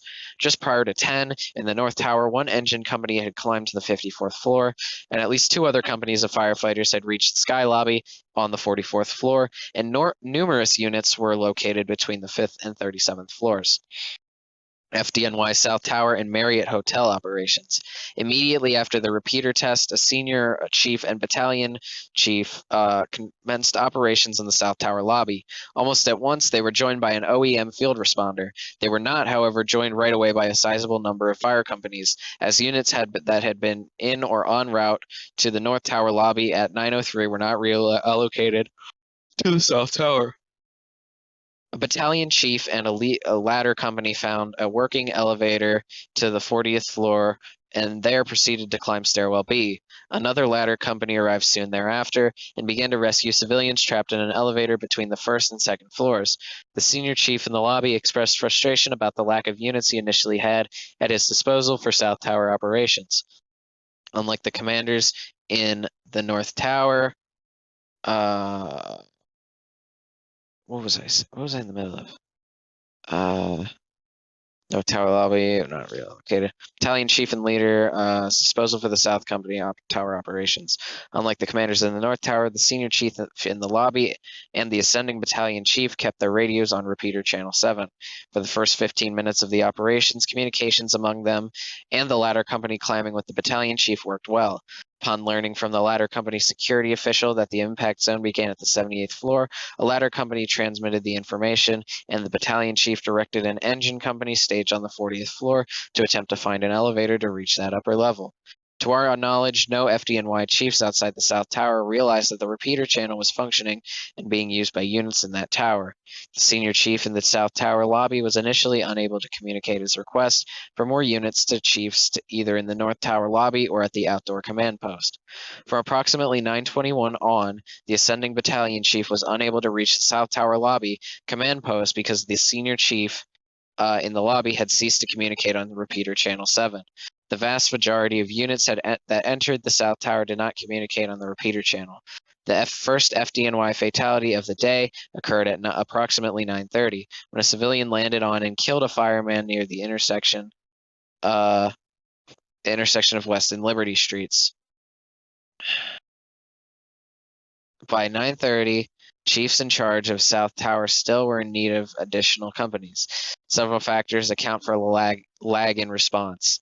First, only 2 units that had been dispatched to the North Tower prior to 9:03 reported immediately to the South Tower. Second, units were not actually sent until approximately 5 minutes after the FDNY chief of department ordered their dispatch. Third, those units who had been ordered at 8:53 to stage at the Brooklyn Battery Tunnel and thus were very close to the WTC complex were not dispatched after the plane hit the South Tower.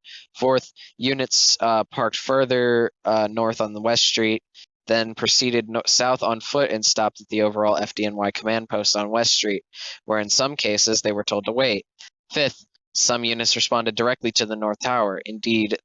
Indeed, radio communications indicated that in certain cases, some firemen believed that the South Tower was 1 WTC, when in fact it was 2 WTC.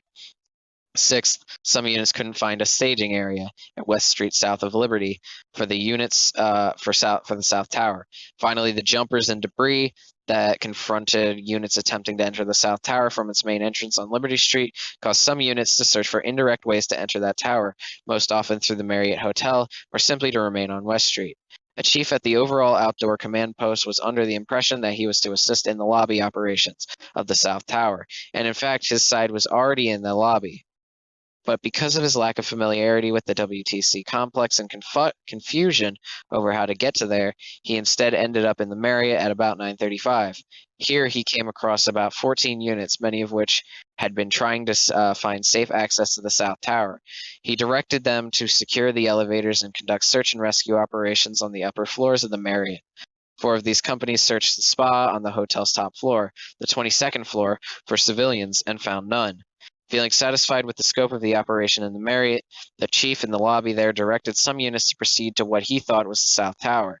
In fact, he pointed them to the North Tower. 3 of the FDNY companies who had entered the North Tower from the Marriott found a working elevator in a bank at the south end of the lobby, which they took to the 23rd floor. In response to the shortage of units in the South Tower, at 9:37 an additional second alarm was requested by the chief at the West and Liberty Street staging area. At this time, the units that earlier had been staged on the Brooklyn side of the Brooklyn Battery Tunnel were dispatched to the South Tower. Some had gone through the tunnel already and had responded to the Marriott, not the South Tower. Between 9:45 and 9:58, the ascending battalion chief continued to lead FDNY operations on the upper floors of the South Tower.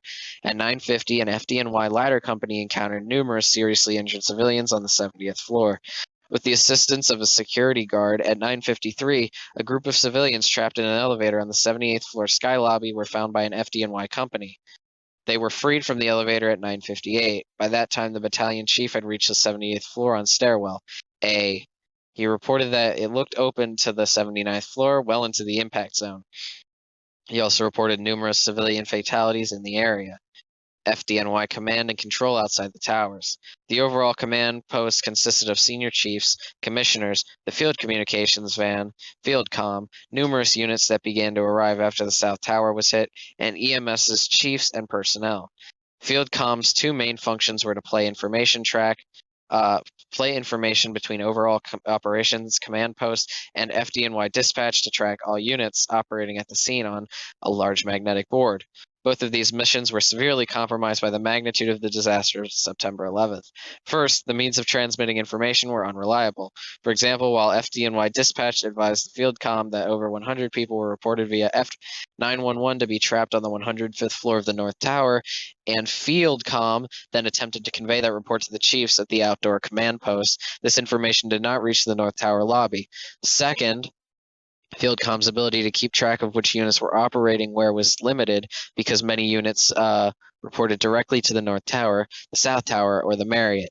Third, efforts to track units by listening to Tactical 1 were severely hampered by the number of units using that channel. As many people tried to speak at once, their transmissions overlapped and often became indecipherable. In the opinion of one of the members of the Fieldcom group, Tactical 1 simply was not designed to handle the number of units operating on that morning. The primary field comm van had access to the NYPD Special Operations Channel, used by NYPD Aviation, but it was in the garage for repairs on September 11th. The backup van lacked that capability. The chief of department, along with civilian commissioners and senior EMS chiefs, organized ambulances on West Street to expedite the transport of injured civilians to hospitals. To our knowledge, none of the chiefs present believed that a total collapse of either towers was possible. One senior chief did articulate his concern that upper floors could begin to collapse in a few hours and that fighter fighters thus should not ascend above the 6 floors in the 60s. That opinion was not conveyed to the chiefs in the North Tower lobby, and there is no evidence that it was conveyed to chiefs in the South Tower lobby either. Although the chief of department had general authority over operations, tactical decisions remained the province of the lobby commanders. The highest ranking officer of the North Tower was responsible for communication with the chief of department. They had 2 brief conversations. In the first, the senior lobby chief gave the chief of department a status report and confirmed that this was a rescue, not firefighting operation. In the second conversation at about 9:45, the chief of department suggested that given how the North Tower appeared to him, the senior lobby chief might want to consider evacuating FDNY personnel. At 9:46, the chief of department called an additional 5th alarm, and at 9:54, an additional 20 engine and 6 ladder companies were sent to the WTC. As a result, more than 1/3 of all FDNY companies now had been dispatched to the WTC. About 9:57, an EMS paramedic approached the FDNY chief of department and advised that an engineer in front of the 7 WTC had just remarked that the Twin Towers, in fact, were imminent danger of a total collapse. NYPD response. Immediately after the second plane hit, the chief of department of the NYPD ordered a second level 4 mobilization, bringing the total number of NYPD officers responding to close to 2,000. The NYPD chief of department called for Operation Omega, which required the protection of sensitive locations around the city. NYPD headquarters were secured and all other government buildings were evacuated. The ESU command post at Church and Vasey Streets coordinated all NYPD ESU rescue teams. After the South Tower was hit, the ESU officer running this command post decided to send 1 ESU team, each with approximately 6 police officers, up to each of the Twin Tower stairwells. While he continued to monitor the citywide SOD channel, which NYPD helicopters were using, he also monitored the point-to-point tactical channel that the ESU teams climbing the towers would use.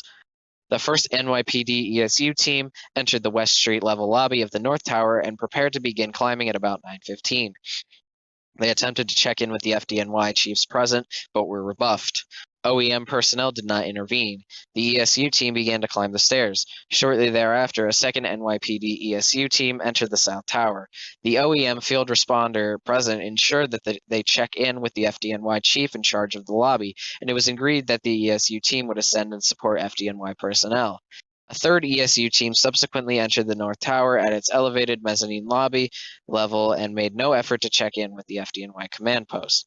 A fourth ESU team entered the South Tower by 9:59. A fifth ESU team was next to 6 WTC and preparing to enter the North Tower. By approximately 9:50, the lead ESU team had reached the 31st floor, observing that there appeared to be no more civilians still descending.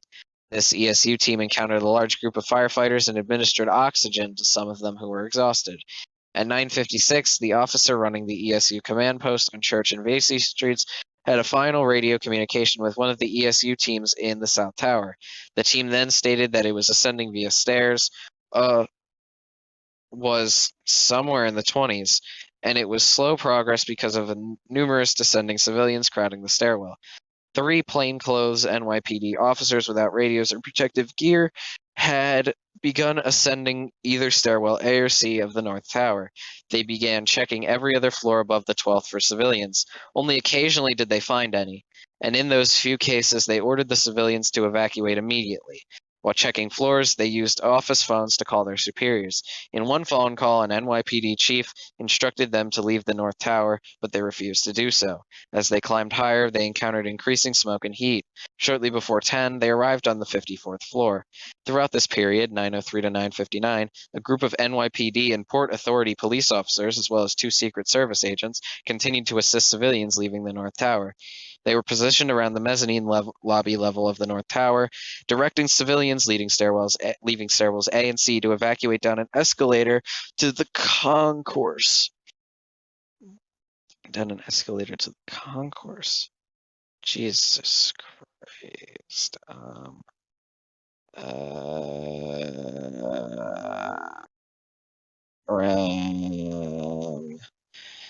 Concourse. The officers instructed those civilians who seemed composed to evacuate the complex calmly but rapidly. Other civilians exiting the stairs, who were either injured or exhausted, collapsed at the foot of these stairs. Officers then assisted them out of the building. When civilians reached the concourse, another NYPD officer stationed at the bottom of the escalator directed them to exit through the concourse to the north and east and then out the WTC complex. This exit route ensured that civilians would not be endangered by falling debris and people on West Street, on the plaza between the towers, and on Liberty Street. Some officers positioned themselves at the top of the flight of stairs by 5 WTC that led down into the concourse, going into the concourse when necessary to evacuate injured or disoriented civilians. Numerous other NYPD officers were stationed throughout the concourse, assisting burned, injured, and disoriented civilians, as well as directing all civilians to exit to the north and east. NYPD officers were also in the South Tower lobby to assist in civilian evacuation. NYPD officers stationed on Vesey Street between West Street and Church Street urged civilians not to remain in the area, instead to keep walking north. At 9:06, the NYPD chief of department instructed that no units were to land on the roof of either tower. At about 9:30, one of the helicopters present advised that a rooftop evacuation still would not be possible.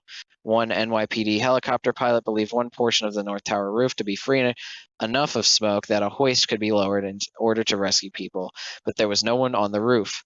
The pilot's helicopter never attempted to hover directly over the tower. Another helicopter did attempt to do so, and its pilot stated that the severity of the heat from the jet fuel-laden fire of the North Tower would have made it impossible to hover low enough for a rescue, because the high temperature would have destabilized the helicopter. At 9:51, an aviation unit warned units of large pieces of debris hanging from the building. Prior to 9:59, no NYPD helicopter pilot predicted that either tower would collapse. Interaction of 911 calls and NYPD operations. At 9:37, a civilian on the 106th floor of the South Tower reported to a 911 operator that a lower floor, the 90-something floor, was collapsing.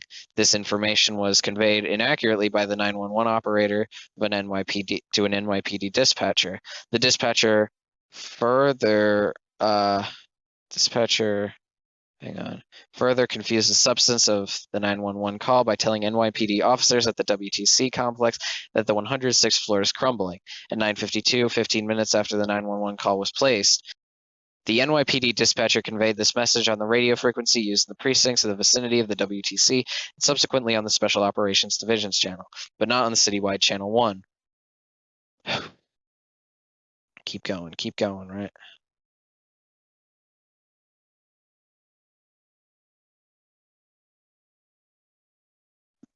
Oops. Is this the? Hang on. Just got a lot of things going on here. All right. Save my place. Why don't you?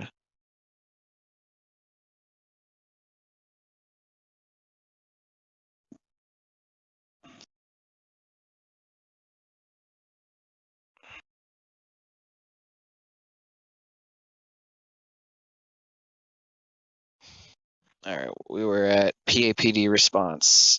Initial responders from outside PAPD commands proceeded to the police desk in 5WTC or to the fire safety desk in the North Tower lobby. Some officers were then assigned to assist in stairwell evacuations. Others were assigned to expedite evacuation in the plaza, concourse, and path station. As information was received of civilians trapped above ground level floors of the North Tower, other PAPD officers were instructed to climb to those floors for rescue efforts. Still, others began climbing towards the impact zone. At 9/11, the PAPD superintendent and inspector began walking up to stairwell B to the North Tower to assess damage near and in the impact zone. The PAPD chief and several other PAPD officers began ascending a stairwell in order to reach the windows on the World Restaurant of the 106th floor, from which calls had been made to the PAPD police department reporting at least 100 people trapped. Many PAPD officers from different commands responded on their own initiative. By 9:30, the PAPD Central Police Desk requested that responding officers meet at West and Vasey and await further instructions. In the absence of a predetermined command structure to deal with an incident of this magnitude, a number of PAPD inspectors, captains, and lieutenants stepped forward at around 9:30 to formulate an on-site response plan. They were hampered by not knowing how many officers were responding to the site and where those officers were operating. Many of the officers who responded to this command post lacked suitable protective equipment to enter the complex. By 9:58, one PAPD officer had reached the 44th floor sky lobby of the North Tower. Also in the North Tower, one team of PAPD officers was in the mid-20s and another was in the lower 20s. Numerous PAPD officers were also climbing the South Tower, including the PAPD ESU team. Many PAPD officers were on the ground floors in the complex, some assisting in evacuation, others managing the PAPD desk in 5WTC or assisting at lobby command posts. OEM response. After the South Tower was hit, OEM's senior leadership decided to remain in its bunker and continue conducting operations, even though all civilians had been evacuated from 7WTC. At approximately 9:30, a senior OEM official had ordered the evacuation of the facility after a Secret Service agent in 7WTC advised him that additional commercial planes were not accounted for. Prior to its evacuation, no outside agency liaisons had reached OEM. OEM field responders were stationed in each tower's lobby, at the FDNY overall command post, and at least for some period of time, the NYPD command post at Church and Vasey. Summary. The emergency response effort escalated with the crash of United 175 into the South Tower. With that escalation, communication as well as command and control became increasingly critical and increasingly difficult. First responders assisted thousands of civilians in evacuating the towers. Even as incident commanders from responding agencies lacked knowledge of what other agencies and in some cases their own responders were doing. From 9:59 until 10:28 a.m. At 9:58:59, the South Tower collapsed in 10 seconds, killing all civilians and emergency personnel inside, as well as a number of individuals, both first responders and civilians, in the concourse, in the Marriott, and on neighboring streets. The building collapsed into itself, causing a ferocious windstorm and creating a massive debris cloud. The Marriott Hotel suffered significant damage as a result of the collapse of the South Tower. Civilian response in the North Tower. The 911 calls placed from most locations in the North Tower grew increasingly desperate as time went on. As late as 10:28, people remained alive in some locations, including on the 92nd and 79th floors. Below the impact zone, it is likely that most civilians who were physically and emotionally capable of descending had exited the tower.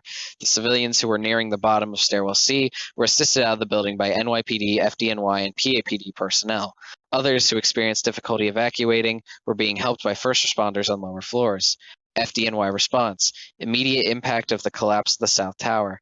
The FDNY overall command post and posts in the North Tower lobby, in the Marriott lobby, and the staging area on West Street south of Liberty all ceased to operate upon the collapse of the South Tower, as did EMS staging areas, because of their proximity to the building.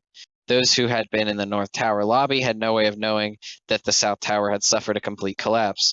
Chiefs who had fled from the overall command post on the west side of West Street took shelter in the underground parking garage at 2 World Financial Center and were not available to influence FDNY operations for the next 10 minutes or so.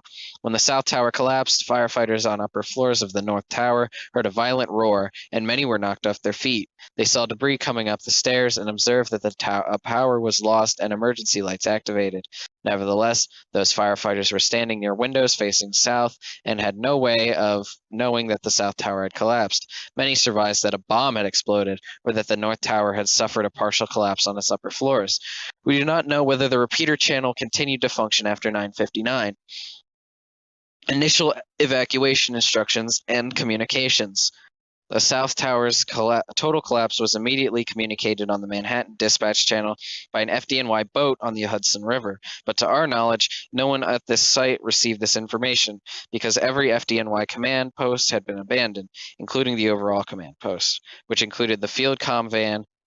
Despite his lack of knowledge of what had happened to the South Tower, a chief in process of evaluating the North Tower lobby set out an order within a minute of the collapse, command all units in Tower 1 evacuate the building. Another chief from the North Tower lobby soon followed with an additional evacuation order issued on Tactical 1. Evacuation orders did not follow a protocol for giving instructions when a building's collapse may be imminent, a protocol that includes repeating Mayday, Mayday, Mayday during the 29 minutes between the fall of South Tower and the North Tower. So they would have to repeat that during the 29 minutes. In addition, most of the evacuation instructions did not mention that the South Tower had collapsed. However, at least 3 firefighters heard evacuation instructions was stated that the North Tower was in danger of imminent collapse. FDNY personnel above the ground floors in the North Tower. Within minutes, some firefighters began to hear evacuation orders over Tactical 1. At least one chief also gave the evacuation instruction on the command channel used by only chiefs in the North Tower, which was much less crowded. At least 2 battalion chiefs on upper floors of the North Tower, one on the 23rd floor and one on the 35th floor, heard the evacuation instruction on the command channel and repeated it to everyone they came across. The chief on the 23rd floor apparently aggressively took charge to ensure that all firefighters on the floors in the immediate area were evacuating. The chief on the 35th floor was also heard a separate radio communication stating that the South Tower had collapsed, which the chief on the 23rd floor may have heard as well. He subsequently acted with a sense of urgency, and some firefighters heard the evacuation order for the first time when he repeated it on Tactical 1. This chief also had a bullhorn and traveled to each of the stairwells and shouted the evacuation order, "All FDNY, get out." As a result of his efforts, many firefighters who had not been in the process of evacuating began to do so.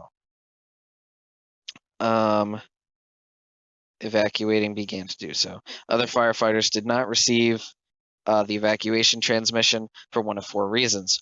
First, some FDNY radios did not pick up the transmission because of the difficulties of radio communication in high rises. Second, the numbers trying to use Tactical 1 after the South Tower collapse may have drowned out some evacuation instructions. According to one FDNY lieutenant who was on the 31st floor of the North Tower at this time, Tactical Channel 1 just might have been bogged down that so bogged down that it may have been impossible to get that order through. Third, some firefighters in the North Tower were off duty and did not have radios. Fourth, some firefighters in the North Tower had been dispatched to the South Tower and likely were on a different tactical channel assigned to that tower. FDNY personnel in the North Tower who received the evacuation orders did not respond uniformly. Some units, including one whose officer knew that the South Tower had collapsed, either delayed or stopped the evacuation in order to assist non-ambulatory civilians. Some units whose members had become separated during the climb attempted to regroup so that they could become separated during the climb so they could descend together.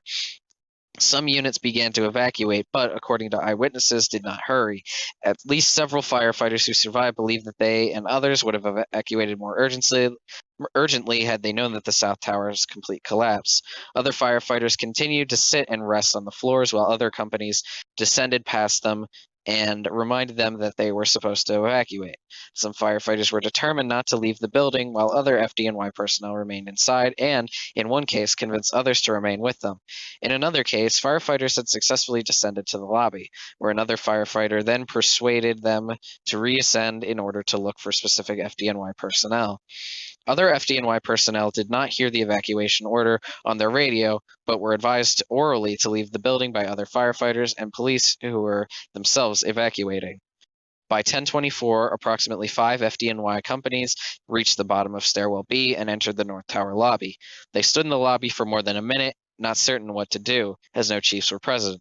Finally, one firefighter who had earlier seen from a window that the South Tower had collapsed urged that they all leave, as the tower could fall as well. The units then proceeded to exit onto West Street. While they were doing so, the North Tower began its pancake collapse, killing some of these men. I wonder if pancake collapse is an official, scientific explosive term. Other FDNY personnel. The Marriott Hotel suffered significant damage in the collapse of the South Tower. Those in the lobby were knocked down and enveloped in darkness of a debris cloud. Some were hurt but could walk. Others that were more severely injured, and some were trapped. Several firefighters came across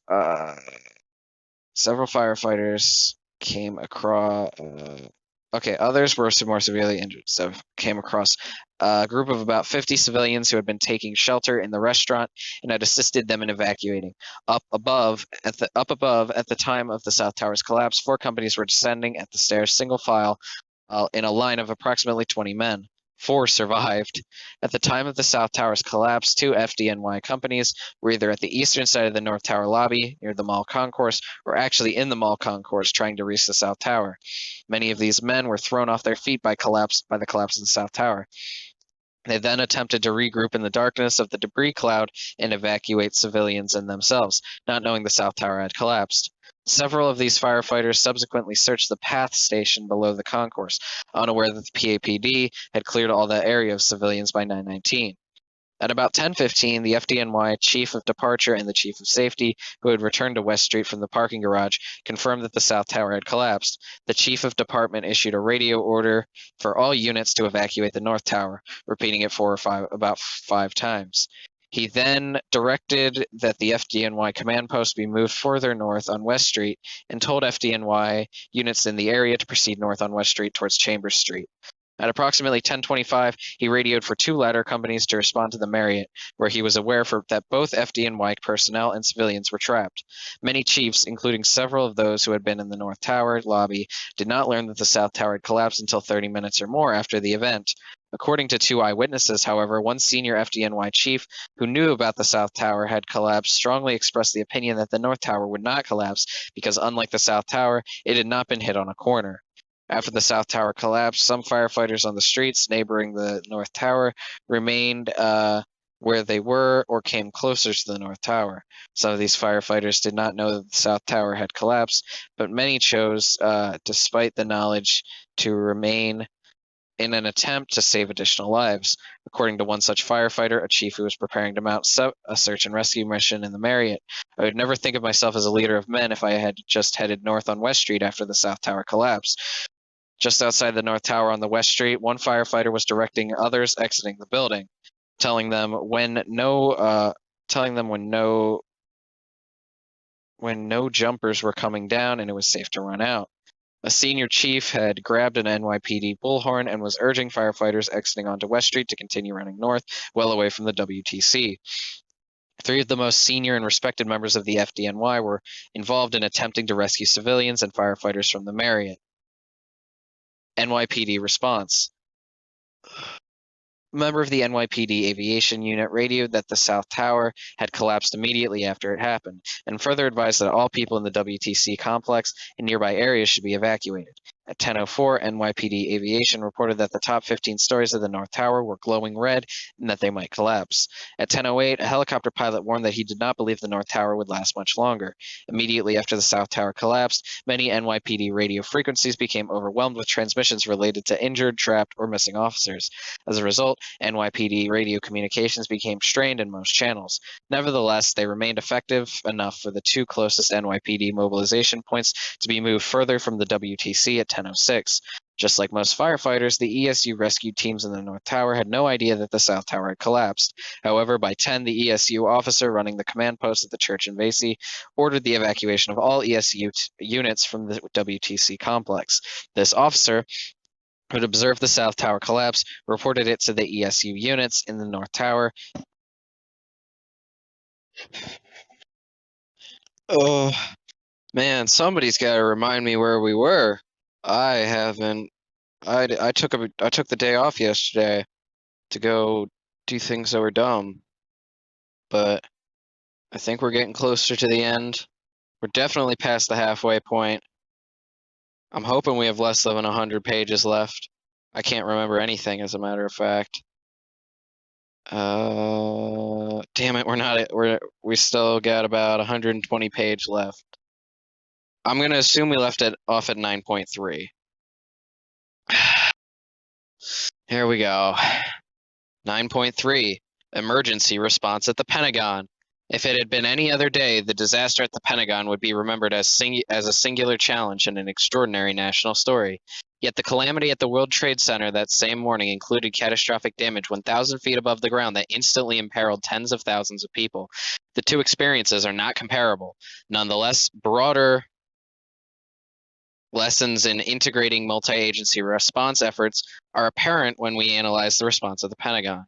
And now we got some 9/11 photos. We got the Twin Towers following the impact of American Airlines Flight 11 and United Airlines Flight 175. I guess this is like when one of them was either just struck. No, it's definitely when the North Tower was collapsing, I would say. And then we have the Pentagon. Good Lord. I can't believe the Pentagon. Why he look like that? And then we have the crash site in Shanksville, Pennsylvania. I wonder what that looks like now. I bet they got it like all memorialized in the emergency. I wonder how far I am from that. I don't care about doxing myself. Yeah, I think it's pretty clear. I go to Penn Ridge, Shanksville. Huh. Siri, plot a course. The emergency response of the Pentagon represented a mix of local, state, and federal jurisdictions as was generally effective. It overcame the inherent complications of a response across jurisdictions because the incident command system, a formalized management structure for emergency response, was in place in the National Capital Region on 9/11. Because of the nature of the event, a plane crash, fire, and partial building collapse, the Arlington County Fire Department served as...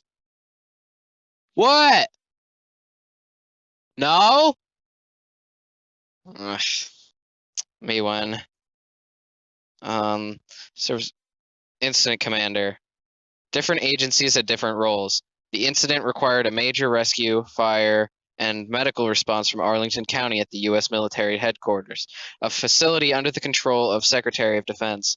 Since it was a terrorist attack, the Department of Justice was the lead federal agency in charge, with authority delegated to the FBI for operational response. Additionally, the terrorist attack affected the daily operations and emergency management requirements of Arlington County and all bordering and surrounding jurisdictions. At 9:37, the west wall of the Pentagon was hit by hijacked American Airlines Flight 77, a Boeing 757. The crash caused immediate and catastrophic damage. All 64 people above the airliner were killed, as were 125 people inside the Pentagon, 70 civilians and 55 military service members. 106 people were seriously injured and transported to area hospitals. I wonder what this is.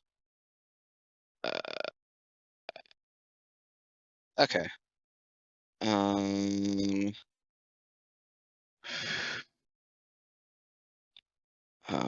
While no emergency response is flawless, God damn it! You wanna know what isn't flawless? Clicking on the fucking scrolly thing at the side of the image, and then it scrolls all the way back to like page 200. The response to the 9/11 terrorist attack on the Pentagon was mainly a success for three reasons. First, the strong professional relationships and trust established among emergency responders. Second, the adoption of the incident command system. And third, the pursuit of a regional approach to response. Many fire and police agencies that responded had extensive prior experience working together on regional events and training exercises. Indeed, at the same time, preparations were underway at many of these agencies to ensure public safety at the annual meetings of International Monetary Fund and the World Bank, scheduled to be held later that month in Washington, D.C. Local, regional, state, and federal agencies immediately responded to the Pentagon attack. In addition to county fire, police, and sheriff's departments, the response was assisted by Metropolitan Washington Airports Authority, Ronald Reagan, Washington National Airport Fire Department, Fort Myer Fire Management, the FBI, FEMA, a National Medical Response Team, the Bureau of Alcohol, Tobacco, and Firearms, and numerous military personnel within the Military District of Washington. Command was established at 9:41. At the same time, the Arlington County Emergency Communications Center contacted the fire departments of Fairfax County, Alexandria, and the District of Columbia to request mutual aid. The incident command post provided a clear view of and access to the crash site, allowing the incident commander to assess the situation at all times. At 9:55, the incident commander ordered an evacuation of the Pentagon impact area because a partial collapse was imminent. It occurred at 9:57 and no first responder was injured. At 10:15, the incident commander ordered a full evacuation of the command post because the warning of an approaching hijacked aircraft passed along by the FBI. This was the first of 3 evacuations caused by reports of incoming aircrafts, and the evacuation order was well communicated and well coordinated. Several factors facilitated the response to this incident and distinguish it from the far more difficult task in New York. There was a single incident, and it was not 1,000 feet above the ground. There was a single incident, and it was not 1,000 feet above the ground. The incident site was relatively easy to secure and contain, and there was no other buildings in the immediate area. There was no collateral damage beyond the Pentagon. Yet the Pentagon response encountered difficulties that echo those experienced in New York. As the Arlington County After Action Report notes, there were significant problems with both self-dispatching and communications. Organizations, response units, and individuals proceeding on their own initiative directly to an incident site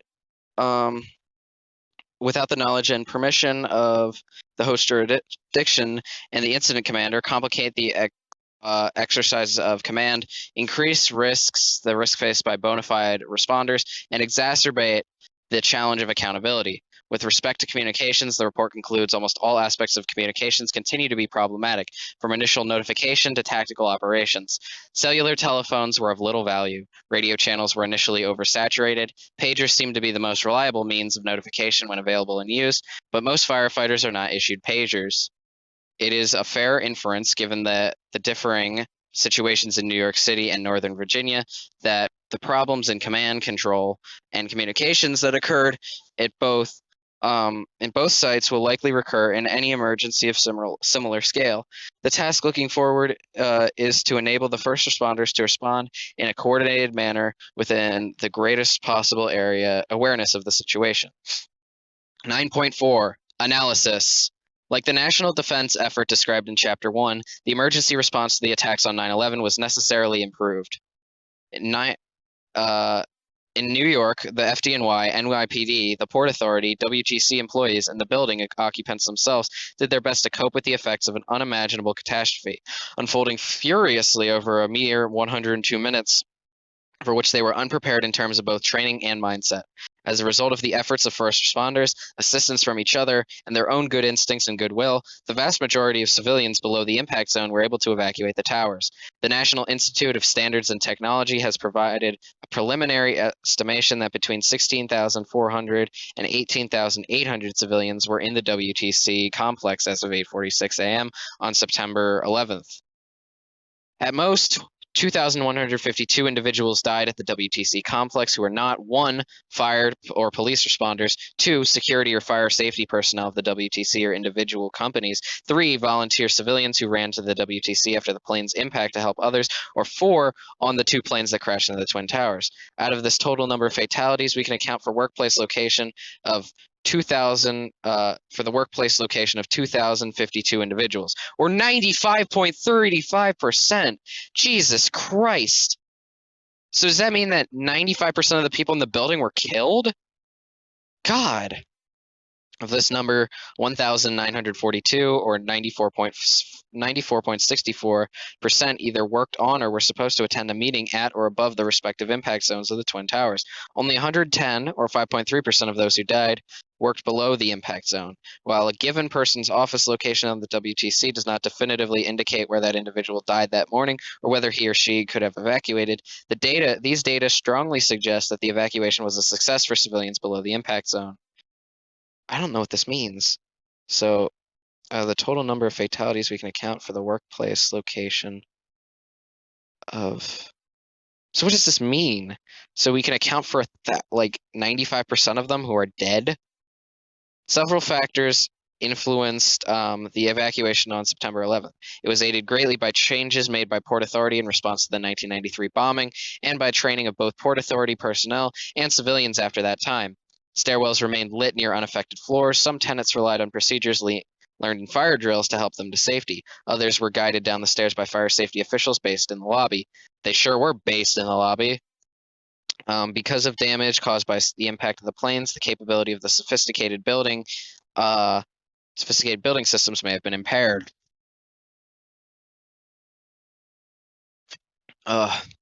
Who's knocking? Who's knocking? I'm in the middle of something. Hang on. What's going on?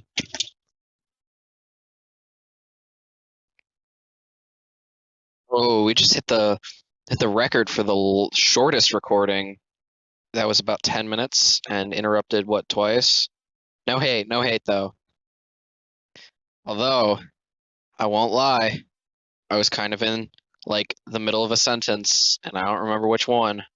So I might do a little bit of backtracking. Come on, 9/11 report, don't fail me. You know where I was. Stop playing me like this. Please load. For the American people at home and international viewers, perhaps. If you're not from America, what does 9/11 mean to you? Because for me, it's actually kind of funny. I don't know. Maybe like that's the thing. Like maybe internationally, it's like an L for America, or maybe internationally, it's like a dub for everyone else. You know, I don't know. So let's just say that I remember making a big fuss about the 90% number. They were based in the lobby. I must say, rudimentary improvements, however, such as the addition of glow strips and handrails to stairs, were credited by some as the reason for their survival. The general evacuation time for the towers dropped from more than 4 hours in 1993 to under 1 hour on September 11th for most civilians who were not trapped or physically incapable of enduring a long descent. Well, I mean, that also makes sense because it's not even a drill. First responders also played a significant role. Okay, think about it though. Like if there's a drill and it's like evacuate, like wouldn't you want to take as long as humanly possible so that way you get like you get 4 hours off from your day? Like that sounds pretty based. I mean, oh wait, no, never mind. That wasn't a drill in 1993 either. I think they're talking about the bombing. First responders also played a significant role in the success of the evacuation. Some specific rescues are quantifiable, such as the FDNY's company rescue of civilians trapped on the 22nd floor of the North Tower, or the success of both the North and South Tower of success of FDNY, PAPD, and NYPD personnel in carrying non-ambulatory citizens out of both the North and South Towers. In other instances, intangibles combined to reduce what could have been a much higher death total. It is impossible to have measure how many more civilians who descended to the ground floors would have died but for NYPD and PAPD personnel directing them via safe exit routes that avoided jumpers and debris to leave the complex urgently but calmly. It is impossible to measure how many more civilians would have died, but for the determination of many members of the FDNY, PAPD, and NYPD to continue assisting civilians after the South Tower collapsed. It is impossible to measure the calming influence that ascending firefighters had on descending civilians on whether or not but for what's the fuck? It is impossible to measure the calming influence that ascending firefighters had on descending civilians, or whether but for the firefighters' presence at the poor behavior. What? or whether but for the firefighters' presence, the poor behavior of a very few civilians could have caused a dangerous and panicked mob flight. That the positive impact of the first responders on the evacuation came at a tremendous cost of the first first responders' lives lost. What the fuck does that mean?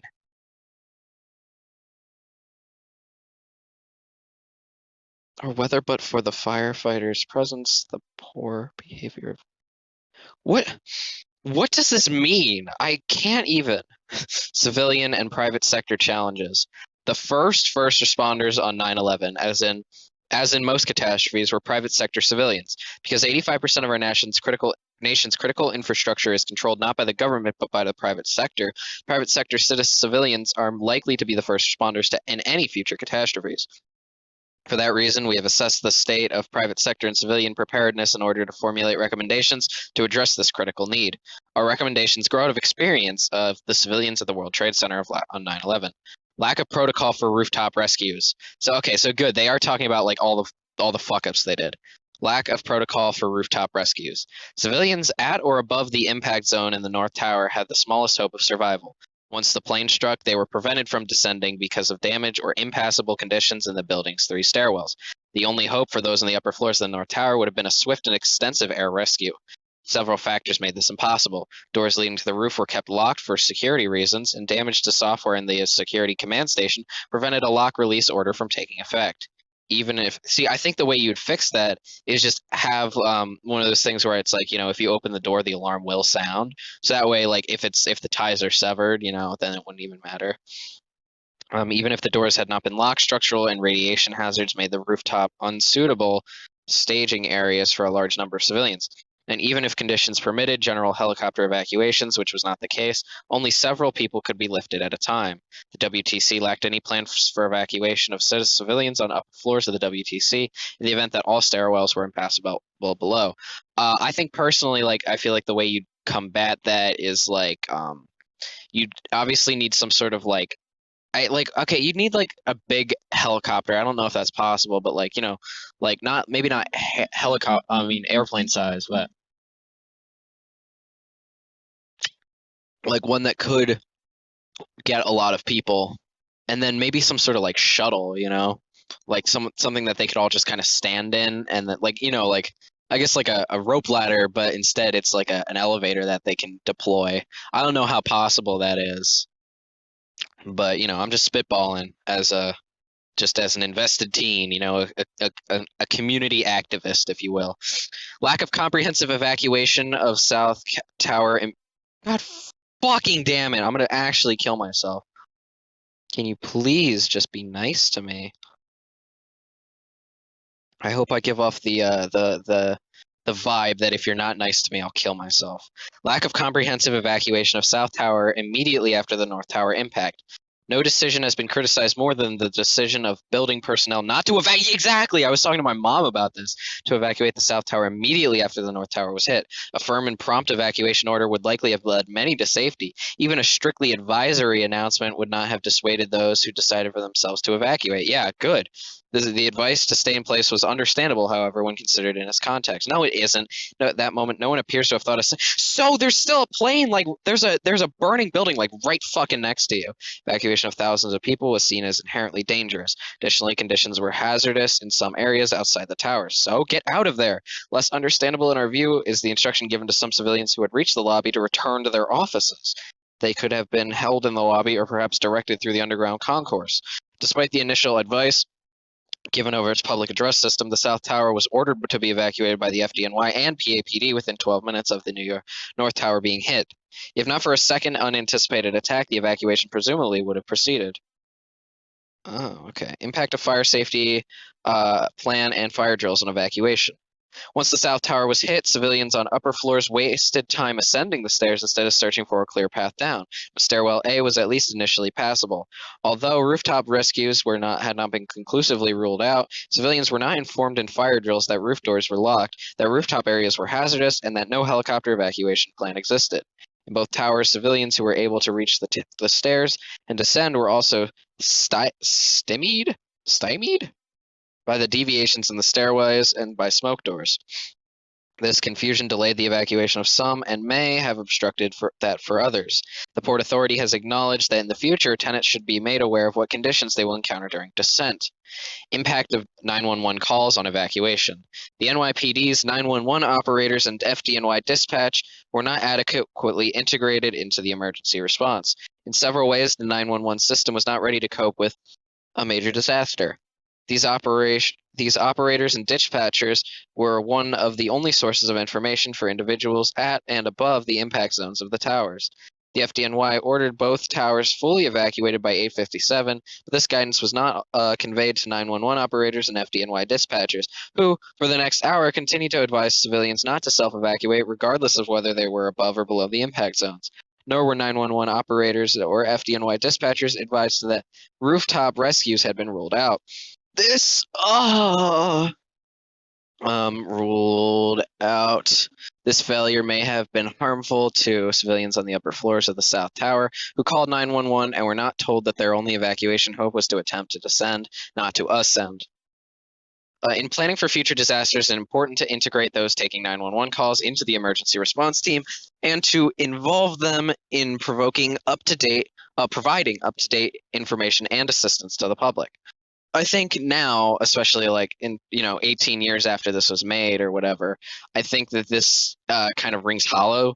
Like 911 isn't where you're getting most of your information from nowadays. I feel like as if 9/11 happened now, like as soon as it happened, like you would be able to find shit about it.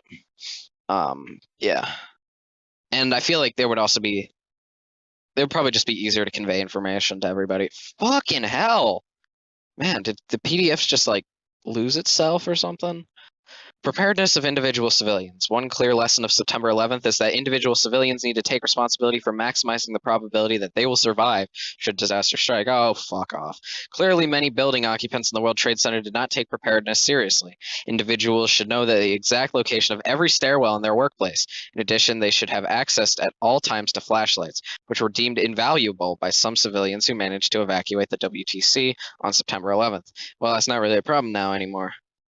Challenges experienced by first responders. The challenge of incident command. As noted above, in July 2001, Mayor Giuliani updated a directive titled Direction and Control for Emergencies in the City of New York.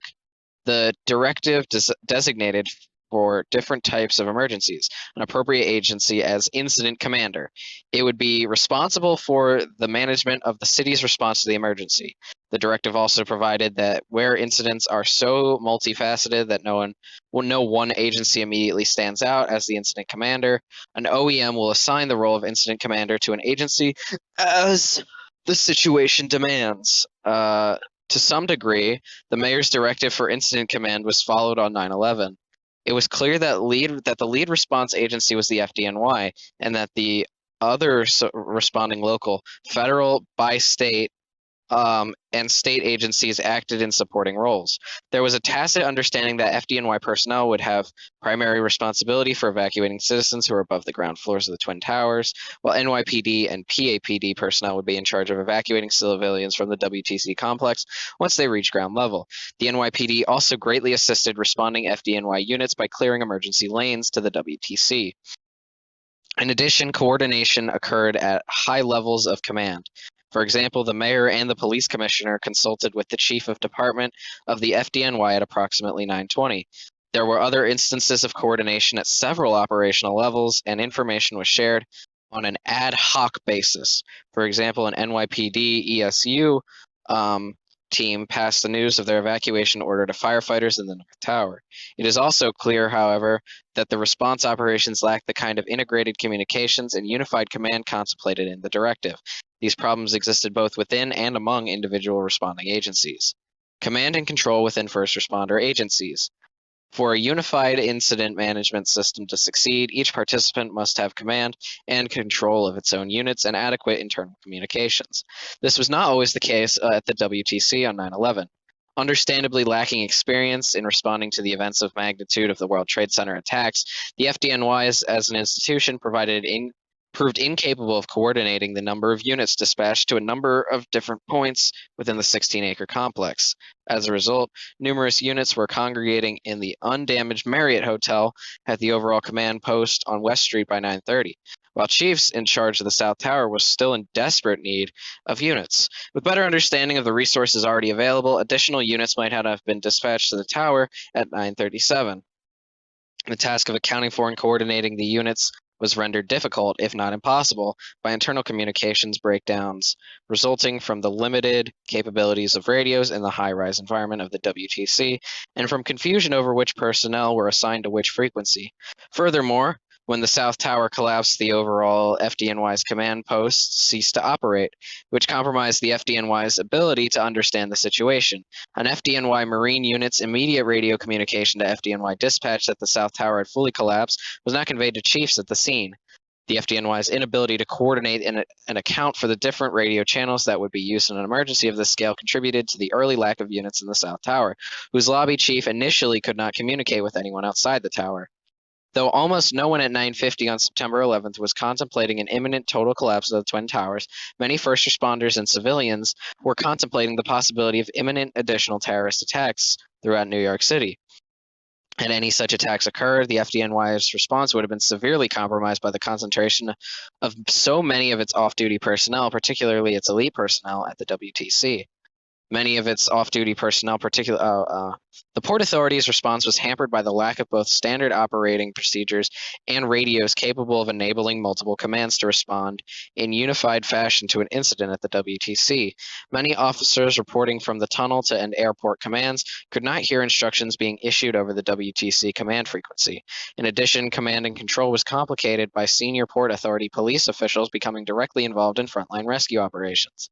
The NYPD experienced comparatively fewer internal command and control and communications issues because the department has a history of mobilizing thousands of officers for major events requiring crowd control. Its technical radio capability and major incident protocols were more easily adapted to an incident of the magnitude of 9/11. In addition, its mission that day lay largely outside the towers themselves.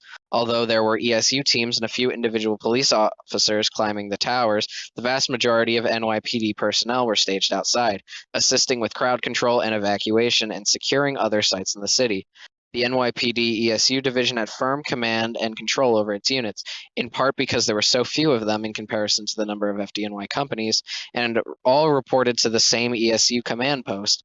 It is unclear, however, whether non-ESU NYPD officers operating on the ground floors and in the few cases on upper floors of the WTC were as well coordinated. Significant shortcomings within the FDNY's command and control capabilities were painfully exposed on September 11th. To its great credit, the department has made substantial effort in the past 3 years to address these. While significant problems in the command and control of the PAPD also were exposed on September 11th, it is less clear that the Port Authority has adopted new training exercises or major incident protocols to address these shortcomings. Lack of coordination among first responder agencies. Any attempt to establish a unified command on 9/11 would have been further frustrated by the lack of communication and coordination among responding agencies. Responding agencies. Certainly. What? Wow.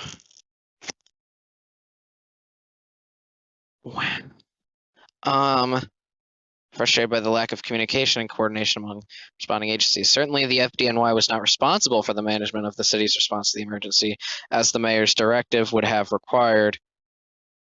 The command posts were in different locations, and OEM headquarters, which could have served as a focal point for information sharing, did not play an integrating role in ensuring that information was shared amongst agencies on 9/11. Even prior to its evacuation, there was a lack of comprehensive coordination between FDNY, NYPD, and PAPD personnel climbing above the ground floors of the Twin Towers. Information that was critical to informed decision-making was not shared among agencies.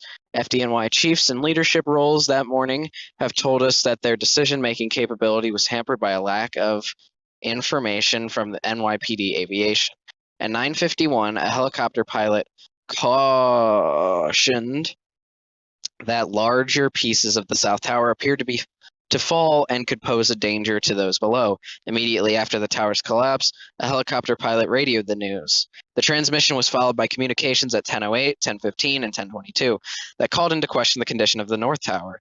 The FDNY's chiefs would have benefited greatly had they been able to communicate with personnel in a helicopter.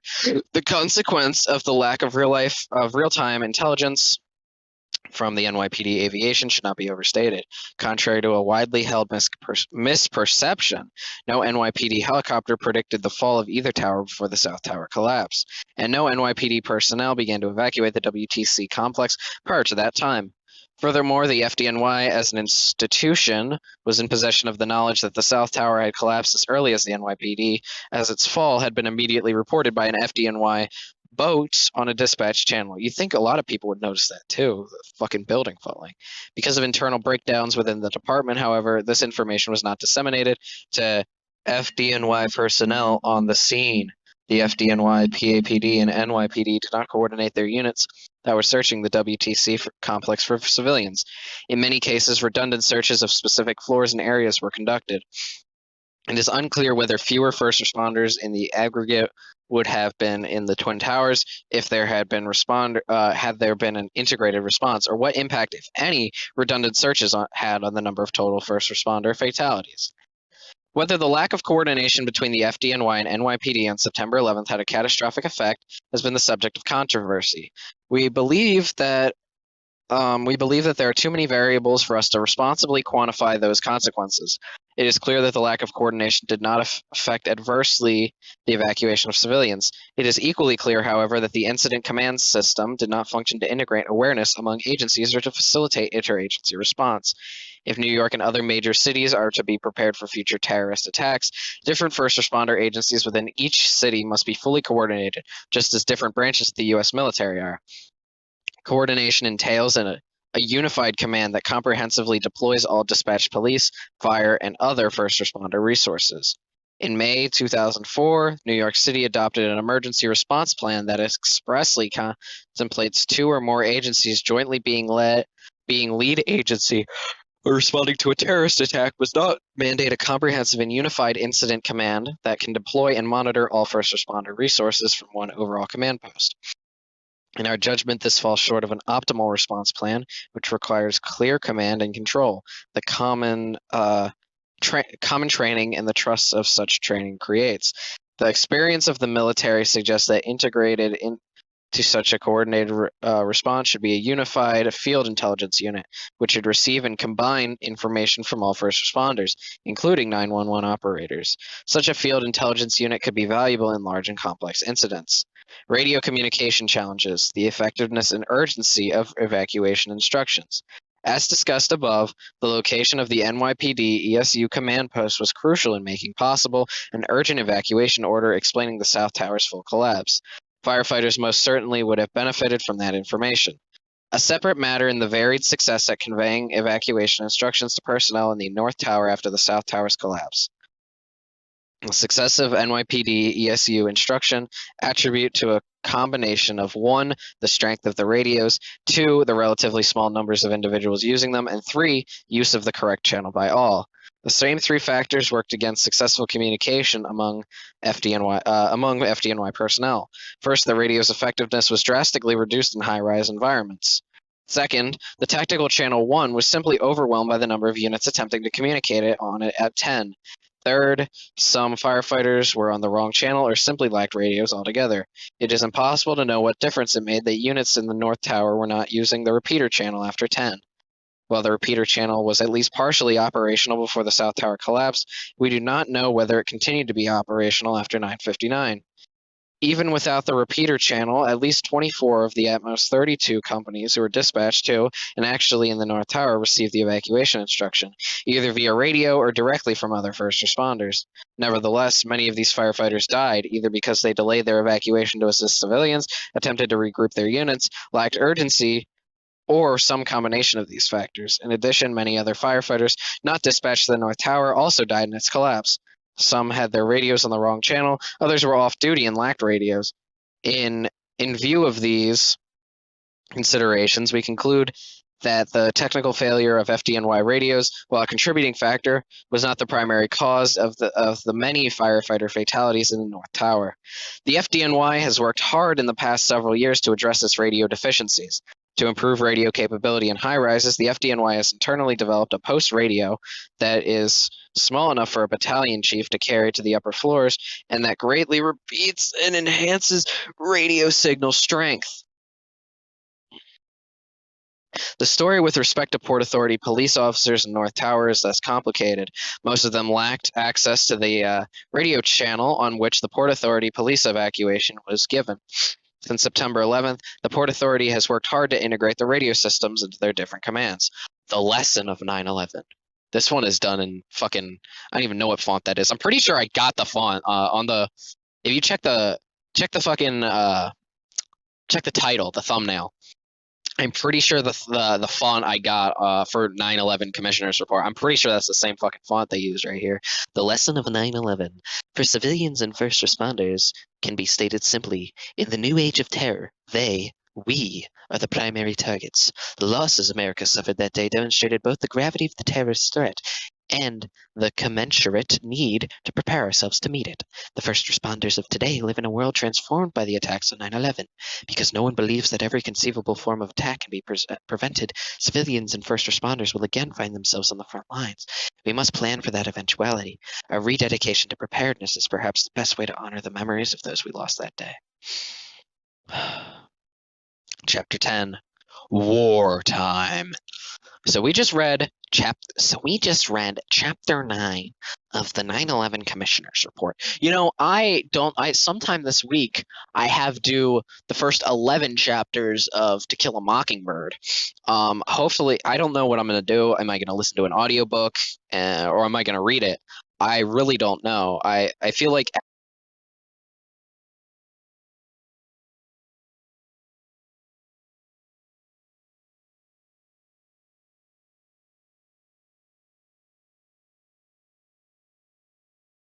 doing the fucking whatever it's called next.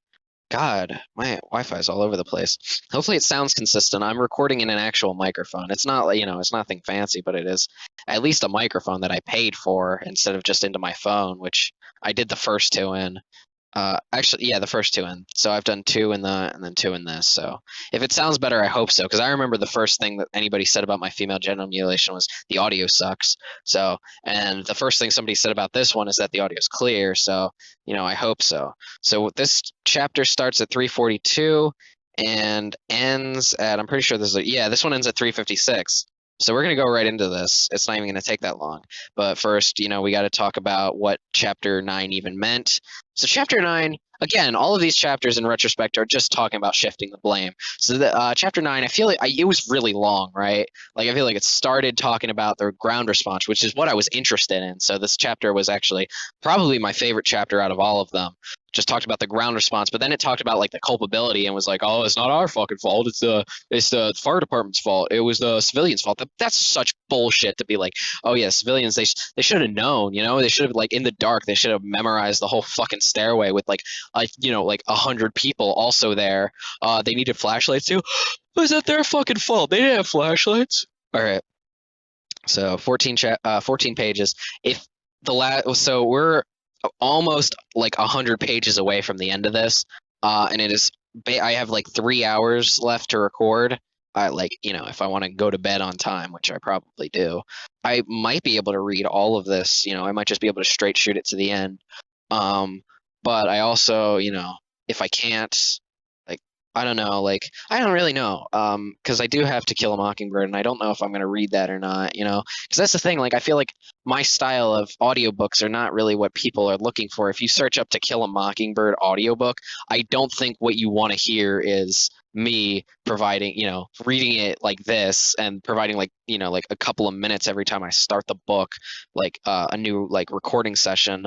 And then in addition, I'm giving commentary to it. I think this is a very specific thing that I think if you wanted to watch a 9/11 13-hour long video that with a thumbnail the way it has, I think you're kind of expecting something like this. Meanwhile, when you search To Kill a Mockingbird audiobook, I think you're searching for something different. But that might also just be Might just be an excuse, you know? Oh my god.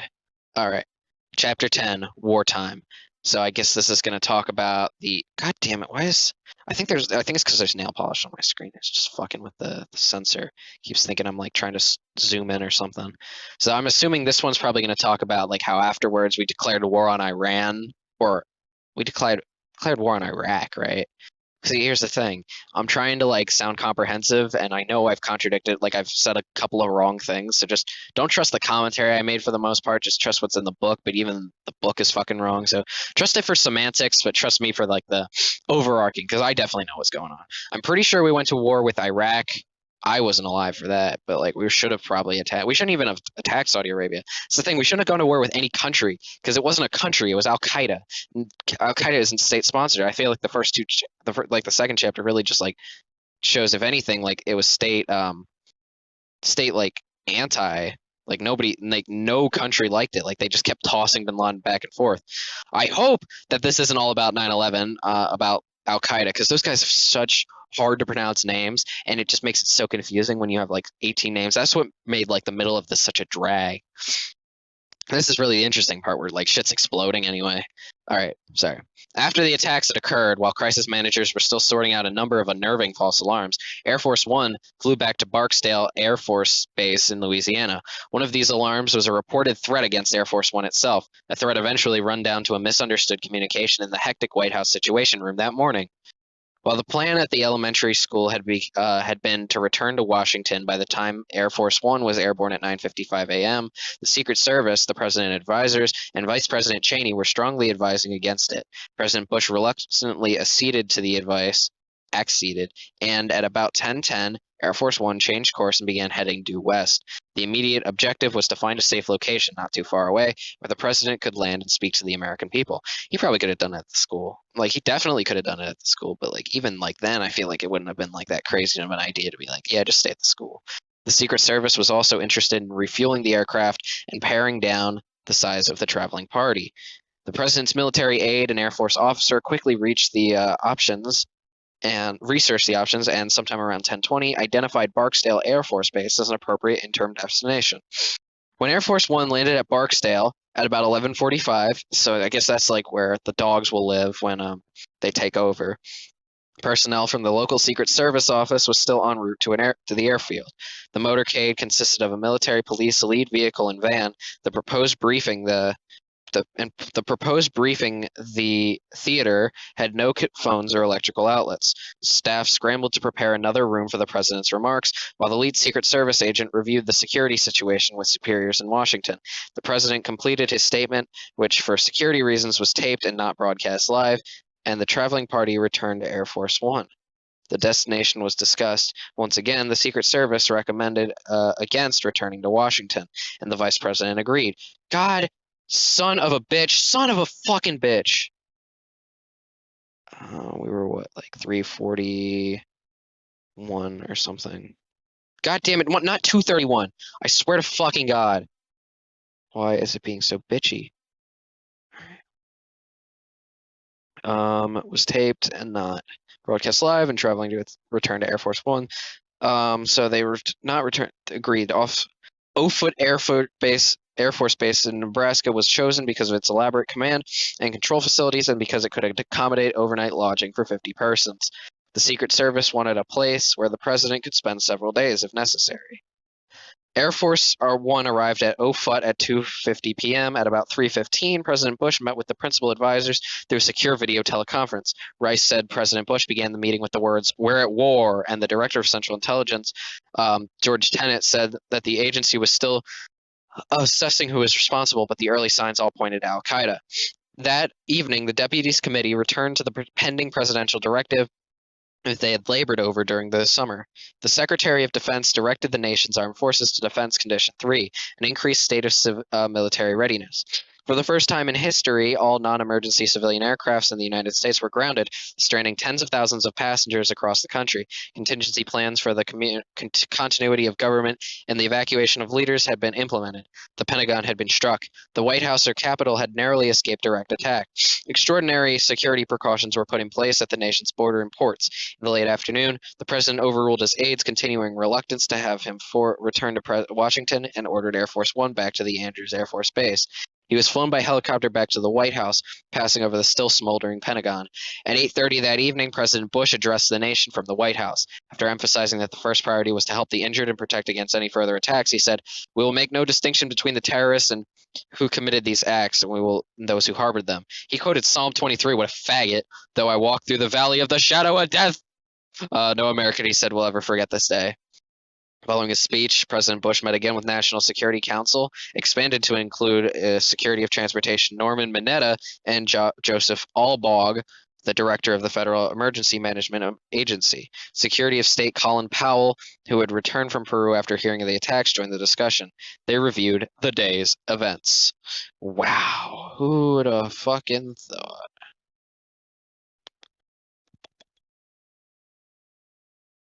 How could a loving God create such horrors? Not 9/11, but the commissioner's report. Honestly, the commissioner's report is worse than the actual event, even though some of it's kind of interesting, but not all of it. I wanted to read the MK Ultra one, but the effect that this had maybe hit 9/11, which I just thought of as something goofy. I don't know what it'll do to something I actually care about. Immediate responses at home. Ugh. As the urgent domestic issues accumulated, White House Deputy Chief of Staff Joshua Bolten chaired a temporary domestic consequences group. The agenda in those first few days is worth noting, partly as a checklist for future crisis planners. It began with problems of how to help victims and stanch the flowing losses to the American economy, such as organizing federal emergency assistance. One question was what kind of public health advice to give about the air quality in lower Manhattan in the vicinity of the fallen buildings. Compensating victims. They evaluated legislative options, eventually setting up a federal compensation fund, defining the powers of a special master to run it. Determining federal assistance. On September 13th, President Bush promised to provide $20 billion for New York City, in addition to the $20 billion his budget director had already guessed might be needed for the country as a whole. Restoring civil aviation. On the morning of September 13th, the National Airspace reopened for use by airports that met newly improvised security standards. Reopening the financial markets. After extraordinary emergency efforts involving the White House, the Treasury Department, and the Securities and Exchange Commission, aided by unprecedented cooperation among the usually competitive firms of the financial industry. The firms of the financial industry. The markets reopened on Monday, September 17th, deciding on when and how to return border and port security to more normal operations. Evaluating legislative proposals to bail out the airline industry and cap its liability. The very process of reviewing these issues underscored the absence of an effective government organization dedicated to assessing vulnerabilities and handling problems of protection and preparedness. Though a number of agencies had some part of the task, none had security as its primary mission. It's kind of weird because it's just they're saying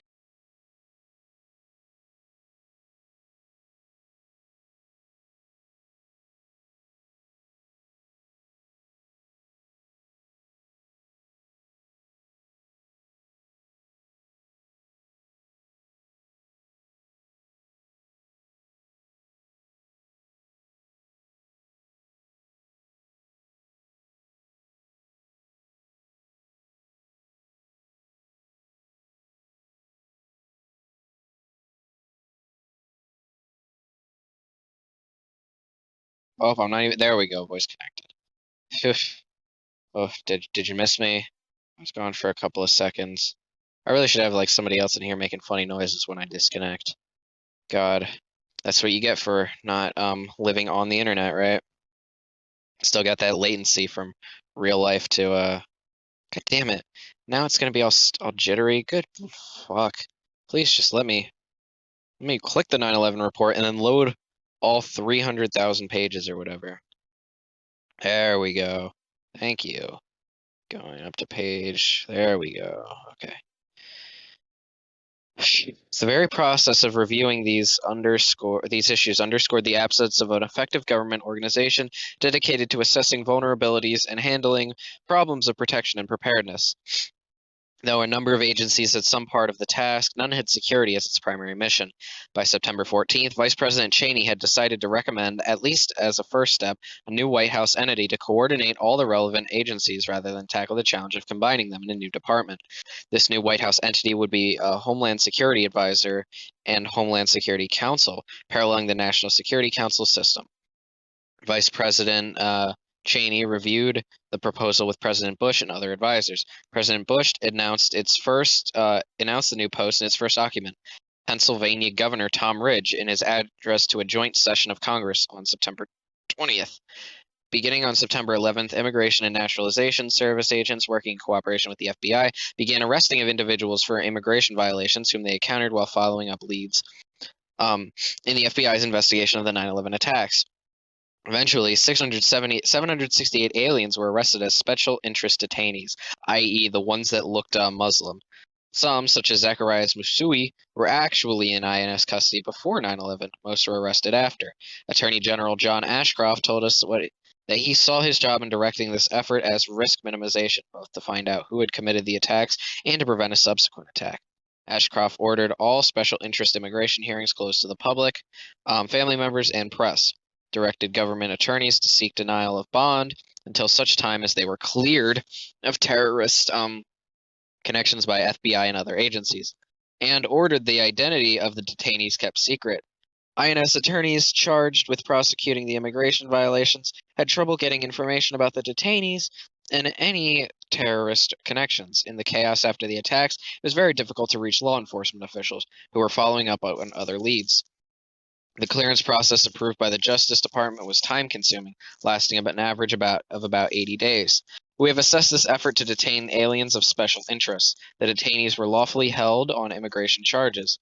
Records indicate that 531 were deported, 162 were released on bond, 24 received some kind of immigration benefits, 12 had their proceedings terminated, and 8, one of whom was Musui, remained in custody of the U.S. Marshal Service. The Inspector General of the Justice Department found significant problems in the way the 9/11 detainees were treated. In response to a request about the counterterrorism benefits of the 9/11 detainee program, the Justice Department cited 6 individuals on the special interest detainee list, noting that 2, including Musui, were linked directly to a terrorist organization and that it had obtained new leads helpful to the investigation of the 9/11 terrorist attacks. A senior al-Qaeda detainee has stated that U.S. government efforts after the 9/11 attacks to monitor the American homeland, including review of Muslims' immigration files and deportation of non-permanent residents, force al-Qaeda to operate less freely in the United States. Again, you're painting with a broad brush here. Not all Muslims are al-Qaeda. The government's liability to collect intelligence inside the United States and the sharing of such information between the intelligence and law enforcement communities was not a priority before 9/11. Guidelines on this subject issued in August 2001 by Deputy Attorney General Larry Thompson essentially recapitulated prior guidance. However, the attacks of 9/11 changed everything. Less than 1 week after September 11th, an early version of what was to become the Patriot Act, officially the USA Patriot Act, began to take shape. A central provision of the proposal was the removal of the wall on information sharing between intelligence and law enforcement communities, discussed in Chapter 3. Good. That was probably the dumbest shit, The idea that, all these can't talk to each other. A central provision... Okay. Ashcroft told us that he determined to take every conceivable action within the limits of the Constitution to identify potential terrorists and deter additional attacks. The administration developed a proposal that eventually passed both houses of Congress by large majorities and was signed into law on October 26. You want to know something based? With that, we officially have one that was page 345, which, for those of you who forgot, is significant because we only have to read till page 445. We are officially only 100 pages away from the end.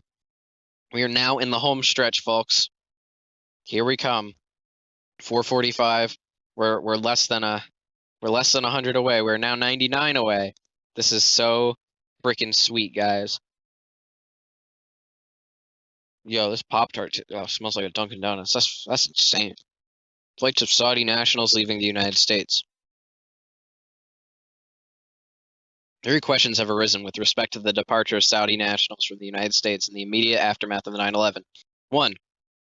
Did any flights of Saudi nationals take place before national airspace reopened on September 13, 2001? 2. Was there any political intervention to facilitate the departure of Saudi nationals? 3. Did the FBI screen Saudi nationals thoroughly before their departure? Oh my fucking god. Maybe these people left because everybody was like, this is your fault. Yo did 9/11. Not everybody's like trolling complete returning to HQ. Second, we found no evidence of political... First, we found no evidence that any flights of Saudi nationals, domestic or international, took place before the reopening of national airspace on the morning of September 13, 2001. To the contrary, every flight we have identified occurred after national airspace reopened. Second, we found no evidence of political intervention. We found no evidence that anyone in the White House above the level of Richard Clarke participated in a decision on the departure of Saudi nationals. The issue came up in one of the many video teleconferences of the interagency group Clarke chaired, and Clarke said he approved of how the FBI was dealing with the matter when it came for interagency discussion at his level. Clarke told us, I asked the FBI, Dale Watson, to handle that, to check to see if that was all right with them, to see if they wanted to access any of these people, and if they wanted to get back to me. And they had no objections. It would be fine with me, Clarke added. I have no recollection of clearing it with anybody at the White House. Although White House Chief of Staff Andrew Card remembered someone telling him about the Saudi request shortly after 9/11, he said he had not talked to the Saudis and did not ask anyone to do anything about it. The president and vice president told us that they were not aware of the issue at all until it surfaced much later in the media. None of the officials we interviewed recalled any intervention or direction on this matter from any political appointee. Third, we believe that the FBI conducted a satisfactory screening of Saudi nationals who left the United States on charter flights. The Saudi government was advised of and agreed to the FBI's requirements that passengers be identified and checked against various databases before the flights departed. The Federal Aviation Administration representative working in the FBI Operations Center made sure that the FBI was aware of the flights of Saudi nationals and was able to screen the passengers before they were allowed to depart. The FBI interviewed all persons of interest on these flights prior to their departures. They concluded that none of their passengers was connected to the 9/11 attacks, and have since found no evidence to change that conclusion. Our own independent review of the Saudi nationals involved confirms that no, they were literally just people from Saudi Arabia who were leaving.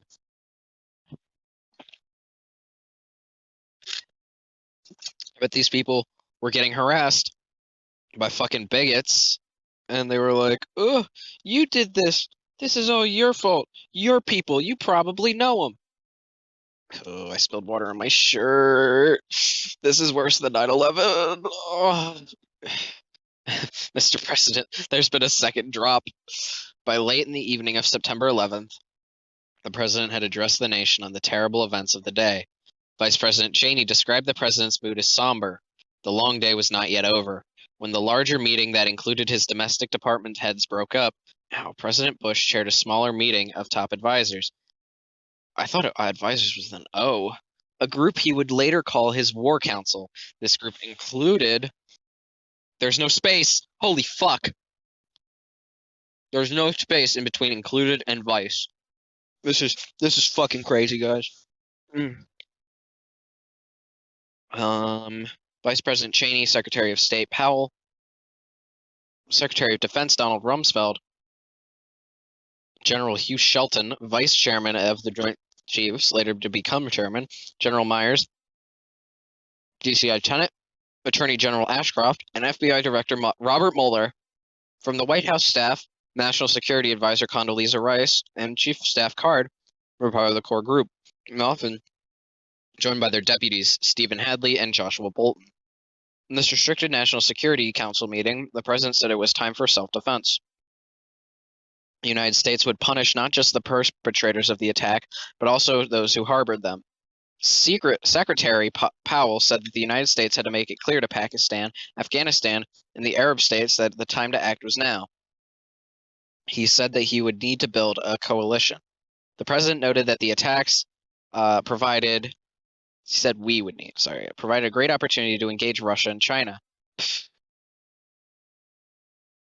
Secretary Rumsfeld urged the president and the principals to think broadly about who might have harbored the attacks, including Iraq, Afghanistan, Libya, Sudan, and Iran. He wondered aloud how much evidence the United States would need in order to deal with these countries. Notably, Saudi Arabia isn't on there. Are you fucking stupid? Yeah.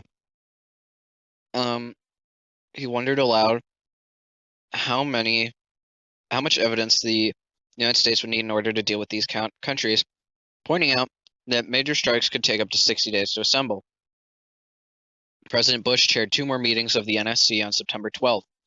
In the first meeting, he stressed that the United States was at war with a new and different kind of enemy. The president tasked principals to go beyond their pre-9/11 work and develop a strategy to eliminate terrorists and punish those who support them. As they worked on defining the goals and objectives of the upcoming campaign, they considered a paper that went beyond al-Qaeda to propose the elimination of terrorism as a threat to our way of life, an aim that would include pursuing other international terrorist organizations in the Middle East. Rice chaired a principals committee meeting on September 13th in the Situation Room to refine how the fight against al-Qaeda would be conducted.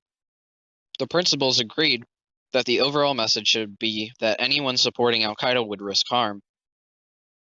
The United States would need to integrate diplomacy, financial measures, intelligence, and military actions into an overarching strategy. The principals also focused on Pakistan and what it could do to turn the Taliban against al-Qaeda. They concluded that if Pakistan decided not to help the United States, it too would be at risk. The same day, Deputy Secretary of State Richard Armitage met with the Pakistani ambassador to the United States, Malia Lodhi, and the visiting head of Pakistan's military intelligence service, Mahmoud Ahmed. Maybe like Mahmoud. Armitage said that the United States wanted Pakistan to take 7 steps. You want me to do 7 things? To stop al-Qaeda operatives at its border and all logistical support for bin Laden. To give the United States blanket overflight and landing rights for all necessary military and intelligence operations. Jeez. To provide territorial access to United States and allied military intelligence and other personnel to conduct operations against al-Qaeda. To provide the United States with intelligence information. To continue to publicly condemn the terrorist acts. To cut off all shipments of fuel of the Taliban and stop recruits from going to Afghanistan. And if the evidence implicated bin Laden and al-Qaeda and the Taliban continue to harbor them, to break relations with the Taliban government. Pakistan made its decision swiftly. That afternoon, Secretary of State Powell announced at the beginning of an NSC meeting that Pakistani President Musharraf had agreed to every U.S. request for supporting in the war on terrorism. The next day, the U.S. Embassy in Islamabad confirmed that Musharraf and his top military commanders had agreed to all 7 demands. Pakistan will need full U.S. support as it proceeds with us, the embassy noted. Musharraf said the GOP, GOP government of Pakistan, was making substantial concessions in allowing use of its territory, and that he would pay a domestic price. His standing in Pakistan was certain to suffer. To counterbalance that, he needed to show that Pakistan was benefiting from his decisions. At the September 13th NSC meeting, when Secretary Powell described Pakistan's reply, President Bush led a discussion of an appropriate ultimatum to the Taliban. He ordered Secretary Rumsfeld to develop a military plan against the Taliban. The president wanted the United States to strike the Taliban, step back, wait to see if they got the message, and hit them hard if they did not. He made clear that the military should focus on targets that would influence the Taliban's behavior. President Bush also tasked the State Department, which on the following day delivered to the White House a paper titled Game Plan for a Political Military Strategy for Pakistan and Afghanistan. The paper took it as a given that bin Laden would continue to act against the United States even while under Taliban control. It therefore detailed specific U.S. demands for the Taliban: surrender bin Laden and his chief lieutenants, including Ayman al-Zawahiri, tell the United States what the Taliban knew about al-Qaeda and its operations, close all terrorist camps, free all imprisoned foreigners, and comply with UN Security Council resolutions. If the Taliban was in the UN, would that make them like legally a country or something, or at least like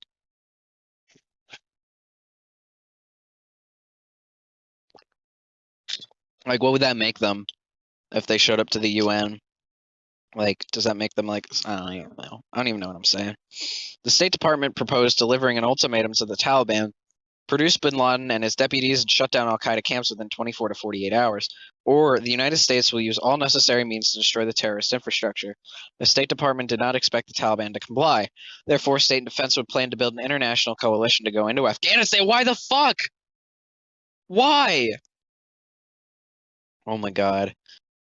Both departments would consult with NATO or other allies and request intelligence basing and other support from countries according to their capabilities and resources. Finally, the plan detailed a public U.S. stance. America would use all its resources to eliminate terrorism as a threat, punish those responsible for the 9/11 attacks, hold states and other actors responsible for providing sanctuary to terrorists, work with a coalition to eliminate terrorist groups and networks, to avoid malice towards any people, religion, or culture. President Bush recalled that he quickly realized that the administration would have to invade Afghanistan with ground troops. But the early briefings to the president and Secretary Rumsfeld on military options was disappointing. Tommy Franks, the commanding general on Central Command, CENTCOM, told us that the president was dissatisfied. The U.S. military, Franks said, did not have the off-the-shelf plan to eliminate the al-Qaeda threat in Afghanistan.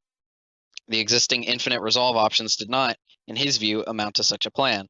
All these diplomatic and military plans were reviewed over the weekend of September 15th to 16th, as President Bush convened his war council at Camp David. Present were Vice President Cheney, Rice, Hadley, Powell, Armitage, Rumsfeld, Ashcroft, Mueller, Tenet, Deputy Secretary of Defense Paul Wolfowitz, and Cofer Black, Chief of the DCI's Counterterrorist Center. Tenet described a plan for collecting intelligence and mounting covert operations. He proposed inserting CIA teams into Afghanistan to work with Afghan warlords who would join the fights against al-Qaeda. These CIA teams would act jointly with the military special operations units. President Bush later praised this proposal, saying it had been a turning point in his thinking. General Shelton briefed the principals on the preliminary plan for Afghanistan that the military had put together. It drew on the infinite resolve phased campaign plan of the Pentagon had begun developing in November 2000, as an addition to the strike operation options it had been refining since 1998. But Shelton added a new element: the possible significant use of ground forces, and that is where President Bush reportedly focused his attention. After hearing from his senior advisors, President Bush discussed with Rice the contents of the directives he would issue to set all plans into motion. Rice prepared a paper that President Bush then considered with principals on Monday morning, September 17th. The purpose of this meeting, he recalled saying, is to assign tasks for the first wave on the war against terrorism. It starts today. In a written set of instructions slightly refined during the morning meeting, President Bush charged Ashcroft, Mueller, and Tenet to develop a plan for Homeland Defense. President Bush directed Secretary of State Powell to deliver an ultimatum to the Taliban along the lines that his department had originally proposed. The State Department was also tasked to develop a plan to stabilize Pakistan and be prepared to notify Russia and countries near Afghanistan when hostilities were imminent. In addition, Bush and his advisors discussed new legal authorities for covert action in Afghanistan, including the administration's first memorandum of notification on bin Laden. Shortly thereafter, President Bush authorized broad new authorities for the CIA. President Bush instructed Rumsfeld and Shelton to develop further the Camp David military plan to attack the Taliban and al-Qaeda if the Taliban rejected the ultimatum. The president also tasked Rumsfeld to ensure that robust measures to protect the American military forces against terrorist attack were implemented worldwide. Finally, he directed Treasury Secretary Paul O'Neill to craft a plan to target al-Qaeda's funding and seize its assets. NSC staff members had begun leading meetings on terrorist fundraising by September 18th. Also by September 18th, Powell had contacted 58 of his foreign counterparts and received offers of general aid, search and rescue equipment, and personal and medical assistance teams.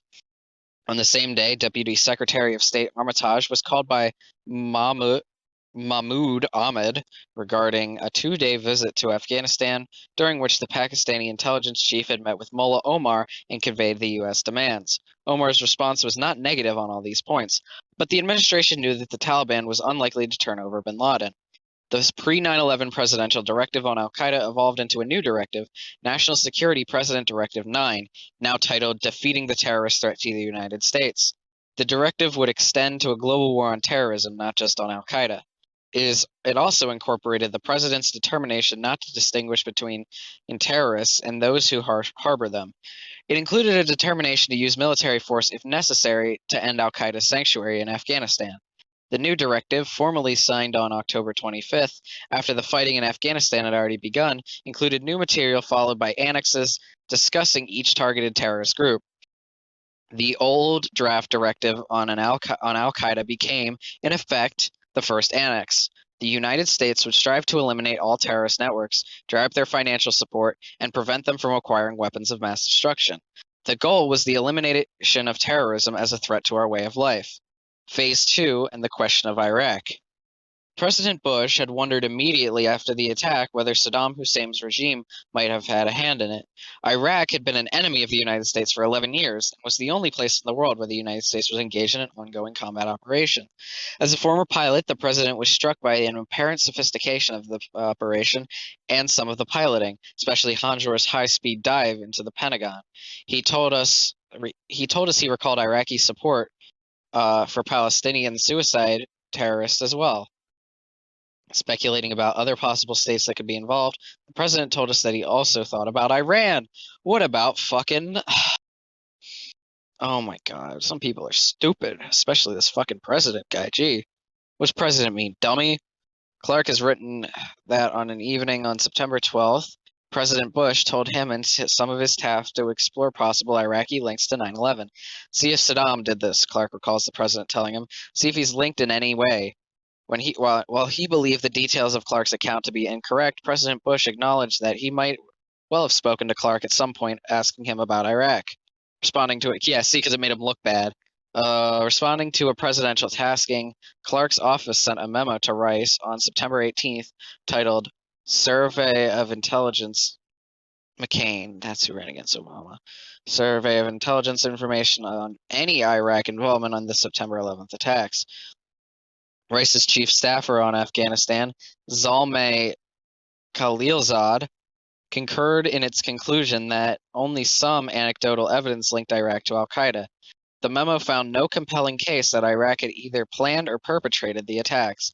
It passed along a few foreign intelligence reports, including the Czech report alleging an April 2001 Prague meeting between Atta and an Iraqi intelligence officer, discussed in Chapter 7, and a Polish report that personnel in the headquarters of Iraqi intelligence in Baghdad were told before September 11th to go on the streets to gauge crowd reaction to an unspecified event. Arguing that the case for links between Iraq and al-Qaeda was weak, the memo pointed out that bin Laden resented the secularism of Saddam Hussein's regime. Are you fucking kidding me? Oh, Saddam Hussein isn't Christian enough. Shut the fuck up, George Bush.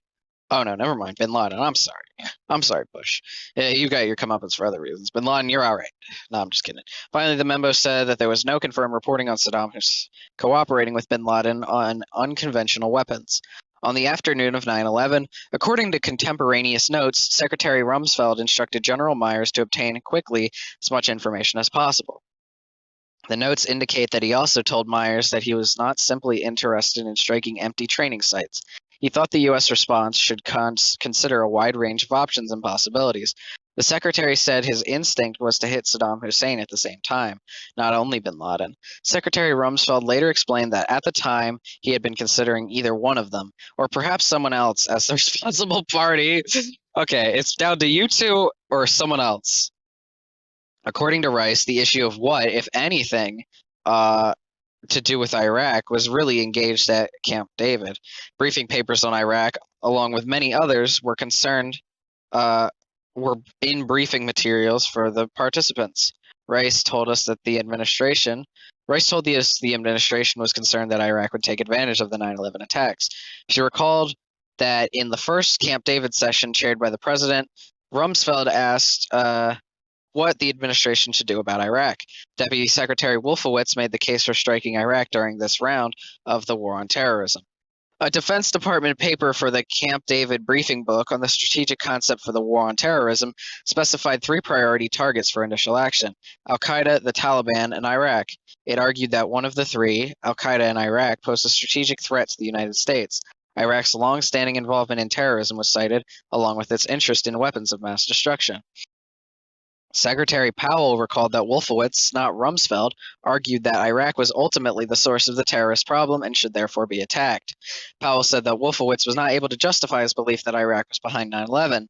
Paul was always of the view that Iraq was the problem that had to be dealt with, Powell told us, and he saw this as one way of using this event as a way to deal with the Iraq problem. Powell said that the President Bush did not give Wolfowitz's argument much weight. Though continuing to worry about Iraq in the following week, Powell said President Bush saw Afghanistan as the priority. President Bush told Bob Woodward, oh my God, why is that name familiar, that the decision not to invade Iraq was made at the morning session on September 15th. Iraq was not even on the table during the September 15th afternoon session, which dealt solely with Afghanistan. Still wrong place. Rice said that whether President Bush called her on Sunday, September 16th, he said the focus would be on Afghanistan, although he still wanted plans for Iraq should the country take some action, or the administration eventually determined that it had been involved in the 9/11 attacks. I mean, okay, maybe he was in Afghanistan at the time. He's just from Saudi Arabia. At the September 17th NSC meeting, there was some further discussion of Phase 2 of the war on terrorism. President Bush ordered the Defense Department to be ready to deal with Iraq if Baghdad acted against U.S. interests, with plans to include possibly occupying Iraqi oil fields. Within the Pentagon, Deputy Secretary Wolfowitz continued to press the case for dealing with Iraq. Writing to Rumsfeld on September 17th in a memo headlined "Preventing More Events," he argued that if there were even a 10% chance that Saddam Hussein was behind the 9/11 attack, maximum priority should be placed on eliminating that threat. Okay, this just sounds opportunistic. See, this is why people say that Bush did 9/11 to attack Saddam, because that's literally what it sounds like. If there's even a 10% chance he did it, let's go fucking kill him. Wolfowitz contended that the odds were far more than 1 in 10, citing Saddam's praise for the attack, his long record of involvement in terrorism, and theories that Ramzi Youssef was an Iraqi agent and Iraq was behind the 1993 attack on the World Trade Center. The next day, Wolfowitz renewed the argument, writing to Rumsfeld about the interest of Youssef's co-conspirator in the 1995 Manila air plot in crashing an explosives-laden plane into CIA headquarters, and about information from a foreign government regarding Iraqis' involvement in the attempted hijacking of a Gulf Air flight. Given this background, he wondered why so little thought he had been devoted to the danger of suicide pilots, seeing a failure of imagination and a mindset that dismissed possibilities. On September 19th, Rumsfeld offered several thoughts for his commanders as they worked on their contingency plans. Though he emphasized the worldwide nature of the conflict, the references to specific enemies or regions named only the Taliban, Al-Qaeda, and Afghanistan. Shelton told us the administration reviewed all of the Pentagon's war plans and challenged certain assumptions underlying them, as any prudent organization or leader should do. General Tommy Franks, the commanding general of Central Command, recalled receiving Rumsfeld guidance that each regional commander should assess what these plans meant for his area of responsibility. He knew that he would soon be striking the Taliban and Al-Qaeda in Afghanistan, but he told us he now wondered how the action was connected to what might need to be done in Somalia, Yemen, or Iraq. On September 20th, President Bush met with the British Prime Minister Tony Blair about the two leaders discussed in the global conflict ahead. And when Blair asked about Iraq, the president replied that Iraq was not the immediate problem. Some members of his administration, he commented, had expressed a different view, but he was the one responsible for making the decisions. Franks told us that he was pushing independently to do more robust planning on military responses in Iraq during the summer before 9/11, a request President Bush denied, arguing that the time was not right. CENTCOM also began dusting off plans for a full invasion of Iraq during this period, Franks said. The CENTCOM commander told us he renewed his appeal for further military planning to respond to Iraqi moves shortly after 9/11, both because he personally felt that Iraq and al-Qaeda might be engaged in some form of collusion, and because he worried that Saddam might take advantage of the attacks to move against his internal enemies in the northern or southern parts of Iraq, where the United States was flying regular missions to enforce Iraqi no-fly zones.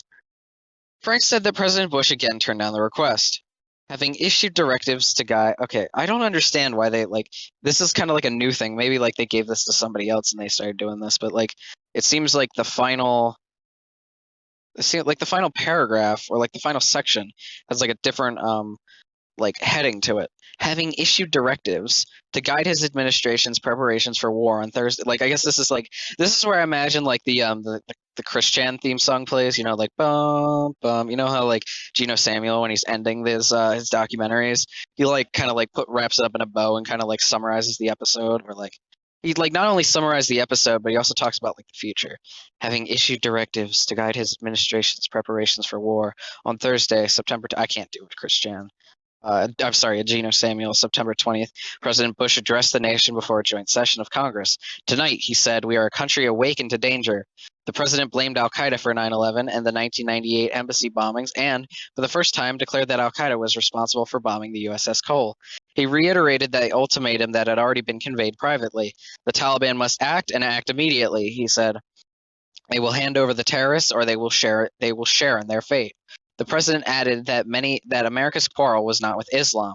The enemy of America is not our many Muslim friends. It is not our many Arab friends. Good, he calls them friends. That's nice. I like the term friends, especially when it comes from a guy like that. It does seem nice. Our enemy is a radical network of terrorists and every government that supports them. Other regimes face hard choices, he pointed out. Every nation in every region now has a decision to make. Either you are with us or you are with the terrorists. Yeah, I'm sure it's a tough decision. That's a hard choice. President Bush argued that a new war went beyond bin Laden. Our war on terror begins with al-Qaeda, but this does not end there. It will not end until every terrorist group of global reach has been found, stopped, and defeated. The president had a message for the Pentagon.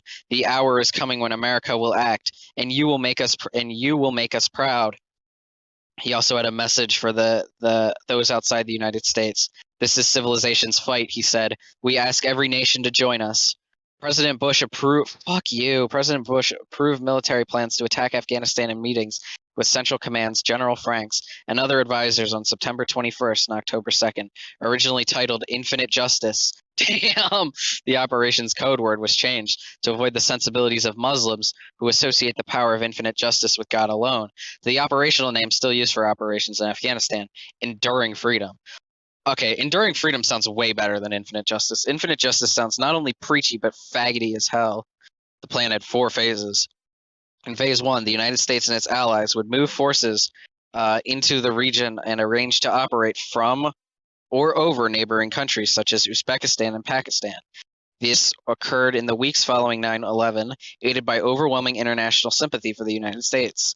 In Phase 2, the airstrikes and special operations attacks would hit key al-Qaeda and Taliban targets. In an innovative joint effort, the CIA and Special Operations Forces would be deployed to work together with each major Afghanistan faction opposed to the Taliban.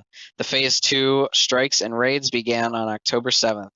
The basing arrangements contemplated for Phase 1 were substantially secured after arduous effort by the end of the month. In Phase 3, the United States would carry out decisive operations using all elements of national power, including ground troops, to topple the Taliban regime and eliminate al-Qaeda sanctuary in Afghanistan. Mazar-e-Sharif in northern Afghanistan fell to a coalition assault by Afghanistan and U.S. forces on November 9th. 4 days later, the Taliban had fled to Kabul. By early December, all major cities had fallen to the coalition.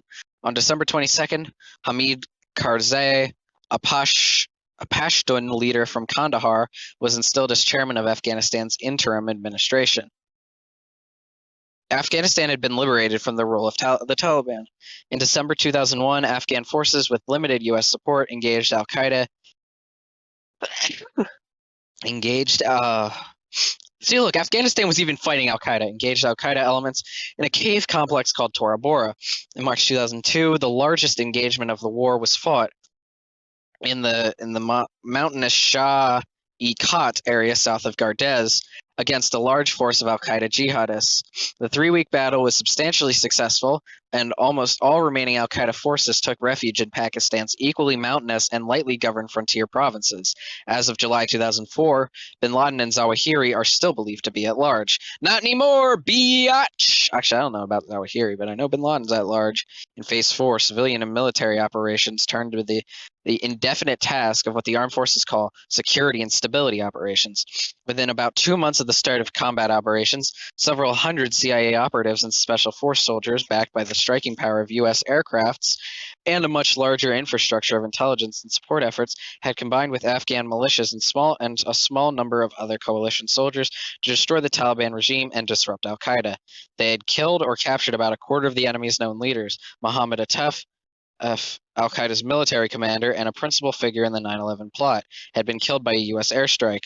According to a senior CIA officer who helped devise the overall strategy, the CIA provided intelligence, experience, cash, covert action capabilities, and entree to tribal allies. In turn, the U.S. military offered combat expertise, firepower, logistics, and communications.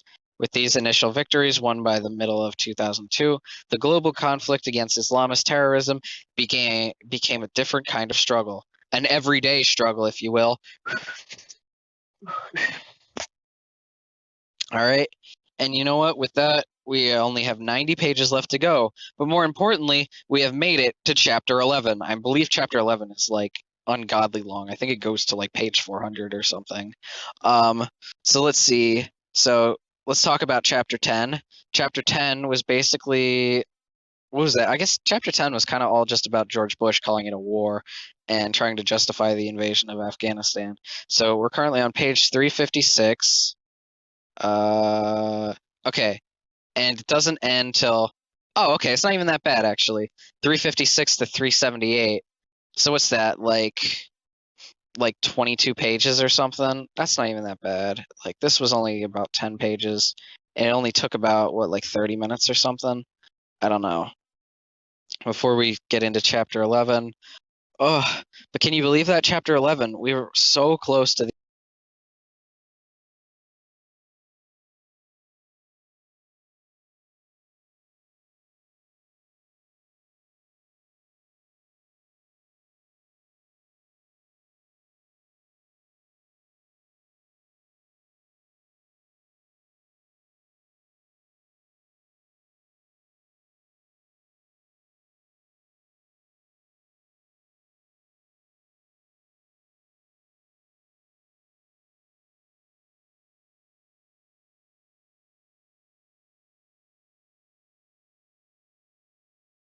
I got that good thing, girl. You didn't know.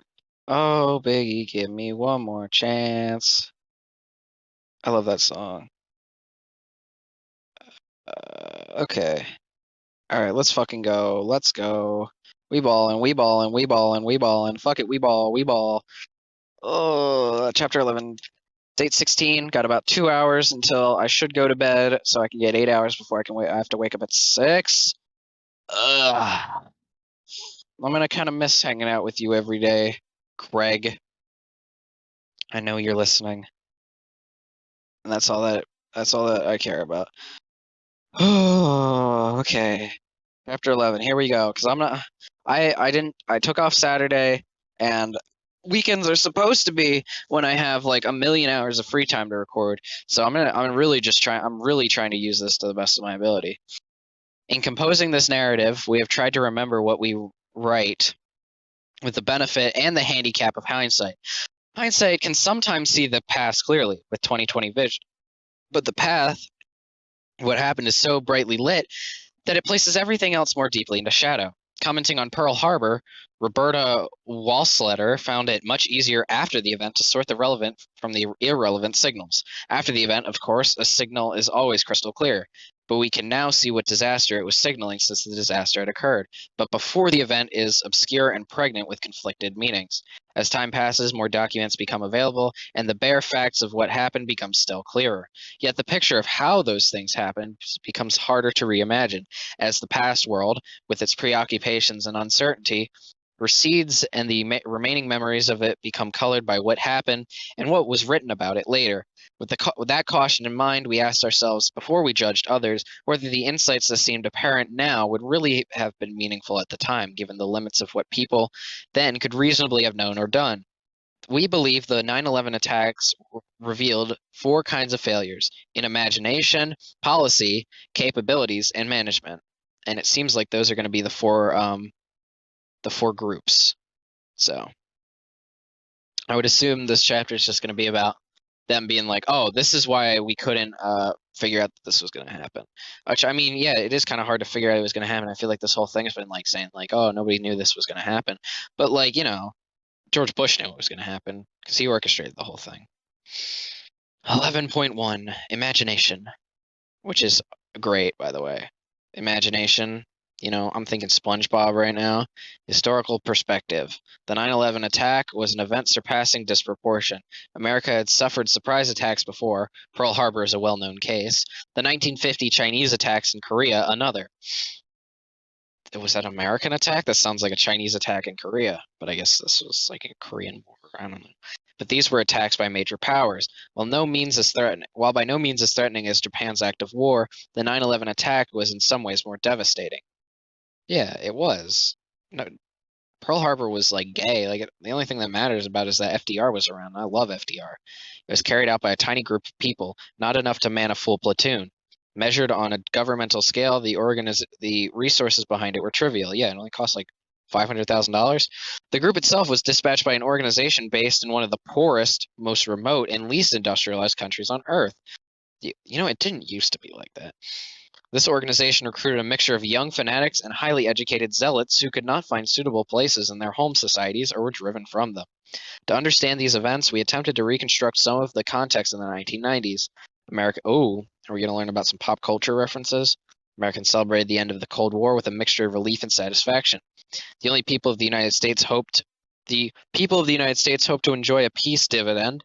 A U.S. spending on national security was cut following the end of the Soviet military threat. Well, I guess if you want to be a terrorist, attack just after we hit remission. So I would say if you're a terrorist right now, you probably want to wait until after the Russia-Ukraine thing ended and then just, bomb the shit out of something. Again, CIA, I know you're listening. Please. I did not do not terrorist. Do not be a terrorist, okay? When the Russia-Ukraine conflict ends, do not become a terrorist. And even now, don't be a terrorist. Don't be a terrorist ever. The United States emerged into the post-Cold War world as the globe's preeminent military power, but the vacuum created by the sudden demise of the Soviet Union created fresh sources of instability and new challenges for the United States. President George H.W. Bush dealt with the first of these in 1990 and 1991 when he led an international coalition to reverse Iraq's invasion of Kuwait. Other examples of U.S. leaders handling new threats included the removal of nuclear weapons from Ukraine, Belarus, and Kazakhstan. The Nunn-Lugar threat was a reduction program to help contain new nuclear dangers and international involvement in the wars in Bosnia and Kosovo. America stood out as an object for admiration, envy, and blame. This created a kind of cultural asymmetry. To us, Afghanistan seemed very far away. To members of Al-Qaeda, America seemed very close. In a sense, they were more globalized than we were. Holy shit! Understanding the danger. You don't understand. I am not in danger. I am the danger. A man opens his door and gets shot, and you think that of me? No, I am the one who knocks. Why didn't they? There's no Breaking Bad reference. How am I supposed to read this? There's no Breaking Bad. If the government's leader understood the gravity of the threat they faced and understood at the same time that their policies to eliminate it were not likely to succeed anytime soon, then history's judgment will be harsh. Did they understand the gravity of the threat? The U.S. government responded vigorously when the attack was on our soil. Both Ramzi Youssef, who organized the 1993 bombing of the World Trade Center, and Mir Amal Khanzi, who was in 1993 killed 2 CIA employees as they waited to go to work in Langley, Virginia, were the objects of relentless, uncompromising, and successful efforts to bring them back to the United States to stand trial for their crimes.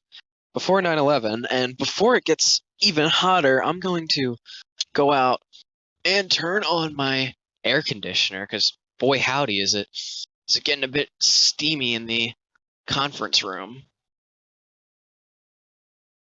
Ugh. Hopefully that'll cool things down. By 9/11, before 9/11, Al Qaeda and its affiliates had killed fewer than 50 Americans, including the East Africa embassy bombings and the Cole attack. The U.S. government took the threat seriously, but not in the sense of mustering anything like the kind of effort that would be gathered to confront an enemy of the first, second, or even third rank. The modest national effort exerted to contain Serbia and its depredations in the Balkans between 1995 and 1999, for example, was orders of magnitude larger than that devoted to Al Qaeda. As best we can determine, neither in 2000 nor in the first 8 months of 2001 did any polling organization in the United States think the subject of terrorism was sufficiently on the minds to the public to warrant asking a question about it in a major national survey. Bin Laden, Al Qaeda, or even terrorism was not an important topic in the 2000 presidential campaign. Congress and the media called little attention to it. If a president wanted to rally the American people to a warlike effort, he would need to publicize an assessment of the growing Al Qaeda danger. Our government could spark a full public discussion of who Osama bin Laden was, what kind of organization he led, and what bin Laden or Al Qaeda intended, what past attacks they had sponsored or encouraged, and what capabilities they were bringing together for future assaults. We believe American and international public opinion might have been different, and so might the range of options for a president. They had been informed of these details. Recent examples of debates include call to arms against such threats as Serbian ethnic cleansing, biological attacks, Iraqi weapons of mass destruction, global climate change, and the HIV/AIDS epidemic. Now, those are all of my favorite things to talk about. While we now know that Al Qaeda was formed in 1988 at the end of the Soviet occupation of Afghanistan, the intelligence community did not describe this organization, at least in documents we have seen, until 1999. Wow, they were grassroots for a real long time. A national intelligence estimate distributed in July 1995 predicted future terrorist attacks against the United States and in the United States. It warned that the danger would increase over the next several years. It specified as particular points of vulnerability the White House, the Capitol, symbols of capitalism such as Wall Street, critical infrastructure such as power grids, areas where people congregate such as sports arenas, and civil aviation generally. It warned that the 1993 World Trade Center bombing had been intended to kill a lot of people, not to achieve any more traditional political goal. By the 1995 estimate described the greatest danger as a transient groupings of individuals that lack strong organization but rather are loose affiliations. They operate outside traditional circles but have access to a worldwide network of training facilities and safe havens. This was an excellent summary of the emerging danger based on what was then known. In 1996 to 1997, the intelligence community received new information making clear that bin Laden headed his own terrorist group, with its own targeting agenda and operational commanders. Also revealed was the previously unknown involvement of bin Laden's organization in the 1992 attack on a Yemeni hotel quartering U.S. military personnel, the 1993 shootdown of U.S. Army Black Hawk helicopters in Somalia, and quite possibly the 1995 Riyadh bombing of the American training mission to the Saudi National Guard. The 1997 update of the 1995 estimate did not discuss the new intelligence. It did state that the terrorist danger depicted in 1995 would persist. In the update's summary of key points, the only reference to bin Laden was in the sentence Iran and its surrogates, as well as terrorist financier Osama bin Laden and his followers, have stepped up to their threats and surveillance of U.S. facilities abroad in what also may be a portent of possible additional attacks in the United States. Bin Laden was mentioned in only 2 other sentences on the 6-page report. The Al-Qaeda organization was not mentioned. The 1997 update was the last national estimate on the terrorist danger completed before 9/11. From 1998 to 2001, a number of very good analytical papers were distributed on specific topics. These included bin Laden's political philosophy, his command of a global network, analysis of information from terrorists captured in Jordan in December 1999, al-Qaeda's operational style, and the evolving goals of the Islamist extremist movement. Many classified articles for morning briefings were prepared by the highest officials in the government with titles such as Bin Laden threats to attack U.S. aircraft with anti-aircraft missiles, June 1998. Strains surface between Taliban and Bin Laden, January 1999. Terrorist threat to U.S. interests in Caucasus, June 1999. Bin Laden to exploit looser security during holidays, December 1999. Bin Laden evading with sanctions, March 2000. Bin Laden's interest in biological radiological weapons, February 2001. Taliban holding firm on Bin Laden for now, March 2001. Terrorist groups said cooperating on U.S. hostage plot, May 2001. And Bin Laden determined to strike in the U.S., August 2001. Despite such reports in a 1999 paper on Bin Laden's command structure for al-Qaeda, there were no complete portraits of his strategy or of the extent of his organization's involvement in past terrorist attacks. Nor had the intelligence community provided an authoritative depiction of his organization's relationships with other governments or the scale that the threat his organization posed to the United States.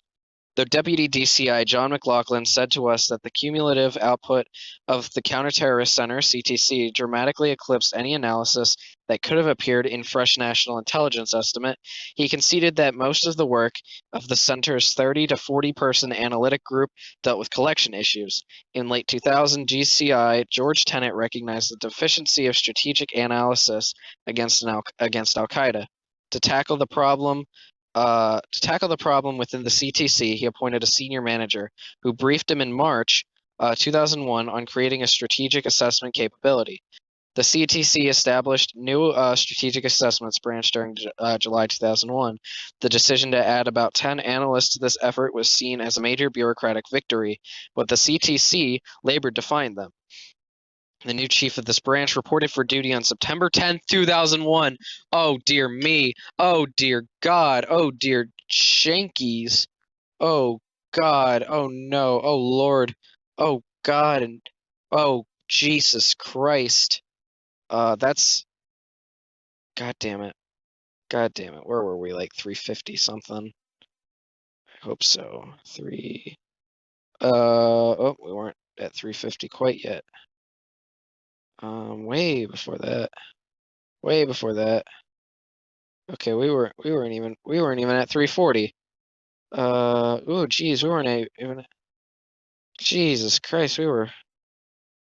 Oh, because I'm looking at chapter 10. That's why I'm not recognizing anything. God damn it, I'm sorry. This is bullshit. Boo. So maybe 360. Yeah, there we are. We were at 359. All right. Sorry about that. I was just trying to check my messages, but I'm not going to do that while I'm in the middle. Well, I was just trying to check my notifications, and I'm not actually going to respond to them or anything while I'm talking in the middle of a chapter because that would be disrespectful. So, whatever the weaknesses in the CIA's portraiture, both Presidents Bill Clinton and George Bush and their top advisors told us they got the picture. They understood bin Laden was a danger, but given the character and pace of their policy efforts, we do not believe they fully understood just how many people al-Qaeda might kill, and how soon it might do it. At some level, that is hard to define. We believe the threat had not yet become compelling. It's hard to recapture the conventional wisdom before 9/11. For example, a New York Times article in April 1999 sought to debunk claims that bin Laden was a terrorist leader, with the headline, U.S. hard put to find proof bin Laden directed attacks. The head of analysts at the CTC until 1999 discounted the alarms about a catastrophic threat as relating only to the danger of chemical, biological, or nuclear attack. As he downplayed even that, writing several months before 9/11, it would be a mistake to redefine counterterrorism as a threat of dealing with catastrophic, grand, or super terrorism, when in fact these labels do not represent most of the terrorism that the United States is likely to face, or most of the cost that terrorism imposes on U.S. interests. Beneath the acknowledgement that bin Laden and al-Qaeda presented serious dangers, there was uncertainty among senior officials about whether this was just A new and especially venomous version of the ordinary terrorist threat America had lived with for decades was radically new, posing a threat beyond any yet experienced. Such differences affect calculations about whether or how to go to war. Therefore, those government experts who saw bin Laden as unprecedented new danger needed a way to win broad support for their views, or at least spotlight the areas of dispute and perhaps prompt action across the government. The national estimate has often played this role and is sometimes controversial for this very reason. Such assessments, which provoke widespread thought and debate, have a major impact on their recipients, often in a wider circle of decision makers. The National Intelligence Estimate is noted in the circle of decision makers. The National Intelligence Estimate is noticed in the Congress, for example. But, as we said, none was produced on terrorism between 1997 and 9/11. By 2001, the government still needed a decision at the highest level as to whether Al Qaeda was or was not a first order threat.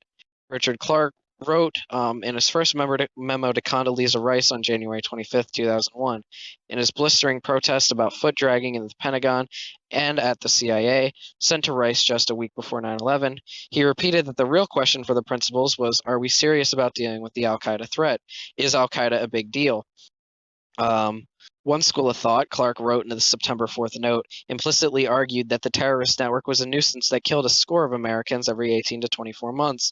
If that view was credited, then current policies might be proportionate. Another school saw Al Qaeda is as the point of the spear of radical Islam, but no one forced the argument into the open by calling for a national estimate or border discussion of the threat. The issue was never joined as a collective debate by the U.S. government, including the Congress, before 9/11. We return to the issue of proportion and imagination. Even Clarke's note challenging Rice to imagine the day after an attack posits the strike that kills hundreds of Americans. He did not write thousands. Institutionalizing imagination. A case of aircrafts as weapons. Imagination is not a gift usually associated with bureaucracies. For example, before Pearl Harbor, the U.S. government had excellent intelligence that a Japanese attack was coming, especially after peace talks stalemated at the end of November 1941. These were the days, one historian notes, of excruciating uncertainty. The most likely targets were judged to be in Southeast Asia. An attack was coming, but officials were at a loss to know where the blow would fall or what more could be done to prevent it. In retrospect, available intercepts pointed to Japanese examination of Hawaii as a possible target, but another historian observes, in the face of a clear warning, alert measures bowed to a routine. It is therefore crucial to find a way of routinizing, even bureaucratizing, the exercise of imagination. Doing so requires more than finding an expert who can imagine that aircrafts could be used as weapons. Indeed, since Al Qaeda and other groups had already used suicide bomb vehicles, namely truck bombs, to the leap to use other vehicles such as boats, the Cole attack, or planes is not far-fetched. Okay, and when you're going from boats, and when you're going from cars to boats, you might think planes. I feel like thinking planes is not that crazy. Yet these scenarios were slow to work their way into the thinking of aviation security experts. In 1996, as a result of the TWA Flight 800 crash, President Clinton created a commission under Vice President Al Gore to report on shortcomings in aviation security in the United States. The Gore Commission's report, having thoroughly canvassed available expertise in and outside of government, did not mention suicide hijackings or the use of aircrafts as weapons. It focused mainly on the danger of placing bombs onto aircrafts, the approach of the Manila Air Plot. The Gore Commission did call attention, however, to lax screening of passengers and what they carried onto planes. On late 1998, reports came in of a possible al-Qaeda plan to hijack a plane. One, a December 4th presidential daily briefing for President Clinton, reprinted in Chapter 4, brought the focus back to a more traditional hostage-taking. It reported bin Laden's involvement in planning a hijack operation to free prisoners such as the Blind Sheikh, Omar Abdel Rahman. Had the contents of the PDB been brought to the attention of a wider group, including key members of this of Congress, it might have brought much more attention to the need of permanent changes in domestic airports and airline security procedures.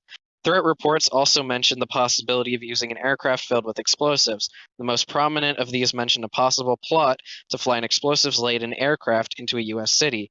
This report, circulated in September 1998, originated from a source who had walked into an American consulate in East Asia. In August of the same year, the intelligence community had received information that a group of Libyans hoped to crash a plane into the World Trade Center. In neither case could the information be corroborated. In addition, an Algerian group hijacked an airliner in 1994, most likely intending to blow it up over Paris, but possibly to crash it into the Eiffel Tower. In 1994, a private airplane had crashed into the south lawn of the White House. Wow, jeeps. In early 1995, Abdul Hakim Murad, Ramzi Youssef's accomplice in the Manila Airlines bombing plot, told Philippine authorities that he and Youssef had discussed flying a plane to CIA headquarters. Clark, yeah, go ahead, do the world a favor, make the people happy. Clark had been concerned about the danger posed by an aircraft since at least the 1996 Atlanta Olympics. There, he had tried to create an air defense plan using assets from the Treasury Department after the Defense Department declined to contribute resources. The Secret Service continued to work on the problem of airborne threats to the Washington region. In 1998, Clark chaired an exercise designed to highlight the inadequacy of the solution. This paper exercise involved a scenario in which a group of terrorists commandeered a Learjet to the ground in Atlanta, loaded it with explosives, and flew it towards a target in Washington, D.C. Clark asked officials from the Pentagon, Federal Aviation Administration, FAA, and Secret Service that what they could do about the situation. Officials from the Pentagon said that they should scramble aircrafts from Langley Air Force Base, but they would need to go to the president for rules of engagement, and there was no mechanism to do so. There was no clear resolution of the problem at the exercise.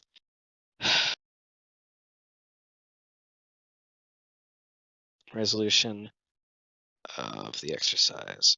All right. Oh, wait, no, there's no clear problem.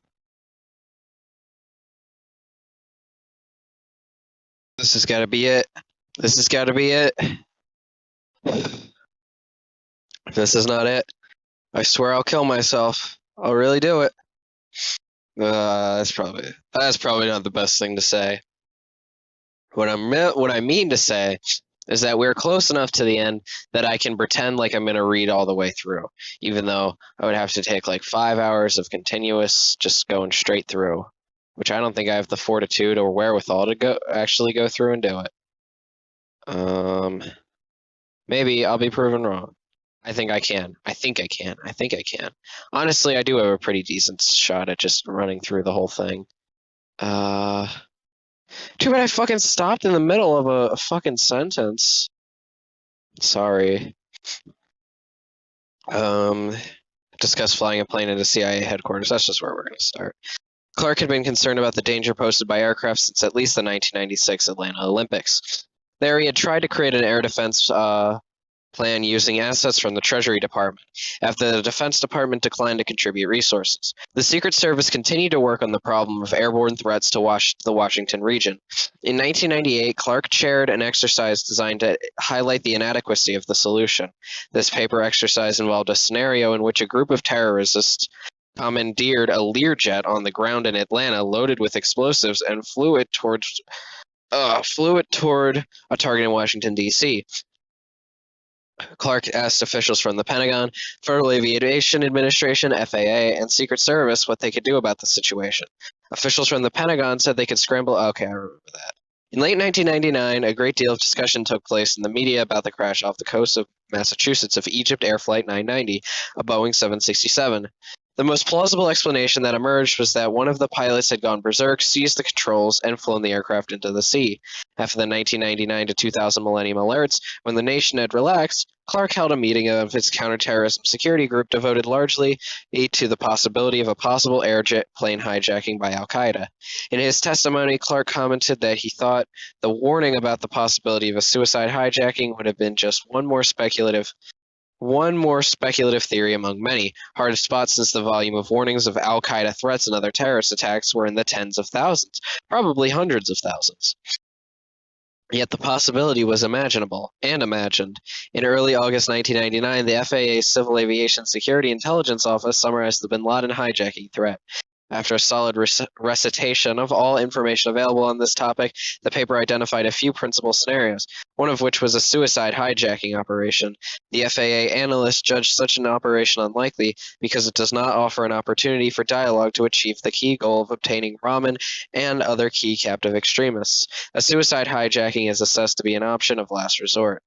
Analysts could have shed some light on what kind of opportunity for dialogue al-Qaeda desired. The CIA did not write any analytical assessments of possible hijacking scenarios. One prescient pre-9/11 analysis of an aircraft plot was written by a Justice Department trial attorney. The attorney had taken an interest, apparently on his own initiative, in the legal issues that would be involved in a shooting down an aircraft in such a situation. The North American Aerospace Defense Command imagined the possible use of an aircraft as weapons, too, and developed exercises to counter such a threat, from planes coming to the United States from overseas, perhaps carrying a weapon of mass destruction. None of this speculation was based on actual intelligence of such a threat. One idea intended to test command and control plans and NORAD's readiness postulated a hijacked airliner coming from overseas and crashing into the Pentagon. The idea was put aside in the early planning of the exercise as too much of a distraction from the main focus, war in Korea, and as too unrealistic. As we pointed out in Chapter 1, the military planners assumed that since such aircrafts would be coming from overseas, they would have time to identify the target and scramble interceptors. We can therefore establish that at least some government agencies were concerned about the hijacking danger and had speculated about various scenarios. The challenge was to flesh out and test those scenarios, then figure out a way to turn a scenario into constructive action. Since the Pearl Harbor attack of 1941, the intelligence community has devoted generations of effort to understanding the problem of forestalling a surprise attack. Rigorous analytic methods were developed, focused in particular on the Soviet Union, and several leading practitioners within the intelligence community discussed them with us. These methods have been articulated in many ways, but almost all seem to have at least four elements in common. 1. Think about how surprise attacks might be launched. 2. Identify telltale indicators connected to the most dangerous possibilities. 3. Where feasible, collect intelligence on these indicators. And 4. Adopt defenses to deflect the most dangerous possibilities, or at least trigger an earlier warning. At the end of the Gulf War, concerns about lack of warning led to a major study conducted by DCI Robert Gates in 1992 that proposed several recommendations, among them strengthening the National Intelligence Officer for warning. We were told that these measures languished under Gates' successors. Responsibility for warning related to a terrorist attack passed from National Intelligence Officer for warning to the CTC. An intelligence community counterterrorism board had the responsibility to issue threat advisories. With the important exception of analysis of al-Qaeda efforts in chemical, biological, radiological, and nuclear weapons, we did not find evidence that the methods to avoid surprise attacks that had been so laboriously developed over the years was regularly applied. Considering what was not done suggests possible ways to institutionalize imagination. To return to the four elements of analysis just mentioned, the CTC did not analyze how an aircraft hijacked or explosives laden might be used as a weapon. It did not perform this kind of analysis from the enemy's perspective, red team analysis, even though suicide terrorism had become a principal tactic of Middle Eastern terrorists. If it had done so, we believe such an analysis would soon have spotlighted a critical constraint for the terrorists, finding a suicide operative able to fly large jet aircraft. They had never done so before 9/11. 2. The CTC did not develop a set of telltale indicators for this method of attack. For example, one such indicator might be the discovery of possible terrorists pursuing flight trainings to fly large jet aircraft, or seeking to buy advanced flight simulators. The CTC did not propose. 3. The CTC did not propose, and the intelligence community collection management process did not set requirements to monitor such information, such as the July 2001 FBI report of potential terrorist interest in various kinds of aircraft training in Arizona, or the August 2001 arrest of Zacharias Musui because of his suspicious behavior in a Minnesota flight school. In late August, the Musui arrest was briefed to the DCI and other top CIA officials under the heading Islamic Extremist Learns to Fly. Because the system was not tuned to comprehend the potential significance of this information, the news had no effect on warning. Neither the intelligence community nor aviation security experts analyzed systemic defenses within an aircraft or against terrorist-controlled aircraft, suicidal or otherwise. The many threat reports mentioning aircraft were passed to the FAA. While that agency continued to react to specific credible threats, it did not try to perform the broader warning functions we describe here. No one in the government was taking on that role for domestic vulnerabilities. Richard Clarke told us that he was concerned about the danger posed by aircrafts in the context of protecting the Atlanta Olympics of 1996, the White House complex, and the 2001 G8 summit in Genoa. But he attributed his awareness more to Tom Clancy novels than to warnings from the intelligence community. Damn, Tom Clancy is mentioned in the fucking 9/11 Commissioner's Report. That's based. That's based. He did not, or he could not, press the government to work on the systemic issues of how to strengthen the layered security defenses to protect aircrafts against hijackings, or put the adequacy of air defenses against suicide hijackers on the national policy agenda. The methods for detecting and then warning of surprise attack that the U.S. government had so painstakingly developed in the decades after Pearl Harbor did not fail. Instead, they were not really tried. They were not employed to analyze the enemy that, as the 20th century closed, was most likely to launch a surprise attack directly against the United States. 11.2 Policy. The road to 9/11 again illustrates how the large, unwieldy U.S. government tended to underestimate a threat that grew even greater. The terrorism fostered by bin Laden and al-Qaeda was different from anything the government had faced before. The existing mechanisms for handling terrorist attacks had been trial and punishment for acts committed by individuals, sanction, reprisal, deterrence, or war for acts by hostile governments. The actions of al-Qaeda fit neither category. Its crimes were on a scale approaching acts of war, but they were committed by a loose, far-flung, nebulous conspiracy with no territories or citizens or assets that could be readily threatened, overwhelmed, or destroyed. Early in 2001, DCI Tenant and Deputy Director for Operations James Pavitt gave an intelligence briefing to President-elect Bush, Vice President-elect Cheney, and Rice. It included the topic of al-Qaeda. Pavitt recalled conveying that bin Laden was one of the gravest threats to the country. Bush asked whether killing bin Laden would end the problem. Pavitt said he and the DCI had answered that killing bin Laden would have an impact but would not stop the threat. The CIA later provided more formal assessments to the White House reiterating that conclusion. It added that in the long term, the only way to deal with the threat was to end al-Qaeda's ability to use Afghanistan as a sanctuary for its operations.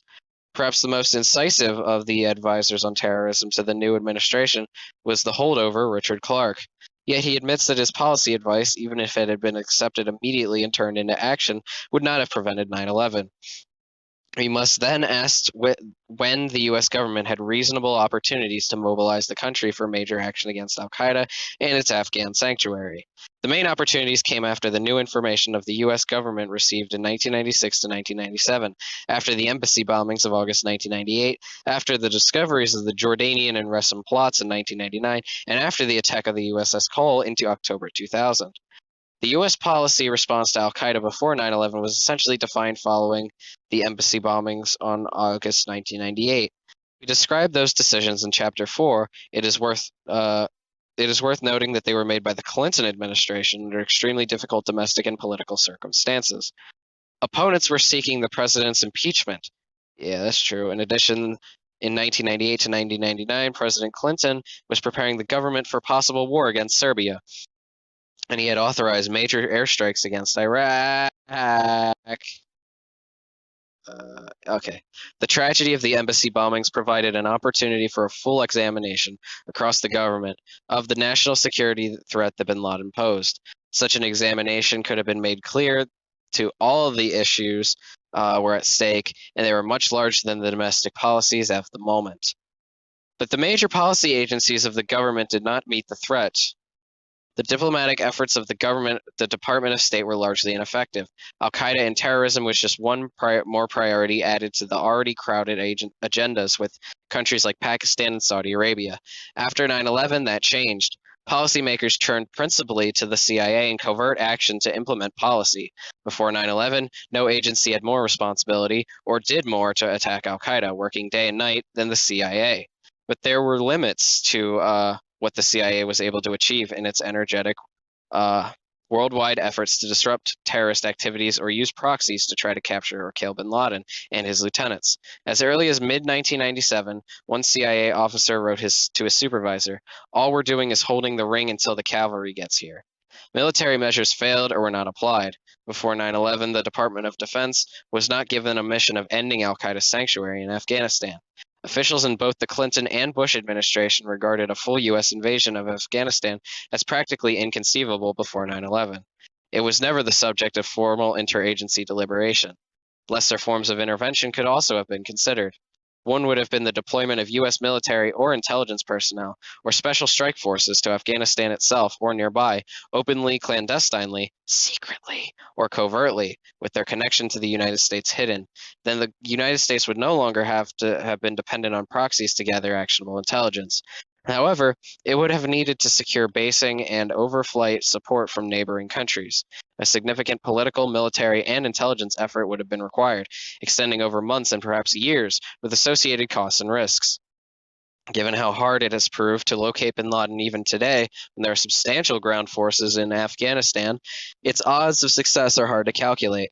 We have found no indication that President Clinton was offered such an intermediate choice, or that this option was given any more consideration than the idea of invasion. These policy challenges are linked to the problem of imagination we have already discussed. Since we believe that both President Clinton and President Bush were genuinely concerned about the danger posed by al-Qaeda, approaches involving more direct intervention against the sanctuary in Afghanistan apparently must have seemed, if they were considered at all, to be disproportionate to the threat. Insight for the future is thus not easy to apply in practice. It is hardest to mount a major effort while the problem still seems minor.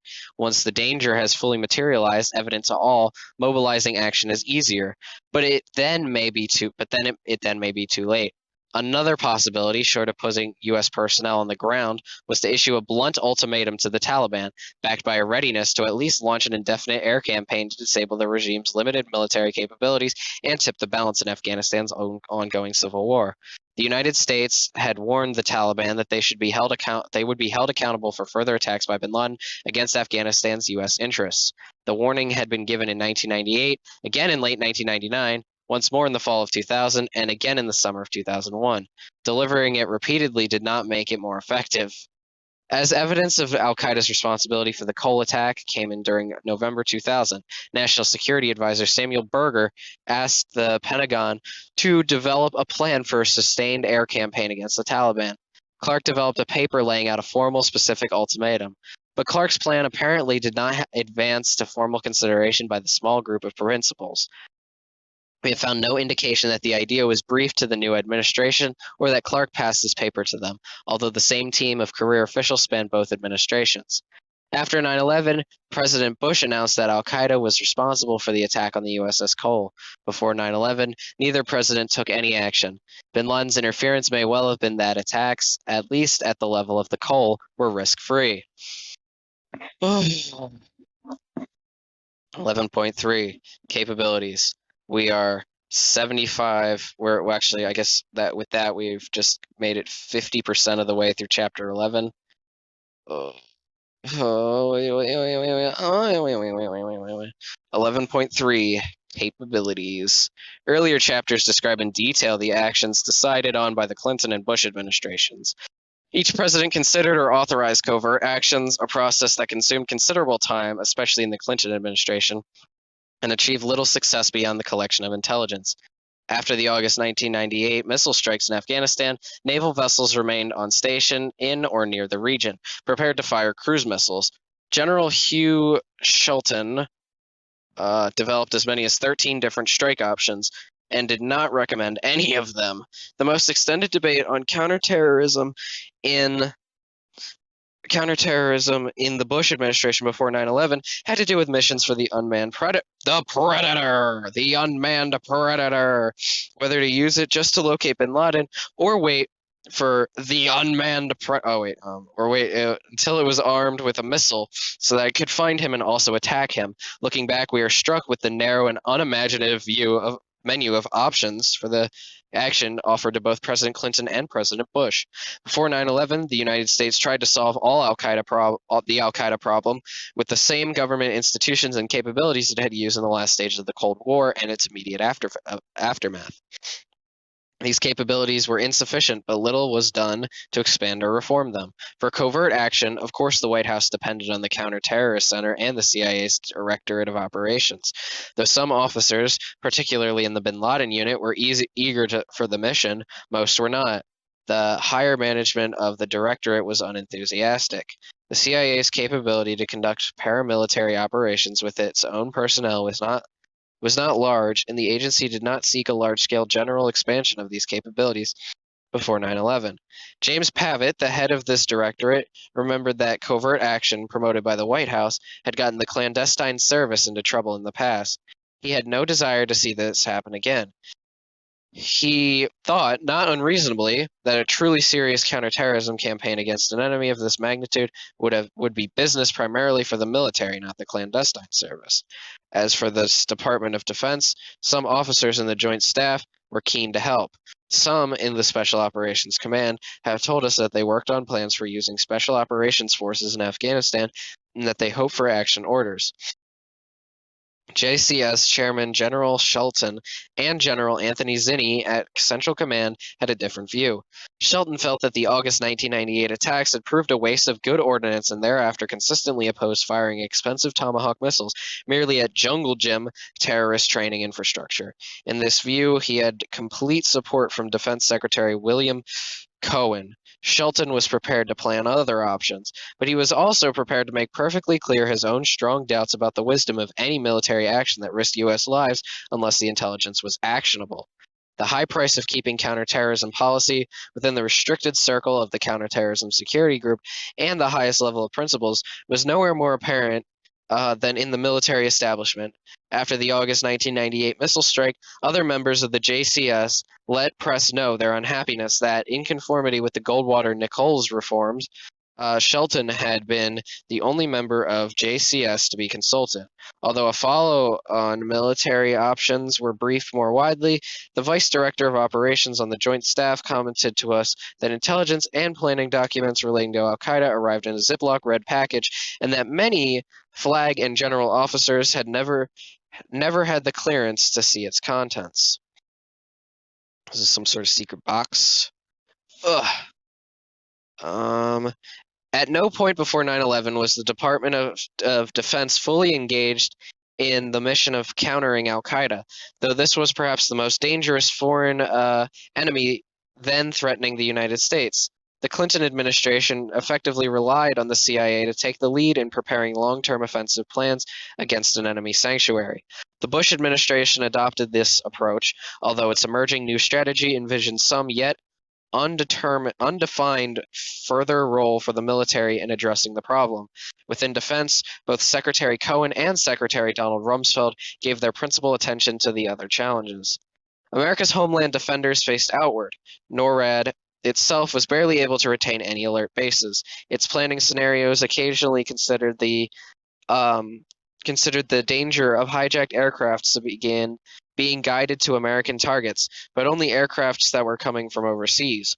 We recognize that a costly change in NORAD's defense posture to deal with the danger of suicide hijackers before such a threat had actually been realized would have been a tough sell.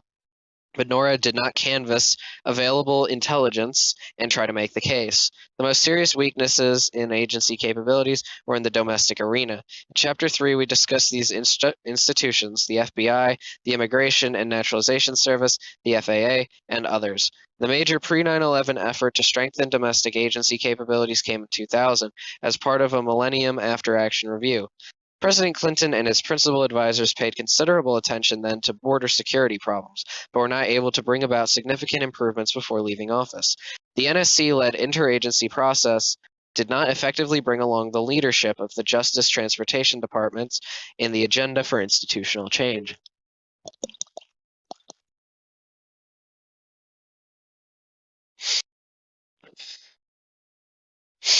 The FBI did not have the capability to link the collective knowledge of agents in the field to national priorities. The acting director of the FBI did not learn of his bureau's hunt for two possible al-Qaeda operatives in the United States or about his bureau's arrest of an Islamic extremist taking flight training until September 11th. The director of Central Intelligence knew about the FBI's Musui investigation weeks before word of it made its way even to the FBI's own assistant director for counterterrorism. Other agencies deferred to the FBI. In the August 6 PDB reporting to the President Bush of 70 full field investigations related to al-Qaeda, news the president said he found heartening, the CIA had simply restated what the FBI had said. No one looked behind the curtain. The FAA's capabilities to take aggressive anticipatory security measures were especially weak. Any serious policy examination of a suicide hijacking scenario, critiquing each of the layers of the security system, could have suggested changes to fix glaring vulnerabilities, expanding no-fly lists, searching passengers identified by the CAP screening system, deploying federal air marshals domestically, hardening cockpit doors, alerting aircrew to a different kind of hijacking than what they had been trained to expect, or adjusting the training of controllers and managers in the FAA and NORAD. Government agencies sometimes display a tendency to match capabilities to mission by defining away the hardest part of their job. They are often passive, accepting what are viewed as givens, including that efforts to identify and fix glaring vulnerabilities to dangerous threats would be too costly, too controversial, or too disruptive. All right, we make it to yet another section, the last section of chapter 11, if I'm not mistaken. Let me just check that real quick. So we're at 370. Yeah, doesn't this? Oh, okay. It's not even that long. It's only 8 pages. All right. So we're definitely gonna finish chapter 12. I mean 11. Chapter 12, I'm pretty sure is really long, so we might be able to get like halfway through that, and then with any luck, I might be able to do the other half after my shower. Operational management. Earlier in this report, we detailed various missed opportunities to thwart the 9/11 plot. Information was not shared, sometimes inadvertently or because of legal misunderstandings. Analysis was not pooled. Effective operations were not launched. Often the handoffs of information were lost across the divide separating the foreign and domestic agencies of the government. However, the specific problems are labeled. We believe they are symptoms of the government's broader inability to adapt how it manages problems of the new challenges to the 21st century. The agencies are like a set of specialists in a hospital, each ordering tests, looking for symptoms, and prescribing medications.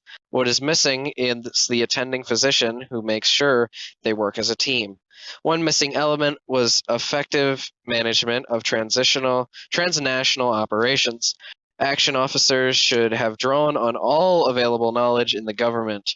This management should have ensured that information was shared and duties were clearly assigned across agencies and across the foreign domestic divide. Consider, for example, the case of Midhar Hazmi and their January 2000 trip to Kuala Lumpur, detailed in Chapter 6.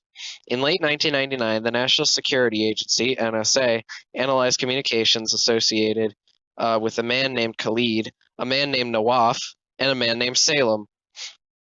Working level officials in the intelligence community knew little more than this, but they correctly concluded that Nawaf and Khalid may be part of an operational cadre, and that something nefarious might be afoot. The NSA did not think its job was to research these identities. It saw itself as an agency to support intelligence consumers, such as the CIA. The NSA tried to respond energetically to any request made, but it waited to be asked. If NSA had been asked to try to identify these people, the agency would have started by checking its own database of earlier information from these same sources. Some of this information had been reported, some had not. But it was all readily accessible in the database. NSA's analysts would promptly have discovered who Nawaf was, that his full name might have been Nawaf al-Hazmi, and that he was an old friend of Khalid. With this information and more that was available, managers could have more effectively tracked the movement of these operators operatives in Southeast Asia. With the name Hawaf al-Hazmi, a manager could then have asked the State Department also to check that name. The state would probably have found its own record of Nawaf al-Hazmi, showing that he too had been issued a visa to the United States. Officials would have learned that the visa had been issued at the same place, Jeddah, and on almost the same day as the one given to Khalid al-Midhar. When the travelers left Kuala Lumpur for Bangkok, local officials were able to identify one of the travelers as Khalid al-Midhar. After the flight left, they learned that one of his companions had the name Ahazmi, but the officials did not know what the name meant. The information arrived at Bangkok too late to track these travelers as they came in. Had the authorities there already been keeping an eye out for Khalid al-Midhar as part of a general, regional, or worldwide alert, they may have tracked him coming in. Had they been alerted to look for a possible companion named Nawaf al-Hazmi, they might have noticed him too. Instead, they were notified only after Kuala Lumpur sounded the alarm. By that time, the travelers had already disappeared into the streets of Bangkok. On January 12th, the head of the CIA's al-Qaeda unit told his bosses that surveillance in Kuala Lumpur was continuing. He may not have known that, in fact, Midhar and his companions had dispersed and the tracking was falling apart. U.S. officials in Bangkok regretfully reported the bad news on January 13th. The games they had were put on a watch list in Bangkok so that Thai authorities might notice if the men left the country. On January 14th, the head of the CIA's al-Qaeda unit again updated his bosses, telling him that officials were continuing to track the suspicious individuals who had now dispersed to various countries. Unfortunately, there is no evidence of any tracking efforts actually being undertaken by anyone after the Arabs disappeared into Bangkok. No other effort was made to create opportunities to spot these Arab travelers in case the screen in Bangkok failed. Just from the evidence in Midhar's passport, one of the logical possible destinations and interdiction points would have been the United States. Yet no one alerted the INS or the FBI to look for these individuals. They arrived unnoticed in Los Angeles on January 15th. In early March 2000, Bangkok reported that Nawaf al-Hazmi, now identified for the first time with his full name, had departed on January 15th on a United Airlines flight to Los Angeles. The CIA did not appreciate the significance of that name or notice the cable. We have found no evidence that this information was sent to the FBI. Even if watchlisting had prevented or at least alerted U.S. officials to the entry of Hazmi and Midhar, we do not think it is likely that watchlisting by itself would have prevented 9/11 attacks. We do not think it's likely that watchlisting by itself have prevented the 9/11 attacks. God damn, the grammar is falling fucking apart. Al-Qaeda adapted to the failure of some of its operatives to gain entry into the United States.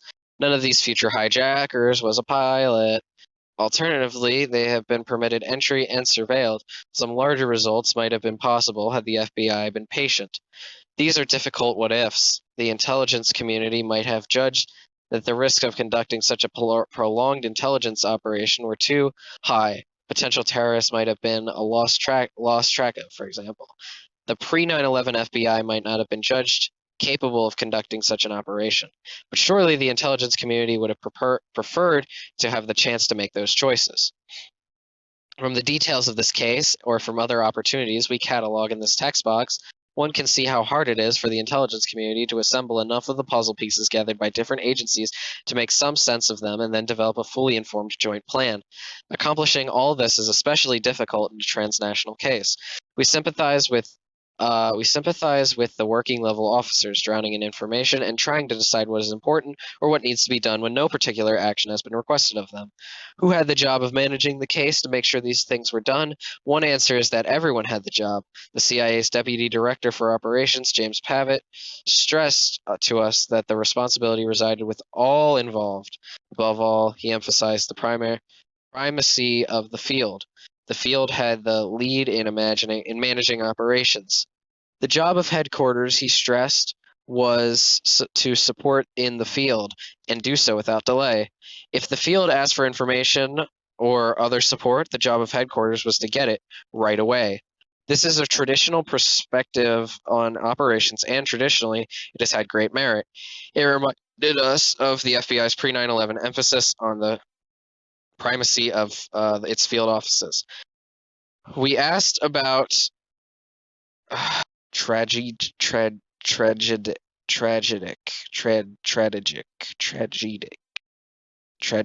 is that a word? When asked about the national structure, would adapt to the challenge of managing a transnational case. One that hopped from place to place, as this one did. The deputy director argued that all involved were responsible for making it work. Now, let's talk about operational opportunities. Of course, they got to put it in the middle of a fucking sentence. Operational opportunities. January 2000. The CIA does not watchlist Khalid al-Midhar or notify the FBI when it has learned Midhar possessed a valid U.S. visa. January 2000. The CIA does not develop a transnational plan for tracking Midhar and his associates so they could be followed to Bangkok and onward, including the United States. March 2000. The CIA does not watchlist Nawaf al-Hazmi or notify the FBI when it learned that he possessed a U.S. visa and had flown to Los Angeles on January 15, 2000. January 2001, the CIA does not inform the FBI that a source had identified Khalid or Tawfiq bin Atash, a major figure in the October 2000 bombing of the USS Cole, as having attended the meeting in Kuala Lumpur with Khalid al-Midhar. May 2001, a CIA official does not notify the FBI about Midhar's U.S. visa, Hazmi's U.S. travel, or Khalid's having attended the Kuala Lumpur meeting, identified when he reviewed all the relevant traffic because of the high levels of threat. June 2001, FBI and CIA officials do not ensure that all relevant information was regarding the Kuala Lumpur meeting was shared with the Cole investigators at the June 11th meeting. August 2001, the FBI does not recognize the significance of the information regarding Midhar and Hazmi's possible arrival in the United States, and thus does not take adequate action to share information, assign resources, and give sufficient priority to the search. August 2001, FBI headquarters does not recognize the significance of the information regarding Musui's training and beliefs, and thus does not take adequate action to share information, involve higher level officials across agencies, obtain information regarding Musui's ties to Al-Qaeda, and give sufficient priority to determining what Musui might be planning. August 2001. The CIA does not focus on information that Khalid Sheikh Mohammed is a key Al-Qaeda lieutenant or connect information identifying KSM as the Mukhtar mentioned in other reports to the analysts that could have linked Mukhtar with Ramzi Barney and Musui. August 2001. The CIA and FBI do not connect the presence of Midhar, Hazmi, and Musui to the general threat reporting about imminent attacks. Back at the ranch, Pavitt underscored the responsibility of the particular field location where the suspects were being tracked at any given time. On the other hand, he also said that the counter-terrorist center was supposed to manage all the moving parts, while what happened on the ground was the responsibility of managers in the field. Headquarters tended to support and facilitate, trying to make sure everyone was in the loop. From time to time, a particular post would push one way, or headquarters would urge someone to do something, but headquarters never really took responsibility for the successful management of this case. Hence, the managers at CIA headquarters did not realize that omissions in planning had occurred, and they scarcely knew that the case had fallen apart.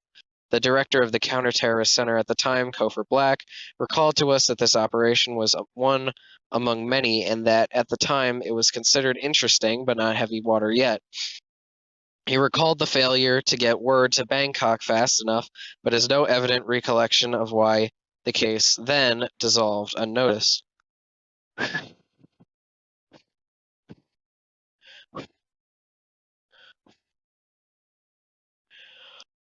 The next level down, the director of the Al-Qaeda unit in the CIA at the time recalled that he did not think that it was his job to direct what should or should not be done. He did not pay attention when the individuals dispersed and things fell apart. There was no conscious decision to stop the operation after the trial was temporarily lost in Bangkok. He acknowledged, however, that perhaps there had been a letdown for his overworked staff after the extreme tension and long hours in the period of the Millennium Alert. The details of this case illuminate real management challenges, past and future. The U.S. government must find a way of pooling intelligence and using it to guide the planning of and assignment of responsibilities for joint operations involving organizations as desperate as the CIA, the FBI, the State Department, the military, and the agencies involved in homeland security. Institutional management. Beyond those day-to-day tasks of bridging the foreign-domestic divide and matching intelligence with plans, the challenges include broader management issues pertaining to how the top leaders of the government set priorities and allocate resources. Once again, it is useful to illustrate the problem by examining the CIA, since before 9/11, this agency's role was so central in the government's counterterrorism efforts. On December 4th, 1998, DCI Tenet issued a directive to several CIA officials and his deputy for community management stating, "We are at war. I want no resources or people spared in this effort, either inside CIA or the community." The memorandum had little overall effect on mobilizing the CIA or the intelligence community. The memo was addressed only to CIA officials and the deputy for community management, Joan Dempsey. She faxed the memo to the heads of the major intelligence agencies after removing covert action sections. Only a handful of people received it. The NSA director at the time, Lieutenant General Kenneth Minahan, believed the memo applied only to the CIA and not the NSA because no one had informed him of any NSA shortcomings. And, for their part, CIA officials thought the memorandum was intended for the rest of the intelligence community, given that they were already doing all they could and believed that the rest of the community needed to pull its weight. The episode indicates some of the limitations of the DCI's authority over the direction and priorities of the intelligence community, especially in its elements within the Department of Defense. The DCI has to direct agencies without controlling them. He does not receive an appropriation for their activities, and therefore does not control their purse strings. He has little insight into how they spend their resources. Congress attempted to strengthen the DCI's authority in 1996 by creating the positions of Deputy DCI for Community Management and Assistant DCIs for Collection, Analysis and Production, and Administration. But the authority of these positions is limited, and the vision of central management clearly has not been realized. The DCI did not develop such a management strategy for a war against Islamist terrorism before 9/11. Such a management strategy would define the capabilities the intelligence community must acquire for such a war, from language training to collection systems to analysts. Such a management strategy would necessarily extend beyond the CTC to the components that freed in expertise and would support its operations, linked transparently to counterterrorism objectives. It would then detail the proposed expenditures and organizational changes required to acquire and implement these capabilities.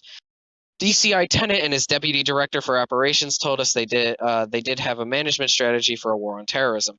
It was to rebuild the CIA. They said the CIA as a whole had been badly damaged by prior budget constraints and that the capabilities needed to be restored across the board. Indeed, the CTC budget had not been cut while the budgets had been slashed in many other parts of the agency. By restoring funding across the CIA, a rising tide would lift all boats. They also stressed the synergy between improvements of every part of the agency and the capabilities that the CTC or stations overseas could draw on in the war on terror. As some officials pointed out to us, there is a trade-off in this management approach. In an attempt to rebuild everything at once, the highest priority efforts might not get to the maximum support that they need. Furthermore, this approach attempted to channel relatively strong outside support for combating terrorism into backing for across-the-board funding increases.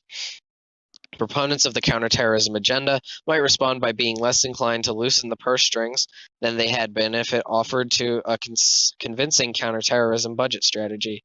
The DCI's management strategy was also focused mainly on the CIA.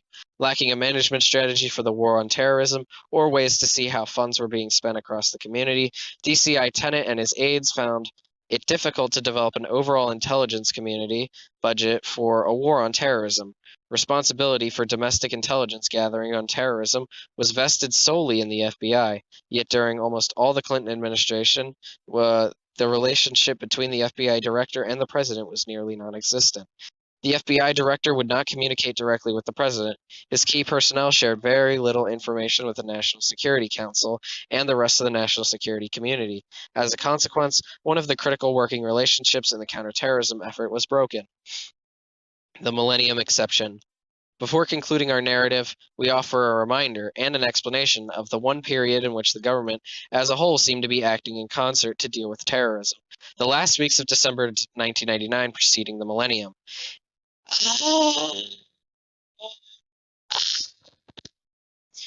In the period before December 1999 and early January 2000, information about terrorism flowed widely and abundantly.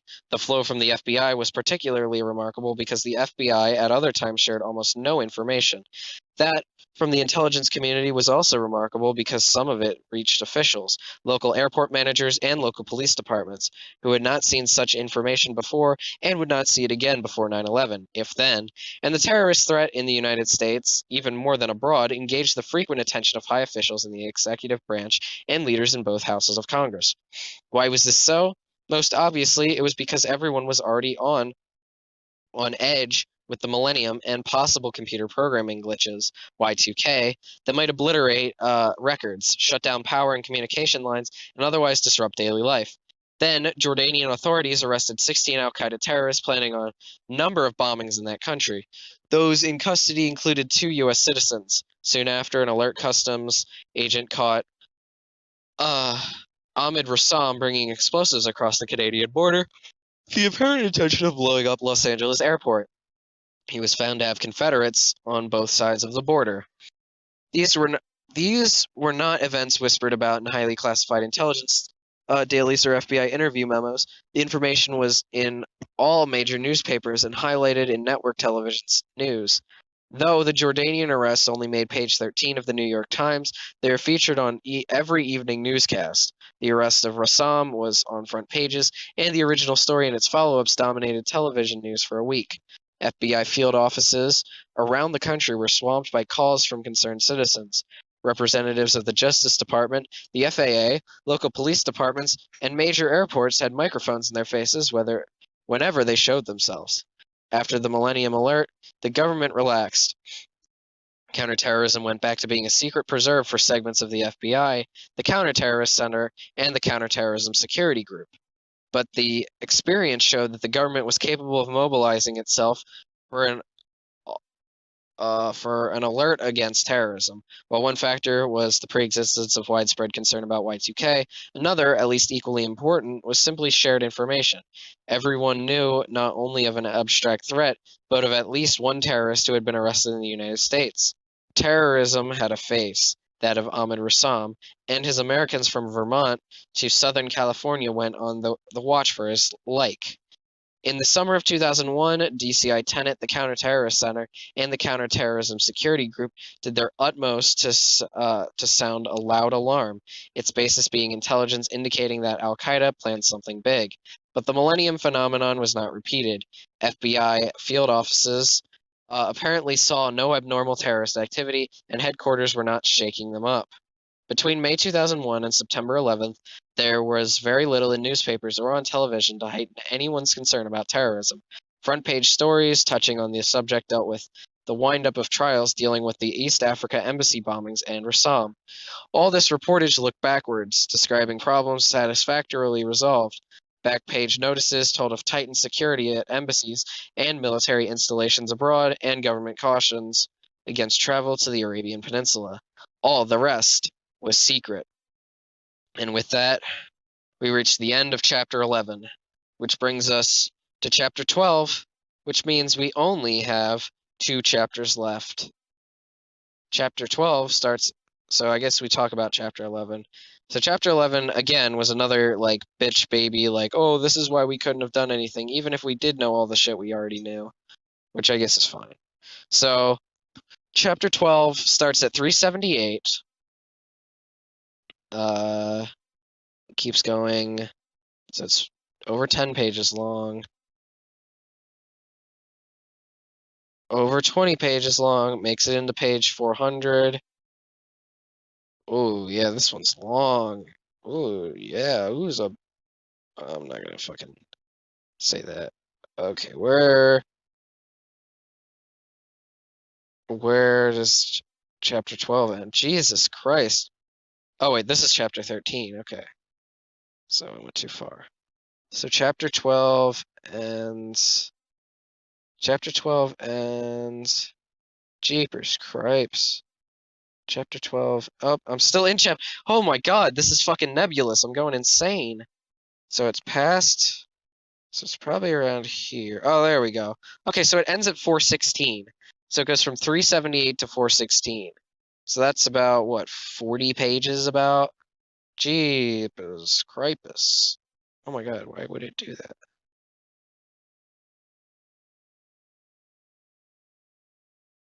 No, I don't want to be at 443.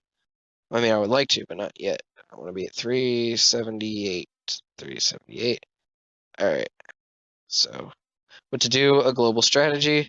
So we've got about, what, like 38 pages or something? Yeah, I think so. All right.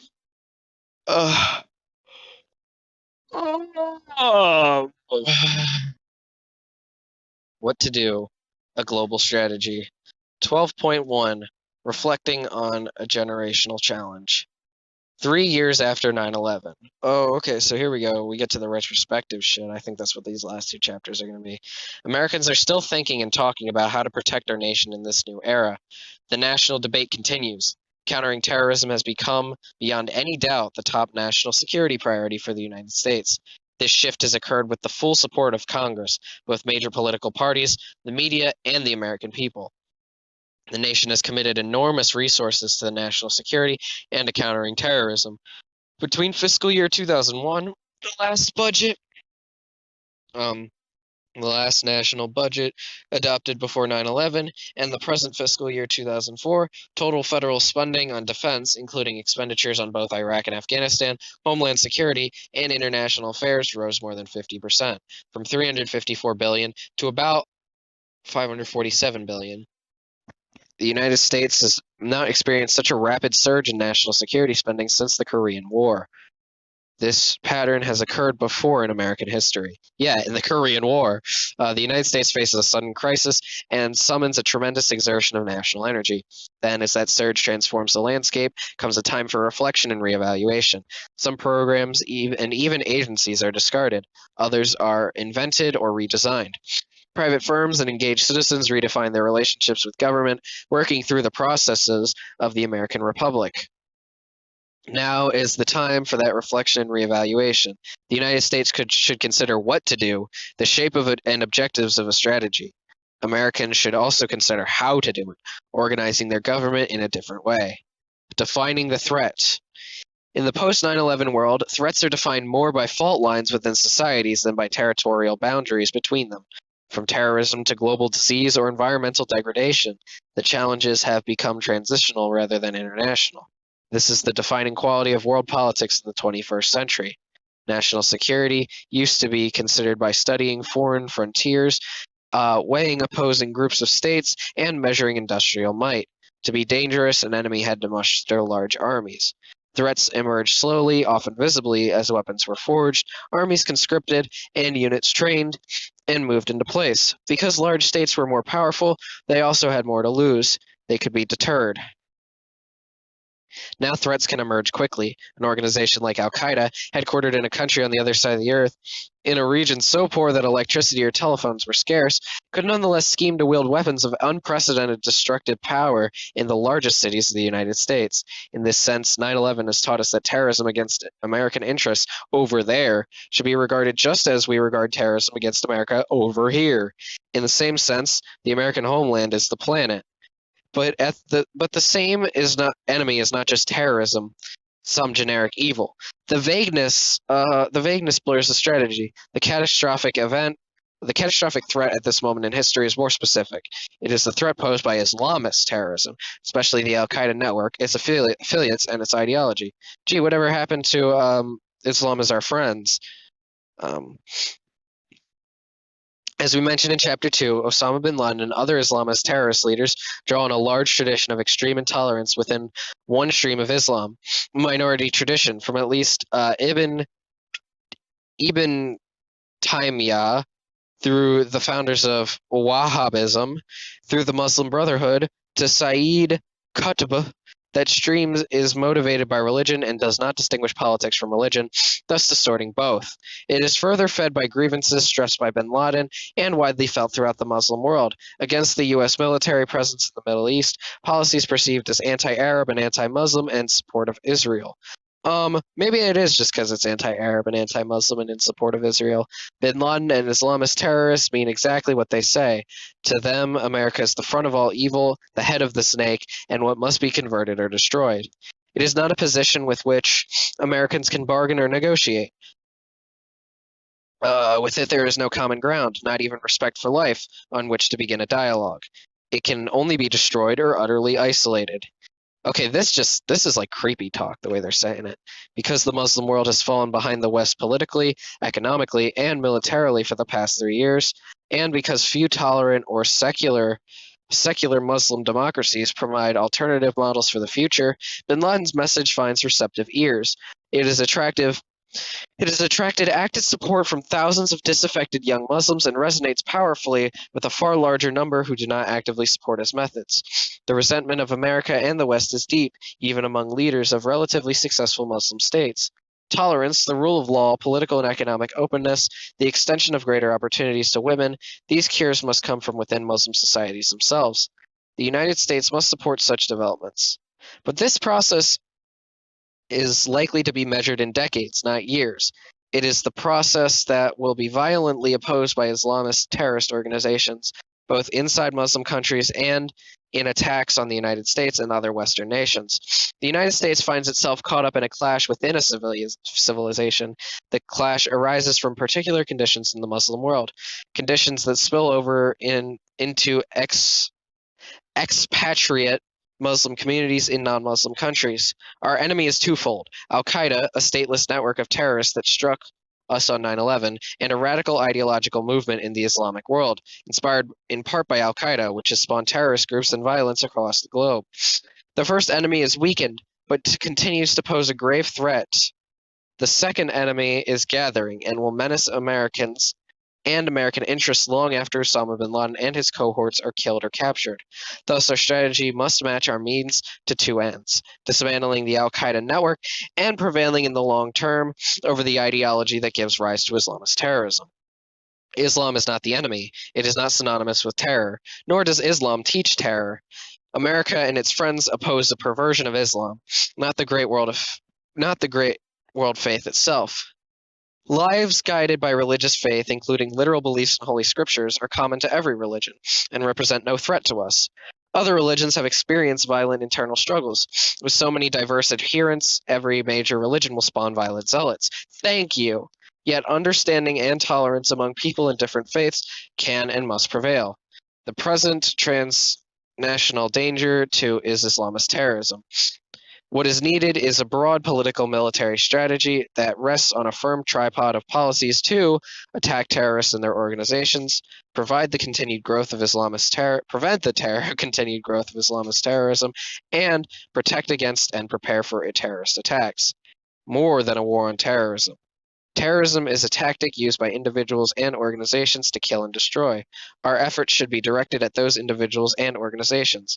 Calling the struggle a war accurately describes the use of American and Allied forces to find and destroy terrorist groups and their allies in the field, notably in Afghanistan. The language of war also evokes the mobilization for national efforts. Yet the strategy should be balanced. The first phase of our post-9/11 efforts rightly included military action to topple the Taliban and pursue al-Qaeda. This work continues. But long-term success demands that we use all elements of national power: diplomacy, intelligence, covert action, law enforcement, economic policy, foreign aid, public diplomacy, and homeland defense. If we favor one tool while neglecting others, we leave ourselves vulnerable and weaken our national effort. Certainly, the strategy should include offensive operations to counter terrorism. Terrorists should no longer find safe haven where their organizations can grow and flourish. America's strategy should be a coalition strategy that includes Muslim nations as partners in its development and implementation. Our effort should be accompanied by a preventative strategy that is as much or more political as its military. The strategy must focus clearly on the Arab and Muslim world in all of its variety. Our strategy should also include defenses. America can be attacked in many ways, and its many vulnerabilities. No defenses are perfect. But risks might be calculated, hard choices must be made about allocating resources. Responsibility for America's defense should be clearly defined, planning to make a difference, identifying where a little money might have a large effect. Defenses also complicate the plans of attackers, increasing the risk of discovery and failure. Finally, the nation must prepare to deal with attacks that are not stopped. Measuring success. Oh god, I have hiccups. Oh god, I have hiccups. But the thing is, if I stop recording and wait for the hiccups to end, then I might not come back for like a million years. So I have to keep going. But I have hiccups. This is not good. This is not good.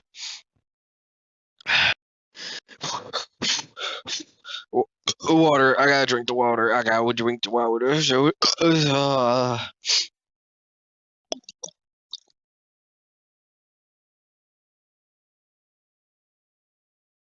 Yo, what happened? Why is it just... What did I do? Did I click on something? Shit. Oh, and I still have the hiccups. More water.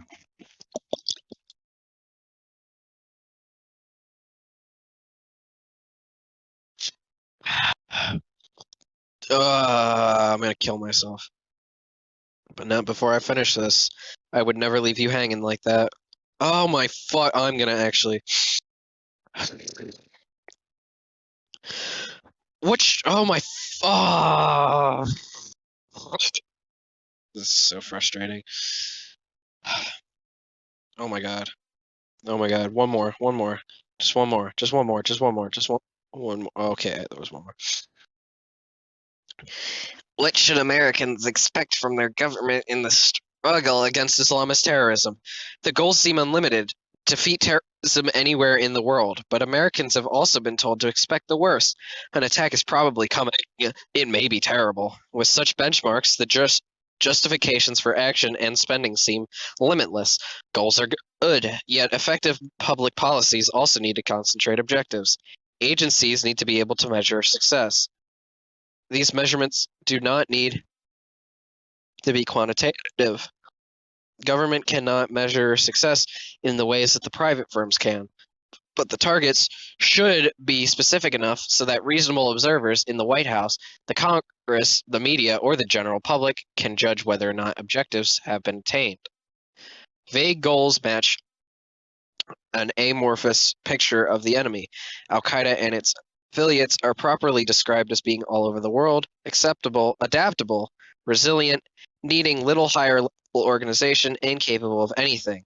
The American people are thus given the picture of an omnipotent, unslayable hydra of destruction.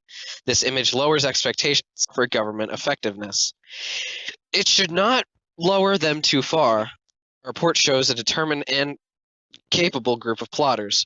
Yet the group was fragile, dependent on a few key personalities, and occasionally left vulnerable by the marginal, unstable people often attracted to such causes.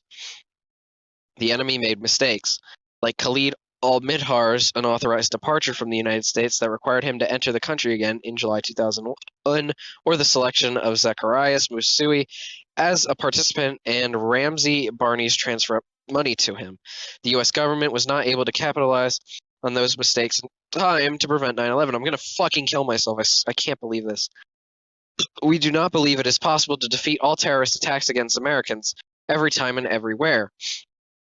A president should tell the American people, no president can promise that a catastrophic attack like that on 9/11 will not happen again. History has shown that even the most vigilant and expert agencies cannot always prevent determined suicidal attackers from reaching a target.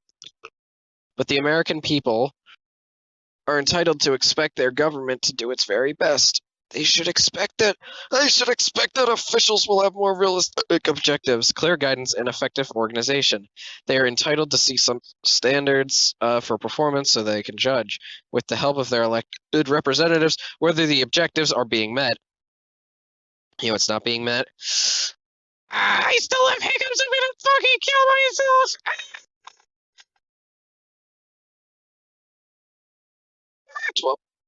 12.2. Attack terrorists and their organizations. I swear to God. The U.S. government, joined by other governments around the world, is working through intelligence, law enforcement, military, financial, and diplomatic channels to identify, disrupt, capture, or kill individual terrorists. This effort was going on before 9/11 and continues to be on a vastly enlarged scale. But to catch terrorists, a U.S. or foreign agency needs to be able to find and reach them. No sanctuaries.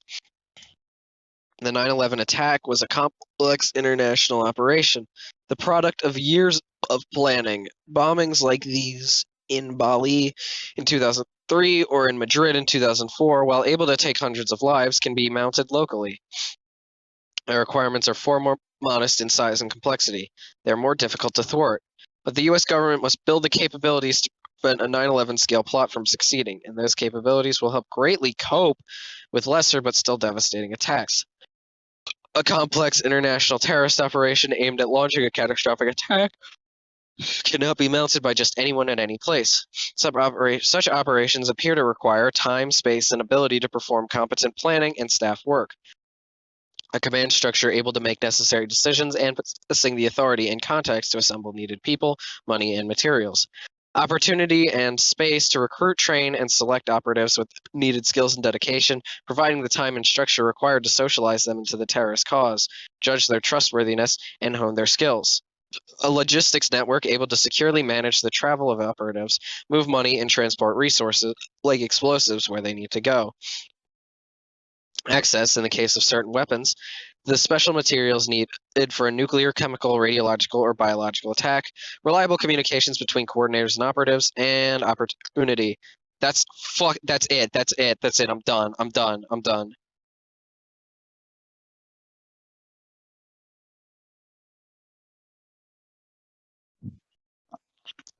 I had a shower, I had dinner, and I don't have hiccups anymore. There is literally no excuse for me to not just straight shot it right through to the end. Other than time, of course. I have about 2 hours and 15 minutes if I want to get to bed by 10. But honestly, if when that time is up, I'm close enough, I might just gun it to the end. Though it doesn't really matter because it'll probably come out like a million years after this episode. I mean, after I'm done recording.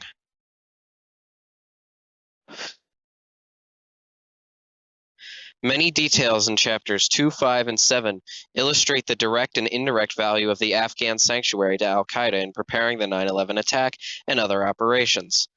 The organization cemented personal ties among veteran jihadists working together there for years. It had the operational space to gather and sift recruits, indoctrinating them in isolated desert camps. It built up logical networks running through Pakistan and the United Arab Emirates. Al-Qaeda also exploited relatively lax internal security environments in Western countries, especially Germany. It considered the environment in the United States so hospitable that the 9/11 operatives used the environment in the United States for further training and exercises, traveling into, out of, and around the country and complacently using their real names with little fear of capture. To find sanctuary, terrorist organizations have fled to some of the least governed, most lawless places in the world. The intelligence community has prepared a world map that highlights possible terrorist havens, using no secret intelligence, just indicating areas that combine rugged terrain, weak governance, room to hide or receive supplies, and low population density with a town or city near enough to allow necessary interaction with the outside world. Large areas scattered around the world meet these criteria. In talking with American and foreign government officials and military officers on the front lines fighting terrorists today, we asked them, if you were a terrorist leader today, where would you locate your base? Some of the same places come up again and again on their lists. Western Pakistan and the Pakistan-Afghanistan border region, southern or western Afghanistan, the Arabian Peninsula, specifically Saudi Arabia and Yemen, and the nearby Horn of Africa, including Somalia and extending southwest into Kenya, Southeast Asia from Thailand to the southern Philippines to Indonesia of West Africa, including Nigeria and Mali, European cities with expatriate Muslim communities, especially cities in Central and Eastern Europe, where security forces and border controls are less effective. In the 20th century, strategists focused on the world's great industrial heartlands. In the 21st, the focus is in the opposite direction, toward remote regions and failing states. The United States has to find ways to extend its reach, straining the limits of its influence. Every policy decision we make needs to be seen through this lens. If, for example, Iraq becomes a failed state, it will go to the top of the list of places that are breeding grounds for the attacks against Americans at home. Similarly, if we are paying insufficient attention to Afghanistan, the rule of the Taliban or warlords and narco traffickers may reemerge, and its countryside could once again offer refuge to Al Qaeda or its successor. Recommendation: the U.S. government must identify and prioritize actual or potential terrorist sanctuaries. For each, it should have a realistic strategy to keep possible terrorists insecure and on the run. Using all power, we should reach out, listen to, and work with other countries that can help. We offer 3 illustrations that are particularly applicable today. In 2004, Pakistan, Afghanistan, and Saudi Arabia. Pakistan. Pakistan's endemic poverty, widespread corruption, and often ineffective government create opportunities for Islamist recruitment. Poor education is a particular concern. Millions of families, especially those with little money, send their children to religious schools or madrasas. Many of these schools are the only opportunity available for an education. But some have been used as incubators for violent extremism. According to Karachi's police commander, there are 859 madrasas teaching more than 200,000 youngsters in his city alone. Youngsters. It is hard to overstate the importance of Pakistan in this struggle against Islamist terrorism. Within Pakistan's borders are 150 million Muslims, scores of al-Qaeda terrorists, many Taliban fighters, and perhaps Osama bin Laden. Pakistan possesses nuclear weapons and has come frighteningly close to war with nuclear-armed India over the disputed territory of Kashmir. A political battle among anti-American Islamic fundamentalists, the Pakistani military, and more moderate mainstream political forces has already spilled over into violence, and there have been repeated attempts to kill Pakistan's president, Pervez Musharraf. In recent years, the United States has had 3 basic problems in its relationship with Pakistan. We are now 60 pages away from the end. I'm going to keep announcing that every single time. Well, I'm going to announce it every 10 pages.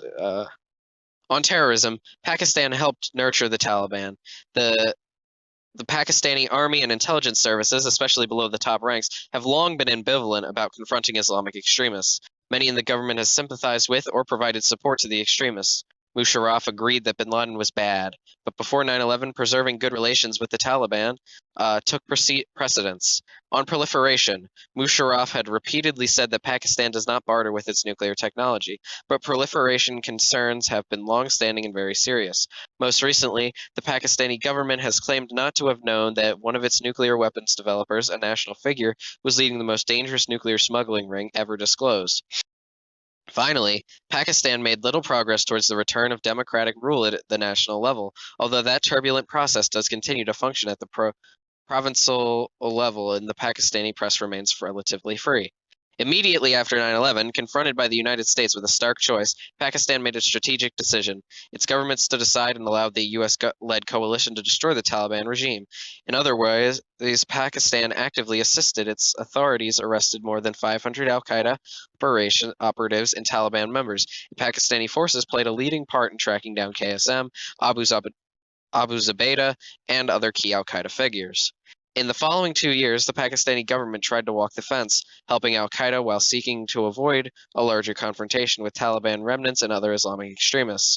When al-Qaeda and its Pakistani allies repeatedly tried to assassinate Musharraf, almost succeeding, the battle came home. The country's vast unpoliced regions make Pakistan attractive to extremists seeking refuge, and recruits also provide a base up for operations against coalition forces in Afghanistan. Almost all the 9/11 attackers traveled the north-south nexus of Kandahar, Quetta, Karachi. The Baluchistan region of Pakistan, KSM's ethnic home, and the sprawling city of Karachi remain centers of Islamist extremism, where the U.S. and Pakistani security and intelligence presence has been weak. The U.S. consulate in Karachi is a makeshift fortress, reflecting the gravity of the surrounding threat. During the winter of 2003 to 2004, Musharraf made another strategic decision. He ordered the Pakistani army into the frontier provinces of northwest Pakistan along the Afghan border, where bin Laden and Ayman Zawahiri have reportedly taken refuge. The army is confronting groups of al-Qaeda fighters and their local allies in very difficult terrain. On the other side of the frontier, U.S. forces in Afghanistan have found it challenging to organize effective joint operations, given Pakistan's limited capabilities and reluctance to permit U.S. military operations on its soil. Yet in 2004, it is clear that the Pakistani government is trying harder than ever before in the battle against Islamist terrorists. Acknowledging these problems and Musharraf's own part in the story, we believe that Musharraf's government represents the best hope for stability in Pakistan and Afghanistan. In an extraordinary public essay asking how Muslims can drag ourselves out of the pit we find ourselves in to raise ourselves up, Musharraf has called for a strategy of enlightened moderation.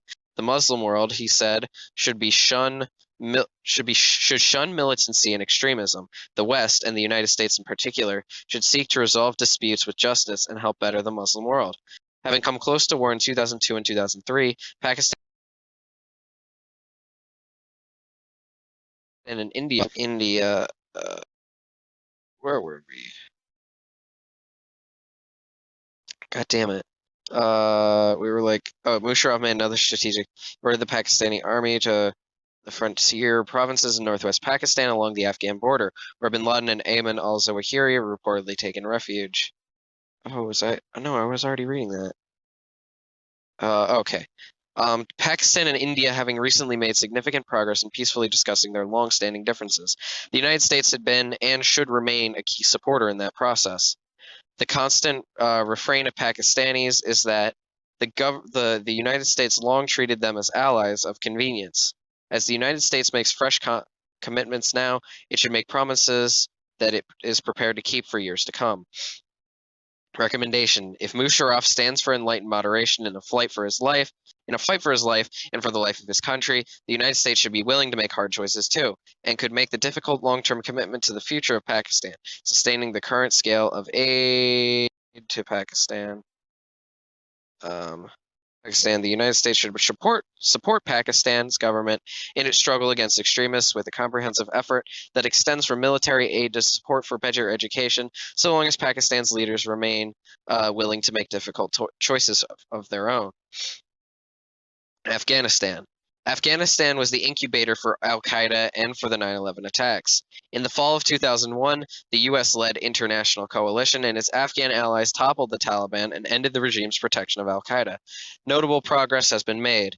International cooperation has been strong, with a clear UN mandate and a NATO-led peacekeeping force, the International Security Assistance Force, or ISAF. More than 10,000 American soldiers are deployed today in Afghanistan, joined by soldiers from NATO allies and Muslim states.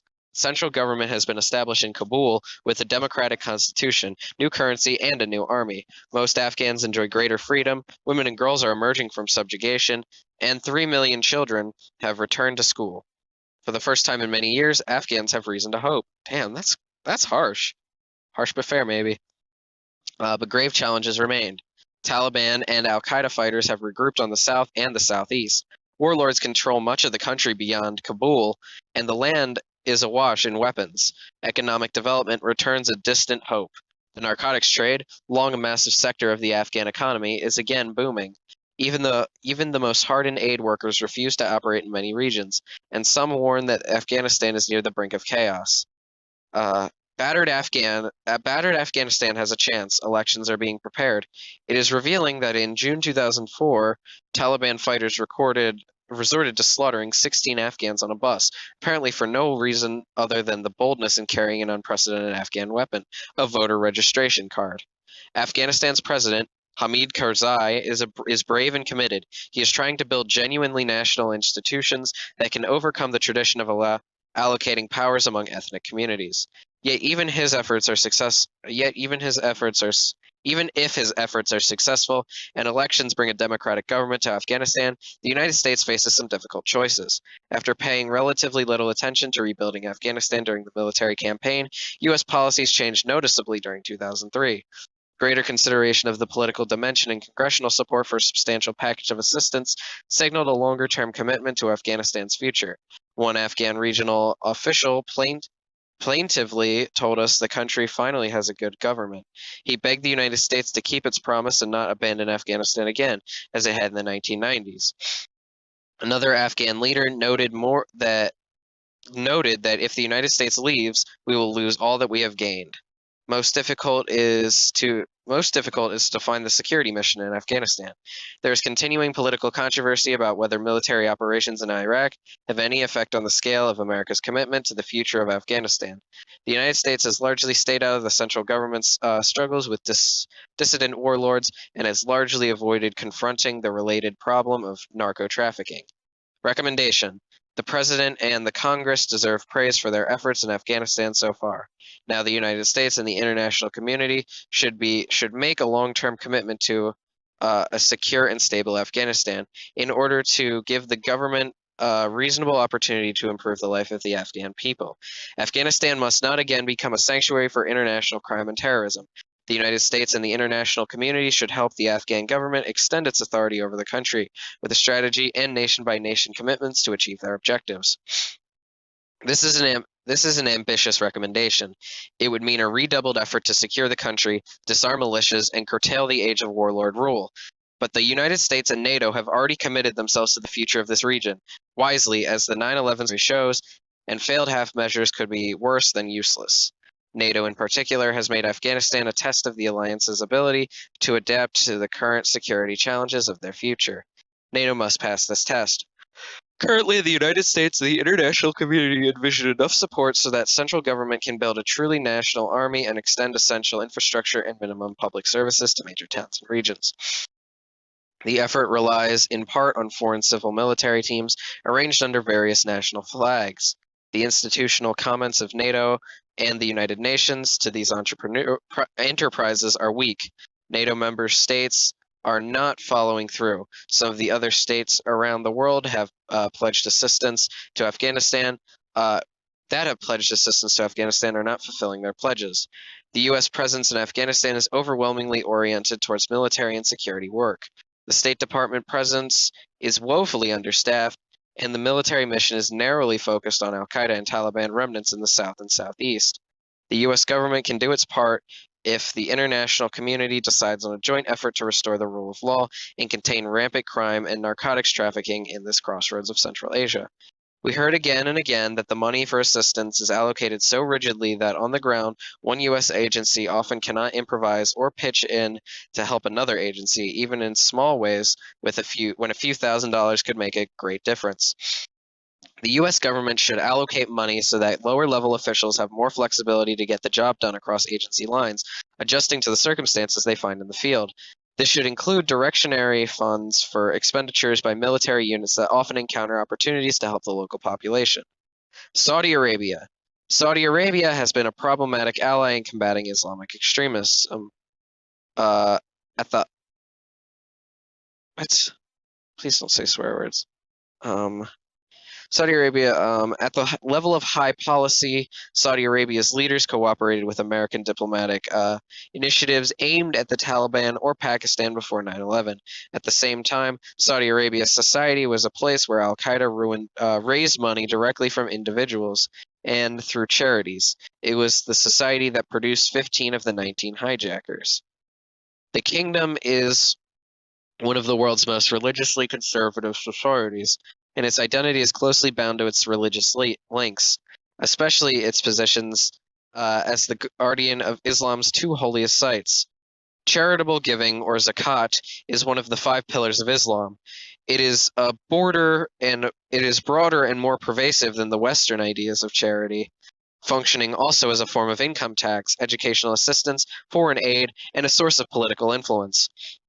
The Western notion of the separation of civic and religious duty does not exist in Islamic cultures.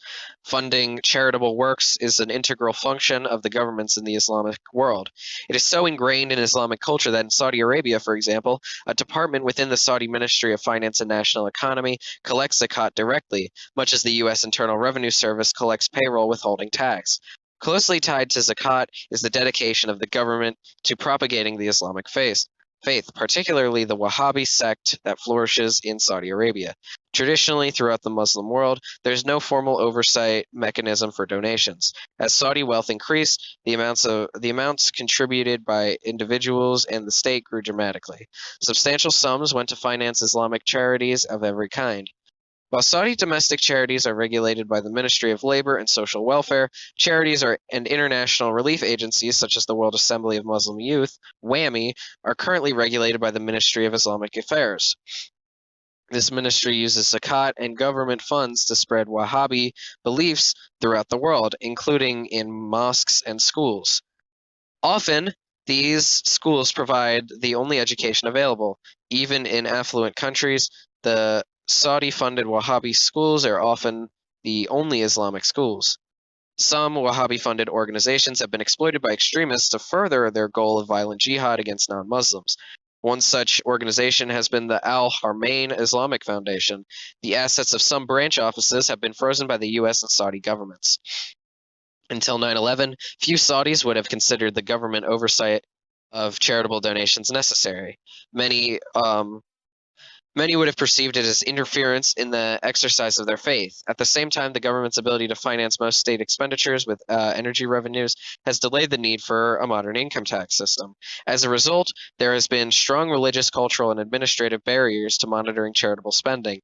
That appears to be changing, however, now that the goal of such violent jihad also extends to overthrowing Sunni governments, such as the House of Saud. They are not living up to the ideals of the Islamist extremists. Oh my God, the leaders of the United States and the rulers of Saudi Arabia have long had friendly relations during the Cold War, in American hopes that Saudi oil supplies would stabilize the supply of price of oil in the world markets, and in Saudi hopes that America could help protect the kingdom against foreign threats. In 1990, the kingdom hosted U.S. armed forces before the first U.S.-led war against Iraq. American soldiers and airmen have given their lives to help protect Saudi Arabia. The Saudi government has difficulty acknowledging this. American military bases remained there until 2003 as part of an international commitment to contain Iraq. For many years, leaders on both sides preferred to keep their ties quiet and behind the scenes. As a result, neither the U.S. nor the Saudi people appreciated all the dimensions of the bilateral relationship, including the Saudi role in U.S. strategies to promote the Middle East peace process. In each country, political figures find it difficult to publicly defend good relations with the other. Today, mutual recriminations flow. Many Americans see Saudi Arabia as an enemy, not as an embattled ally. They perceive an autocratic government that oppresses women, dominated by wealthy and indolent elite. Saudi contacts with American politicians are frequently invoked as accusations in partisan political arguments. Americans are often appalled by the intolerance, anti-Semitism, and anti-American arguments taught in schools and preached in mosques. Saudis are angry too. Many educated Saudis who were sympathetic to America now perceive the United States as an unfriendly state. One Saudi reformer noted to us that the demonization of Saudi Arabia in the U.S. media gives ammunition to radicals who accuse reformers of being U.S. lackeys. Tens of thousands of Saudis who once regularly traveled to and often had homes in the United States now go elsewhere. Among Saudis, the United States is seen as aligned with Israel in its conflict with the Palestinians, with whom Saudis ardently sympathize. Although Saudi Arabia's cooperation against terrorism improved to some extent after the September 11th attacks, significant problems remained. Many in the kingdom initially reacted with disbelief and denial. In the following months, as the truth became clear, some leading Saudis quietly acknowledged the problem but still did not see their own regime as threatened, and thus often did not respond promptly to U.S. requests for help. Though Saddam Hussein was widely detested, many Saudis are sympathetic to the anti-U.S. insurgents in Iraq, although majorities also condemn jihadist attacks in the kingdom. As in Pakistan, Yemen, and other countries, attitudes changed when the terrorism came home. Cooperation had already become significant, but after the bombings in Riyadh on May 12, 2003, it improved much more. The kingdom openly discussed the problem of radicalism, criticized the terrorists as religiously deviant, reduced official support for religious activity overseas, closed suspect charitable foundations, and publicized arrests. Very public moves for a government that has preferred to keep internal problems quiet. The Kingdom of Saudi Arabia is now locked in mortal combat with al-Qaeda. Saudi police are regularly being killed in shootouts with terrorists. In June 2004, the Saudi ambassador to the United States called publicly in the Saudi press for his government to wage jihad of its own against the terrorists. We must all, as a state and as people, recognize the truth about these criminals. He declared, if we do not declare if we do not declare general mobilization, we will lose the war on terrorism. Saudi Arabia is a troubled country, although regarded as very wealthy. In fact, per capita income has dropped from $28,000 at its height to the present level of about $8,000. Social and religious traditions complicate adjustment to modern economic activity and limit employment opportunities for young Saudis. Women find their education and employment sharply limited. President Clinton offered us a perspective analysis of Saudi Arabia, contending that fundamentally friendly rulers have been constrained by their desire to preserve the status quo. He, like other rulers, made the case for pragmatic reform instead. He hopes that rulers will envision what they want in their kingdom to become in 10 or 20 years and start a process in which their friends can help them change. I wonder what Saudi Arabia is like now, 10 or 20 years later. There are signs that Saudi Arabia's royal family is trying to build a consensus for political reform, though uncertain about how fast and far that could go. Crown Prince Abdullah wants the kingdom to join the World Trade Organization to accelerate economic liberalization. He has embraced the Arab Human Development Report, which was highly critical of the Arab world's political, economic, and social failings, and called for greater economic and political reform. Cooperation with Saudi Arabia against Islamist terrorism is very much in the U.S. interest. Such cooperation can exist for a time largely in secret, as it does now, but it cannot grow and thrive later. Nor, on either side, can friendship be unconditional. Recommendation: the problems in the U.S.-Saudi relationship must be confronted openly. The United States and Saudi Arabia must determine if they can build a relationship that political leaders on both sides are prepared to publicly defend. A relationship about more than oil. That's based. It should include a shared commitment to political and economic reform. As Saudis make common cause as with the outside world, it should include a shared interest in greater tolerance and cultural respect, translating into a commitment to fight the violent extremists who foment hatred. 12.3 prevent the continued growth of Islamist terrorism. In October 2003, reflecting on progress after 2 years of waging global war on terrorism, Defense Secretary Donald Rumsfeld asked his advisors, "Are we capturing, killing, or deterring and dissuading more terrorists every day than the madrasas and the radical clerics are recruiting, training, and deploying against us? Does the U.S. need to fashion a broad, integrated plan to stop the next generation of terrorists? The U.S. is putting relatively little effort into a long-range plan, but we are putting a great deal of effort into trying to stop the terrorists. The cost-benefit ratio is against us. Our cost is billions against the terrorist cost of millions." These are the right questions. Our answer is that we need short-term action on a long-range strategy, one that invigorates our foreign policy with the attention that the President and Congress have given to the military and intelligence parts of the conflict against Islamist extremism. Engage the struggle of ideas. The United States is heavily engaged in the Muslim world and will be for many years to come. This American engagement is resented. Polls in 2002 found that among America's friends, like Egypt, the recipient of more U.S. aid for the past 20 years than any other Muslim country, only 15% of the population had a favorable opinion of the United States. Geez. In Saudi Arabia, the number was 12%, and 2/3 of all those surveyed in 2003 from countries from Indonesia to Turkey, a NATO ally, were very or somewhat fearful of the United States may attack them. Get fucked. Support for the United States has plummeted. Polls taken in Islamic countries after 9/11 suggested that many or most people thought the United States was doing the right thing in its fight against terrorism. Few people saw popular support for al-Qaeda. Half of those surveyed said that ordinary people had a favorable view of the United States. By 2003, polls show that the bottom has fallen out of support for America in most of the Muslim world. Negative views of the U.S. among Muslims, which had been largely limited to countries in the Middle East, have spread. Since last summer, favorable ratings for the U.S. have fallen from 61 to 15% in Indonesia and 71% to 38% among Muslims in Nigeria. I didn't know Nigeria thought we were so cool. Honestly, that's based. Nigeria's my man. We're homies. We're buddies. We're friends. the best allyship. Many of these views were at best uninformed about the United States and at worst informed by cartoonish stereotypes. The coarse expression, you know what, this is embarrassing, like that's kind of that's why we're afraid of Muslims, because of cartoonish stereotypes. The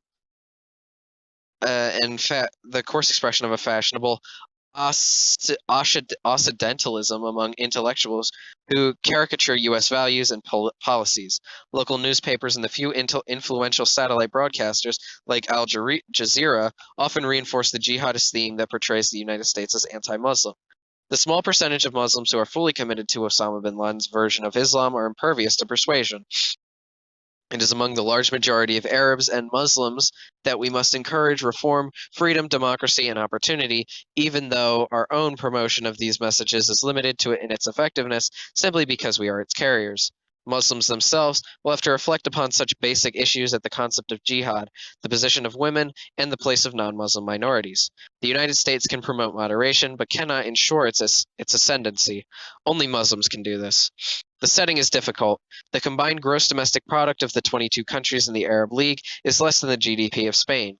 40% of adult Arabs are illiterate, two-thirds of them are women. One-third of the broader Middle East lives on less than $2 a day. Less than 2% of the population has access to the internet. The majority of older Arab youths have expressed a desire to emigrate to other countries, particularly those in Europe. In short, the United States has to defeat an ideology, not just a group of people, and we must do it under difficult circumstances. How can the United States and its friends help moderate Muslims combat the extremist ideas? Recommendation: the U.S. government must define what the message is, what it stands for. We should offer an example of moral leadership in the world, committed to treat people humanely, abide by the rule of law, and be generous and caring to our neighbors. America and Muslim friends can agree on respect for human dignity and opportunity. To Muslim parents, terrorists like bin Laden have nothing to offer their children but visions of violence and death. America and its friends have a crucial advantage. We can offer these parents a vision that might give their children a better future.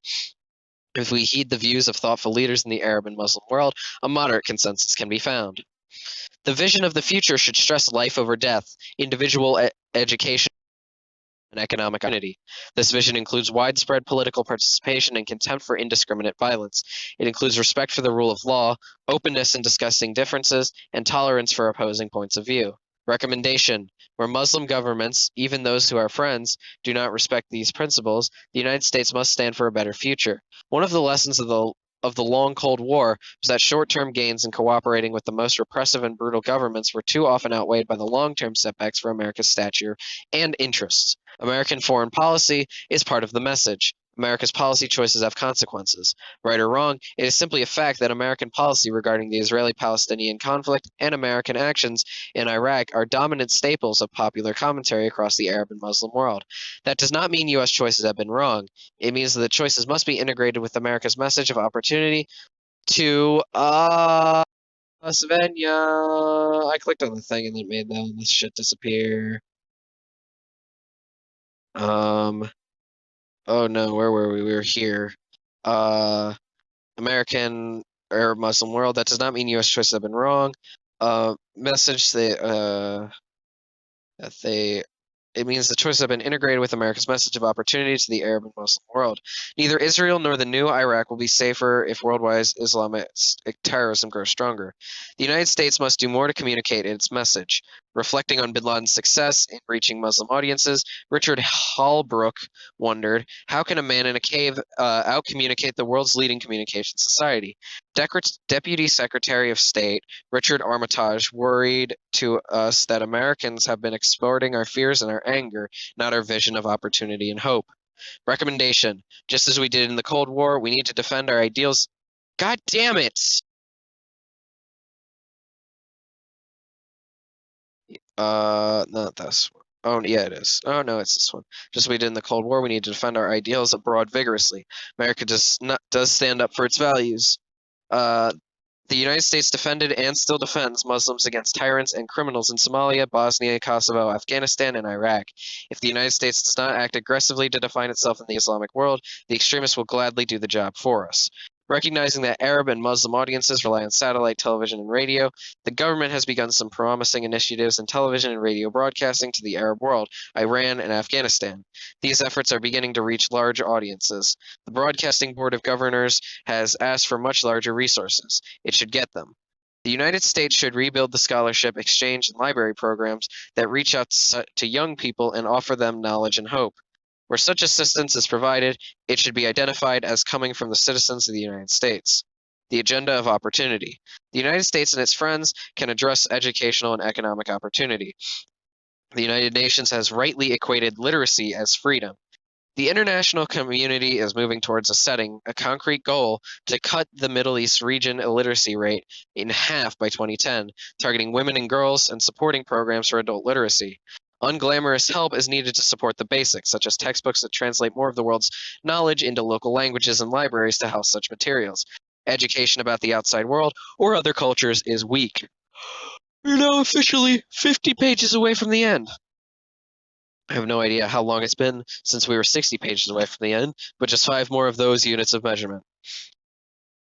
More vocational education is needed too, in trades and business skills. The Middle East can also benefit from some of the programs to bridge the digital divide and increase internet access that have already been developed for other regions of the world.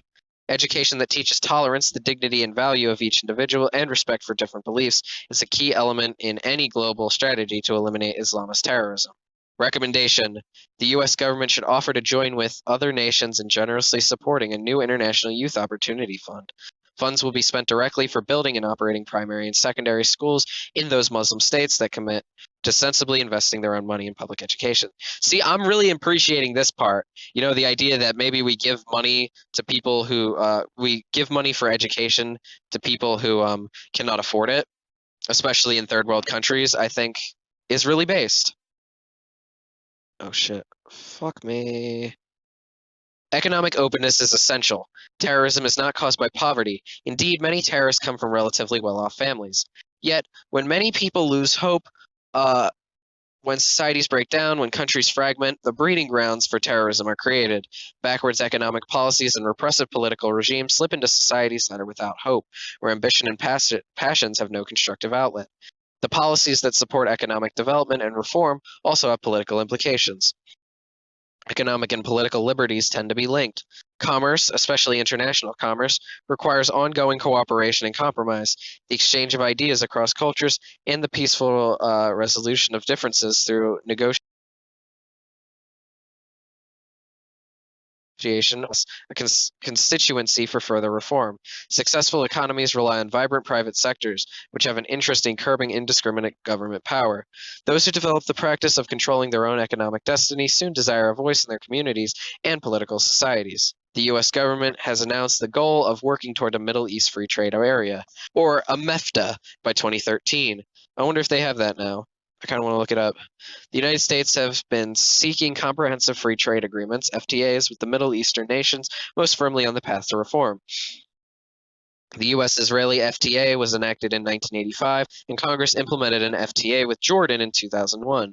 Both agreements have expanded trade and investment, thereby supporting domestic economic reform. In 2004, new FTAs were signed with Morocco and Bahrain and are awaiting congressional approval. These models are drawing the interest of their neighbors. Muslim countries can become full participants in the rules-based global trading system, as the United States considers lowering its trade barriers with the poorest Arab nations. Recommendation: a comprehensive U.S. strategy to counter terrorism should include economic policies that encourage development, more open societies, and opportunities for people to improve the lives of their families and to enhance prospects for their children's future. Turning a national strategy into a coalition strategy. Practically every aspect of U.S. counterterrorism strategy relies on international cooperation. Since 9/11, these contacts concerning military, law enforcement, intelligence, travel and customs, and financial matters have expanded so dramatically, and often in an ad hoc way, that it is difficult to track these efforts, much less integrate them. Recommendation: the United States should engage in other other nations in developing a comprehensive coalition strategy against Islamist terrorism. There are several multilateral institutions in which such issues should be addressed, but the most important policies should be discussed and coordinated in a flexible contact group of leading coalition governments.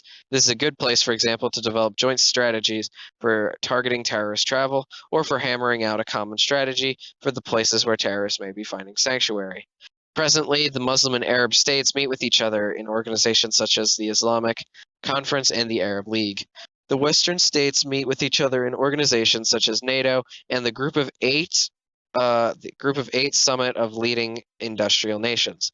A recent G8 summit initiative to begin a dialogue about reform may be a start towards finding a place where leading Muslim states can discuss and be seen to discuss critical policy issues with the leading Western powers committed to the future of the Arab and Muslim world.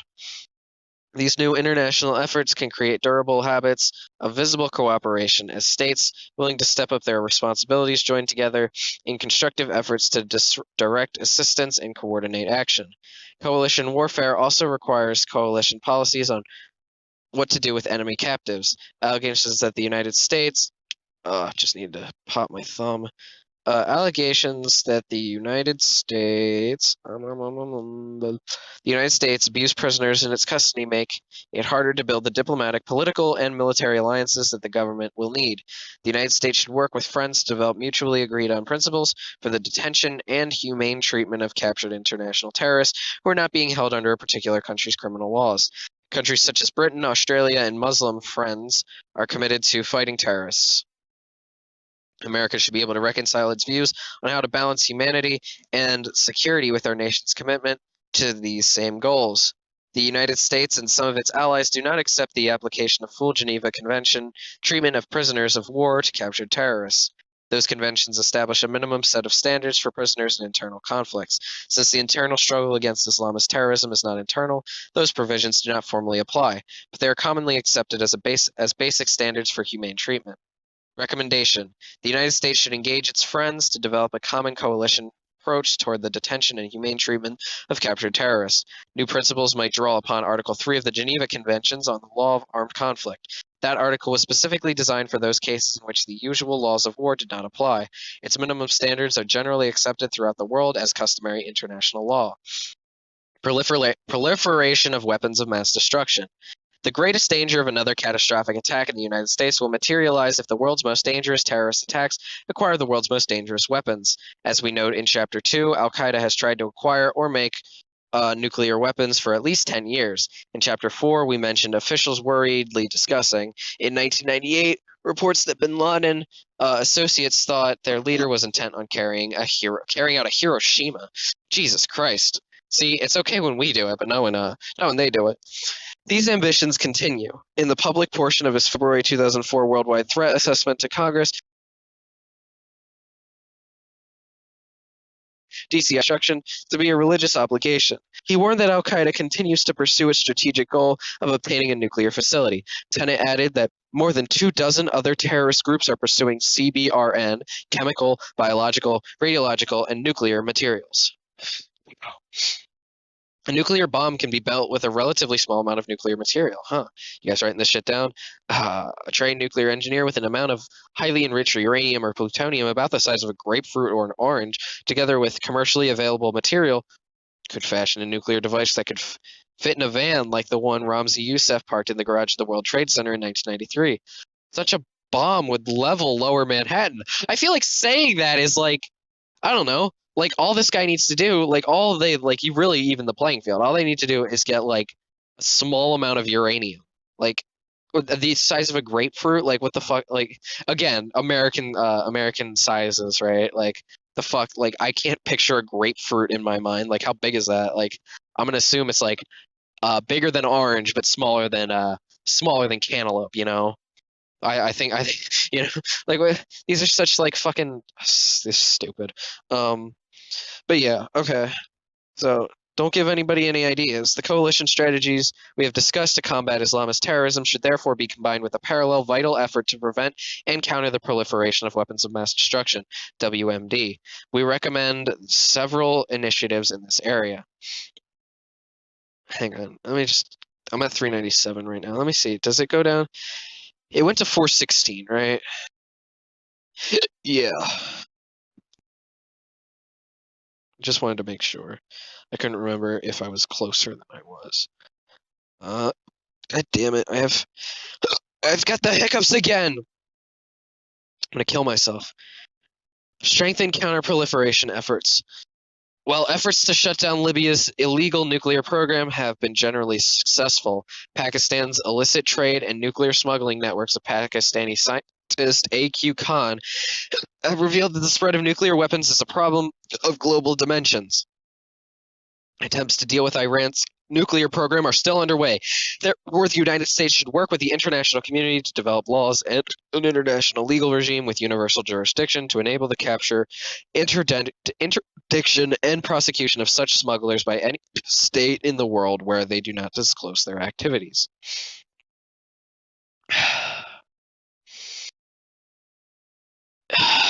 Expand the Proliferation Security Initiative.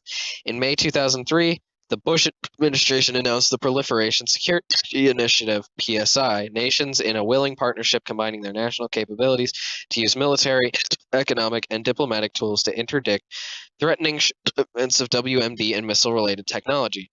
The PSI can be more effective if it uses intelligence and planning resources of the NATO alliance. Moreover, PSI membership should be open to non-NATO countries. Russia and China should be encouraged to participate. Okay, fuck this. I'm Googling it. How to get rid of hiccups, because I need to fucking know this. Because this is driving me fucking crazy. And I can't leave. Oh my god. How to get... Is there any actual way to get rid of hiccups?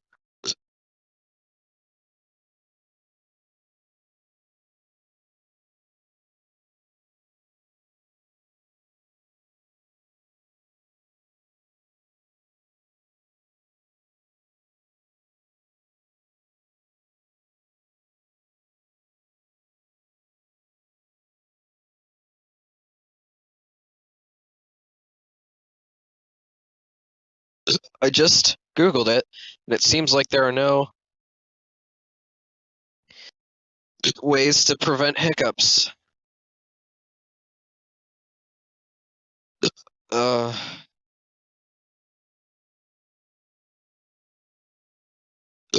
Oh my god, I'm gonna fucking kill myself. Okay, let's just keep going, I guess.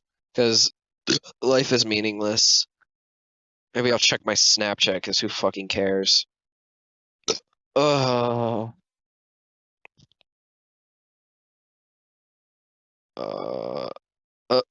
Oh, my Snap is going down. I have no idea how long that the hourglass means I have to respond to somebody. Or, I mean, I guess, yeah, I guess it is respond to somebody. Yeah. Fuck it, I never really liked streaks. Alright, we're just gonna keep going. We're just gonna keep fucking going. Uh, uh, uh,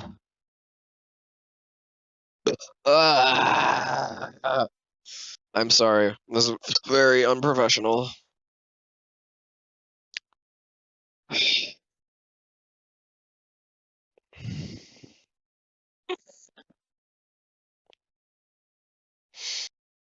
Support the Cooperative Threat Reduction Program. Outside experts are deeply worried about the U.S. government's commitment and approach to securing the world weapons and highly dangerous materials still scattered in Russia and other countries of the Soviet Union. The government's main instrument in this area, the Cooperative Threat Reduction Program, usually referred to as Nunn-Lugar, after the senators who sponsored the legislation in 1991, is now in need of expansion, improvement, and resources. The U.S. government has recently redoubled its international committees to support this program, and we recommend the United States do all it can. If Russia and other countries will do their part, the government should weigh the value of this investment against the catastrophic cost America would face should such weapons find their way to the terrorists who are so anxious to acquire them. Recommendation: our report shows that Al-Qaeda has tried to acquire or make weapons of mass destruction for at least 10 years. There's no doubt the United States would be a prime target. Preventing the proliferation of these weapons warrants a maximum effort. By strengthening counter-proliferation efforts, expanding the Proliferation Security Initiative, and supporting the Cooperative Threat Reduction Program. Targeting terrorist money. The general public sees attacks on terrorist finance as a way to starve the terrorists of money. So initially, did the U.S. government. After 9/11, oh my fucking god, after 9/11, the United States took aggressive actions to designate terrorist financiers and freeze their money in the United States and through resolutions of the United Nations. These actions appeared to have little effect, and when confronted by legal challenges, the United States and the United Nations were often forced to unfreeze assets. The difficulty, understood later, was that even if the intelligence communities might link someone to a terrorist group through acquaintances or communications, the task of tracing the money from that individual to the terrorist group, or otherwise showing complicity was far more difficult. It was harder still to do so without disclosing secrets. The early missteps made other countries unwilling to freeze assets, otherwise act merely on the basis of a U.S. action. Multilateral freezing mechanisms now require waiting periods before being put into effect, eliminating the element of surprise and thus virtually ensuing that little money is actually frozen. Worldwide asset freezes have not been adequately enforced and have been easily circumvented, often within weeks by simple methods. But trying to starve the terrorists of money is like trying to catch one kind of fish by draining the ocean. Better strategy has evolved since the early months, and the government has learned more about how Al-Qaeda raises, moves, and spend money. Fuck this. I'll be back. I don't have the hiccups anymore. Damn, gravy, you so vicious, so clean, so delicious. How come you ain't got no misses? Count that paper, count that riches.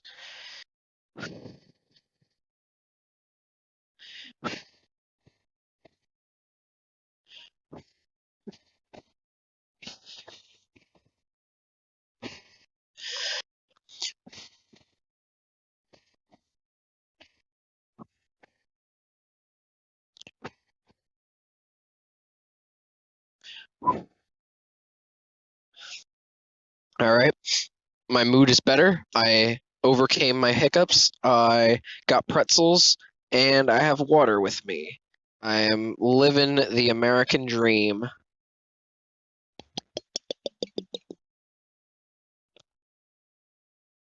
Oh, and it's cold water too. Delicious. Ain't nothing better than living the life that I will be living in about 47 pages. Ugh. The difficulty, understood later, was that even if the intelligence community might link someone to a terrorist group, communications. Oh, okay, I think we already got that. Or, yeah, okay. So recommendations. Vigorous efforts to track terrorist financing must remain in front and center in U.S. counterterrorism efforts. The government has recognized that information about terrorist money helps us to understand their networks, search them out, and disrupt their operatives. Intelligence and law enforcement have targeted the relatively small number of financial facilitators. Individuals at Al-Qaeda relied on their ability to raise and deliver money, the core of Al-Qaeda's revenue stream. These efforts have worked. The death or capture of several important facilitators has decreased the amount of money available to Al-Qaeda and has increased its cost and difficulty in raising and moving that money. Captures have additionally provided a windfall of intelligence that can be used to continue the cycle of disruption. The U.S. financial community and some international financial institutions have generally provided law enforcement and intelligence agencies with quickly developing investigations. Obvious vulnerabilities in U.S. financial system have been corrected. The United States has been less successful in persuading other countries to adopt financial regulations that permit the tracing of financial transactions. Public designation of terrorist financiers and organizations is still part of the fight, but it is not the primary weapon. Designations are instead a form of diplomacy, as governments join together to identify named individuals and groups as terrorists. They also prevent open fundraising. Some charities that have been identified as likely avenues for terrorist financing have seen their donations diminish and their activities come under more scrutiny. And others have been put out of business, although controlling overseas branches of Gulf area charities remains a challenge. The Saudi crackdown after the May 2003 terrorist attacks in Riyadh has apparently reduced the funds available to al-Qaeda, perhaps drastically, but it is too soon to know if the reduction will last. Though progress apparently has been made, terrorists have shown considerable creativity in their methods of moving money. If al-Qaeda is replaced by smaller decentralized terrorist groups, the premise behind the government's efforts, the terrorists need a financial support network, may become outdated. Moreover, some terrorist operations do not rely on outside sources of money and may now be self-funding, either through legitimate employment or low-level criminal activity. 12.4. Protect against and prepare for terrorist attacks. In the nearly 3 years since 9/11, Americans have become better protected against terrorist attack. Some of the changes are due to government action, such as new precautions to protect aircrafts. A portion can be attributed to the sheer scale of spending and effort. Publicity and the vigilance of ordinary Americans also make a difference.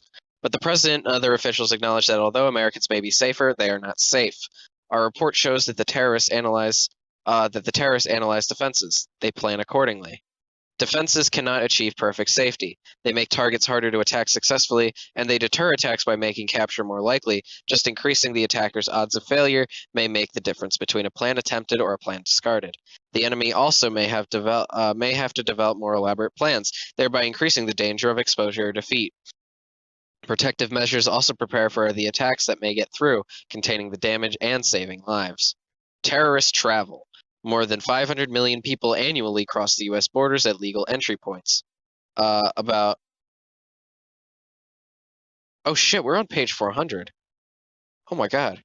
We're breaching the perimeter, fellas. Another 500,000 or more enter illegally without inspection across America's thousands of miles of land borders or remain in the country past the expiration of their permitted stay.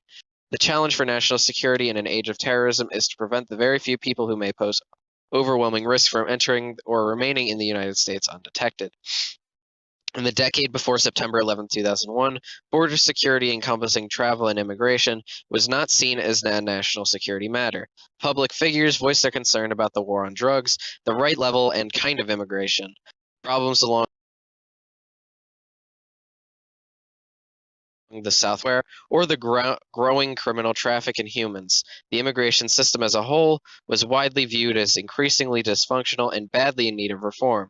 In national security circles, however, only smuggling of weapons of mass destruction carried weight, not the entry of terrorists who might use such weapons or the presence of associated foreign-born terrorists.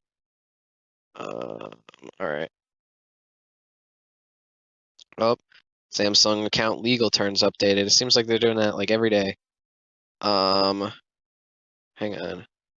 So, okay, so for terrorists, travel documents are as important as weapons. Terrorists must travel clandestinely to meet, train, plan, case targets, and gain access to attack.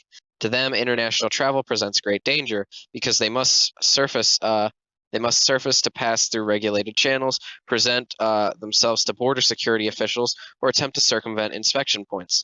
In their travels, terrorists use evasive methods, such as altered and counterfeit passports,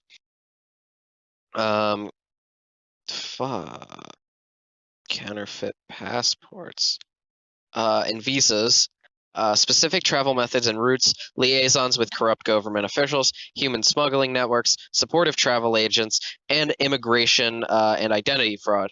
These can sometimes be detected. Before 9/11, no agency of the U.S. government systematically analyzed terrorist travel strategies.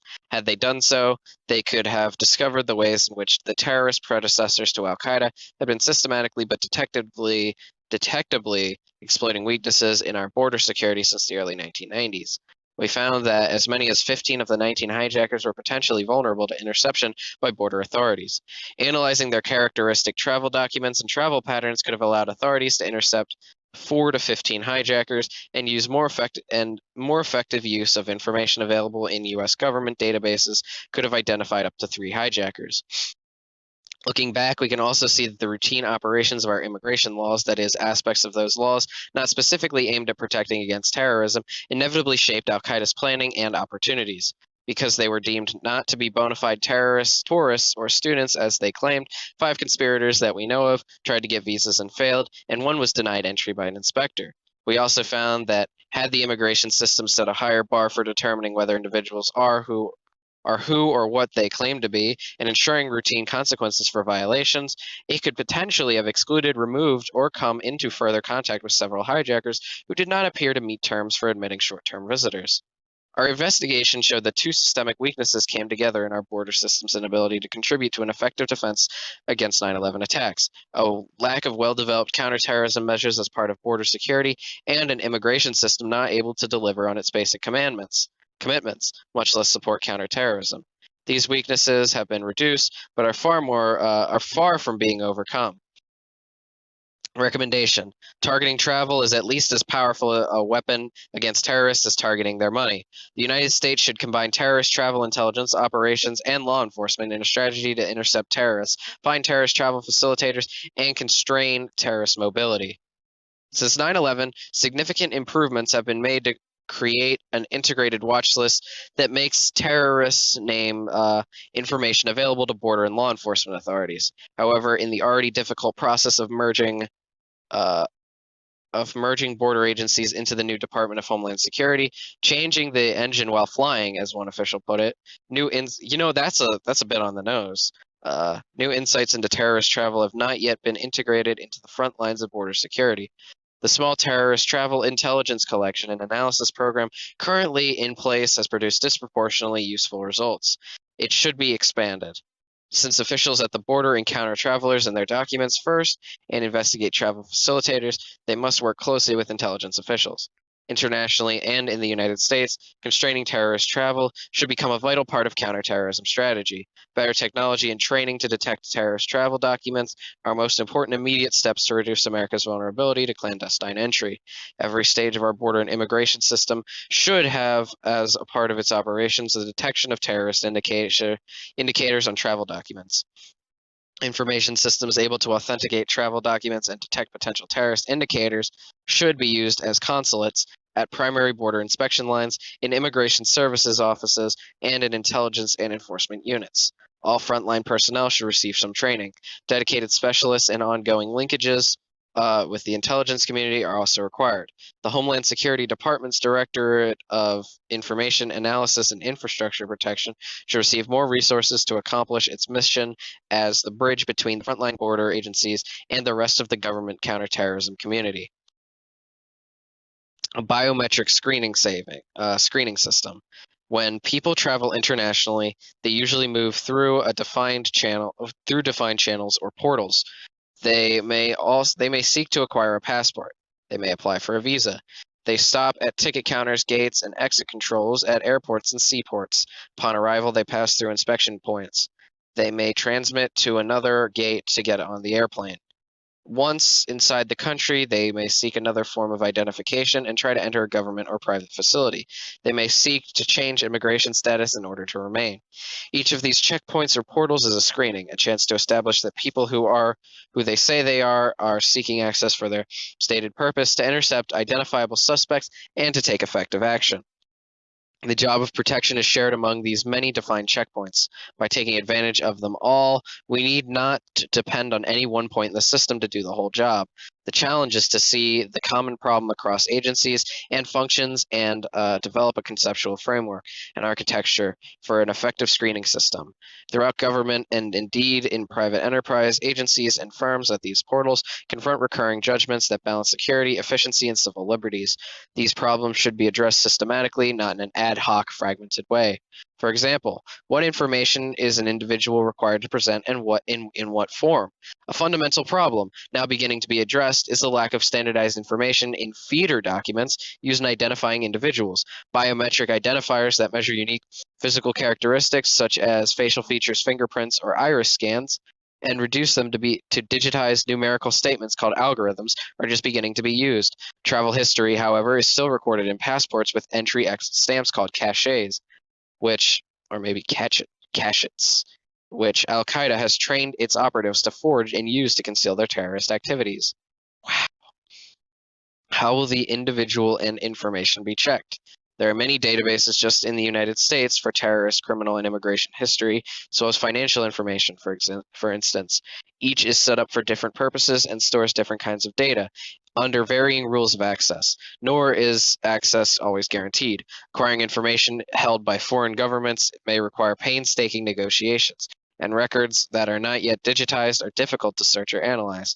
The development of terrorist indicators has hardly begun, and behavioral cues remain important. Who will screen individuals, and what will they be trained to do? A wide range of border, immigration, and law enforcement officials encounter visitors and immigrants and are given little training in terrorist travel intelligence. Fraudulent travel documents, for instance, are usually returned to travelers who are denied entry without further examination for terrorist trademarks, investigation as to their source, or legal process.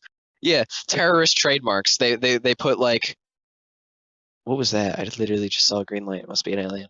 Like they put like this fake passport is brought to you by Al Qaeda. What are the consequences of finding a suspicious indicator, and who will take action? One risk is that responses may be in. Oh, I saw it. Oh, oh, oh! I see the light. I think it's probably for the PlayStation. PlayStation 2, by the way. Let's fucking go. What are the consequences of finding a suspicious indicator, and who will take action? One risk is that responses may be ineffective or produce no further information. 4 of the 9/11 attackers were pulled into secondary border inspection, but then admitted. More than half of the 19 hijackers were flagged by the Federal Aviation Administration's profiling system when they arrived for their flights. But the consequence was that bags, not people, were checked. Competing risks includes false positives or the danger that rules may be applied with insufficient training or judgment. Overreactions can impose high costs too, on individuals, our economy, and our beliefs about justice. They do like anal cavity searches. Like, why don't people just why don't people just keep it in their mouth? You know? I don't know. Again, I'm not like advocating for terrorism. Special note on the importance of trusting subjective judgment. One potential hijacker was turned back by an immigration inspector as he tried to enter the United States. The inspector relied on intuitive experience to ask questions more than he relied on any objective factor that could be detected by scores or a machine. Good people who have worked in such jobs for a long time understand this phenomenon well. Other evidence we obtained confirmed the importance of letting experienced gate agents or security screeners ask questions and use their judgment.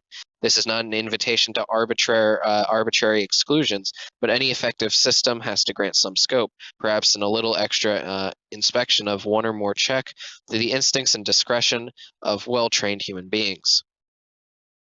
Recommendation: the U.S. border security system should be integrated into a larger network of screening points that includes our transportation system and access to vital facilities, such as nuclear reactor effort to design a comprehensive screening system addressing common ground and setting common standards with system-wide goals in mind. Extending those standards among other governments could dramatically strengthen America and the world's collective ability to intercept individuals who pose catastrophic threats. We advocate a system for screening, not categorical profiling. A screening system looks for particular identifiable suspects or indicators of risk. It does not involve guesswork about who might be dangerous. It requires frontline border officials who have the tools and resources to establish that people are who they say they are, intercept identifiable suspects, and disrupt terrorist operations. The U.S. Border Screening System. The U.S. border and immigration system of the United States must remain a visible manifestation of our belief in freedom, democracy, global economic growth, and the rule of law, yet serve equally well as a vital element of counterterrorism. Integrating terrorist travel information in the ways we have described is the most immediate need, but the underlying system must also be sound. Since September 11th, the United States has built the first phase of a biometric screening program called U.S. Visit, the United States Visitor and Immigrant Status Indicator Technology Program. Well, that's cute. It takes 2 biometric identifiers, digital photographs, and prints of 2 index figures from travelers. So okay, but once this happens, aren't terrorists just gonna go to Canada or South America and then boat their way in or coyote their way in?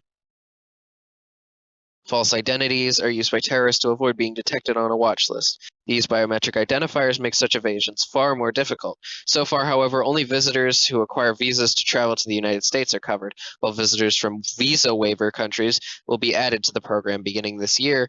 Covered travelers will constitute only about 12% of all non-citizens crossing U.S. borders. Moreover, exit data are not uniformly collected and entry are not fully automated.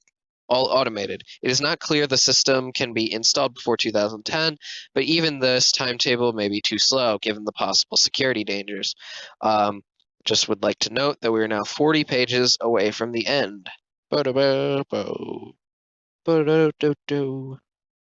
Americans should not be exempt from carrying biometric passports or otherwise enabling their identities to be securely verified when they enter the United States, nor should Canadians or Mexicans. Currently, U.S. persons are exempt from carrying passports when returning from Canada, Mexico, and the Caribbean. The current system enables non-U.S. citizens to gain entry by showing minimal identification. The 9/11 experience shows that terrorists study and exploit America's vulnerabilities. I don't know. That seems kind of base. It's kind of like the homie thing. You know, it's like, all right, my buddy Canada, my buddy Mexico. I like to think that America is friends with all the people near it and not like estranged enemies. To balance this measure, the programs to speed known travelers should be a higher priority, permitting inspectors to focus on greater risks. The daily commuter should not be subject to the same measures as first-time travelers.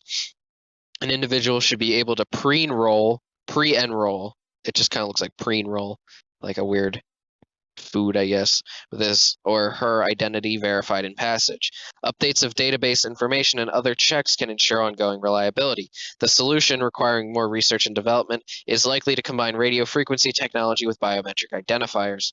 The current patchwork of border screening systems, including several frequent traveler programs, should be consolidated with the U.S. visit system to enable the development of an integrated system, which in turn can become part of the wider screening plan we suggest. The program allowing individuals to travel from foreign countries through the United States to a third country without having to obtain a U.S. visa has been suspended. Because transit without visa can be exploited by terrorists to enter the United States, the program should not be reinstated until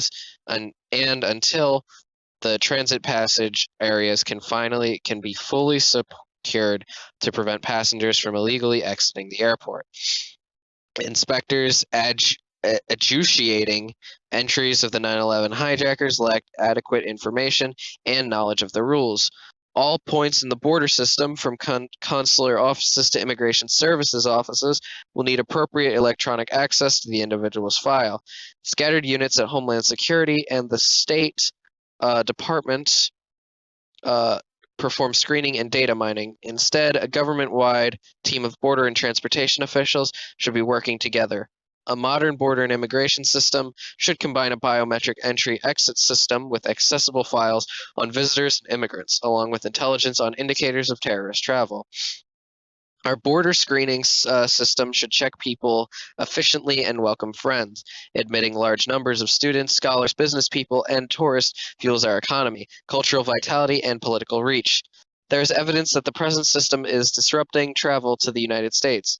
Overall, visa applications in 2003 were down over 32% since 2001.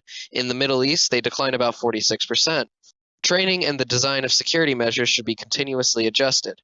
Recommendation: the Department of Homeland Security, properly supported by Congress, should complete as quickly as possible a biometric entry-exit screening system, including a single system for speeding qualified travelers. It should be integrated with the system that provides benefits to foreigners seeking to stay in the United States. Linking biometric passports to good data systems and the decision-making is a fundamental goal. No one can hide his or her debt by acquiring a credit card with a slightly different name.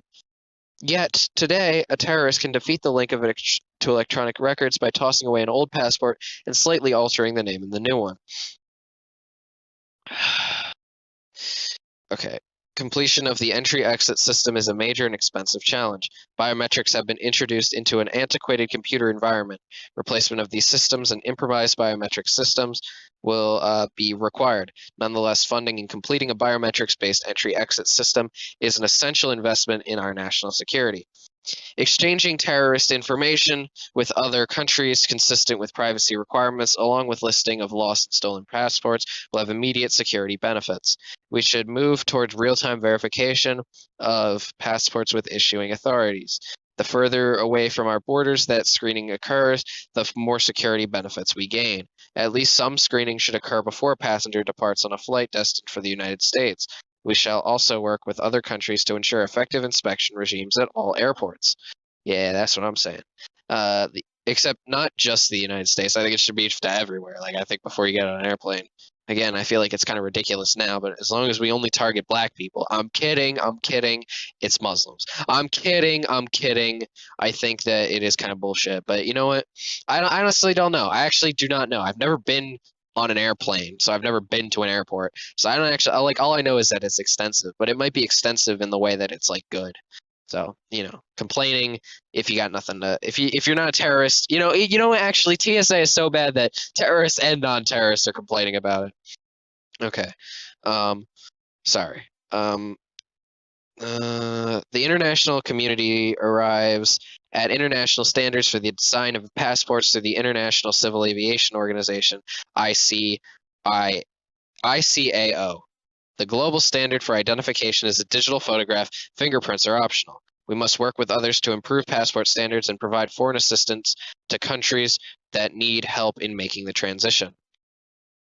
Recommendation: the U.S. government cannot meet its own obligations to the American people to prevent the entry of terrorists without a major effort to collaborate with other governments. We should do more to exchange terrorist information with trusted allies and raise U.S. global border security standards for travel and border crossing over the medium and long term through extensive international cooperation. Immigration law and enforcement. Our borders and immigration system, including law enforcement, ought to send a message of welcome, tolerance, and justice to members of immigrant communities in the United States and in their countries of origin. We should reach out to immigrant communities.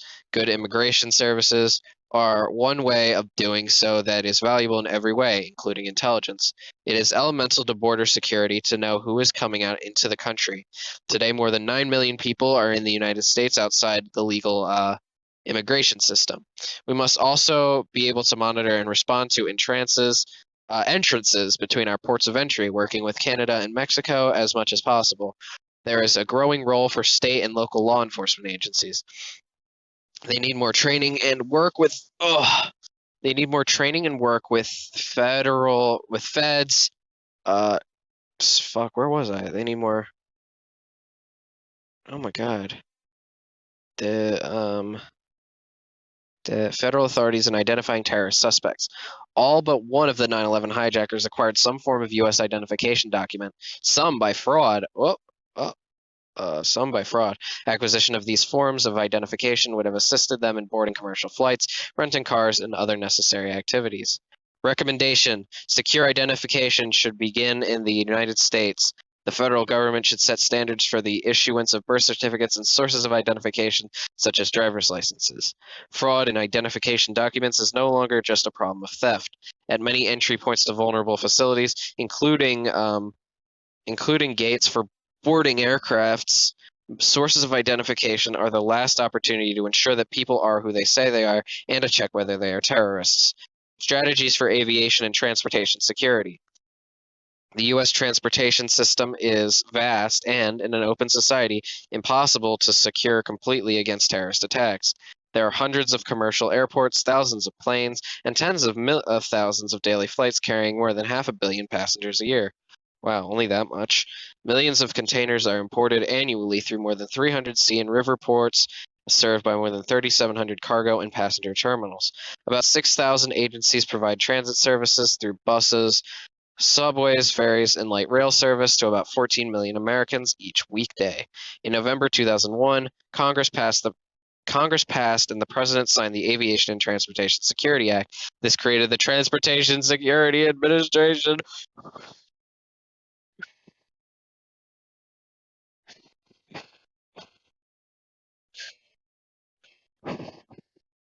The TSA. which is now part of the Homeland Security Department. In November 2002, both the Homeland Security Act and the Maritime Transportation Security Act followed. These laws required the development of strategic plans to describe how the new department and TSA would provide security for critical parts of the U.S. transportation sector. Over 90% of the nation's $5.3 billion annual investment in the TSA goes to aviation to fight the last war. The last war. The money has been spent mainly to meet the congressional mandates to federalize security checkpoints, screeners, and to deploy existing security methods and technologies at airports. The current efforts do not yet reflect a forward-looking strategic plan, systematically analyzing assets, risk, costs, and benefits. Lacking such a plan, we are not convinced that our transportation security resources are being allocated to the greatest risks in a cost-effective way. Major vulnerabilities still exist in cargo and general aviation security. These, together with inadequate screening and access controls, continue to present aviation security challenges. While commercial aviation remains a possible target, terrorists may turn their attention to other modes. Opportunities to do harm are as great or greater in maritime or surface transportation. Initiatives to secure shipping containers have just begun. Surface transportation systems such as railroads and mass transit remain hard to protect because they are so accessible and extensive. Oh no, something's too accessible. Despite congressional deadlines, the TSA has developed neither an integrated strategic plan for the transportation sector nor specific plans for the various modes, air, sea, and ground. Does Elon Musk have autism? I don't even fucking know. I think so, right? I gotta look this shit up. Like in the middle of this, I'm gonna bet he does. I really think I've heard it before. He seems like the guy. I'm pretty sure Elon Musk autism. I remember when he used to be like on blast every day. People were always talking about him, but I'm glad he's gone. Elon, no, M7-esque. Musk autism. No, not auction. Does he have autism? Oh, he does have autism. Okay. What other disabilities? Yeah, oh, he made it. That's hilarious. He let it slip in his fucking Saturday Night Live speech. All right. So they don't have specific plans for the various modes. Recommendations. Hard choices must be made in allocating limited resources. The U.S. government should identify and evaluate the transportation assets that need to be protected. Set risk-based priorities for defending them. Select the most practical and cost-effective ways of doing so, and then develop a plan, budget, and funding to implement the effort. The plan should align roles and missions to the relevant authorities, federal, state, regional, and local, and to private stakeholders. In measuring effectiveness, perfection is unattainable, but terrorists should perceive that potential targets are defended. They may be deterred by a significant chance of failure. Huh. Interesting. Hang on. Uh, uh, uh, uh, 10. Oh my god. Playing a game of Operation here. Did I get it? Did I get it?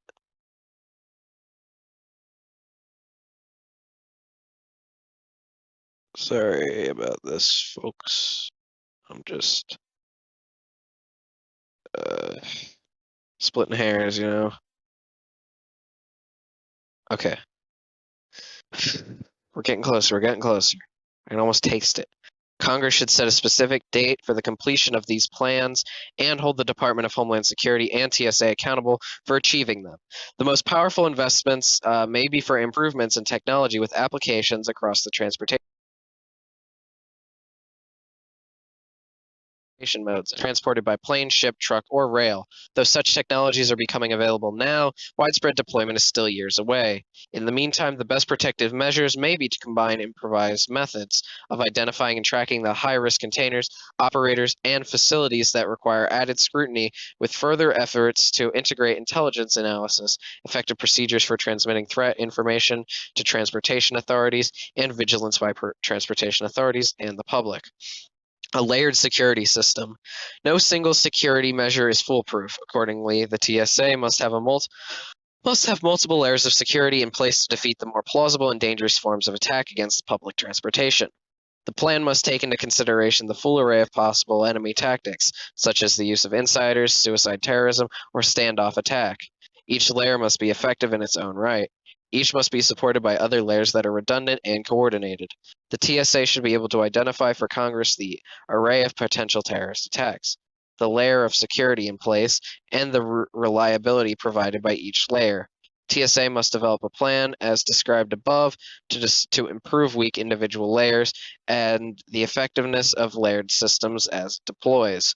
On 9/11, the 19 hijackers were screened by a computer-assisted screening system called CAPS.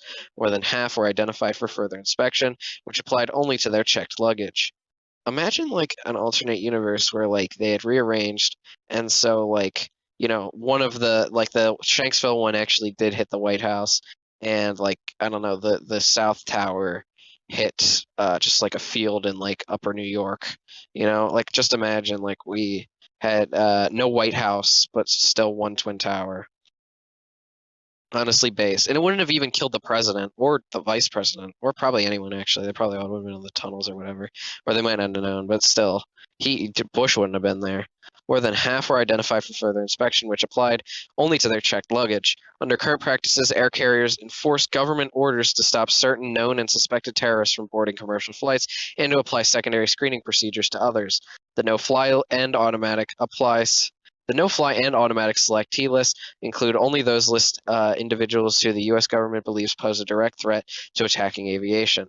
Because the air carriers implement the program, concerns about sharing intelligence information with private firms in foreign countries keep the U.S. government from listing all terrorists and terrorist suspects who should be included. The TSA has planned to take over this function when it deploys a new screening system to take place of CAPS. The deployment of this system has been delayed because claims it may violate civil liberties. Jesus Christ. Recommendation: improved use of no-fly and automatic selectee lists should not be delayed while the argument about a successor to CAPS continues. The screening function should be performed by the TSA, and it should utilize the larger set of watch lists maintained by federal government. Air carriers should be required to supply the information needed to test and implement this new system. CAPS is still part of the screening process, still profiling passengers, with the consequences of selection now including personal searches of the individual and carry-on bags. The TSA is dealing with the kind of screening issues that are being encountered by other agencies. As we mentioned earlier, these screening issues need to be elevated for high-level attention and addressed promptly by the government. Working through these problems can clear the way for the TSA's screening improvements and would help many other agencies too.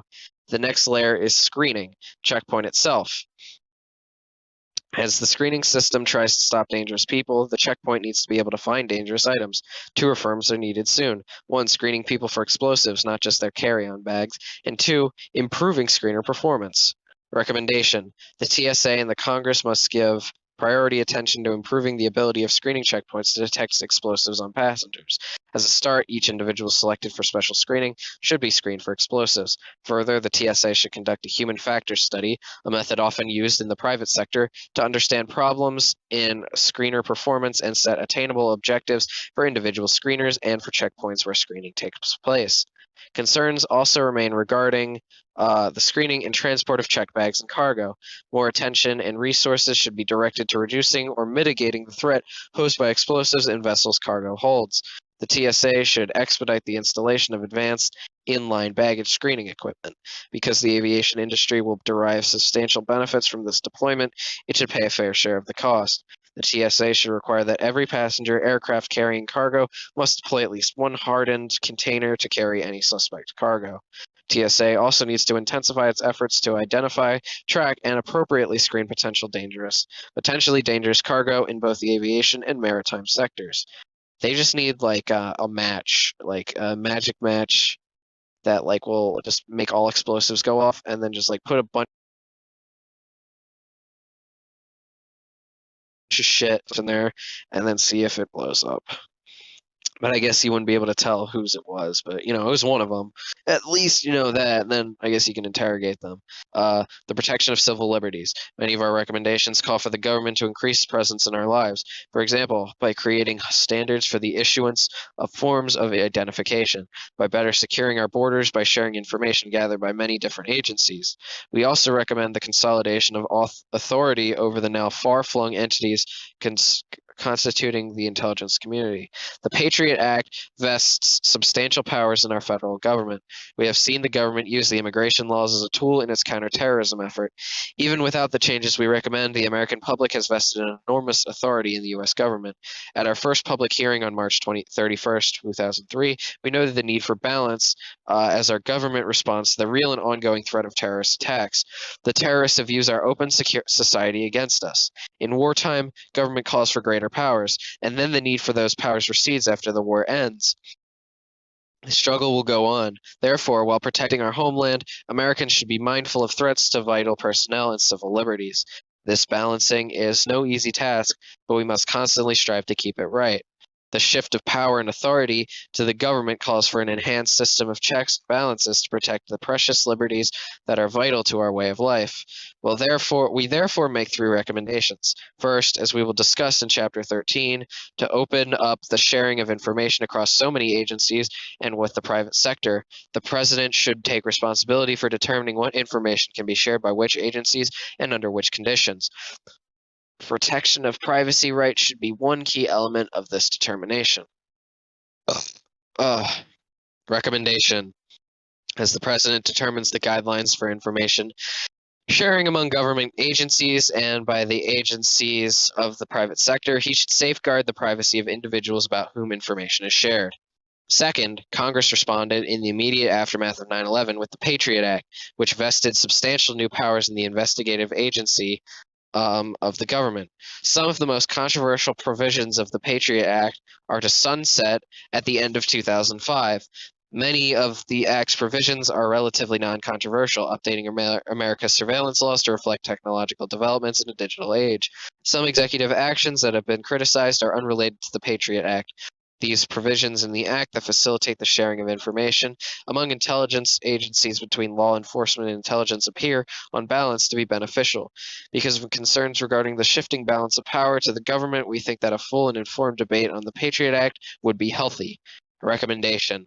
The burden of proof for retaining a particular governmental power should be on the executive to explain A, that the power actually materially enhances security, and that B, there is adequate supervision of the executive's use of the powers to ensure protection of civil liberties. If the power is granted, there must be adequate guidelines and oversight to properly confine its use. God, I sure do love 9/11. I think my favorite thing about 9/11 is the Patriot Act. I sure do love being a patriot. There's one thing I love more than America. It's thinking about America. I got a huge thought about America, and it's that it's good. Third, during the course of our inquiry, we were told that there is no office within the government whose job it is to look across the government at the actions we are taking to protect ourselves to ensure that liberty concerns are appropriately considered. If, as we recommend, there is substantial change in the way we collect and share intelligence, there should be a voice within the executive branch for those concerns. Many agencies have privacy offices, albeit of limited scope. The Intelligence Oversight Board of the President's Foreign Intelligence Advisory Board has, in the past, had the job of overseeing certain activities of the intelligence community. Recommendation. At this time of increased and consolidated government authority, there should be a board within the executive branch to oversee adherence to the guidelines we recommend and the commitment the government makes to defend our civil liberties. We must find ways reconciling security with liberty, since the success of one helps protect the other. The choice between security and liberty is a false choice, and nothing is more likely to endanger America's liberties than the success of a terrorist attack at home. Our history has shown us that insecurity threatens liberty. Yet if our liberties are curtailed, we lose the values that we are struggling to defend. Setting priorities for national preparedness. Before 9/11, no executive department had as its first priority the job of defending America from a domestic attack.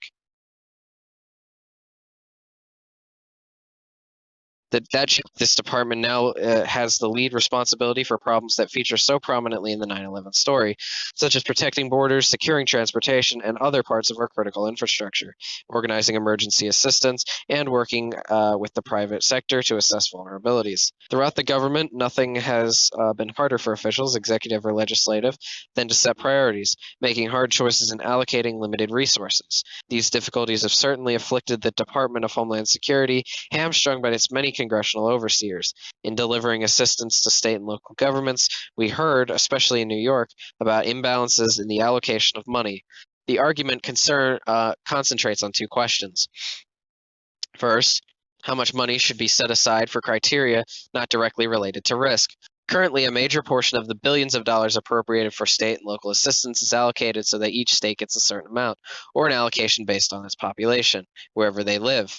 Recommendation: Homeland Security assistance should be based on strictly on an assessment of risks and vulnerabilities. Now, in 2004, Washington, D.C. and New York City are certainly at the top of any such list. We understand the contention for every state and city needs to have some minimum infrastructure for emergency response, but federal Homeland Security assistance should not remain a program for general revenue sharing. It should supplement state and local resources based on the risk of vulnerabilities that merit additional support. Congress should not use this money as a pork barrel. The second question is, can useful criteria to measure risk and vulnerability be developed that assess all the many variables? The allocation of funds should be based on an assessment of threats and vulnerabilities. That assessment should consider such factors as population density, vulnerability, and the presence of critical infrastructure within each state. In addition, the federal government should require each state receiving federal emergency preparedness funds to provide an analysis based on the same criteria to justify the distribution of funds in that state. In a free-for-all for over money, it is understandable that representatives will work to protect the interest of their home states or districts. But this issue is too important for politics as usual to prevail. Resources must be allocated according to vulnerabilities. We recommend that a panel of security experts be convened to develop written benchmarks for evaluating community needs. We further recommend that federal Homeland Security funds be allocated in accordance with those benchmarks, and that states may be required to abide by those benchmarks in dispersing the federal funds. The benchmark will be imperfect and subjective. They will continually evolve. But hard choices must be made. Those who would allocate money on a different basis should then defend their view of the national interest. Command, control, and communication. Jesus Christ. The attacks on 9/11 demonstrated that even the most robust emergency response capabilities can be overwhelmed if an attack is large enough. Teamwork, collaboration, and cooperation at an incident site are critical to successful response. Key decision makers who are represented at the incident command level help to ensure an effective response, the efficient use of resources, and responder safety. Regular joint training at all levels is, moreover, essential to ensuring close coordination during an actual incident. Recommendation: Emergency response agencies nationwide should adopt the Incident Command System, ICS. When multiple agencies or multiple jurisdictions are involved, they should adopt a unified command. Both are proven frameworks for emergency response. We strongly support the decision that federal Homeland Security funding will be contingent, as of October 1st, 2004, upon the adoption and regular use of ICS and unified command procedures. In the future, the Department of Homeland Security should consider making funding contingent on aggressive and realistic training in accordance with ICS and unified command procedures. The attacks of September 11th, 2001 overwhelmed the response capacity of most of the local jurisdictions where the hijacked airliners crashed. While many jurisdictions have established mutual aid compacts, a serious obstacle to multi-jurisdictional response has been the lack of indemnification for mutual aid responders in areas such as the National Capital Region. Public safety organizations, chief administrative officers, state emergency management agencies, and the Department of Homeland Security should develop a regional focus within the emergency responder community and promote multi-jurisdictional mutual assistance compacts. Where such compacts already exist, training in accordance with their terms should be required. Congress should pass legislation to remedy the long-standing indemnification of liability impediments to the provision of public safety, mutual aid in the National Capital Region, and where applicable throughout the nation. The inability to communicate was a critical element of the World Trade Center, Pentagon, and Somerset County, Pennsylvania crash sites, where multiple agencies and multiple jurisdictions respond at three very different sites is strong evidence that compatible and adequate communications among public safety organizations at local, state, and federal levels remains an important problem. Recommendation. Congress should support pending legislation which provides for the expedited and increased assignment of radio spectrum for New York public safety purposes. Furthermore, high-risk urban areas such as New York City and Washington, D.C. should establish Signal Corps units to ensure communications connectivity between and among civilian authorities, local first responders, and the National Guard. Federal funding of such units should be given priority by Congress. Private sector preparedness. The mandate of the Department of Homeland Security does not end with government. The department is also responsible for working with the private sector to ensure preparedness. This is entirely appropriate, for the private sector controls 85% of the critical infrastructure in the nation. Indeed, unless a terrorist target is a military or other secure government facility, the first responders will almost certainly be civilians. Homeland security and national preparedness therefore often begins with the private sector. Preparedness in the private sector and public sector for rescue, restart, and recovery of operations should include 1. A plan for evacuation, 2. Adequate communications capabilities, and 3. A plan for continuity of operations. As we examined the emergency response to 9/11, witness after witness told us that despite 9/11, the private sector remains largely unprepared for a terrorist attack. We were also advised that the lack of a widely embraced private sector preparedness standard was a principal contributing factor to this lack of preparedness. We responded by asking the American National Standards Institute, ANSI, to develop a consensus on national standard for preparedness for the private sector. ANSI convened safety, security, and business continuity experts from a wide range of industries and associations, as well as from federal, state, and local government stakeholders, to consider the need for standards to private sector emergency preparedness and business continuity. The result of these sessions was ANSI's recommendation to the Commission that the Commission endorse a voluntary national preparedness standard based on the existing American National Standard on Disaster/Emergency Management and Business Continuity Programs, NFPA 1600. The proposed national preparedness standard establishes a common set of criteria and terminology for preparedness, disaster management, emergency management, and business continuity programs. The experience of the private sector in the World Trade Center emergency demonstrated the need for these standards. Recommendation. We endorse the American National Standards Institute's recommended standard for private preparedness. We were encouraged by Secretary Tom Ridge's praise of the standard and urged the Department of Homeland Security to promote its adoption. We are now 30 pages away from the end. We also encourage the insurance and credit rating industries to look closely at a company's compliance with the ANSI standards in assessing its insurability and creditworthiness. We believe that the compliance with the standard should define the standard of care owned by a company for its employees and the luxury for legal purposes. Private sector preparedness is not a luxury. It is a cost of doing business in the post-9/11 world. It is ignored at a tremendous potential cost of lives, money, and national security. And with that, we make it to the what? Holy what? I Am Games is live? Holy shit. Ain't no way. Ain't no way it's original. Oh my god. We are now at the final chapter. The final chapter. Chapter 13. Oh my golly gosh. I can't believe it. Final chapter. So that was just, I honestly like that chapter. I thought it was good in all the ways that matter and bad in all the ways that didn't. So I guess with less than 30 pages, so I guess with 29 pages to go, we can see that even sounds better because it's not even 30, so it's just 29 pages. It's 9:39, but I don't think that's gonna stop me. I'm probably gonna stay up pretty late tonight because I'm gonna have to export these last two audio files, and then like make the video and then start exporting it. It's definitely gonna start exporting by tonight if I record this all, which I probability that I won't. How to do it. A different way of organizing the government.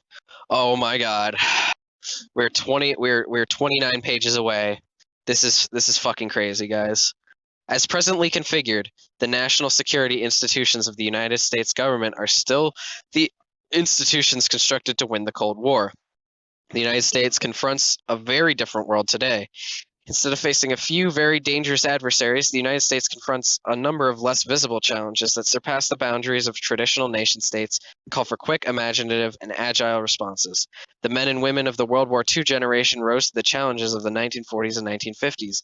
They restructured the government so that it could protect those attacks showed. Those who protect the country. That is now the job of the generation that experienced 9/11. Those attacks showed emphatically the ways of doing business rooted in a different era are just not good enough. Americans should not settle for incremental ad hoc adjustments to a system designed generations ago for a world that no longer exists. We recommend significant changes in the organization of the government. We know that the quality of the people is more important than the quality of the wiring diagrams. Some of the saddest aspects of the 9/11 story are the outstanding efforts of so many people and officials straining, often without success, against the boundaries of the possible. Good people can overcome bad structures. They should not have to. The United States has the resources and the people. The government should combine them more effectively, achieving unity of effort. We offer 5 major recommendations to do that. Unifying strategic intelligence and operational planning and national Islamist terrorist groups across the foreign domestic divide with a national counterterrorism center. Unifying the intelligence community with a new national intelligence director. Unifying the many participants in the counterterrorism effort and their knowledge in a network-based information sharing system that transcends the traditional governmental boundaries. Unifying and strengthening congressional oversight to improve quality and accountability, and strengthening the FBI and Homeland Defenders. 13.1 Unity of effort across the foreign domestic divide. Okay, we're almost done, but I'm going to take a quick break to refill my water bottle.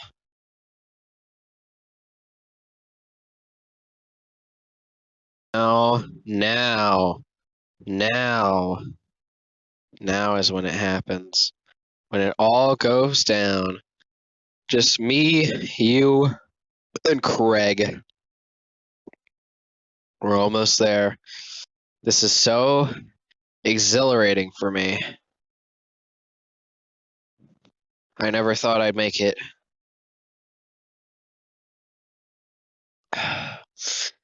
Joint action. Much of the public commentary about the 9/11 attacks has dealt with the lost opportunities, some of which were reviewed in Chapter 11.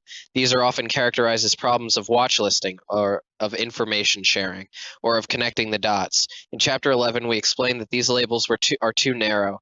They describe the symptoms, not the disease. In each of our examples, no one was firmly in charge of managing the case and able to draw relevant intelligence from anywhere in the government, assign responsibilities across the agencies, foreign or domestic, track progress, and quickly bring obstacles up to the level where they could be resolved. Responsibility and accountability were diffuse. The agencies cooperated some of the time, but even such cooperation as there was not the same thing as joint action. When agencies cooperate, one defines the problems and seeks help with it. Whether they act jointly, the problem and options for action are defined differently from the start. Individuals from different backgrounds come together in analyzing a case and planning how to manage it. In our hearings, we regularly ask witnesses, who is the quarterback? The other players are in their positions, doing their jobs, but who is calling the play that assigns roles to help them evacuate as a team? That's weird. Like, I was in 9/11. Who's the quarterback?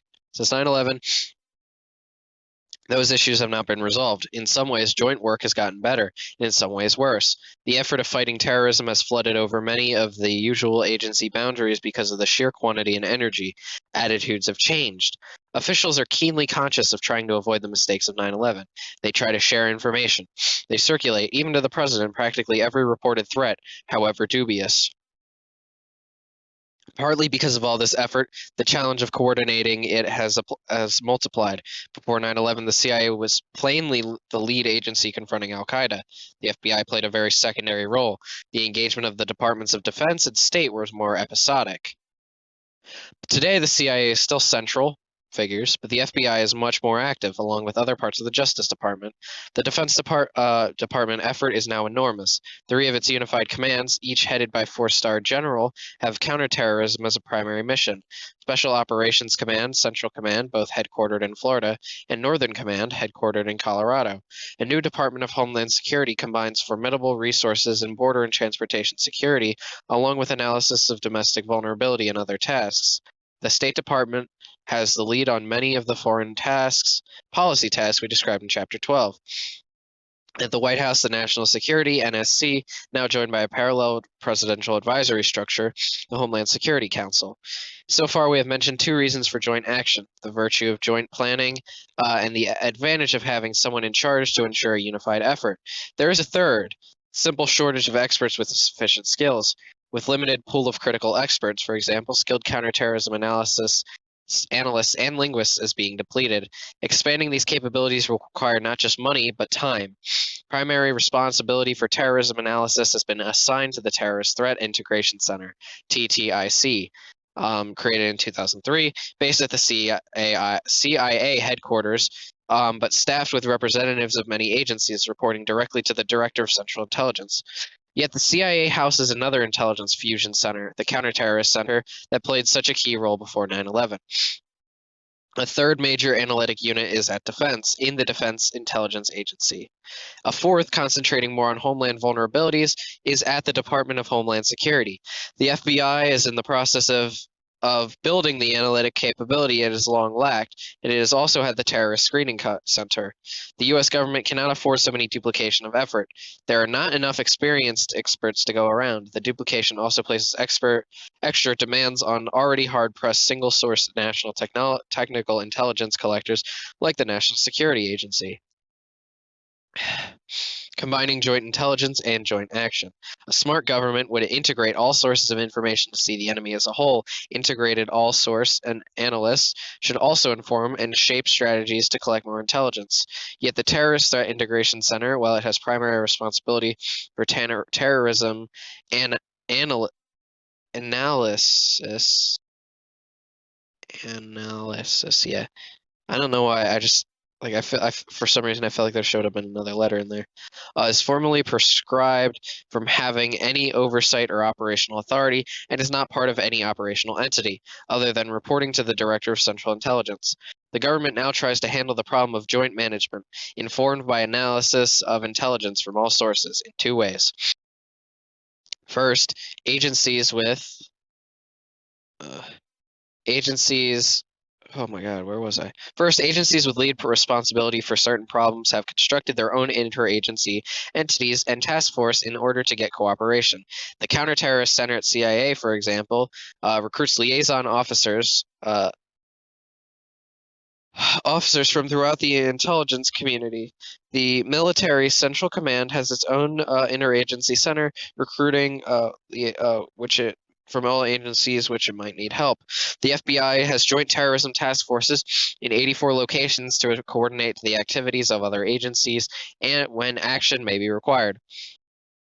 Second, the problem of joint operational planning is often passed to the White House, where the NSC staff tries to play this new role.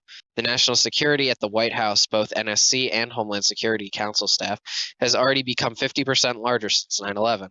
But our impression after talking to serving officials is that even this enlarged staff is consumed by meetings on day-to-day issues, sifting each day's threat information and trying to coordinate everyday operations. Even as it crowds into every square inch of available office space, the NSC staff is not sized or funded to be an executive agency. In Chapter 3, we describe some of the problems that arose in the 1980s when a White House staff constitutionally insulated from the usual mechanisms of oversight became involved in direct operations. During the 1990s, Richard Clarke occasionally tried to exercise such authority, sometimes successfully but also often causing friction. Yet, a subtler and more serious danger is that the NSC staff is consumed by day-to-day tasks. It has less capacity to find the time and detachment needed to advise the president on larger policy issues. That means less. Oh my God. This means less time to work on major new initiatives, help with legislative management to steer needed bills through Congress, and track the design and implementation of the strategic plans for regions, countries, and issues that we discuss in Chapter 12. Much of the job of operational coordination remains with the agencies, especially the CIA. Their DCI tenant and his chief aides ran interagency meetings nearly every day to coordinate much of the government's day-to-day work. The DCI insisted he did not make a policy and only oversaw its implementation. In the struggle against terrorism, these distinctions seem increasingly artificial. Also, as the DCI becomes the lead coordinator of the government's operations, it becomes harder to play all the positions, other roles, including that of analyst-in-chief. The problem is nearly intractable because of the way the government is currently structured. I'm gonna give me a sippy.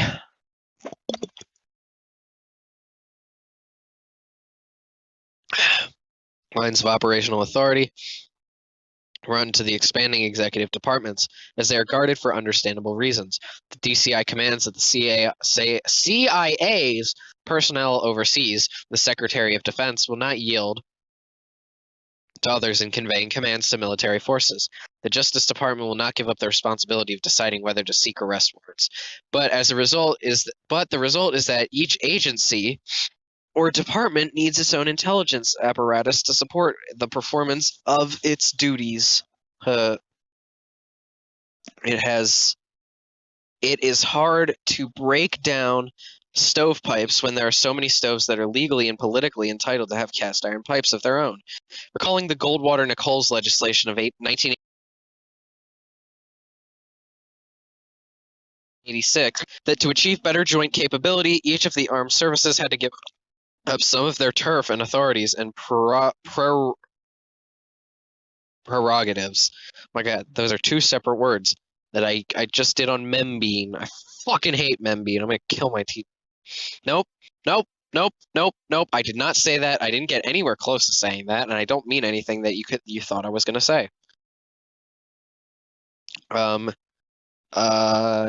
its own intelligence, prerogatives. Is that like that's your prerogative? Like, or is this a different word? Prerogative. Today, he said, the executive branch is stovepiped much like the four services were nearly just 20 years ago. He wondered if it might be appropriate to ask agencies to give up more of their existing turf and authority in exchange for a stronger, faster, more efficient government with government-wide joint effort. Privately, other key officials have made the same point to us. We therefore propose a new institution, a civilian-led unified joint command for counterterrorism, which should combine strategic intelligence and joint operational planning. In the Pentagon's Joint Staff, which serves the chairman of the Joint Chiefs of Staff, intelligence is handled by the J2 Directorate, operational planning by J3, and operational policy by J5. Our concept combines the J2 and J3 functions, intelligence and operational planning, in one agency, keeping overall policy coordination where it belongs, in the National Security Council. We're on page 420, yo. Recommendation. We recommend that the establishment of a National Counterterrorism Center, NCTC, built on the foundation of the existing Terrorist Threat Integration Center, TTIC, breaking the older mold of national government organization. This NCTC should be a center for joint operational planning and joint intelligence, staffed by personnel from the various agencies. The head of the NCTC should have authority to evaluate the performance of the people assigned to the center. Such a joint center should be developed in the same spirit that guided the military's creation of unified joint commands, or the shaping of earlier national agencies like the National Reconnaissance Office, which was formed to organize the work of the CIA and several defense agencies in space. Wow. NCTC, intelligence. The NCTC should lead strategic analysis, pulling all source intelligence, foreign and domestic, about transnational terrorist organizations with global reach. It should develop net assessments comparing enemy capabilities and intentions against U.S. defenses and countermeasures. It should also provide warning. It should do this work by drawing on the efforts of the CIA, FBI, and Homeland Security, and other departments and agencies. It should task collection requirements both inside and outside the United States. The intelligence function, J2, should build on the existing TTIC structure and remain distinct as a national intelligence center within the NCTC. As the government's principal knowledge bank on Islamist terrorism, with the main responsibility for strategic analysis and net assessment, it should absorb a significant portion of the analytical talent now residing in the CIA's Counterterrorist Center and the DIA's Joint Intelligence Task Force Combating Terrorism, JITFCT. NCTC operations. The NCTC should perform joint planning. The plans would assign operational responsibilities to lead agencies, such as the Senate, the CIA, the FBI, Defense, and its combatant commands. Homeland Security, and other agencies. The NCTC should not direct the actual execution of these operations, leaving that job to the agencies. The NCTC would then track implementation. It would look across the foreign-domestic divide and across agency borders, updating plans to follow through on cases. The Joint Operational Planning Function, J3, will be the new TTIC structure. The NCTC can draw on analogous work now being done on the CIA and every other involved department of the government, as well as reaching out to knowledgeable officials in state and local agencies throughout the United States. The NCTC should not be a policy-making body. Its operations and planning should follow the policy direction of the President and National Security Council. Consider this hypothetical case. The NSA discovers the suspected terrorist is traveling to Bangkok and Kuala Lumpur. The NCTC should draw on joint intelligence resources, including its own NSA counterterrorism experts, to analyze the identities and possible destinations of these individuals. Informed by this analysis, the NCTC would then organize and plan the management of the case, drawing on the talents and differing kinds of experience among the several agency representatives assigned to it. Assigning tasks to the CIA overseas, to Homeland Security, watching entry points to the United States, and to the FBI. If military assistance might be needed, the Special Operations Command could be asked to develop an appropriate concept for such an operation. The NCTC and involved with it, and integrating the information into a warning. The NCTC would be responsible for being sure that the intelligence gathered from the activities in the field became part of the government's institutional memory about Islamist terrorist personalities, organizations, and possible means of attack. In each case, the involved agency would make its own senior managers aware of what it was being asked to do. If those agency heads objected and the issue could not easily be resolved, then the disagreement about roles and missions could be brought before the National Security Council and the President. NCTC authorities. The head of the NCTC should be appointed by the President and should be equivalent in rank to a deputy head of cabinet department. The head of the NCTC would report to the National Intelligence Director, an officer whose creation we would recommend below, placed in the executive office of the President. The head of the NCTC would thus also report indirectly to the President.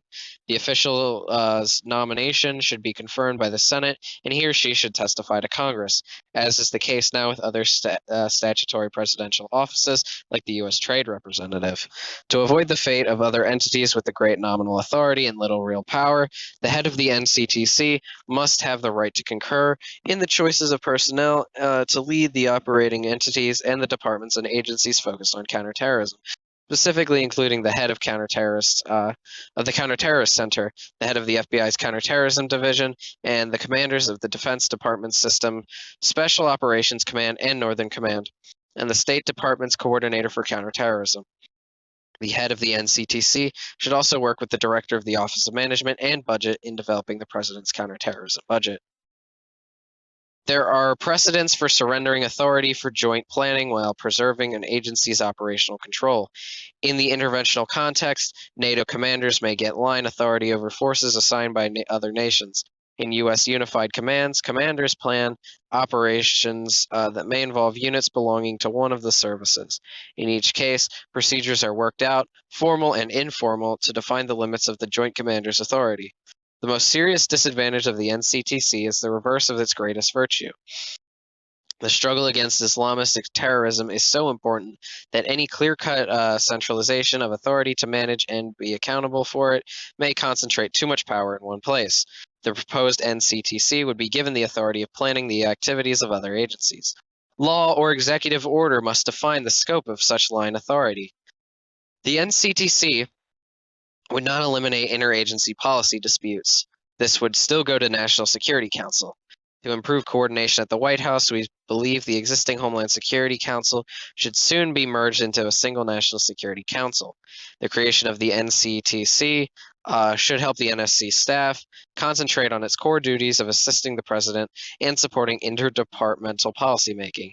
We recognize that this is a new and difficult idea precisely because the authorities we recommend for the NCTC really would, as Secretary Rumsfeld foresaw, ask strong agencies to give up some of their turf and authority in exchange for a stronger, faster, more efficient government, wide and joint effort. Countering transnational Islamist terrorism will test whether the U.S. government can fashion more flexible models of management needed to deal with the 21st century world. Fix your door! An argument against change is that the nation is at war and cannot afford to reorganize it midstream. But some of the main innovations of the 1940s and 1950s, including the creation of the Joint Chiefs of Staff and even the construction of the Pentagon itself, were undertaken in the midst of war. Surely the country cannot wait until the struggle against Islamist terrorism is over. Surprise, when it happens to a government, is likely to be complicated, diffuse, bureaucratic thing. It includes neglect of responsibility, but also responsibility so poorly defined or ambiguously delegated that actions get lost. This comment was made more than 40 years ago about Pearl Harbor. We hope another commission, writing in the future about another attack, wow, does not find this quotation to be so apt. So they want there to be more commissions about terrible things. That's awful.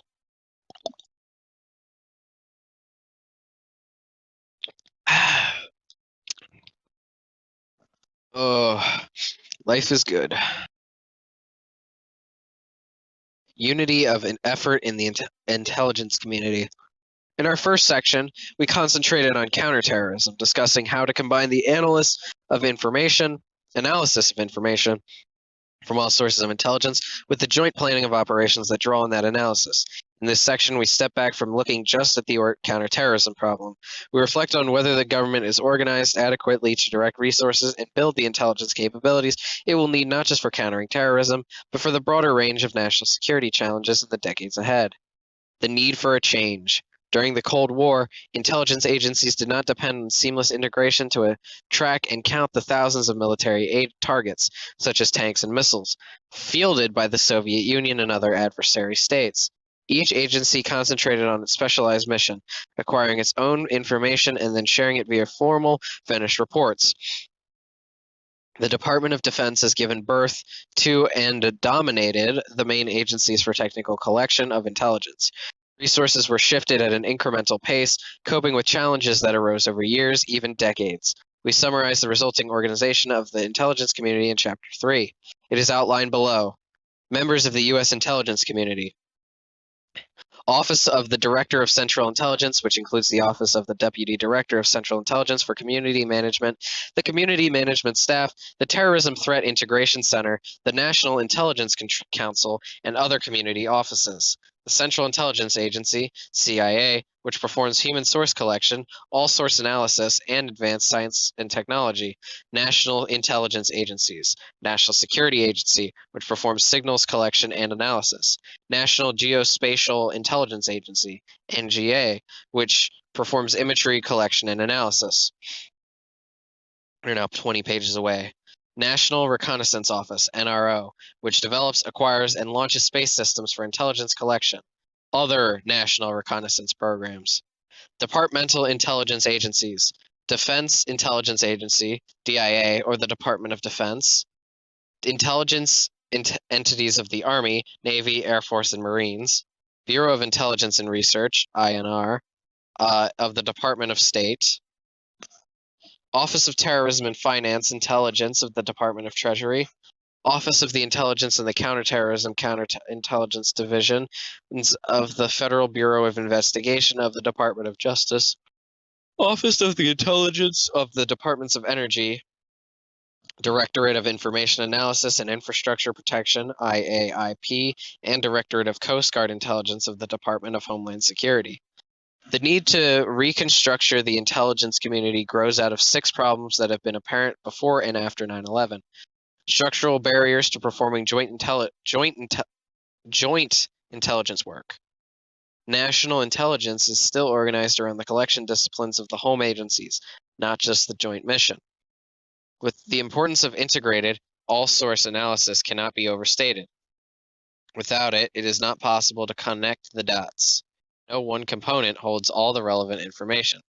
By contrast, in organizing national defenses, the Goldwater-Nichols legislation of 1986 created joint commands for operations in the field, the Unified Command Plan.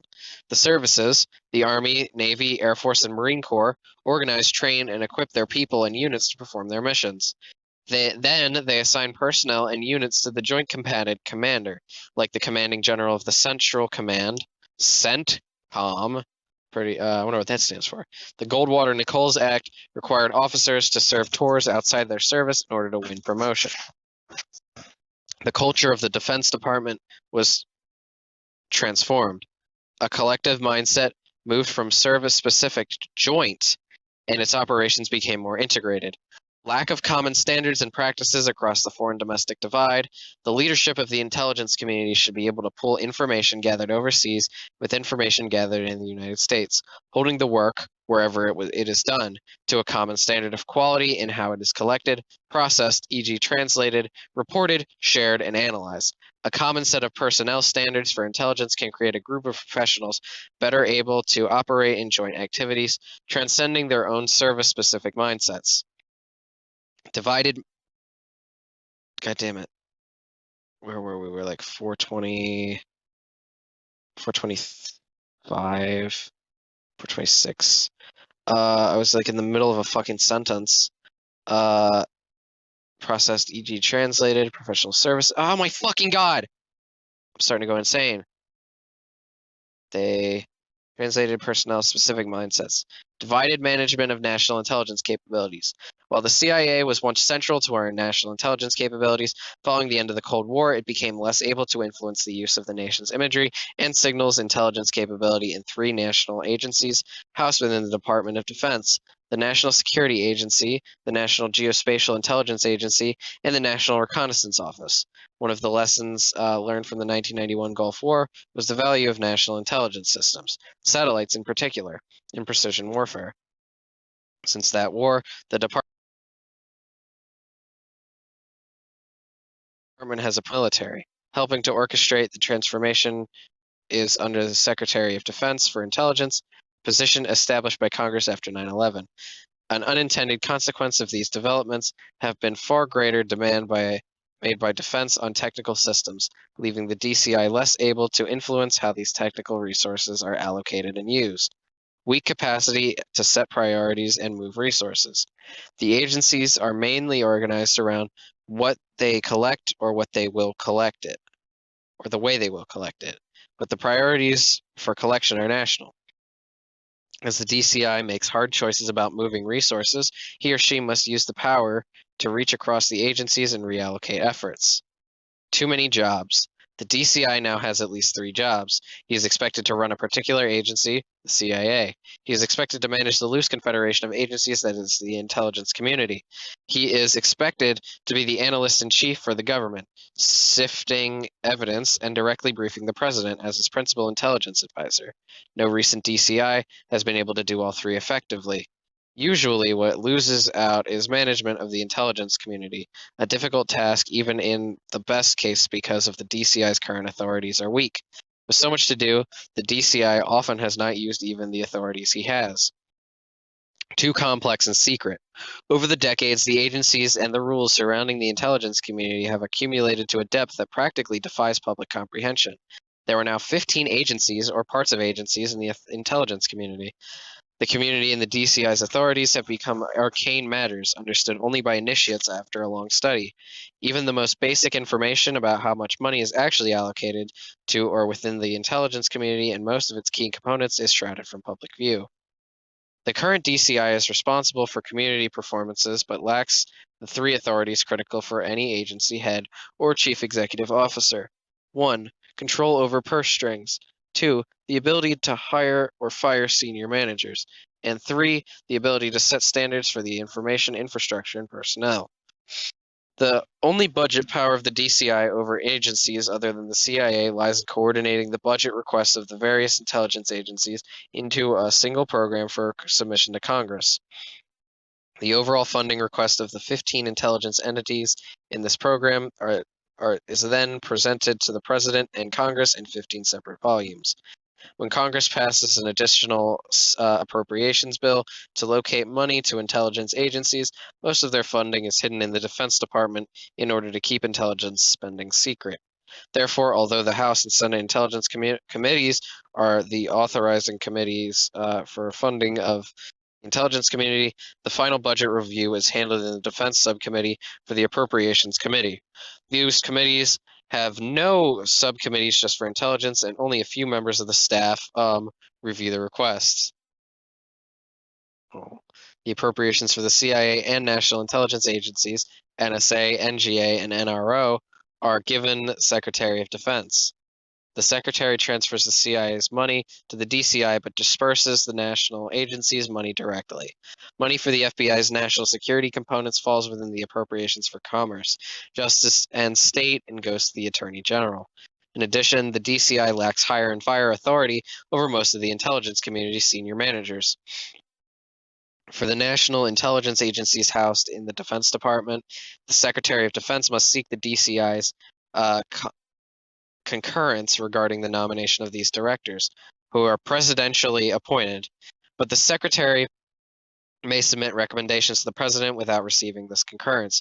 The DCI cannot fire these officials. The DCI has even less influence over the head of the FBI's national security component, who is appointed by the Attorney General in consultation with the DCI. Combining joint work with stronger management. We have received recommendations on this topic of intelligence reform from many sources. Other commissioners have brought this same ground. Thoughtful bills have been introduced, most recently, a bill by the chairman of the House Intelligence Committee, Porter Gross from RFLA, I would assume that's Florida, and another by the ranking minority member, Jane Harmon, D. California. In this Senate, Senators Bob Graham, Democrat from Florida, and Dianne Feinstein, Democrat, California, that's kind of weird, from Florida and California, have introduced reform proposals as well. Past efforts have foundered because the president did not support them, because the DCI, the Secretary of Defense, or both opposed them, and because some proposals lack merit. We have tried to take stock of these experiences and borrow from strong elements in many of the ideas that have already been developed by others. Recommendations should be replaced by a National Intelligence Director with two main areas of responsibility. 1, to oversee national intelligence centers on specific subjects of interest across the U.S. government, and 2, to manage the National Intelligence Program and oversee the agencies that contribute to it. First, the National Intelligence Director should oversee national intelligence centers to provide all-source analysis and plan intelligence operations for the whole government on major problems. One such problem is counterterrorism. In this case, we believe that what the center should be the intelligence entity, formerly TTIC, inside the National Counterterrorism Center we have proposed. It would sit there alongside the Operations Management Unit and as described earlier, and with both making up the NCTC in the Executive Office of the President. Other national intelligence centers, for instance, on counterproliferation, crime, and narcotics in China, would be housed in whatever department or agency is best suited for them. The National Intelligence Director would retain the present DCI's role as the principal intelligence advisor to the President. We hope the president will come to look directly at the directors of the National Intelligence Centers to provide all source analysis in their areas of responsibility, balancing the advice of these intelligence chiefs against the contrasting viewpoints that may be offered by the department heads at state, defense, homeland security, justice, and other agencies. Second, the National Intelligence Director should manage the National Intelligence Program and oversee the component agencies of the intelligence community. See diagram. Ooh, good. Diagram's coming up. The National Intelligence Director would submit a unified budget for national intelligence that reflects priorities chosen by a National Security Council, an appropriate balance among the varieties of technical and human intelligence collection and analysis. He or she would receive an appropriation for national intelligence and apportion the funds to appropriate agencies in line with that budget, in which authority to reprogram funds among the national intelligence agencies to meet any new priority, as counterterrorism was in the 1990s. The National Intelligence Director should approve and submit nominations to the President of the individuals who would lead the CIA, DIA, FBI, Intelligence Officer, NSA, NGA, NRO, Information Analysis, and Infrastructure Protection Directorate of the Department of Homeland Security, and other national capabilities. The National Intelligence Director would manage this national effort with the help of 3 deputies, each of whom would also hold a key position in one of the component agencies. Foreign Intelligence, the head of the CIA, Defense Intelligence, the Undersecretary of Defense for Intelligence, Homeland Intelligence, the FBI's Executive Assistant Director for Intelligence, or the Undersecretary of Homeland Security for Information Analysis and Infrastructure Protection. Other agencies in the intelligence community would coordinate their work within each of these 3 areas, largely staying housed in the same departments or agencies that support them now. Returning to the analogy of the Defense Department's organization, these 3 deputies, like the leaders of the Army, Navy, Air Force, or Marines, would have the job of acquiring the systems, training the people, and executing the operations planned by the National Intelligence Centers.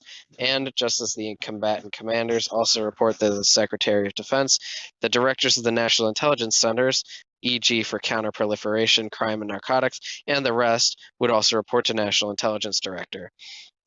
The Defense Department's Military's Intelligence Program, the Joint Military Intelligence Program, JMIP, and the Tactical Intelligence and Related Activities Program, TIARA, would remain part of the department's responsibility.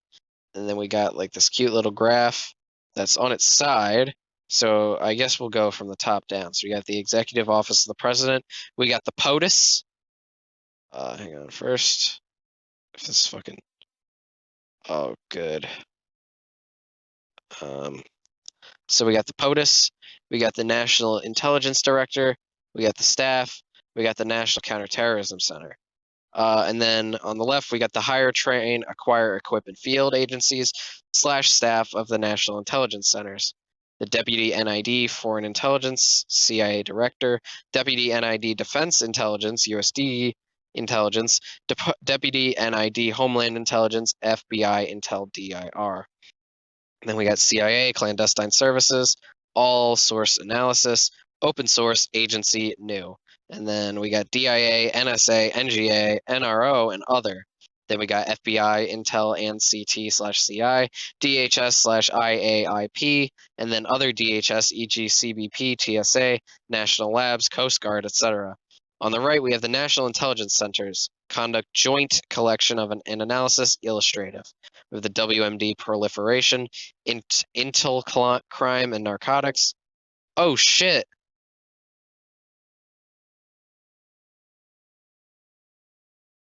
China, Russia, and Eurasia. Fuck, am I here? Am I talking?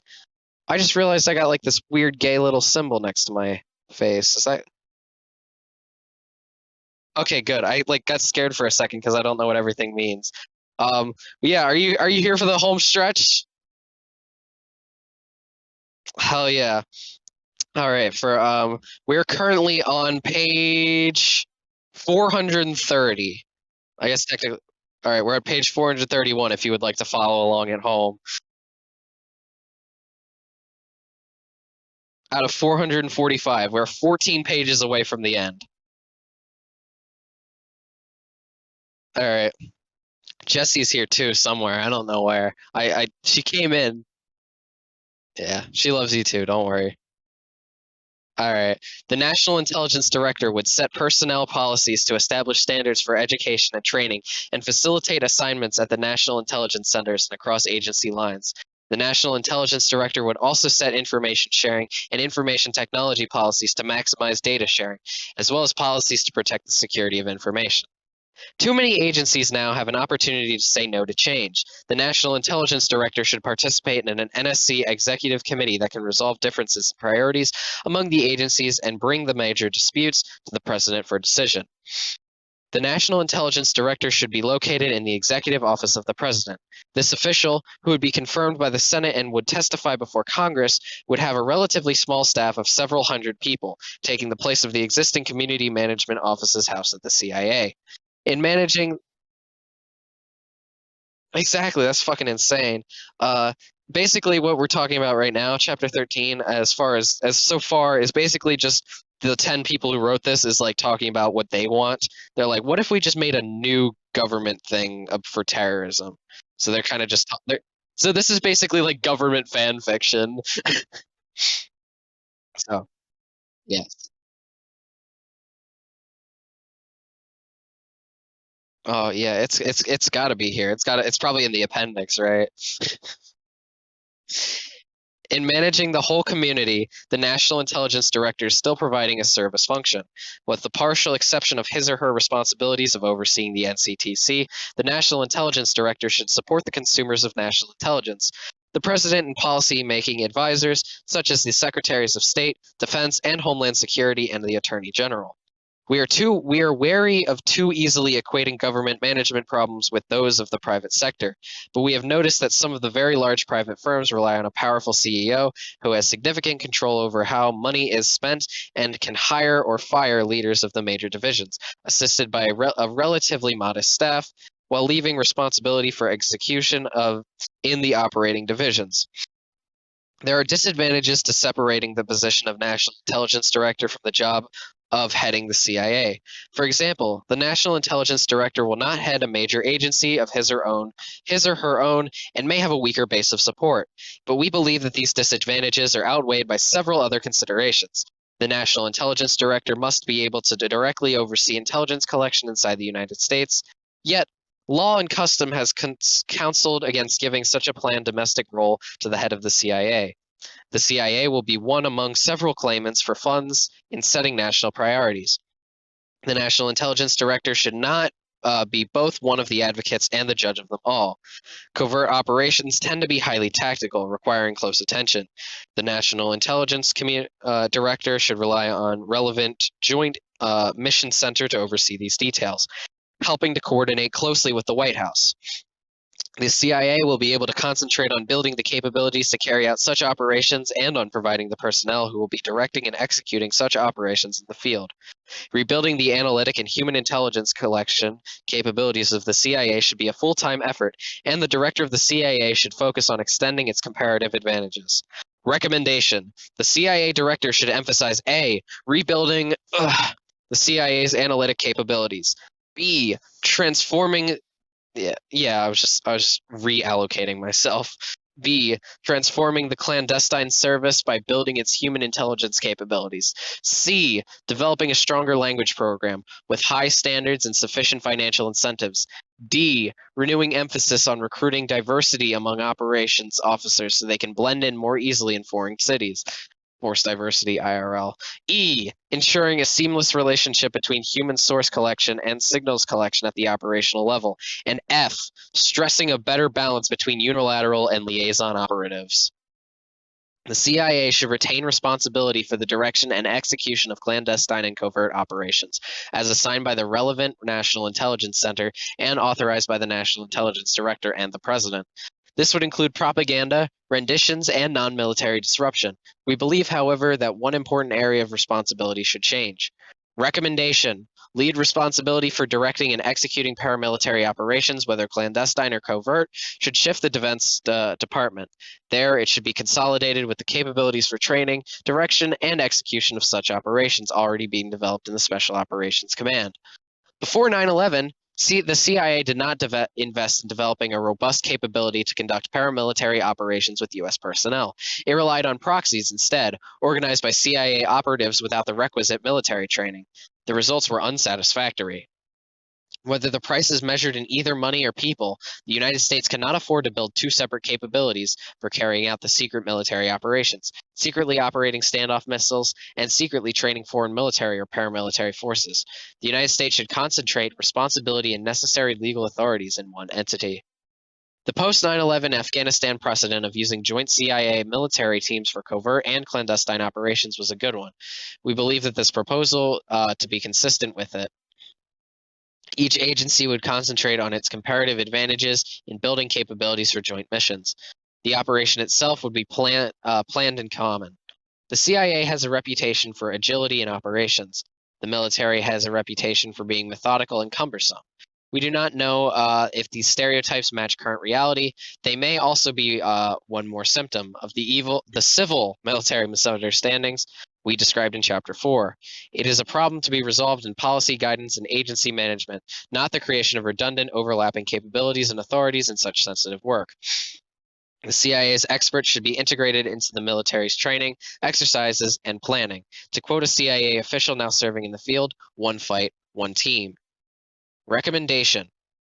Finally, to combat the secrecy and complexity we have described, the overall amounts of money being appropriated for national intelligence and to its component agencies should no longer be kept secret. Congress should pass. Yeah, money is pretty great.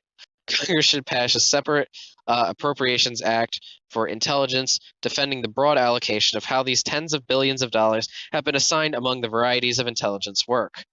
The specifics of the intelligence appropriation would remain classified, as they are today.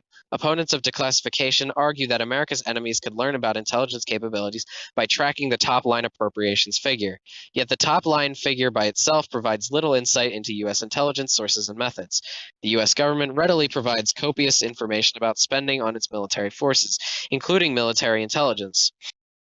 The intelligence community should not be subject to much disclosure. But when the aggregate categorical numbers remain hidden, it is hard to judge priorities and foster accountability. 13.3 Unity of effort in sharing information. Information sharing. We have already stressed the importance of the intelligence analysis that we can draw on all relevant sources of information, the biggest impediment of all source analysis. The greater likelihood of connecting the dots is the human systemic resistance of sharing information. The U.S. government has an access to a vast amount of information. When databases are not usually thought of as intelligence, such as customs or immigration information are included, the storehouse is immense. But the U.S. government has a weak system for processing and using what it has. In interviews around the government, official after official urged us to call attention to frustrations with the unglamorous back office side of the government operations. In the 9/11 story, for example, we sometimes see examples of information that could be accessed, like the undistributed NSA information that would have helped identify Nawaf al-Hazmi in January 2000. But someone had to ask for it. In that case, no one did. Or in the episodes we describe in Chapter 8, the information is distributed, but in a compartmented channel. Or the information is available and someone does ask, but it cannot be shared. What all these stories have in common is a system that requires a demonstrated need to know before sharing. This approach assumes it is possible to know in advance who will need to use the information. Such a system implicitly assures that the risk of inadvertent disclosure outweighs the benefits of wider sharing. Those Cold War assumptions are no longer appropriate. The culture of agencies feeling they own in the information they gathered at taxpayer expense must be replaced by a culture in which the agencies instead feel they have a duty to the information to repay the taxpayer's investment by making the information available. Each intelligence agency has its own secret security practices, outgrowths of the Cold War. We certainly understand the reason for these practices. Counterintelligence concerns are still real, even if the old Soviet enemy has paid against the cost. Current security requirements nurture overclassification and excessive compartmentation of information among agencies. Each agency's incentive structure opposes sharing, with risks, criminal, civil, and internal administrative sanctions, but few rewards for sharing information. No one has to pay the long-term cost of overclassifying information, even though these costs, even in literal financial terms, are substantial. There are no punishments for not sharing information. Agencies uphold a need-to-know culture of information protection rather than promoting a need-to-share culture of integration. Now that's cute. Recommendation: information procedures should provide incentives for sharing to restore a better balance between security and shared knowledge. Intelligence gathered about transactional terrorism should be processed, turned into reports, and distributed according to the same quality standards, whether it is collected in Pakistan or in Texas. The logical objection is that the sources and methods may vary greatly in different locations. We therefore propose that when a report is first created, its data be separated from the sources and methods from which they are obtained. The report should begin with the information that is most shareable, but in the short, meaningful form. Therefore, the maximum number of recipients can access some form of that information. If knowledge of further details becomes important, any user can query further, with access granted or denied according to the rules set for the network, and with queries leaving an audit trail in order to determine who accessed the information. But the questions may not come to all unless the experts at the edge of the network can readily discover the clues that prompt them. We promote the information can be shared horizontally across the networks that transcend individual agencies. We are now officially at page 435, which means that we have 10 pages left to go.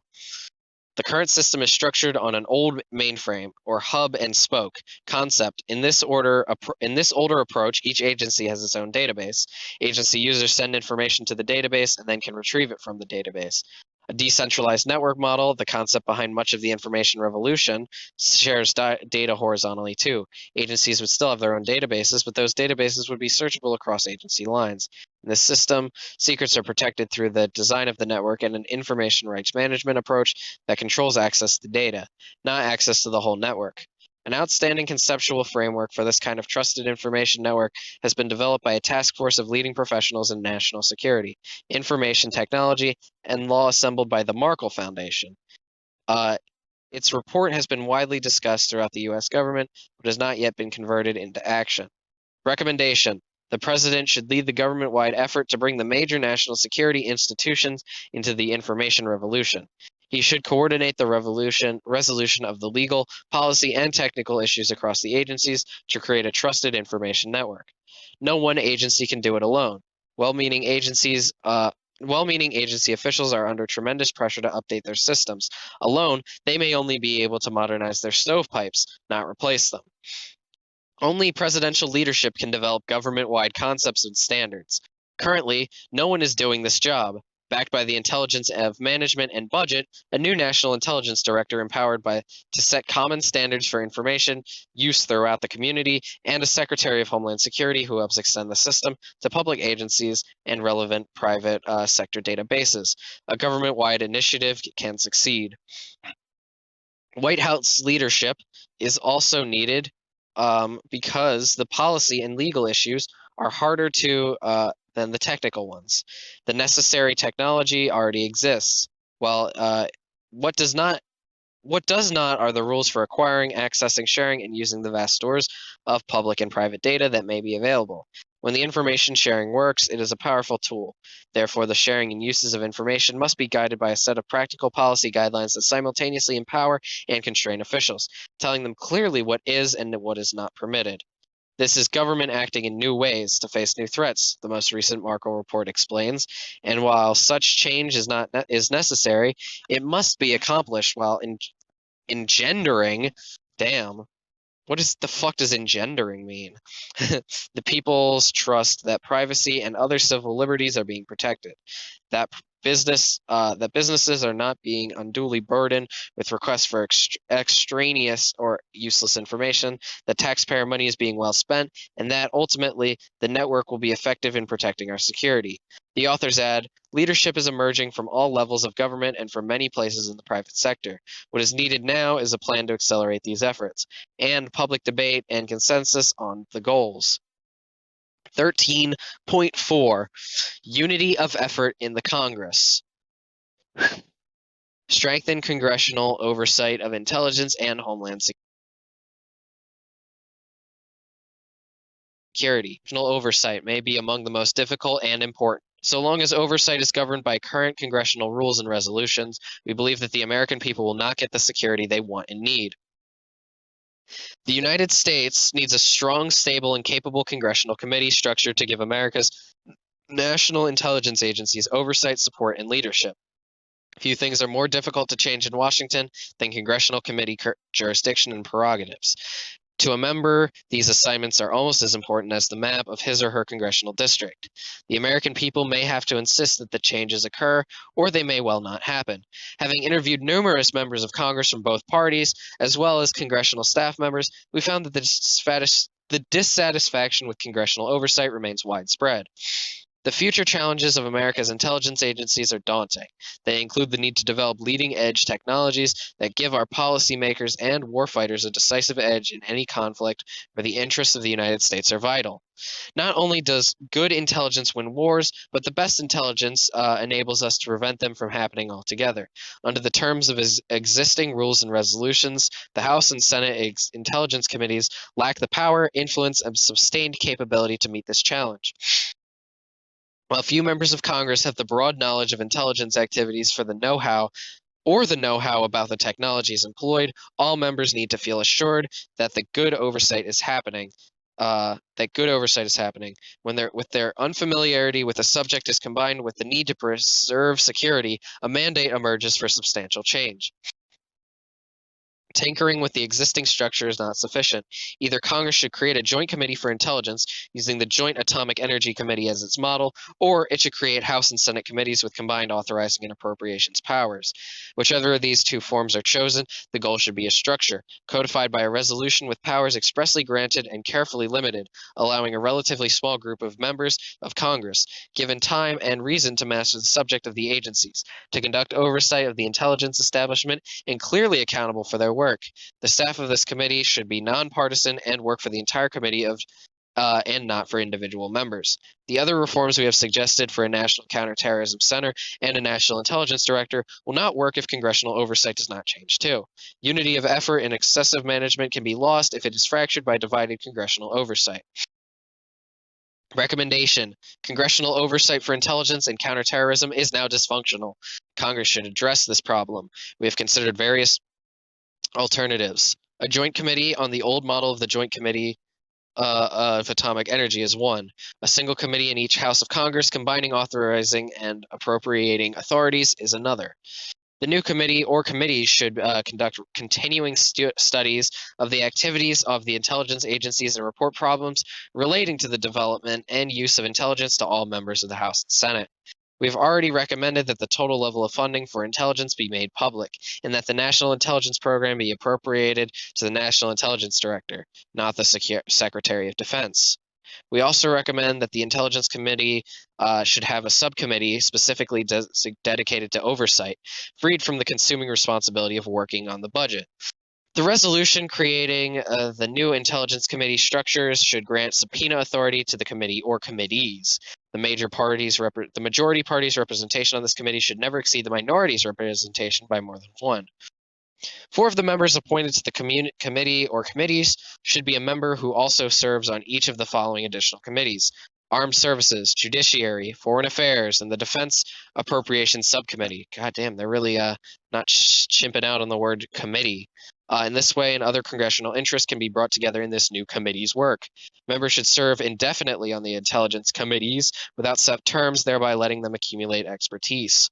The committees should be smaller, perhaps 7 or 9 members in each house, so that each member feels a greater sense of responsibility and accountability for the quality of the committee's work. The leaders of the Department of Homeland Security now appear before 88 committees and subcommittees of Congress.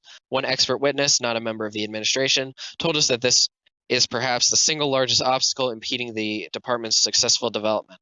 This one attempt to consolidate such committee authority, the House Select Committee on Homeland Security, may be established. The Senate does not have even this. Congress needs to establish for the Department of Homeland Security the kind of clear authority and responsibility that exists to enable the Justice Department to deal with crime and the Defense Department to deal with threats to national security. Through through not more than one authorizing committee and one appropriating subcommittee in each House, Congress should be able to ask the Secretary of Homeland Security whether he or she has the resources to provide reasonable security against major terrorist acts within the United States and to hold the Secretary accountable for the department's performance.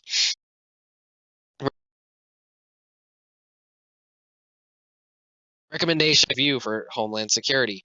Congressional leaders are best able to judge what committee should have jurisdiction over this department and its duties, but we believe that Congress does have the obligation to choose one in the House and one in the Senate, and then the committee should have a permanent standing committee with a nonpartisan staff. Damn it.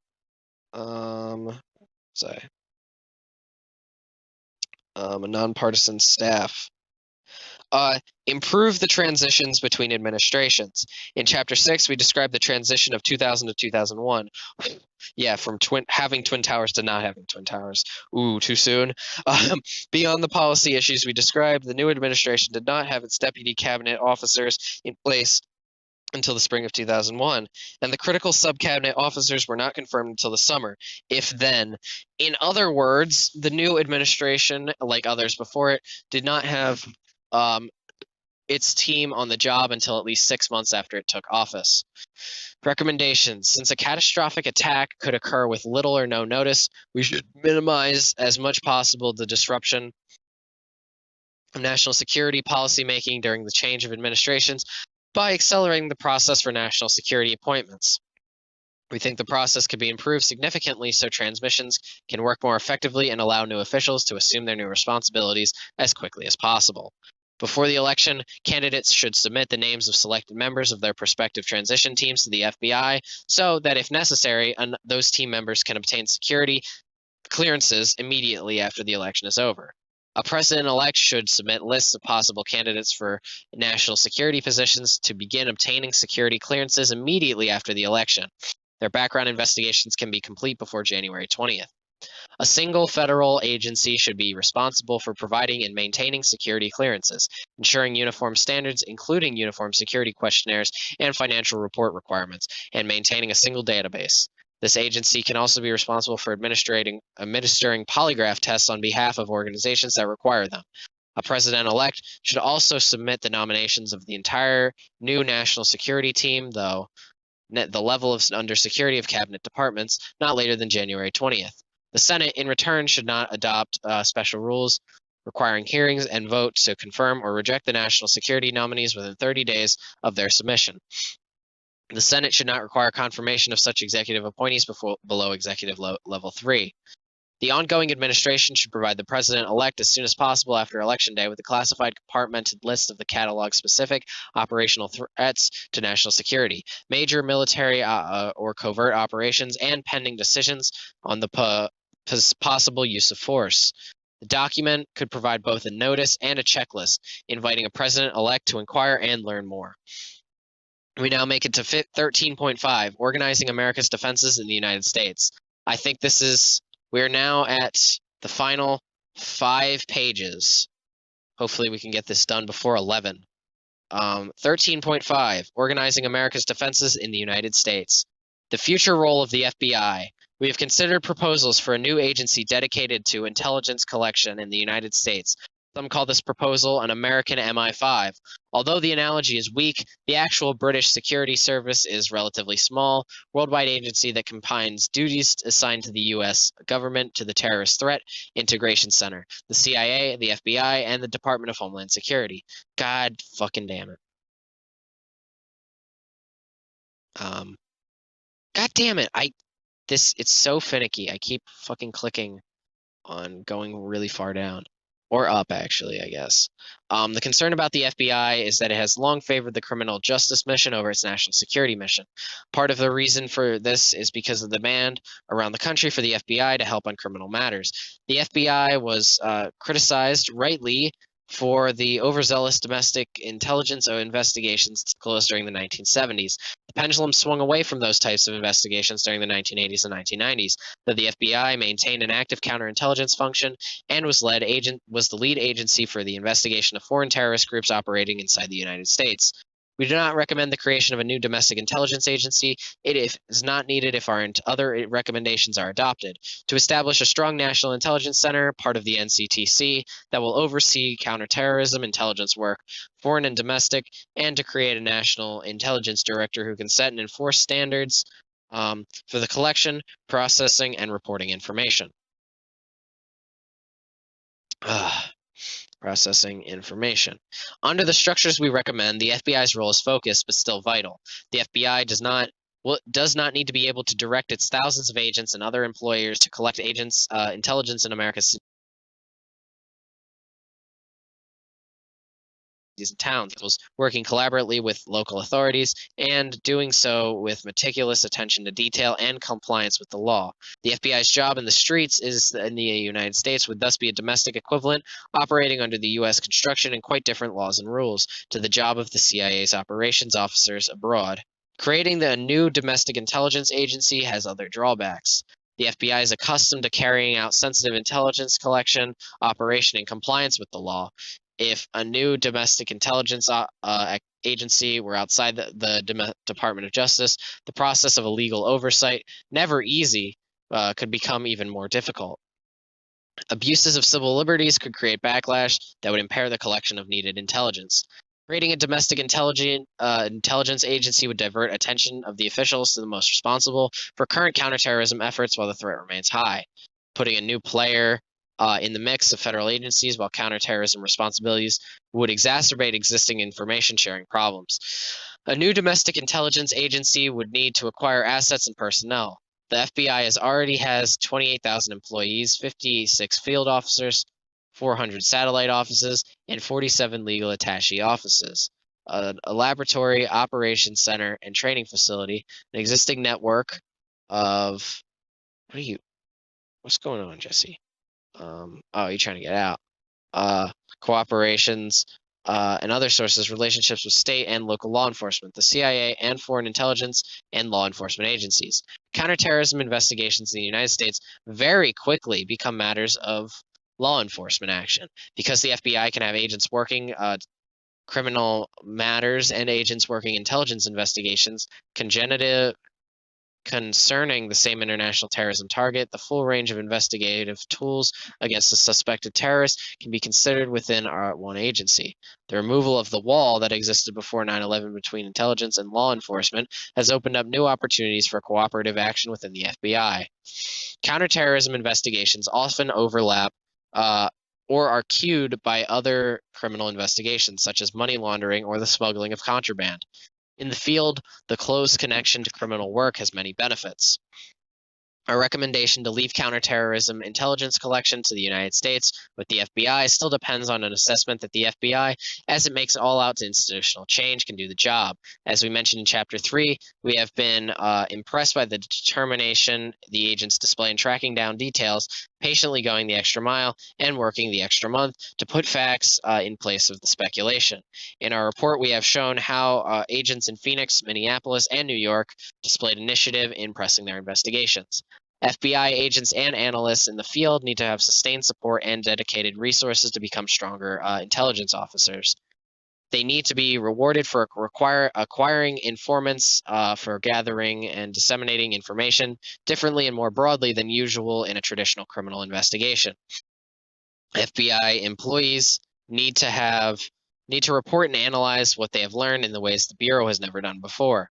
Under Director Robert Mueller, the Bureau has made significant progress in improvising its intelligence capabilities.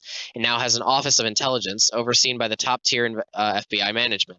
Field intelligence groups have been created in all field offices to put FBI priorities and the emphasis of intelligence into practice. Advances have been made in improving the Bureau's information technology systems and in increasing connectivity and information sharing with intelligence community agencies. Director Mueller has also recognized that the FBI's reforms are far from necessary.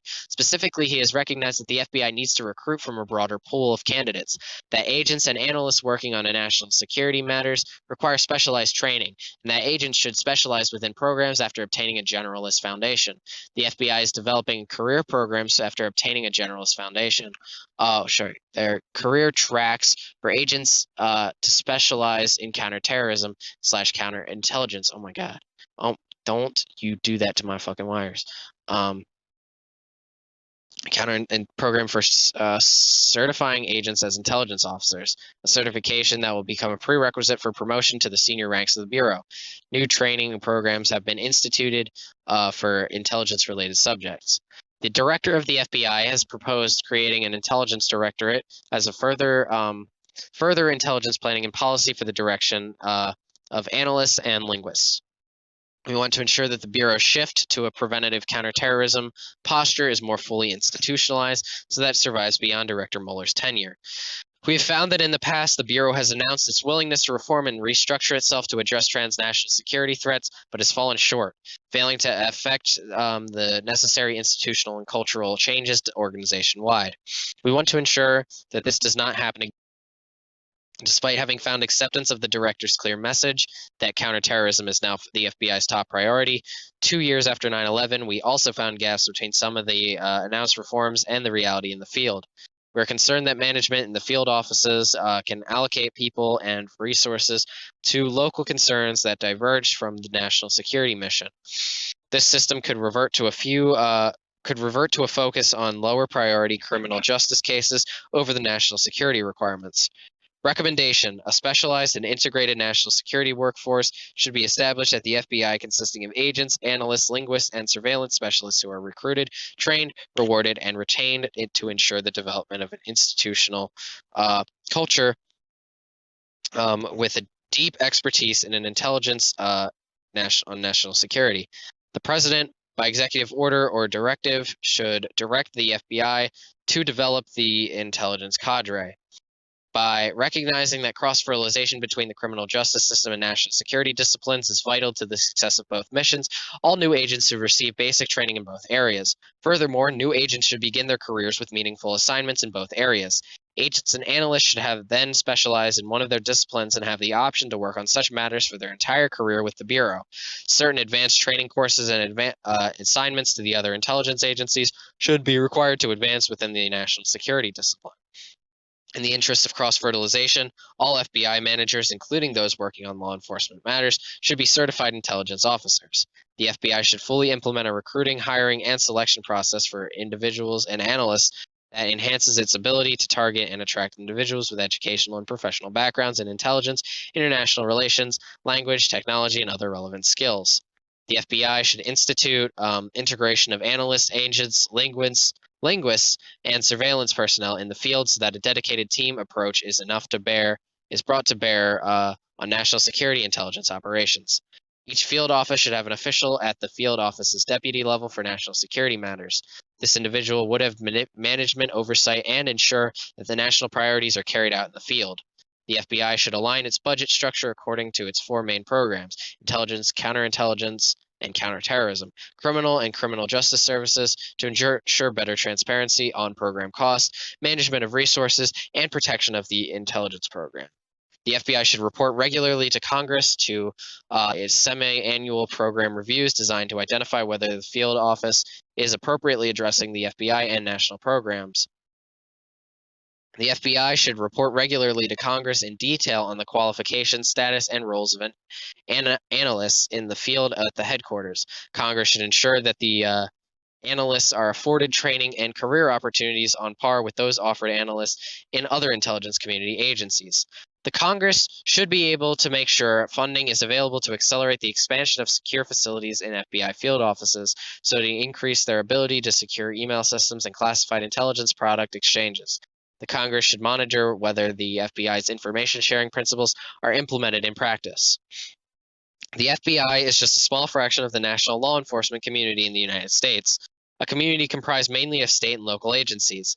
The network designed for sharing information and work of the FBI through local Joint Terrorism Task Force should build a reciprocal relationship in which state and local agents understand what information they are looking for and, in return, receive some of the information being developed about what is happening or what may happen in their communities. In this relationship, the Department of Homeland Security also will play an important part. The Homeland Security Act of 2002 gave the Undersecretary for Information Analysis and Infrastructure the broad map for broad responsibilities. In practice, this directorate has the job to map terrorist threats to homeland against our address vulnerabilities in order to drive our efforts again to protect against terrorist threats. These capabilities are still embryonic. The directorate has not yet developed the capacity to perform one of its assigned jobs, which is to assimilate and analyze information from Homeland Security, its own competent agencies at the Coast Guard, Service, Transportation, Administration, Immigration, Customs Enforcement, and Customs and Border Protection. The Secretary of Homeland Security must ensure that these components must work with the Information Analysis and Infrastructure Protection Directorate so that this office can perform its mission. Homeland Defense. At several points in our inquiry, we asked who is responsible for defending us at home. Our national defense at home is the responsibility at first of the Department of Defense and second, the Department of Homeland Security. They must have clear delineations of responsibility and authority. We found that NORAD, which had been given the responsibility for defending the U.S. airspace, had constricted the U.S. mission to focus on threats commanding from outside America's borders. It did not adjust its focus, even though the intelligence community had gathered intelligence on the possibility that terrorists might turn into hijacking and even use the planes as missiles. We have been assured that NORAD has now embraced the full mission. Northern Command has been established to assume responsibility for the defense of the domestic United States. Recommendation: the Department of Defense and its oversight committees should be regularly assessing the adequacy of the Northern Command's strategies and planning to defend the United States against military threats to the homeland. The Department of Homeland Security was established to consolidate all of the domestic agencies and responsible for securing America's borders and national infrastructure, most of which is in private hands. It should identify those elements of our transportation, energy, communications, financial, and other institutions that need to be protected, develop plans to protect the infrastructure, and exercise the mechanisms to enhance preparedness. This means going well beyond the pre-existing jobs of the agencies that have been brought together inside the department. Recommendations: the Department of Homeland Security and its oversight committee should regularly assess the types of threats the country faces to determine A, the adequacy of the government's plans, the progress against those plans to protect America's critical infrastructure, and B, the readiness of the government to respond to the threats that the United States might face. We look forward to a national debate on the merits of what we have recommended, and we will participate vigorously in that debate. And that, my friends, is what we would consider the end. We have finally reached the end of the fucking God. We reached the end of the 9/11 Commissioner's Report, and you know what that means? I'm never gonna read a book again in my life. Join me next week when we read fucking MK Ultra or some shit. I don't know. Thank you very much for watching.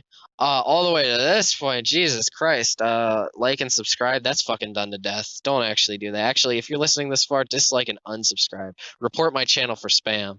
Because I God knows I'm starting to upload long enough for it to happen. Anyway, thank you all for watching. Thank you to the audience member who is probably most likely asleep right now. That's about all I have. Happy New Year. Make sure to if you're interested in what I'm doing personally, make sure to check out Instagram at fagpenridge. Hopefully I'm going to be doing something fun with that sooner or later. But other than that, that's all I've got to say.